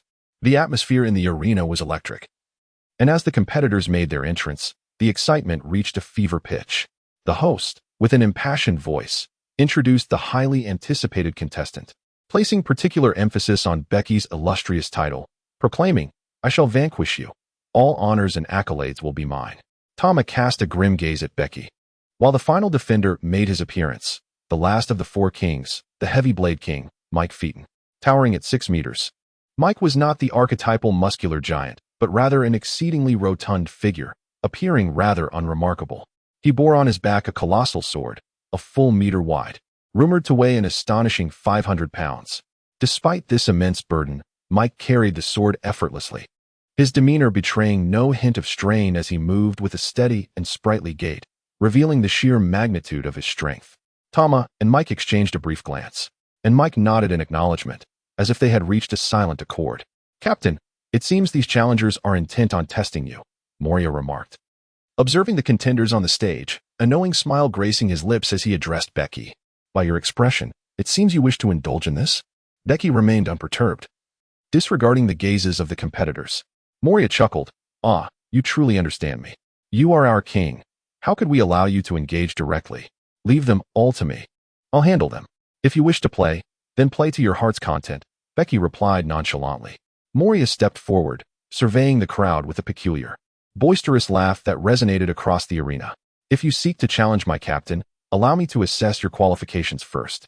Chapter 126. The Shadow Thorn Forest. Moria's arrogance irked the competitors on the stage, particularly Jack and Tama, while even the typically composed Joes displayed a menacing glare. "Then let me dispose of you first," Tama sneered, a malicious grin forming on his lips, his eyes ablaze with murderous intent. Moria, entirely dismissive of their stares, spread his arms wide, cackling, "Let us first cleanse the stage. All the riffraff shall be eliminated." Suddenly, the shadows beneath Moria stirred, fracturing into countless slender tendrils that rapidly darted across the stage, latching onto the shadows of the competitors. Subsequently, these shadows, now beyond the control of their owners, began to swiftly spread outward, intertwining to form a vast black expanse around the stage, encasing all the contenders within its dark embrace. A wave of panic washed over many of the participants as they beheld Moria's sinister grin, deepening their sense of unease. Some could not resist taking action against Moria. Shadow Thorn Forest. Suddenly, countless black thorns erupted from the dark arena, instantly enveloping the entire stage in a dense coverage. Puncture. Those competitors were pierced by the black thorns, their bodies hanging gruesomely amidst the thicket. Fortunately, Moria exercised restraint, avoiding critical strikes. While the scene appeared horrific, their lives were not in peril. Of course, although the Shadow Thorn Forest was a widespread attack covering the entire arena, it merely eliminated some inadequately skilled minions, unable to inflict harm upon true masters. When George faced the encroaching thorns, he remained motionless, his body radiating a diamond-like defense that rendered the thorns ineffective against his fortifications. Jack, with brute force, shattered the incoming thorns with a single punch, while his two guards swiftly kicked apart the thorns without hesitation. The formidable Mike Featon stomped the ground, utilizing his armament hockey to crush the shadowy area beneath him. True masters deftly evaded the onslaught of the Shadow Thorn Forest, which began to grow, casting out the minions from the arena. Subsequently, the entire thicket flowed back into the ground, retreating to Moria's feet and transforming into a shadow. With the minions eliminated, only the strong remained. "Come, let me feel exhilarated," Moria laughed boisterously. A pirate wielding a sword with one hand charged forward first, moving with remarkable speed. As he approached, he leaped into the air, raising his sword high before delivering a fierce downward strike. Moria's right fist swung out powerfully, his hardened iron fist unafraid of blades, sending the assailant flying with a single blow. Swish, swish, swish. For blades of light appeared almost simultaneously, slicing towards Moria's vital points. The varying sizes of the blade lights grazed his body. Had they succeeded? A glimmer of hope flickered on the faces of the four. "No, retreat quickly." Suddenly, someone shouted, and the four faces changed dramatically as they hastily fell back. However, from beneath Moria's feet, shadows transformed into four thick shadow spears that shot up with lightning speed, piercing the bodies of the four. Before they could strike Moria, he had replaced his body with that of the Shadow Mage, evading the fatal attack. Unfortunately for the four attackers, the shadow spears penetrated their hearts, leading to their immediate demise. The four shadow spears, each impaling a corpse, danced ominously around Moria. As he surveyed the remaining opponents, his excitement intensified, the shadow spears discarding the lifeless bodies and returning to his feet. "Everyone, let us eliminate him first," Toma spoke up, unable to contain the murderous intent swelling within him. His body emitted a thick, black smoke that flowed ominously across the ground. Takuma, a wielder of the extraordinary smoke fruit from the Superman series, possessed the ability to generate toxic black smoke within his body. Inhaling even a single breath could result in poisoning. Takuma chose to take action, transforming the swirling black smoke into venomous serpents that surged toward Moria. The shadows beneath Moria leapt once more, morphing into shadow spears that shattered the advancing smoke serpents, causing the dense black smoke to begin swirling around the arena. A sinister smile curled at the corners of Takuma's mouth as he continued to release the toxic fumes, intent on enveloping the entire arena in his noxious mist, thereby transforming it into his domain. In that moment, he believed he could easily defeat all who dared to oppose him. Takuma's bodyguard donned a special mask designed to prevent the inhalation of toxic smoke. At that juncture, the formidable Mike Featon, known as the Heavy Blade King, sprang into action, charging toward Moria with his towering physique, moving with surprising speed. Moria's shadow morphed into shadow spears, launching forward, but Mike Featon swung his massive blade, akin to a door, shattering all the shadows in his path. He then raised his weapon high and, with astonishing velocity, delivered a devastating downward strike that produced a sonic boom. Moria hastily evaded the attack, yet the heavy blade crashed into the ground, cleaving the arena asunder, the fissures extending far and wide until they collided with the nearby wall. The wall trembled violently, with numerous cracks branching out before it collapsed, startling many spectators, particularly those in the front rows, who quickly recoiled in fright. The sheer power of that strike was evident. Mike Featon, having missed his target, found Moria retaliating with a powerful punch. However, at that moment, a colossal figure appeared, striking Moria first and sending him hurtling away. Moria crashed heavily to the ground and, upon lifting his gaze, recognized the imposing figure as Jack. Jack stood expressionless behind Mike Pheaton, glaring at Moria, his body rapidly transforming into a beastly form, an aura of terror enveloping him. Jack ultimately chose to ally with Mike Pheaton to vanquish Moria first. He was not alone. Several formidable adversaries emerged at their backs, all radiating a murderous intent. The only one who remained passive was Diamond Jaws, who coldly observed the battlefield, his gaze not fixed on Moria, but rather on Takuma, who was still releasing toxic smoke. "You shall not dominate this arena," Jaws declared as he sprang into action toward Takuma. Takuma's expression soured, caught off guard by Jaws' decision to abandon Moria in favor of confronting him. His bodyguards swiftly rushed forward to intercept Jaws, while Takuma directed the potent toxic smoke to surge toward Jaws, the fumes crashing forth like a tidal wave.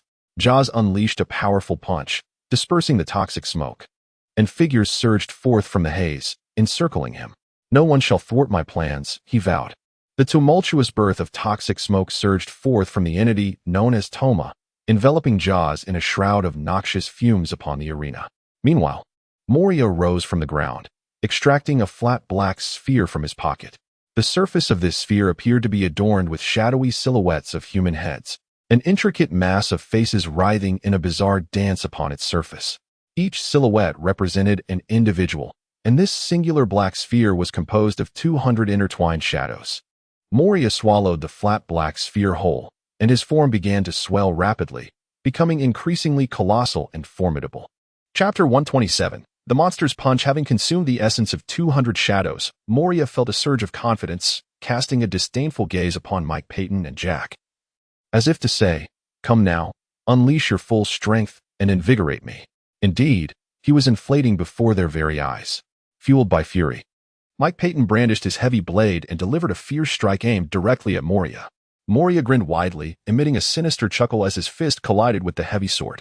The clash of these two formidable forces sent shockwaves through the arena, causing the very ground beneath them to collapse and crack, with countless fissures spreading outward like a spider's web, leading to an imminent collapse of the stage itself. Mike Pheaton's expression grew grave, as the veins in his arms throbbed and bulged with tension. Moria felt an immense pressure from this blow. Simultaneously, Jack sprang into action, drawing forth two bizarre, oversized blades from around his neck, aiming a vicious strike at Moria's thigh. Moria's shadow swiftly transformed into a series of shadowy spears, propelling forward. Jack, with both hands wielding his swords, severed the shadow spears with precision, closing in on Moria with unrelenting speed, his dual blades delivering a fierce slash against Moria's thigh. A tremendous clang echoed as Moria's thigh shimmered with the power of hockey, absorbing Jack's strike. However, Jack's force was formidable. With a single stroke, the hockey shattered, gradually dissipating.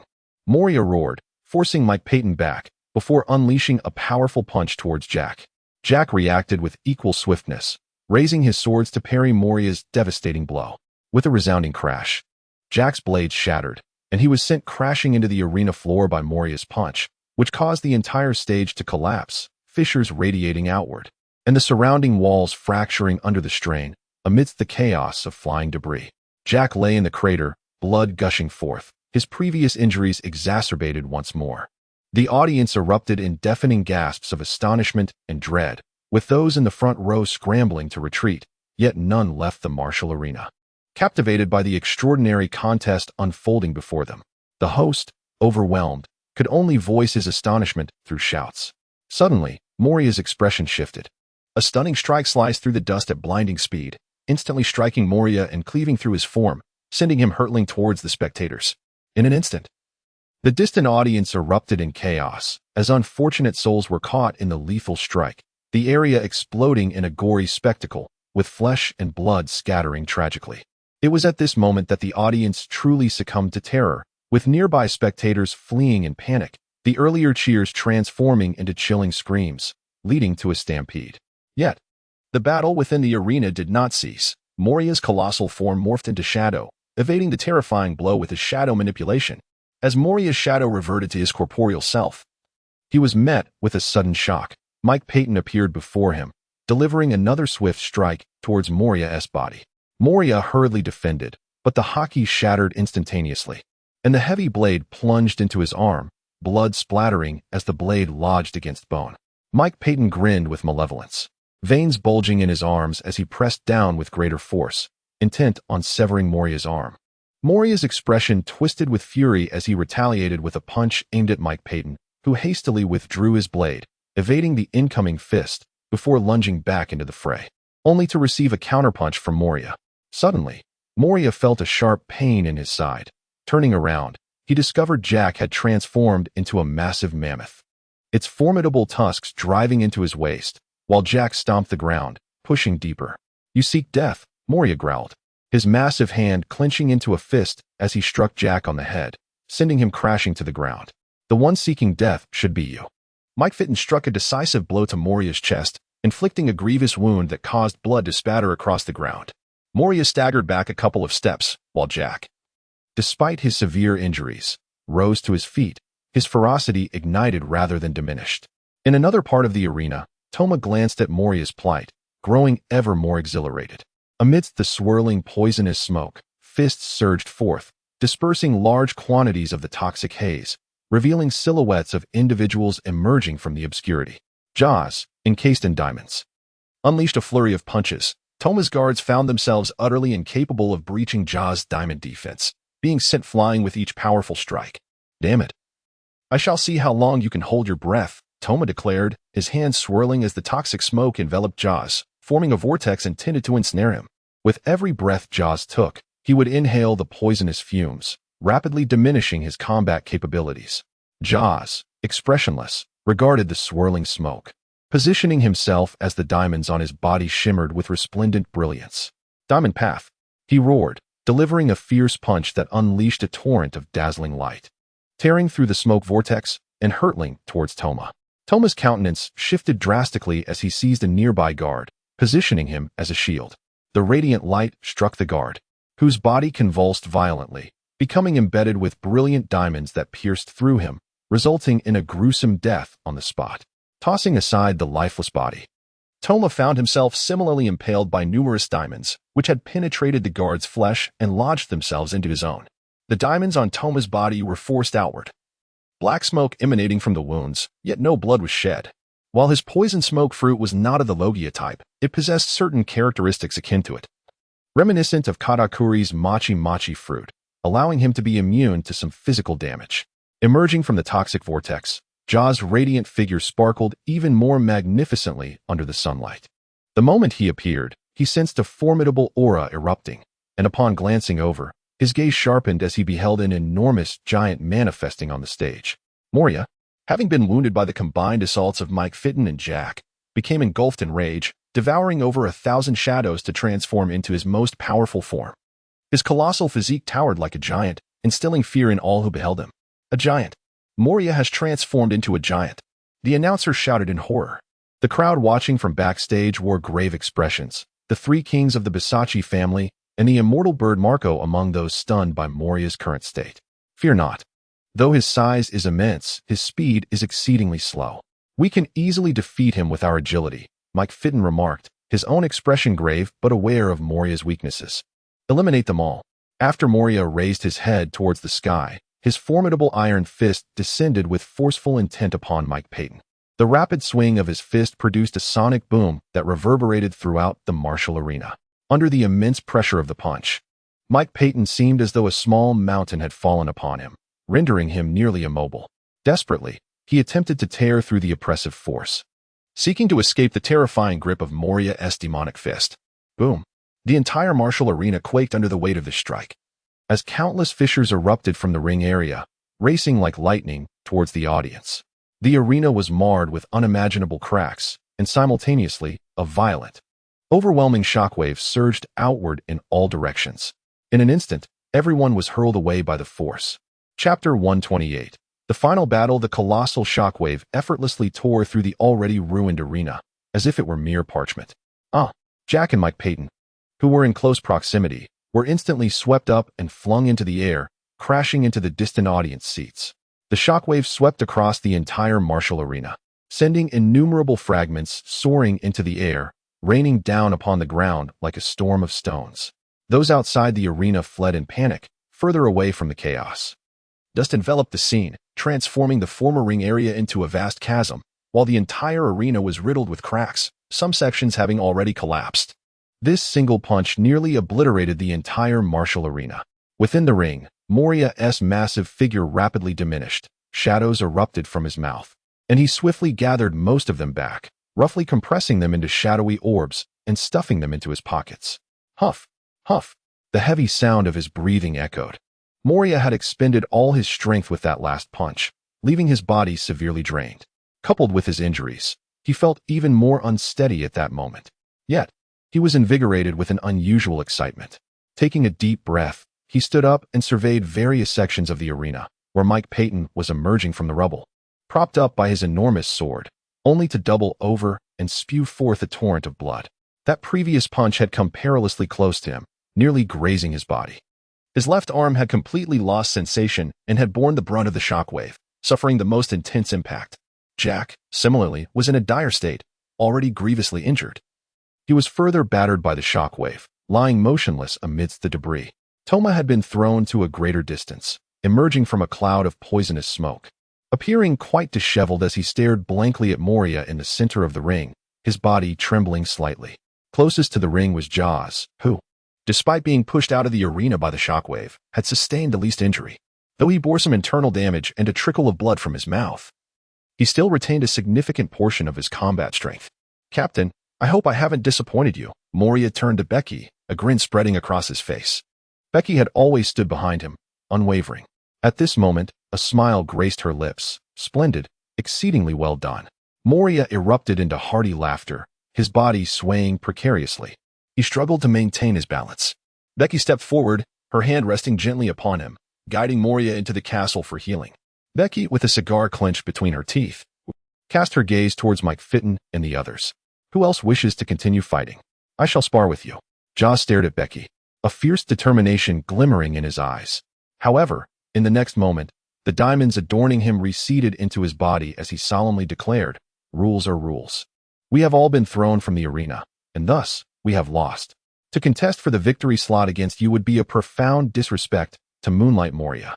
With that, Jaws turned to leave, while Mike Fitton, who had just felt a surge of battle fervor, froze mid-step, retracting his advance. Suddenly, a vast expanse of black smoke filled the air, coalescing into a massive serpent of toxic fog, dozens of meters long, lunging directly at Becky with an intent to strike. "Die, Caponebeque," Toma exclaimed with eyes wide and a sinister grin. In an instant, the toxic serpent loomed above Becky, and Toma's laughter grew increasingly maniacal. Yet, in a heartbeat, the serpent seemed to be ensnared by an invisible force, suspended in midair, its jaws merely 10 centimeters from Becky's face. "Impossible, impossible," Toma exclaimed in disbelief, exerting all his might to command the toxic serpent, yet it remained immobile, the 10-centimeter gap feeling like an insurmountable chasm. Toma summoned forth additional serpents of toxic fog from all directions, yet each one halted at that same distance, no matter how fiercely they collided, unable to breach the barrier separating them from Becky's form. The 10 centimeters beyond the boundary of the Bege body constitutes the external domain of the Jianqing fruit. Within this 10-centimeter space, Bege wields absolute authority. The offensive power of these venomous smoke serpents is rather feeble, and his mental prowess effortlessly halts their advances. Becky, casually puffing on a cigar, effortlessly waved her hand, shattering the heads of the venomous serpents. A wave of terrifying conqueror's haki swept across the arena, dispersing the noxious smoke. What was meant to be a lethal strike from Tama appeared utterly childish and laughable in Becky's eyes. Such formidable conqueror's haki was strikingly different from that of her father. Jaws, who had not ventured far, took a deep breath, his gaze towards Becky growing increasingly solemn. "The victor of this match is Caponebeque." At that moment, Versace Lewis stepped forward to announce the result. With a smile, Becky departed from the arena. Toma, consumed by rage, struck the audience's seating with a fierce blow. His fury unbridled. His initial plan had been to vanquish Becky in the ring, yet, to his dismay, she had not even lifted a finger. They were swiftly eliminated by Moria single-handedly. The stark contrast between his expectations and the harsh reality nearly drove this prideful child of fear to madness.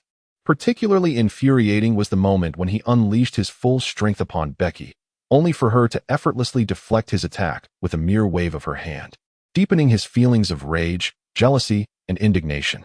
"You shall die. I will surely kill you, Caponebeque," Thomas seethed, his heart consumed by hatred and murderous intent towards her.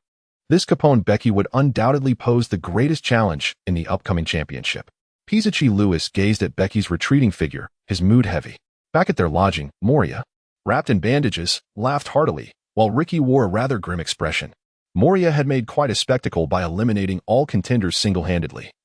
Immediately turning to Ricky with a playful smirk as if to assert his superiority. Ricky's countenance darkened significantly as he silently drowned his sorrows in drink. "Captain, you must be cautious of that undefeated champion, Risen, in the championship tomorrow. He is formidable, terrifyingly so," Ricky said with a serious demeanor. At this moment, Moria's laughter faded. While his teasing of Ricky was merely light-hearted banter among friends, he was acutely aware of Ricky's prowess. The overwhelming defeat he had inflicted upon Ricky indicated that Risen's strength was indeed formidable. Becky downed her drink in one swift motion, a smile gracing her lips as she lit a cigar, reclining on the sofa with an air of confidence and authority. "No matter how formidable he is, that dragon eagle fruit is destined to be mine. I have long chosen its rightful master." "Brother, is that fruit meant for me? The ancient-type devil fruit seems exceedingly powerful," Weeble said, lifting his head and swallowing the large piece of meat in his mouth, gazing at Becky with eager anticipation. Becky gently tapped his shoulder and laughed heartily. "Weeble, do not be anxious. I have already procured the fruits for you. I shall present them to you as soon as I find them." "All right, brother, please do hurry." Weeble nodded, undeterred, and resumed joyfully devouring his meat. Chapter 129. The championship match time swiftly passed, and 2 days had elapsed, culminating in the much-anticipated final event of the martial arts tournament, the championship match. In light of the unfortunate casualties from the previous arena battles, the Pisachi family resolved to hold this championship on the western garbage dump of Black Fist Island, broadcasting the event live via the image phone insect. Consequently, the championship's commencement was postponed by 2 additional days. Almost the entire populace of Black Fist Island gathered to witness this grand event, with residents participating in the betting games organized by the Pisachi family. Among the 4 contenders, the undefeated champion, Listen, garnered the highest acclaim, with most believing he would ultimately seize victory. Surprisingly, Becky, who had not engaged in the previous arena matches, was positioned second in terms of winning probability. His elevated odds were largely attributed to Moria's remarkable feats, as he single-handedly eliminated formidable opponents such as the Heavy Blade King, leaving all in awe. As Moria's captain, Becky thus enjoyed considerable support. In third place was the Bull King, Pisachi Lewis, with the lowest odds belonging to the immortal bird, Marco. Becky possesses unwavering confidence in herself, which has led her to partake in this gambling venture, placing a staggering bid of 500 million. Should she emerge victorious, her winnings could exceed 1 billion. The former junkyard has been leveled, giving rise to an expansive and meticulously constructed arena surrounding the ring. A flurry of staff members are busily preparing the venue and addressing live broadcasting concerns. Adjacent to the arena, a circular seating area has been established, where only the boldest nobles and formidable warriors are permitted to witness the contest. To ensure the safety of these dignitaries, the Pisachi family has deployed their elite personnel, strategically positioned throughout the stands, ready to safeguard the nobles at all costs should any danger arise. At each of the 4 cardinal points surrounding the arena, imposing stone thrones have been erected, each designated for one of the 4 competitors in the championship. At this moment, all 4 thrones are occupied, with the participants assembled. Leeson is resting with his eyes closed, while Pisachi Lewis quietly observes, engrossed in a book. Marco, ever the lively spirit, sits cross-legged on his chair, leisurely sipping from an unknown beverage and occasionally engaging in conversation with his companion, Joss. Meanwhile, Becky, with a cigar in her mouth, reclines against her chair, gazing upward at the sky, lost in thought. In the city square of Black Fist Island, a colossal screen broadcasts the live action from the arena, intermittently switching between the faces of the 4 contestants. Each transition elicits thunderous applause from the audience, while the enthusiastic host passionately introduces the participants' identities. With a resounding clang, a massive bronze bell reverberates through the air, prompting Becky and the others to direct their attention toward the arena. Ladies and gentlemen, please welcome the head of the Pisachi family, Pisachi born. The host exclaims, his voice brimming with excitement, nearly reaching a roar. Becky observed a robust elderly man with silvery hair ascend the arena, positioning himself at its center. The audience erupted into applause, while the atmosphere in the city square intensified, with cheers and claps resonating through the air.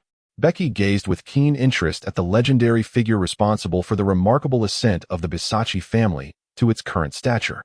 Bisachi born pressed his palm downwards, as if endowed with some enchanting power, causing both the audience present and those gathered in the city square to fall into a hushed silence, all awaiting his words.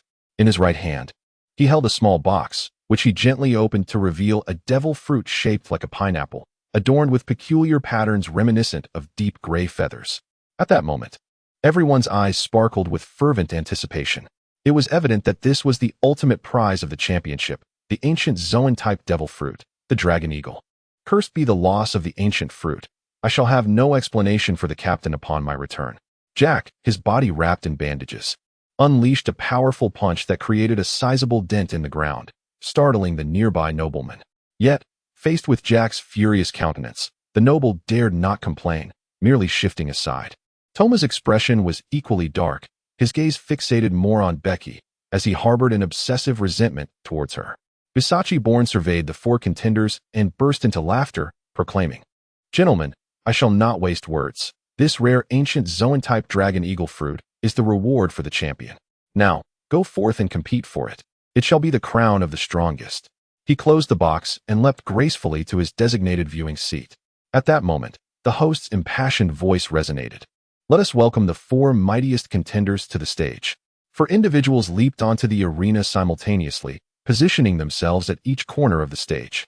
The championship match, akin to a free-for-all, introduced a deviation in its rules. Unlike the typical arena contest, there would be no elimination by being thrown off the stage. Only the last person standing would be crowned the ultimate champion, to avert a scenario where Moria could potentially vanquish all opponents in a single strike. The Bisachi family instituted this regulation. Thus, the championship contest commenced, heralded by the host's thunderous announcement. Becky and Risen exchanged fierce glances, their eyes ablaze with a resolute fighting spirit. The first to act was Pisachi Lewis, who instantly charged towards Marco, the weakest among the four present. His intention was to swiftly eliminate Marco, and subsequently join forces with Risen to overpower Becky, ensuring that the ultimate victory belonged to the Pisachi family. Marco transformed his hands into wings of azure flame, engaging in combat with Pisachi Lewis. As a user of the Nyo-Nyo fruit, Pisachi possessed immense strength, and his fists were shrouded in the formidable haki, specifically designed to counter Marco's Phoenix Devil Fruit abilities. Marco's martial prowess was equally commendable, having been meticulously trained by Whitebeard himself. With his wings unfurled and his feet fortified with haki, Marco dove through the air, executing astonishing kick techniques in a fierce stalemate against Pisachi Lewis. Becky, with a cigar clenched between her teeth, arrogantly beckoned to Risen with a flick of her finger.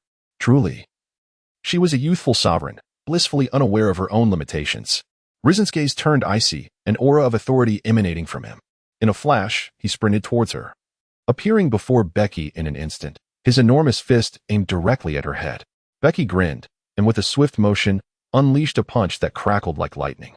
As their fists collided, dark bolts of electricity surged around them, creating a tempest that swept in all directions, centered around the two combatants. A surge of Conqueror's haki erupted from Becky, a torrent of crimson energy spreading forth, its violent and ferocious aura striking against Leeson. His pupils constricted, and his expression shifted dramatically. The aura surrounding him dimmed significantly, revealing the undeniable impact of the Conqueror's haki upon him. Upon witnessing Becky's smile, a surge of anger welled up within Leeson. Clenching his left fist, the ebony sheen of his armament flickered brilliantly as he ruthlessly swung it towards Becky. Becky, equally resolute, countered with a punch, their fists colliding once more with a force reminiscent of a meteor striking the earth, reverberating through the heavens and sending shockwaves that swept towards the audience not far from the ring. The noble spectators were left pale, gripped by fear. Chapter 130. The terror of Risen. The two engaged in a pure display of strength, and to Becky's astonishment, she did not falter against the formidable might of the undefeated champion, Risen, who appeared distinctly dissatisfied. With a whip-like kick, Risen unleashed a powerful strike. Yet Becky raised her leg to intercept the fierce blow. The sheer force sent her sliding, but she remained unscathed. A cigar clamped between her teeth and a smile gracing her lips. What a terrifying young man he is, Risen thought, his expression grave. From their brief exchange, he discerned Becky possessed remarkable physical prowess. He was also aware that she was a formidable swordswoman, her blade still sheathed at her side, indicating that this was not her full potential. Young one, do not be too arrogant. I have yet to exert my full strength, Risen warned, his dark eyes glinting with intensity. He tilted his neck, bones cracking, as his muscles began to swell, an astounding aura erupting from his being. Let us unleash our fullest capabilities. I hope you can compel me to do so, Becky replied with a haughty laugh. With a chilling gaze, Risen surged forward in an instant, his speed seemingly doubled, appearing before Becky in the blink of an eye. The velocity had increased exponentially. Becky's eyes narrowed, slightly taken aback, as a jet-black iron fist cleaved through the air, aimed directly at her forehead.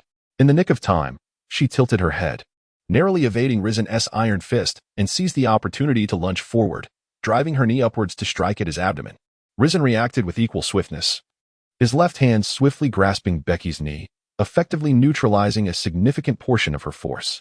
Becky swung her fists towards Risen's head, but Risen, with swifter reflexes, transformed his right fist into an open palm and seized Becky by the neck, subsequently flinging her backward with great force, sending her entire body hurtling through the air. Becky executed a somersault in midair before swiftly descending to the ground. Before he could lift his gaze, Leeson charged towards him. With the keen insight granted by his observation haki, Becky was acutely aware of every attack Leeson intended to unleash. In an instant, he sprang backward from the ground. A tremendous explosion ensued as Leeson's fist struck the earth, causing the arena to tremble violently.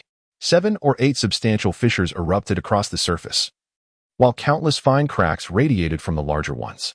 Amidst the swirling dust, Leeson surged forth like the wind, swiftly closing the distance to Becky. Becky's body swelled as she engaged in a fierce melee with Risen, their fists clashing with a ferocity akin to cannon explosions. Dark lightning surged wildly, shattering the very ground beneath them. The already fractured arena crumbled further with each violent exchange. Within a mere 2 minutes, they had exchanged blows hundreds of times. Risen's combat skills surpassed Becky's, and he adeptly exploited her vulnerabilities during their encounters, launching several devastating assaults. Fortunately, Becky's advanced observation haki proved formidable, otherwise she might have suffered serious injury from Risen's onslaught. With every clash, Becky felt her vitality boiling, her internal organs protesting in pain. Risen's armed haki was undeniably stronger, and each intense confrontation drained her haki the most swiftly. With a resounding boom, another astonishing clash occurred, dark lightning enveloping both combatants as they pushed their armed haki to its limits. In that moment, Becky staggered, her expression shifting to one of shock. The armed haki enveloping her fists shattered and dissipated under Risen's relentless assault. The force of Risen's punch surged far beyond that of their previous exchanges. With a sinister grin, Risen lunged forward, delivering a punch aimed directly at Becky's head, intent on ending the battle decisively. Becky, her arms fortified, shielded her face as Leeson's fist struck her hands with a terrifying force, sending her hurtling like a projectile towards the distant spectator stand, which exploded upon impact, enveloping the area in a cloud of dust. The spectators in the stand fled in a frenzy, disbelief etched on their faces. Moria and his companions sprang to their feet, astonished. Well done, Toma remarked with a sinister grin. In the distance, Bisak-born, along with the Blade King and the Fighting King, bore smiles of amusement. However, Leeson cast a dark glance at his fist, his expression growing grim. An astonishing resistance had intercepted a significant portion of his power just before the punch reached Becky.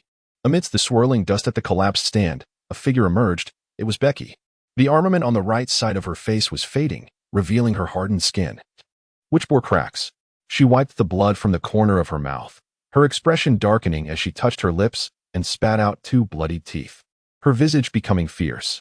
She approached Leeson with measured steps, her right hand slowly unsheathing the fire cloud sword, which rapidly heated to an intense temperature. An overwhelming, violent aura emanated from her, sweeping across the arena and engulfing the audience.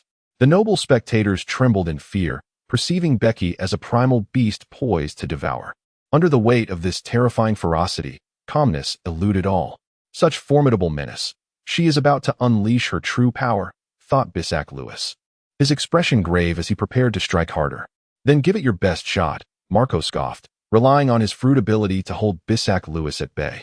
Bissac Bourne clutched the armrests of his seat, his face a mask of concern. Do not worry. Leeson's fruit ability is more than sufficient to secure his victory in this championship match, remarked the fighting king, Holyfield, in a low tone. Bissac Bourne nodded solemnly. His gaze fixated ominously on Becky. Becky advanced step by step towards Risen, his physique swelling as visions of ferocious beasts surged into him, amplifying his malevolence to a savage intensity. With each footfall, his aura grew increasingly formidable, the terrifying ferocity striking Risen with full force, leaving him profoundly affected. Drawing a deep breath, Risen sensed the torrent of power coursing through him, a smile breaking across his face as he tightened his fists. The color of his armed hockey deepening ominously. Come, let me witness your true strength. Risen sneered, his gaze icy. In an instant, Becky moved, swinging his sword as a fiery dragon charged towards Risen with unbridled ferocity. Risen responded with a punch, unleashing his full might to obliterate the fiery beast. Flames erupting in all directions. With a sudden upward glance, Risen spotted Becky suspended in midair, thrusting the fire cloud sword forward. Countless fiery blades enveloped Risen in an instant, shattering the ground beneath him into ruins, flames licking the remnants. Yet, from the inferno, a figure emerged, the flames extinguished in the rush of his power. He surged into the air, materializing directly before Becky, his obsidian fist striking with the swiftness of lightning. Becky instantly raised the fire cloud sword to defend himself. With a resounding bang, he was propelled like a cannonball into the ground, creating a massive explosion that shattered the earth beneath him. Countless large fragments of stone were lifted by the tremendous force. Amidst the fractured terrain, Becky stood with his sword embedded in the ground, blood spewing from his mouth. His expression one of evident agony. His entire right arm trembled, the muscles having been severely torn from that previous blow. He gazed upward at Risen, his face contorted in distress. The power of this adversary was truly unfathomable. Chapter 131. The suck fruit. To be able to suppress Becky while he was in the state of the 10 beasts ascending dragon is a testament to Risen's extraordinary strength. Moria's expression was grave. However, that punch had also ignited the captain's fury. It remained uncertain whether he could withstand the captain's wrath. On the contrary, a peculiar smile crept across Ricky's face as he caught sight of the anger in Becky's eyes, a clear indication that Becky was genuinely infuriated. Absurdity reigned.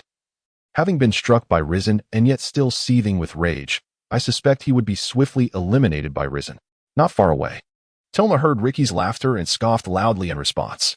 Ricky quickly turned his attention to Toma, who defiantly glared back.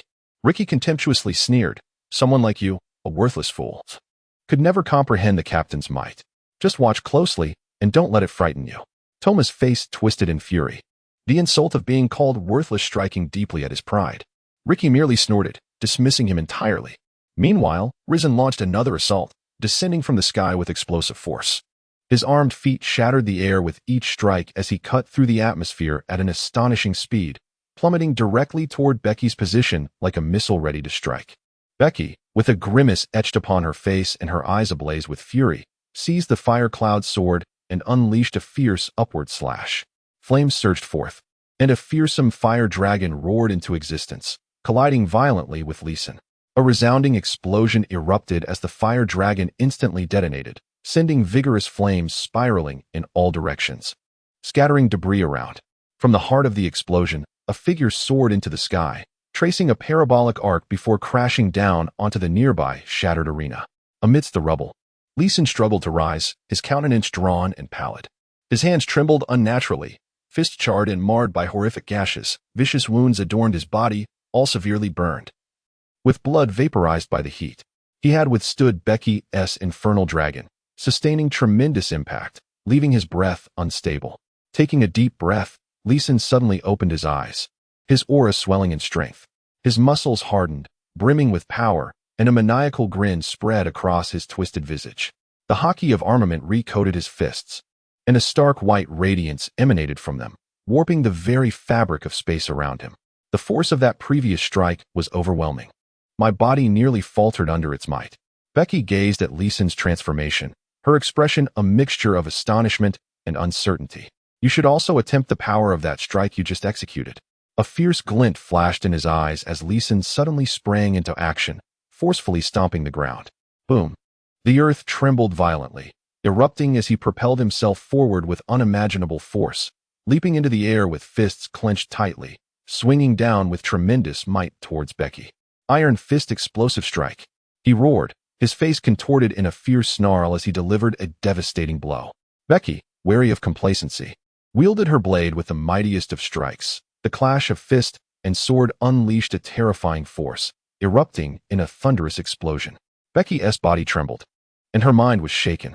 The brilliant white light emanating from Risen's fist surged forward with the force of his iron strike, overpowering her own slash and shattering it, igniting the flames on her sword and searing her flesh.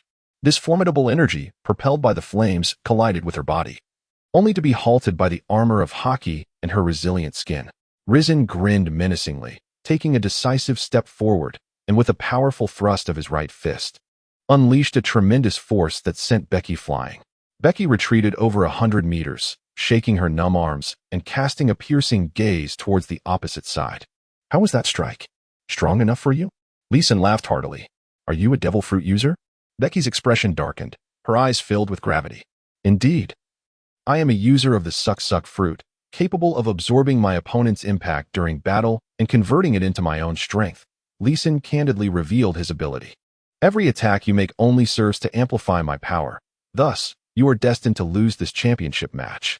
His confidence was unshakable, unafraid to disclose his capabilities. No wonder your explosive power has suddenly surged several-fold, Becky mused, her gaze serious. Such a fruit power combined with a martial arts master was indeed formidable. Yield now. You stand no chance. Yield. You have no right to demand my surrender. Your suck fruit can absorb impact, but every devil fruit has its limits.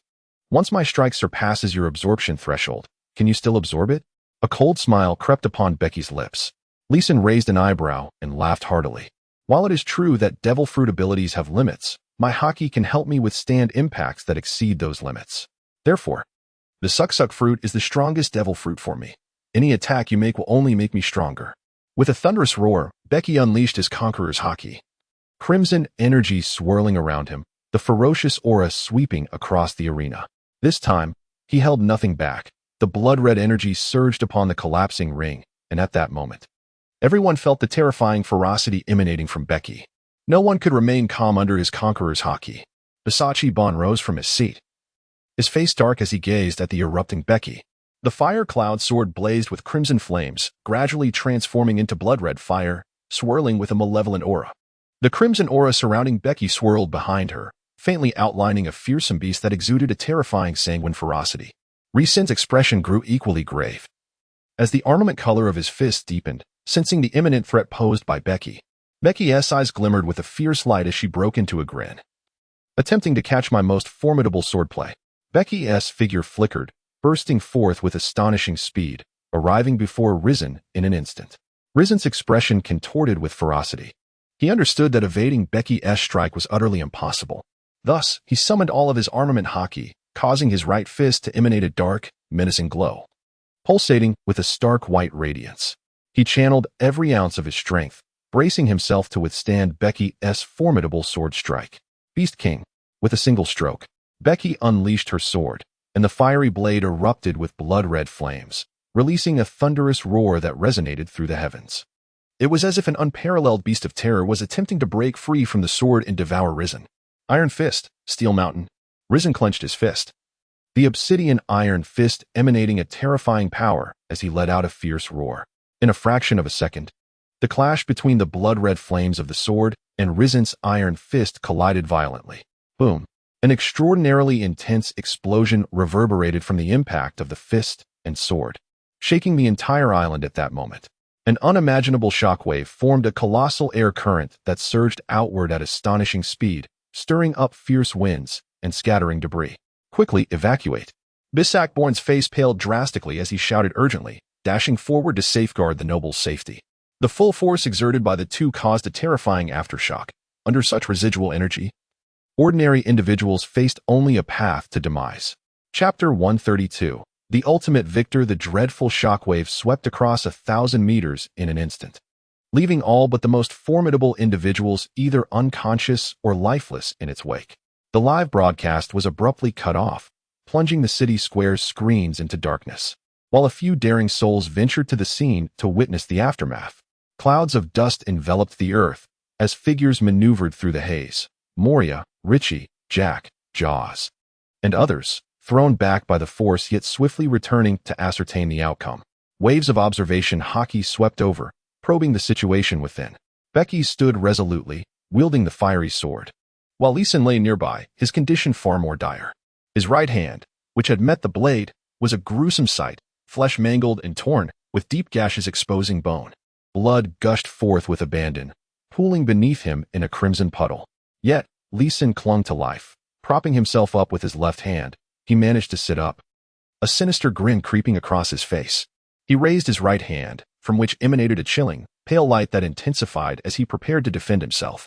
"I have thwarted your attack," he proclaimed. "Impressive, but can you withstand my second strike?"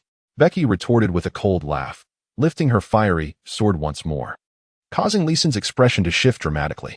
Struggling to rise, he radiated light as he absorbed the energy from the earlier impact, transforming it into his own strength. Just as Becky was about to swing her sword, a figure rushed in with astonishing speed, leaping into the air behind her and delivering a powerful punch aimed at her head. Becky had discerned his movements and swiftly turned, delivering a formidable strike that sent the man flying, crashing onto the shattered ground in the distance. This individual was none other than Versace Lewis. His right hand trembled, blood dripping steadily from his knuckles. Becky's earlier blow had nearly severed his hand. Moreover, he was gravely injured, having chosen to exchange wounds in order to bring down Marco.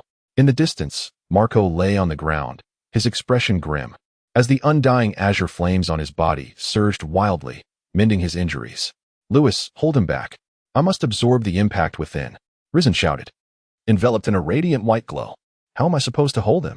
Versace Lewis's countenance was exceedingly grim, recalling how narrowly he had evaded the last strike. Given his current physical condition, he was utterly incapable of stopping Becky. Yet, he understood that if Risen were defeated, the Versace family would forfeit this championship contest. Becky's gaze was icy as she charged towards Risen, her sword in hand. Versace Lewis gritted his teeth and transformed into a colossal black bull, towering at 3 meters with sinewy muscles rippling across its frame. Its bull's head and horns were enveloped in a menacing hockey, and as it galloped forward, it trampled the shattered earth into further ruin. With an unrestrained collision, it aimed to strike Becky down, seeking death. With a chilling glare, Becky swung her sword, and a terrifying wave of blood-red blade aura cleaved through the air, striking the bull's head. The black bull collapsed, its hooves giving way as it knelt upon the ground, sliding forward for over 10 meters due to momentum. The hockey surrounding its head shattered instantaneously, leaving behind a gaping wound. The black bull knelt amidst the rubble, blood splattering from its crown. In a swift transformation, it reverted back to Versace Lewis, who lay on the ground with a grotesque gash on his head, still bleeding profusely. Becky snorted coldly as she strode past him, having intentionally restrained her strike earlier. Had she unleashed the full force of the Beast King's sword, he would have undoubtedly met his demise. At that moment, Leeson charged forth with tremendous vigor, his aura radiating immense power. Having absorbed the impact of Becky's Beast King strike, he experienced a formidable enhancement. With a punch launched in midair, the brilliance emanating from his iron fist concealed an unfathomable force, causing the very air around it to warp and distort.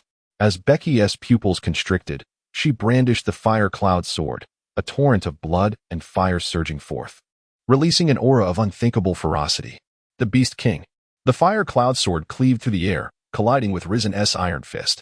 In that fleeting moment of impact, Becky's gaze narrowed to a pinprick as he sensed the terrifying power erupting from Risen's fist, an onslaught as relentless as a towering mountain, causing his entire being to tremble.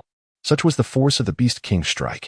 Under the immense pressure, Becky's countenance contorted in rage as he poured forth every ounce of strength to withstand the dreadful impact. At the instant of collision, 2 formidable forces generated a circular shockwave that radiated outward. The ground beneath him crumbled repeatedly in quick succession, while debris within 100 meters was shattered into fine pebbles, with dust and sand swirling outward like a tempest. The astonished crowd was hurled into the air by the astonishing shockwave, but only Joe's transformed into a diamond figure, valiantly resisting the onslaught. He rushed towards Marco, lifting him in his arms, using his own body as a shield against the shockwave. After approximately 10 heartbeats, The immense recoil from the impact sent both of them flying away. Becky glided across the ground while Risen rolled through the air, landing unsteadily and staggering back several dozen meters. However, soon after, these two figures, having been separated by hundreds of meters, resumed their rapid approach, colliding with one another, producing a thunderous roar. Their forms became entangled in a fierce confrontation, akin to an explosion, resonating with an unyielding cacophony. The ground beneath them crumbled incessantly, gradually morphing into a vast basin. "Your strikes only serve to strengthen me," Risen declared, his body drenched in blood, yet he grew more valiant amidst the battle. "Your power diminishes. How much more of my strikes can you absorb?" Becky's keen gaze detected the waning strength behind Risen's punches during their repeated clashes, signaling that Risen's condition was dire. "How much longer can you sustain your current state?" Risen, equally perceptive of Becky's situation, unleashed two savage Beast King slashes in succession, depleting Becky immensely. With a resounding crash, the impact intensified, and a brilliant, powerful arc of bloodfire flashed forth. This time, only one figure was sent hurtling backward, crashing into the ground and skidding for over 100 meters, ultimately colliding with the shattered spectator stands, further demolishing them. The victor had emerged. Who could it be?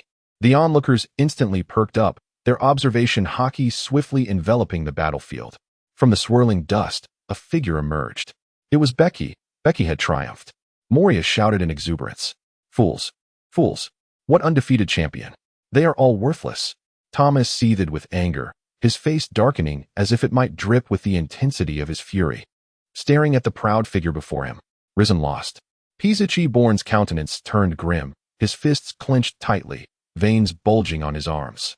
This outcome was far from what he had anticipated. Becky sheathed her sword and retrieved a cigar from her pocket. Lighting it, she inhaled deeply, exhaling a series of smoke rings.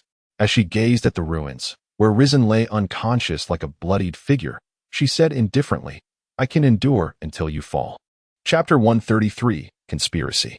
The crimson aura flowing through Becky dissipated swiftly as he surveyed the ruins of the arena, where he caught sight of Pizichi-born.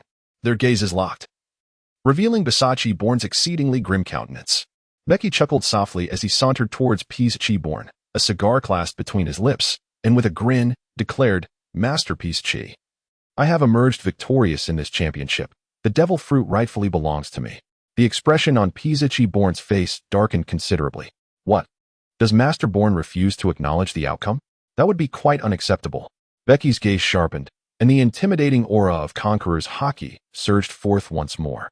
At that moment, Moria and others materialized behind Becky, accentuating his formidable presence. Pizichi-born's countenance wavered between despair and resolve, ultimately leading him to concede, his voice grave. "Our Pizichi family has always honored its commitments. I hereby declare you the ultimate champion." He tossed a box towards Becky, who caught it effortlessly. Upon opening the box to reveal the devil fruit within, Becky erupted into laughter. He carelessly discarded the box into the castle's interior and added, "I wagered 500 million on the outcome of your family's contest, betting on my victory. It appears I shall profit once again." Pizichi-born's expression darkened anew, and he scoffed, "Rest assured, it's merely a trifling sum. I will ensure the stakes are delivered to you shortly." Truly, the head of the Pizichi family exhibited remarkable generosity. "I shall await your good news. Do not keep me waiting too long," Becky replied with a hearty laugh, departing with Moria and the others. "Curse them." Pizichi-born seethed, a fierce murderous intent igniting in his eyes. Risen and Lewis were gravely injured, though their lives were not in jeopardy. Holyfield appeared beside Pizichi-born, his gaze fixed on Becky and his companions, equally filled with murderous intent. "Should we eliminate them?" Pizichi-born shook his head. "No, this Caponebeque is far too formidable. With Risen and Lewis severely weakened, and both you and Mike Payton nursing injuries, we may not stand a chance against the flame tank pirates. Must we let the devil fruit slip away just like that? We went to great lengths to acquire it." Holyfield and Mike Payton lamented, their faces etched with dissatisfaction. Pizichi-born shared their frustration, visibly troubled. "If we were to enlist the aid of the fearsome pirates, I wonder if you would dare to confront the flame tank pirates?" At that moment, Toma approached with a sly smile. Pizichi-born's eyes sparkled with intrigue as he softly remarked, "Young Master Toma, this is not a fitting place for conversation. Might I invite you to my residence tonight for further discussion?" "Excellent." Toma laughed heartily as he took his leave. Becky and his companions departed swiftly, and in an instant, Becky's breath quickened, his complexion pale. Having invoked the Beast King's power 4 consecutive times, both his physical and mental stamina had severely diminished. He had merely been enduring in the presence of Bissac-born. They did not return to the city of Blackfist Island, but instead made their way back to the celestial ship. After a brief period of recuperation, Becky's vitality and mental fortitude began to recover. Within the confines of his internal fortress, Becky's subordinates gathered. Among them was the diminutive figure of Oz Jr., significantly reduced in size by Becky's command, now only slightly taller than Moria. The cadre members fixated on the devil fruit resting upon the table, their eyes gleaming with anticipation. Especially Sam, who appeared eager enough to press his face against it. The sole individual displaying disinterest was Weibel, who recognized that this particular devil fruit was not intended for him. Thus he harbored no desire and instead indulged himself in a hearty meal of meat. Becky was acutely aware of the gazes directed at her, yet the devil fruit had already chosen its master. Little Ooze, this devil fruit is specifically selected for you. Do partake of it, Becky declared, tossing the fruit toward Little Ooze. In a flustered manner, Little Ooze caught it, rendered momentarily speechless. Sam and the others wore expressions of disappointment and reluctance, yet they refrained from voicing their dissent. Becky's authority brooked no challenge, and even in their discontent, they were compelled to endure. Little Ooze, visibly perturbed, exclaimed, "Becky, I have only just joined, with no merit to my name. This is against the rules." Becky chuckled. "Little Oz, my expectations for you surpass your imagination. I hold immense hope for the formidable pirate crew you shall command in the future, so you must grow stronger.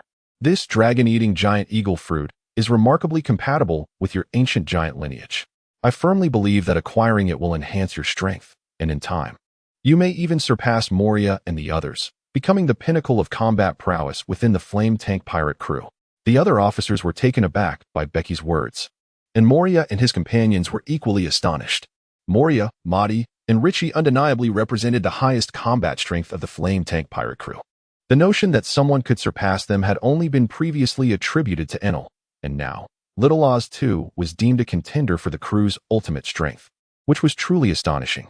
"Little Oz, you must trust me," Becky laughed heartily. Upon hearing about the dragon-eating giant eagle fruit, he had already intended for Little Oz to consume it. The ancient giant lineage possesses a strength and resilience that surpasses that of the regular giants. If combined with the powers of an ancient demon fruit, his strength and physique would reach extraordinary heights. In the original tale, Kaido's top calamity, King the Wildfire, hailed as the flagship of the Kaido pirate crew, wields the ancient Zoan-type devil fruit, the toothless pterosaur, granting him the ability to stand toe-to-toe with the four emperors. Becky also hopes that young Oz can become the emblem of the flame tank pirates, much like the illustrious King of Calamity. Becky harbored unwavering confidence in Little Oz, believing that given time, he would undoubtedly attain powers equivalent to, if not surpassing, that of the Inferno King. Since Becky placed such faith in me, it would be utterly unreasonable to refuse her. I shall not disappoint your expectations." Little Oz's expression grew solemn, with all eyes upon him. He resolutely tossed the devil fruit into his mouth and swallowed it whole. He, are we about to gain yet another rival? How thrilling." Moria chuckled, a glimmer of battle spirit flickering in his eyes. The rare ancient Zoan-type flying devil fruit, combined with Little Oz's massive stature and formidable strength, indeed filled me with anticipation regarding how powerful he would eventually become, Ricky remarked. "Others need not feel disheartened. When our flame tank pirates truly make their mark in the new world, acquiring a devil fruit will be a mere trifle," Becky proclaimed, patting Sam on the head with a hearty laugh. "Indeed, Godfather," Sam replied earnestly, nodding, while the other disciples joined in the laughter. Yet, his words were but empty promises. Devil fruits were inherently scarce, and powerful ones even more so, with individuals across the globe vying for them, making acquisition exceedingly challenging. Becky merely sought to alleviate the frustrations and discontent of Sam and the others. Thus, to commemorate young Oz's acquisition of the devil fruit, a banquet was to be held this evening. Becky clapped her hands, and the officials immediately erupted in cheers. "A brief celebration would suffice. Let us refrain from excessive drinking. We have triumphed over the Bisacci family in securing the devil fruit, and they are likely to harbor resentment. We must remain vigilant against any sudden retaliatory actions." Moria spoke up. "Indeed, while we are not afraid, it is prudent to exercise caution," Richie added. Becky nodded, suggesting they indulge in just a modest drink. reserving the greater celebration for their return to Sky Island. That very night, Pisachi Born and Toma engaged in a clandestine meeting atop King of Fists Mountain, quietly weaving a nefarious plot against Becky and the Flame Tank Pirates. A sinister aura of murder loomed in the darkness. Chapter 134. The Demon Swordsman. The residents of Black Fist Island learned that the ultimate victor of the championship was Becky, and the majority expressed their discontent, having wagered their fortunes on Risen or Lewis, now facing utter financial ruin. Those who had bet on Becky reveled in jubilant celebrations, creating a cacophony throughout the city, regardless of the prevailing sentiments. After a day of rest aboard the Heavenly God, Becky instructed Moria to retrieve his winnings from King of Fists Mountain. However, the Pisachi family dismissed Moria with an excuse that the funds were still being organized and would require an additional 2 days. It was clear to astute observers that this was mere pretense. Who could be unaware of the Pisachi family's dominion over the prosperous Black Fist Island? A sum of several billion in winnings should pose no challenge for them. Moreover, with so many members in the Pisachi family, would it truly take 2 days to arrange such a sum? The Pisachi family must be scheming something nefarious against us, Moria remarked darkly. They aim to delay us, undoubtedly seeking to ensnare us, he continued. Captain, why not confront the Pisachi family directly and demand our due? After all, Risen and Lewis are currently gravely injured and lack combat capability. We stand a good chance of prevailing. Ricky's expression was tinged with excitement, likely anticipating an opportunity to exact revenge for the brutal humiliation he suffered at the hands of Risen during the martial arts tournament. Very well then, let us proceed. Once we secure our winnings, we shall return to Sky Island. Regardless of their ulterior motives, once we are back in the skies, they will be powerless against us. Becky pondered for a moment. To avert any unforeseen complications, it would be prudent for them to depart Black Fist Island at once. Becky and his companions strode confidently up King of Fighters Mountain, guided by the officials of the Pisachi family, to the summit. I sensed a palpable aura of hostility emanating from them, suggesting that the Pisachi family harbored ulterior motives. Becky's expression darkened slightly, and his observation haki extended outward, revealing numerous hidden figures lurking in the shadows. The guards and officials of the Pisachi family were fully armed, their expressions grave and imbued with malice. Just in case, Ricky, return to the Heavenly God immediately and ensure its safety. Await my call, Becky instructed sternly, pausing momentarily. Ricky understood the gravity of the situation and recognized the imperative nature of his task, promptly turning to leave. In such a precarious moment, it was audacious for the Pisachi family to consider taking action against us. What emboldened them? Becky's countenance darkened further as he recalled that son Lewis of the Pisachi family was gravely injured, and both Holyfield and Mike Phaeton bore minor wounds, leaving only Pisachi Born at full strength. Under these circumstances, any rational individual would refrain from engaging them. It was evident that someone was backing their aggression towards Becky, and this individual was no weakling. Who could it possibly be? Becky's mind raced as he speculated about the identity of this individual. And suddenly the image of the Son of Fear, Toma, flashed through his thoughts. He had sensed Toma's murderous intent several times. Had it not been for his trepidation towards the Fear Demon King, Becky would have dispatched him long ago. Although the Son of Fear could represent the Fear Pirates, his own combat prowess was rather lacking. Even with Toma's backing of the Pisachi family, they would not dare to recklessly confront Becky. Could it be that someone from the Fear Pirates had arrived? As this notion crossed his mind, Becky and his companions had already reached the pinnacle of Fist King Mountain, entering the palace at its summit. Through the perception granted by his observation haki, he discerned numerous individuals lurking in the shadows around him. He instinctively extended the range of his haki to encompass the entire palace. However, as soon as his haki permeated the palace, another force of observation haki met his, obstructing his ability to sense the happenings within. Then, a hearty laughter resonated through the palace. Captain Ghost Dragon, it is rather impolite to unleash your observation haki freely within my palace, Pisachi Born declared as he emerged, accompanied by Holyfield and Mike Peyton. Becky, with a smile that seemed to conceal more than it revealed, remarked, I wonder what the master of the Bond family intends by surrounding the palace with so many individuals. Bisak Bond, with an expression unchanged, replied, it is not a matter of hunting anyone down. It is merely a precaution. This is the most significant location for our Bisak family, and without a formidable defense, how could I feel at ease? Captain Gui Long, you are being overly cautious. Please, come inside. I shall have your wager prepared at once. Captain Gui Long, If you would but wait another hour or so, your steaks will surely be delivered to you. Is that so? Becky's gaze darkened, yet he remained still. At that moment, an impatient voice echoed from within the palace. Why are we wasting time with idle chatter? Since he has already been lured here, we should simply take action. Toma emerged from the palace, flanked by more than a dozen individuals. His visage was twisted with malice as he fixed his gaze upon Becky, a glint of menace in his eyes, and sneered, Capone Bege. Today you shall not leave the Fist King Mountain. I will capture you and subject you to my poison smoke until you meet your demise. Becky completely disregarded Toma, her gaze landing upon a tall, middle-aged man beside him, her focus sharpening. This man was clad in a black suit, draped in a blood-red cloak, with long hair cascading down his back. His visage was not particularly handsome, yet his features were sharply defined, and his eyes exhibited a peculiar pale violet hue, emanating an eerie aura. It was the devil swordsman, Sefer-Alessa, one of the 3 formidable generals of the fearsome pirate crew, with a bounty amounting to 890 million. Moria's expression shifted slightly. The fearsome pirate crew, akin to Kaido's beast pirates, boasted a renowned trio known as the 3 Great Generals, each possessing astonishing power, and this middle-aged man in the crimson cloak was the last among them. The devil swordsman Sefer-Alessa. He was a user of the human fruit in its devil form, wielding a brutal swordsmanship that was uniquely ferocious and sanguinary, with a bounty reaching 890 million. Toma, having suffered repeated humiliation at the hands of Becky, harbored a deep-seated grudge against her. Thus, he had previously established contact with the devil swordsman Sefer-Alessa, who was closest to Black Fist Island, requesting him to arrive and eliminate Becky. This had led to the present scene.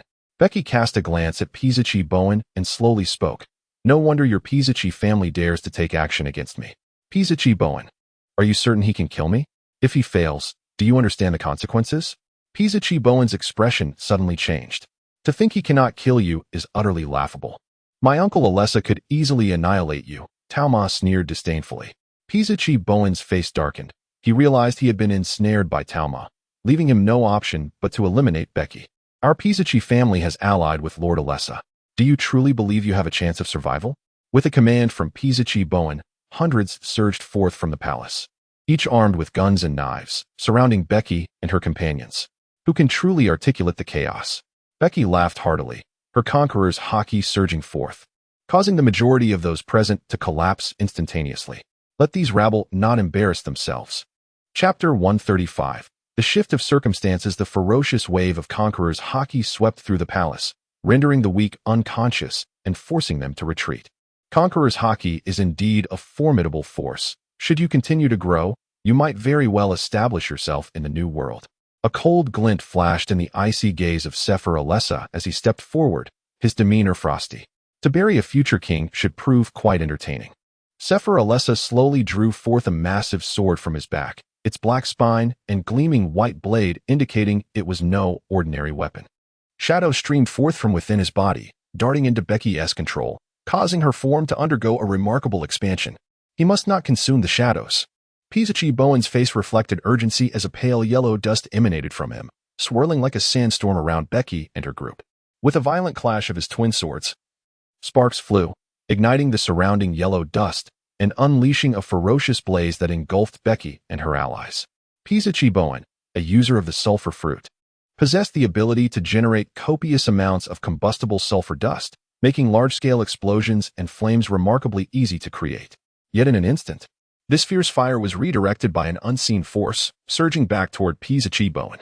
Sefer-Alessa effortlessly cleaved through the flames, parting them as they rolled away, igniting the unconscious on the ground, leading to the demise of many in their slumber. Meanwhile, Becky had doubled in size, a terrifying and brutal aura radiating from her, as if an ancient beast had unleashed its fangs. The faces of Pisachi Bowen and his companions turned grave with unease. Sefer-Alessa wore a cruel smile. What a formidable presence. You truly deserve my full effort. As he spoke, his form underwent a remarkable transformation in an instant. First, his eyes swiftly morphed into a sinister shade of purple, while his body rapidly turned a deep crimson, as red as blood. His flesh became adorned with a layer of carmine armor, and his head swelled, giving rise to enormous, curved ram's horns. Simultaneously, two massive fleshly protrusions emerged from his back, unfurling into a pair of demonic wings resembling bat membranes, slicing through the air. This was the apex of Sephiroth's demonic state, exuding an overwhelming aura of malevolence that surged forth like a vast ocean.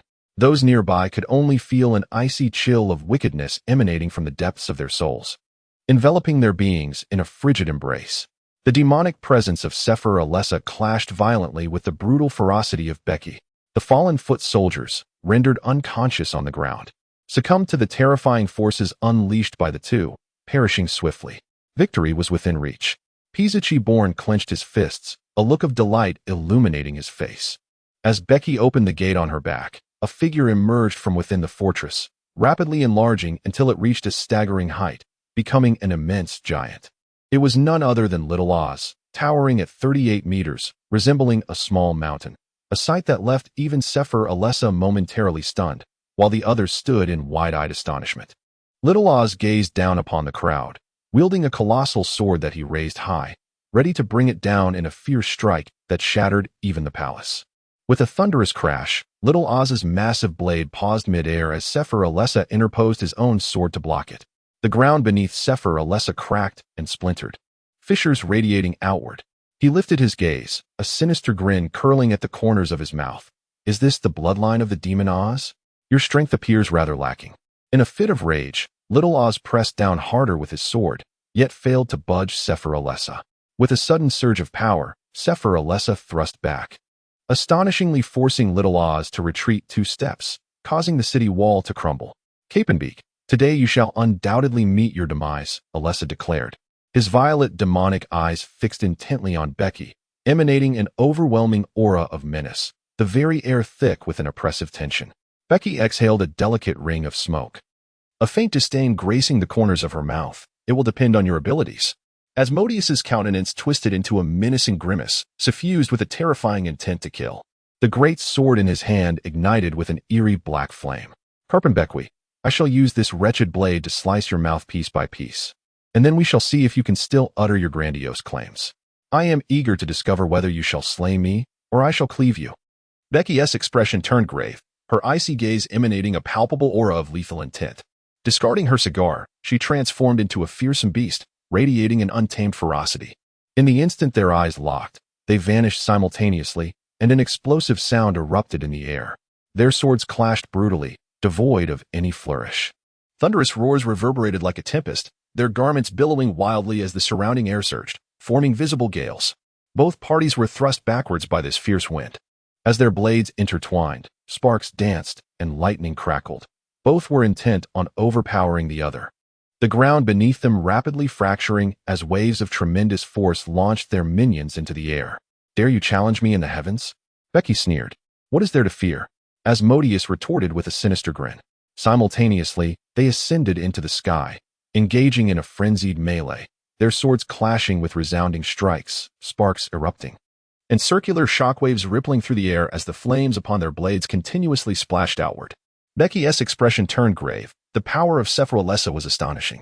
With each collision, he could distinctly feel an immense force surging through the hilt of his sword, causing an upheaval within his very core. As if his innards were stirred violently, the grip of his sword showed signs of cracking with every impact. Sephiroth experienced a similar torment, unable to believe that Bege possessed strength comparable to his own. In a fleeting moment, they exchanged dozens of strikes. Alessa smirked disdainfully, exerting his arm with tremendous force, overwhelming Bege with an oppressive might. In an instant, Bege found himself unable to withstand it, his body retreating several steps through the air. Not enough, Caponebeque. You are still lacking. Alessa sneered, his wings flaring as he soared above, wielding his colossal blade that came crashing down. Demon Slash. The 10-meter-long, pitch-black strike sliced through the air with blinding speed toward Bege, who attempted to parry it with his sword. The blow forced Bege back several dozen steps. Bege's brutal ferocity erupted unexpectedly, as a massive shadow of flames appeared behind her. Channeling all her strength, she delivered a decisive strike, cleaving through the air towards Asmodeus. Fiery Demon Slash. Now, this was becoming intriguing. Asmodeus raised his great sword to parry, effortlessly shattering Bege's attack with a mere flick of his wrist. A thunderous roar resounded. The palace atop King of Fist Mountain crumbled, dust billowed forth, and countless fragments tumbled down the mountainside, accompanied by figures hurled into the air. Asher's expression shifted dramatically as he charged towards King of Fist Mountain. Meanwhile, Becky sneered coldly, an overwhelming surge of blood energy emanating from her. A blade of energy that seemed capable of rending the heavens materializing before her. Beast King. Asher swiftly pivoted, witnessing a terrifying bloodfire strike tearing through the sky. Aimed directly at him. Demonic slash. Asher was enveloped in an overwhelming darkness, his great sword ablaze with black flames, unleashing a blinding arc of light that collided with the bloodfire strike. A resounding explosion ensued, generating an even more powerful shockwave, forming two concentric rings of energy that surged through the air, sweeping across the sky for miles. Chapter 136. The Turning Tide atop King of Fist Mountain. Both sides watched the aerial duel with bated breath. In that moment, Little Oz suddenly sprang into action, wielding his colossal sword with ferocious wind gusts. A towering figure emerged, interposing itself before the others, raising an iron staff to block Little Oz's monstrous blade. Though pushed back and sliding across the ground for several dozen meters under Little Oz's terrifying strength, this individual ultimately managed to halt the onslaught. Upon closer inspection, he stood 5 meters tall, entirely beast-like, resembling a colossal gorilla.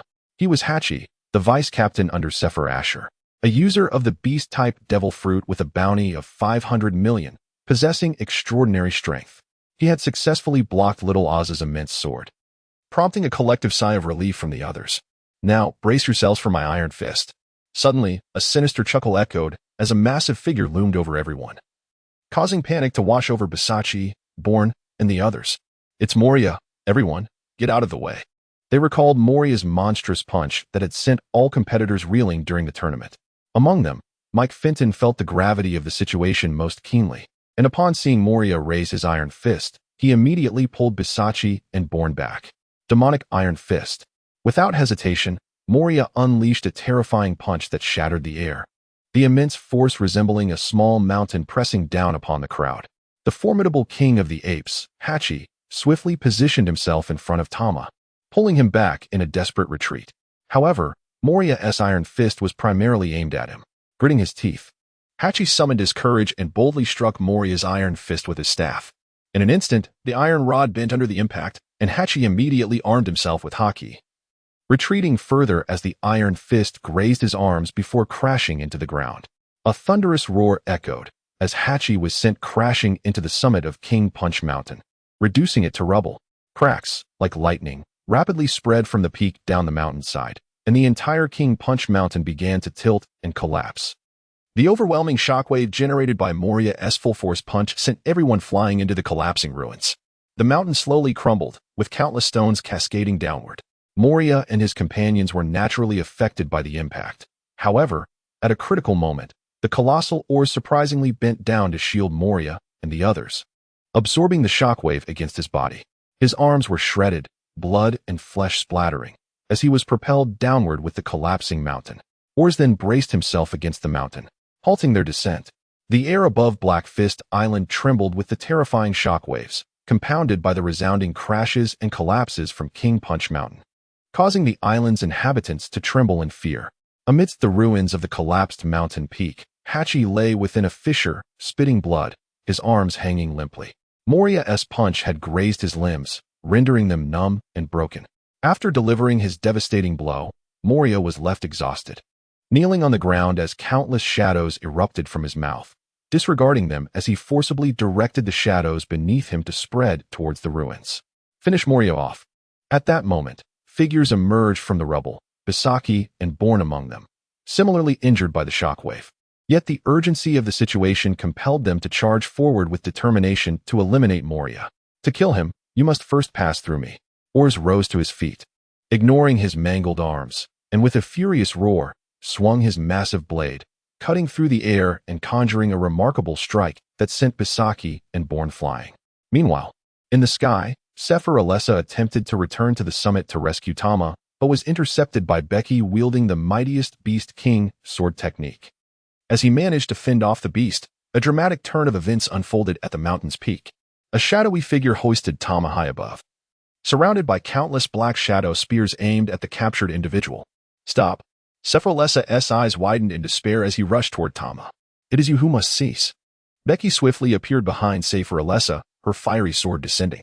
Safer Alessa rapidly turned to parry her strike, forcefully pushing Becky back before diving downward. Demon swordsman, halt at once, or I shall take the life of Toma, Moria commanded sternly, as a shadow spear pierced through Toma's right leg in an instant. Toma let out a chilling scream. Uncle Alessa, save me. Safer Alessa paused midair, his expression dark and filled with wrath. Is this what you intended? The current situation is under my control. Becky laughed heartily, landing beside Moria, whose shadow enveloped Toma. Becky pressed her foot down on Toma, the fire cloud sword poised threateningly against his throat. Moria, I appreciate your efforts, Becky said, patting Moria on the shoulder. Moria offered a pale smile, his body exceedingly frail. Fortunately, with the assistance of Little Oz, it would have been quite a challenge to subdue this fellow. Becky lifted her gaze towards Little Oz, whose arms were gushing blood, the crimson liquid cascading like a small river from his limbs, pooling in shattered depressions that formed miniature crimson pits. He gritted his teeth, still brandishing his knife. Fixated on Safer Alessa. Little Oz, it is over. I shall escort you to the castle for treatment. Becky pressed against Little Oz's body, guiding him towards the sanctuary of the castle. Safer Alessa landed before Becky, his demeanor dark and his eyes glinting with a chilling light. Captainbeque, do you comprehend the gravity of your actions? Should you dare to harm even a single hair on Toma's head, no matter how far you flee to the ends of the sea, the fearsome pirate crew will hunt you down and obliterate you. Becky lit a cigar for herself, inhaling it with an air of indifference, a hint of disdain curling at the corners of her mouth. Such a grand title, she remarked, it nearly frightened me to death. Becky's disdainful tone rendered Safer Alessa's expression exceedingly grim, the black flames upon his massive blade burning more fiercely. Yet, with Toma in Becky's grasp, he dared not act rashly. Release Toma, and I shall permit your departure, Safer Alessa intoned darkly. I have already stated that it is not your discretion that governs this situation, Becky retorted, retrieving a cigar from her pocket, igniting it, and exhaling a comforting plume of smoke with a cold scoff. Safer Alessa took a deep breath. What must you desire in order to relinquish Toma? Becky's gaze fell upon Bisachi Bowen, and a sense of foreboding gripped his heart. The Bisachi family dared to ambush me. They must pay the price. Surrender to me the members of the Bisachi family, along with their wealth, and I shall release Toma, Becky stated his demands. Lord Alessa, he is sowing discord, attempting to undermine our strength. Do not fall for his ploy. Bisachi Bowen's complexion changed drastically as he cried out in alarm. Safer Alessa, with a grim countenance, replied, the Bisachi family is our ally against the marauding pirates. To act against a partner would be a betrayal of pirate ethics. Is allowing you to depart not sufficient? Becky gently shook her head with a cold smirk, leaning down to glance at the suffering Toma, and taunted, Toma, it seems you are not as significant as you believed. How about this? The only son of the formidable Fear Demon King pales in comparison to a mere member of the Pisachi family. It appears you hold little worth after all. Shall we consider ending your life? The crimson, searing fire cloud sword slowly descended towards his eyes. Stop! Stop! Toma, pale and terrified, shouted, Uncle Alessa, heed his words. He intends to kill me. Please stop. I promise you. Safer Alessa cried out urgently. Yet, the fire cloud sword had already pierced Toma's eye, the scorching tip incinerating his right eye. Toma let out a heart-wrenching wail, his body convulsing, until he ultimately lost consciousness. Did I not tell you to halt? Safer Alessa growled, instantly charging at Becky, his black fire greatsword swinging towards her. One more step, and I shall truly end his life, Becky retorted, her gaze icy, the fire cloud sword poised to strike. Safer Alessa crushed the ground beneath him, coming to an abrupt halt. This is merely a warning. Should you hesitate further, the next strike will be aimed at his right eye, and the one after that at his arm, until you concede. With a chilling ruthlessness, Becky brandished the fire cloud sword, tracing menacing arcs over Toma's body. Uncle Alessa, save me. I cannot die. I am my father's only son. Toma, roused by Becky's foot, cried out in terror towards Safer Alessa for rescue. An inferno of unbridled fury burned within Safer Alessa's chest, yet he dared not strike. Toma must not perish, should he die. Safer Alessa would first bear the wrath of the Fear Demon King, and he knew he would be the second to fall. Safer Alessa's furious violet eyes fixated on Bisachi Born, whose complexion paled abruptly upon perceiving the murderous intent in Safer Alessa's gaze. Run! Flee quickly! He bellowed, turning to escape at breakneck speed, while Holyfield and Mike Featon simultaneously fled in terror. You flee, but who will save Toma? Severalessa roared, his demonic wings suddenly flapping fiercely as he soared along the ground. His speed surged, and within moments, he caught up to Bisachi-born and the others. Mike Featon, resolute, turned to face them, declaring, I will hold him off. You must escape. With all his might, the corpulent Mike Featon swung his massive blade, unleashing a powerful cleave. With a resounding crash, Mike Featon was sent hurtling backward, surpassing Bisachi-born and crashing into the ruins, smashing through the debris-laden landscape. Severalessa, his expression unchanging, surged forward with renewed speed in pursuit. Bisachi-born pivoted, unleashing a torrent of sulfur dust that swirled like a sandstorm towards Severalessa. As Bisachi-born's dual swords clashed, sparks flew, igniting the sulfur dust storm, resulting in a cataclysmic explosion, a wall of fire erupting to obstruct Severalessa. Without a backward glance, Bisachi-born continued his frantic escape. Yet, a dazzling arc of black fire cleaved through the flames, and a fearsome figure emerged from the inferno. Severalessa bore the marks of scorching, portions of his keratinous armor destroyed by the blast. The recent explosion was entirely avoidable for him. Yet he chose not to evade it. In his pursuit of Bisachi-born, he willingly accepted a modicum of injury. I have no time to squander with you. Severalessa's gaze was as frigid as ice, and with a fierce slash, a terrifying black flame of a blade surged through the air, instantly closing in on Bisachi-born and his companion. Startled, the two swiftly evaded in opposite directions, yet the dreadful blade struck the ground, cleaving the mountain anew. The resultant fissure extended from the summit to the base, carving a chasm several meters deep into the earth. Bisachi-born lifted his gaze, his eyes meeting the contorted visage of Sefer and the descending right leg aimed at him. He hastily prepared, enveloping his twin swords in the formidable aura of armed color, positioning them before him. A deafening crash reverberated as the ground beneath Bisachi-born shattered once more, debris flying in a 10-meter radius.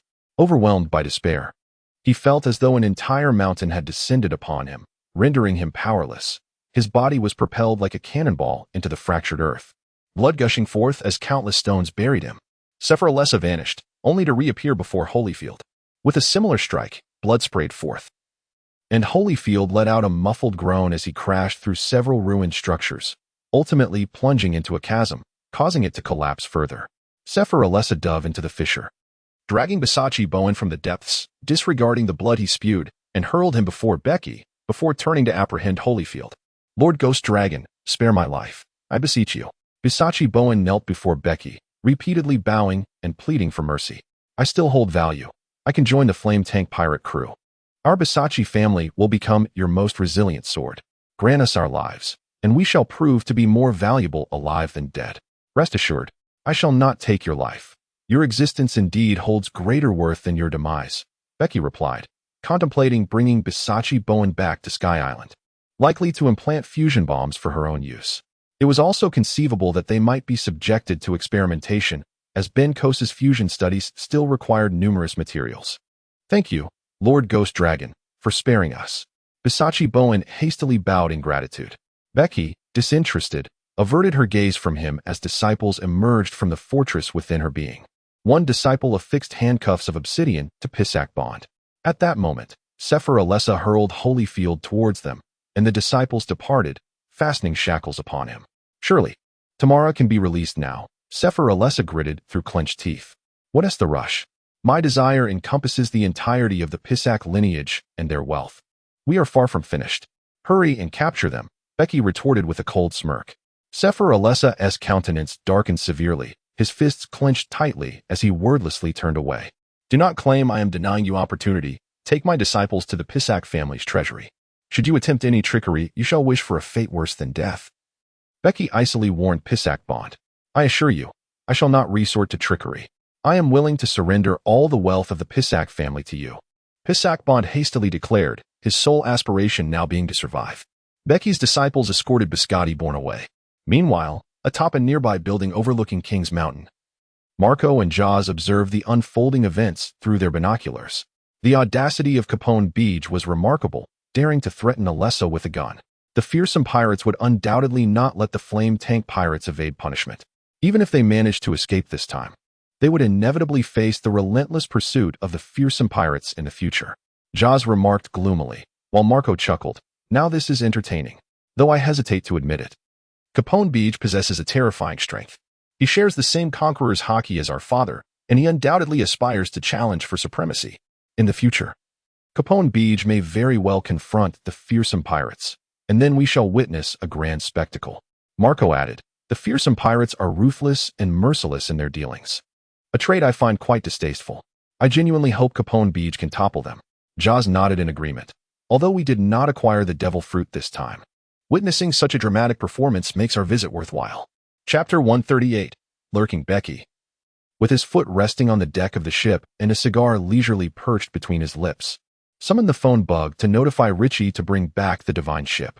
Richie informed Becky that the Pizzici family had indeed besieged the divine ship. Fortunately, he returned just in time to fend them off. The divine ship sustained only minor damage and was still capable of flight. The colossal vessel ascended from the ocean, shortly appearing atop Champion Mountain. Meanwhile, the disciples returned, bearing chests brimming with treasures, having completely emptied the Pizzici family's vault. With a beaming smile, Becky sent each chest of riches into the interior of his castle.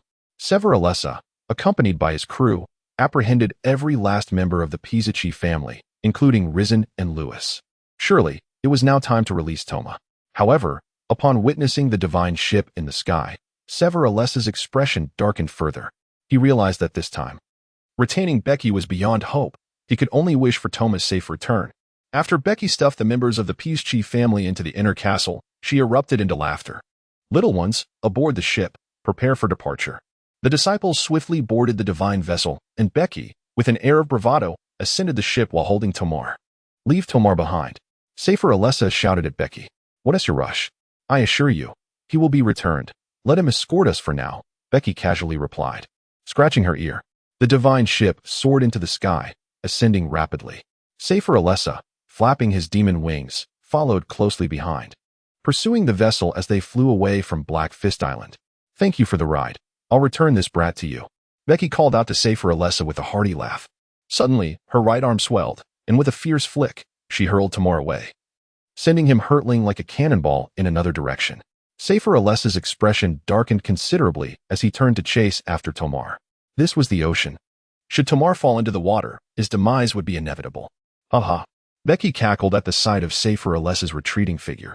The divine ship picked up speed, and despite Severalessa's desperate attempt to catch Tomar, the vessel had already flown far ahead, leaving him in pursuit.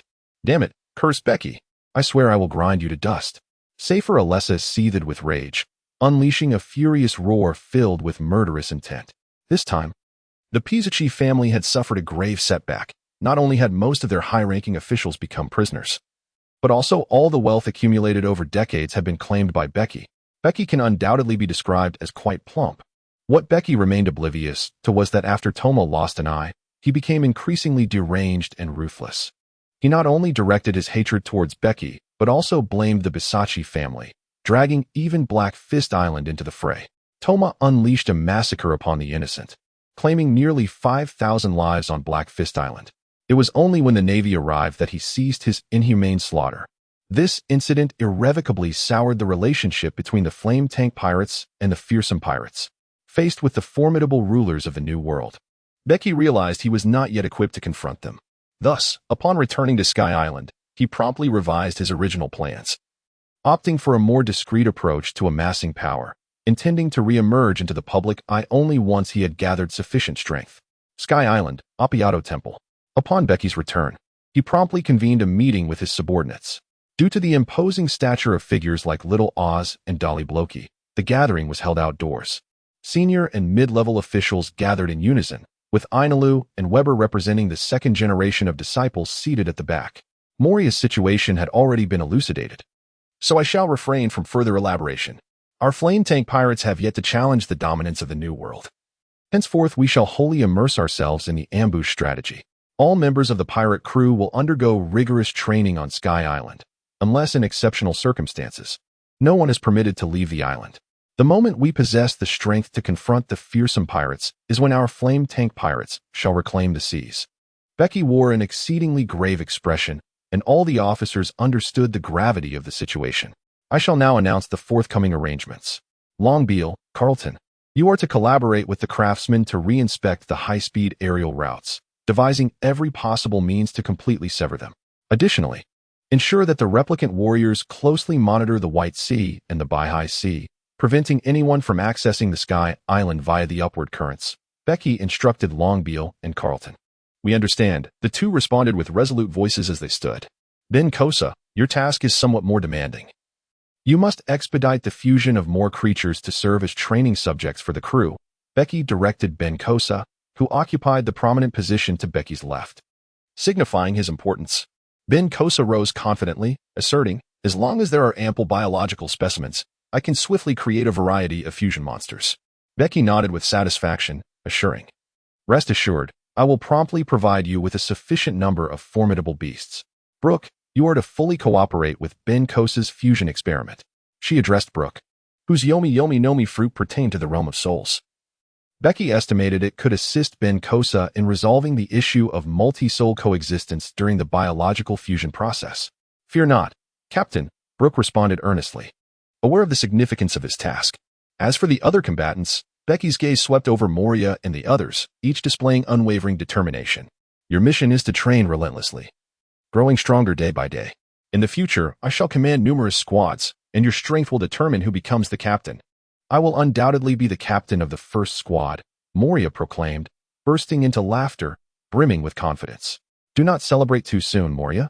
The captain of the first squad is still undecided, Ricci taunted. I shall claim the position of captain, a thunderous voice announced, revealing it to be Little Ors. Moria and Ricci's eyes ignited with fierce combat spirit. With Or's astonishing strength and the recently acquired ancient Zoan fruit, the Dragon Eagle, he undoubtedly had the potential to vie for the position of captain of the first squad. I will be the captain of the first squad. A flash of lightning descended, transforming into Enel, who stood confidently with hands on his hips, electric currents dancing around him, thunder rumbling. However, with a crash, Enel was sent flying, transforming into a burst of lightning that collided with a boulder, shattering it to pieces. Reappearing, he rubbed his head, exclaiming, ouch, that hurts. Moria glared fiercely at Enel. You little brat, you are not yet worthy to contest for the position of captain of the first squad. Enel retorted, I possess the top-tier Logia-type devil fruit, the Goro Goro no Mi. The Godfather has proclaimed that I have the potential of a vice-admiral. I will undoubtedly be the second strongest in the flame tank pirate crew, so why can't I become the captain of the first squad? This was the Logia-type Garo Garo no Mi user that Moria referred to, a disciple with immense potential under Becky. Little Ors curiously eyed Enel with his large eyes. The Garo Garo no Mi is hailed as the finest devil fruit, yet my Dragon Eagle fruit is not to be underestimated. If I develop it well, I could surpass him. The position of captain of the first squad shall not be relinquished. Or's expression was resolute. You little brat, do you seek another beating? Moria threatened, his iron fist cracking ominously, causing Enel to hastily transform into lightning and dart to Becky's side, casting a pleading glance at her. Becky erupted into laughter, declaring that the captain of the first team must rely on strength. Enel, if you defeat them, you shall be the captain of the first team. Enel, regaining his swagger, pointed at everyone and proclaimed, did you all hear that? I will vanquish you. To defeat us, little brat, you have a long way to go, Moria scoffed. You all may contend for the position of captain. I aspire to become the vice-captain of the flame tank pirates. Modi, who had remained silent, suddenly spoke up. Modi, how cunning you are, someone remarked. Chapter 139, The Dragon Destruction Plan. The incident at Black Fist Island did not circulate widely. Yet the major powers across the seas had received word, causing a considerable stir, particularly within the underground world. The demise of a prominent underground family had far-reaching implications, naturally. Many influential figures in the underworld, while lamenting the loss, swiftly moved to seize the territory of the Biscotti family. The king of maritime transport personally called Becky, urging him to keep their collaboration under wraps to avoid inciting the wrath of the fearsome pirate crew. This was his paramount objective. Although the king of maritime transport was a significant player in the underground world, he too could not withstand the fury of the fearsome pirate crew. Becky readily agreed to maintain secrecy, recognizing the importance of the king's connections, which he could not afford to forsake at this juncture. In addition to the king, Drago also reached out, expressing his concern and offering assistance should it be required. Becky has become exceedingly crucial to the Revolutionary Army. He serves as the most vital channel for their weaponry resources. If there exists any force in this world that fervently wishes for Becky to remain unharmed, it is indeed the Revolutionary Army. In the current New World, the fearsome pirates are frantically searching for Beke's whereabouts, yet no matter how extensively they scour the seas, they shall not find him.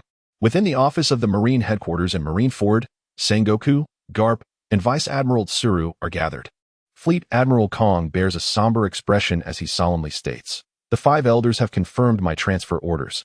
I estimate that within a year, I shall officially resign from my position as Fleet Admiral to assume the role of Commander-in-Chief. Before I depart, there is one individual who has lodged in my throat like a thorn, leaving me profoundly dissatisfied." Following Roger's demise, the 5 elders elevated Steel Bone Kong's position, intending to transfer him to the Holy Land Mariewa as Commander-in-Chief, with Sengoku poised to succeed him as Fleet Admiral. Sengoku and the others are well aware that the person Kong refers to as Capone Bege, a formidable newcomer who has risen to prominence during Kong's tenure and possesses the terrifying qualifications of a conqueror. Fleet Admiral Kong has long desired to eliminate Bege. Yet time and again, Bege has managed to evade him, leaving Kong immensely frustrated. He yearns to dispose of Capone Bege before his departure, thus bringing a satisfying conclusion to his naval career. Following Roger's death, Fleet Admiral Kong had contemplated dispatching troops to Sky Island to eliminate Bege. However, the chaos precipitated by the onset of the Great Pirate Era necessitated the Navy to maintain their forces across the 4 seas. Moreover, his reconnaissance units have consistently failed to reach Sky Island, resulting in significant casualties, compelling Kong to temporarily abandon the notion of landing on Sky Island. Vice Admiral Tsuru speaks in a low voice. This time, Capone Bege has provoked the fearsome pirates, presenting us with a prime opportunity. We shall discreetly inform the fearsome pirates of Beke's whereabouts, allowing them to eliminate him on our behalf. Indeed, that is my plan, Kong replies. The greatest concern is that Capone Bege may not fall for our ruse. We are nearly certain that his base of operations lies atop Sky Island. As long as he remains there, the fearsome pirates will find it exceedingly difficult to eliminate him. Sengoku helplessly raises his hands. Capone Bege is an exceedingly ambitious individual. He will not remain on Sky Island indefinitely. Perhaps he is merely biding his time or consolidating his strength. However, it is certain that once he possesses sufficient power, he will reappear in the New World. A glimmer of wisdom flashes in Vice Admiral Tsuru's eyes as she calmly states, "At that point, a confrontation between the flame tank pirates and the fearsome pirates is inevitable. One side will surely fall. Regardless of who it is, the other will undoubtedly suffer significant losses. We shall then have the opportunity to eliminate them, securing both of these dominant pirate crews. What we must do now is to exacerbate their conflict, inciting them to become as fiery as water and flame, ideally hastening the arrival of this war. I have already requested the mobilization of the CP organization to secretly intensify the discord between the two, ensuring they become bitter enemies." The Air Marshal's gaze was chilling, and he had already devised a strategy in his heart. "I am uncertain whether I shall witness the demise of Capone Bege before my departure, yet I implore you, Sengoku, to find a way to incite a conflict between the fire tank pirates and the fear pirates, thereby annihilating them in one fell swoop. This will be my final endeavor within the Navy, a scheme I have dubbed the Dragon Extermination Plan."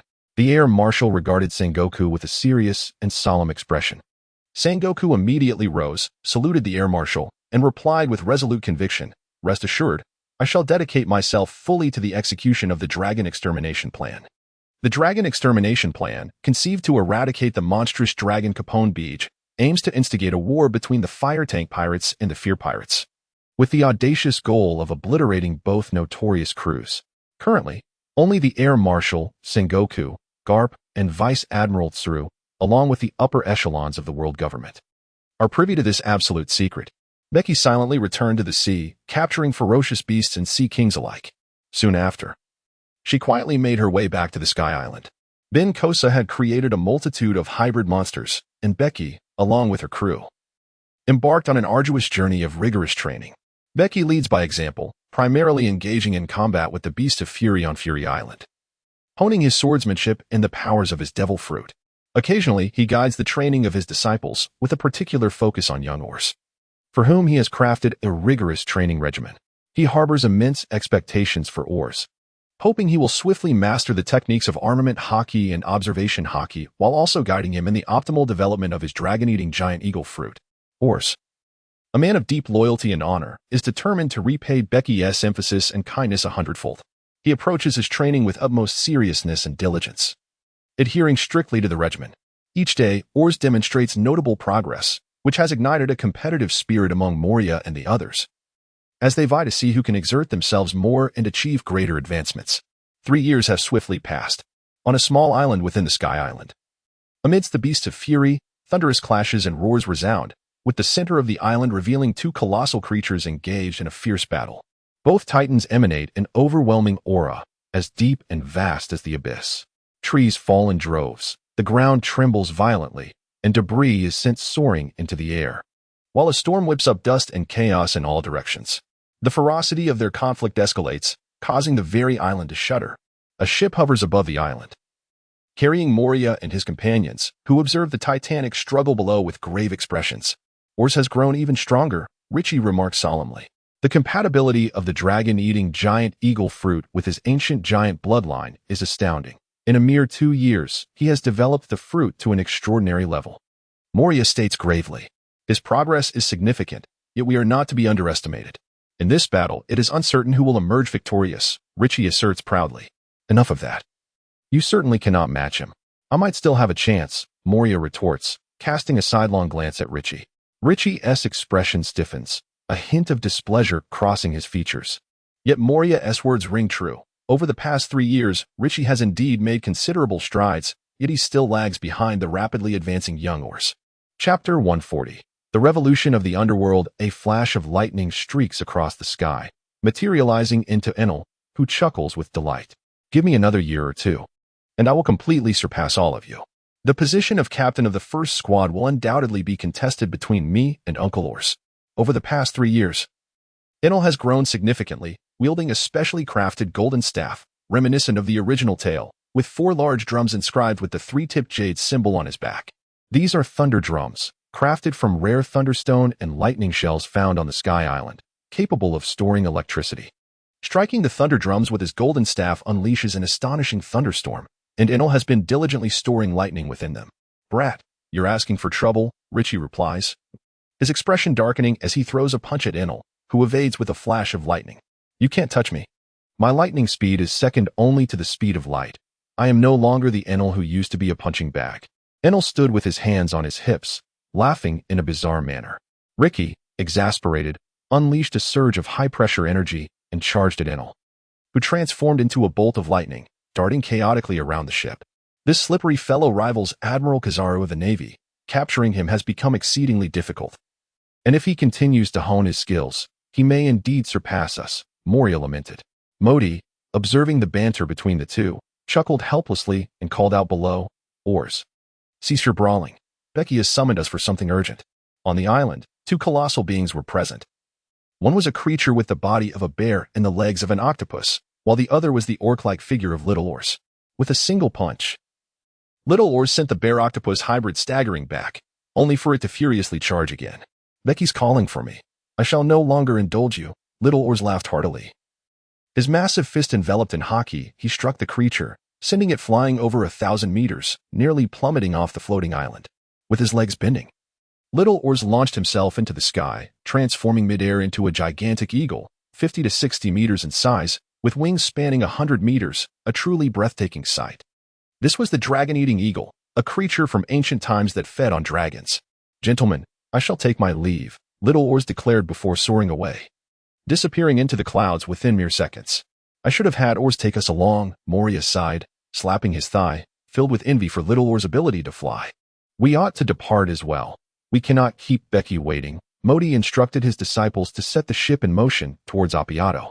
On the 4th layer of Appiato, where immense vines intertwined, Becky awaited, puffing on a cigar, his expression impassive. Ben Kosa and several scientists were examining Weevil, who sat docilely as Ben Kosa examined him. Suddenly, a shadow loomed overhead. Becky looked up to see the giant eagle. As it descended and transformed back into Little Ors, Becky, with a smile breaking his stoic demeanor, invited. Ors, come, sit. Little Ors, without hesitation, plopped down beside Becky, glancing at Weevil on the operating table, and earnestly asked, Are you sure he is all right? Perhaps we should consider another disciple? Becky shook her head in silence, stating that the experiment had already achieved success long ago. Hundreds of trials had been conducted on both the monsters and the prisoners, and the technology had matured.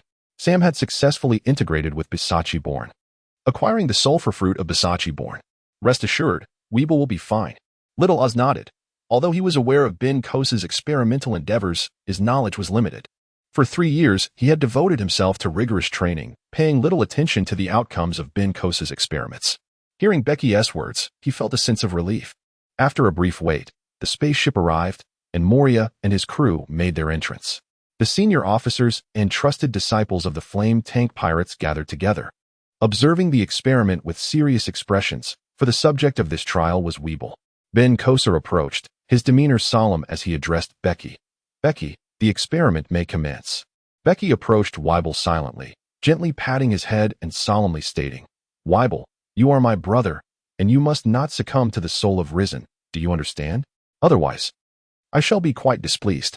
Brother, rest assured, I shall not be defeated, Weeble replied, clenching his fist with determination etched upon his face.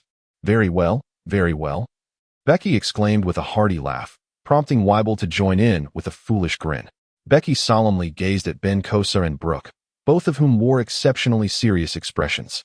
Their current target was Weeble, and it was imperative that they ensured absolute success. Let us commence. Ben Kosa nodded earnestly, raising his hand as his disciples unveiled a metallic box resembling a coffin beside the surgical table. Within it lay a gaunt figure. Upon closer inspection, one could discern that he was Leeson, the undefeated champion of the Versace family.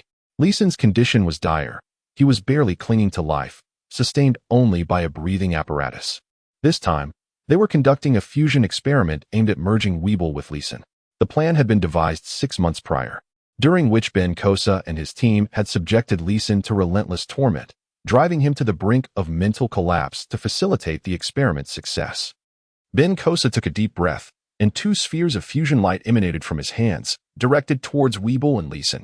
Before the watchful eyes of the onlookers, the two transformed into a radiant amalgamation of light, coalescing into an even more brilliant orb. As the glow gradually dissipated, it revealed an exceptionally robust physique. Post-fusion, the visage primarily retained the features of Weeble, with minimal changes to the body at most. His skin had taken on a sun-kissed hue, appearing more vigorous. This was the culmination of 3 years of Ben Kosa's research.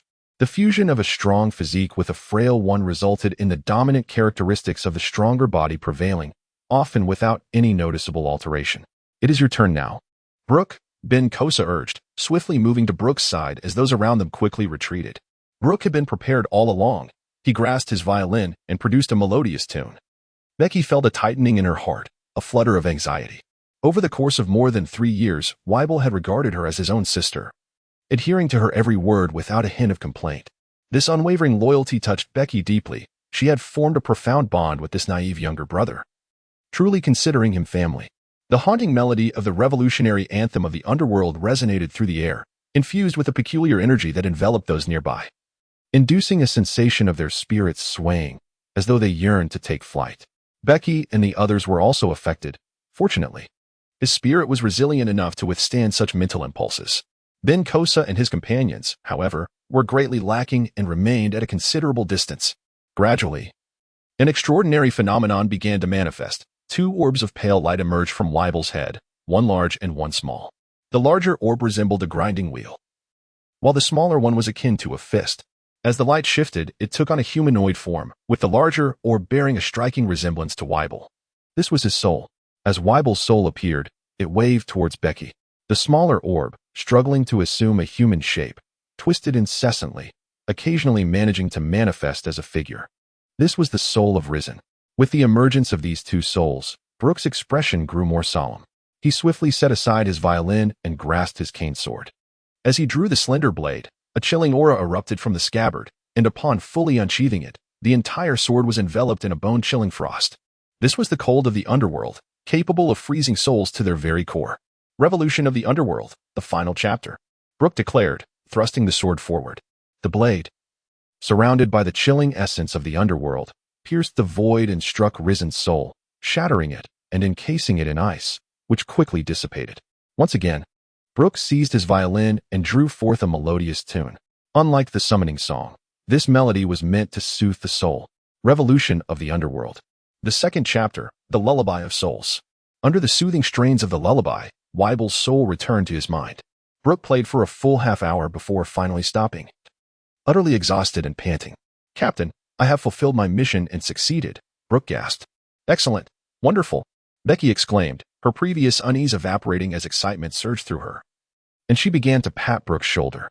3 years prior, Becky had recognized that Brooke's underworld fruit could reach the realm of souls, potentially aiding Ben Kosa's fusion experiment. Thus, he urged Brooke to fully develop the capabilities of the underworld fruit. Brooke did not disappoint. He developed a fruit ability specifically targeting souls, resulting in the creation of the revolution of the underworld. The results indeed proved that Brooke's underworld fruit had effectively resolved the challenges of soul fusion within Ben Kosa's experiments. Chapter 141, Golden in the Heavens. Weibel. "How do you feel?" Becky inquired urgently as Weibel regained consciousness. Weibel patted his belly, which rumbled audibly, and lamented, "I'm so hungry. It feels like I haven't eaten in days. I want meat. I will have someone prepare an abundance of meat for you right away, ensuring you are thoroughly satisfied." "That sounds wonderful, brother," Weibel replied, his spirits lifting. Becky continued to inquire, "Weber, do you sense the presence of others within your mind?" Weber scratched his head and then shook it, replying, "No, not at all.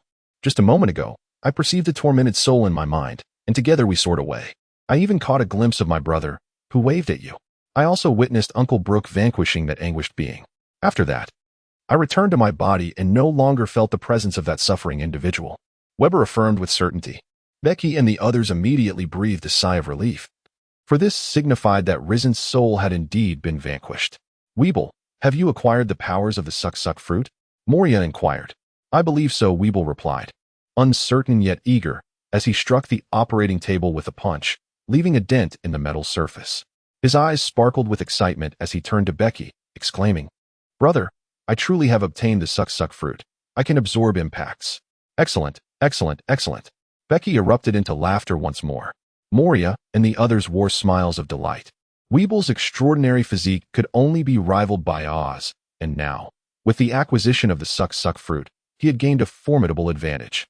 Over the past 3 years, Weibel's physical prowess has evolved remarkably. His strength surpasses even that of Dalbrook, with only little Oz from the entire fire tank pirates being a match for him in terms of physical capabilities. Now that Weibel has obtained the suck fruit, his combat power will multiply, and Moria and the others felt an immense pressure looming. "Sam, Weibel's consecutive successful acquisitions of devil fruit powers signify that we have mastered the method to obtain such abilities. Everyone understands what this entails, right?" Becky gazed at everyone, a vibrant smile gracing his lips, followed by uncontrollable laughter. "He, this means we will be able to seize the devil fruit powers of others." Moria joined in the laughter. The others followed suit, their faces alight with excitement and exhilaration.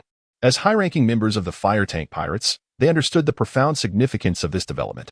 "Uncle Kosa, Brooke, now that the dilemma regarding the Rengoku fruit soul aspect has been resolved, I shall entrust you with my plans for the Fruit Users Legion, the Monster Legion, and the Abnormal Legion." Becky directed his gaze towards Ben Kosa and Brooke, his eyes radiating intense fervor. The Fruit Users Legion, the Monster Legion, and the Abnormal Legion were blueprints he had previously devised, awaiting the resolution of the multi-soul issue of the Rengoku fruit to be set in motion. With the aid of Ben Kosa's Rengoku fruit, they would seize the devil fruit powers of others to forge a legion of devil fruit users. Simultaneously, they would create a powerful amalgamation of hybrid warriors akin to Ingram and assemble a legion of fused monsters. Once these 3 legions achieved a modest scale, the fire tank pirates would possess the means to contend with the titans of the seas. "Leave it to us," Ben Kosa declared with vigor. Once the soul issue was resolved, he could create the most terrifying of monsters. Let us hold a banquet. Let us hold a banquet to celebrate Weibel's acquisition of the suck fruit, to celebrate our newfound power to rival the dominators of the new world." Becky beamed with joy, overwhelmed with elation. Oh, let the festivities begin." Weibel joyfully leaped off the operating table, exulting in celebration. On this day, the flame tank pirates were in high spirits, with Becky, in the name of the divine, designating this day as the grandest festival in Skypiea, prompting the entire island to partake in the festivities. In the ensuing days, tranquility returned. The disciples persisted in their arduous training, while Becky and Moria discreetly descended into the sea aboard their vessel, capturing various formidable sea creatures. They refrained from large-scale captures of devil fruit users, Instead, Bege instructed his father and Gaji to gather intelligence on devil fruit users across the seas, meticulously organizing this information before selecting valuable targets for capture. 2 months elapsed, with Bege diligently honing his skills on Beast Island. His adversaries were no longer mere phantoms. After 3 years of rigorous training, Bege had made remarkable progress, having vanquished the phantoms a year prior. Subsequently, Ben Kosa had conjured even mightier beasts for Bege to refine his prowess. Over the span of 3 years, Bege had slain a total of 10 formidable monsters. Currently, the creature he was combating was a beast that had undergone 15 fusion processes, having resolved multiple soul issues, and was truly a terror of the highest caliber. The two had once engaged in a grueling battle that lasted 5 days and nights, nearly shattering the medium-sized Beast Island.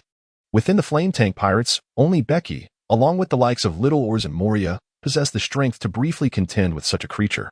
On this particular day, as Bege sharpened his skills, the very ground of Beast Island trembled, with countless fragments of stone scattering in all directions and powerful shockwaves reverberating through the surrounding smaller islands. In the midst of battle, Bege was abruptly halted by his disciples, as thick sea prism stone javelins pierced the creature's body, rendering it instantly weakened. Seizing the opportunity, Bege brought the monster crashing to the ground. "Pause," he commanded. The creature complied, remaining still. Despite being a fusion monster, it possessed a singular soul and its own intelligence. In the past month or two, it had grasped certain truths. It understood that any act of rebellion would likely result in being injected with substances by those it deemed as mere ants, leading to its extreme frailty. Sitting on the ground, the monster remained motionless, its large eyes scanning the surroundings. Bege closed her eyes, allowing her consciousness to traverse into the inner sanctum of her mind. She inquired of her disciples. The leader of the Revolutionary Army, Dorag, was on the line, expressing an urgent matter that required her attention. The disciples hastily passed her the communication device. Bege extracted the telephone bug from the castle, and the voice of Dorag resonated through the device. "Bege, our Revolutionary Army is preparing to undertake a significant endeavor. I wonder if you would be interested in participating." "Do tell," Bege replied, raising an eyebrow in curiosity. "Heavenly Gold." Dorag slowly articulated the 3 words, causing Bege's expression to shift to one of seriousness. "The member nations of the world government are required to annually tribute a portion of their treasures to the world nobles, the celestial dragons. This wealth is known as heavenly gold. You intend to seize the heavenly gold?" "Indeed, a fleet transporting heavenly gold is currently returning to Mariehua from the New World. We plan to intercept it. What are your thoughts? Should we succeed, we could split the spoils evenly," Dorag stated in a measured tone. Chapter 142. The former admiral robbing the heavenly gold. Do you comprehend the consequences that such an act would incite? Bege did not immediately acquiesce, responding with calm deliberation. The world government will be incensed. At the very least, a marine admiral will intervene, and the CP organization will also become involved. No matter where you flee, the CP will unearth you. Dorag remained even more composed than Bege, for as a former marine officer, he understood the implications of such a grand heist more profoundly. Indeed, there have been reckless pirate crews that dared to plunder the heavenly gold, yet the repercussions were invariably catastrophic. None could evade the relentless pursuit of the world government. Not even the overlords of the New World would dare to lay hands on the heavenly gold. "Dorag, you are not an impulsive individual." Bege softly inquired about the repercussions of robbing the celestial gold, which, for the Revolutionary Army's discreet and low-profile development, would undoubtedly yield no advantages. Rational individuals would refrain from such an audacious act. He found it hard to believe that Drago would be so impulsive. As long as no one was aware, how could the world government possibly ascertain that it was we who had committed the robbery? Drago chuckled lightly. Bege raised an eyebrow and continued. "The fleet escorting the gold in the sky must be accompanied by formidable forces from the world government. Even if we are powerful, they still have the means to relay information. Recently, one of my associates stumbled upon an intriguing little creature. The sound emitted by this creature can temporarily incapacitate the communication abilities of the telephone worm. Once we sever the connection with the telephone worm, they will have no opportunity to divulge our identities." Drago whispered. Bege was momentarily taken aback as the voice of Dorag resonated through the transponder snail. "As long as we act swiftly to eliminate everyone and utilize your fruit abilities to transport the celestial gold, the world government will remain oblivious to our actions." "Bege, are you intrigued? What is the extent of the wealth in the celestial gold, and how formidable are the guards?" Bege refrained from responding hastily, opting instead to pose further inquiries. On the other end, Dorag's face broke into a smile, for he sensed Becky's burgeoning interest. This batch of celestial gold was a compilation of treasures supplied by over 20 nations, an immense fortune indeed. Naturally, the defensive forces were equally robust. In addition to a naval fleet providing escort, there were elite forces from the world government. The most formidable known combatant was the former admiral, Capone the Thunder Beast. And I estimate there is at least one more formidable individual from the CP organization. Dorag shared all the intelligence with Becky. What of the former admiral? Is he still in his prime? Becky inquired, furrowing his brow. Capone the Thunder Beast, a Zoan-type mythical beast fruit user, possesses the ability to command lightning and boasts extraordinarily enhanced physical prowess. The title of Thunder Beast was held during the same era as the current chief of staff, Steelbone Kong. After stepping down from his position as admiral, he assumed a significant role within the world government. His power has undoubtedly diminished, likely no longer on par with an admiral, yet still formidable enough to rival a top-tier vice-admiral. His fruit abilities are particularly troublesome, Dorag explained. A Zoan-type mythical beast fruit user. How fascinating, Becky exclaimed, his eyes shimmering with excitement. He was indeed in search of the most elite devil fruit users, particularly those of the Zoan type. The allure was simply irresistible. How could he possibly let this opportunity slip away? Clearly, I cannot. Let us meet. I wish to personally ascertain whether your little creature can suppress the transponder snail, Becky declared firmly.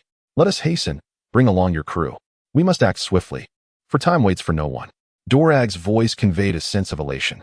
Becky welcomed the phone bug into her inner fortress, a smile curling at the corners of her lips. Without mentioning the immense wealth that glittered above, the mere presence of the Thunder Lizard fruit wielder was sufficient to entice Becky into action. Becky promptly summoned his mid to senior level officers and, accompanied by them, descended from the empty island to meet with Dorag in the New World. On a small, desolate isle within dense forests, Becky and Dorag convened. Over 100 individuals gathered at this location, all of whom were mid to high-ranking officials from the Flame Tank Pirates and the Revolutionary Army, each possessing remarkable strength. Becky's gaze traversed over Dragon and fell upon a tall young man seated upon a fallen tree, engrossed in the pages of a Bible, seemingly oblivious to the world around him.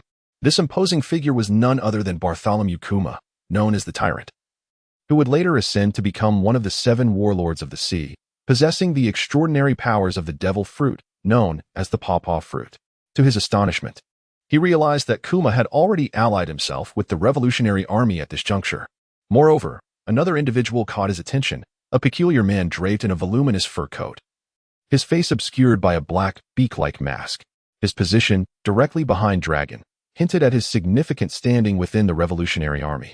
Upon scrutinizing this enigmatic figure, Becky recalled a character from the ranks of the Revolutionary Army whose appearance closely matched, namely Karis, the future commander of the Northern Army, codenamed Crow.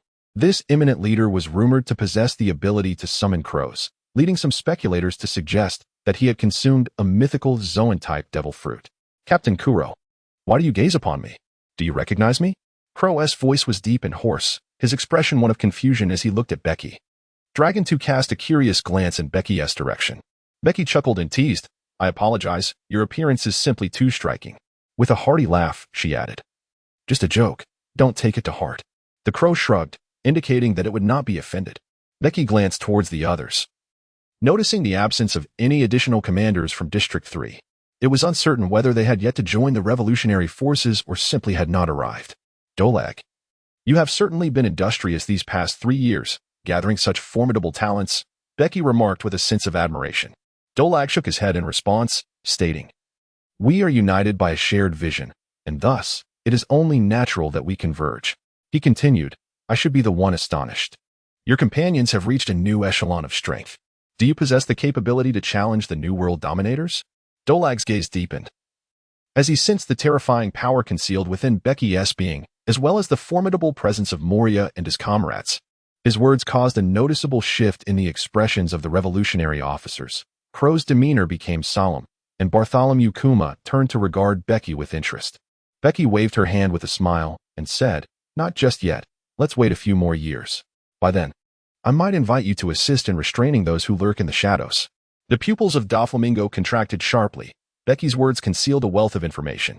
She had essentially revealed that the Flame Tank pirate crew was already preparing to challenge for dominance in the New World. You are aware of the difficulties we face as the Revolutionary Army. If that time truly comes, I can only lend my personal support, Doflamingo replied solemnly. That is sufficient.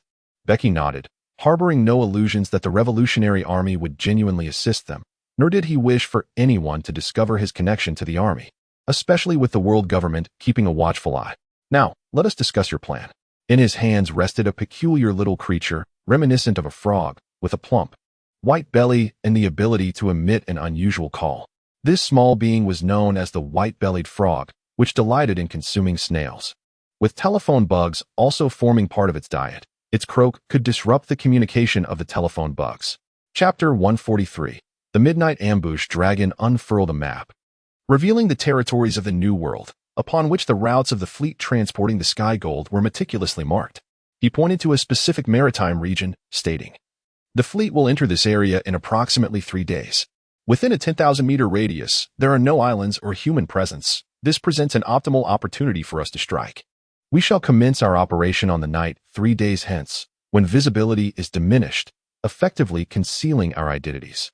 Dragon gestured toward the crows and addressed Becky, Carls. As a devil fruit user, possesses the ability to command a multitude of crows. Prior to our assault, he will scatter a large flock of these crows around the fleet, each carrying a white-bellied frog. The cacophony generated by over 1,000 of these frogs will completely obfuscate the communication of the telephone bugs. Following that, we will emerge from the depths using submarines to launch a surprise attack on the fleet. None aboard must be allowed to survive. We cannot afford to have anyone recognize us. Dragon's demeanor was exceedingly grave. This heist for the Sky Gold was fraught with peril. If even one individual were to escape, the existence of the Revolutionary Army would be jeopardized, hence no one on that fleet could be spared. Time is of the essence. The shorter our operation, the lesser the likelihood of exposure. This encapsulates our overall plan. Next, we must delve into the specifics of personnel assignments. The fleet escorting the Sky Gold comprises 6 vessels, including Admiral Caimon of the Beast Brigade, a Vice Admiral, 2 Rear Admirals, 2 Brigadier Generals, and over 10 Lieutenant Officers. However, I suspect that the CP organization will certainly have a presence within the fleet. Given the protocols surrounding the transport of Sky Gold, it is highly probable that a CP member of comparable strength to Admiral Caimon will also be present. Swiftly eliminating all aboard and seizing the Sky Gold is no trivial task. Dragon had thoroughly assessed the strength of the guards within the fleet. The greatest concern lay with Admiral Caimon and the potential CP powerhouse. The remainder of the crew should be manageable. Let us proceed in this manner. We shall each take on one of these formidable individuals. You should have no issue, correct? Becky remarked with a smile directed at Dragon. Dragon's lips curled into a confident grin. Of course, no problem at all. Then this shall be straightforward. Becky shrugged, feeling no pressure. Father, why not entrust that Admiral Caimon to me? I would relish the opportunity to face him. Enel suddenly interjected, his eyes gleaming with anticipation as he looked at Becky. With a clang, pain, pain, pain. Enel crouched on the ground, clutching his head, tears streaming from his eyes. Little brat, no matter how one regards the Thunder Beast General, he was once a formidable commander. Age does not diminish his significance, Moria remarked. Enel, furious, crackled with electricity, defiantly retorting to Moria. My rumble fruit can subdue his thunder lizard, a mythical Zoan-type devil fruit. I am not necessarily destined to lose. Moria's gaze sharpened, and his fists were instantly enveloped in armament hockey. Enel, terrified, transformed into a bolt of lightning, retreating several dozen meters, and cried out to Becky, Godfather. Moria struck me again. A natural type, rumble fruit? Dracul suddenly rose, staring at Enel, his expression one of astonishment. Indeed, I am the most promising disciple under the Godfather. A wielder of the rumble fruit, the little thunder god, Enel declared with pride, hands on his hips. Little brat, did you bestow that title upon yourself? Moria mocked. Not at all. That nickname was given to me by the Godfather. He said I could one day be known as the Thunder God, but for now, I am still little, hence the name Little Thunder God, Enel proclaimed, his neck arched and his face brimming with pride. This boy, Enel, was just as prideful as in the original tale, yet this arrogance was typically directed towards those other than Becky. In Becky's presence, he was entirely obedient. Enough, Enel. The Thunder Beast General is not an opponent you can contend with at this moment. Leave him to me, Becky interjected, with a hint of disappointment. Enel nodded and obediently settled beside Becky. Becky, this lad will undoubtedly become a major officer in the future, Dracula expressed with envy. Of course, I intend to cultivate him as one of the trademarks of the flame tank pirate crew, to be utilized against the Navy admirals in the future, Becky chuckled, ruffling Enel's hair. Enel proudly held his head high, casting a triumphant glance at Moria, who nearly retaliated with a punch. Such potential akin to that of an admiral? Truly. A formidable youth, Dracula inhaled deeply, harboring both anticipation and caution towards Becky and the flame tank pirate crew. If you are to handle the Thunder Beast General, I shall take care of the other individual. Dorage deftly steered the conversation back, as both parties meticulously delineated the roles of their respective personnel. Time swiftly slipped by, and soon it was the night of the third day. They descended beneath the waves in a submarine, quietly biding their time for the opportune moment. In the depths of the night, 5 medium-sized warships accompanied a larger vessel, bravely cutting through the tumultuous sea. The searchlights aboard illuminated a vast expanse of water, while another spotlight scanned the distant horizon. In the inky blackness beyond the reach of the searchlights, a multitude of crows adeptly concealed themselves within the shadows, trailing the 6 warships. On the bow of the larger ship stood an elderly gentleman clad in a neat blue suit, his expression inscrutable as he gazed at the placid sea. This gentleman, of unremarkable stature and aged visage, with white hair and beard, exuded vitality, particularly through his bright, piercing eyes that held an air of intimidation. He was none other than Admiral Laisho Cayman, a contemporary of Steelbone Kong. Lord Cayman, it is growing late. You ought to retire for the night. A robust rear admiral approached him, speaking softly. Borto, since nightfall, I have been restless, sensing that this night may bring trouble. Cayman replied gravely. Your concerns may be unwarranted, my lord. With you, and that esteemed member of CP0 present. Unless the overlord of the New World intends to cast a covetous eye upon the Sky Gold, no other pirate crew could possibly seize it.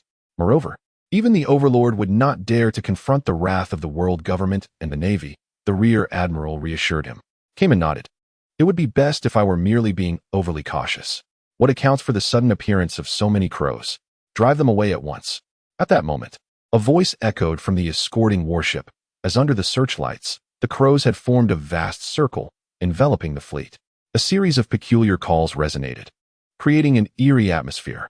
Cayman's expression darkened. Decades of naval experience informed him that this assembly of crows was undoubtedly orchestrated by human hands. Sound the alarm and enter a state of heightened readiness. Prepare for battle. The rear admiral sprinted away, and the ship's alarm blared, rousing every sleeping sailor. They hastily donned their attire and armed themselves, rushing onto the deck. A flurry of white figures swiftly leaped to Cayman's side, 6 individuals clad in uniform white attire. The leader adorned with a white mask, while only one of the others bore a mask. The masked individual was a member of CP0, while the remaining 5 hailed from other CP organizations. Chapter 144. The operation commences. Is someone coveting the Sky Gold? The voice of the CP0 member was deep, cold, and devoid of emotion. It seems there are those who lack foresight. Cayman's countenance darkened as his keen gaze swept across the sea. All the searchlights aboard the warship flared to life, illuminating the surrounding waters. At that moment, the surface of the sea began to bubble ominously. A vigilant sailor, noticing this anomaly, bellowed, "Something is emerging from the depths. Direct the cannons at the water's surface." Boom. Suddenly, a dozen submarines emerged from the sea, scattered around the fleet. From each submarine emerged about 20 expressionless individuals, fixated on the fleet. Regardless of their identities, they must be sunk. The naval admiral swiftly issued commands, and in an instant, all cannons fired, hurling hundreds of shells towards the submarines. With a wave of his hand, Drago summoned a ferocious wind that whisked the incoming shells away, redirecting them towards the warships. Enel, wielding his golden staff, pointed skyward, unleashing a slender bolt of lightning that snaked through the air, striking dozens of shells and causing them to explode with thunderous roars.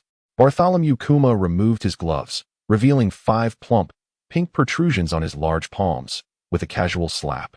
A powerful shockwave detonated all the shells.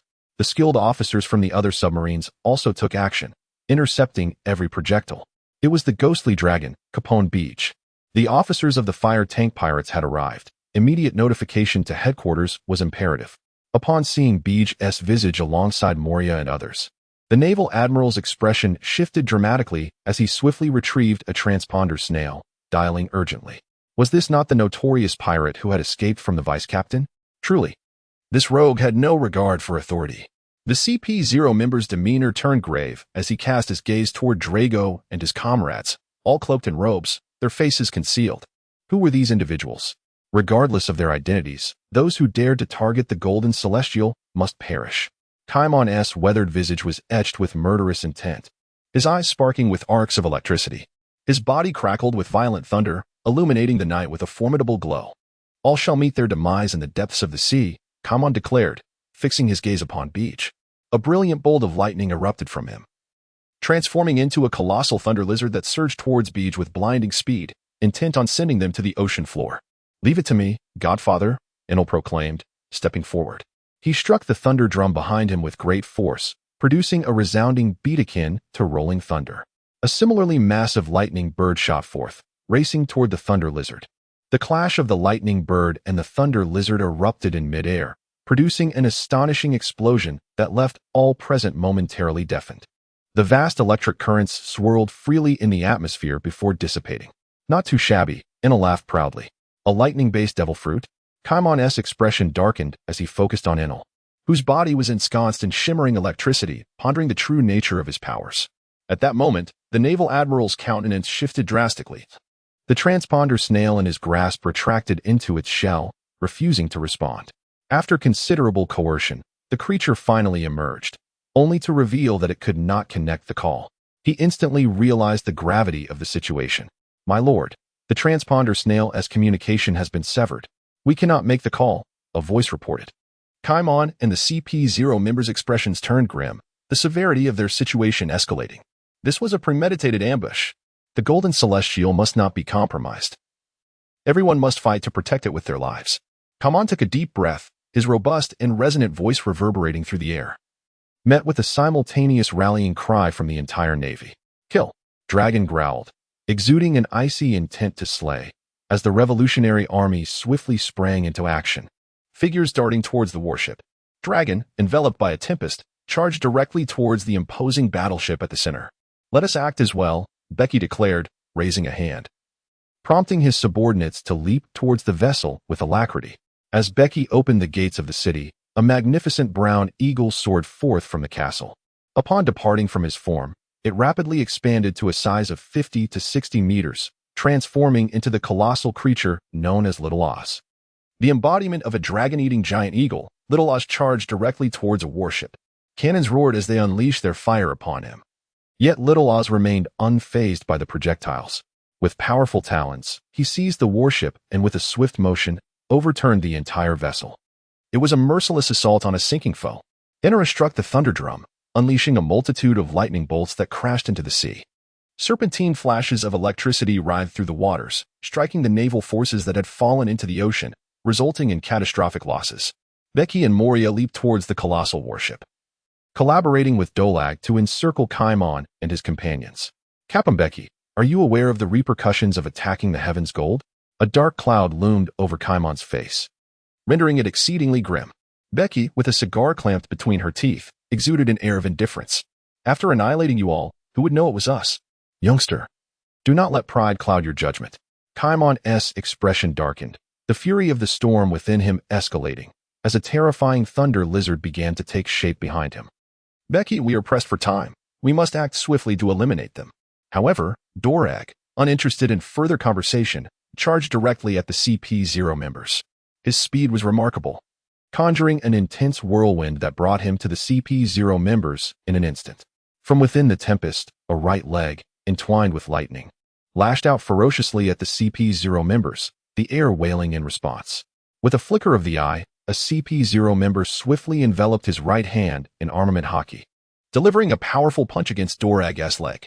The member's expression shifted dramatically as his body was sent hurtling backwards, soaring hundreds of meters into the air. Dorag vanished in a flash, the whirlwind propelling him toward the airborne CP0 member as the sky echoed with the roar of wind and thunder. What kind of fruit ability does Dorag possess? Bege pondered, captivated by Dorag's powers, having previously inquired about them, yet Dorag had never offered a direct answer. Suddenly, Capone seized upon Bege's fleeting distraction, transforming into a bolt of lightning and racing towards her with ferocious speed. A fist, charged with terrifying thunder, descended towards Bege's face, unleashing a cascade of electric energy and a cacophony of thunder that sent chills down one's spine. Thunder Fist. With a single blow, Becky countered Capone's assault, the air between them rippling as lightning surged forth, enveloping them both. In the wake of this clash, admirals of the Navy, CP organization members, and Moria were all swept aside. "Old man, are you so eager to meet your demise?" With a cigar still clenched between her teeth. An overwhelming and tyrannical will emanated from Becky, her conqueror's hockey surging forth. The encroaching thunder could not touch her. Capone's pupils constricted as the tempest of lightning around him intensified. In an instant, he launched a devastating kick towards Becky, his right leg crackling with boundless electric energy. Almost simultaneously, Becky intercepted Capone's heavy strike with a single leg. With a thunderous boom, the lightning exploded, overwhelming Becky as she was propelled skyward by the force of his kick. Capone's form underwent a remarkable transformation. His skin hardened into scales. His hands and feet morphed into powerful lizard claws, and a robust, purplish-black tail sprouted from his back, transforming him into a beastly hybrid. His eyes shifted to slits, becoming more ferocious, while the storm of lightning surrounding him grew denser and more violent, shattering the deck with each bolt that struck. He suddenly bent his knees and leaped into the air like a massive bolt of lightning. Chapter 145, The Old Steed in the Stall in the Skies Above. Becky propelled herself through the air, acutely aware of the terrifying thunder that Capone harbored within him, her expression grave. Despite his aging body, Capone still possessed formidable combat prowess that should not be underestimated. A crimson aura began to emanate from Bege, his muscles swelling with an intensity that exuded a ferocious energy from within. Capone, like a bolt of lightning cleaving through the darkness, surged forward, launching a devastating punch imbued with the power of annihilation. Raw electricity erupted from his fist, carrying with it an energy reminiscent of destruction aimed directly at Bege. Becky swiftly drew the fire cloud sword, descending with unwavering resolve as she cleaved through the formidable bolts of lightning. The searing blades split the menacing currents, which erupted and cracked around her, yet they could not approach. An invisible force repelled them beyond her reach. The fire cloud sword continued its descent, landing squarely upon Capone's thunderous fist, igniting an explosion of flames and electricity that radiated outward. The tempestuous clash of thunder and Becky's conqueror's hockey surged violently against one another. "Old fool, your feeble strength is insufficient to defeat me," Becky remarked with a hint of levity. "Brat, do not revel in your triumph before me," Capone retorted, his slitted eyes narrowing as he unleashed a brilliant surge of lightning, conjuring a colossal thunder lizard that lunged directly at Becky, sending her soaring through the air. Becky retreated several dozen steps, her body crackling with electricity, her robe torn asunder, and her skin charred. Yet, the lightning vanished in an instant. The old fellow still possessed some formidable abilities. Becky's gaze darkened as she swung her sword, unleashing a colossal blade of flame that cleaved through the heavens, hurtling towards Capone. Capone was enveloped in another surge of lightning, and with a singular punch, he obliterated the fiery blade, sending a tempest of fire and thunder crashing into the sky. A powerful pressure surged from above, stirring the ocean into a frenzy and conjuring towering waves. Capone seemed to transform into a bolt of lightning, charging once more at Becky, endless electricity swirling behind him, coalescing into four spears of lightning that appeared almost tangible, concealed upon his back and difficult to perceive. "One slash of the flame, demon ape," Becky declared, her sword slicing through the air with a more astonishing blade of flame racing towards Capone. "Lightning speed," Capone roared, his body truly morphing into lightning as he narrowly evaded the fiery assault.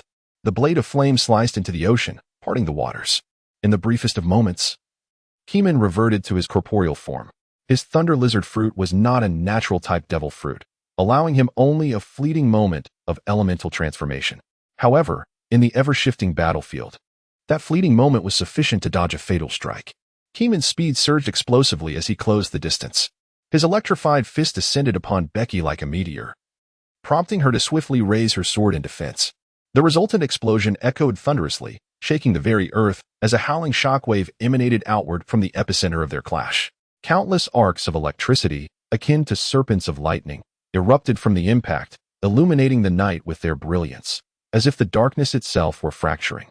Though Capone was aged and his stamina significantly diminished, far from his peak condition, the potency of his thunder lizard fruit had been further honed, compensating for his waning strength with formidable destructive power. "Kill," he bellowed, and in an instant, for lightning spears shot forth from his back, swiftly arcing through the air, racing towards Becky. As they neared her, the spears slowed dramatically, as if ensnared in a quagmire. The closer they approached, the more their velocity diminished. Ultimately, they halted just 5 centimeters from Becky. A cold smirk appeared on Becky's face. Did you think I was oblivious to your clandestine maneuvers? I shall not fall victim to the same trick twice. Youngster, you have underestimated me. Capone's expression darkened as he struck the tail end of a thunder spear with his left hand, channeling his formidable strength to impart a powerful thrust, intending to shatter Becky's defenses. Although he was unaware of the method Becky employed to block the spear, he was confident that his full-force strike would bestow the thunder spear with the might to tear through her defenses. The terrifying force propelled the thunder spear to rip apart Becky's invisible barrier, pressing relentlessly into her body.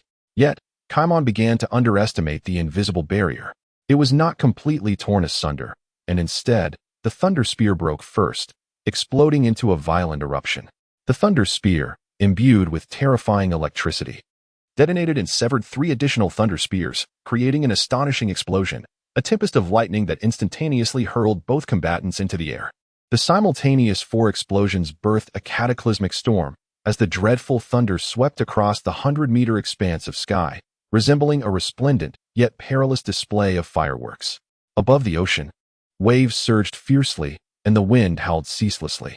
Capone twisted in midair, swiftly propelling himself against the air to stabilize his form.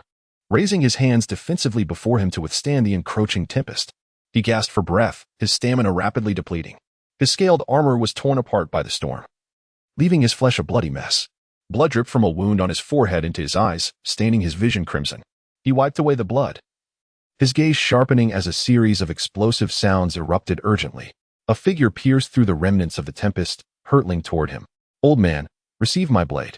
The figure was, of course, Becky, who also appeared somewhat disheveled. The close-range tempest had shredded his invisible barrier, impacting his body, reducing his clothing to ash, while his skin was scorched black.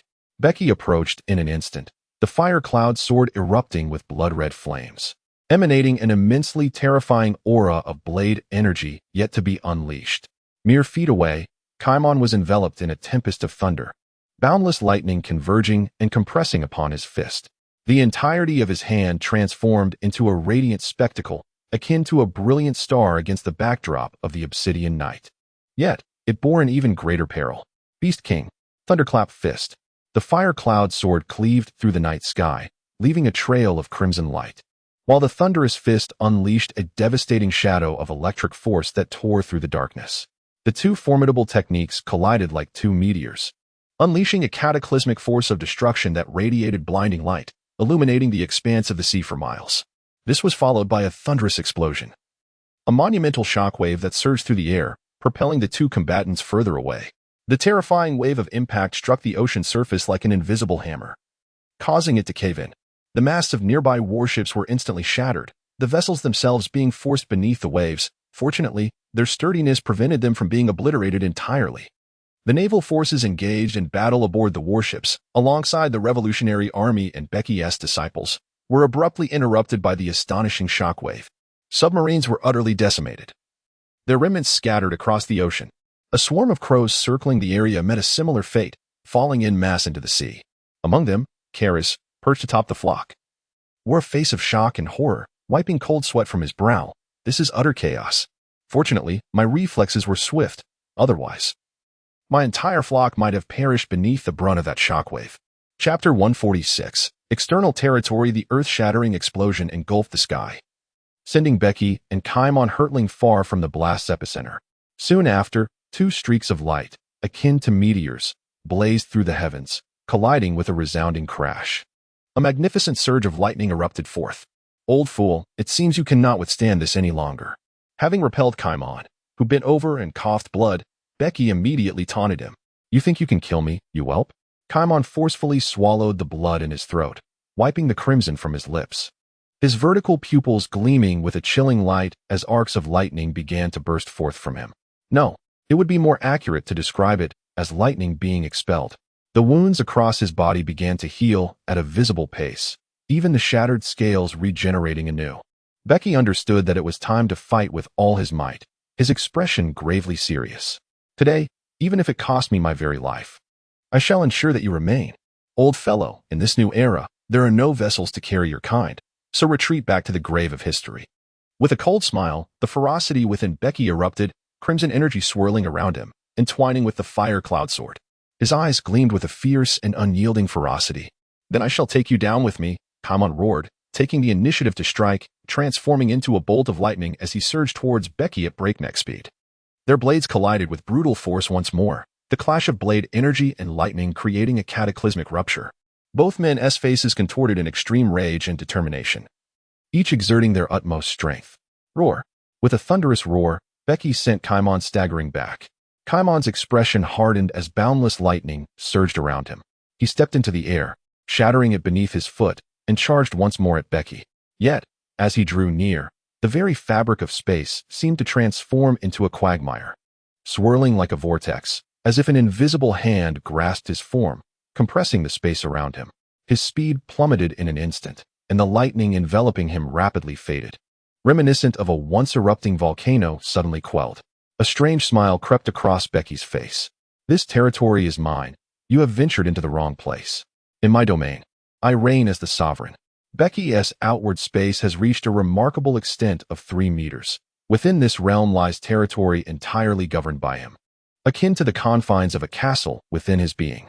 Through 3 years of rigorous honing, he has attained a profound understanding of the solid castle fruit, transcending mere considerations of the fortress's solidity and size, and venturing towards the development of his external space. Those endowed with the abilities of the solid castle fruit are akin to lords of their castles, possessing dominion within, while also wielding authority beyond their walls.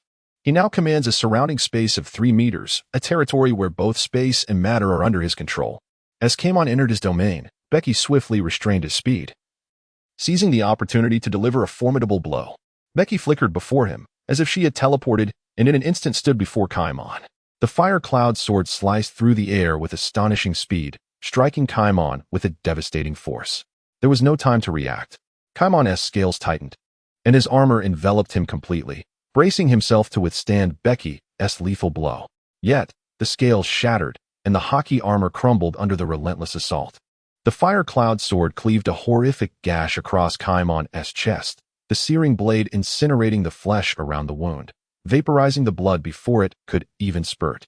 Caponebeque's eyes bulged in agony as he let out a tortured roar, but in the next moment, an overwhelming sense of impending doom sent chills down his spine once more. Bege's blazing sword once again surged forth with incredible speed, piercing towards Caponebeque's body. In this life-and-death moment, Caponebeque, disregarding everything, unleashed the full might of his fruit ability. An endless torrent of thunder erupted from within him, as fierce and explosive as a volcanic eruption, with the lightning crashing towards Bege like an unstoppable tide. Bege's complexion shifted dramatically, and her figure retreated abruptly. The 3-meter radius of her territory rapidly diminished, forming an imperceptibly sturdy barrier mere centimeters from her surface, effectively repelling the surging bolts of lightning. The greater the distance of the external space, the more diluted her control became. However, when confined to just a few centimeters of external space, she could transform it into the most formidable and invisible wall, offering an astonishingly effective defense. As the external space contracted, Caponebeque was no longer restrained. The erupting lightning swiftly converged upon his fists. Despite the wounds that marred his body, he charged once more toward Bege. Thunder Fist. A powerful column of lightning surged forth towards Bege, who met it with a sword strike. The explosive lightning engulfed Bege, propelling her far away. Caponebeque clutched his chest, continually coughing up blood. The charred flesh at his wounds began to peel away, giving rise to tender granulation tissue. Yet in an instant, he lifted his head again, spotting Bege racing toward him, her formidable spirit reconcentrating the lightning upon her fists. Bege rushed forward with incredible speed, while Cameron unleashed bolts of lightning. However, Bege remained utterly unconcerned by these electric strikes. Once the lightning entered his expansive domain, it swiftly veered off course and soared past Bege. Bege, with a swift blink, approached Caponebeque and struck down with her sword. Caponebeque let out a low growl as bolts of lightning erupted from his body. Yet he once again sensed that intangible force restraining him, causing his speed to diminish instantaneously. His expression turned to one of horror as he unleashed a flurry of lightning, the bindings on him gradually weakening. He hastily enveloped his right fist in armament hockey, and aimed a powerful punch at the Fire Cloud sword. However, the sword inexplicably altered its trajectory, slicing down along his arm and directly striking his shoulder, shattering scales, tearing through flesh, and impacting bone, with flames erupting from the wound. Caimon howled in agony, retaliating with a kick directed at Bege. Bege deftly evaded Caimon's attack, positioning herself beside him, and struck once more with her sword, tearing through the lightning that enveloped him and inflicting a gruesome wound upon his body. "You are no match for me, old man," Bege mocked. For Caimon's stamina was already waning compared to her own, and the successive bursts of lightning had further drained his energy. Bound by the external constraints of space, his speed paled in comparison to Bege's agility. Bege appeared and vanished like a specter, striking Caimon with one sword after another. After more than 10 blows, the lightning enveloping Caimon swiftly dissipated, and he began to plummet into the sea. Bege swiftly seized Caimon, and from within her castle, a pair of handcuffs made of sea stone flew forth, binding his hands with remarkable speed before casting him into the dungeons of her inner fortress. The Zoan-type mythical beast, the thunder lizard fruit, was now firmly in her grasp. A smile graced Bege's face as he sheathed his sword, taking a deep breath, his countenance slightly pale. Controlling the speed of a formidable opponent demanded an immense expenditure of mental fortitude. This was precisely why he refrained from employing external spatial manipulation at the outset. He initially aimed to deplete Caimon's stamina, and once that was significantly diminished, he would unleash the external spatial ability, catching his adversary off guard, which would prove to be of paramount importance. Bege gazed down upon the battlefield, where the clash of warships had long since concluded. With the aid of the diminutive oars, 5 frigates were effortlessly overturned. Enel's lightning crackled through the sea, mercilessly electrocuting every fallen sailor. Meanwhile, aboard the colossal warship, Moria and his comrades trampled their adversaries. Naval commanders and CP organization members either perished or were captured, with not a single individual managing to escape. Chapter 147. Undermining the Foundation. Bege turned her gaze in another direction, where fierce winds roared and lightning flashed, accompanied by the ominous sounds of thunder. The Battle of Dorag had yet to reach its conclusion. Bege raised an eyebrow and dashed forward with great speed, eager to discern the nature of Doflamingo's devil fruit abilities. Amidst the thunderous cacophony, she perceived an exceptionally large silhouette. As she endeavored to gain a clearer view, a tempestuous gale surged forth. Emerging from this whirlwind, Doflamingo grasped a CP0 member firmly in hand. Apart from his tattered cloak, he bore no visible injuries, suggesting that the battle had been less arduous than anticipated. "Bege, I had expected to be quicker," Doflamingo remarked, his gaze appraising her with a hint of astonishment. Bege raised an eyebrow and exhaled a puff of smoke. Smiling as she said, "Could it be that your opponent is quite feeble?" "Certainly not. It is I who am formidable," Doflamingo replied nonchalantly, tossing the CP0 member towards Bege. "Had you not desired this fellow to remain alive, I would have long since ended his life. Capturing him alive is far more challenging than simply killing him." "Thank you," Bege said with a beaming smile as she sent him into the castle, imprisoning him, and expressed her gratitude to Doflamingo once more. Then she added, "I believe I shall grow even stronger." Doflamingo raised an eyebrow, surrounded by a whirlwind, swiftly soaring towards the warship, his serene voice resonating amidst the tempest. "That remains to be seen. How intriguing. If only I could spar with Doflamingo, I would uncover the extent of his fruit abilities. Alas, this fellow shows no inclination for a duel, which is quite vexing." Shaking her head, Bege propelled herself through the air towards the warship. On the large warship, the cadres from both factions were busy transporting the wealth aboard, while Inara sat at the bow, rhythmically striking the thunder drum. Bolts of lightning plunged into the sea, where countless corpses floated, alongside various fish that had been electrocuted. Aside from the captured Marines who met the criteria, all other naval guards had been eliminated. However, a group of beautiful women destined to become slaves for the celestial dragons remained aboard. Should they be executed? Moria approached Bege to report the situation, gesturing towards a corner of the deck where dozens of women squatted, some tall, some petite, all possessing the common trait of exquisite beauty. Bege cast a glance, and her heart was thrown into disarray. How foolish of you. Such a multitude of beautiful women. What a pity to merely bring them back to the empty island. They shall serve as my handmaidens in the future. A mischievous grin spread across Bege's face. "Captain, can you truly handle them all by yourself? Perhaps you should share a few with the brothers." Ricky approached, his expression lewd and suggestive. Several disciples appeared to be tempted. If you desire them, so be it. But you must employ honorable means. You all know my rules. Anyone who dares to resort to force will face severe consequences. Becky's gaze swept over Ricky and the others, causing their hearts to tighten, and they nodded vigorously in agreement. Becky's rules are absolute, unyielding to any transgression. There have been disciples who have dared to defy them, and they were made examples of, forever etched in the hearts of all the crew members. Could there possibly be any fish that slipped through the net? Becky inquired solemnly. Captain Ghost Dragon, rest assured, replied a fisherman officer from the Revolutionary Army. Brother Enel has enveloped this sea with lightning, and we have scoured the surrounding waters without discovering any stragglers.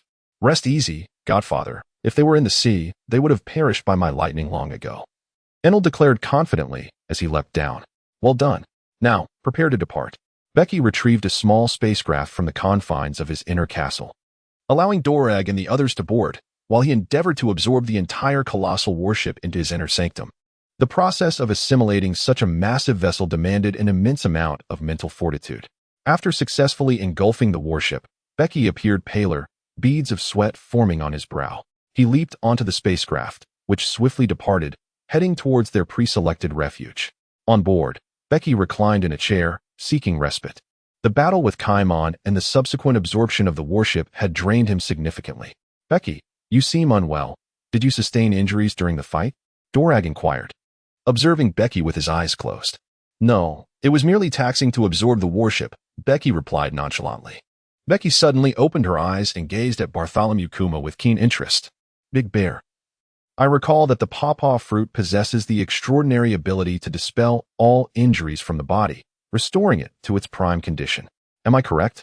Bartholomew Kuma set down the Bible in his hands, looking at Becky with a hint of bewilderment in his deep, resonant voice.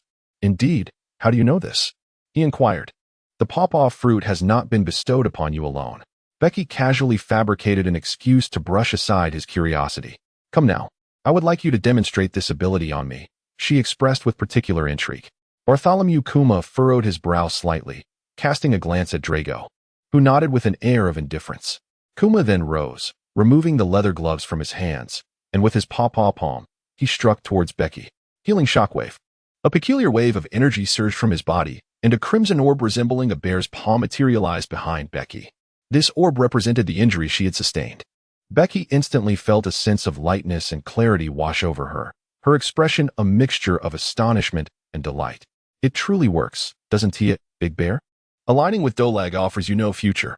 What do you say? Join my crew. I can provide you with everything Dolag can. Dolag's countenance darkened, his brooding gaze fixed on Becky. Becky, obstructing my path to recruit vital members for our Revolutionary Army shows a profound disregard for my authority. At this remark, Becky burst into laughter.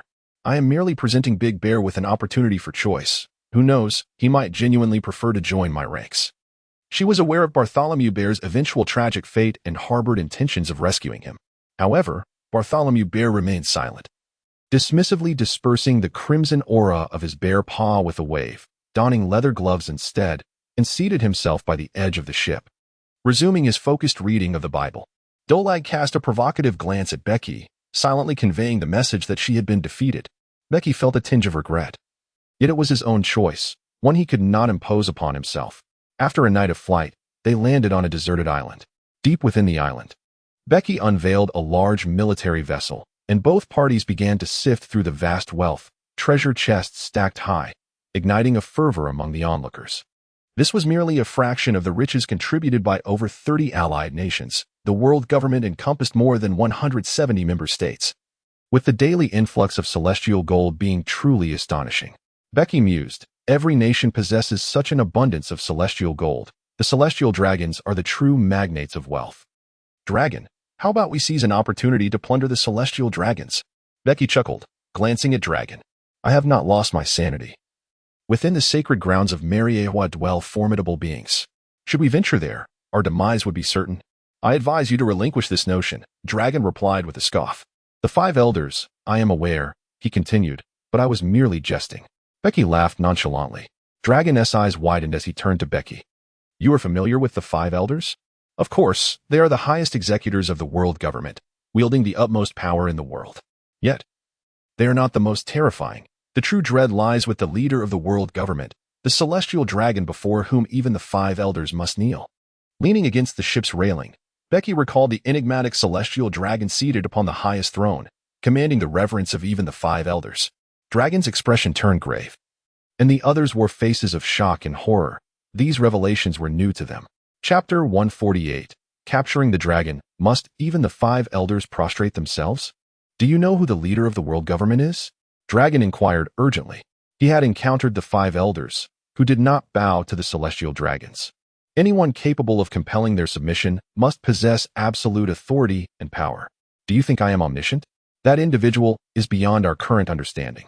Perhaps when your revolutionary army is potent enough to challenge the world government, you may come to know. Becky shook his head, revealing that he knew little beyond the fact that the leader of the world government was named him. Thus, he refrained from responding to Drago. This world harbors an abundance of secrets. To uncover the truth, one must become stronger, for only the powerful possess the right to knowledge and the authority to speak. Becky patted Drago on the shoulder and walked away.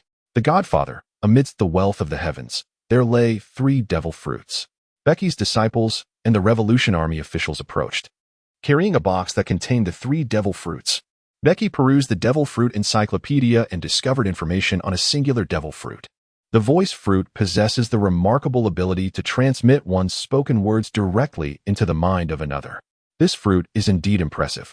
Becky cast her gaze towards the other 2 devil fruits, their banana-like shapes unmistakably suggesting they belonged to the Zoan category. And it was likely they were neither ancient varieties nor the more elusive mythical Zoan. How should the 3 devil fruits be allocated? As if drawn by curiosity, Drago approached, glancing at the devil fruits within the box before shifting his attention to the devil fruit encyclopedia in Becky's hands, inquiring about their classification. Becky promptly stowed away the devil fruit encyclopedia, grasped the transmit fruit, and declared, "I shall take this fruit. You may select another for yourself. As for the remaining fruit, we shall divide it equally. However, separation may not be ideal.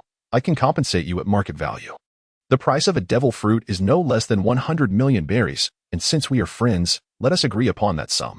Thus, half would amount to 50 million. Just provide me with 50 million berries. I shall choose first. I desire the devil fruit you possess," Becky insisted. Dragons, however, was not easily swayed and replied coolly, "Come now, Becky, there is no need to be so contentious. It is not as if this is an exceptionally valuable devil fruit. Is it truly necessary to compete with me?" Becky casually tossed the devil fruit encyclopedia towards Dragons, inviting him to review the information regarding the transmit fruit. The transmit fruit is indeed quite useful.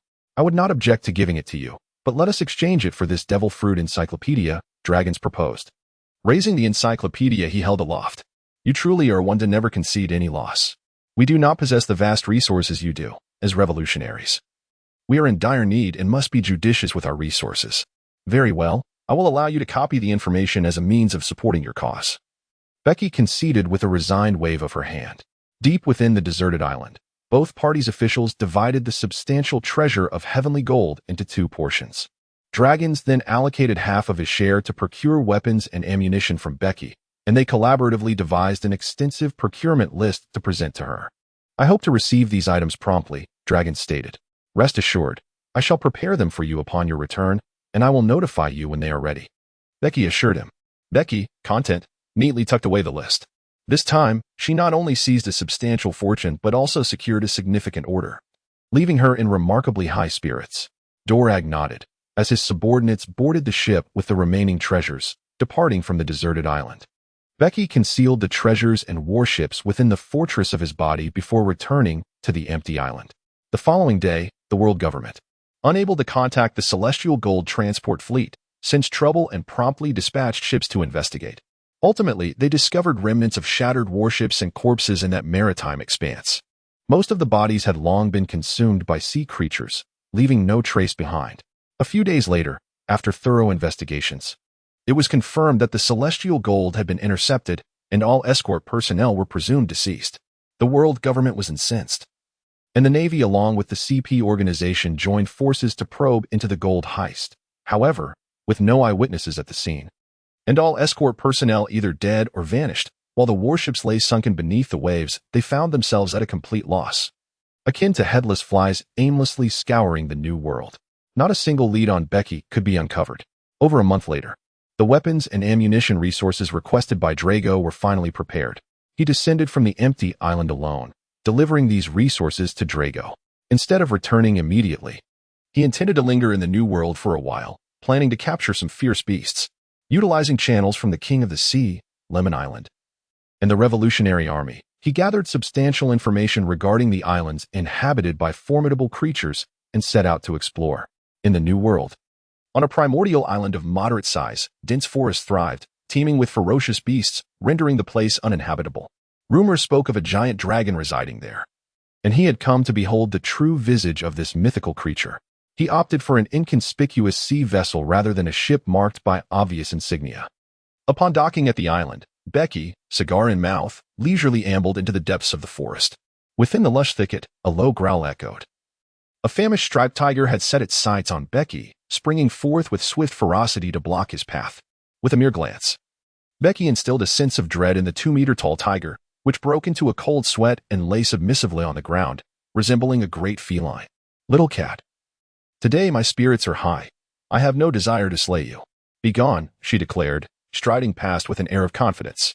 The tiger, feeling a wave of relief, cast a resentful glance at Becky's retreating figure, wishing it had more legs, before it bolted into the forest and vanished. "Surely, there can't be a dragon lurking," Becky mused. After wandering for quite some time, without catching a glimpse of the elusive creature, she felt a tinge of disappointment. Just then, the sky abruptly darkened, and as she looked up, she beheld a colossal figure soaring above her. It resembled a massive red lizard with wings. This was a red dragon, measuring approximately 30 to 40 meters in length. Indeed, it bore a striking resemblance to the dragons of Western lore. Becky leaped gracefully into the air, executing a series of agile jumps, swiftly catching up to the colossal dragon and landing triumphantly atop its head. The red dragon's eyes bulged in disbelief as it spotted Becky perched above, fury ignited within it. As the ferocious king of this island, it was incensed that a mere human dared to sit upon its crown. In a fit of rage, the dragon twisted its body violently, attempting to dislodge Becky. Yet, she clung to the dragon as if she were affixed to it, impervious to its wild thrashing and acrobatic maneuvers.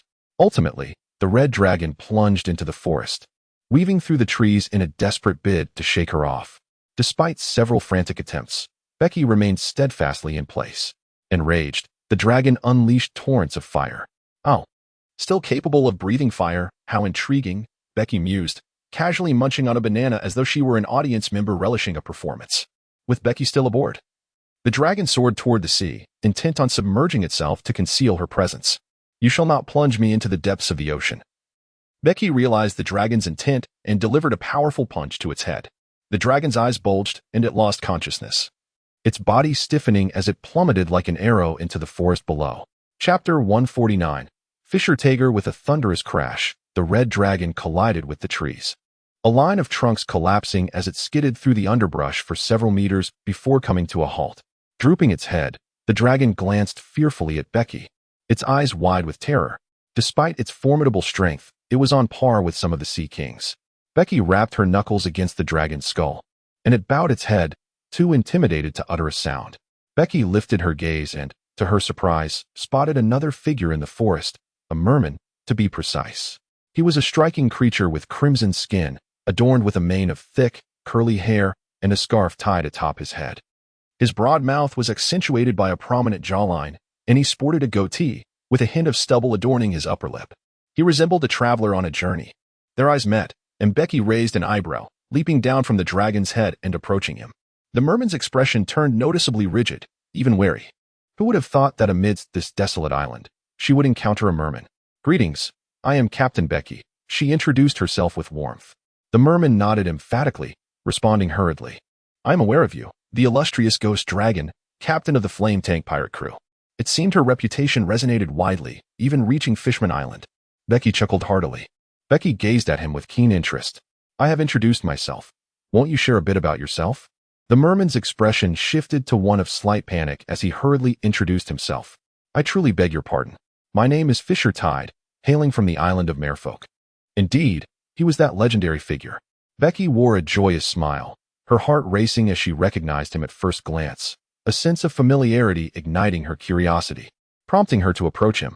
As she had surmised, This man was none other than the illustrious captain of the Sun Pirates, Fisher Tiger, a legendary figure who would later ascend the sacred grounds of Mariewa, the headquarters of the world government, liberating thousands of slaves. Fisher Tiger was, in many ways, a tragic character. He embraced the ideals of Princess Otoheim, yearning for harmony between humans and fishmen. However, during his final journey, he was captured and enslaved, enduring relentless abuse throughout a 3-year nightmare that unveiled the depths of human madness. Ultimately, he chose to scale the red line with bare hands, breaching the sanctity of Mariewa and freeing countless captives, thus founding the Sun Pirates, in a valiant attempt to return a human slave girl to her homeland. He was betrayed by humanity and grievously wounded. Fueled by his hatred for humans, he vowed never to accept their blood, ultimately succumbing to his injuries. Thus, the life of an era's fisherman leader met a tragic end. At present, Fisher Tiger appeared untouched by the shackles of slavery. The serendipity of their encounter upon the vast ocean suggested a bond between them. How about sharing a drink together? Becky cheerfully proposed to Fisher Tiger. It would be my honor to share a drink with you, Mr. Dragon, Fisher Tiger replied earnestly, nodding in agreement. Becky raised an eyebrow and turned to look, only to see the red dragon sluggishly inching its way outside, scattering in an attempt to escape. Under Becky's piercing gaze, it immediately recoiled, paralyzed with fear. Should it dare to flee once more, it would find itself on the menu by noon. The red dragon, possessing considerable intelligence, understood Becky's intent and promptly began to shake its massive head. Amidst the dense forest, Becky and Fisher Tiger sat together, indulging in libations, while a large tiger was being roasted nearby. The red dragon lay beside them, motionless, occasionally exhaling flames to assist in the cooking of the tiger. Becky casually sliced several generous chunks of tiger meat from the roasted beast and tossed them to Fisher Tiger, before suddenly inquiring, Tiger, what are your thoughts on the relationship between humans and the fish people? Fisher Tiger set down the tiger meat, lost in contemplation, uncertain whether he was pondering the implications of Becky's words or deliberating on how to respond to her question. Becky spoke to herself, expressing her strong endorsement of Princess Yuki's proposition that merfolk and humans should coexist and thrive in harmony. You are acquainted with the princess? Fisher Tiger inquired, astonished and intrigued. Becky smiled and said, how could one not know? She is the true hero of Fishman Island and the pivotal figure in altering its history. She will lead Fishman Island from the brink of destruction towards rebirth and peace. Fisher Tiger's expression shifted with shock as he gazed at Becky, eager to understand the reasons behind such dire predictions. Becky tossed a piece of tiger meat into her mouth and settled herself upon the log opposite Fisher Tiger, calmly inquiring, are you aware of the current global dynamics? With the Fishman Island harboring such animosity towards humanity and the escalating tensions between the two sides, it is entirely plausible that Fishman Island could face annihilation. Fisher Tiger seemed to grasp the gravity of Becky's words, though his expression contorted in anguish. However, the human traffickers infiltrate Fishman Island annually to capture fishmen as slaves. How can we ever come to love humanity under such circumstances? Tiger, do you know the root cause of all this? Becky's demeanor turned serious. The greed of humanity? Fisher Tiger finally managed to articulate. This is the inherent flaw of mankind. Nay, it is the fundamental flaw of all races. As long as they are sentient beings, intelligent races, one and all exhibit this vice. Do not claim that your kind is exempt. Those who do not display such flaws do so only because they possess sufficient power. Should your kind ever rise to supplant the world government and seize control of the world, you would exhibit the same greed, cruelty, and indulgence as humanity does today. All vices are magnified in the presence of strength and power, overwhelming conscience and kindness, resulting in innumerable tragic sufferings. Fisher Tiger fell silent, pondering deeply. As Becky continued to elaborate on the subject, can you guess which type of individuals epitomize this inherent vice? Becky regarded Fisher Tiger with a sardonic smile. The celestial dragons. Fisher Tiger's tone was laden with gravity. Precisely, it is they. A group of worthless individuals who claim superiority over all races. Becky erupted into laughter. Fisher Tiger gazed at her in shock. Having braved the seas for years, he had never heard anyone so boldly critique the exalted celestial dragons.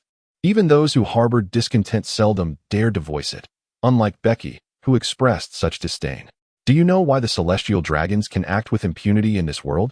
Even when they commit murder, reduce other races to slavery, and perpetrate all manner of evil, they can still reside in the lofty and serene Mariewa without a care in the world? Becky leaned forward, her eyes fixed intently on Fisher Tiger. Because they are powerful.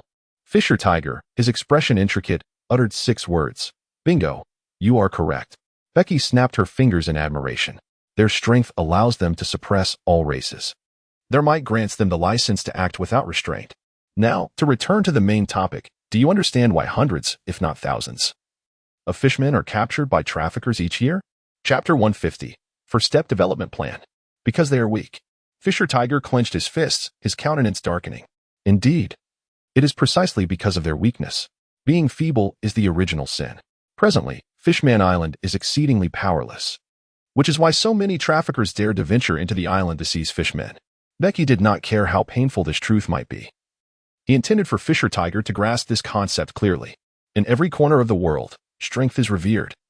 Only the powerful possess the right to speak and the right to exist. The weak are destined to be governed by the strong. This is the undeniable truth. If a hegemonic figure were to emerge from Fishman Island, it could transcend its current plight and genuinely possess the authority to engage with the world. Of course, such a dominant force does not simply materialize at will, so do not harbor unrealistic expectations. Therefore, in the absence of a hegemonic power, Fishman Island should not adopt a radical stance. If animosity towards humans continues unabated, if revenge is sought, and the conflict intensifies to an irreconcilable extent, then the island would be perilously close to its own destruction. Becky's words plunged Fisher Tiger into deep contemplation. Mr. Becky, what do you believe should be done to alleviate the discord between the fishmen and humans? Fisher Tiger inquired earnestly. The process of 2 races steeped in animosity, striving to relinquish their hatred and misunderstandings in favor of mutual acceptance, is an arduous journey. It necessitates the collective effort and sacrifice of not just one generation, but potentially several, to achieve any semblance of success. The cornerstone of this endeavor lies in the Fishman Island's ability to amass sufficient strength to confront human traffickers, pirates, and even the world government. Most of the common folk in this world are timid, kind-hearted, and lacking in conviction. Their sentiments towards the fishmen are not rooted in hatred, but rather in ignorance, or the manipulations of malevolent individuals, compounded by the misdeeds of a few disgraced fishmen who tarnish their reputation. Once you possess the requisite power, you can emerge from Fishman Island, allowing the world to recognize the fishmen, demonstrating that they share the same friendliness and love for peace as other races. Only then will the fishmen be able to integrate more seamlessly into this world. Ultimately, it all boils down to possessing formidable strength. Fisher Tiger's expression darkened once again. This world is fraught with peril. Possessing great strength is the most fundamental requirement for survival. Those lacking in power, whether individuals or races, often meet a tragic fate. You have braved the seas for a considerable time. Surely you have witnessed the merciless pirates and the innocent civilians who have met a gruesome end. They, who once lived simple and joyous lives, have been invaded by a band of villains, enduring robbery, violation, and slaughter. Their plight is heart-wrenching, their innocence tragic.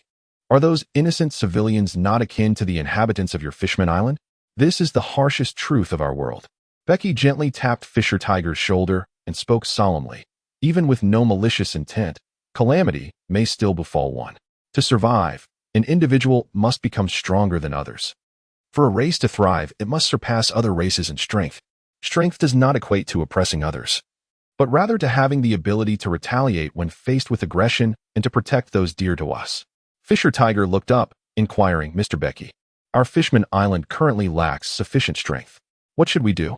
When one is devoid of power, survival often depends on the support of others. The geographical position of Fishman Island is exceptionally unique, serving as a transit hub for pirates venturing into the New World. This chaos is both a challenge and an opportunity for Fishman Island. We could forge an alliance with the world government or align ourselves with the sovereigns of the New World, leveraging the strength of others to safeguard our home. Furthermore, we should cultivate friendships, as this vast sea is not solely populated by ruthless pirates and criminals, but also by honorable and loyal individuals. Establishing connections with them may yield assistance when Fishman Island faces peril. Most importantly, we must gradually nurture the next generation, in the hope that a formidable leader will emerge to guide Fishman Island. Becky spoke with fervor, articulating all that he understood and knew. He ultimately summarized a 4-step development plan for Fisher Tiger. Peaceful development as the primary strategy, leveraging strength for stability, fostering friendships as a means of indirect salvation, and nurturing the next generation as the core focus for the future. A word from you is worth more than a decade of study. I shall convey your wisdom to the princess and the king, Fisher Tiger expressed with gratitude, bowing deeply to Becky. Please, sit down. It is nothing to be so formal. Becky waved his hand dismissively, urging Fisher Tiger to take a seat. Once seated, Fisher Tiger, like a humble student, asked several questions, to which Becky responded generously, offering constructive insights. Suddenly remembering something important, Becky smacked his forehead and placed a comforting hand on Fisher Tiger's shoulder, speaking earnestly. Tiger, I wish for you to remember one thing. What is it? Fisher Tiger respectfully bowed his head to listen, his stature towering over Becky, indicating his deference. This world is a twisted one, harsh and filled with malice, populated by many who can scarcely be termed human due to their wickedness. Should you ever endure unimaginable suffering and trials, I hope you can retain your original intention and continue to believe that fishmen and humans can coexist and reconcile. It was only then that Becky recalled Fisher Tiger's tragic demise, hoping these words might avert a similar fate for him. In this world, good and evil coexist. Yet there is no doubt that goodness outweighs malevolence. I hope you understand. Rest assured, Mr. Becky, I shall hold your words close, Fisher Tiger affirmed with a solemn nod. Becky smiled gently and nodded at him. Go ahead, pursue what you desire. Mr. Becky bid farewell, expressing a hope to meet again. Fisher Tag, feeling a tinge of reluctance, responded, if the opportunity arises, we shall certainly cross paths once more. He nodded, leaped into his small boat, waved at Becky, and set sail. As long as you are alive, we will inevitably reunite, Becky sighed, uncertain whether her words could alter Fisher Tag's tragic fate. Each individual has their destiny, and there is little more I can do. With that thought, Becky lit a cigar and turned back towards the forest. Why do I feel that I possess the potential to be the chief designer? The Revolutionary Army's policy program was my proposal. Now I have also devised a 4-step development plan for Fishman Island. Indeed, I am an exceptional individual. Becky walked with an air of pride, her steps exuding a sense of entitlement. The red dragon, witnessing her domineering gait, cowered and remained motionless. Foolish dragon, do not resist. I shall confine you within my castle, she declared, gesturing to draw the enormous red dragon into her internal fortress, effectively imprisoning it. Chapter 151. Encounter with Kazan in the New World. The sky shimmered like a topaz, devoid of clouds, with a gentle breeze caressing the atmosphere. The weather was splendid. A ship raced across the ocean, where Becky reclined in a chair, crossing her legs leisurely as she basked in the sun, sailing towards her next destination. Am I seeing things? One of the disciples, who was steering the ship, remarked as he squinted into the horizon. Is someone really riding a bicycle on the ocean? Are you foolish? How could anyone ride a bicycle on water? Scoffed another disciple beside him, casting a disdainful glance before following his gaze. His eyes nearly popped out as he rubbed them, looking again with incredulity. Could it be that we have encountered a mirage? The two disciples murmured, tapping their heads and rubbing their eyes repeatedly, yet the sight remained unchanged. They swiftly relayed the news to Becky. Becky was roused from his drowsiness, lifting his sunglasses to peer at the sea, where he truly beheld a slender figure gliding across the water on a bicycle, approaching in his direction. There could only be one individual capable of traversing the ocean in such a manner, one of the 3 admirals of the Navy, the wielder of the ice fruit, Admiral Kazan. Over the course of 3 years, the 3 monstrous admirals relentlessly hunted pirates, decimating numerous pirate crews and consigning them to impel down, thereby amassing a considerable record of achievements. Following Steelbone's ascension to the position of Commander-in-Chief, Sengoku assumed the role of Fleet Admiral, subsequently promoting Akainu, Kizaru, and Kazan to the rank of Admiral. This was indeed a troublesome situation for Becky. He scratched his head, feeling little desire for combat. An admiral? Good heavens! Godfather! We must flee, exclaimed one of his disciples, his face paling in fear. Kazan, being an ice fruit user, could traverse the sea with remarkable speed. There was no escaping him on the ship. Never mind, perhaps he merely seeks directions. Becky shrugged nonchalantly, adjusting his sunglasses and resuming his sunbathing. The 2 disciples exchanged glances, filled with resignation. They lacked the courage to disturb Becky's rest, so they silently altered the ship's course, aiming to circumvent Kazan. Yet, Kazan was inexorably drawn towards them, as a narrow ice path several inches wide extended before him, leading directly to their vessel. Reluctantly, the 2 disciples halted the ship. From his bicycle, Kazan lazily inquired, Gentlemen, do you happen to know the direction to Elon Island? It was indeed a request for directions. The 2 disciples exchanged bewildered looks. one of them hastily pointing in a direction. Elon Island is that way. Ah, so that was the direction. I nearly went astray, Kazan lamented, rubbing the back of his head in frustration. His expression grew increasingly troubled and conflicted. Must my eyes wander heedlessly? This is quite the predicament. I have spotted a most undesirable individual. Kazan's gaze shifted toward the reclining Becky, his demeanor abruptly turning serious. An aura of cold emanated from him. In the ocean beneath, his bicycle swiftly froze, immobilizing the entire ship. They had been discovered.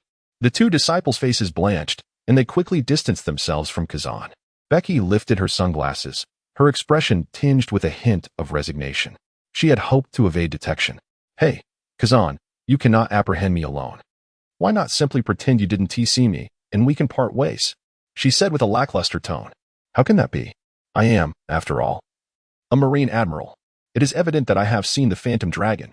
To simply overlook it would be rather untenable, Kazan replied, his demeanor growing grave.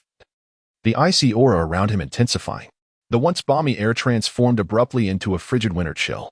What a bother, Becky exclaimed, leaping to the side of her two disciples and drawing them into her interior fortress. She then intended to retrieve her ship as well, but Kazan thwarted her efforts. In an instant, the entire vessel was encased in ice, a chilling mist surging toward Becky. Becky sprang into the air, landing upon the frozen surface of the sea. A violent chill permeated the atmosphere as a colossal ice bird soared from Kazan's grasp, transforming everything in its path into solid frost, charging relentlessly towards Becky. With a swift punch, Becky shattered the ice bird, sending countless shards scattering in all directions. A frigid gust of wind swept towards her, chilling her to the bone and forming a thin layer of ice upon her clothing. Amidst the icy tempest, Kazan materialized in a flash, wielding a colossal ice spear that surged forward with explosive force. Becky effortlessly drew the flame cloud sword, blocking the ice spear. In that moment, a chilling aura was abruptly released, enveloping the sword in a layer of frost. This icy essence swiftly surged from the flame cloud sword towards Becky's palm. Moreover, the ice beneath his feet exuded a frigid mist, rapidly encasing his feet in frost that crept up his thighs. Indeed, a troublesome ability. With a surge of strength, Becky severed the ice spear, simultaneously breaking the ice beneath him. He swiftly retreated, the sword vibrating as the frost was instantly dispersed. And the flame cloud sword began to blaze, emanating intense heat. The cold wind howled relentlessly, engulfing Becky and hindering his speed, as Kazan's figure reemerged. Two ice spears. Enormous ice projectiles coalesced beside him and were launched forth in an instant. Becky swung her blades with precision, severing the icy spear. Kazan stepped forward once more, summoning a formidable ice military knife that he aimed fiercely at Becky. Ice slash. Although there was a distance of 2 or 3 meters separating Kazan from Becky, the ice military knife could not physically reach her. Yet, as it swung forth, it unleashed a fan-shaped blast of frigid air, which instantaneously crystallized into a colossal, fan-shaped edge, hurtling directly toward Becky. Becky reacted swiftly, instantly raising her knife to block the icy arc of the blade, her form retreating backward. Kazan relentlessly pursued her, his ice blade slicing through the air, conjuring 7 or 8 formidable icy arcs that aimed at Becky in an instant. Becky's response was equally swift. The blazing flame cloud sword intercepted all of the icy blades. However, her form retreated as if propelled by an unseen force. Ice World. Kazan's chilling voice resonated, and an endless wave of cold emanated from his being. With a crackle, in the blink of an eye, the surrounding seas became encased in ice. A terrifying mist rising from the frozen surface, growing ever denser. Across the ocean, abundant water vapor allowed Kazan to freely condense it into ice or fog. The entire expanse of the frozen sea was shrouded in a chilling haze, the temperature plummeting to several degrees below zero. Any creature that fell within would be instantaneously encased in ice, thoroughly frozen from the inside out. This sudden drop in temperature posed a significant threat to Becky, as the blood within her veins began to show signs of coagulation. The external space activated, an invisible barrier shielding her from the cold mist. A layer of ice slowly materialized 10 centimeters from her surface, as the mist attempted to freeze the intangible barrier. Chapter 152. Reunion with an old friend. A colossal ice bird pierced through the mist, hurtling toward her with alarming speed, accompanied by the ominous sound of 2 massive ice spears trailing in its wake. Becky swiftly unleashed a sword strike, the fiery blade slicing through the ice bird with explosive force. With 2 more precise strikes, she shattered the ice spears and quickly retreated, The ice rainbirds returned to their nest. Amidst the frigid mist, a cacophony of sounds emerged, and a swarm of palm-sized icebergs surged forth from the chilly haze, darting towards her like a torrential downpour. Becky swiftly brandished two swords, unleashing a formidable wave of fiery blade energy that obliterated the approaching ice birds as he retreated, striking with precision. "Where do you think you are going?" A chilling voice pierced the air from behind. Kazan had unexpectedly materialized at his back, and the icy, merciless blade of his frozen army surged toward Becky's neck. Becky furrowed her brow, and the surrounding space instantaneously expanded to a meter in diameter. As if time itself had come to a standstill, Kazan's movements diminished before the naked eye at an observable pace. What was happening? Kazan's pupils constricted, and his expression changed dramatically as he turned to gaze at Becky once more. Becky's figure twisted in an uncanny manner, vanishing in an instant. Where has she gone? Becky suddenly materialized behind Kazan, and with astonishing swiftness, the fire cloud sword pierced through his body. In an instant, he was encased in ice. Elemental transformation? Such a nimble response. He mused, and in the next moment, he vanished once more. Kazan swung his ice blade, severing his phantom. A white mist of frost enveloped Kazan. With half his body encased in ice, his expression cold and grave. "I have no time to indulge you." A terrifying aura surged forth, dispersing the icy fog, followed by a chilling wave of blade energy. This energy tore through the mist and struck Kazan in the blink of an eye, shattering his form. The violent blade energy cleaved through the frozen sea, pushing forward for hundreds of meters, parting the ocean itself. Beside the fractured ice, an ice sculpture emerged, rapidly transforming back into Kazan. His countenance darkened. He leaped into the air and looked up to see Becky already soaring through the air, having distanced himself by several hundred meters. He has escaped, truly a troublesome adversary. Kazan's stern expression gradually relaxed into a semblance of nonchalance. "I've done my utmost. If I cannot capture him, so be it." Landing on the ice surface, he mounted his bicycle and continued across the sea, retrieving a snail phone to report to Admiral Sengoku. In the office of Admiral Marineford, Sengoku hung up the phone, his expression grim. Capone Bege, who had vanished for 3 years, had resurfaced, and it seemed he could effortlessly evade Kazan. This fellow's strength has evidently grown considerably, a vexing adversary indeed. His solitary appearance suggested that the fire tank pirates were not yet adequately prepared. Sengoku gestured for his assistant to leave the office, then took out another snail phone. Dialing it. The dragon of the underworld appeared, set to activate the covert elements of the Dragon Slayer plan. Sengoku disclosed the maritime region where the dragon had manifested before ending the call. The Dragon Slayer plan had been ongoing for the past 3 years, with the world government CP organization dispatching numerous intelligence operatives and naval agents to execute this initiative, awaiting the emergence of the fire tank pirates. After soaring through the skies for 1,000 kilometers, Becky realized that Kazan had not pursued her. She then retrieved a ship and continued her voyage across the vast ocean. In the New World, there lies Purple Grape Island, renowned for its abundant harvest of large, egg-sized purple grapes, which serve as excellent material for winemaking. Consequently, the island is famous for its exquisite purple wine, celebrated throughout the New World. As Becky traversed the island of purple grapes, she intended to pause briefly to savor the renowned purple wine. Within a tavern on the island, a band of pirates was jovially indulging in drink and merriment. Suddenly, the tavern's door was forcefully kicked open, unleashing an aura of terror that swept through the establishment. The oppressive presence of a domineering will cause the tables and chairs to tremble. The pirates within the tavern were taken aback, instantly rising to grasp their weapons. Such a formidable display of will. Who could this intruder be? A middle-aged man draped in a blue cloak stood solemnly, a finely crafted pistol gripped firmly in his hand. His gaze fixed intently on the silhouette beyond the threshold. Amidst the tension, one individual remained seated, a smile illuminating their face. "Do not be alarmed. He is not an enemy. Becky, your greeting leaves much to be desired." Becky, Capone Bege, the ghost dragon. In an instant, the cloaked figure recalled a name. That of a notorious pirate once mentioned by a captain. Becky strode in with an air of authority, casting a bold glance around before bursting into hearty laughter. "Shanks, it has been far too long." Indeed, the pirates within this bar were none other than the crew of the illustrious red-haired Shanks. Becky cast his gaze upon the red-haired crew, particularly focusing on the middle-aged man in a blue cloak, brandishing a pistol. At the moment he unleashed his conqueror's haki, he was instantly locked onto by the observation haki of none other than this individual. Judging by his countenance and attire, it was unmistakably Ben Beckman. the first mate of the red-haired pirates. In addition, there was the corpulent Lucky Roo and several other crew members whose names remained unknown. Yet their faces would undoubtedly become the foundation of the red-haired pirates as they ascended to the status of one of the four emperors. Shanks, it appears you have gathered quite the impressive entourage, Becky remarked as he strode over with an air of confidence. Ha ha ha, indeed. They are all exceptional companions. Shanks exuberantly praised his crew. What a commanding presence he possesses. Ben Beckman, sensing Becky's aura of dominance, adopted a grave expression. However, upon realizing that Becky was not an adversary, he holstered his pistol, and the others followed suit, sheathing their weapons.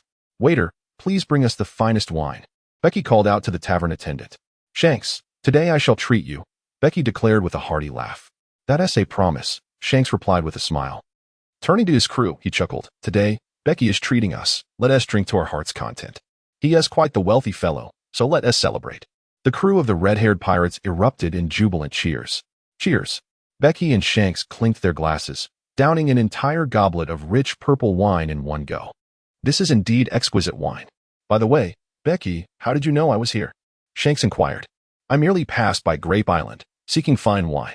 Upon my arrival, I heard someone mention that the red-haired pirates were on the island, so I made my way here, Becky explained. I see. We also came here for the same reason. It has been a long time since we last met in Shaw Village. Come, let us have another drink. Shanks poured more wine for Becky before downing another glass himself. Shanks, I've heard that you've been doing remarkably well these past 3 years. Your bounty has even surpassed mine. The title of red-haired Shanks suits you perfectly, Becky observed, noting how much more mature and composed Shanks appeared compared to 3 or 4 years ago. Over the past few years, Shanks had amassed a formidable crew, earning a grand reputation. The notoriety of the red-haired pirates had eclipsed that of Becky's flame tank pirates, with Shanks' name now ranking just below the rulers of the New World. Chapter 153. The most commanding man. Becky, are you feeling a tinge of jealousy? Shanks burst into laughter. Becky gave him a slight reprimand. Jealous of you? Please, if it weren't for my relentless preparation over the past 3 years, you would be of no consequence to me. Relentless preparation? It seems Captain Ghost Dragon has grand ambitions. Ben Beckman interjected suddenly. Hey, Becky, what grand ambitions do you have? To share with me, Shanks inquired with keen interest, wrapping his arm around Becky's neck. Becky, with a cigar clamped between his teeth, casually pushed Shanks' head aside and, with keen interest, addressed Ben Beckman, saying, Ben Beckman, I have heard of you.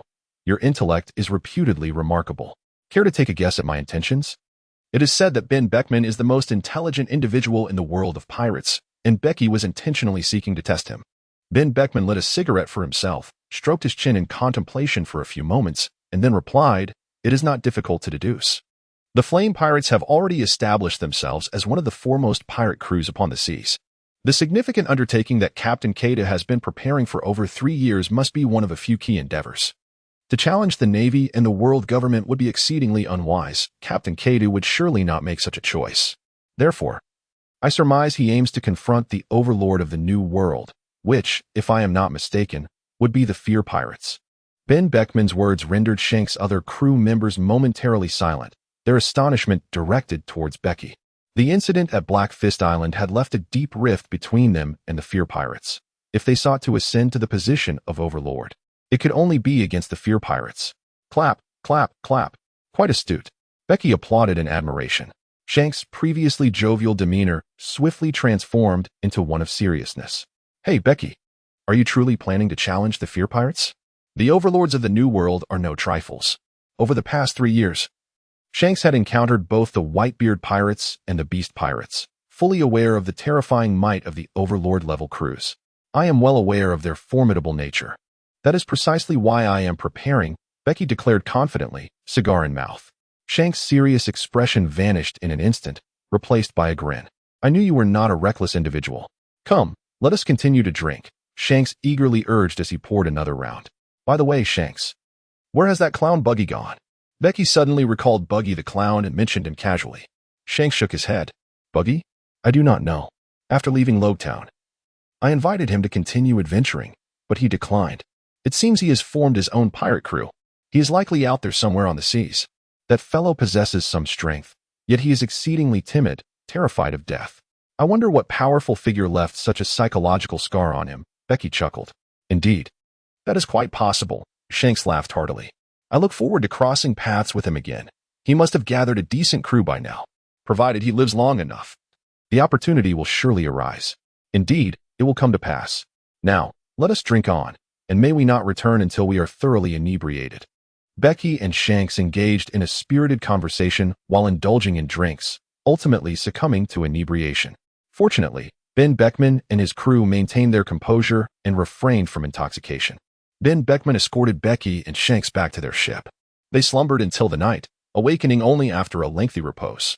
Upon regaining consciousness, Becky expressed a desire to spar with Shanks, curious to ascertain the extent of Shanks' progress over the past 3 years. In the forest of Grapes Island, Shanks' crew gathered to witness this bout. Shanks had previously recounted a confrontation with the notorious Captain Bege 3 years prior on Sky Island, where he had faced a significant defeat. It remained uncertain whether Shanks could exact his revenge this time. The rotund Lucky Roo munched on a turkey leg, chuckling in a manner that teased Shanks. Captain Bege, a notorious pirate with a bounty soaring to 950 million, harbored ambitions of dominating the seas. It was yet to be seen if his prowess matched his aspirations. Ben Beckman lit a cigarette, his gaze fixed upon Bege. This would also serve as an opportunity to gauge how far Shanks was from claiming supremacy. Bege, do not be astonished. My growth over the past 3 years has been substantial, Shanks declared with a grin. Did you think you were the only one improving, Shanks? I believe I can still overpower you as I did before, Bege retorted, puffing on a cigar with an air of bravado. Shanks chuckled, but his demeanor swiftly shifted to one of seriousness. Bege, let us begin. Indeed, let us, replied Bege. In unison, both unleashed their conqueror-s haki. 2 formidable auras clashing violently. The collision of their distinct yet equally potent haki conjured a dense, dark crimson lightning, which suddenly manifested into a whirlwind that swept across the surroundings. Shanks' conqueror-s haki was overwhelmingly regal, embodying the essence of a sovereign, while Bege's exuded a ferocious brutality characteristic of a ruthless conqueror. The onlookers, including Ben Beckman, were taken aback, their expression shifting to one of grave concern. With some weaker individuals fainting under the pressure, those of lesser strength, step back, Ben Beckman commanded. What a terrifying display of conqueror-s haki. The sight of Captain Bege now resembles that of a primordial beast, poised to devour its prey, remarked Lucky Roo, his countenance grave, beads of cold sweat forming upon his brow. I see a colossal creature towering hundreds of meters, intent on consuming us, a crew member exclaimed, fear etched across his face. Could mere conqueror-s haki induce such hallucinations? Ben Beckman was astounded, his apprehension for Bege deepening. He was acutely aware of the magnitude of Shanks' haki and had not anticipated that Bege's could contend with it. Look, that tree is splitting. Lucky Roo suddenly pointed to a large tree adjacent to Shanks and Bege, which had begun to crack under the pressure of their terrifying haki. Captain Bege's conqueror-s haki could inflict tangible physical damage. It was indeed formidable. It appeared I had underestimated him. Ben Beckman was once again taken aback. 2 formidable waves of conquerors' haki clashed violently, as a tempest raged, shattering leaves and branches alike. Bege, your conqueror's haki has grown increasingly fierce, remarked Shanks with a serious expression. Shanks, your conqueror's haki is quite impressive as well. Bege felt the overwhelming presence of Shanks. His conqueror's haki was magnitudes more powerful than it had been during their encounter in Skypiea, the rapid advancement of his abilities leaving one utterly astonished. Indeed, he was the man referred to as the most domineering in the original narrative. I had thought I could suppress your conqueror's haki. A glimmer of fierce determination ignited in Shanks' eyes as Bege's ferocious conqueror's haki stoked the flames of his fighting spirit. Suppress me? Ha ha ha.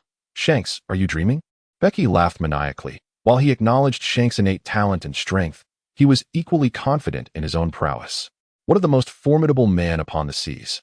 He, Capone Bege, feared nothing. Chapter 154. The King's Sword of Dominance. The 2 warriors unleashed their conqueror's haki in full force, the winds howling as trees bent and broke around them. Shanks drew his rapier from his side, his gaze sharpening. Bege, here I come. In an instant, Shanks surged forward with astonishing speed. Come on, Shanks, Bege bellowed, drawing his fiery sword as well. With a resounding crash, they collided, their blades clashing, sparks flying, and dark crimson thunder erupting in the vicinity, multiplying and spreading outward. A razor-sharp aura of swordsmanship enveloped them both. With a loud thud, they staggered back simultaneously, only to clash again in an instant, their forms becoming mere afterimages flitting through the forest. Each appearance heralded a resonant impact, the dark crimson thunder sweeping through the air, shattering nearby trees and rocks alike. They ascended from the earth to the sky, their speed reaching its zenith, until their figures became indistinguishable, leaving only the dark crimson thunder and the sparks of their fiery collisions echoing in the air. A series of concentric shockwaves radiated outward, forcing Ben Beckman and the others to retreat. Two streaks of light plummeted toward the ground, revealing the two combatants, with their sword energy soaring. They bore smiles that belied the boiling intensity of their fighting spirit. "Shanks, it's time for the main course." Becky laughed heartily, his ferocity intensifying, a sanguine aura enveloping him, evoking the image of a colossal beast behind him. This was the essence of swordsmanship, the hallmark of a grand swordsman, a terrifyingly fierce, beastly sword intent, utterly fearsome. Ben Beckman's expression turned grave. The silhouette of the immense beast, perceived through his observation hockey, was far more menacing than what could be discerned with the naked eye. The flame of Becky's fire cloud sword emanated an intense heat, burning with a crimson blaze, exuding an aura of malevolence. Shanks wore a serious expression. He had heard from Mihawk that Becky's fierce sword had already forged a sword intent, embodying an extreme and malevolent essence, dangerously perilous, only truly comprehensible through first-hand experience of its sheer wickedness. Shanks and Mihawk had engaged in numerous duels, which forged a bond of friendship between them. Mihawk had once spoken to him about Becky's ferocious swordsmanship. "I have also heard him mention your sword, the authentic path of the Sovereign's swordsmanship. Allow me to witness the regal blade of the Sovereign in all its glory." Becky's eyes burned with the fire of battle. In the span of 3 years, he and Mihawk had clashed once more, both having attained an understanding of sword intent. His sword intent was of utmost ferocity, while Mihawk's was of unparalleled sharpness. Their battle raged for 2 full days, with each side proving their mettle through their blades, ultimately culminating in a draw.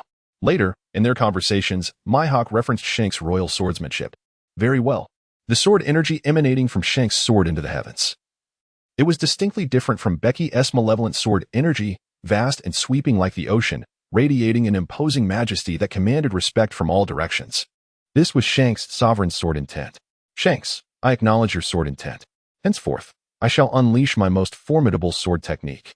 Becky's battle fervor intensified, his aura thick with bloodlust, as his extreme sword intent grew ever more savage and vicious. The monstrous shadow behind him seemed to roar and howl, eager to devour its prey. He resembled a resurrected demon, an ancient behemoth of destruction. In the face of such overwhelming ferocity from Becky, Shanks felt no fear. Instead, his excitement grew, a grin spreading across his face. "Beast King." Becky stepped forward, and the bloodfire sword erupted with a fierce blaze, unleashing a terrifying blood-red blade of energy that cleaved through the air, effortlessly tearing the ground apart. This single strike compelled Ben Beckman to retreat several paces. At the same moment, Shanks drew his sword, unleashing a piercing white sword aura that sliced through the void, colliding violently with the bloodfire blade. Shanks' sword aura swept horizontally through space, while Becky's bloodfire blade descended vertically, and their clash formed a striking cross in the air. In the brief moment of collision, a cataclysmic explosion erupted, akin to the thunder of the heavens, reverberating throughout the island. A significant portion of Purple Grape Island trembled, startling its inhabitants. Accompanying the collision was a fearsome shockwave, radiating outward and leveling hundreds of meters of forest. The sea roiled with tumultuous waves as the violent waters surged further away. Ben Beckman and his allies retreated swiftly, even resorting to using hockey to shield themselves from the shock. However, the explosion was merely the beginning, not the end. 2 figures violently tore through the shockwave, colliding once more, this time with even greater ferocity. 2 streams of terrifying sword intent surged forth, the sword energy soaring skyward, fracturing the earth and transforming a vast area into an impenetrable zone. The battle between the great swordsmen was truly fearsome. Even a single strike from them could annihilate tens of thousands of pirates. Ben Beckman and his companions found themselves at the edge of a cliff, solemnly observing the battlefield where sword energy crisscrossed. "This battle between Shanks and the dragon is far more intense than Shanks' previous duel with Mihawk," remarked Luffy, his voice low. "That's due to their differing fighting styles. The dragon's approach is more straightforward and brutal than Mihawk's, making it appear more aggressive," Ben Beckman replied. "Beckman, how long do you think they will fight?" Luffy inquired. "At least a day and a night, I'd wager." Shanks and Mihawk's sparring lasted 3 days and 2 nights, chimed in a tall crew member. Ben Beckman shook his head. It won't last long. As great swordsmen, they are acutely aware of their destructive capabilities. Their previous bout shattered an uninhabited island. With the numerous residents and grape plantations on Purple Grape Island, they are principled individuals and would not recklessly destroy the island. Your reasoning is sound, agreed Luffy and the others in unison. A blade of energy shot towards the pirate ship, ensuring its protection. Ben Beckman, with his keen observation, instantly perceived the trajectory of a lethal blade's energy and promptly instructed Ricky Lu. Without hesitation, Ricky Lu sprang into action. Despite his corpulent physique, his swiftness rivaled that of the fleetest. With a vigorous leap into the air, he cloaked his fist in the armament of Haki and shattered the sharp blade's energy with a single, forceful blow. He then descended gracefully to the ground, nonchalantly resuming his feast on a large chicken leg. The duo ascended from the earth to the heavens, soaring over the sea while deliberately avoiding the impact that might reach Purple Grape Island. Thunderous booms echoed as they transformed into 2 streaks of light, colliding with fervor in the sky. Each formidable impact resonated like thunder, unleashing relentless shockwaves that rippled through the air, stirring the ocean into a tumultuous frenzy, with waves crashing farther and farther towards distant waters. Even though their battle unfolded above the surface of the sea, scattered blade energies rained down upon the island, cleaving the ground and the forest alike. Chapter 155. The buffer period has passed after a fierce aerial duel lasting 2 full hours. The 2 combatants finally descended back to the ravaged ground. Remarkably, neither bore any visible injuries. Their contest was a demonstration of swordsmanship rather than a fight to the death. Becky burst into triumphant laughter directed at Shanks, exclaiming, "Shanks, I have emerged victorious." Shanks, with a defiant snort, retorted, "You merely won half a sword." "Even half a sword constitutes a victory, ha ha ha." Becky laughed even more boisterously, sheathing his sword and striding with an air of confidence. "Come, I am in high spirits. Let us continue our revelry with more drink." With an arm draped around Shanks's shoulders, he made his way toward the pirate ship. Upon hearing the prospect of drinking, Shanks's initially reluctant expression swiftly transformed into one of delight as he, too, embraced Becky's neck and ascended onto the ship with hearty laughter. "Shanks, your prowess has notably advanced. What say you? Do you harbor ambitions of challenging the sovereigns of the New World?" Becky, leaning against the ship's railing with a cigar in his mouth, inquired suddenly. Shanks paused for a moment, then replied, "Now? It is still too early. A year ago, I faced off against Whitebeard and also clashed with Big Mom. Our strength is not yet formidable enough."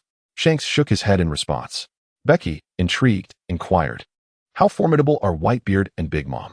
"Whitebeard's strength is truly terrifying. He rightfully holds the title of the world's strongest man.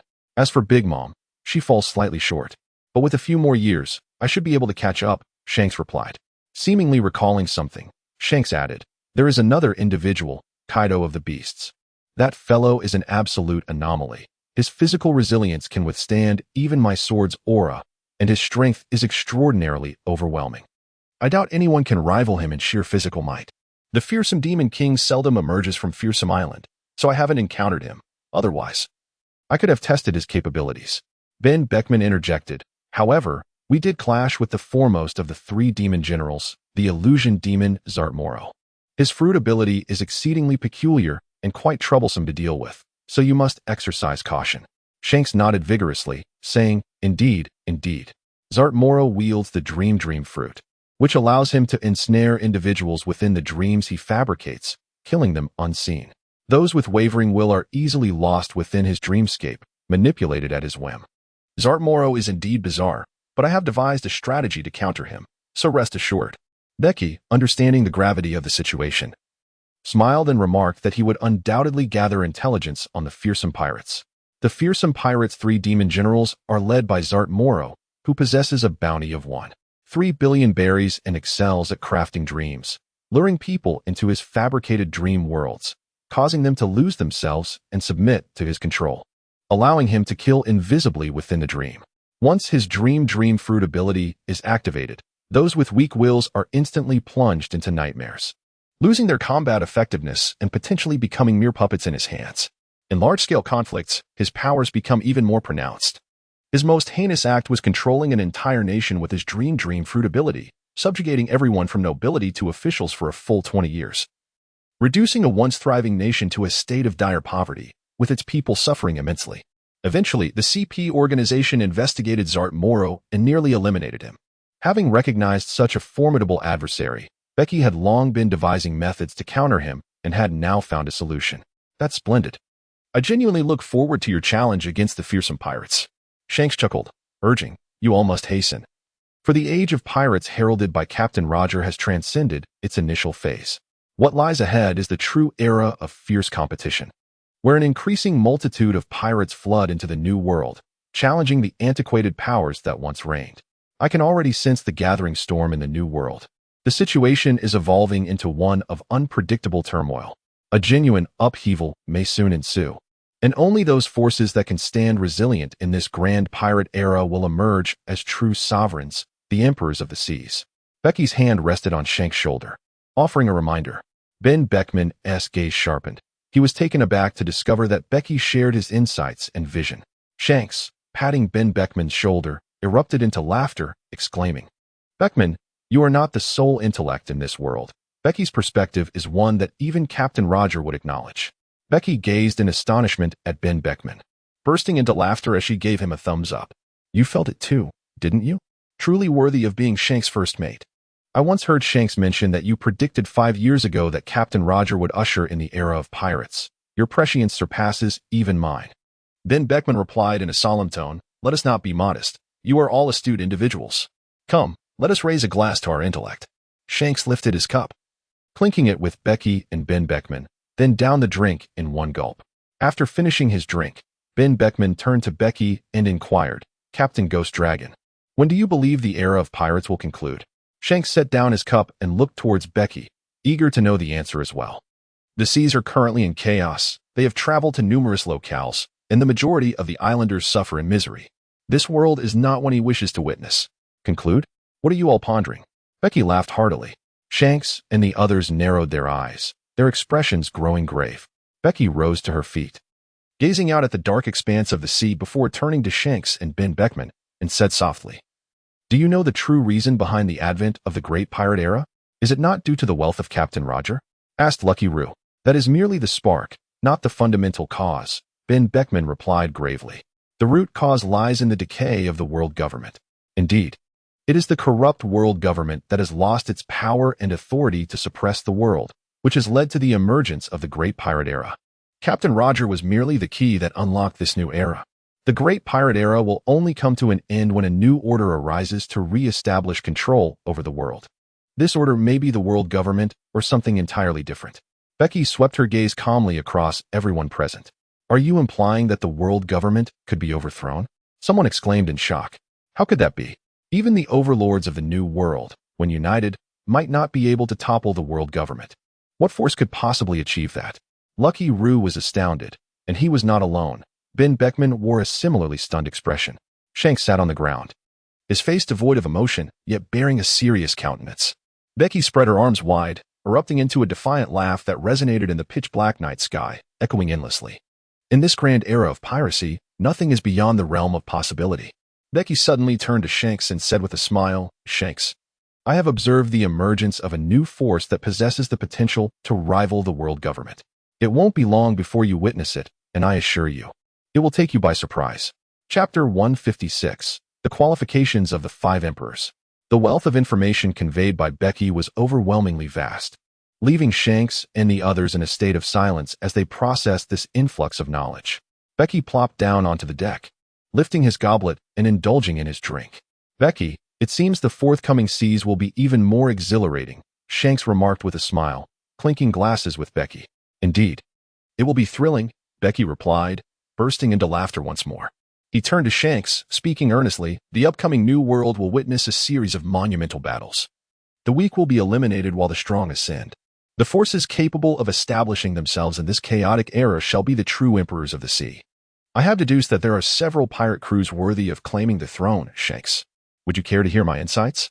Your conjectures pique my interest. Indeed, Shanks replied. His curiosity ignited, a sentiment echoed by Ben Beckman and the others, who turned their attention to Becky. The first is undoubtedly the Whitebeard pirates. Heralded as the strongest man in the world, his prowess is indisputably formidable. He alone possesses the right to ascend to the throne, and his crew is equally formidable, placing the collective strength of the Whitebeard pirates at the pinnacle. Shanks and the others nodded in agreement. The second is the Beast Pirates, led by Kaido, who bears the title of the strongest creature across land, sea, and air. His grotesque physique and ferocious strength make him a standout in the New World. While his crew currently lacks a bit, I believe that within 2 or 3 years, this shortfall will be rectified, granting him the right to vie for the throne as well. The third contender is Big Mom. Her strength is well known, and she ranks among the elite in the New World. Similar to Kaido, she too has some weaknesses within her crew, yet these will undoubtedly be swiftly addressed, affording her the qualification to claim the throne. After discussing these 3 pirate crews, Becky turned to Shanks, laughing heartily. And the fourth is our own flame tank pirates. For we too possess the right to ascend the throne. Becky, your confidence is remarkable, as you seem to have disregarded the fearsome pirates, Shanks teased. Not disregarded, but deemed unnecessary. They are destined to fall before us, Becky proclaimed with a boisterous laugh, exuding an astonishing confidence and dominance. And what of the final throne, Shanks? Would you like to know who it belongs to? Becky asked, his expression turning serious as he gazed at Shanks. Shanks was taken aback, remaining silent. Becky gently patted his shoulder and remarked, "Indeed, your red-haired pirates possess the potential to ascend to the throne. The upcoming era of the New World may very well transform into one marked by the dominance of the 5 emperors, with vassal kings rising to prominence." One wonders if Shanks is exhilarated by this prospect. Originally, the New World was characterized by the coexistence of the 4 emperors.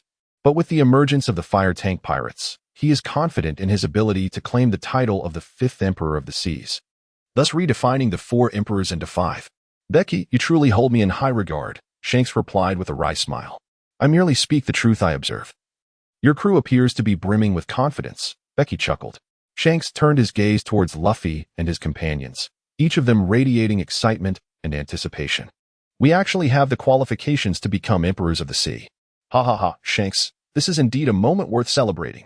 We must hold a banquet, it is imperative, Luffy exclaimed with fervor, and the crew echoed his enthusiasm with cheers.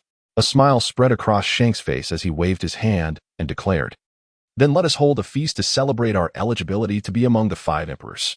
Bring forth the wine, quickly, Luffy bellowed. And the crew hurriedly brought forth barrels of wine, igniting yet another grand celebration. The festivities continued well into the night, with the revelers indulging to the point of merriment.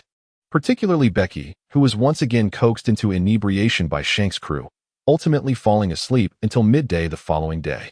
Upon awakening, he realized that Shanks and the others had already arrived at Grape Island to procure supplies for their journey.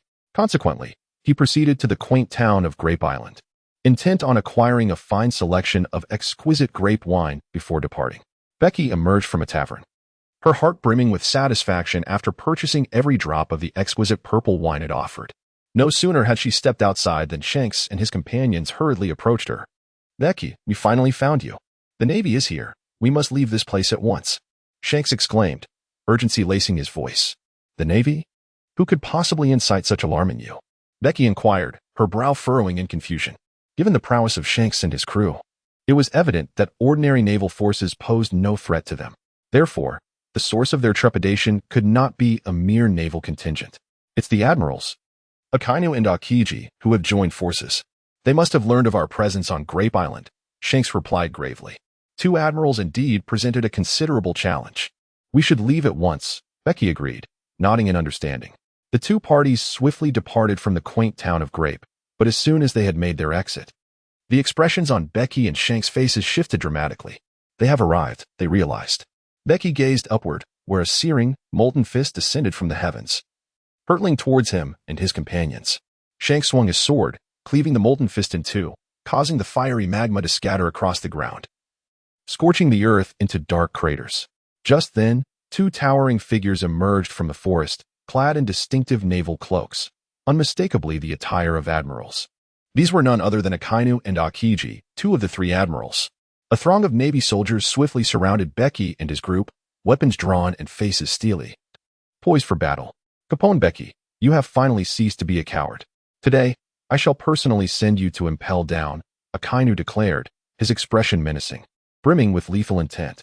Akainu, having ascended to admiral, your arrogance has grown as well. To capture me, You still lack the capability, Bege retorted, his gaze suddenly chilling, eyes narrowing as he scoffed. Akainu's demeanor darkened, magma oozing from his body, billowing thick black smoke, the ground beneath him melting from the intense heat. Akiji, I will handle Caponebeque. You are to apprehend the red-haired pirates. Ensure both the fire tank pirates and the red-haired pirates are captured without fail, Akainu commanded coldly. Akiji frowned. Though he disdained Akainu's commanding tone, he did not oppose the orders given. Be cautious. Caponebeque is not to be underestimated. Akiji remarked nonchalantly as he shifted his focus onto Shanks, a palpable chill emanating from him. He must be sent to impel down today. Akainu's voice was resolute, leaving no room for dissent.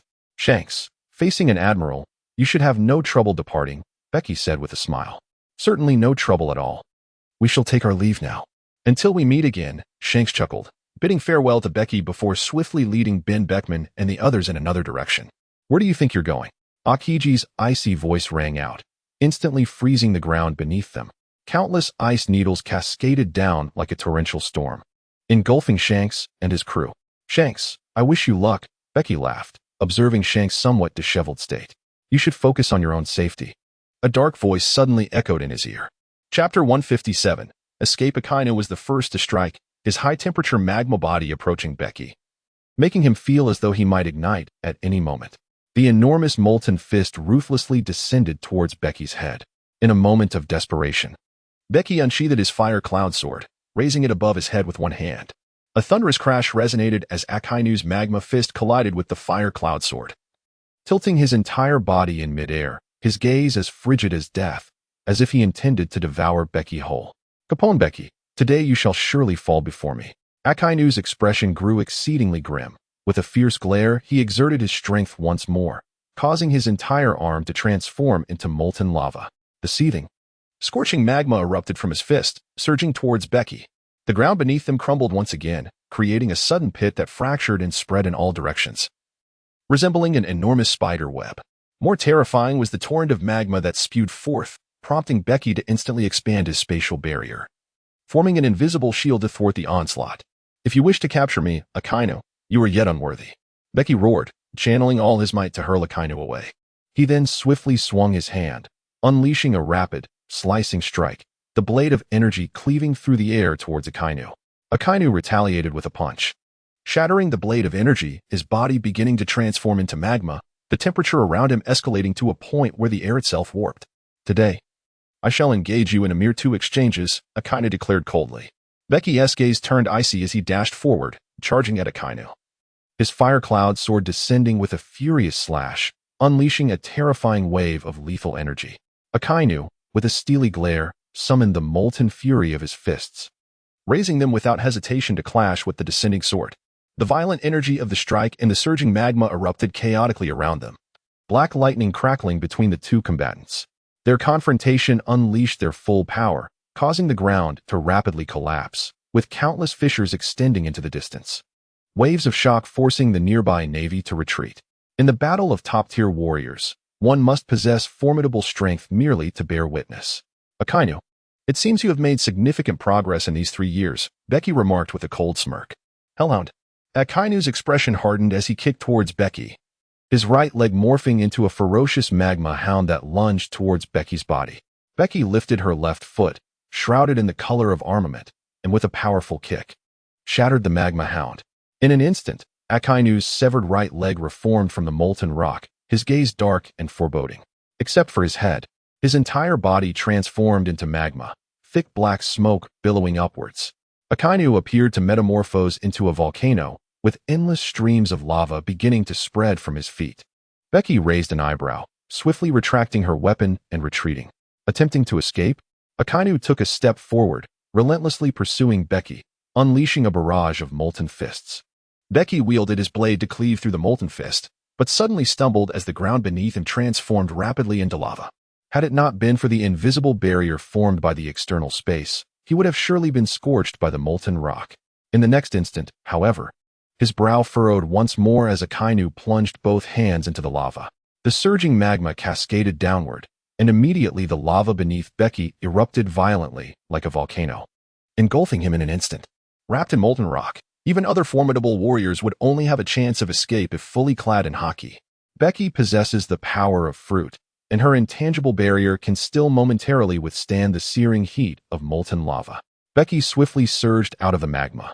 Yet a pack of ferocious magma hounds lunged at him from the surroundings. The surrounding space suddenly expanded to 3 meters, causing the speed of the magma hounds to diminish. As blades of energy instantaneously severed them all, Akainu leaped into the air, transforming into a colossal fireball with a single punch. The magma coursing through him coalesced in an instant, forming a massive magma fist several dozen meters in size, which came crashing down upon Bege. The fiery torrent unleashed. The magma fist struck the ground, shattering the earth for dozens of meters, causing the terrain to collapse over hundreds of meters. With thick smoke billowing forth and surging magma erupting in all directions. Some Navy personnel, unable to evade, were struck by the splashing magma, collapsing to the ground in agonizing cries. Ignoring the wounded sailors, Akainu focused his gaze on the shattered earth, his observation haki expanding outward. His eyes narrowed, and he began to sprint across the magma, waving his hands as the molten rock seemed to respond to his command, transforming into more magma hounds that charged forth. Their target was a figure emerging from the billowing smoke. Amidst the smoke, several sharp, blade-like energies swiftly sliced through the magma hounds. Akainu raced forward, his right fist propelling itself toward the fog. A resounding clang echoed as a gust of wind dispersed the smoke, revealing the figure within. It was Bege, who held a blade with one hand, bracing against Akainu's magma fist. With his left hand, he transformed it into a fist and smashed it, shattering the magma arm. Akainu's fist disintegrated into molten fragments, yet his right arm quickly repaired itself with flowing magma.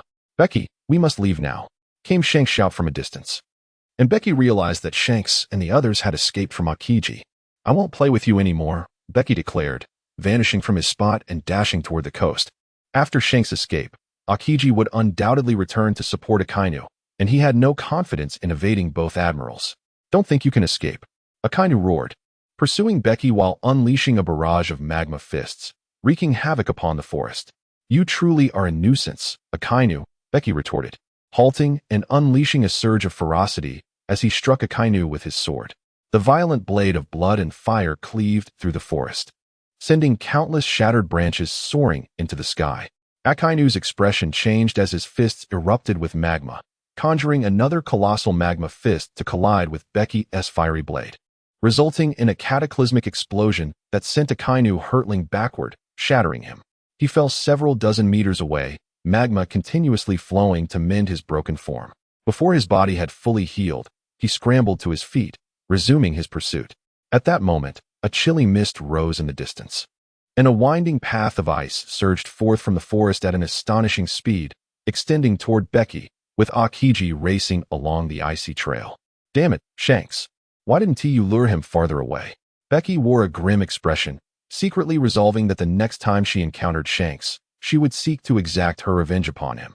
In truth, Shanks was not to blame. When Akiji attempted to intercept Shanks, he realized he was unable to halt him and promptly turned back to apprehend Bege. Utilizing the icy pathways, Akiji glided swiftly, covering the distance of half an island in merely a minute or two. Bege immediately accelerated, leaping into the air and racing wildly, bursting forth from Grape Island and soaring above the ocean. Chapter 158, Demon Blade, Prajna. Akiji was the first to emerge from the sea, crafting a path of ice across the water in pursuit of Bege. Akainu also leapt onto the icy pathway, sprinting ahead. The two pursued her for a while, but Bege, ever cunning, retrieved a small flying vessel from her internal fortress and ascended to even greater heights. After a brief chase, they abandoned the pursuit, fully aware that their physical prowess was insufficient for a prolonged aerial chase of Bege. Akainu roared in fury, magma erupting from him, setting the sea ablaze and turning hundreds of meters of ocean into a crimson inferno, boiling with heat. It seemed that Teacher Zephyr's words held truth. "We must all enhance our physical training." Akiji's expression was equally grim. Bege slipping through his grasp twice left him exceedingly vexed. He also became acutely aware of his own shortcomings in physical combat.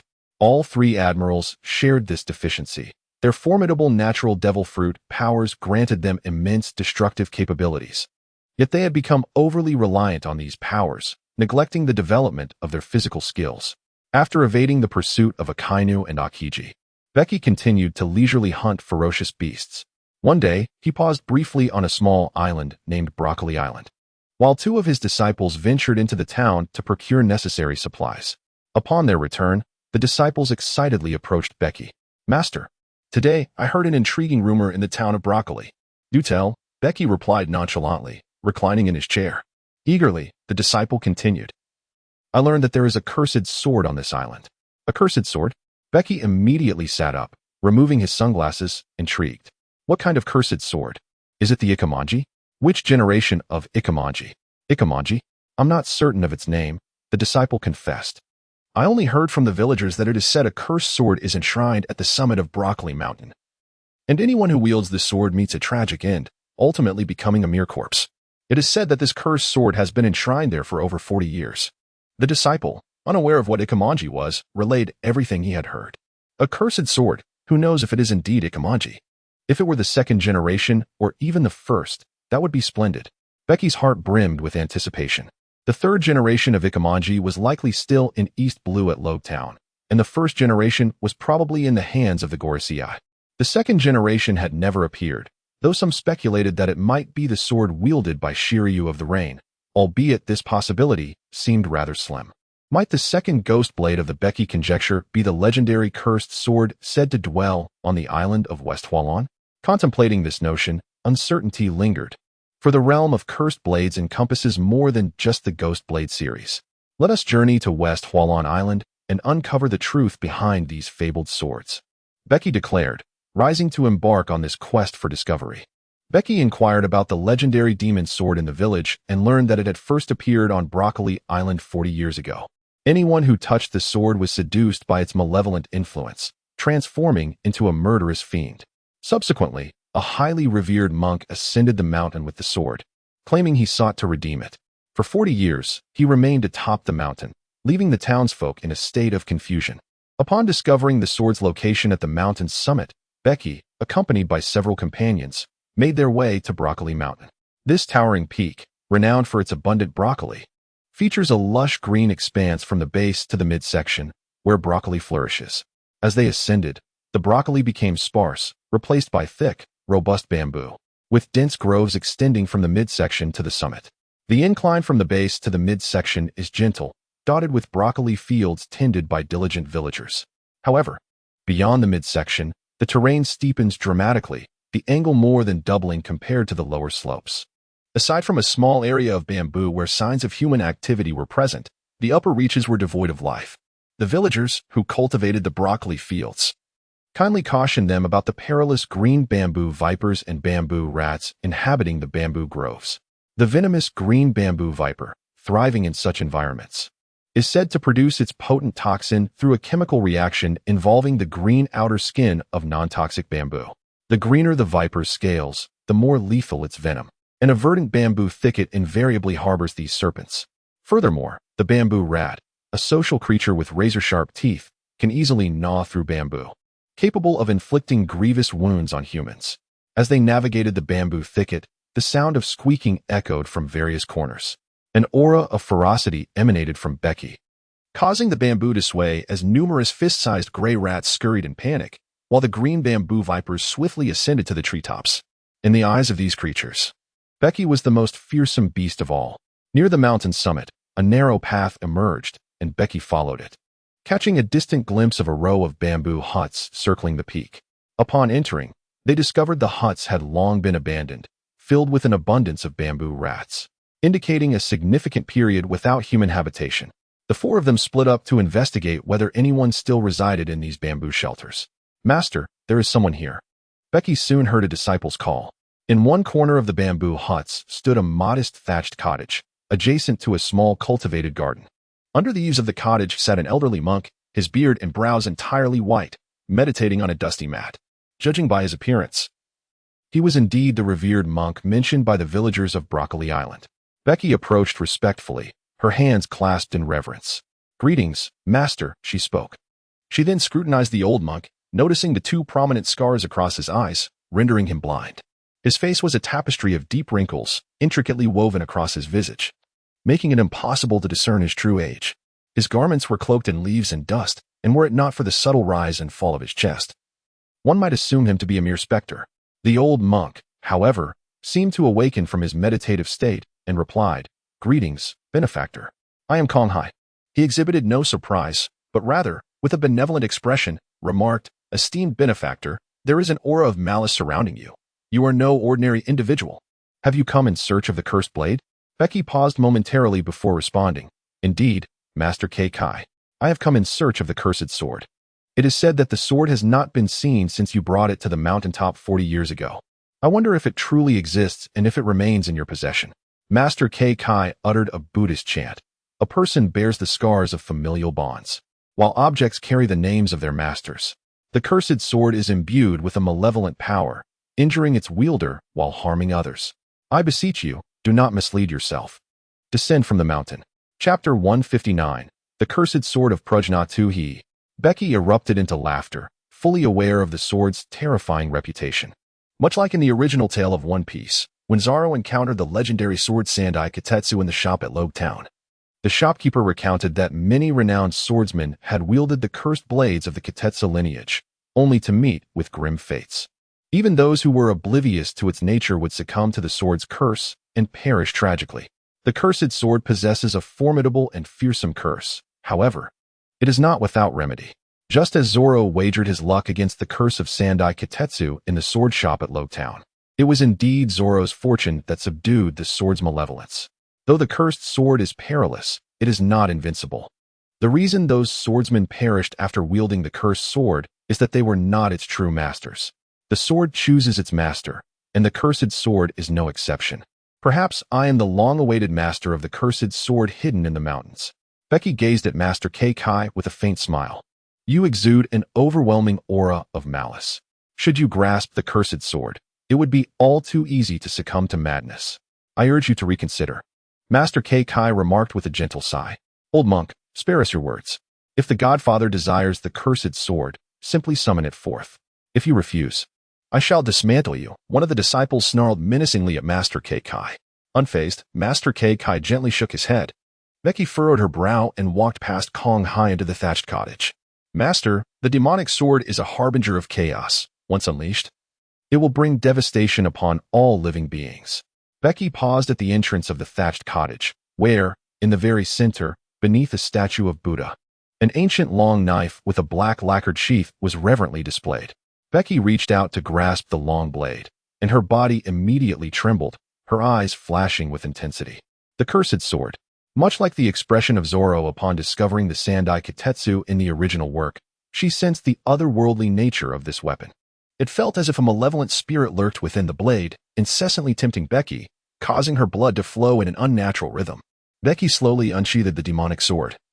Its blade long and remarkably heavy, cloaked in an obsidian hue, adorned with bizarre patterns reminiscent of flames that gleamed menacingly. A magnificent weapon. As a master swordsman, he possessed an acute sensitivity to exceptional blades, and a mere glance at this one revealed its rarity and superiority, surpassing even his own fire cloud sword. An unparalleled, great sword. Becky's eyes sparkled with increasing intensity. This demonic blade, known as the Brahmin, was crafted by the esteemed Yabana swordsmith family. Just then, the blind old monk Kai entered. Esteemed one, he said, permit me to share a tale with you. Becky grasped the cursed blade, straining to exert control over its malevolent power. Kong Hai recounted a tale steeped in history, one that intertwined the cursed sword, Bana, with the legendary Ohaya Bandmen swordsmith family. 2 centuries prior, Ohaya Bandmen stood as a rival to the notorious Kichiro clan, both renowned for their exceptional craftsmanship. The Kichiro clan eventually triumphed, producing the unparalleled blade known as the Supreme Kichiro, overshadowing all of Ohaya Bandmen's finest creations. Refusing to succumb to defeat, the Ohaya Bandmen family endeavored to forge a sword even more sinister than Kichiro's, surpassing their adversaries. They scoured the globe for demon ore, a vital material for crafting cursed blades, which bore no relation to devil fruits, but were essential for the forging process.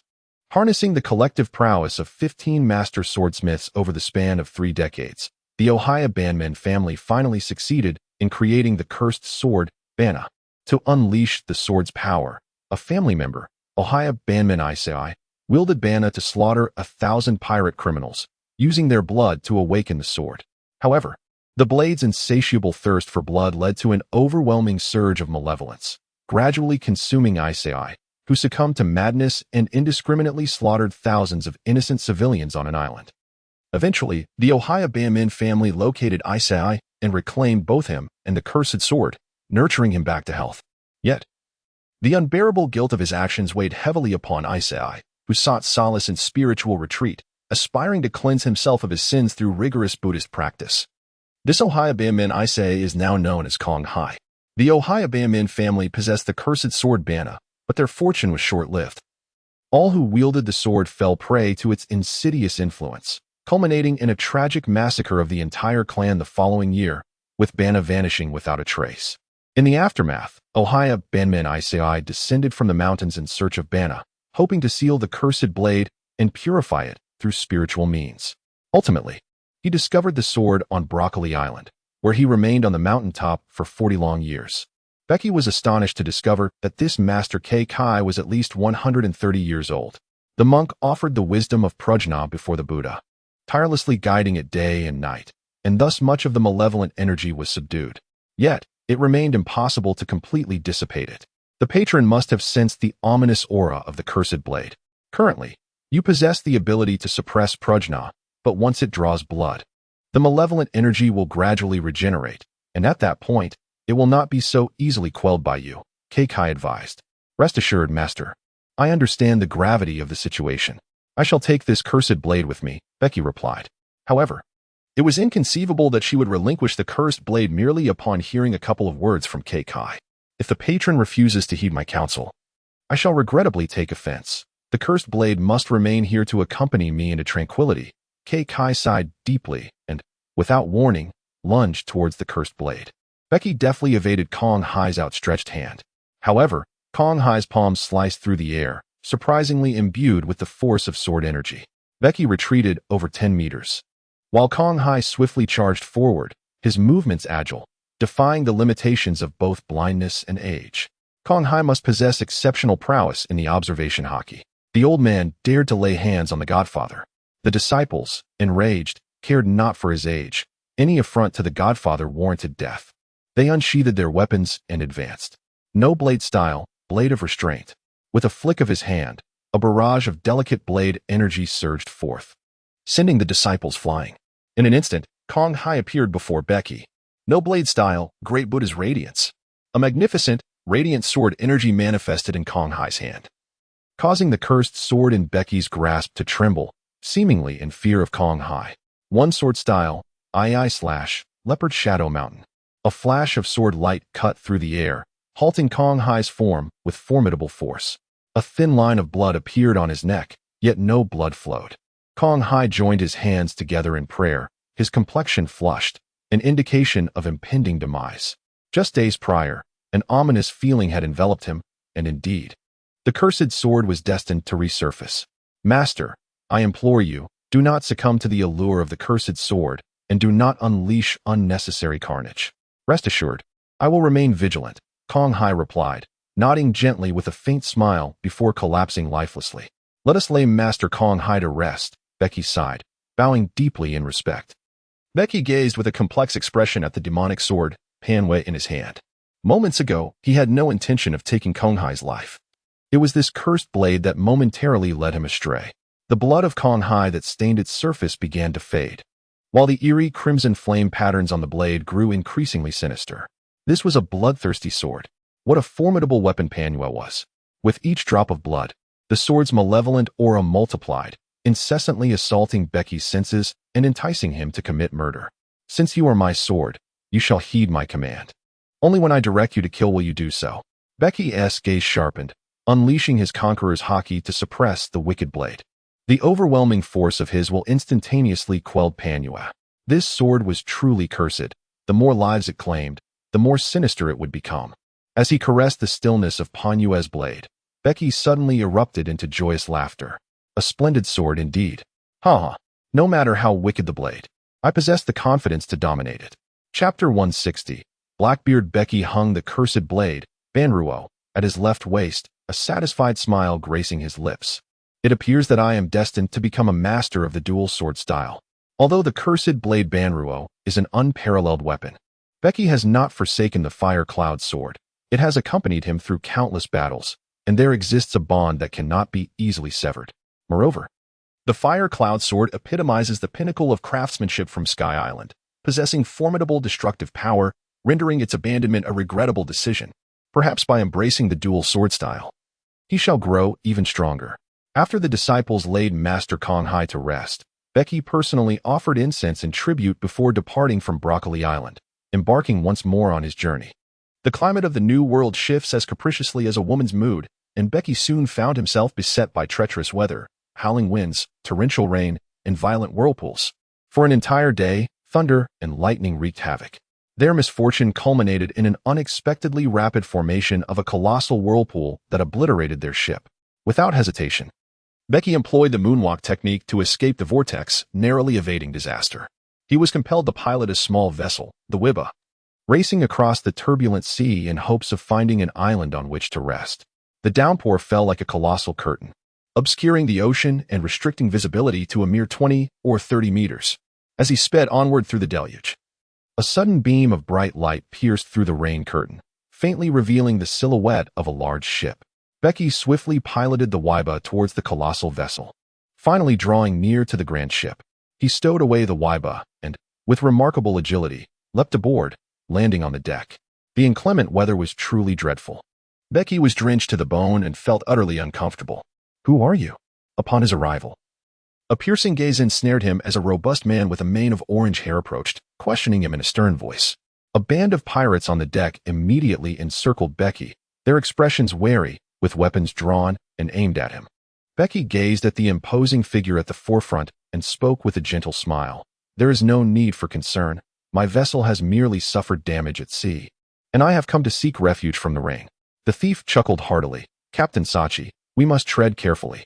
Our opponent is none other than the renowned captain of the flame tank pirate crew, the fearsome Caponebeque. It would be prudent for us to refrain from any rash actions." Suddenly, an odd, boisterous laughter echoed through the air as a rugged, thickly built young man with a coarse exterior stepped forward, laughing heartily. Becky gazed over with a smile, her eyes suddenly sharpening. "It was indeed an intriguing encounter with Blackbeard Teach," she murmured. Before her stood a rugged middle-aged man, his distinctive laughter resonating, revealing a few missing teeth. His wild, black hair was crowned with a headscarf, and around his neck hung 2 necklaces. Gold chains adorned his wrists, and each of his 10 fingers sported an array of ornate rings. At his left hip, 3 flintlock pistols were sheathed. This striking appearance was none other than the infamous Marshal D. Teach, later renowned as Blackbeard, with a staggering bounty of 950 million on his head. The leading man with orange hair suddenly changed expression, his demeanor turning grave. Becky glanced once more at the individual before him and suddenly recalled that he was Sachi, the captain of the 4th Division of the Whitebeard Pirates, who would later meet his tragic end at the hands of Blackbeard. However, wasn't Blackbeard Teach a member of the 2nd Division? What could have brought him to the 4th Division? Could it be due to that dark fruit? Oh my.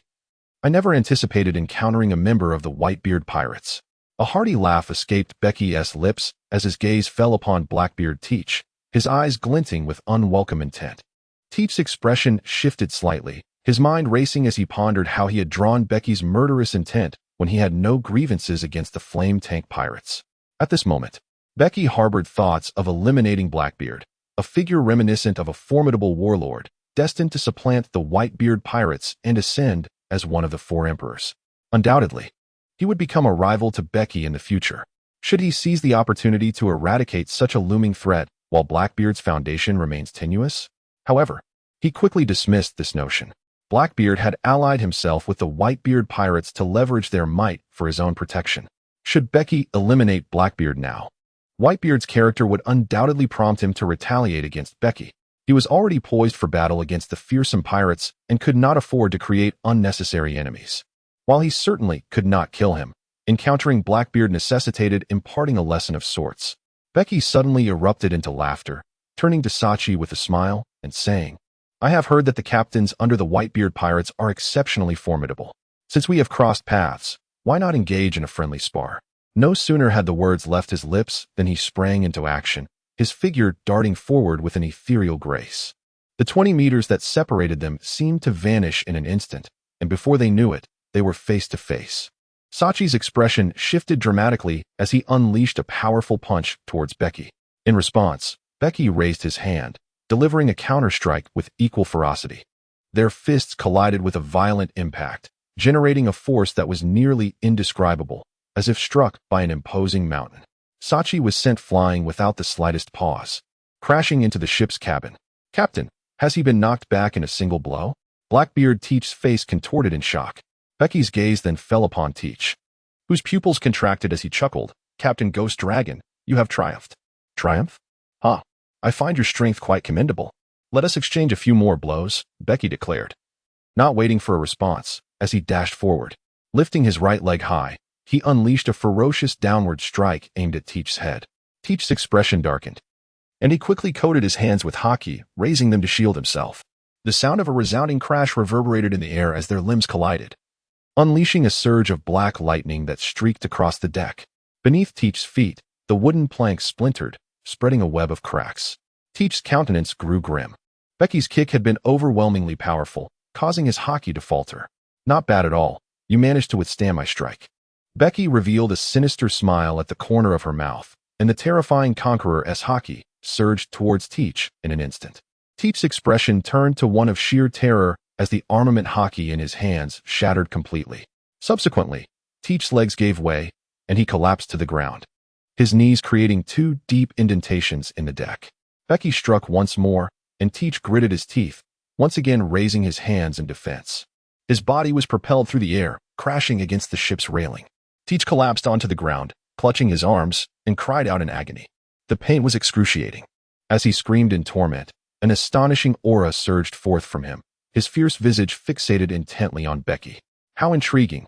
Come, reveal the strength you have concealed." Indeed, Teach had been hiding his true power. A single utterance from Bege caused Teach's expression to shift dramatically as the aura around him vanished without a trace. Reluctance to reveal oneself is not a luxury afforded to you. Bege's countenance turned icy. She stepped forward and unleashed another punch. Her ferocious strike possessed a lethal destructive power, and a blow that could not be thwarted might very well prove fatal. Teach's face contorted with rage as he let out a low growl.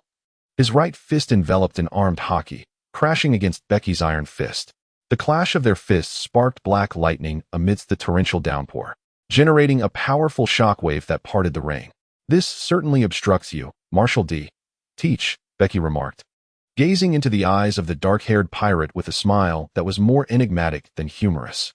Teach's expression was a tumultuous mix of anger and confusion, his mind racing with questions as to how Caponebeque had gleaned certain secrets about him. At that moment, a formidable aura surged forth. Sachi charged in with ferocity, his long blade slicing through the curtain of rain. Chapter 161, Whitebeard. Sachi, consumed by rage, rushed forward, his sword cleaving the rain as a sharp gust of blade energy erupted from the edge. Bege sidestepped effortlessly. Sachi pressed on relentlessly, his sword dancing with astonishing speed. As the captain of the 4th Division of the Whitebeard Pirates, Sachi's prowess was commendable, yet he still fell short in the face of Bege's skill.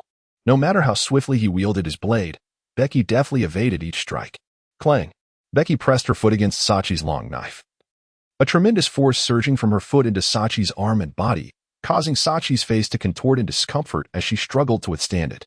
Suddenly, the sharp crack of a gunshot pierced the air, and a bullet hurtled directly towards Bege's forehead. Bege tilted her head, narrowly evading the bullet, only to be met with a barrage of gunfire. Each bullet came at her from an exceptionally acute angle, effectively sealing off her avenues of escape. The moment the external space opened, it managed to deflect all the incoming projectiles. As Bege lifted her gaze, she found Teach standing before her, guns drawn, his expression more menacing than ever. "Ah, you still have the audacity to strike. It seems I must impart a more profound lesson upon you," Bege thought, her eyes growing cold. At that moment, Kazaki erupted into action, swinging his long knife to force Bege back, the blade ruthlessly aimed at her heart. "You shall not harm my crew." Bege swayed her body to evade the long knife, her arm extending horizontally to strike directly against Sachi, sending him flying once more. In a swift motion, she stepped forward, instantly appearing before Teach. Teach fired his gun rapidly, but as the bullet approached Bege, it curiously veered off course, flying past her side. In the external space, she effortlessly manipulated the trajectory of the bullet. Bege gazed intently at Teach, his conqueror's haki surging forth, enveloping Teach in a suffocating aura of terror and despair. It felt as though Becky were a formidable beast, poised to devour its prey. No, no, no. Teach's expression twisted into a grimace as he unleashed a series of furious roars, struggling against Becky's overwhelming presence. With all his might, he threw a punch at Becky, who retaliated with equal force, sending Teach crashing into the shattered remains of the ship's cabin. The collapsing structure fell upon him, blood gushing from his mouth and nose. Sachi's crew shouted as they rushed in for the kill, but Becky's conqueror's haki erupted once more, repelling them all. In a fit of rage, Sachi charged forward again. But Becky's haki surged towards him, causing Sachi's countenance to darken ominously. His expression twisted with fury as he exclaimed, "Ghost Dragon, do you wish to oppose the Whitebeard pirates?" Becky shrugged nonchalantly and remarked, "Do not be anxious. I merely wish to gauge the prowess of the captain of the Whitebeard pirates, and now that has been accomplished. However, I must say that your strength as the captain of the 4th Division pales in comparison to that of your hefty subordinate. You ought to strive for greater improvement." A light chuckle escaped Becky's lips. Sachi clenched his fists, veins protruding from his forehead. "Very well, I shall not take any action against you. I simply desire to hitch a ride." Unperturbed, Becky produced a reclining chair and an umbrella, leisurely reclining on the deck. Sachi and his crew remained frozen in place. Teach, bearing the marks of battle, approached and whispered a few words into Sachi's ear. Sachi's expression hardened as he instructed his crew to continue sailing. Becky glanced over casually, and Teach immediately lowered his head, unable to meet her gaze. Becky overwhelmingly dominated Teach with her absolute strength, unleashing her full conqueror's haki upon him, leaving him with a significant psychological scar. A smile grazed the corners of Becky's lips. This was precisely the outcome he had desired. Amidst the tempestuous winds and torrential rains, the pirate ship struggled to navigate the tumultuous seas. Such catastrophic weather persisted for a full 2 years, severely hampering their voyage, allowing them to hasten only when the skies cleared. Yet, even when the sun shone once more, Becky chose to remain aboard the pirate vessel, leaving Sach and the others in the dark about his thoughts. At long last, the pirate ship drew near to a small island. Finally, they had arrived. This time, they would ensure that their father dealt a severe blow to that detestable ghost dragon, ideally, vanquishing him entirely. Marshal D. Teach gazed at the array of pirate ships moored at the island's edge, a thrill of excitement illuminating his face. Yet, a sudden chilling voice pierced the air behind him, admonishing the act of speaking ill of others as highly impolite. The oppressive aura of Conqueror's haki once again bore down upon him. Is he intent on killing me? Teach's pupils constricted in terror as beads of cold sweat broke forth on his forehead. His heart raced uncontrollably, and his body trembled. He sensed a prehistoric beast looming menacingly over him, brimming with murderous intent. The ghost dragon, our father, is on the island. Do you still wish to act recklessly? Sach spoke firmly, his grip tightening around the hilt of his blade. Becky cast him a glance, her gaze cool and indifferent as she regarded the distant behemoth of a pirate ship, resembling the head of a colossal whale. The flagship of the Whitebeard pirates, the Moby Dick. Do you think I have refrained from departing these past few days merely by chance? I simply wish to meet Whitebeard. In Becky's eyes, a fierce combat spirit ignited. Indeed, he had spontaneously decided to test his prowess against Whitebeard, seeking to measure his own strength against the might of the world's strongest man. You dare challenge the old man? Sachi exclaimed, his expression one of astonishment at Becky's audacity. Teach was equally taken aback, yet a silent joy bubbled within him, laughter dancing in his eyes. Go forth, meet your demise, and pay the price for your arrogance. The pirate ship rapidly approached the Moby Dick. A crew member aboard the Moby Dick spotted the approaching vessel and shouted, "Sachi has returned." Along the ship's edge, various crew members, adorned with smiles and confidence, gazed out at the returning pirate ship. This lad is rather late in his return. Upon the deck, seated in the only massive chair, was a man of titanic stature, resembling a small giant. With flowing golden locks and a visage marked by the passage of time, he still exuded an aura of grandeur.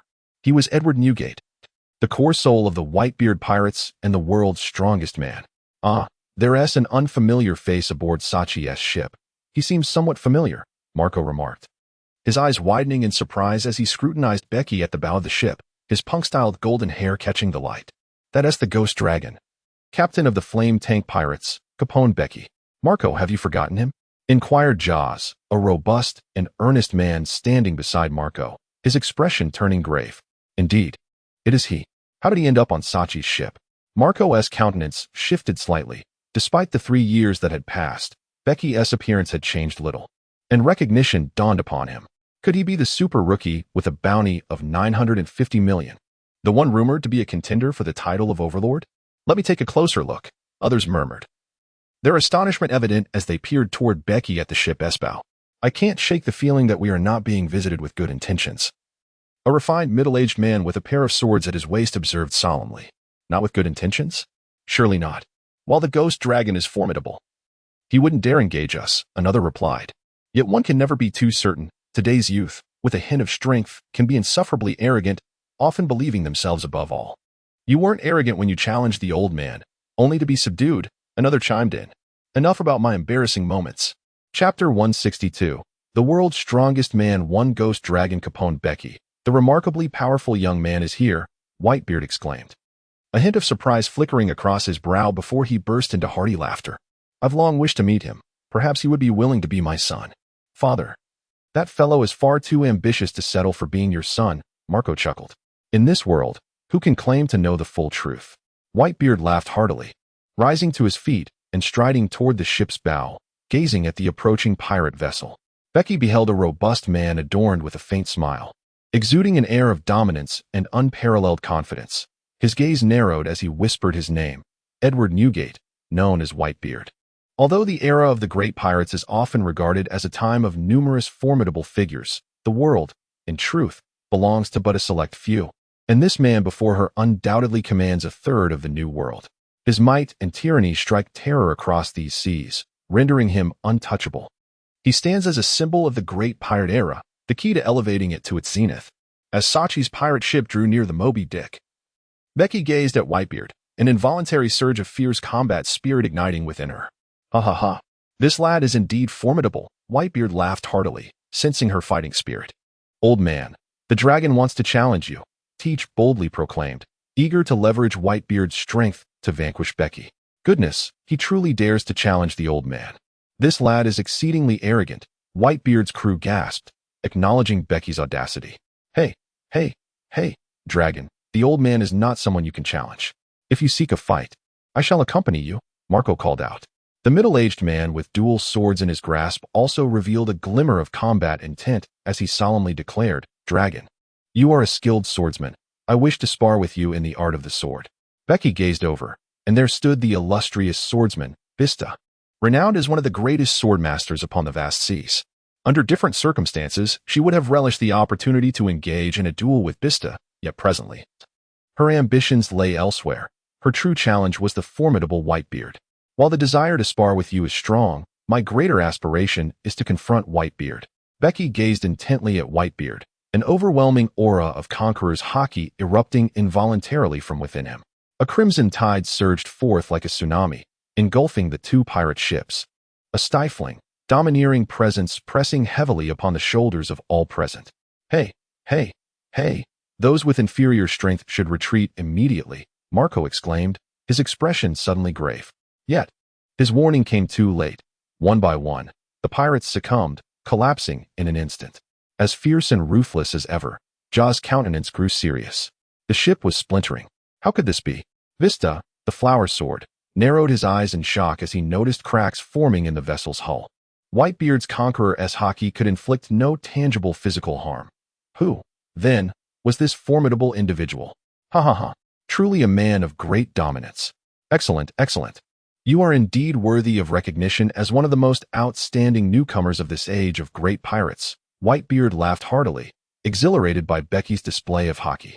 Whitebeard, might I request the chance to challenge you? Becky said earnestly. Ha. Of course. I, too, wish to see what abilities you possess that led Roger to believe you could alter the world's balance. Whitebeard readily agreed. Roger? He spoke of me to you? Becky's brow arched in curiosity. Before his surrender, he mentioned you. He said you possess eyes that can see through the world and the potential to change it. Whitebeard's voice carried a hint of nostalgia as his gaze sharpened once more. I have longed to meet you, to witness the extent of your abilities. On a nearby island, a resounding thud echoed as a juvenile blade struck the ground. Whitebeard stood tall like an insurmountable mountain, gazing down at Becky, a flicker of anticipation gradually emerging in his calm demeanor. Come now, young one, Show me the power you possess to change the world. With a mischievous laugh, Becky erupted with a ferocious conqueror's haki. Whitebeard, too, unleashed his own, the two forces clashing with a thunderous intensity, dark crimson lightning surging forth, sweeping wildly as winds howled and debris was tossed about. This boy's conqueror's haki can actually contend with Father S? Marco and the others were left in stunned disbelief. In an instant, Becky unsheathed the demonic blade, Banjiao. The crimson blade, influenced by the blood-red aura, gleamed with an even more dazzling and terrifying malevolence. This was no ordinary sword. It was a truly sinister weapon. Bista's complexion abruptly changed as he sensed the malevolent energy, feeling even the sword at his waist tremble in response. Whitebeard, here I come, Becky exclaimed, his figure surging forward as the demonic blade sliced through the air. Bring it on. Whitebeard stepped forward, swinging his colossal blade down with a thunderous force akin to a fleeting white rainbow. The clash of the two blades erupted with a deafening roar, an overwhelming and tyrannical aura colliding like a collapsing mountain, unleashing chaos. Dark red lightning surged through the air, enveloping a radius of dozens of meters in an instant. The very ground beneath them caved in, followed by a shockwave that tore through the surroundings with a ferocious intensity, forcing those nearby to retreat uncontrollably. At the epicenter, the demonic blade met the great blade, sparks flying as dark red lightning surged violently. Hey, look at the sky. No. The heavens are splitting apart. A crew member suddenly looked up, his voice trembling with shock. The crowd followed suit, gazing at the sky, where ominous clouds churned, revealing a massive, distinct crack that cleaved the heavens in two. The clouds on either side roiled and collided relentlessly. This guy's power has become even more terrifying. Marco clenched his fists, his eyes filled with disbelief.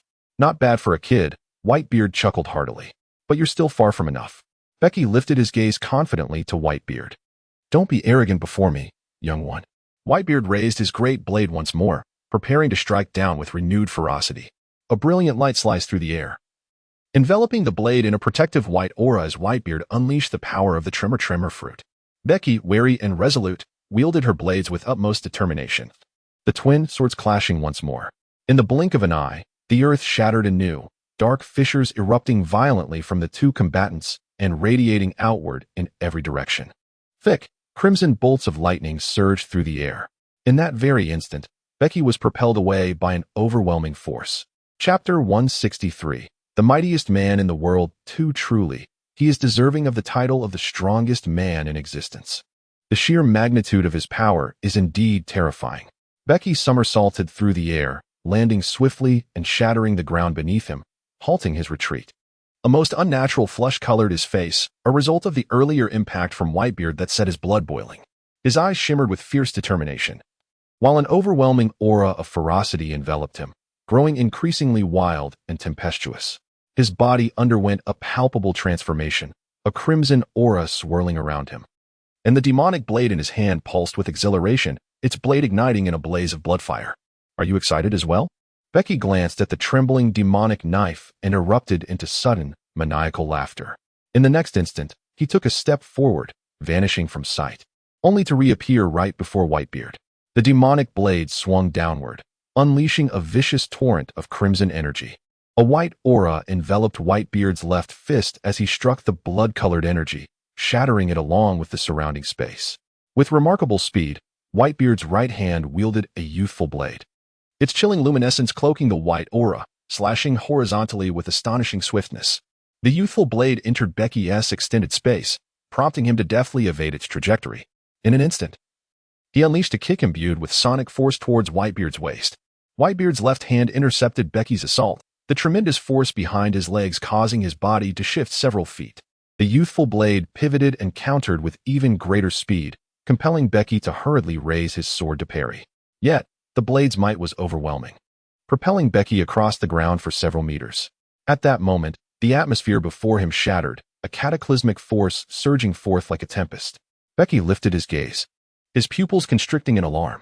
Whitebeard had obliterated the space with a single punch, a ferocious wave of destructive power rushing towards him. Becky immediately retracted her outward presence, forming an invisible barrier upon her surface. Simultaneously, she unleashed a brutal punch. The destructive force of the tremor emanating from Whitebeard's iron fist shattered the intangible barrier surrounding Becky's fist, resulting in a collision of great magnitude. A deep and thunderous sound reverberated throughout the entire island. Becky let out a muffled groan, staggering backward for more than 10 steps, the hockey surrounding her fists swiftly dissipating, causing her entire arm, and indeed her whole body, to tremble. "Come at me with another punch, you little brat," she challenged. From his lofty vantage, Whitebeard gazed down upon Becky. A pressure dome manifested from his left hand as he unleashed another devastating blow. The space around them fractured, his fist imbued with the destructive force of the shattered realm, hurtling towards her with relentless ferocity. Becky gripped the knife tightly, engaging in a fierce clash as their blades met with a force reminiscent of moving mountains and filling seas. The overwhelming power rendered Becky unable to withstand the impact, causing blood to spill from her mouth as she was thrust backward once more. Whitebeard raised an eyebrow, a deep gash appearing on his fist, blood dripping down. "Impressive knife aura, yet you remain far from my level." He lifted the juvenile blade high, resembling a towering pillar of strength, and struck downward with astonishing force, accompanied by a devastating tremor that surged toward Becky. The external space opened once more, attempting to alter the trajectory of the juvenile blade. However, this time, the tremor emanating from the blade erupted violently, shattering the external space and impacting Becky's very spirit, causing her vision to dim abruptly. The juvenile blade descended unerringly upon her. Becky's expression shifted slightly as he raised his blade to fiercely parry the young one's strike. The tremendous force of the impact shattered the ground beneath him, leaving his right arm numb and causing blood to trickle from the corner of his mouth. Gritting his teeth, he swiftly drew the fire cloud sword from his right hip, executing a horizontal slash in an instant. A terrifying wave of fiery energy surged forth, striking Whitebeard directly. The colossal figure staggered back 5 or 6 steps. However, despite the blow, Whitebeard retaliated almost instantaneously, sweeping his blade once more, sending a jolt of alarm through Becky's scalp. The swords clashed with blinding speed before Becky was propelled away by the sheer force of the encounter. Whitebeard, firmly gripping his weapon, felt the flames licking at his waist. Unfazed, he waved his hand to disperse the flames, his attire shredded and scorched, revealing a darkened physique beneath. Upon this obsidian skin lay a conspicuous crimson scar from the sword. The ebony hue of his armament hockey swiftly dissipated, restoring his natural complexion. Yet the scar stood out even more starkly. "Not bad, lad. You nearly breached my armament hockey," Whitebeard remarked, his gaze towards Becky brimming with anticipation. He charged forward, the tremors of power emanating from his blade intensifying. "Youngster, I shall now unleash my true strength. Do try not to perish." Becky coughed up a mouthful of blood, her complexion growing even more exhilarated as streaks of crimson began to emerge in her eyes.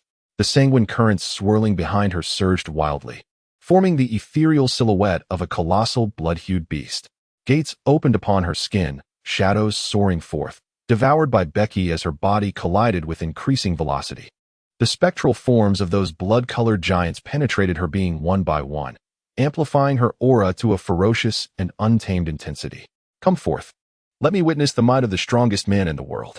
Becky's eyes glowed crimson, reminiscent of a fearsome beast. Upon witnessing this, Whitebeard grew even more exhilarated. The tremor of his blade intensified once more. With a single swing, the space within 100 meters shattered entirely, turning all trees and boulders into mere fragments in an instant. "Old man, it's time to get serious. We must leave this place immediately." Marco and the others' expressions changed drastically as they retreated further away. In that moment, the entire battlefield quaked violently, the tremors from the blade radiating outward, wreaking havoc and chaos. The sheer force of destruction was enough to send shivers down one's spine. The man before them was powerful, so powerfully overwhelming that it left them breathless. Taking a deep breath, Becky's blood-red gaze sharpened, akin to the glint of a blade, filled with a fierce determination. Come forth," Becky growled, his voice echoing like a ferocious beast's roar as the bloodlust of his demonic blade surged forth. "Beast King." Becky unleashed his most formidable strike, a mesmerizing crimson blade radiating with overwhelming brilliance, effortlessly tearing apart the shattered void as it collided with the tyrannical and destructive blade of Whitebeard. In an instant, hundreds of meters of space crumbled, all trees obliterated, while the entire island trembled, the earth unable to withstand the force, collapsing repeatedly. At the center, the ferocious power surged forth, chaotic and violent, propelling debris and dust far and wide. The shockwave surged across the island, leveling every tree in its path, lifting them high into the air. Beyond the island, the impact continued unabated, breaking free from the land, causing the sea to churn violently, creating towering waves that inexplicably surged backward into the depths of the ocean.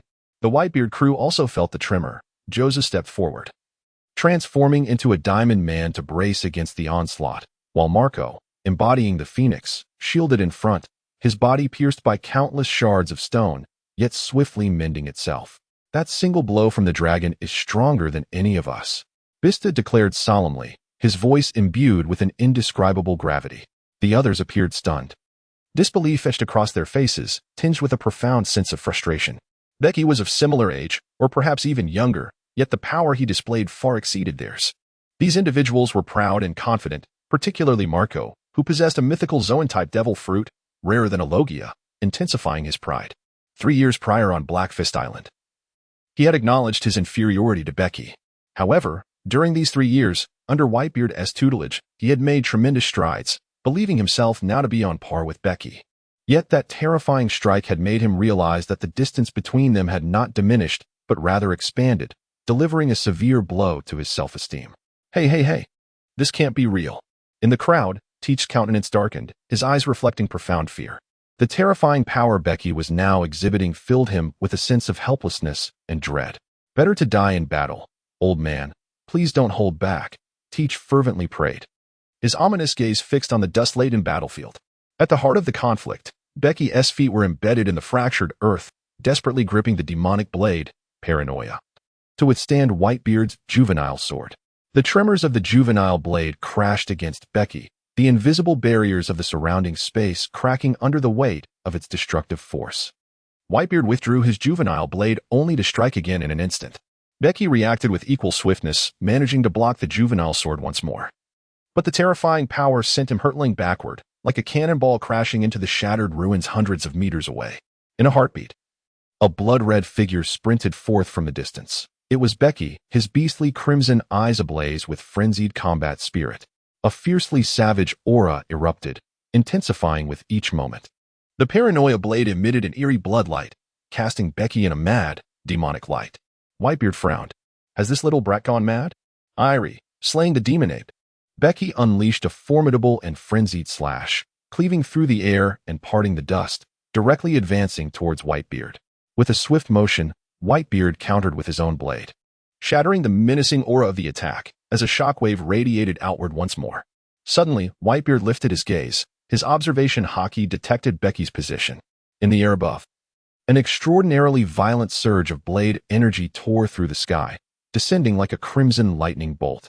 Whitebeard's brow furrowed tightly as he gripped his trusty blade, striking with immense force against the blood-red energy. Another resounding roar echoed, causing the entire island to tremble, while the sea beyond erupted into ferocious winds and towering waves.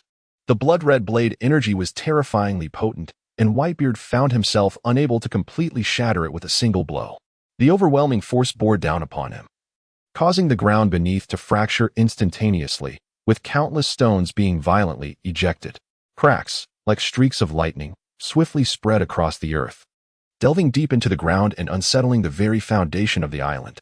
With a fierce roar, Whitebeard wrenched his blade through the blood-red energy, sending shards of the attack flying outward, tearing the land asunder in a gruesome display. Becky rushed forth with astonishing speed, yet he had barely drawn his blade. The formidable weapon of Whitebeard had already cleaved through the air, forcing Becky to raise his sword in defense, only to be flung back by sheer brute force. With a decisive step forward, Whitebeard chose to take the initiative. The blow descended with such remarkable swiftness that Becky was caught off guard.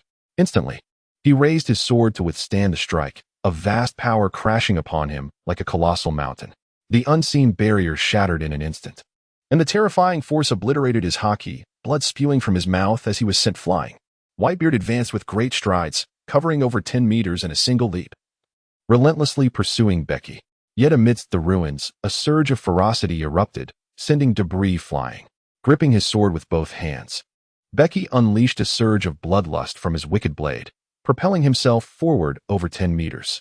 With a mighty swing, a more astonishing blood-colored blade aura tore through the air like lightning, as if it sought to cleave the very heavens and earth, determined to obliterate all obstacles. Whitebeard paused momentarily, a tremor coursing through his entire being, the surrounding void distorting around him. The blade erupted with vibrational energy, compressing relentlessly as if it were tangible, fracturing the very fabric of space around him.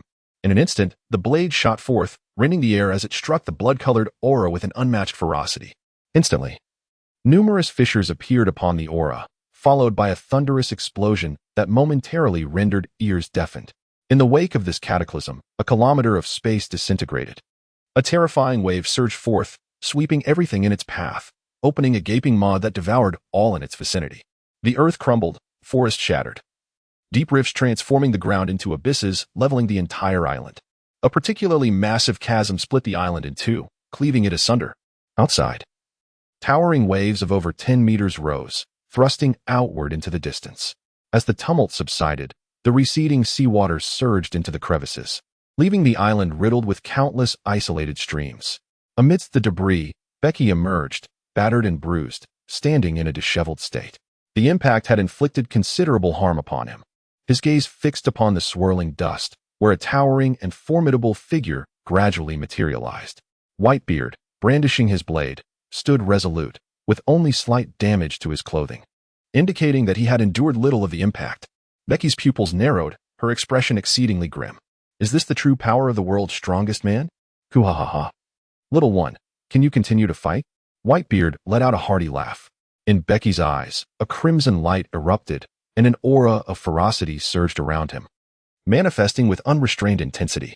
His presence conveyed his choice to Whitebeard. Indeed, indeed, splendid, splendid. Whitebeard strode purposefully towards Becky, who, undaunted, charged forward, and once again, the two collided with great force. At the edge of the island, the crew of the Whitebeard pirates sat, intermittently glancing at the thundering chaos of the island, their faces etched with lingering shock and horror. It was astonishing that the ghost dragon had fought with the old man for an entire day.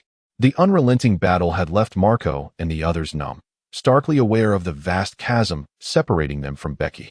The entire island lay in ruins, a testament to the terrifying prowess of the young man.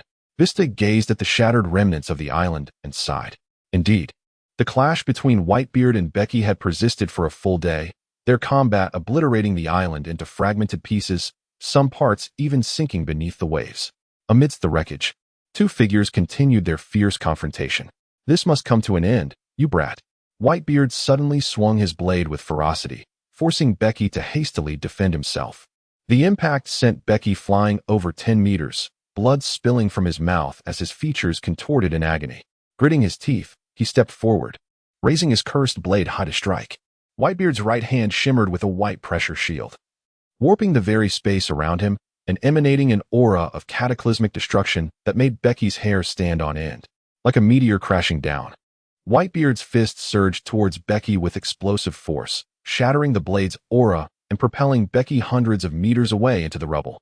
He crashed into the ground, creating a massive crater, deeply embedded, as clouds of dust billowed around him. Lying amidst the fractured earth, his hardened skin shattered and disappeared, leaving him covered in wounds. The crimson hue in his eyes gradually faded, and from his mouth emerged shadowy tendrils. With the last remnants of his mental fortitude, Becky commanded these shadows to retreat and confine themselves within the fortress of his body. Becky rose unsteadily to her feet, gazing up at Whitebeard with an expression of profound complexity. In truth, given Whitebeard's formidable strength, he could easily conclude the battle in far less than a day. After engaging in combat with Whitebeard for half a day, Becky sensed that Whitebeard possessed the capability to swiftly end the conflict. However, he chose not to do so, instead opting to diminish his offensive power and primarily focus on defense. Becky understood that Whitebeard had deliberately asked him to sharpen his sword. With his bare torso exposed, Whitebeard bore numerous wounds that were still bleeding. He took a deep breath and let out a hearty laugh, exclaiming, "Ha ha ha, little brat. Among all the young souls I have encountered, none possess the extraordinary strength that you do. Now I find myself believing the words of Roger. Perhaps you truly have the potential to alter the very fabric of our world." Suddenly, Whitebeard's expression grew serious as he continued, "However, little one, with your current prowess, you are not yet ready to challenge Andrew. Devote yourself to rigorous training for a few more years. Do not recklessly risk your life too soon." Andrew is the name of the captain of the fearsome pirate crew, known as the Fearsome Demon King, whose full name is Malin Andrew. Chapter 165, A Fateful Encounter. Becky's expression darkened as he recognized the terrifying prowess of Whitebeard. which illuminated his own inadequacies and indicated that he had underestimated the strength of the formidable rulers of the New World. Ha ha ha, little brat. I shall observe how you endeavor to transform this world in the New World, Whitebeard bellowed, seizing his trusty blade and turning away with a hearty laugh. I am not one to owe favors lightly, Whitebeard. Today, you have sharpened my sword for me, and in return, I shall impart a piece of information, Becky declared. Whitebeard paused, intrigued, casting a keen gaze upon Becky. Marshal D. Teach, a member of the 2nd Division of the Whitebeard Pirates, has deliberately concealed himself beneath your command, seemingly with intentions of seizing something. I sense that he may ultimately lead to the downfall of the Whitebeard Pirates, Becky asserted solemnly. Whitebeard's expression darkened, and an overwhelming aura instantaneously surged through the air, crashing upon Becky. He doubled over, blood spilling forth as he staggered and collapsed to the ground. Little brat, do you comprehend how disrespectful it is to malign a son in the presence of his father? Whitebeard questioned, his face taut with gravity, and as he regarded Becky, a menacing glint began to surface in his otherwise calm gaze. Becky, with a grim expression, struggled to rise. This era is known as the Whitebeard Age, yet it is destined to pass. The current age of piracy has yet to reach its zenith. It requires someone to thrust this rampant epic into its climax. And that person is you, Whitebeard. As the most renowned figure among pirates, you hold the key to unleashing the full chaos of the great pirate era. The death of Roger ignited this age, and your demise will propel it to its pinnacle.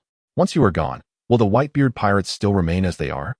They will be unable to safeguard their current trump cards, falling prey one after another. The root cause of your downfall, the decline of the Whitebeard pirates, I sense lies with him, Marshal D. Teach, one of the D. lineage. Becky spoke each word with utmost seriousness.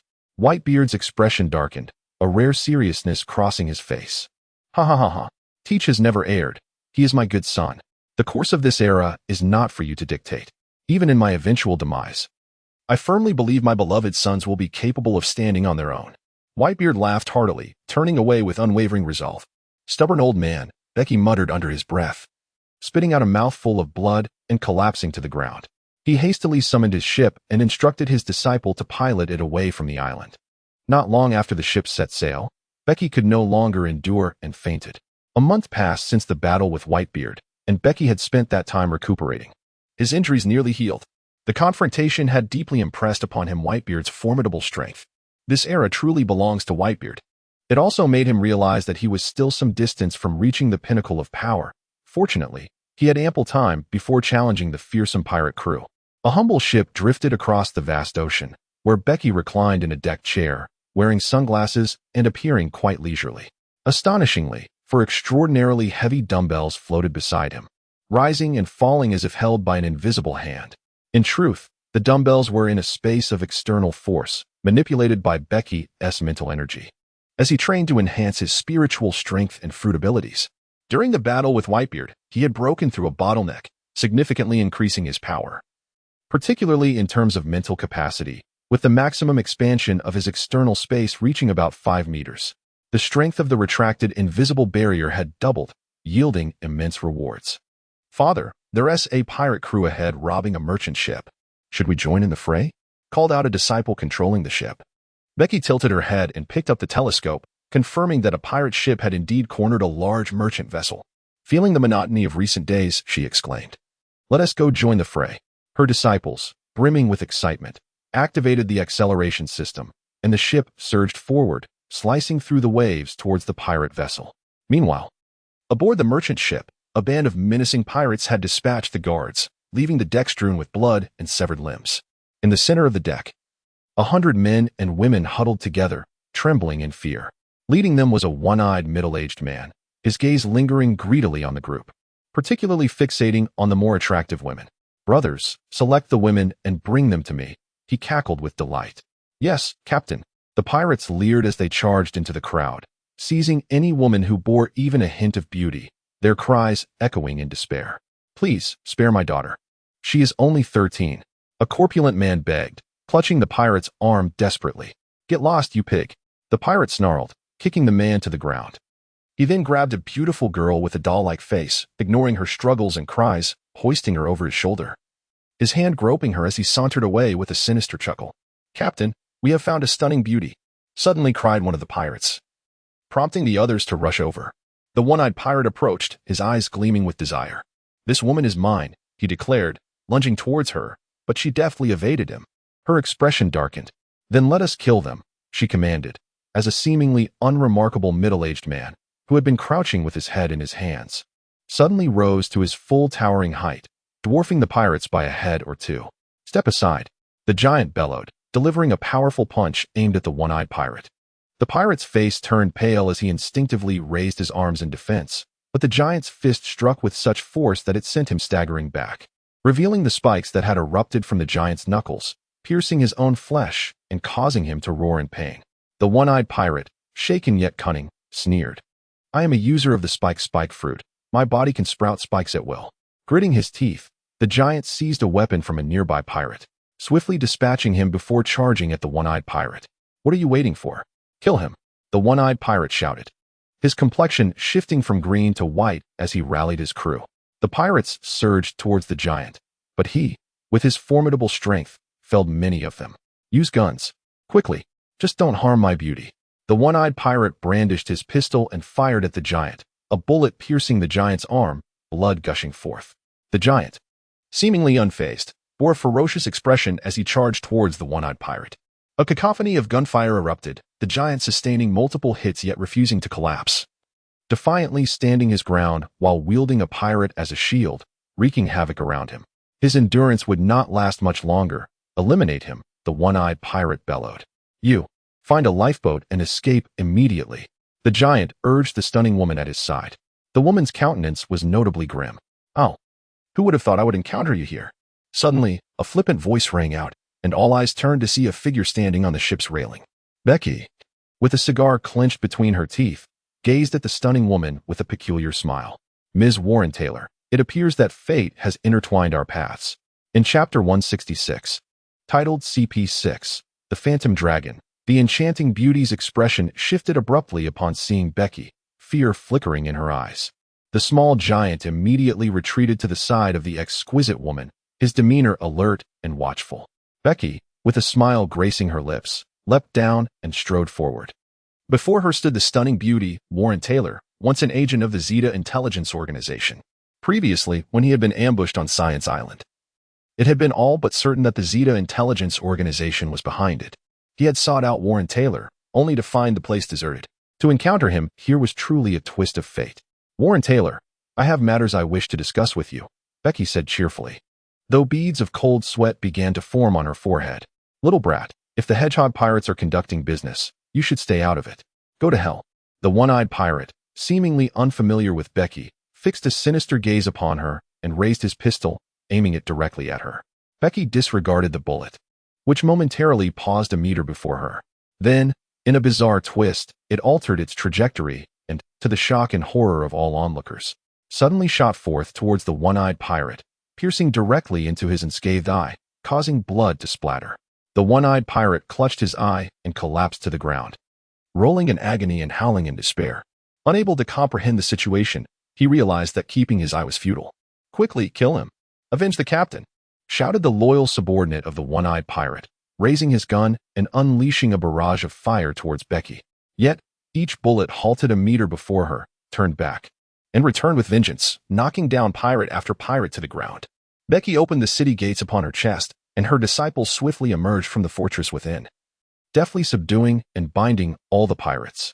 Becky approached Warren Taylor, the little giant standing resolutely in her path, his fists clenched, showing no intention of retreat. Step aside.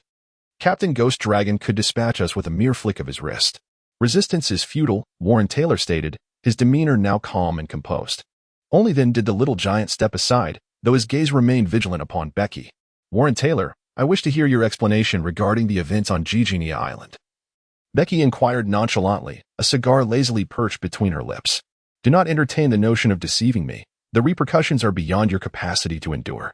"This is not an appropriate venue for discourse," Warren Taylor remarked, casting a glance at the disheveled deck. Becky nodded and waved her hand, beckoning her to follow. Warren Taylor, resigned, gritted her teeth and trailed behind.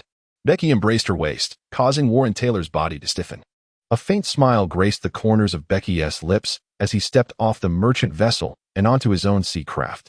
"Make yourself comfortable," he declared, settling into his lounge chair and waving his hand dismissively. Warren Taylor glanced around, realizing there were no available seats, and with a hint of reproach in his eyes. He resignedly stood. "Now, speak," Becky said, seemingly oblivious, his tone nonchalant. Warren Taylor's expression turned grave as he replied solemnly, "I am, in fact, an undercover agent of the world government CP6 intelligence organization, embedded within the West Tower Intelligence Agency to gather information. Only you're a secret member of CP6. Or does the West Tower Intelligence Agency also fall under the world government?" Becky inquired. Warren Taylor shook his head. The West Tower Intelligence Agency indeed belongs to the forces of darkness and is not affiliated with the world government. The agency possesses extensive information on numerous pirate criminals, prompting the world government to seek further knowledge. Consequently, CP6 has clandestinely trained many agents to infiltrate the West Tower Intelligence Agency, dispersing them across various divisions to extract valuable intelligence. Your threat to the world government is substantial, and CP6 leadership has long since issued directives for us to diligently gather intelligence concerning you. This ultimately led to the ambush at Giginia Island. That is all I know, Warren Taylor stated. Becky gently caressed the ring adorning her finger, pondering the extent to which Warren Taylor's words held truth or deception. Becky's silence rendered the atmosphere palpably tense, and Warren Taylor remained equally mute, standing in quiet contemplation. "How much do you know about CP6, or perhaps the world government?" Becky finally inquired. CP6 is a branch of the world government's CP organization, headquartered on the Red Continent, not far from Mariawa.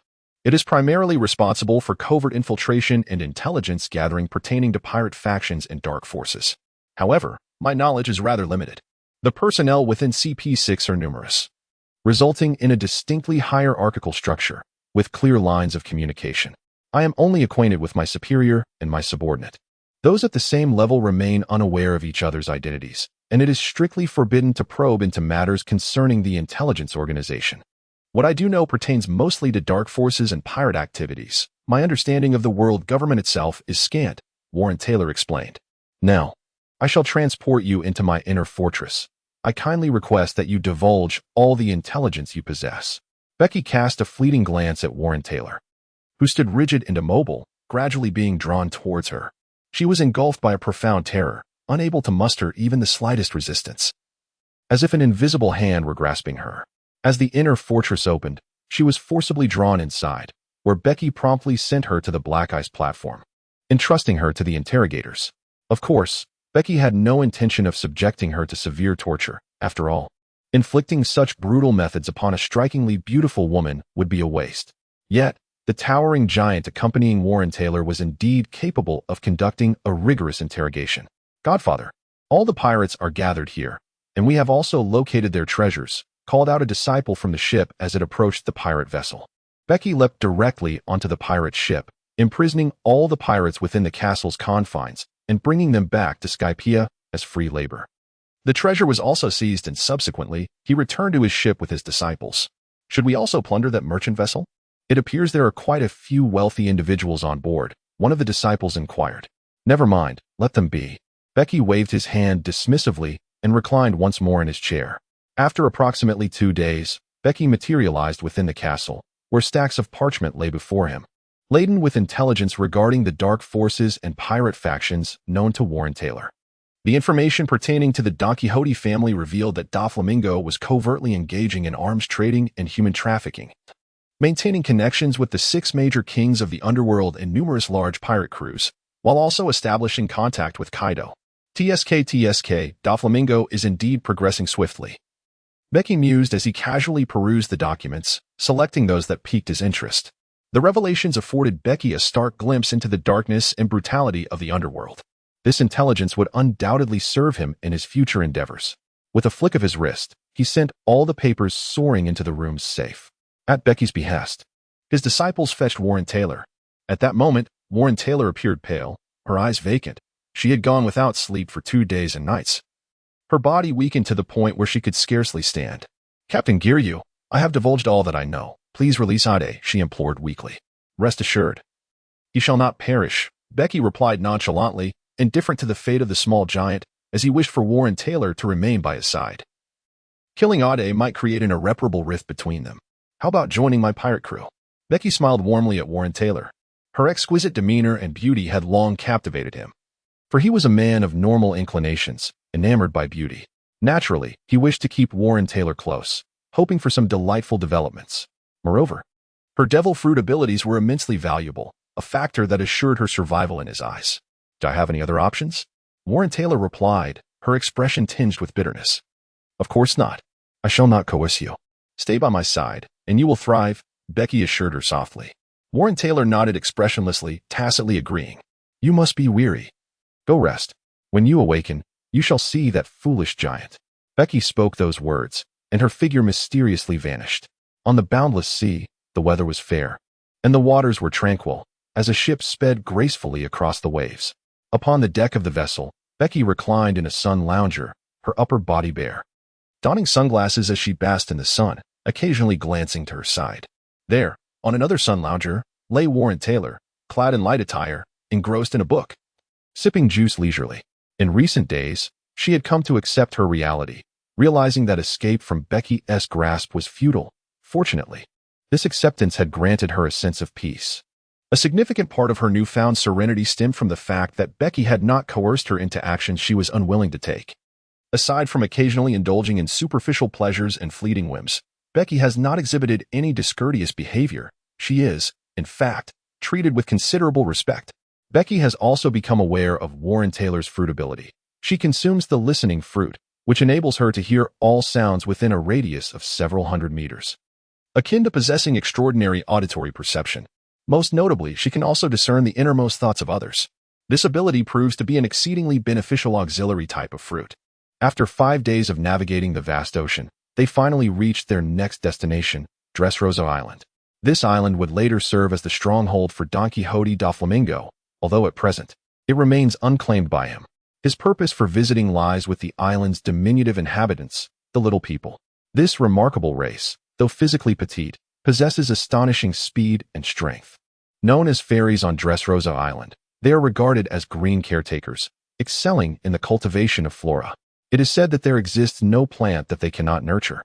Doflamingo had once exerted control over the Little People, compelling them to cultivate artificial devil fruits for his own purposes. Becky sought out the little folk not solely for their remarkable talent in horticulture, but also for the princess of the little folk, Manxueli. In the original narrative, Manxueli possesses extraordinary healing abilities through her fruit, enabling her to mend the ailments of all living beings. The pinnacle of her healing power allows her to restore any entity to its original state by sacrificing a portion of its lifespan, thereby curing all injuries. Undoubtedly, she stands as the most exceptional physician. However, one uncertainty lingers in Becky's mind, whether Manxueli has acquired the healing fruit during this time frame. The abode of the little folk is situated on Greenbit Island, which lies in close proximity to Dressrosa Island, mere separated by a narrow strait. An iron bridge connects the two islands. Yet, in recent years, the waters near the iron bridge have been plagued by aggressive fish, frequently attacking humans, resulting in a cessation of human passage across the bridge to Greenbit Island. Becky commanded the vessel to dock directly at Greenbit Island. As the ship approached, disturbances rippled across the surface of the sea, with crimson fins slicing through the waves, trailing closely behind. Something was pursuing us. Warren Taylor, hearing the tumult beneath the water, hastily rushed to the ship's edge, where he beheld the sight of those red fins. Emerging from the depths were fierce fish adorned with bull-like horns. Their savage gazes fixed upon Warren Taylor and his companions aboard the ship. In an instant, they launched a ferocious assault, leaping from the ocean and charging towards the vessel. Their jaws agape, revealing rows of sharp teeth aimed at Warren Taylor and others. Warren's complexion paled in terror as he swiftly retreated. The small giant, Ade, sprang forward, wrapping his arms around one of the ferocious fish. However, the creature's immense strength allowed it to break free from Ade's grasp with a mere struggle, snapping its jaws towards him. With a powerful punch, Ade sent the beast crashing back into the sea. The disciples quickly took action, skillfully dispatching the other attacking fish back into the depths. The fish, driven by primal fury, relentlessly assaulted the ship, causing it to sway violently and inflicting several significant breaches upon its hull. Becky furrowed her brow and, with a swift motion of the fire cloud sword, severed the bodies of the fighting fish, which plummeted into the sea, staining the waters crimson. The fighting fish, known for their insatiable thirst for blood, could detect even the faintest hint of bloodshed, And now, with the sea tinged red, the frenzied shoals in the vicinity were stirred into a frenzy. The fighting fish, residing in the depths, instantly had their eyes turn a vivid scarlet and rushed through the strait between the two islands with remarkable speed. Becky gazed at the ever-increasing number of betta fish, a smile blossoming on her face. These creatures, inherently fierce and combative, possessed remarkable strength, making them excellent candidates for fusion. Becky opened the gates of her chest, and one by one, her disciples emerged, armed with crossbows, standing at the edge of the ship. Fire! Becky commanded calmly. A series of whistling sounds pierced the air as bolts shot forth, striking the fierce fish in the sea. Each bolt was tipped with a potent sedative, capable of incapacitating even the mightiest of elephants. The fish struck would succumb to unconsciousness within seconds, drifting lifelessly on the water's surface. Others, undeterred by the onslaught, leapt violently from the sea, charging towards the vessel. The disciples swiftly reloaded their crossbows, unleashing a torrential rain of arrows that sealed the fish's advance, sending them all plummeting into the depths below. The ship rocked violently as fish attempted to overturn it from beneath. From within the gates of her chest, ferocious beasts surged forth, crashing into the sea, where the ravenous fish swarmed to devour every last morsel of flesh and bone. However, the fish that had consumed the beast's blood and flesh began to stagger and sway, as if under the influence of a narcotic, ultimately rolling onto their backs. It was evident that the beast had also been injected with a substantial dose of the sedative. Before long, a vast expanse of unconscious fish floated on the surface, with many having already sunk beneath the waves. "Retrieve the fish," Becky ordered, as her disciples began the task of hauling them aboard. She collected all the fish into her internal castle, where a massive water pool awaited, teeming with marine monstrosities. Among them were several colossal sea kings. Though these formidable creatures appeared gaunt and lethargic, Becky fed them only once every 3 days, each meal laced with an abundance of sedative, ensuring they remained devoid of any fighting spirit. Hundreds upon hundreds of fish were confined within the enormous pool of her internal castle. Becky finally landed on Greenbit Island, her heart brimming with satisfaction. The island was lush and verdant, cloaked in towering flora, resembling a pristine wilderness. These colossal plants were meticulously cultivated by the diminutive folk. Chapter 168. Becky and the Land of Greenbit. The island was exceedingly abundant, with no discernible paths through the dense forest, making traversal quite arduous. The disciples had no choice but to wield their weapons to clear the way for Becky. "Tyler, lend your keen ears to the sounds around us. The discovery of the little folk rests upon you," Becky instructed Warren Tyler. The small stature of the little folk made them difficult to detect, and their kingdom resided within subterranean realms, complicating the search further. Now, they could only hope that Warren Tyler could attune himself to the whispers of the little folk.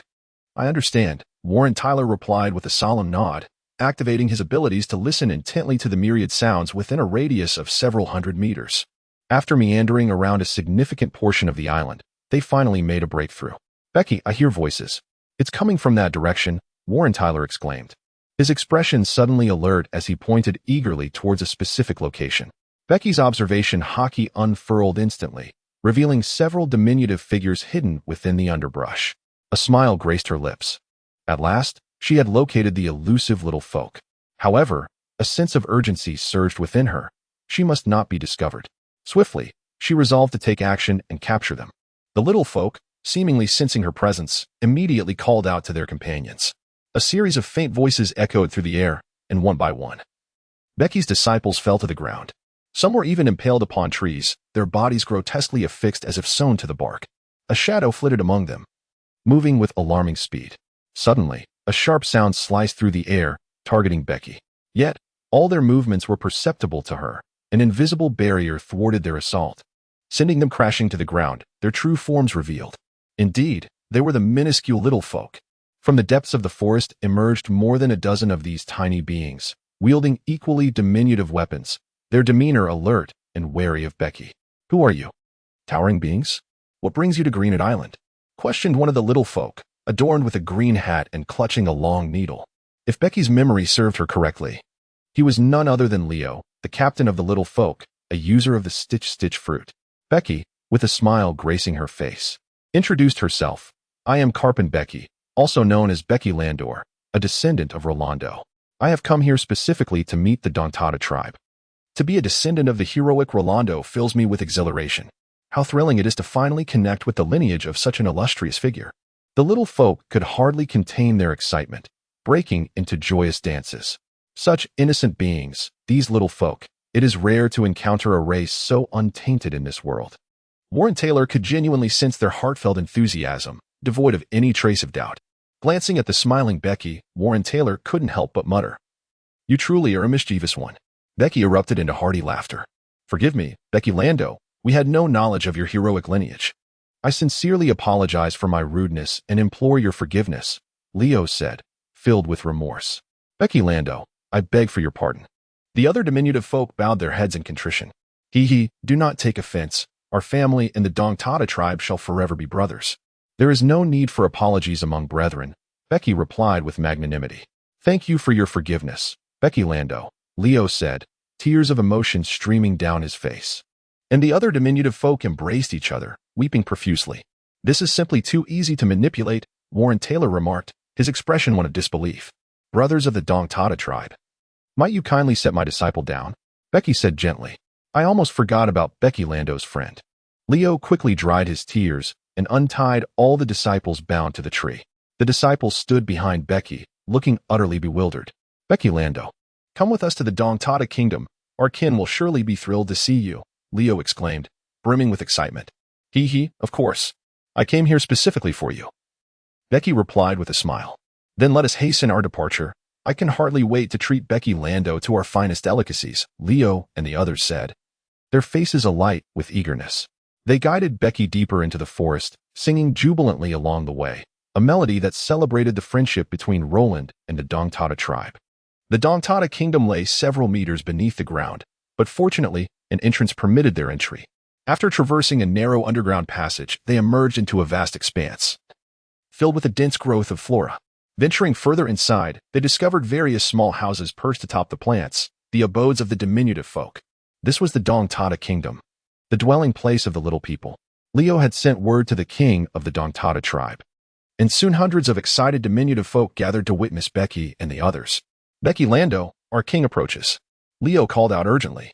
They beheld an elderly man adorned with a crown, his white beard flowing, accompanied by a diminutive girl with 2 braids, each embellished with flowers. She possessed a pointed nose and a fair complexion, with 2 rosy blushes on her cheeks. Shyly, she stole glances at Becky before lowering her head, her face aflame with embarrassment. Becky instantly recognized that the girl before her was none other than the princess of the diminutive folk, Mancheri. "Ha ha ha. Welcome to the Dongtada tribe, descendant of the illustrious hero Rolando," Becky Landu proclaimed the elder goblin king, Ganjiao, with jubilant laughter. "Greetings to the esteemed leader of the magnificent Dongtada tribe," Becky Landu replied, bowing her head with a gentle smile. Becky's gentle voice immediately captivated the applause of the diminutive king and the other members of her kin. Becky Landu, echoed the excited cries of the little folk. "Today, Becky Landu graces us with his presence. He is our most esteemed guest. We must offer him the finest delicacies," proclaimed King Ganxiao with fervor. "I shall fetch the tenderest wood-ripe fruit. I will capture the most succulent of animals." The little folk sprang into action, cheering as they dispersed in a flurry of activity. Becky sat on the ground, engaging in conversation with the old King Ganjo. "Becky Landor, I have heard from Leo that you have come specifically to seek us out. Is there a matter at hand?" inquired the old King Ganjo. "Indeed, my ancestor Rolando has always held the Dongtada tribe in his thoughts, concerned for their well-being. He has longed to ensure that the Dongtada tribe lives a prosperous life. Thus, I have followed in my ancestors' footsteps to find the Dongtada tribe, hoping to bring them happiness and a better existence." Becky articulated the carefully woven tale she had prepared. Upon hearing these words, King Ganjo and the other little folk were immediately moved to tears. "To think that the hero Rolando still remembers us is such an honor," they lamented. "I have come to invite the Dongtada tribe to the Sky Island, a realm free of war, where peace reigns and everyone enjoys happiness and health. I wish for the Dongtada tribe to thrive joyfully on the Sky Island," Becky solemnly declared. The little folk's eyes sparkled with hope. "Becky Landor would never deceive us." "I trust in Becky Landor," Leo asserted with unwavering conviction. "I, too, place my faith in Becky Landor. King, let us journey to the Sky Island. We wish to live alongside Becky Landor." The little folk voiced their agreement in unison. "I have never doubted Becky Landor either. It is settled then. We shall go to the Sky Island," the old king proclaimed with excitement. "Oh, how splendid it will be to live with the hero Becky Landor." The little folk rejoiced once more. The little folk were indeed so easily swayed. Warren Taylor covered his face, unable to bear witness any longer. Chapter 169, The Legendary Swordsman. Becky had not anticipated that the process of deception would unfold so smoothly. The little people were even more naive than he had imagined. Subsequently, Becky effortlessly learned that Monsieur Ali had consumed the healing fruit, bestowing her with the gift of restoration, which undoubtedly delighted him further. He gathered the entire tribe of little people within his castle and departed from Greenbit Island, subsequently crossing an iron bridge to reach Dressrosa Island. It is said that the royal lineage of Dressrosa Island, long ago, belonged to the Don Quixote family, who had exploited the little people to amass wealth, ultimately ascending to the status of celestial dragons. This historical enmity between the little people and the Don Quixote family has endured through the ages. After the Don Quixote family became celestial dragons, they vacated Dressrosa Island, allowing the Riku royal family to emerge as the new sovereigns. This historical backdrop explains why Don Quixote Doflamingo later returned to Dressrosa Island, reclaiming the throne. Becky entered Dressrosa Island with the intent of investigating whether Doflamingo had begun to establish his influence there. After wandering through Dressrosa for several days without encountering any sign of Doflamingo, it became evident that he had yet to make his move. Or perhaps Becky simply failed to notice it.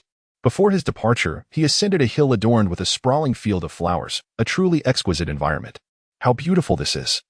He marveled. Warren Taylor gazed upon the boundless expanse of blossoms, exuberantly dancing among them, while Becky was entranced by the beauty of both the flowers and the enchanting figure amidst them. What are you staring at? Warren Taylor scoffed. The person you seek should be over there. I can hear something, he remarked, pointing towards a modest wooden house nestled amidst the floral surroundings. Becky strode purposefully toward the wooden house. As she approached, a robust young man emerged from within, a tuft of beard adorning his chin, his gaze sharp and alert. Who are you? He inquired. I'm Capone Bege, captain of the fire tank pirates, she declared with confidence. The demon dragon? The young man's expression shifted instantaneously, his demeanor growing increasingly wary. Cyrus, who has arrived? At that moment, a melodious voice resonated from within the room, and a graceful figure appeared, a beautiful young woman, curiously observing Becky and her companions. Lady Scarlet of the Licorice clan, greetings, Becky said with a smile. She had come to seek Cyrus, the legendary swordsman renowned for his undefeated record of 3,000 matches in the bullfighting arena, a figure who had captured Becky's admiration on Dressrosa Island. It was said that in the original tale, when Don Quixote Doflamingo invaded Dressrosa, Cyrus nearly vanquished him. Even after suffering a grievous injury that cost him a leg, he had still managed to slay Diamante, the highest-ranking officer of the Don Quixote family. At this moment, Cyrus was likely at the peak of his prowess, and Becky sought not only to test his swordsmanship, but also to entice him to join her cause. The young woman's expression darkened slightly as Cyrus stepped forward, his voice grave. Captain Demon Dragon, what brings you here? There is no need for alarm. I come not to cause trouble. I merely wish to spar with you. Becky replied with a smile. Very well, Cyrus responded solemnly. He retrieved a long sword from the house and led Becky to a flower field. Come, Cyrus. Allow me to witness the prowess of an undefeated swordsman, Becky declared, drawing his fire-cloud sword with seriousness. Cyrus's expression became even more solemn. He understood that the seemingly younger individual was indeed a formidable swordsman.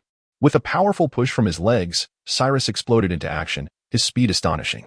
In the blink of an eye, he closed the distance to Becky, his sword slicing toward her with lethal intent.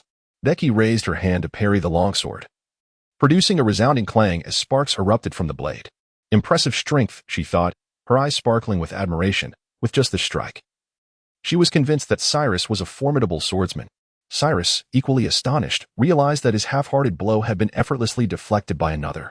Gritting his teeth, he swiftly swung his sword again, the speed of his movement so astonishing that it seemed as though countless sword shadows engulfed Becky.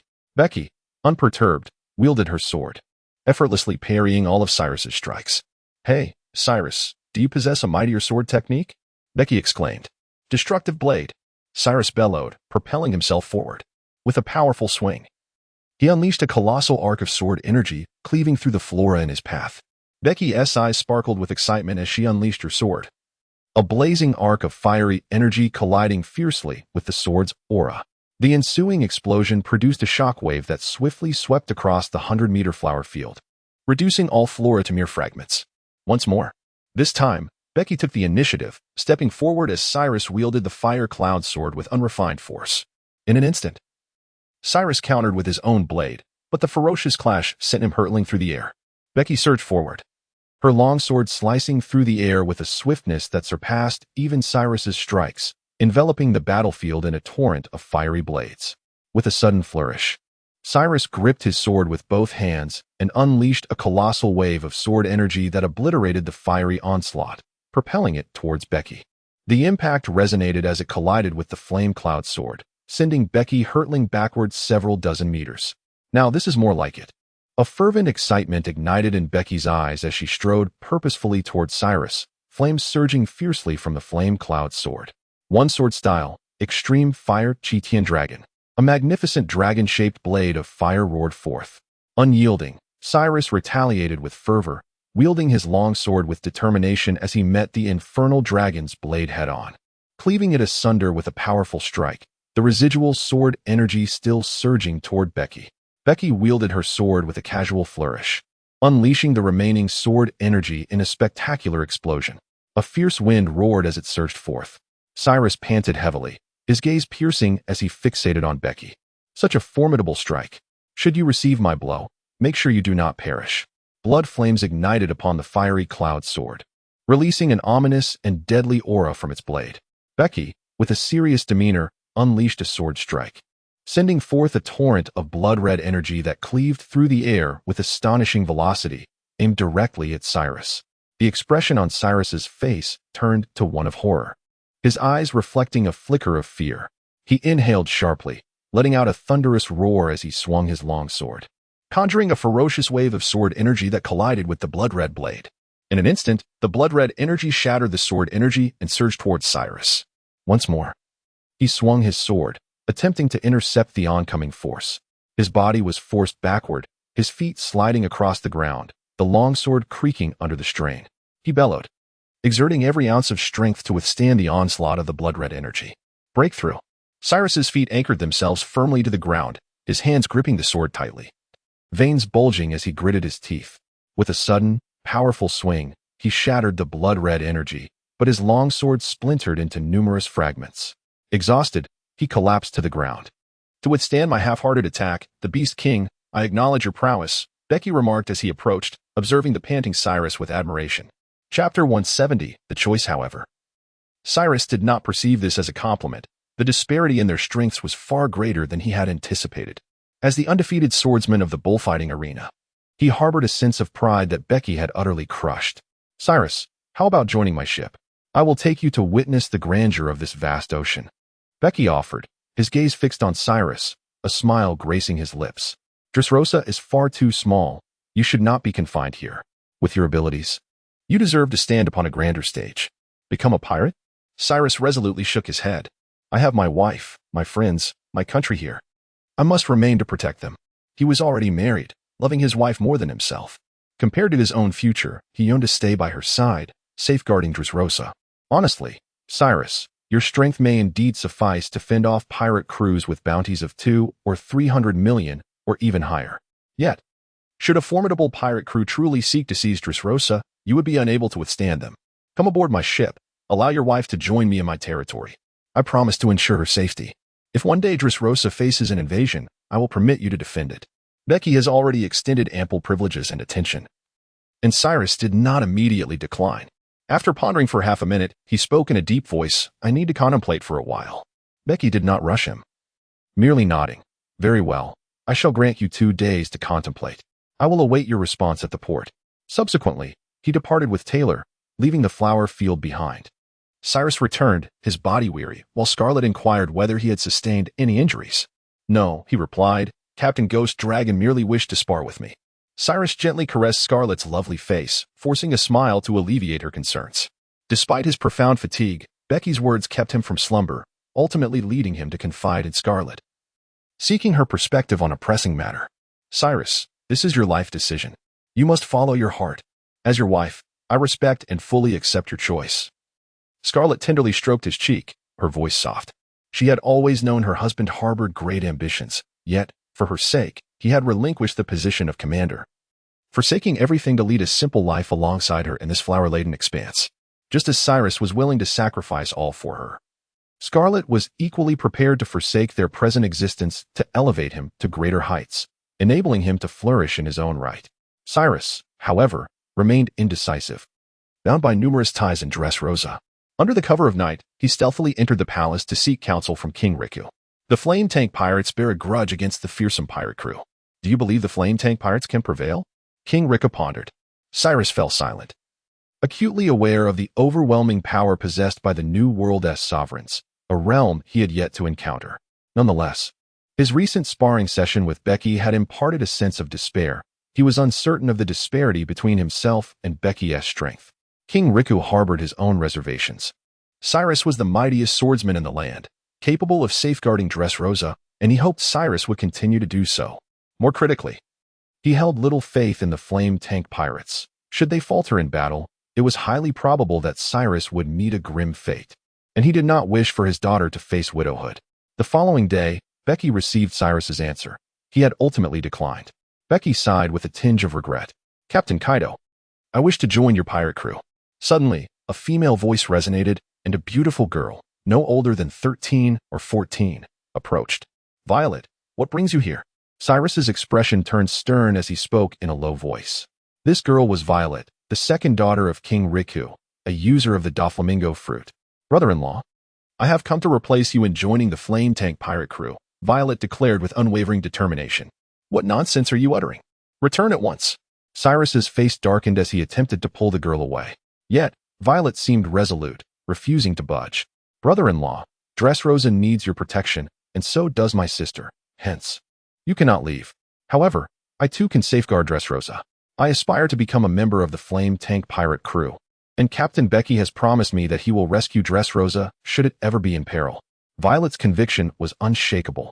Cyrus's countenance turned ashen, his gaze fixed on Bege, and the fleeting goodwill he once felt for him dissipated in an instant. Captain Kaido, you are crossing a line. She is merely a girl. Why must you entice her? Bege gently shook her head. Cyrus, I did not deceive her. I merely offered her a choice, akin to the one you made. You chose to safeguard Dressrosa in the present, while she has chosen to protect it in the future. Indeed, brother-in-law, Captain Bege did not coerce me. He simply presented me with an option, and I have made my choice. I wish to explore the vastness of the world outside, and, in time, to safeguard Dressrosa. Violetta spoke with a solemn tone. Though she was merely 13 or 14, as a member of the royal family, she exhibited a maturity beyond her years, already possessing her own worldview and values. Violetta, I will protect Dressrosa. There is no need for a young girl like you to make sacrifices. Cyrus clenched his fists, his expression grave. Brother-in-law, I do not seek sacrifice for its own sake. I yearn to witness the grandeur of the sea. Violetta asserted with unwavering seriousness. Cyrus gazed at the resolute Violetta, momentarily at a loss for words. Does Licorice know? He pondered, hoping his brother-in-law would enlighten him. That will not do. You cannot leave. Cyrus, with a determined demeanor, pulled Violetta behind him, his hand resting firmly on the hilt of his sword, his gaze fixed on Bege. You are not my match, Cyrus. Bege replied, shaking his head softly. Violetta must not accompany you, Cyrus declared, unwavering in his stance. Bege approached Cyrus step by step, her formidable conqueror's haki radiating intensely towards him. Cyrus's expression turned profoundly grim and tormented, beads of cold sweat appearing on his forehead. With a resounding crash, as Bege drew nearer, Cyrus could no longer withstand the pressure and fell to his knees. Brother, Violet exclaimed in alarm. He will be fine, Violet. Come with me. I shall fulfill all your desires, and you will witness this magnificent era. Bege extended her hand. Violet cast a worried glance back at Cyrus, yet resolutely grasped Bege's hand, allowing herself to be led away. Cyrus watched the retreating figure of Violet, his face a portrait of anguish, truly comprehending the depths of fear and helplessness. Why was the disparity so immense? Chapter 171, The Boy in Blood. Bege, she is your true target, is she not? Tyler remarked softly, observing the somewhat bewildered Violet. You have often spoken of the 1,000-mile eye and the swift ear. The swift ear refers to me, while the 1,000-mile eye is her, Violet, the user of the stare fruit. Bege merely smiled softly. In contrast to Cyrus, her greatest desire was to recruit Violet. The capabilities bestowed by her dazzling fruit were exceptional as a support ability, perfectly complementing Warren Taylor in a combination akin to a far-sighted eye and an ear to the wind. yielding astounding results on the battlefield. I could sense her inner turmoil, and I approached to offer her solace. Even without her uttering a word, Becky was already aware of the answer. With a graceful turn of her form, she made her way toward Violet. Becky stretched languidly, a satisfied smile gracing her face. The vessel sailed towards its next destination, having spent 2 weeks at sea, capturing numerous formidable beasts, ready to rest on Cleton Island.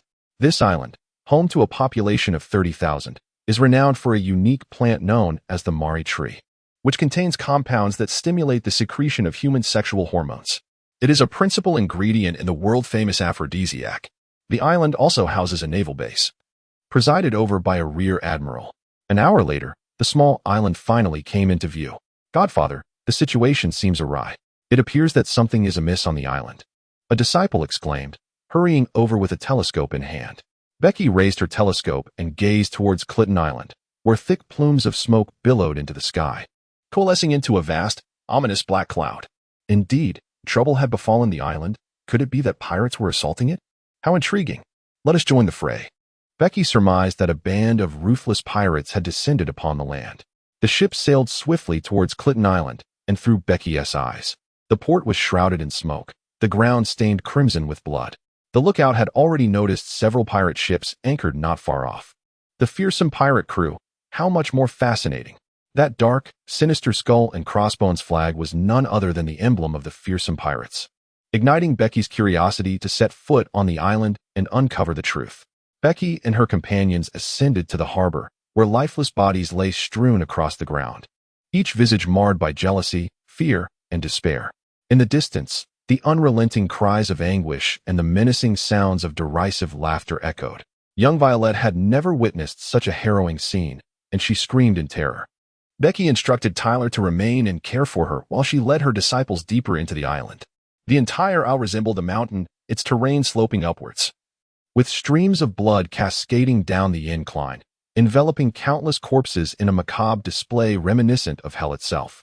Flames engulfed the buildings on either side, spreading to the nearby forest as the thickening fog enveloped the landscape. Ha ha ha, kill, continue to kill. A distorted laughter resonated from the largest square on Clinton Island. As they entered the square, a chilling sensation coursed through Becky and her group. A towering mound of corpses loomed before them, at least 10 meters high, as bodies were carelessly tossed onto the heap. Not far from this grotesque mountain, a large area was littered with the naked forms of terrified women, their bodies soiled, some grotesquely disfigured, bearing the marks of unspeakable torment. Dozens of pirates shamelessly violated the few surviving women, employing horrifying methods. After their depravity, they would snap the victims' necks, only to continue their heinous acts, even against the deceased.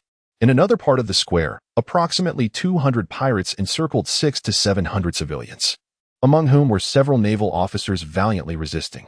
Their courage was bolstered by the presence of a naval rear admiral at the forefront. The admiral dispatched a pirate with a swift strike, yet the remaining brigands erupted in joyous cheers rather than fury. They approached, brandishing a group of children, their bloodthirsty, deranged grins rendering them akin to demons risen from the abyss. A cluster of terrified children clung to one another, their cries echoing in the air. Cry, cry. Let us hear you cry. You're driving me mad. One impatient, one-eyed pirate, cigar clenched between his teeth, seized the loudest child, his massive hand gripping the boy's neck, gradually tightening until the bones cracked. The child's struggles weakened until he lay still, his face pale and eyes bulging. My child, return my child. A woman among the civilians cried out in terror as she rushed forward. Do not approach. The naval admiral barked, but it was too late. A pirate surged forth and struck the woman down with a blade, her body collapsing into a pool of blood. My child, return my child. The woman's desperate pleas continued as an indomitable will propelled her to crawl forward. With a malicious grin, the pirate severed her head, inciting a chorus of laughter from the onlookers. The one-eyed pirate, observing the child's frightened expression, erupted into even more deranged laughter, seizing the boy's head and displaying his face to the naval officers and civilians. Ah, the naval admiral, is it? Come, let us see more slaughter. You there? Go and kill the naval admiral, he commanded, pointing at a particularly eager pirate who rushed forward. For every brother you take from me, I shall crush a child. The naval rear admiral, a paragon of justice, found himself at a critical juncture. The one-eyed pirate pressed a cigar firmly against the lifeless eye of a child, a scene that compelled everyone present to recoil in horror. The naval rear admiral, bearing a countenance etched with bitterness, found himself retreating with each advance of the pirate. "You dare not strike, naval rear admiral. Are you not formidable?" The one-eyed pirate mocked with a chilling grin, halting his crew's advance and casting a cold gaze upon the assembled civilians. "Now, I present you with a chance to survive." The excitement and madness radiating from the pirate's singular eye were palpable as he bellowed, "Slay these naval officers. By doing so, you shall ensure your own survival and that of your children." In an instant, the naval officer's expression shifted. For the sake of survival, for the sake of their progeny. Some among the civilians faltered. In a moment of despair, one wielded a blade and struck down a naval officer. "You number but 40 or 50, while we are hundreds. If you perish, we shall live," he cried, weeping as he brandished his weapon, urging others to join him. Suddenly, chaos erupted among the civilians as they surged forward, with hundreds joining the fray. "What are you doing? They are our saviors, the naval officers." Yet desperation prevailed, for the civilians felt the weight of their plight. "I must live. Naval officers, you cannot escape. It would be better to die and grant us freedom." More and more individuals succumbed to despair, launching themselves at the naval officers, resulting in heavy casualties among the ranks. Had it not been for the naval rear admiral's intervention, it is likely that the officers would have been decimated by the civilians' onslaught. Ah, the grotesque nature of humanity. The one-eyed pirate reveled in the unfolding spectacle, witnessing the saviors turn against those they sought to protect, an unfolding drama more captivating than any cinematic tale. Suddenly, a young boy arose, thrusting a thin needle deep into the pirate's thigh, piercing the artery and causing blood to gush forth, staining the boy's body crimson. With a forceful kick, the one-eyed pirate sent the boy sprawling. Observing the blood streaming from his leg, the pirate's face twisted in agony. The boy lay on the ground, unable to move. Yet his eyes burned with a hatred that outshone any light. Hatred, indeed, is a profound emotion. Such eyes are the most beautiful in the world. The one-eyed pirate approached the boy, declaring, "I shall extract your eyes as a memento for your insolence. I will crush your bones, inch by inch.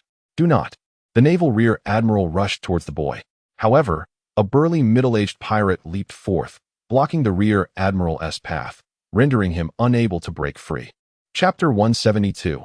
Agony. The one-eyed pirate seized the boy, who bit down fiercely on the pirate's wrist. The pirate, seemingly impervious to pain, tightened his grip around the boy's neck with a slight pressure. The youth, undeterred and resolute, clung tightly. A crack echoed as the bones in his neck fractured. Yet he remained steadfast in his grip. The one-eyed pirate grew increasingly exhilarated, while the boy struggled to breathe, his complexion turning ashen. Nevertheless, he did not relent. Suddenly, a brilliant flash erupted, severing the pirate's arm, blood gushing forth in a violent spray. The piercing wail sent shivers down the spines of all present, leaving them in a state of disbelief. The one-eyed pirate gazed at the figure before him, his pupils constricting, a visage of fear and fury manifesting as he nearly roared, "Caponebeque, Caponebeque, it is you, Caponebeque. What a twist of fate. Toma, do you truly believe you will leave this place alive?" Becky regarded the one-eyed pirate with an inscrutable expression. Indeed, this one-eyed pirate was none other than Toma, the son of the fearsome king. "Kill him, kill him!" Toma screamed in terror, clutching his severed arm, as the pirates surged towards Becky in a frenzy. Becky's disciples swiftly sprang into action, intercepting the pirates with fervor. The brutality of this group of marauders had stripped them of their humanity. Slaying them was akin to butchering dogs or pigs. With deliberate steps, Becky advanced towards Toma, brandishing his blade, each strike drawing blood and claiming lives. As the pirates faced a relentless slaughter, with every life extinguished, the sanguine glow upon the blade of the demonic sword, Banya, intensified. A middle-aged pirate, entangled with a naval major, broke free and charged towards Becky, his form rapidly transforming into that of a half-man, half-wolf beast, brandishing a long knife aimed at Becky's vulnerable back. As Becky turned, the blade of the mysterious weapon cleaved through the air, striking his longsword, which shattered instantaneously. The weapon then found its mark upon him, causing his surface to radiate with the formidable aura of hockey. However, the weapon shattered this protective layer, and had he not retreated swiftly, it would have surely claimed his life. "Young master, flee!" A middle-aged pirate shouted desperately at Toma. "Flee? Where can I possibly escape to?" Becky's figure abruptly materialized beside the middle-aged pirate, his voice cold enough to send shivers down the man's spine. The pirate attempted to flee in haste, yet the blade swiftly sliced through the air, once again striking him, its edge nearly cleaving him in two as torrents of blood were devoured by the weapon. Collapsing to the ground, he clung to life by a mere thread. "Caponebeque, I will kill you," Toma exclaimed in terror, his sanity fraying as thick black smoke billowed from his body, rapidly coalescing into a dense fog that surged toward him, descending from the heavens in a furious rush. It enveloped him, transforming into a colossal figure of black smoke. "Die! You shall meet your end." The smoke giant roared, bringing its enormous fists crashing down upon Becky. "You are far from achieving that." Becky scoffed, effortlessly slicing through the giant's fist with a single stroke, then delivering another devastating blow that cleaved the smoke giant in two. The dense black mist dissipating in waves like turbulent seas. "Impossible! This cannot be!" Toma cried as he fell to the ground, refusing to concede defeat. Once more, the surrounding smoke began to gather, morphing into serpentine forms that lunged toward Becky. Becky wielded her blade with casual precision, cleaving the massive serpent in twain and dispersing the dense smoke. Takuma struggled to rise, frantically fleeing towards the harbor. A swift arc of blade energy sliced through the air, severing one of Takuma's thighs, causing him to lose his balance and crash to the ground once more. "No, you cannot kill me. My father is the king of fear." Takuma's remaining eye, wholly consumed by terror, emitted a desperate growl, attempting to intimidate Becky with the name of the Fear King. Relying solely on the title of the Fear King to instill dread, you are truly a pitiful wretch. Becky scoffed coldly, effortlessly severing his other leg with another strike. And with two more cuts, she dismembered his arms, transforming him into a mere human stump, sprawled in a pool of blood, wailing in agony as his breath grew ever fainter. "That eye of yours is of no use. Let it go blind as well." The demonic blade, Banya, was poised directly at his remaining eye, easily extracting it from its socket. "If it weren't for the usefulness of the poison smoke fruit, I would relish in your slow execution." Indifferently, Becky drew Takuma into her fortress, instructing the physician to preserve his life. However, he would not find solace. The torturers of the Black Ice platform were adept at inflicting unimaginable agony, and before his assimilation, she intended for Takuma to experience the most excruciating suffering the world had to offer.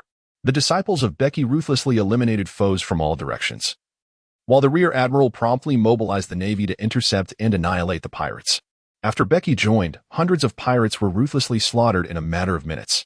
The naval major general and the remaining sailors huddled together, their expressions tense and filled with terror as they fixated on Becky. Becky disregarded the navy and approached the boy who lay on the ground, trembling in agony. "You are braver than anyone here," she remarked. "I admire your courage. Would you consider becoming my disciple? Has that one-eyed villain perished?" The boy's face contorted with hatred, his furious gaze sending shivers down one's spine. "He is not dead. It would be too merciful to let him die so easily. I intend to make him endure the most excruciating pain this world has to offer, ultimately extinguishing his very soul." Becky spoke calmly. "You despise him, do you not? Join me as my disciple, and I shall grant you the opportunity to torment him daily, to witness his suffering as he lives a fate worse than death." "Very well, I shall be your disciple," the boy replied without hesitation. "Do you have any family?" Becky inquired. The boy's expression grew even more pained as he struggled to rise, staggering towards the group of ravaged female corpses. He embraced the lifeless body of a woman, her form marred by unspeakable torment, and clutched the similarly defiled corpse of a young girl beside her. These were his mother and sister.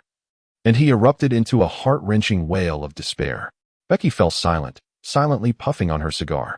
The young boy fainted in tears, and Becky instructed her disciple to carry him, while she gathered the bodies of his mother and sister. "Let us depart." Becky returned to the ship with the young lad, and instructed her disciples to plunder Tamara's pirate vessel.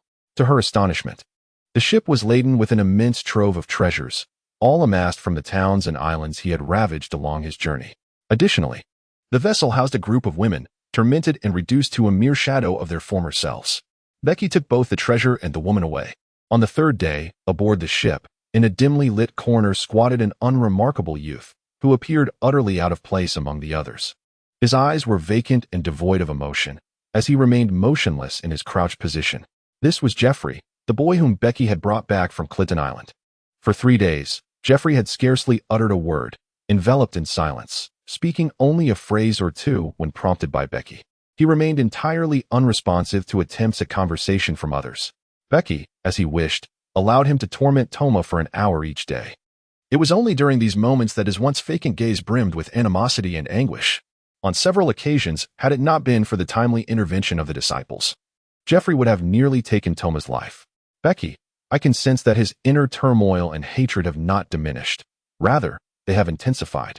If you do not devise a solution soon, he will truly be ruined. Taylor's expression was one of compassion. Each time she listened to Jeffrey's inner thoughts, she felt a profound sympathy for him. I too observed the agony within him, and continued like this, his soul would inevitably become distorted. A hint of fear appeared on Violet's face, for her day's fruit endowed her with the ability to perceive the depths of one's heart. Chapter 173. The wrath of the sovereign. Becky cast a glance at Jeffrey in the corner, having discerned his condition over the past 3 days. Initially, she believed it to be a normal reaction. After all, it is unbearable for anyone, let alone a teenager, to witness the brutal humiliation and death of one's mother and sister. Throughout these days, she and her disciples have been attentive to Jeffrey, hoping to help him emerge from the shadows of his trauma. However, it now appeared that Jeffrey's situation was more dire than she had anticipated. Jeffrey, come here. Becky called with an expressionless demeanor. Jeffrey, in a state of numbness, rose and approached her. As she observed the vacant look in his eyes, her brow furrowed in concern. Without further ado, she struck him, sending him sprawling onto the deck. What are you doing, Becky? Tyler exclaimed, startled, as he rushed over to lift Jeffrey. The other disciples, equally taken aback by Becky's abrupt action, paused their tasks and turned to witness the unfolding scene. Though Jeffrey had been struck, a flicker of emotion stirred within his vacant gaze. He remained silent, his head bowed in quietude. Becky approached, and Taylor feared that she might strike Jeffrey once more. So he held Jeffrey tightly in his embrace. Jeffrey, I understand that losing your parents has brought you immense pain, but this is not a justification for your descent. Your mother and sister would not wish to see you in such a state. Becky spoke solemnly. Tears welled up in Jeffrey's eyes as he began to weep silently. Becky opened the fortress within her, casting forth the utterly unrecognizable figure of Tuoma. Jeffrey's gaze turned fierce upon seeing Tuoma, his demeanor spiraling into madness as he struggled in Tyler's embrace. I know you wish to kill Tuoma. I now grant you this opportunity. Slay him, and depart from my ship. I shall pretend I have never taken you as my disciple. Becky drew a long blade and cast it to the ground. Becky, do not proceed in this manner, Tyler interjected, his countenance shifting as he spoke solemnly. He sensed Becky's resolute intent. Rather than prolong his suffering, it would be more merciful to grant him this chance for vengeance. Becky gestured for Tyler to be silent. Tyler ceased to speak, painfully closing his eyes. Jeffrey picked up the fire cloud sword from the ground, trembling as he pointed it at Tuoma. You little wretch, kill me. Avenge yourself. Tuoma's hoarse voice strained with the last remnants of his strength as he shouted, yearning only for death. Jeffrey gripped the fire cloud sword tighter, his expression growing more menacing. Choose, Jeffrey, Becky stated, her face devoid of emotion, awaiting his response. With a fierce shout, Jeffrey thrust the sword downward, while Tyler and Violet shut their eyes. Well done. Jeffrey, you remain my disciple. Becky's laughter echoed, and Tyler and Violet opened their eyes, witnessing Jeffrey sever Tuoma's ear without delivering a fatal blow. Remember this, Jeffrey. Although your mother and sister have perished, you are not without kin. You are my disciple, my family. I, Tyler, and all here, along with my other disciples, shall be your family. You shall not be alone. We will care for you, allowing your mother and sister to depart in peace. Jeffrey released the long knife, collapsing to the ground, wailing in a heart-wrenching cry that resonated with despair. Becky, aware of the anguish festering within him, wept openly. Thereafter, Jeffrey remained taciturn. Yet he no longer exhibited the same lifelessness as before, an auspicious transformation. After a fortnight, the events surrounding Wreck Island finally disseminated. The latter half of the Great Sea Route, known as Fear Island, served as the stronghold for the fearsome pirate fleet. This island was shrouded in an aura of terror, with dreadful roars emanating from the central palace of fear, causing the entire land to tremble in trepidation.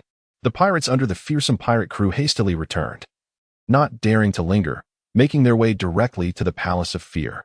Within the palace, the overwhelming aura of dread intensified. The pirates outside were compelled to kneel, quaking under the oppressive force, with only a few formidable pirates managing to remain standing. Inside the grand hall of the palace, 2 rows of 13 black metal thrones were arranged, 10 of which were occupied by imposing pirate captains, each a formidable figure feared across the seas. The remaining 3 captains were tasked with guarding the territory of the fearsome pirate crew. At the forefront of the 13 black thrones, a 2-meter-tall skeletal throne loomed, symbolizing the supreme authority of the fearsome pirate crew. At that moment, the only individual worthy of occupying it was in a fit of rage. Caponebeque, a mere youth, dared to provoke the elder king of fear. Molly and Andrew, seethed with fury, his visage grotesquely contorted. His nearly 7-meter frame trembled with rage, each muscle quivering as if every part of his being was consumed by wrath. His sword-like white beard bristled, and the string of skulls around his neck seemed to emit a chilling sound. King Toma is dead. Let Caponebeque join him in death. I shall twist Caponebeque's neck to serve as my wine vessel, strip his skin to fashion a coat for Toma, and all his crew shall perish. Their skins turned into dried corpses to accompany Toma in the afterlife. Seated in the first row of black metal thrones was a gaunt old man, his words as repugnant as his twisted countenance. Not only Caponebeque, but all those on Clayton Island must die to accompany Toma. The third seat was occupied by the sorcerer, Alessa, who coldly informed the returning Belia to turn back and seek out Caponebeque. Andrew's countenance darkened, and a terrifying roar reverberated throughout Fear Island. All members of the fearsome pirate crew, mobilize. I shall ensure that everyone on the seas knows that none shall lay a finger on my son. Those who do shall meet their demise. Apart from the flagship, the fearsome Demon King, the entire pirate fleet set forth, their formidable presence immediately alerting the Navy. Sister, the Navy's flies have arrived. And there is an additional ship, the flagship of a vice admiral. On the Black Widow, there exists a corpulent and exceedingly unattractive towering woman. She bears a name that resonates throughout the New World, Black Widow. She is the second among the 3 formidable generals under the command of the Fear King, with a bounty reaching an astonishing 1,030 million. She is a ruthless and merciless woman, known for her callousness in the act of taking lives. Barry's face contorted with a menacing glare, a grotesque visage that elicited revulsion. Turn around and obliterate it. The King of Terror was filled with wrath. We must let the world witness his fury. The Black Widow swiftly pivoted, hurtling toward the surveillance ships. Half an hour later, 2 of the surveillance vessels, including the flagship, sank into the silent sea. The fearsome pirate crew mobilized almost their entire force, wreaking havoc upon the waters. Most pirate crews remained oblivious to the unfolding events, retreating in fear and refraining from provoking the fearsome pirates at such a critical moment. Chapter 174. Silver Fox. The fearsome pirate crew launched an ostentatious search for Becky's whereabouts, instilling widespread panic throughout the New World. The cause of their fury gradually came to light. Tama, the son of Fear, had been captured by Becky and was likely facing a grim fate. Tama was the beloved son of the fearsome Demon King, his only offspring, and it was common knowledge that the Demon King was on the brink of madness. The flame tank pirates were poised to endure the most frenzied onslaught from the fearsome pirates. Of course, those with a modicum of insight understood that the flame pirates were rather enigmatic. They possessed no territory on the seas, or perhaps they had territories yet to be discovered.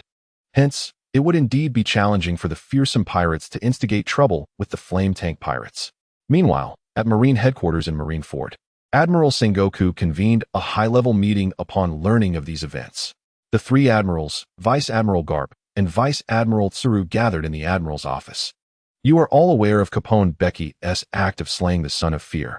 This presents an excellent opportunity for a deadly confrontation. We must seize it, Sengoku asserted. Caponebeque is a cunning lad, hiding in the Sky Island, calculating that no major force would dare launch a full-scale assault on it. That old fool Andrew is unlikely to handle him, Garp remarked nonchalantly, picking his nose. The Sky Island served as his greatest refuge. Whenever trouble arose, he would retreat there, impervious to capture. Kizaru interjected, somewhat wistfully, then we must devise a way for Andrew to ascend. Isn't the World Government Science Division developing flying vehicles? They've made some progress. Let CP agents anonymously deliver the flying vehicles to Andrew. A glimmer of intelligence flashed in Vice Admiral Tsuru's eyes as she spoke gravely. But those are the fruits of the Science Division's labor. Is it appropriate to hand them over to pirates? Akainu furrowed his brow, displaying discontent. Vice Admiral Tsuru replied with a smile. The purpose of the Science Division's research on flying vehicles is to eliminate the flame tank pirates on the Sky Island. Providing these vehicles to the fearsome pirates could achieve the same end, while minimizing our naval losses. It may even incite a large-scale conflict between both parties. The critical issue remains that the flying vehicles have limitations. The Sky Island is exceedingly high, and they may not reach it. This presents an opportunity for the fearsome pirates to serve as test subjects, allowing us to collect data and refine the vehicles. A masterstroke indeed, commendable as ever. Vice Admiral Tsuru Akiji praised. Little Tsuru, how did you come up with such brilliance? Truly impressive, Garp expressed with admiration. I too find little Tsuru's suggestion commendable. Is there anyone opposed? After a moment of contemplation, Sengoku inquired with others. I naturally had no objections. I concurred. The three commanders successively expressed their support for the proposal. Sengoku promptly made a decision to entrust the scientific unit's research on flying vessels to the CP agents for the fearsome pirate crew. Andrew, that old fool, has lost his son and will undoubtedly be driven mad if he cannot locate Capone Bege. He is likely to commit heinous acts that will incite the wrath of the heavens. Kapu, Akainu, you are to head to the New World and keep a close watch on the fearsome pirate crew. Ensure they do not engage in island slaughter, Sengoku added. Very well. I shall set off at once. It has been quite some time since I last engaged in battle since Roger's demise, and I am eager for action. I wonder if that old fool Andrew can still wield a blade, Kapu remarked, clenching his fist with excitement. A chilling murderous intent flickered across Akainu's face. He had long harbored a deep-seated animosity towards the fearsome pirate crew, wishing nothing more than to see their premature demise. Becky swiftly learned that the fearsome pirate crew was frantically searching for him. Resolutely, he chose to avoid confrontation and returned to Sky Island. He entrusted the formidable creatures he had captured during this period to Ben Casa, urging him to expedite the creation of a formidable army of monsters. Simultaneously, he settled the little people in the luscious forest of Apayado, hoping they would enhance the vitality of both Apayado and the trees on Sky Island. Becky also began to prepare for the next phase of his operations, capturing those with special abilities. Utilizing his intelligence network, the information channels of the Sea King, and the intelligence of the Revolutionary Army, he amassed a wealth of information regarding these individuals. He commenced his capture endeavors in the waters beyond the New World, deploying all his powerful disciple crew members, who were strategically dispersed across various seas. Becky himself has taken action, targeting the most valuable asset in this capture operation, the user of the slow fruit, Silver Fox Foxy. The slow fruit is renowned as the most extraordinary of the devil fruits, granting its wielder the ability to emit waves of deceleration. Any living being struck by these waves experiences a significant reduction in mobility for a span of 30 seconds. In high-stakes confrontations, where victory or death often hinges on mere moments, the application of such a deceleration ability in battle is nothing short of miraculous. Unfortunately, this extraordinary devil fruit has fallen into the hands of the utterly inept Silver Fox Foxy. As the captain of the Foxy Pirates, he has only recently set sail, boasting a bounty of a mere 4 million. Despite possessing such an astonishing devil fruit, his bounty has only reached 24 million over the course of more than a decade. Truly, he is the epitome of mediocrity among the incompetent. Becky made a beeline for the South Sea and soon located the Foxy pirate crew. Captain, there is someone running through the air, and he is heading straight for us, shouted one of the crew members aboard the Foxy ship, his voice laced with terror. The other crew members turned to look, their expressions filled with dread. A person capable of traversing the skies must either possess the powers of a devil fruit or be an extraordinary warrior. Captain Silver Fox Foxy hurried over, his countenance equally grim as he beheld Becky racing towards them through the air. This is alarming. He is undoubtedly here with malevolent intent. Witness my slow light wave. Let us see if you can still run in the air, Foxy remarked with a sinister grin, extending his hand, retracting his thumb, middle finger, and ring finger while raising his index and little finger. The three retracted fingers pressed together, and white light waves began to shimmer from their tips. Suddenly, a beam of white light surged forth, hurtling towards Becky from a distance. Becky's reflexes were astonishingly sharp, as she effortlessly evaded the light wave and gracefully landed upon the Foxy pirate ship. Meanwhile, Foxy launched another attack, sending forth a sluggish light wave. This time, Becky chose not to evade, allowing the languid wave to strike her. She wished to ascertain the true extent of the slow fruit's extraordinary capabilities. Upon being hit, Becky frowned, acutely aware that both her body and spirit were subjected to a certain restraint. Although this suppression was not particularly formidable, its presence was undeniable. The reason it was less effective against Becky likely stemmed from Foxy's insufficient mastery of his fruit's powers. Truly, it was a remarkable fruit, Becky mused.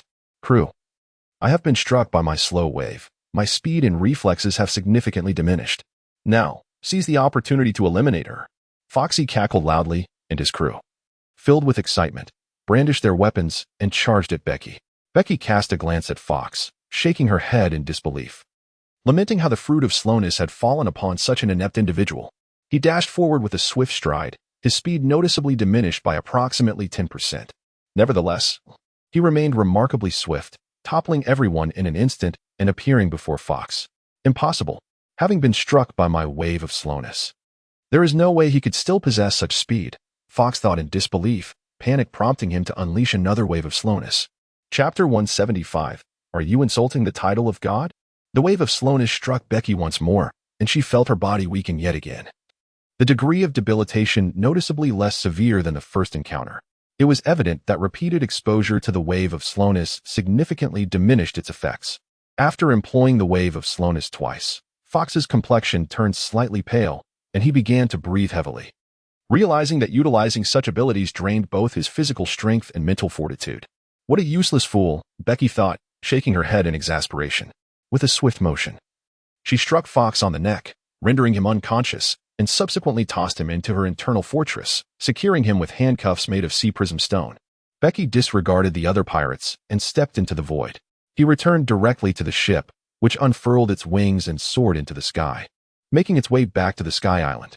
Becky places immense value on the ability of the slow fruit, for it can wield unforeseen influence in the duels of masters, potentially altering the very course of fate.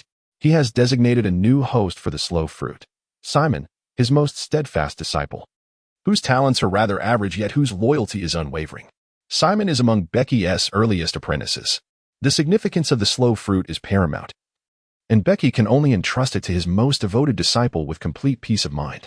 After 3 days, the fusion was completed, and Simon acquired the powers of the slow fruit. Subsequently, Becky devised a specialized training regimen for Simon, aiming to expedite the development of his newfound abilities to their fullest potential. Becky's disciples and crew members are scattered across the seas in the initial stretch of the Grand Line. Their extensive capacity for capturing those with abilities has naturally attracted the attention of numerous factions, particularly the Navy. It is at this juncture that the Navy has become acutely aware of nearly all of Becky's subordinates, heightening their vigilance towards the flame tank pirates. Becky's bounty has thus exceeded 1 billion, reaching an unprecedented height. The Caponebeque archipelago, a lawless zone, is notorious for its rampant piracy. In the past, Becky swept through this untamed territory, vanquishing half of the pirates and criminals. However, rather than being eradicated, the lawless zone has grown increasingly audacious, with the number of pirates and criminals multiplying several times over. The root of this issue lies in the fact that these pirates and criminals serve powerful factions, nobility, and the celestial dragons. They capture slaves and sell them to trafficking rings on the islands. The celestial dragons and world nobles frequently purchase slaves in this area, even encouraging pirates and criminals to capture them, thus providing protection to these lawless individuals. Consequently, the Navy finds it impossible to eliminate the lawless zone. Within an auction house in this region, a slave auction is underway, predominantly attended by world nobles, including 2 celestial dragons, one middle-aged and one youthful. On the auction stage, slaves are paraded one after another. Merfolk, long-legged tribes, long-armed tribes, and other rare races are on display. Bids are incessantly shouted, driving prices sky-high. Yet, whenever a celestial dragon bids, others dare not raise their offers, instead showering them with flattery. Next up is a giant slave from the land of giants, a natural warrior with immense strength, capable of lifting over 1,000 pounds with a single hand. Giants in the Navy typically hold high ranks, most reaching the level of vice admiral. Acquiring such a figure would be an invaluable asset. The auctioneer enthusiastically introduces the giant, who is being pulled in by more than 10 individuals. Gasps of astonishment ripple through the audience as interest peaks. The auctioneer, glancing at the celestial dragons, announces, "The starting bid is 50 million berries. Let the bidding commence." 200 million berries. I shall take this giant. My son Esmount was just killed, and he is in need of a fine steed. This giant will serve perfectly, remarks a middle-aged celestial dragon nonchalantly. "Thank you, father," exclaims the young celestial dragon with exuberance. The middle-aged celestial dragon affectionately ruffles the boy's hair. Other world nobles immediately fall silent, quickly beginning to flatter the celestial dragons. The auctioneer, sporting a smile, obsequiously states, "Undoubtedly, This giant slave belongs to the esteemed Inkiskai saint. The middle-aged celestial dragon beams with satisfaction. Amidst the flurry of praise, an incongruous, languid voice disrupts the atmosphere. I haven't encountered a capable individual yet, but I found a giant. Uncle Oz's giant brigade is still in need of several giant crew members. This giant would be a perfect gift for him. The middle-aged celestial dragon frowns, turning to locate the source of the voice, which emanates from the last row of the auction hall, where a young man sits in an exceedingly arrogant posture. He lounges with his legs crossed, bare-chested, hands resting behind his head, looking down upon everyone. No one has ever dared to look down upon us, the celestial dragons. The middle-aged celestial dragon wore a frosty expression as he drew a gem-encrusted golden pistol from his waist and fired a shot at the audacious young man. The young man tilted his head slightly, and the bullet whizzed past, striking the wall behind him. Indeed, the celestial dragons were audacious. Rising to his feet, the young man's haughty gaze brimmed with disdain and mockery. Damn commoner, he thought. The middle-aged celestial dragon's expression darkened further as he continued to fire, bullets piercing the young man's body one after another. Only then did a smile emerge on the celestial dragon's face as he patted the head of the young celestial dragon, imparting a lesson. Son, remember, we celestial dragons are the gods of this world. To act arrogantly before us is to choose a path to death. Father, I understand, replied the young celestial dragon, a cruel smile gracing his features. You lot, mere failures, dare to call yourselves gods? The audacious young man sneered coldly, his indifferent gaze looking down upon the middle-aged celestial dragon. The latter's expression shifted dramatically. How is this possible? He has been hit by so many bullets and yet remains alive. He glanced at the young man's body, where arcs of electricity surged from the shot wounds, swiftly healing, leaving him unscathed. Indeed, this brazen young man was Enel. He had descended from Skypea to capture a devil fruit user, who had unfortunately been enslaved by traffickers and was being auctioned off at this very event. His intention was to deliver the giant to the giant warrior pirates led by Little Oars, which led to the earlier confrontation. A user of a Logia-type fruit? The bodyguards beside the celestial dragon paled instantly, hastening to shield the two celestial dragons. Kill him! Quickly, kill him! The middle-aged celestial dragon roared in fury, for no one had ever dared to regard him with such contemptuous eyes since his birth. The bodyguards, unwilling to defy the celestial dragon's orders, charged toward Enel. With a leap, Enel bounded directly to the side of the celestial dragon as the guards rushed in to attack. In a flash, bolts of lightning erupted from Enel, instantly incapacitating the guards. He seized the middle-aged celestial dragon by the collar and lifted him off the ground. This scene horrified everyone present. Enel, holding his ears in annoyance, remarked, I am merely known as the Little Thunder God, yet you, a mere failure, dare to claim the title of God? Are you insulting the very essence of divinity? Chapter 176. Unrestrained, Enel held the title of God in utmost regard, with only the Sky Island deity, Bege, earning his recognition. Apart from that, he alone deemed himself worthy of such a title. The sight of a pathetic weakling, akin to a pile of refuse, audaciously proclaiming himself a god irked Enel immensely. Suddenly, a gunshot echoed through the air. A bullet pierced Enel's body, leaving a new wound. Frowning, he glanced down to see the young celestial dragon, gripping an exquisite small handgun, the barrel smoking. The shot had come from him. Though fear flickered across the boy's face, he displayed considerable bravado as he shouted, You lowly commoner, release my father. Such a young brat dared to recklessly fire a weapon. Truly, celestial dragons were a blight upon the world. Enel's expression darkened as he raised his leg and kicked the young celestial dragon away, sending him crashing into a chair, shattering the glass canopy atop his head and rendering him unconscious. My son, damnable commoner, I shall kill you. No. I will capture you and subject you to the most excruciating tortures, making your existence a living hell, bellowed the middle-aged celestial dragon upon witnessing the boy's plight. I am the Little Thunder God. Do you think a worthless wretch like you can capture me? Preposterous. Enel retorted, shattering the glass canopy above him with a punch that struck the man's face, knocking him out cold and discarding him like refuse. It dawned on him that this man was a cadre of the fire tank pirates, the Little Thunder God Enel, a user of the rumble fruit. Gasps filled the auction hall as the world nobles, frightened, wished for 4 legs to flee in haste. These pirates dare to strike celestial dragons, truly lawless. We must escape. Ha! I am the Little Thunder God Enel. Enel proclaimed, arms wide, laughing maniacally as lightning crackled around him, accentuating his godly persona. In a short while, the entire assembly had fled. Enel, reveling in his triumph, chuckled, It appears my name carries considerable weight. Quite satisfactory. Striding confidently toward the giant, he gazed up and inquired, "Hey, giant, would you care to join our fire tank pirates?" The giant replied solemnly, "I have heard of the fire tank pirates, which commands the giant soldier pirates, boasting 6 or 7 giants, including our strongest warriors from Elbaf, the blue demon Dori, and the red demon Bragi. I would be honored to join." "Excellent. Come, I shall lead you to the key for the explosive collar."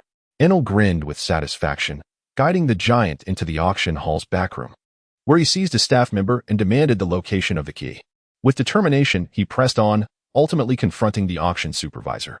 Little Thunder God Enel, this is the domain of the Don Quixote family. Do you truly wish to make enemies of us? The supervisor barked sharply, "You worthless scoundrel. You're not even fit to polish our shoes. Hand over the keys, or I swear I will end you."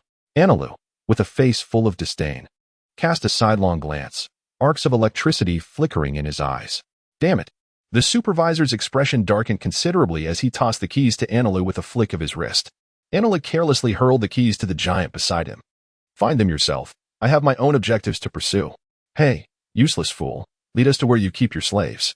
Grasping the supervisor firmly, Enelu unleashed arcs of electricity that made the supervisor tremble. The supervisor was forcibly guided by Enelu to the cells where the slaves were held. There were indeed a considerable number of captives. "Where is Lagan, the user of the superhuman-type strong glue fruit?" Enelu inquired of the supervisor. The supervisor, trembling, pointed to a cell where a despondent middle-aged man was confined. Enelu retrieved a bounty notice from his pocket, glanced at the gloomy figure within the cage, and nodded, "Indeed, it is Lagan." Subsequently, he forcefully kicked open the cell door, startling the middle-aged man, who looked at Enelu in sheer terror. Enelu seized him and turned to the supervisor, asking, "Where are the keys for the explosive collars?" The supervisor pointed to a set of collar keys held by the giant. Enelu tossed Lagan at the giant's feet, requesting the giant to assist in removing the explosive collar from his neck. "Please save us, we beg you," cried the other slaves from their cells, some even kneeling before Enelu, tears and snot streaming down their faces. "Well, saving one is saving, and saving two is also saving. I might as well save them all," Enelu thought, feeling a surge of compassion as these individuals reminded him of his own childhood. "Stay away from the cell doors." Enelu crackled with astonishing lightning, causing the slaves to cower against the walls. Bolts of lightning struck the cell doors, shattering the iron locks. "Thank you, benefactor. Thank you." The slaves fervently expressed their gratitude as they knelt before Enelu. He flung the set of explosive collar keys into the air, and the slaves rushed forward to seize them. "Flee. Escape as far as you can," they clamored, hastily making their way out. A beautiful woman, with grace and poise, knelt before Enelu, pleading, "Benefactor, I implore you to help us leave the Sabaody archipelago. As long as we remain here, we will be captured again, and our fate will be even more tragic." With her leading the charge, many women knelt before Enelu, while others followed suit, bowing their heads in prayer. Enelu rubbed the back of his head, feeling a twinge of headache.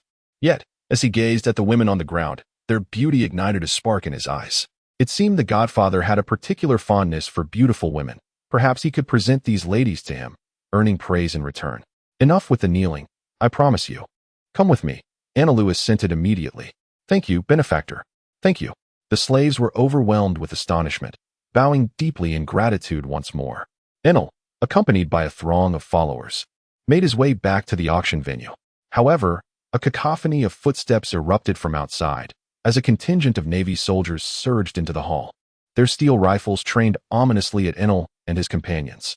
The enslaved individuals behind him turned pale with fear, crouching on the ground, paralyzed with trepidation. Hey, you are far too timid. They are merely a bunch of incompetent Navy soldiers. Is there really a need to be so frightened?" Enel remarked, exasperation evident in his tone. The leader of the Navy, a major with a grave expression, understood the gravity of the situation. After all, the individual before him was a senior officer of the Flame Tank Pirates, a user of the natural type rumble fruit, far beyond their capacity to confront. Nevertheless, Enel had attacked a celestial dragon, leaving them no choice but to act. "Enel, do you comprehend the consequences of assaulting a celestial dragon? The Marine headquarters has already dispatched a fleet. There is no way for you to escape," the Navy major intoned darkly. "The attack on the celestial dragon has nothing to do with me," Enel retorted, seemingly unfazed. The enslaved individuals, upon hearing Enel's assault on the celestial dragon, immediately fell into a state of panic, rising to raise their hands in frantic denial. One person spoke up, then another, and soon many slaves hastily distanced themselves from Enel. However, some remained on the ground, their expressions complex, not rushing to voice their thoughts.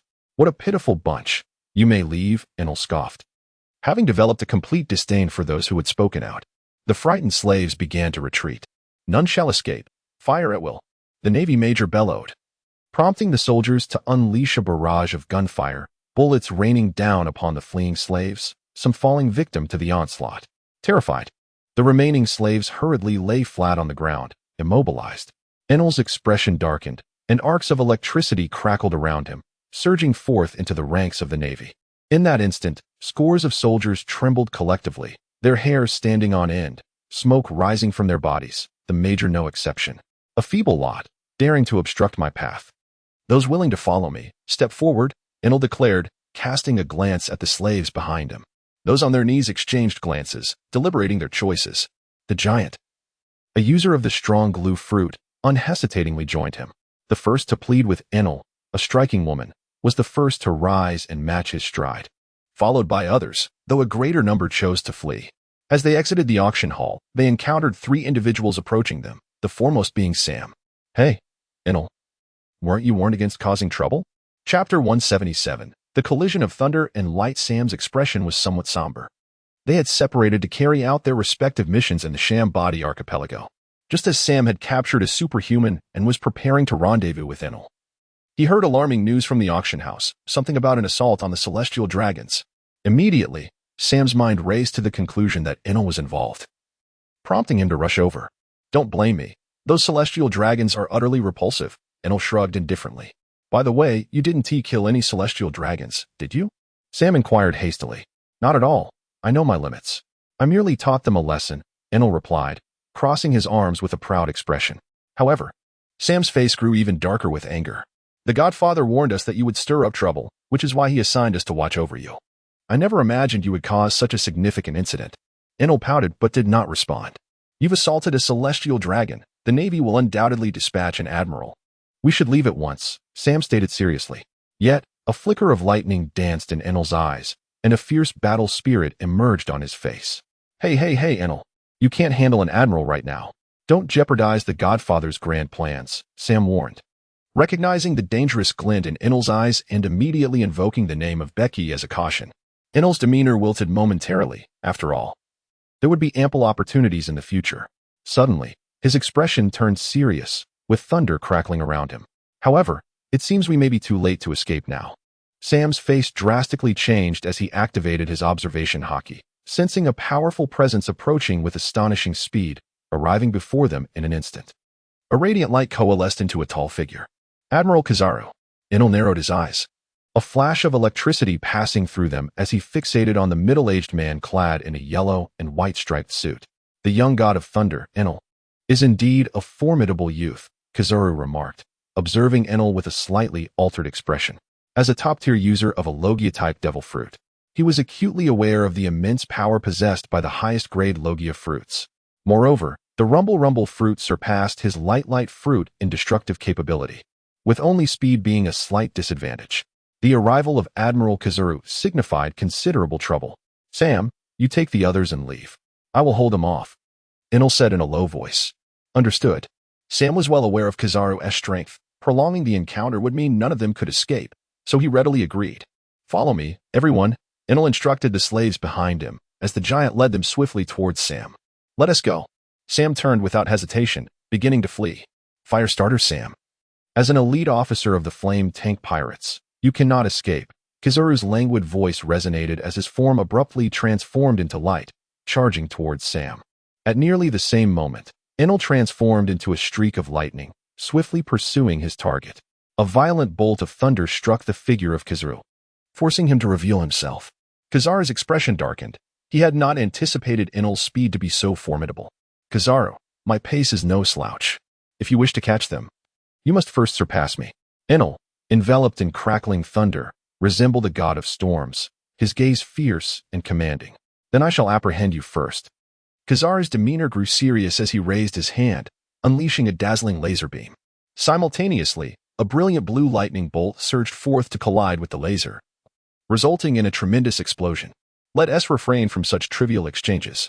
Enel scoffed, casually twirling his golden staff, while the rampant lightning emanated from it, spreading outward with ferocity. It was time to get serious. He could not allow them to escape. Kazara's expression shifted slightly, his body suddenly radiating an intense light that dazzled the eyes. In an instant, he appeared behind Enel, his long leg raised high. Have you ever been kicked at the speed of light? Kazara boasted with bravado. Indeed. As the Godfather had said, this fellow was insufferably arrogant. Enel smirked mockingly, and the thunder within him erupted, unleashing a torrent of lightning in all directions, particularly targeting Kizaru.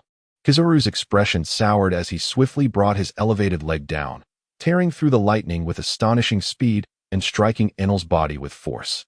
Enel instantly transformed into a burst of lightning, hurtling away and demolishing numerous buildings, ultimately collapsing amidst the rubble. Kazara raised his right foot, his trousers shredded by the lightning, revealing clear scorch marks on his lower leg, his expression grim. A bolt of lightning shot out from the shattered structure, coalescing into Enel's form, who also bore an unflattering expression. Despite having prepared a defense, he was still struck by Kazara's light-speed kick, shattering his lightning form and inflicting considerable damage. Yellow Monkey. Now you shall experience my assault. Enel, visibly irritated, morphed into lightning, darting through the debris with remarkable speed. He leaped into the air, crashing down upon Kizaru like a falling thunderbolt, his massive black foot, entwined with lightning, slicing through the air to strike Kizaru's head. This was an attack imbued with haki. Kazara dared not block it with his body. Instantly, he infused his hands with haki to brace against Enel's right leg. With a resounding crash, the ground beneath Kazara shattered, fissures radiating outward. In the next moment, Kizaru withdrew one hand and unleashed a laser, its astonishing speed piercing through Enel's body. Enel was sent staggering backward, landing several meters away, his chest punctured, yet lightning surged forth to mend the wound. As a fellow Logia user, your attacks hold no sway over me, Enel declared with a derisive chuckle. This is quite troublesome, Kizaru remarked, his expression unpleased. He brought his hands together, then pulled them apart, a brilliant light coalescing in his grasp, forming a resplendent mirror of light. Meanwhile, the radiance emanating from Kazara surged forth once more.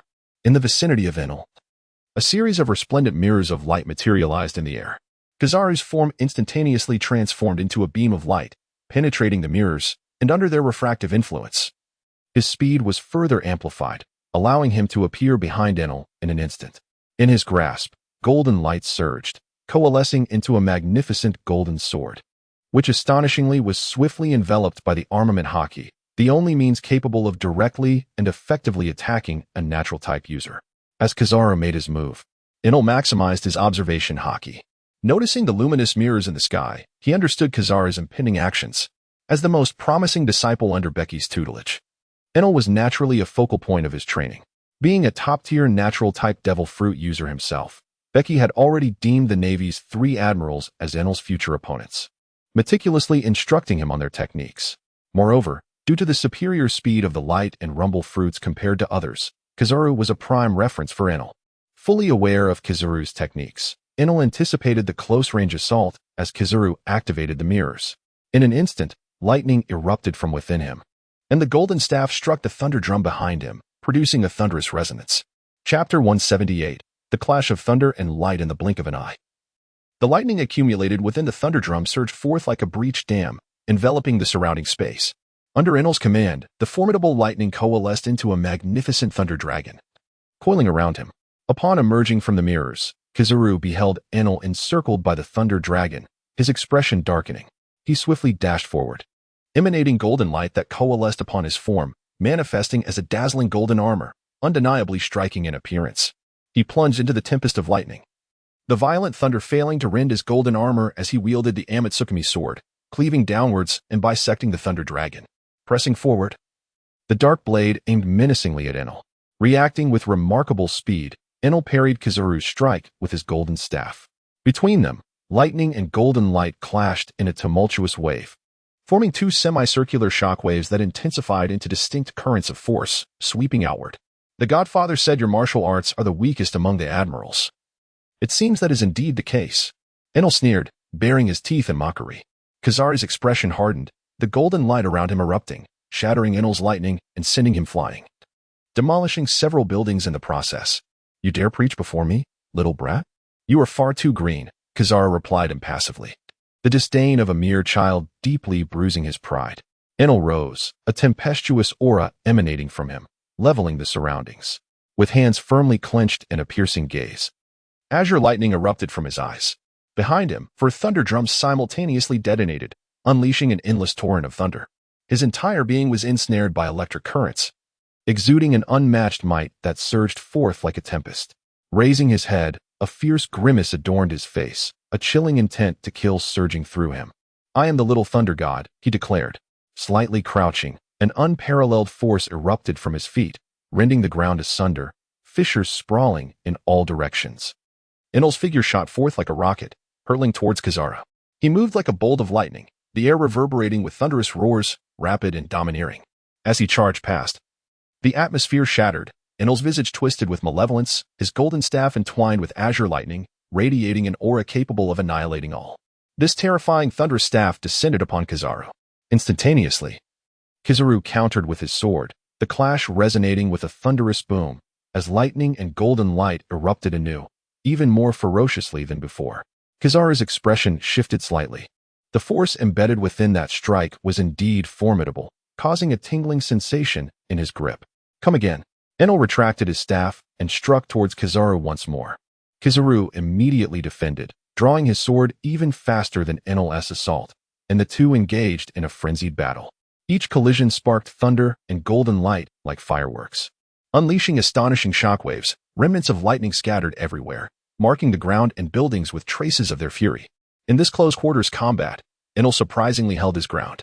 "Get lost," he roared, as Kizaru accelerated his assault, his right leg igniting with golden brilliance, striking like a dragon's tail, carrying an unassailable force towards Enel. The blow obliterated half of Enel's body, who transformed into a streak of lightning and soared away. Zipping through the air, a blue electric light streaked across the void, shining like a comet, crashing into a cluster of buildings, shattering them before finally colliding with a red tree, bringing him to a halt. As half of Enel's body exploded, an endless stream of lightning surged forth to mend his form. At that moment, a beam of golden light rapidly refracted through the air, approaching in mere breaths. 200 million volts, the wrath of the thunder dragon. Enel's expression hardened as the thunder drums behind him erupted with a terrifying and violent thunderstorm. Under Enel's command, it morphed into a colossal dragon-shaped lightning bolt, racing through the void towards Kizaru. Kizaru's countenance changed instantly, evading the dragon-shaped lightning just as countless buildings crumbled. A chasm tearing through the structures, extending a kilometer away. Countless rays coalesced around Kizaru, who, without a moment's hesitation, clasped his hands together and then pulled them apart. A dazzling light rivaling the sun bursting forth. Shakachiong hook.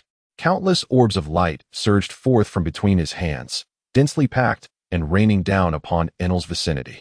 200 million volts. Thunderstorm. Enel smirked coldly, striking the golden staff against the thunder drums once more, unleashing a terrifying torrent of thunder that enveloped him. With a thunderous roar, Enel unleashed a torrent of thunder that split the sky, transforming into countless minute bolts, coalescing into a vast azure wave that surged towards Kizaru. The raindrop-like bolts, numerous as a deluge, aptly named thunderstorm, collided with the formidable light projectiles, instantly erupting into a series of explosive detonations. The cataclysmic explosions sent shockwaves that shattered the surrounding structures. "How do you like this? This technique was specifically devised to counter your 8 Shaku-JG," Enel proclaimed, his laughter echoing with arrogance.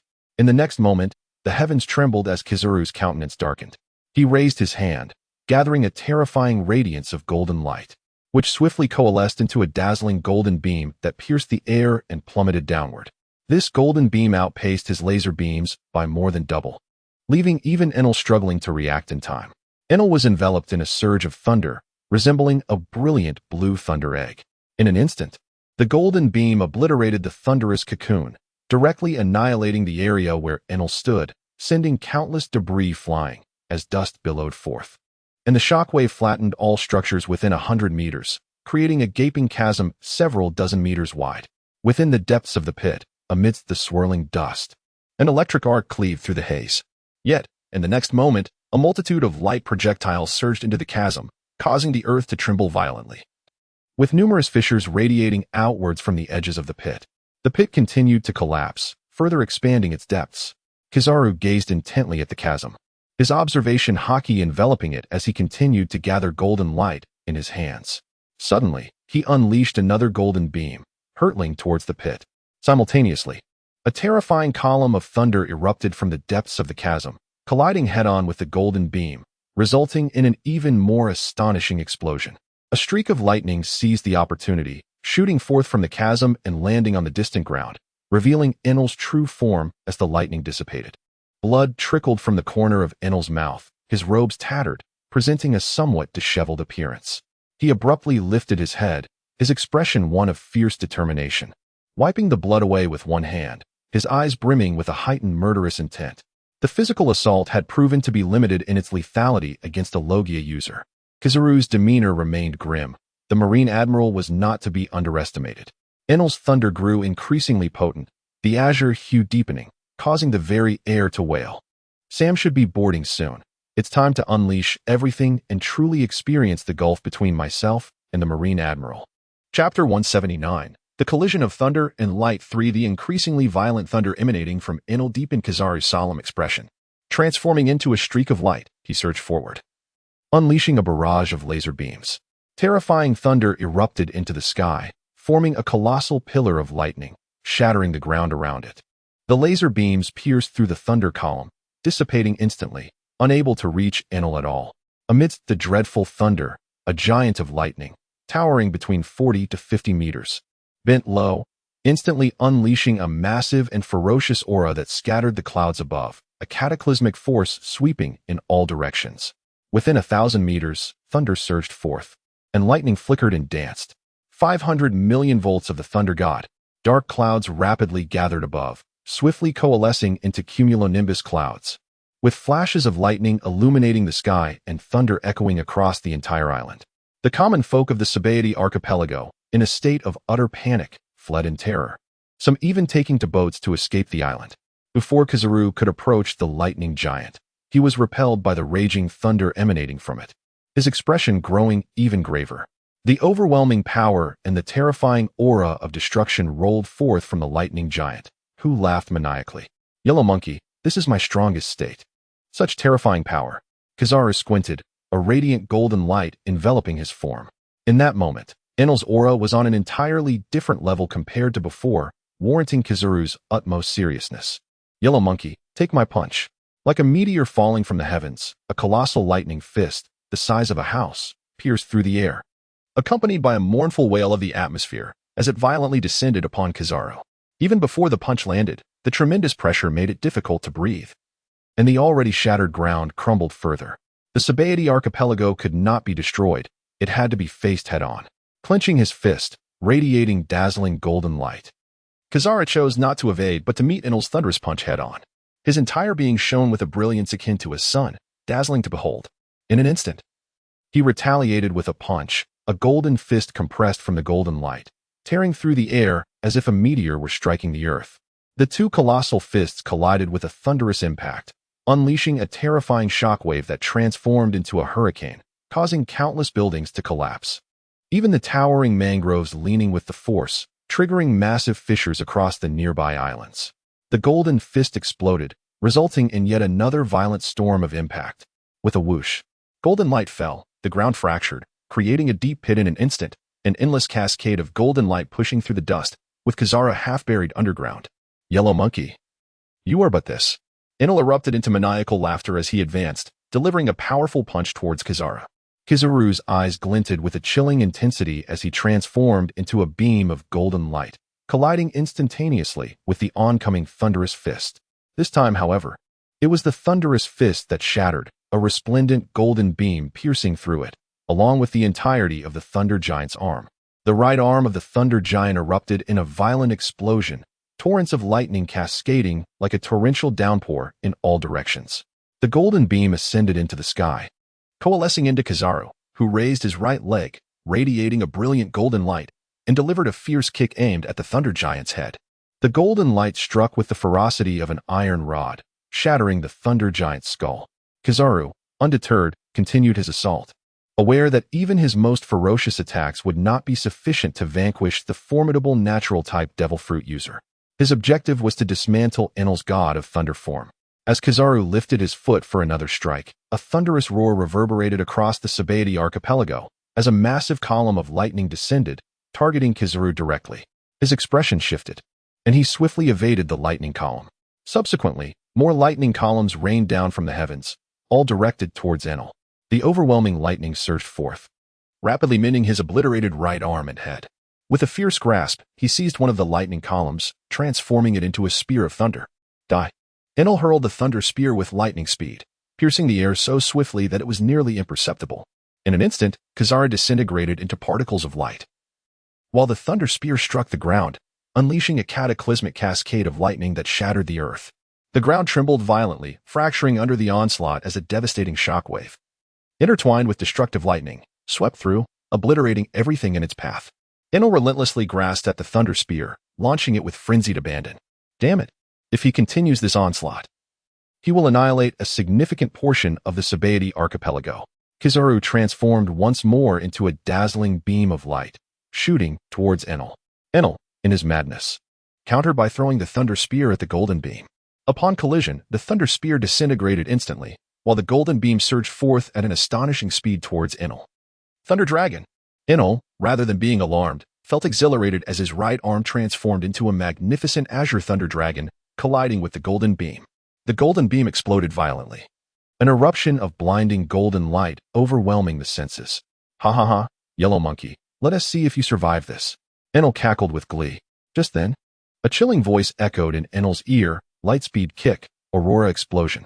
A brilliant golden light suddenly pierced through the body of the thunder giant, swiftly transforming into the figure of Kizaru, who materialized behind Enel. With his right foot enveloped in radiant light, he delivered a powerful kick to the thunder giant, unleashing a terrifying force that obliterated the colossal being, towering at 40 to 50 meters high. An endless surge of thunder erupted outward, creating a shockwave. A bolt of azure lightning instantly struck the ground, penetrating the earth and reducing countless stones to dust. Amidst the shattered terrain, Enel knelt on the ground, his back battered and the thunder drum behind him shattered, leaving gruesome wounds that bled profusely. His expression darkened. Had he not instinctively defended himself, he might have suffered a crippling blow. You are remarkably resilient to have survived that, he thought. Kizaru wiped the blood from the corner of his mouth, taking a few heavy breaths, his own expression grim. The fact that his full-force strike had not dispatched Enel left him quite displeased. Next, your luck will run out. Kizaru's body radiated brilliant light once more, and mirrors of light materialized in the air, refracting his image at great speed. You think it will be easy to kill me? Enel's face contorted with rage as thunder roared around him. Endless lightning enveloped him, and his observation haki extended to capture Kizaru's movements within a radius of several dozen meters. In an instant, a golden light appeared behind Enel, as Kizaru's elevated leg prepared to strike again. Enel rolled forward, narrowly evading the lightspeed kick that detonated the ground beneath him. In a flash, Kizaru executed another kick, unleashing a staggering wave of golden light. Enel raised his arms, his haki enveloping them, as the golden shockwave propelled him several dozen meters away. 50 million volts, Thunderbird. Enel dispelled the residual golden light, unleashing a torrent of mighty thunder that transformed into a ferocious Thunderbird, soaring towards Kizaru's new position. Kizaru responded with a crushing leg that shattered the Thunderbird upon impact. Chapter 180. The supergiant sulfur shell. Without delay, Kizaru surged towards Enel, who raised his hands, sending forth two fierce bolts of lightning. Kizaru deftly evaded the strikes and closed in on Enel with remarkable speed, gathering golden light in his hand to form the Amatsukami sword. Its blade darkened and enveloped in haki. He swung the sword with incredible velocity, aiming directly at Enel. Enel braced himself, enveloping his arms in haki to withstand the blow. In the next moment, an overwhelming force struck him like a tsunami, sending him flying and crashing into the ruins, causing them to collapse further and bury him beneath the debris. With a resounding explosion, the ruins shattered as a bolt of lightning surged forth, plummeting to the ground. Damn it! Enel wiped the blood from his mouth, his expression fiercely somber.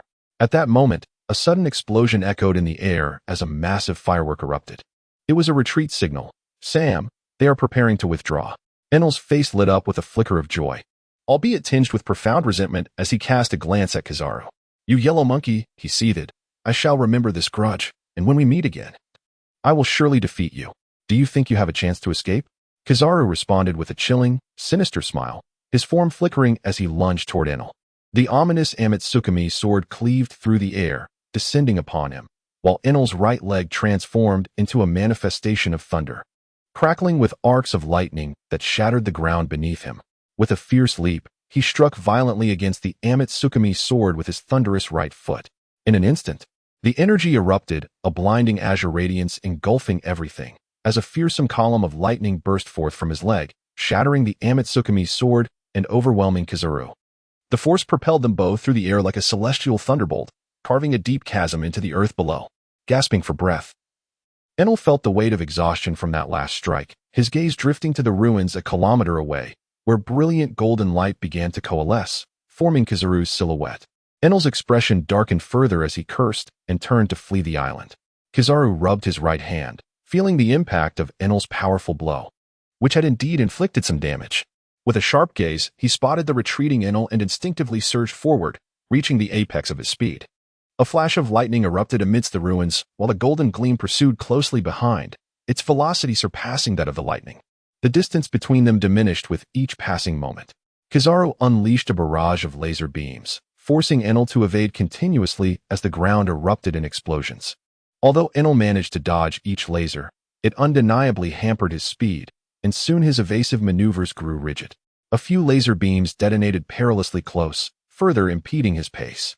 Seizing the opportunity, Kizaru unleashed a flurry of laser beams that enveloped the area around Enel, detonating almost simultaneously and reducing his vicinity to rubble. Amidst the swirling dust, a bolt of lightning surged forth, with Enel sliding across the ground for several meters.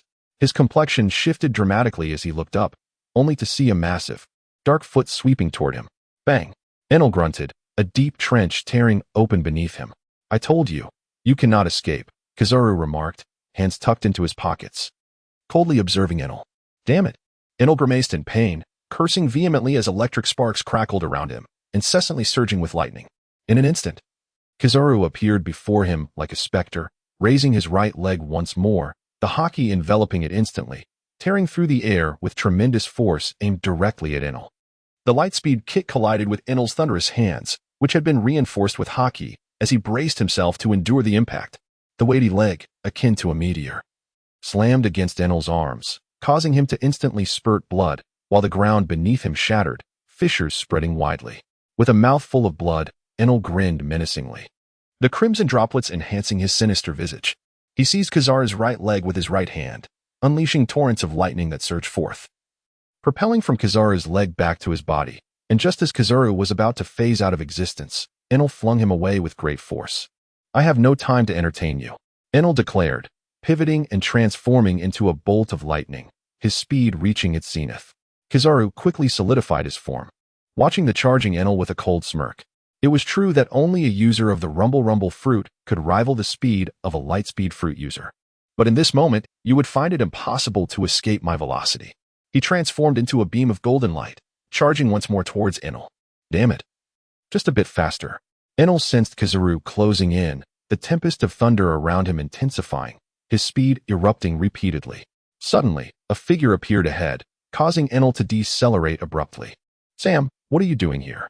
Enel exclaimed urgently. Of course, I'm here to rescue you. I knew you wouldn't stand a chance against an admiral, Sam replied, a broad smile breaking through his serious demeanor. Enel felt a surge of warmth at his words, but quickly grew anxious. Sam, the yellow monkey is formidable. We must flee. Sam gazed intently at the approaching golden light, his expression turning grave. A fine, pale yellow dust began to swirl around him as he raised his hands high, the particles converging rapidly into a 10-meter-tall sphere, exuding a potent and acrid odor. Is that sulfur? Kizaru halted suddenly, immediately discerning the composition of the massive sphere. The pale yellow dust emanating from Sam was sulfur dust. He had merged with the sulfur fruit of Bisak Bon, becoming a being of sulfur capable of generating this powder. Enel, let him experience my supermassive sulfur cannon, Sam declared. Sam erupted into laughter as he propelled the sulfur sphere directly towards Yellow Ape. Enel immediately unleashed a tremendous bolt of lightning, cleaving through the air to strike the sulfur sphere, which erupted in a cataclysmic explosion, engulfing the surroundings in flames. The deafening roar of the blast reverberated throughout the Caponebeque archipelago. The devastating shockwave swept across the land, shattering the ground as if an earthquake had struck, flattening everything in its path. Even Yellow Ape was unable to withstand such annihilating force, being thrust 1,000 meters away in an instant. Enel and Sam were similarly propelled by the shockwave, creating a significant distance between them and Yellow Ape. Two figures plummeted to the earth, with Enel and Sam in a dire state. The thunderous armor enveloping Enel shattered instantaneously, a testament to the sheer horror of the explosion's force. Sam, couldn't you have crafted a smaller sulfur sphere? Enel gasped, blood spilling from his lips, his face ashen and weak. Sam's expression mirrored his distress. If I had made it smaller, how could we have driven back Yellow Ape? Enough with the complaints. We must flee. Sam grasped Enel and dashed towards the island's edge. Yellow Ape crawled from the debris, his face flushed as he could not contain a spurt of blood. He had been closest to the explosion and bore the brunt of the shockwave. Though he had hastily elementalized, the impact was still overwhelming, causing excruciating pain to his insides. His countenance was dark with fury as he surged forward, accelerating towards the island's edge, only to witness a ship break through the waves, soaring into the air, swiftly distancing itself from the Caponebeque archipelago. As he leaped into the air to pursue, intending to obliterate the vessel with a light blast, a pale yellow sulfur storm drifted overhead, crackling with lightning. Suddenly, the entire area ignited in a fiery explosion, forcing Yellow Ape to retreat once more. Yellow Monkey, next time, I shall defeat you, Enel shouted from the ship's stern, venting his frustration and resentment. Next time, I will ensure your demise. The ominous gaze of the Yellow Ape flickered with an intense, murderous intent. In Chapter 181, Enemies from the Sky Island, Enel rose to fame on the Caponebeque archipelago. He is a top-tier user of the Goro Goro no Mi, a formidable natural-type devil fruit, capable of evading the Yellow Ape's grasp. The potential Enel exhibited was undoubtedly on par with that of the younger admirals of the Navy. The Navy held Enel in particularly high regard, and Fleet Admiral Sengoku often found himself troubled by Enel's portrait. Enel's bounty naturally surged dramatically, nearing 700 million, second only to Bucky and Moria. During this period, the officers of the fire tank pirates recklessly captured devil fruit users across the 4 seas in the first half of the Grand Line, resulting in a rise in bounties for all officers. However, Enel's increase was particularly extravagant. The highest increase among the others was for Little Oars, who refrained from utilizing his devil fruit powers, as no one in the 4 seas or the first half of the Grand Line could compel him to unleash his full strength. Currently, all valuable devil fruit users in the 4 seas and the first half of the Grand Line have been captured, and efforts are now underway to apprehend users in the New World. To avoid conflict with the fearsome pirates, only a few, including Little Oars, have ventured into the New World, while the rest of the officers remain on the Sky Island. On the Sky Island, at the Beast Training Camp, Enel, bandaged and brandishing his bounty poster before Weber, was brimming with pride. Look, 68 million berries. I am just 50 million shy of Uncle Moria. Soon, I shall surpass him and become the second strongest disciple under the Godfather. Yet you have been reduced to this state by the Yellow Ape, Weber scoffed. Enel's expression faltered, his mood souring. That old man is indeed powerful. I am not his match yet. But give me 3 years, no. Just 1 year, and I shall be able to fight him to a standstill. In 2 years, I will defeat him. Stop boasting, Enel. You won't be able to match the Yellow Ape without 5 to 8 years of effort, Weber retorted. However, a confident smile spread across his face as he became enveloped in lightning. I am different. Within 5 years, I will certainly be able to contend with the Yellow Ape. Why did lightning also manifest around Weber? It was because he had fused with the former admiral, Simon, acquiring the powers of the mythical Zoan-type thunder lizard fruit. In terms of potential, he was only slightly inferior to Enel. Moreover, the thunder lizard fruit, belonging to the mythical Zoan category, enhanced physical strength, making Weber's martial arts slightly superior to Enel's. With the amplification from the thunder lizard fruit, his physical capabilities soared, compensating for the minor gap in potential. Like Enel, Weber was being cultivated toward the ranks of an admiral in the Navy. Even if he did not reach the level of an admiral in the future, he would still be among the top combatants of the fire tank pirates. Humph, do not think that just because you have acquired the thunder lizard fruit powers, you can surpass me, Weber. You are still far from it. An enraged Enel scoffed. Then let us compete and see who can defeat the admiral first. Weber, brimming with confidence, thought to himself that had it been in the past, Before acquiring the thunder lizard fruit, he would have certainly lagged behind Enel. However, the circumstances had changed. The thunder lizard fruit bestowed upon him an abundance of self-assurance, and he was utterly confident in his ability to surpass Enel. "I fear you not," Enel replied without hesitation, accepting the challenge. "We shall see," Weber declared, his face alight with certainty as he stepped onto the cloud bridge, heading towards Beast Island to further hone his fruit abilities. Since obtaining the thunder lizard fruit, Weber had been training with an almost frenzied zeal, and Enel knew he could not underestimate him. "No, I must train as well. I cannot allow him to catch up. I am the strongest disciple under the Godfather," Enel murmured, watching Weber's retreating figure. Ignoring his own injuries, he too ascended the cloud bridge to commence his training. As Becky and her companions discreetly apprehended the ability users in the New World, a diminutive pirate ship floated in the air beneath the clouds. This vessel was tethered to an enormous hot air balloon, which enabled it to soar above the ground. The pirates aboard the ship bore anxious expressions. Traveling in such a hot air balloon was exceedingly perilous. Previously, several pirate ships had plummeted from the skies, shattering upon impact and resulting in considerable casualties among the crew. Currently, this pirate ship hovered 6,000 to 7,000 meters above the ground, and should the hot air balloon rupture, the entire vessel would descend rapidly, leaving no survivors. The pirate navigating the hot air balloon exercised utmost caution, meticulously adjusting the direction to maintain a stable ascent against the high-altitude winds. This ship belonged to the fearsome pirate crew's advance team, tasked with scouting the air island. The method of flight utilizing the hot air balloon was a technique developed by the scientific division of the world government. Unlike conventional hot air balloons, this one could be maneuvered through the wind, thus avoiding being swept away in the upper atmosphere. After testing this method, the fearsome pirate crew dispatched their advance unit to investigate the situation on the island. Not far from this pirate ship, 4 other hot air balloon vessels floated. Also part of the earlier expedition, the advance unit was composed of 10 miniature pirate ships. However, while traversing the clouds, some ventured into the cumulonimbus layers, resulting in the balloons being struck by lightning, leading to catastrophic falls. Others encountered fierce winds that propelled them farther off course.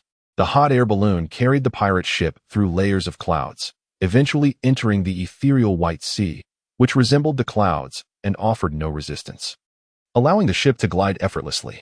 "Where are you now?" A burly man with a scarred face suddenly heard a voice crackling from the snail phone in his hand. The transmission was intermittent, and communication at such heights was proving to be somewhat delayed.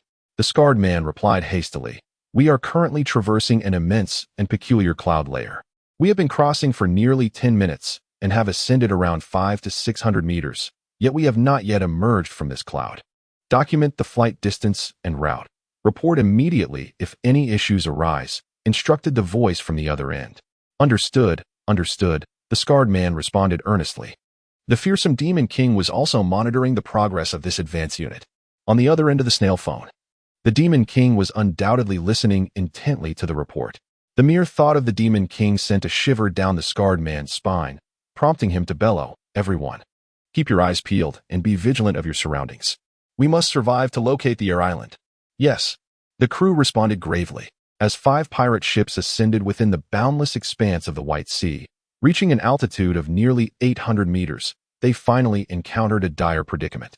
Creatures from the ethereal realm of the White Sea, known as, launched a sudden assault. Strange and grotesque beasts emerged silently from the depths, appearing beside the pirate vessels before the crew could even react. A colossal octopus, swollen like a balloon, ensnared one of the pirate ships, its massive tentacles tearing the miniature vessel apart, sending all aboard plummeting into the abyss. The writhing appendages of the beast seized them, shoving them into its cavernous maw. Chapter 182. The Aerial Beasts. What transpired aboard ship number 7? Why were their screams echoing from within? "Hello, hello, ship number 7, respond at once." The terrified pirates aboard the other vessels heard the agonizing cries from the ship that had been decimated by the octopus, but there was no reply, sending a wave of panic rippling through the remaining 4 pirate ships. "Everyone, stay alert. Quickly scan your surroundings," the scarred giant shouted urgently into the transponder snail, cautioning the crews of the other 3 ships. No sooner had he spoken than his expression shifted dramatically. He unsheathed his long blade with a swift motion, leaping onto the ship's edge and cleaved through the clouds, splitting a flat aerial fish of considerable length in twain. There are monsters lurking within these clouds. Exercise caution, the scarred giant warned gravely. Yet, his words came too late. 2 more screams erupted from the transponder snails, indicating that 2 additional pirate ships had succumbed to the onslaught of them. Increase altitude to maximum speed. The scarred giant commanded the balloon operators, who promptly activated the flame jets. A towering blaze surged skyward, causing the balloon to swell to its fullest extent, propelling the pirate ship upwards with astonishing force. With a furrowed brow, the scarred giant fixed his gaze upon the vast, white expanse surrounding them. The clouds began to roil ominously as numerous burst forth, attacking with alarming speed, their jaws brimming with razor-sharp teeth. The crew cried out in terror as the creatures assaulted the ship, their anguished pleas filling the air. Demonstrating formidable prowess, the scarred giant wielded his blade with remarkable agility, dispatching the aerial fish with explosive precision. "Protect the balloon," he urged, swiftly making his way to the control area to safeguard the vessel. Fortunately, they did not breach the balloon, and under the giant's leadership, they repelled the attacking creatures, allowing the pirate ship to ascend rapidly above the White Sea. Flying at a height of several dozen meters above the White Sea, the pirate ship traversed the vast, endless expanse. The scarred giant's face darkened with concern. "Damn it, the others have yet to ascend. It's just us now. Captain, what shall we do next?" A trembling pirate inquired nervously. "What else is there to do? We must continue our exploration of the Sky Island. Can we even return?"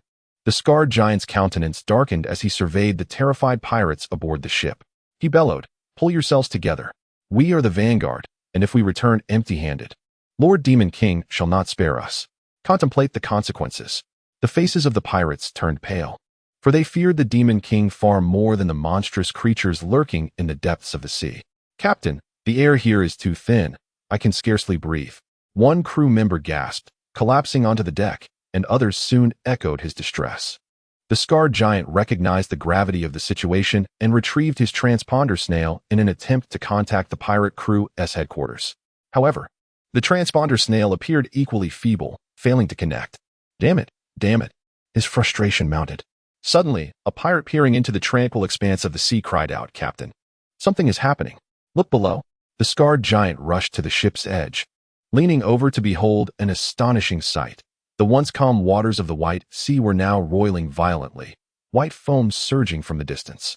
His pupils dilated as he witnessed a colossal void beast erupting from the depths. This beast bore resemblance to an octopus, with numerous tentacles and a remarkably flat body akin to that of a manta ray, stretching dozens of meters in length and width. Even more bizarre, it possessed a flattened serpent-like head, emblazoned with the number 43 atop its crown. Its tentacles emerged from the sea, each extending several hundred meters in length and measuring 5 to 10 meters in width. What manner of creature is this? The sight left everyone utterly bewildered. Abruptly, its tentacles flared like wings, enabling it to soar into the sky. The monstrous void beast hovered above, its immense serpentine head fixated on the pirate ship, eyes gleaming with a savage light. What in the world is this beast? The scarred giant felt his heart race and cold sweat bead upon his brow. As the grotesque creature launched its assault, its enormous, flat tentacles came crashing down. The scarred giant swiftly retaliated, wielding his sword with all his might to counter the strike. Sparks flew as the tremendous force hurled him away, shattering the deck beneath him. How is this possible? The scarred giant was struck with terror, while the other pirates hastily unleashed their firearms. However, the bizarre sky beast's tentacles were as unyielding as iron, rendering the bullets ineffective. With a swift motion, it struck down upon all the pirates. The tentacles of the peculiar beast crashed onto the pirate ship, shattering it in an instant. The creature let out an exuberant roar, opening its massive maw, which spanned several dozen meters, and devoured the entirety of the shattered vessel. Its colossal form floated through the air, descending towards the pristine sea. At that moment, a small boat was braving the waves on the white waters, rapidly approaching the strange sky beast. Glimpsing the vessel, the sky beast momentarily flickered with a savage light, but refrained from attacking, gently settling onto the surface of the tranquil sea. The boat docked beside the creature, revealing a group of expressionless soldiers clad in uniforms and sunglasses. They were replicants tasked with patrolling the White Sea. Sky Beast number 43. "Regurgitate the pirate ship you just consumed," commanded the leader of the replicants from the bow of the boat. The Sky Beast, a product of the military organization under Bege, was a colossal entity born from the fusion of the sky beasts within the White Sea, orchestrated by Ben Kosa, with Brooke resolving the sole dilemma in the implementation of control methods such as fusion bombs. A formidable squadron of sky beasts was established to patrol and safeguard the White Sea and the ocean beyond. Sky Beast number 43 appeared somewhat reluctant, emitting a couple of cries before obliging, spitting out the remnants of the shattered pirate ship along with several pirates severely corroded by gastric acid. Meanwhile, a hot air balloon descended upon the White Sea. This incident was of grave significance, necessitating the return of all findings to the Sky Island. The replicant leader's expression turned serious as his subordinates promptly gathered the wreckage of the pirate ship and the pirates, and the boat swiftly departed. Sky Beast No. 43 submerged into the White Sea, vanishing rapidly. The incident involving the advance team of the fearsome pirate crew was immediately reported to Becky, who returned from the Wild Beast Island. Observing the wreckage of the pirate ship and the hot air balloon, his expression grew grave. From the surviving pirates, "We have gathered intelligence indicating this is the advance team of the fearsome pirate crew, tasked with scouting the conditions of the Sky Island. They have already discovered a method to land on the Sky Island," Sam stated solemnly. "Reinforce the patrols of the White Sea and the ocean, and have Kosa fuse more powerful sky beasts to guard the two vast domains. Additionally, ensure the replicant army conducts round-the-clock patrols of both sea regions, reporting any anomalies immediately. The military forces on the island shall enter a state of readiness. Upon any threat, they must act without delay." Becky issued a series of commands. Becky gazed out at the vast expanse of the White Sea, a sudden smile gracing her lips. "This is my territory. Approaching the Sky Island is no simple endeavor." Chapter 183. The fruit of passage in the New World. On Barossa Island lies a transitory haven specifically designed for pirates to rest, indulge in leisure, and recuperate. The island is home to a small town bustling with pirates, offering gambling, red light districts, taverns, and all manner of revelry, perpetually lively day by day. On this island, there exists no concept of ordinary citizens. Its inhabitants are primarily pirate criminals, each hand stained with blood. In the heart of the town, throngs of people pass by, and nearly everyone bears a blade or a firearm at their side. Even the seemingly frail maiden or the innocent child may be tainted with the weight of lives lost. Here, rules are non-existent. A mere disagreement may escalate into a brawl at any moment, and the loss of life is tragically commonplace. It would be abnormal for several homicides not to occur daily, with the deceased disposed of like refuse into the sea.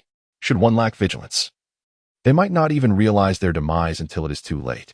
On this day, a colossal pirate ship of unprecedented size approached the island, its massive hull dwarfing the other vessels in the harbor, rendering them akin to mere infants.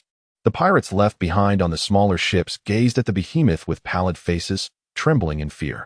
Upon the deck of this formidable pirate ship stood an extraordinarily towering giant, adorned with a straw hat and wielding a colossal blade measuring several meters in length. His gaze calm as he surveyed the town below. This was the giant ship, the flagship of the Flame Pirates, helmed by the fearsome demon, Oz. Experienced pirates recognized both the mammoth vessel and the imposing figure on its deck. Indeed, the giant was none other than Little Oz Jr., and the ship he commanded was a magnificent creation of the artisans of the Sky Island, aptly named the Giant Ship. This vessel was a sanctuary for giants, a pirate ship that belonged to Captain Oz, the scourge of the shrimp pirates. On board the giant ship, a crew member pointed towards one of the many pirate vessels in the harbor, exclaiming. Little Oz turned his gaze in that direction, then took a bold stride, leaping onto the island and striding purposefully towards the targeted pirate ship. The pirates left behind on the shrimp pirates vessel were rendered pale with fear. With a single hand, Little Oz seized the shrimp pirate ship, lifting it effortlessly and casting it down onto the ground, causing the pirates aboard to be thrown into disarray. "Where's your captain?" Little Oz inquired, his blade aimed at a young pirate, his voice resonating with authority. The blade was longer than the height of the young man. Its razor-sharp edge pressed ominously against his head, inducing a near loss of control over his bodily functions. "The captain is in town, drinking," the trembling pirate stammered. "Wait for me here.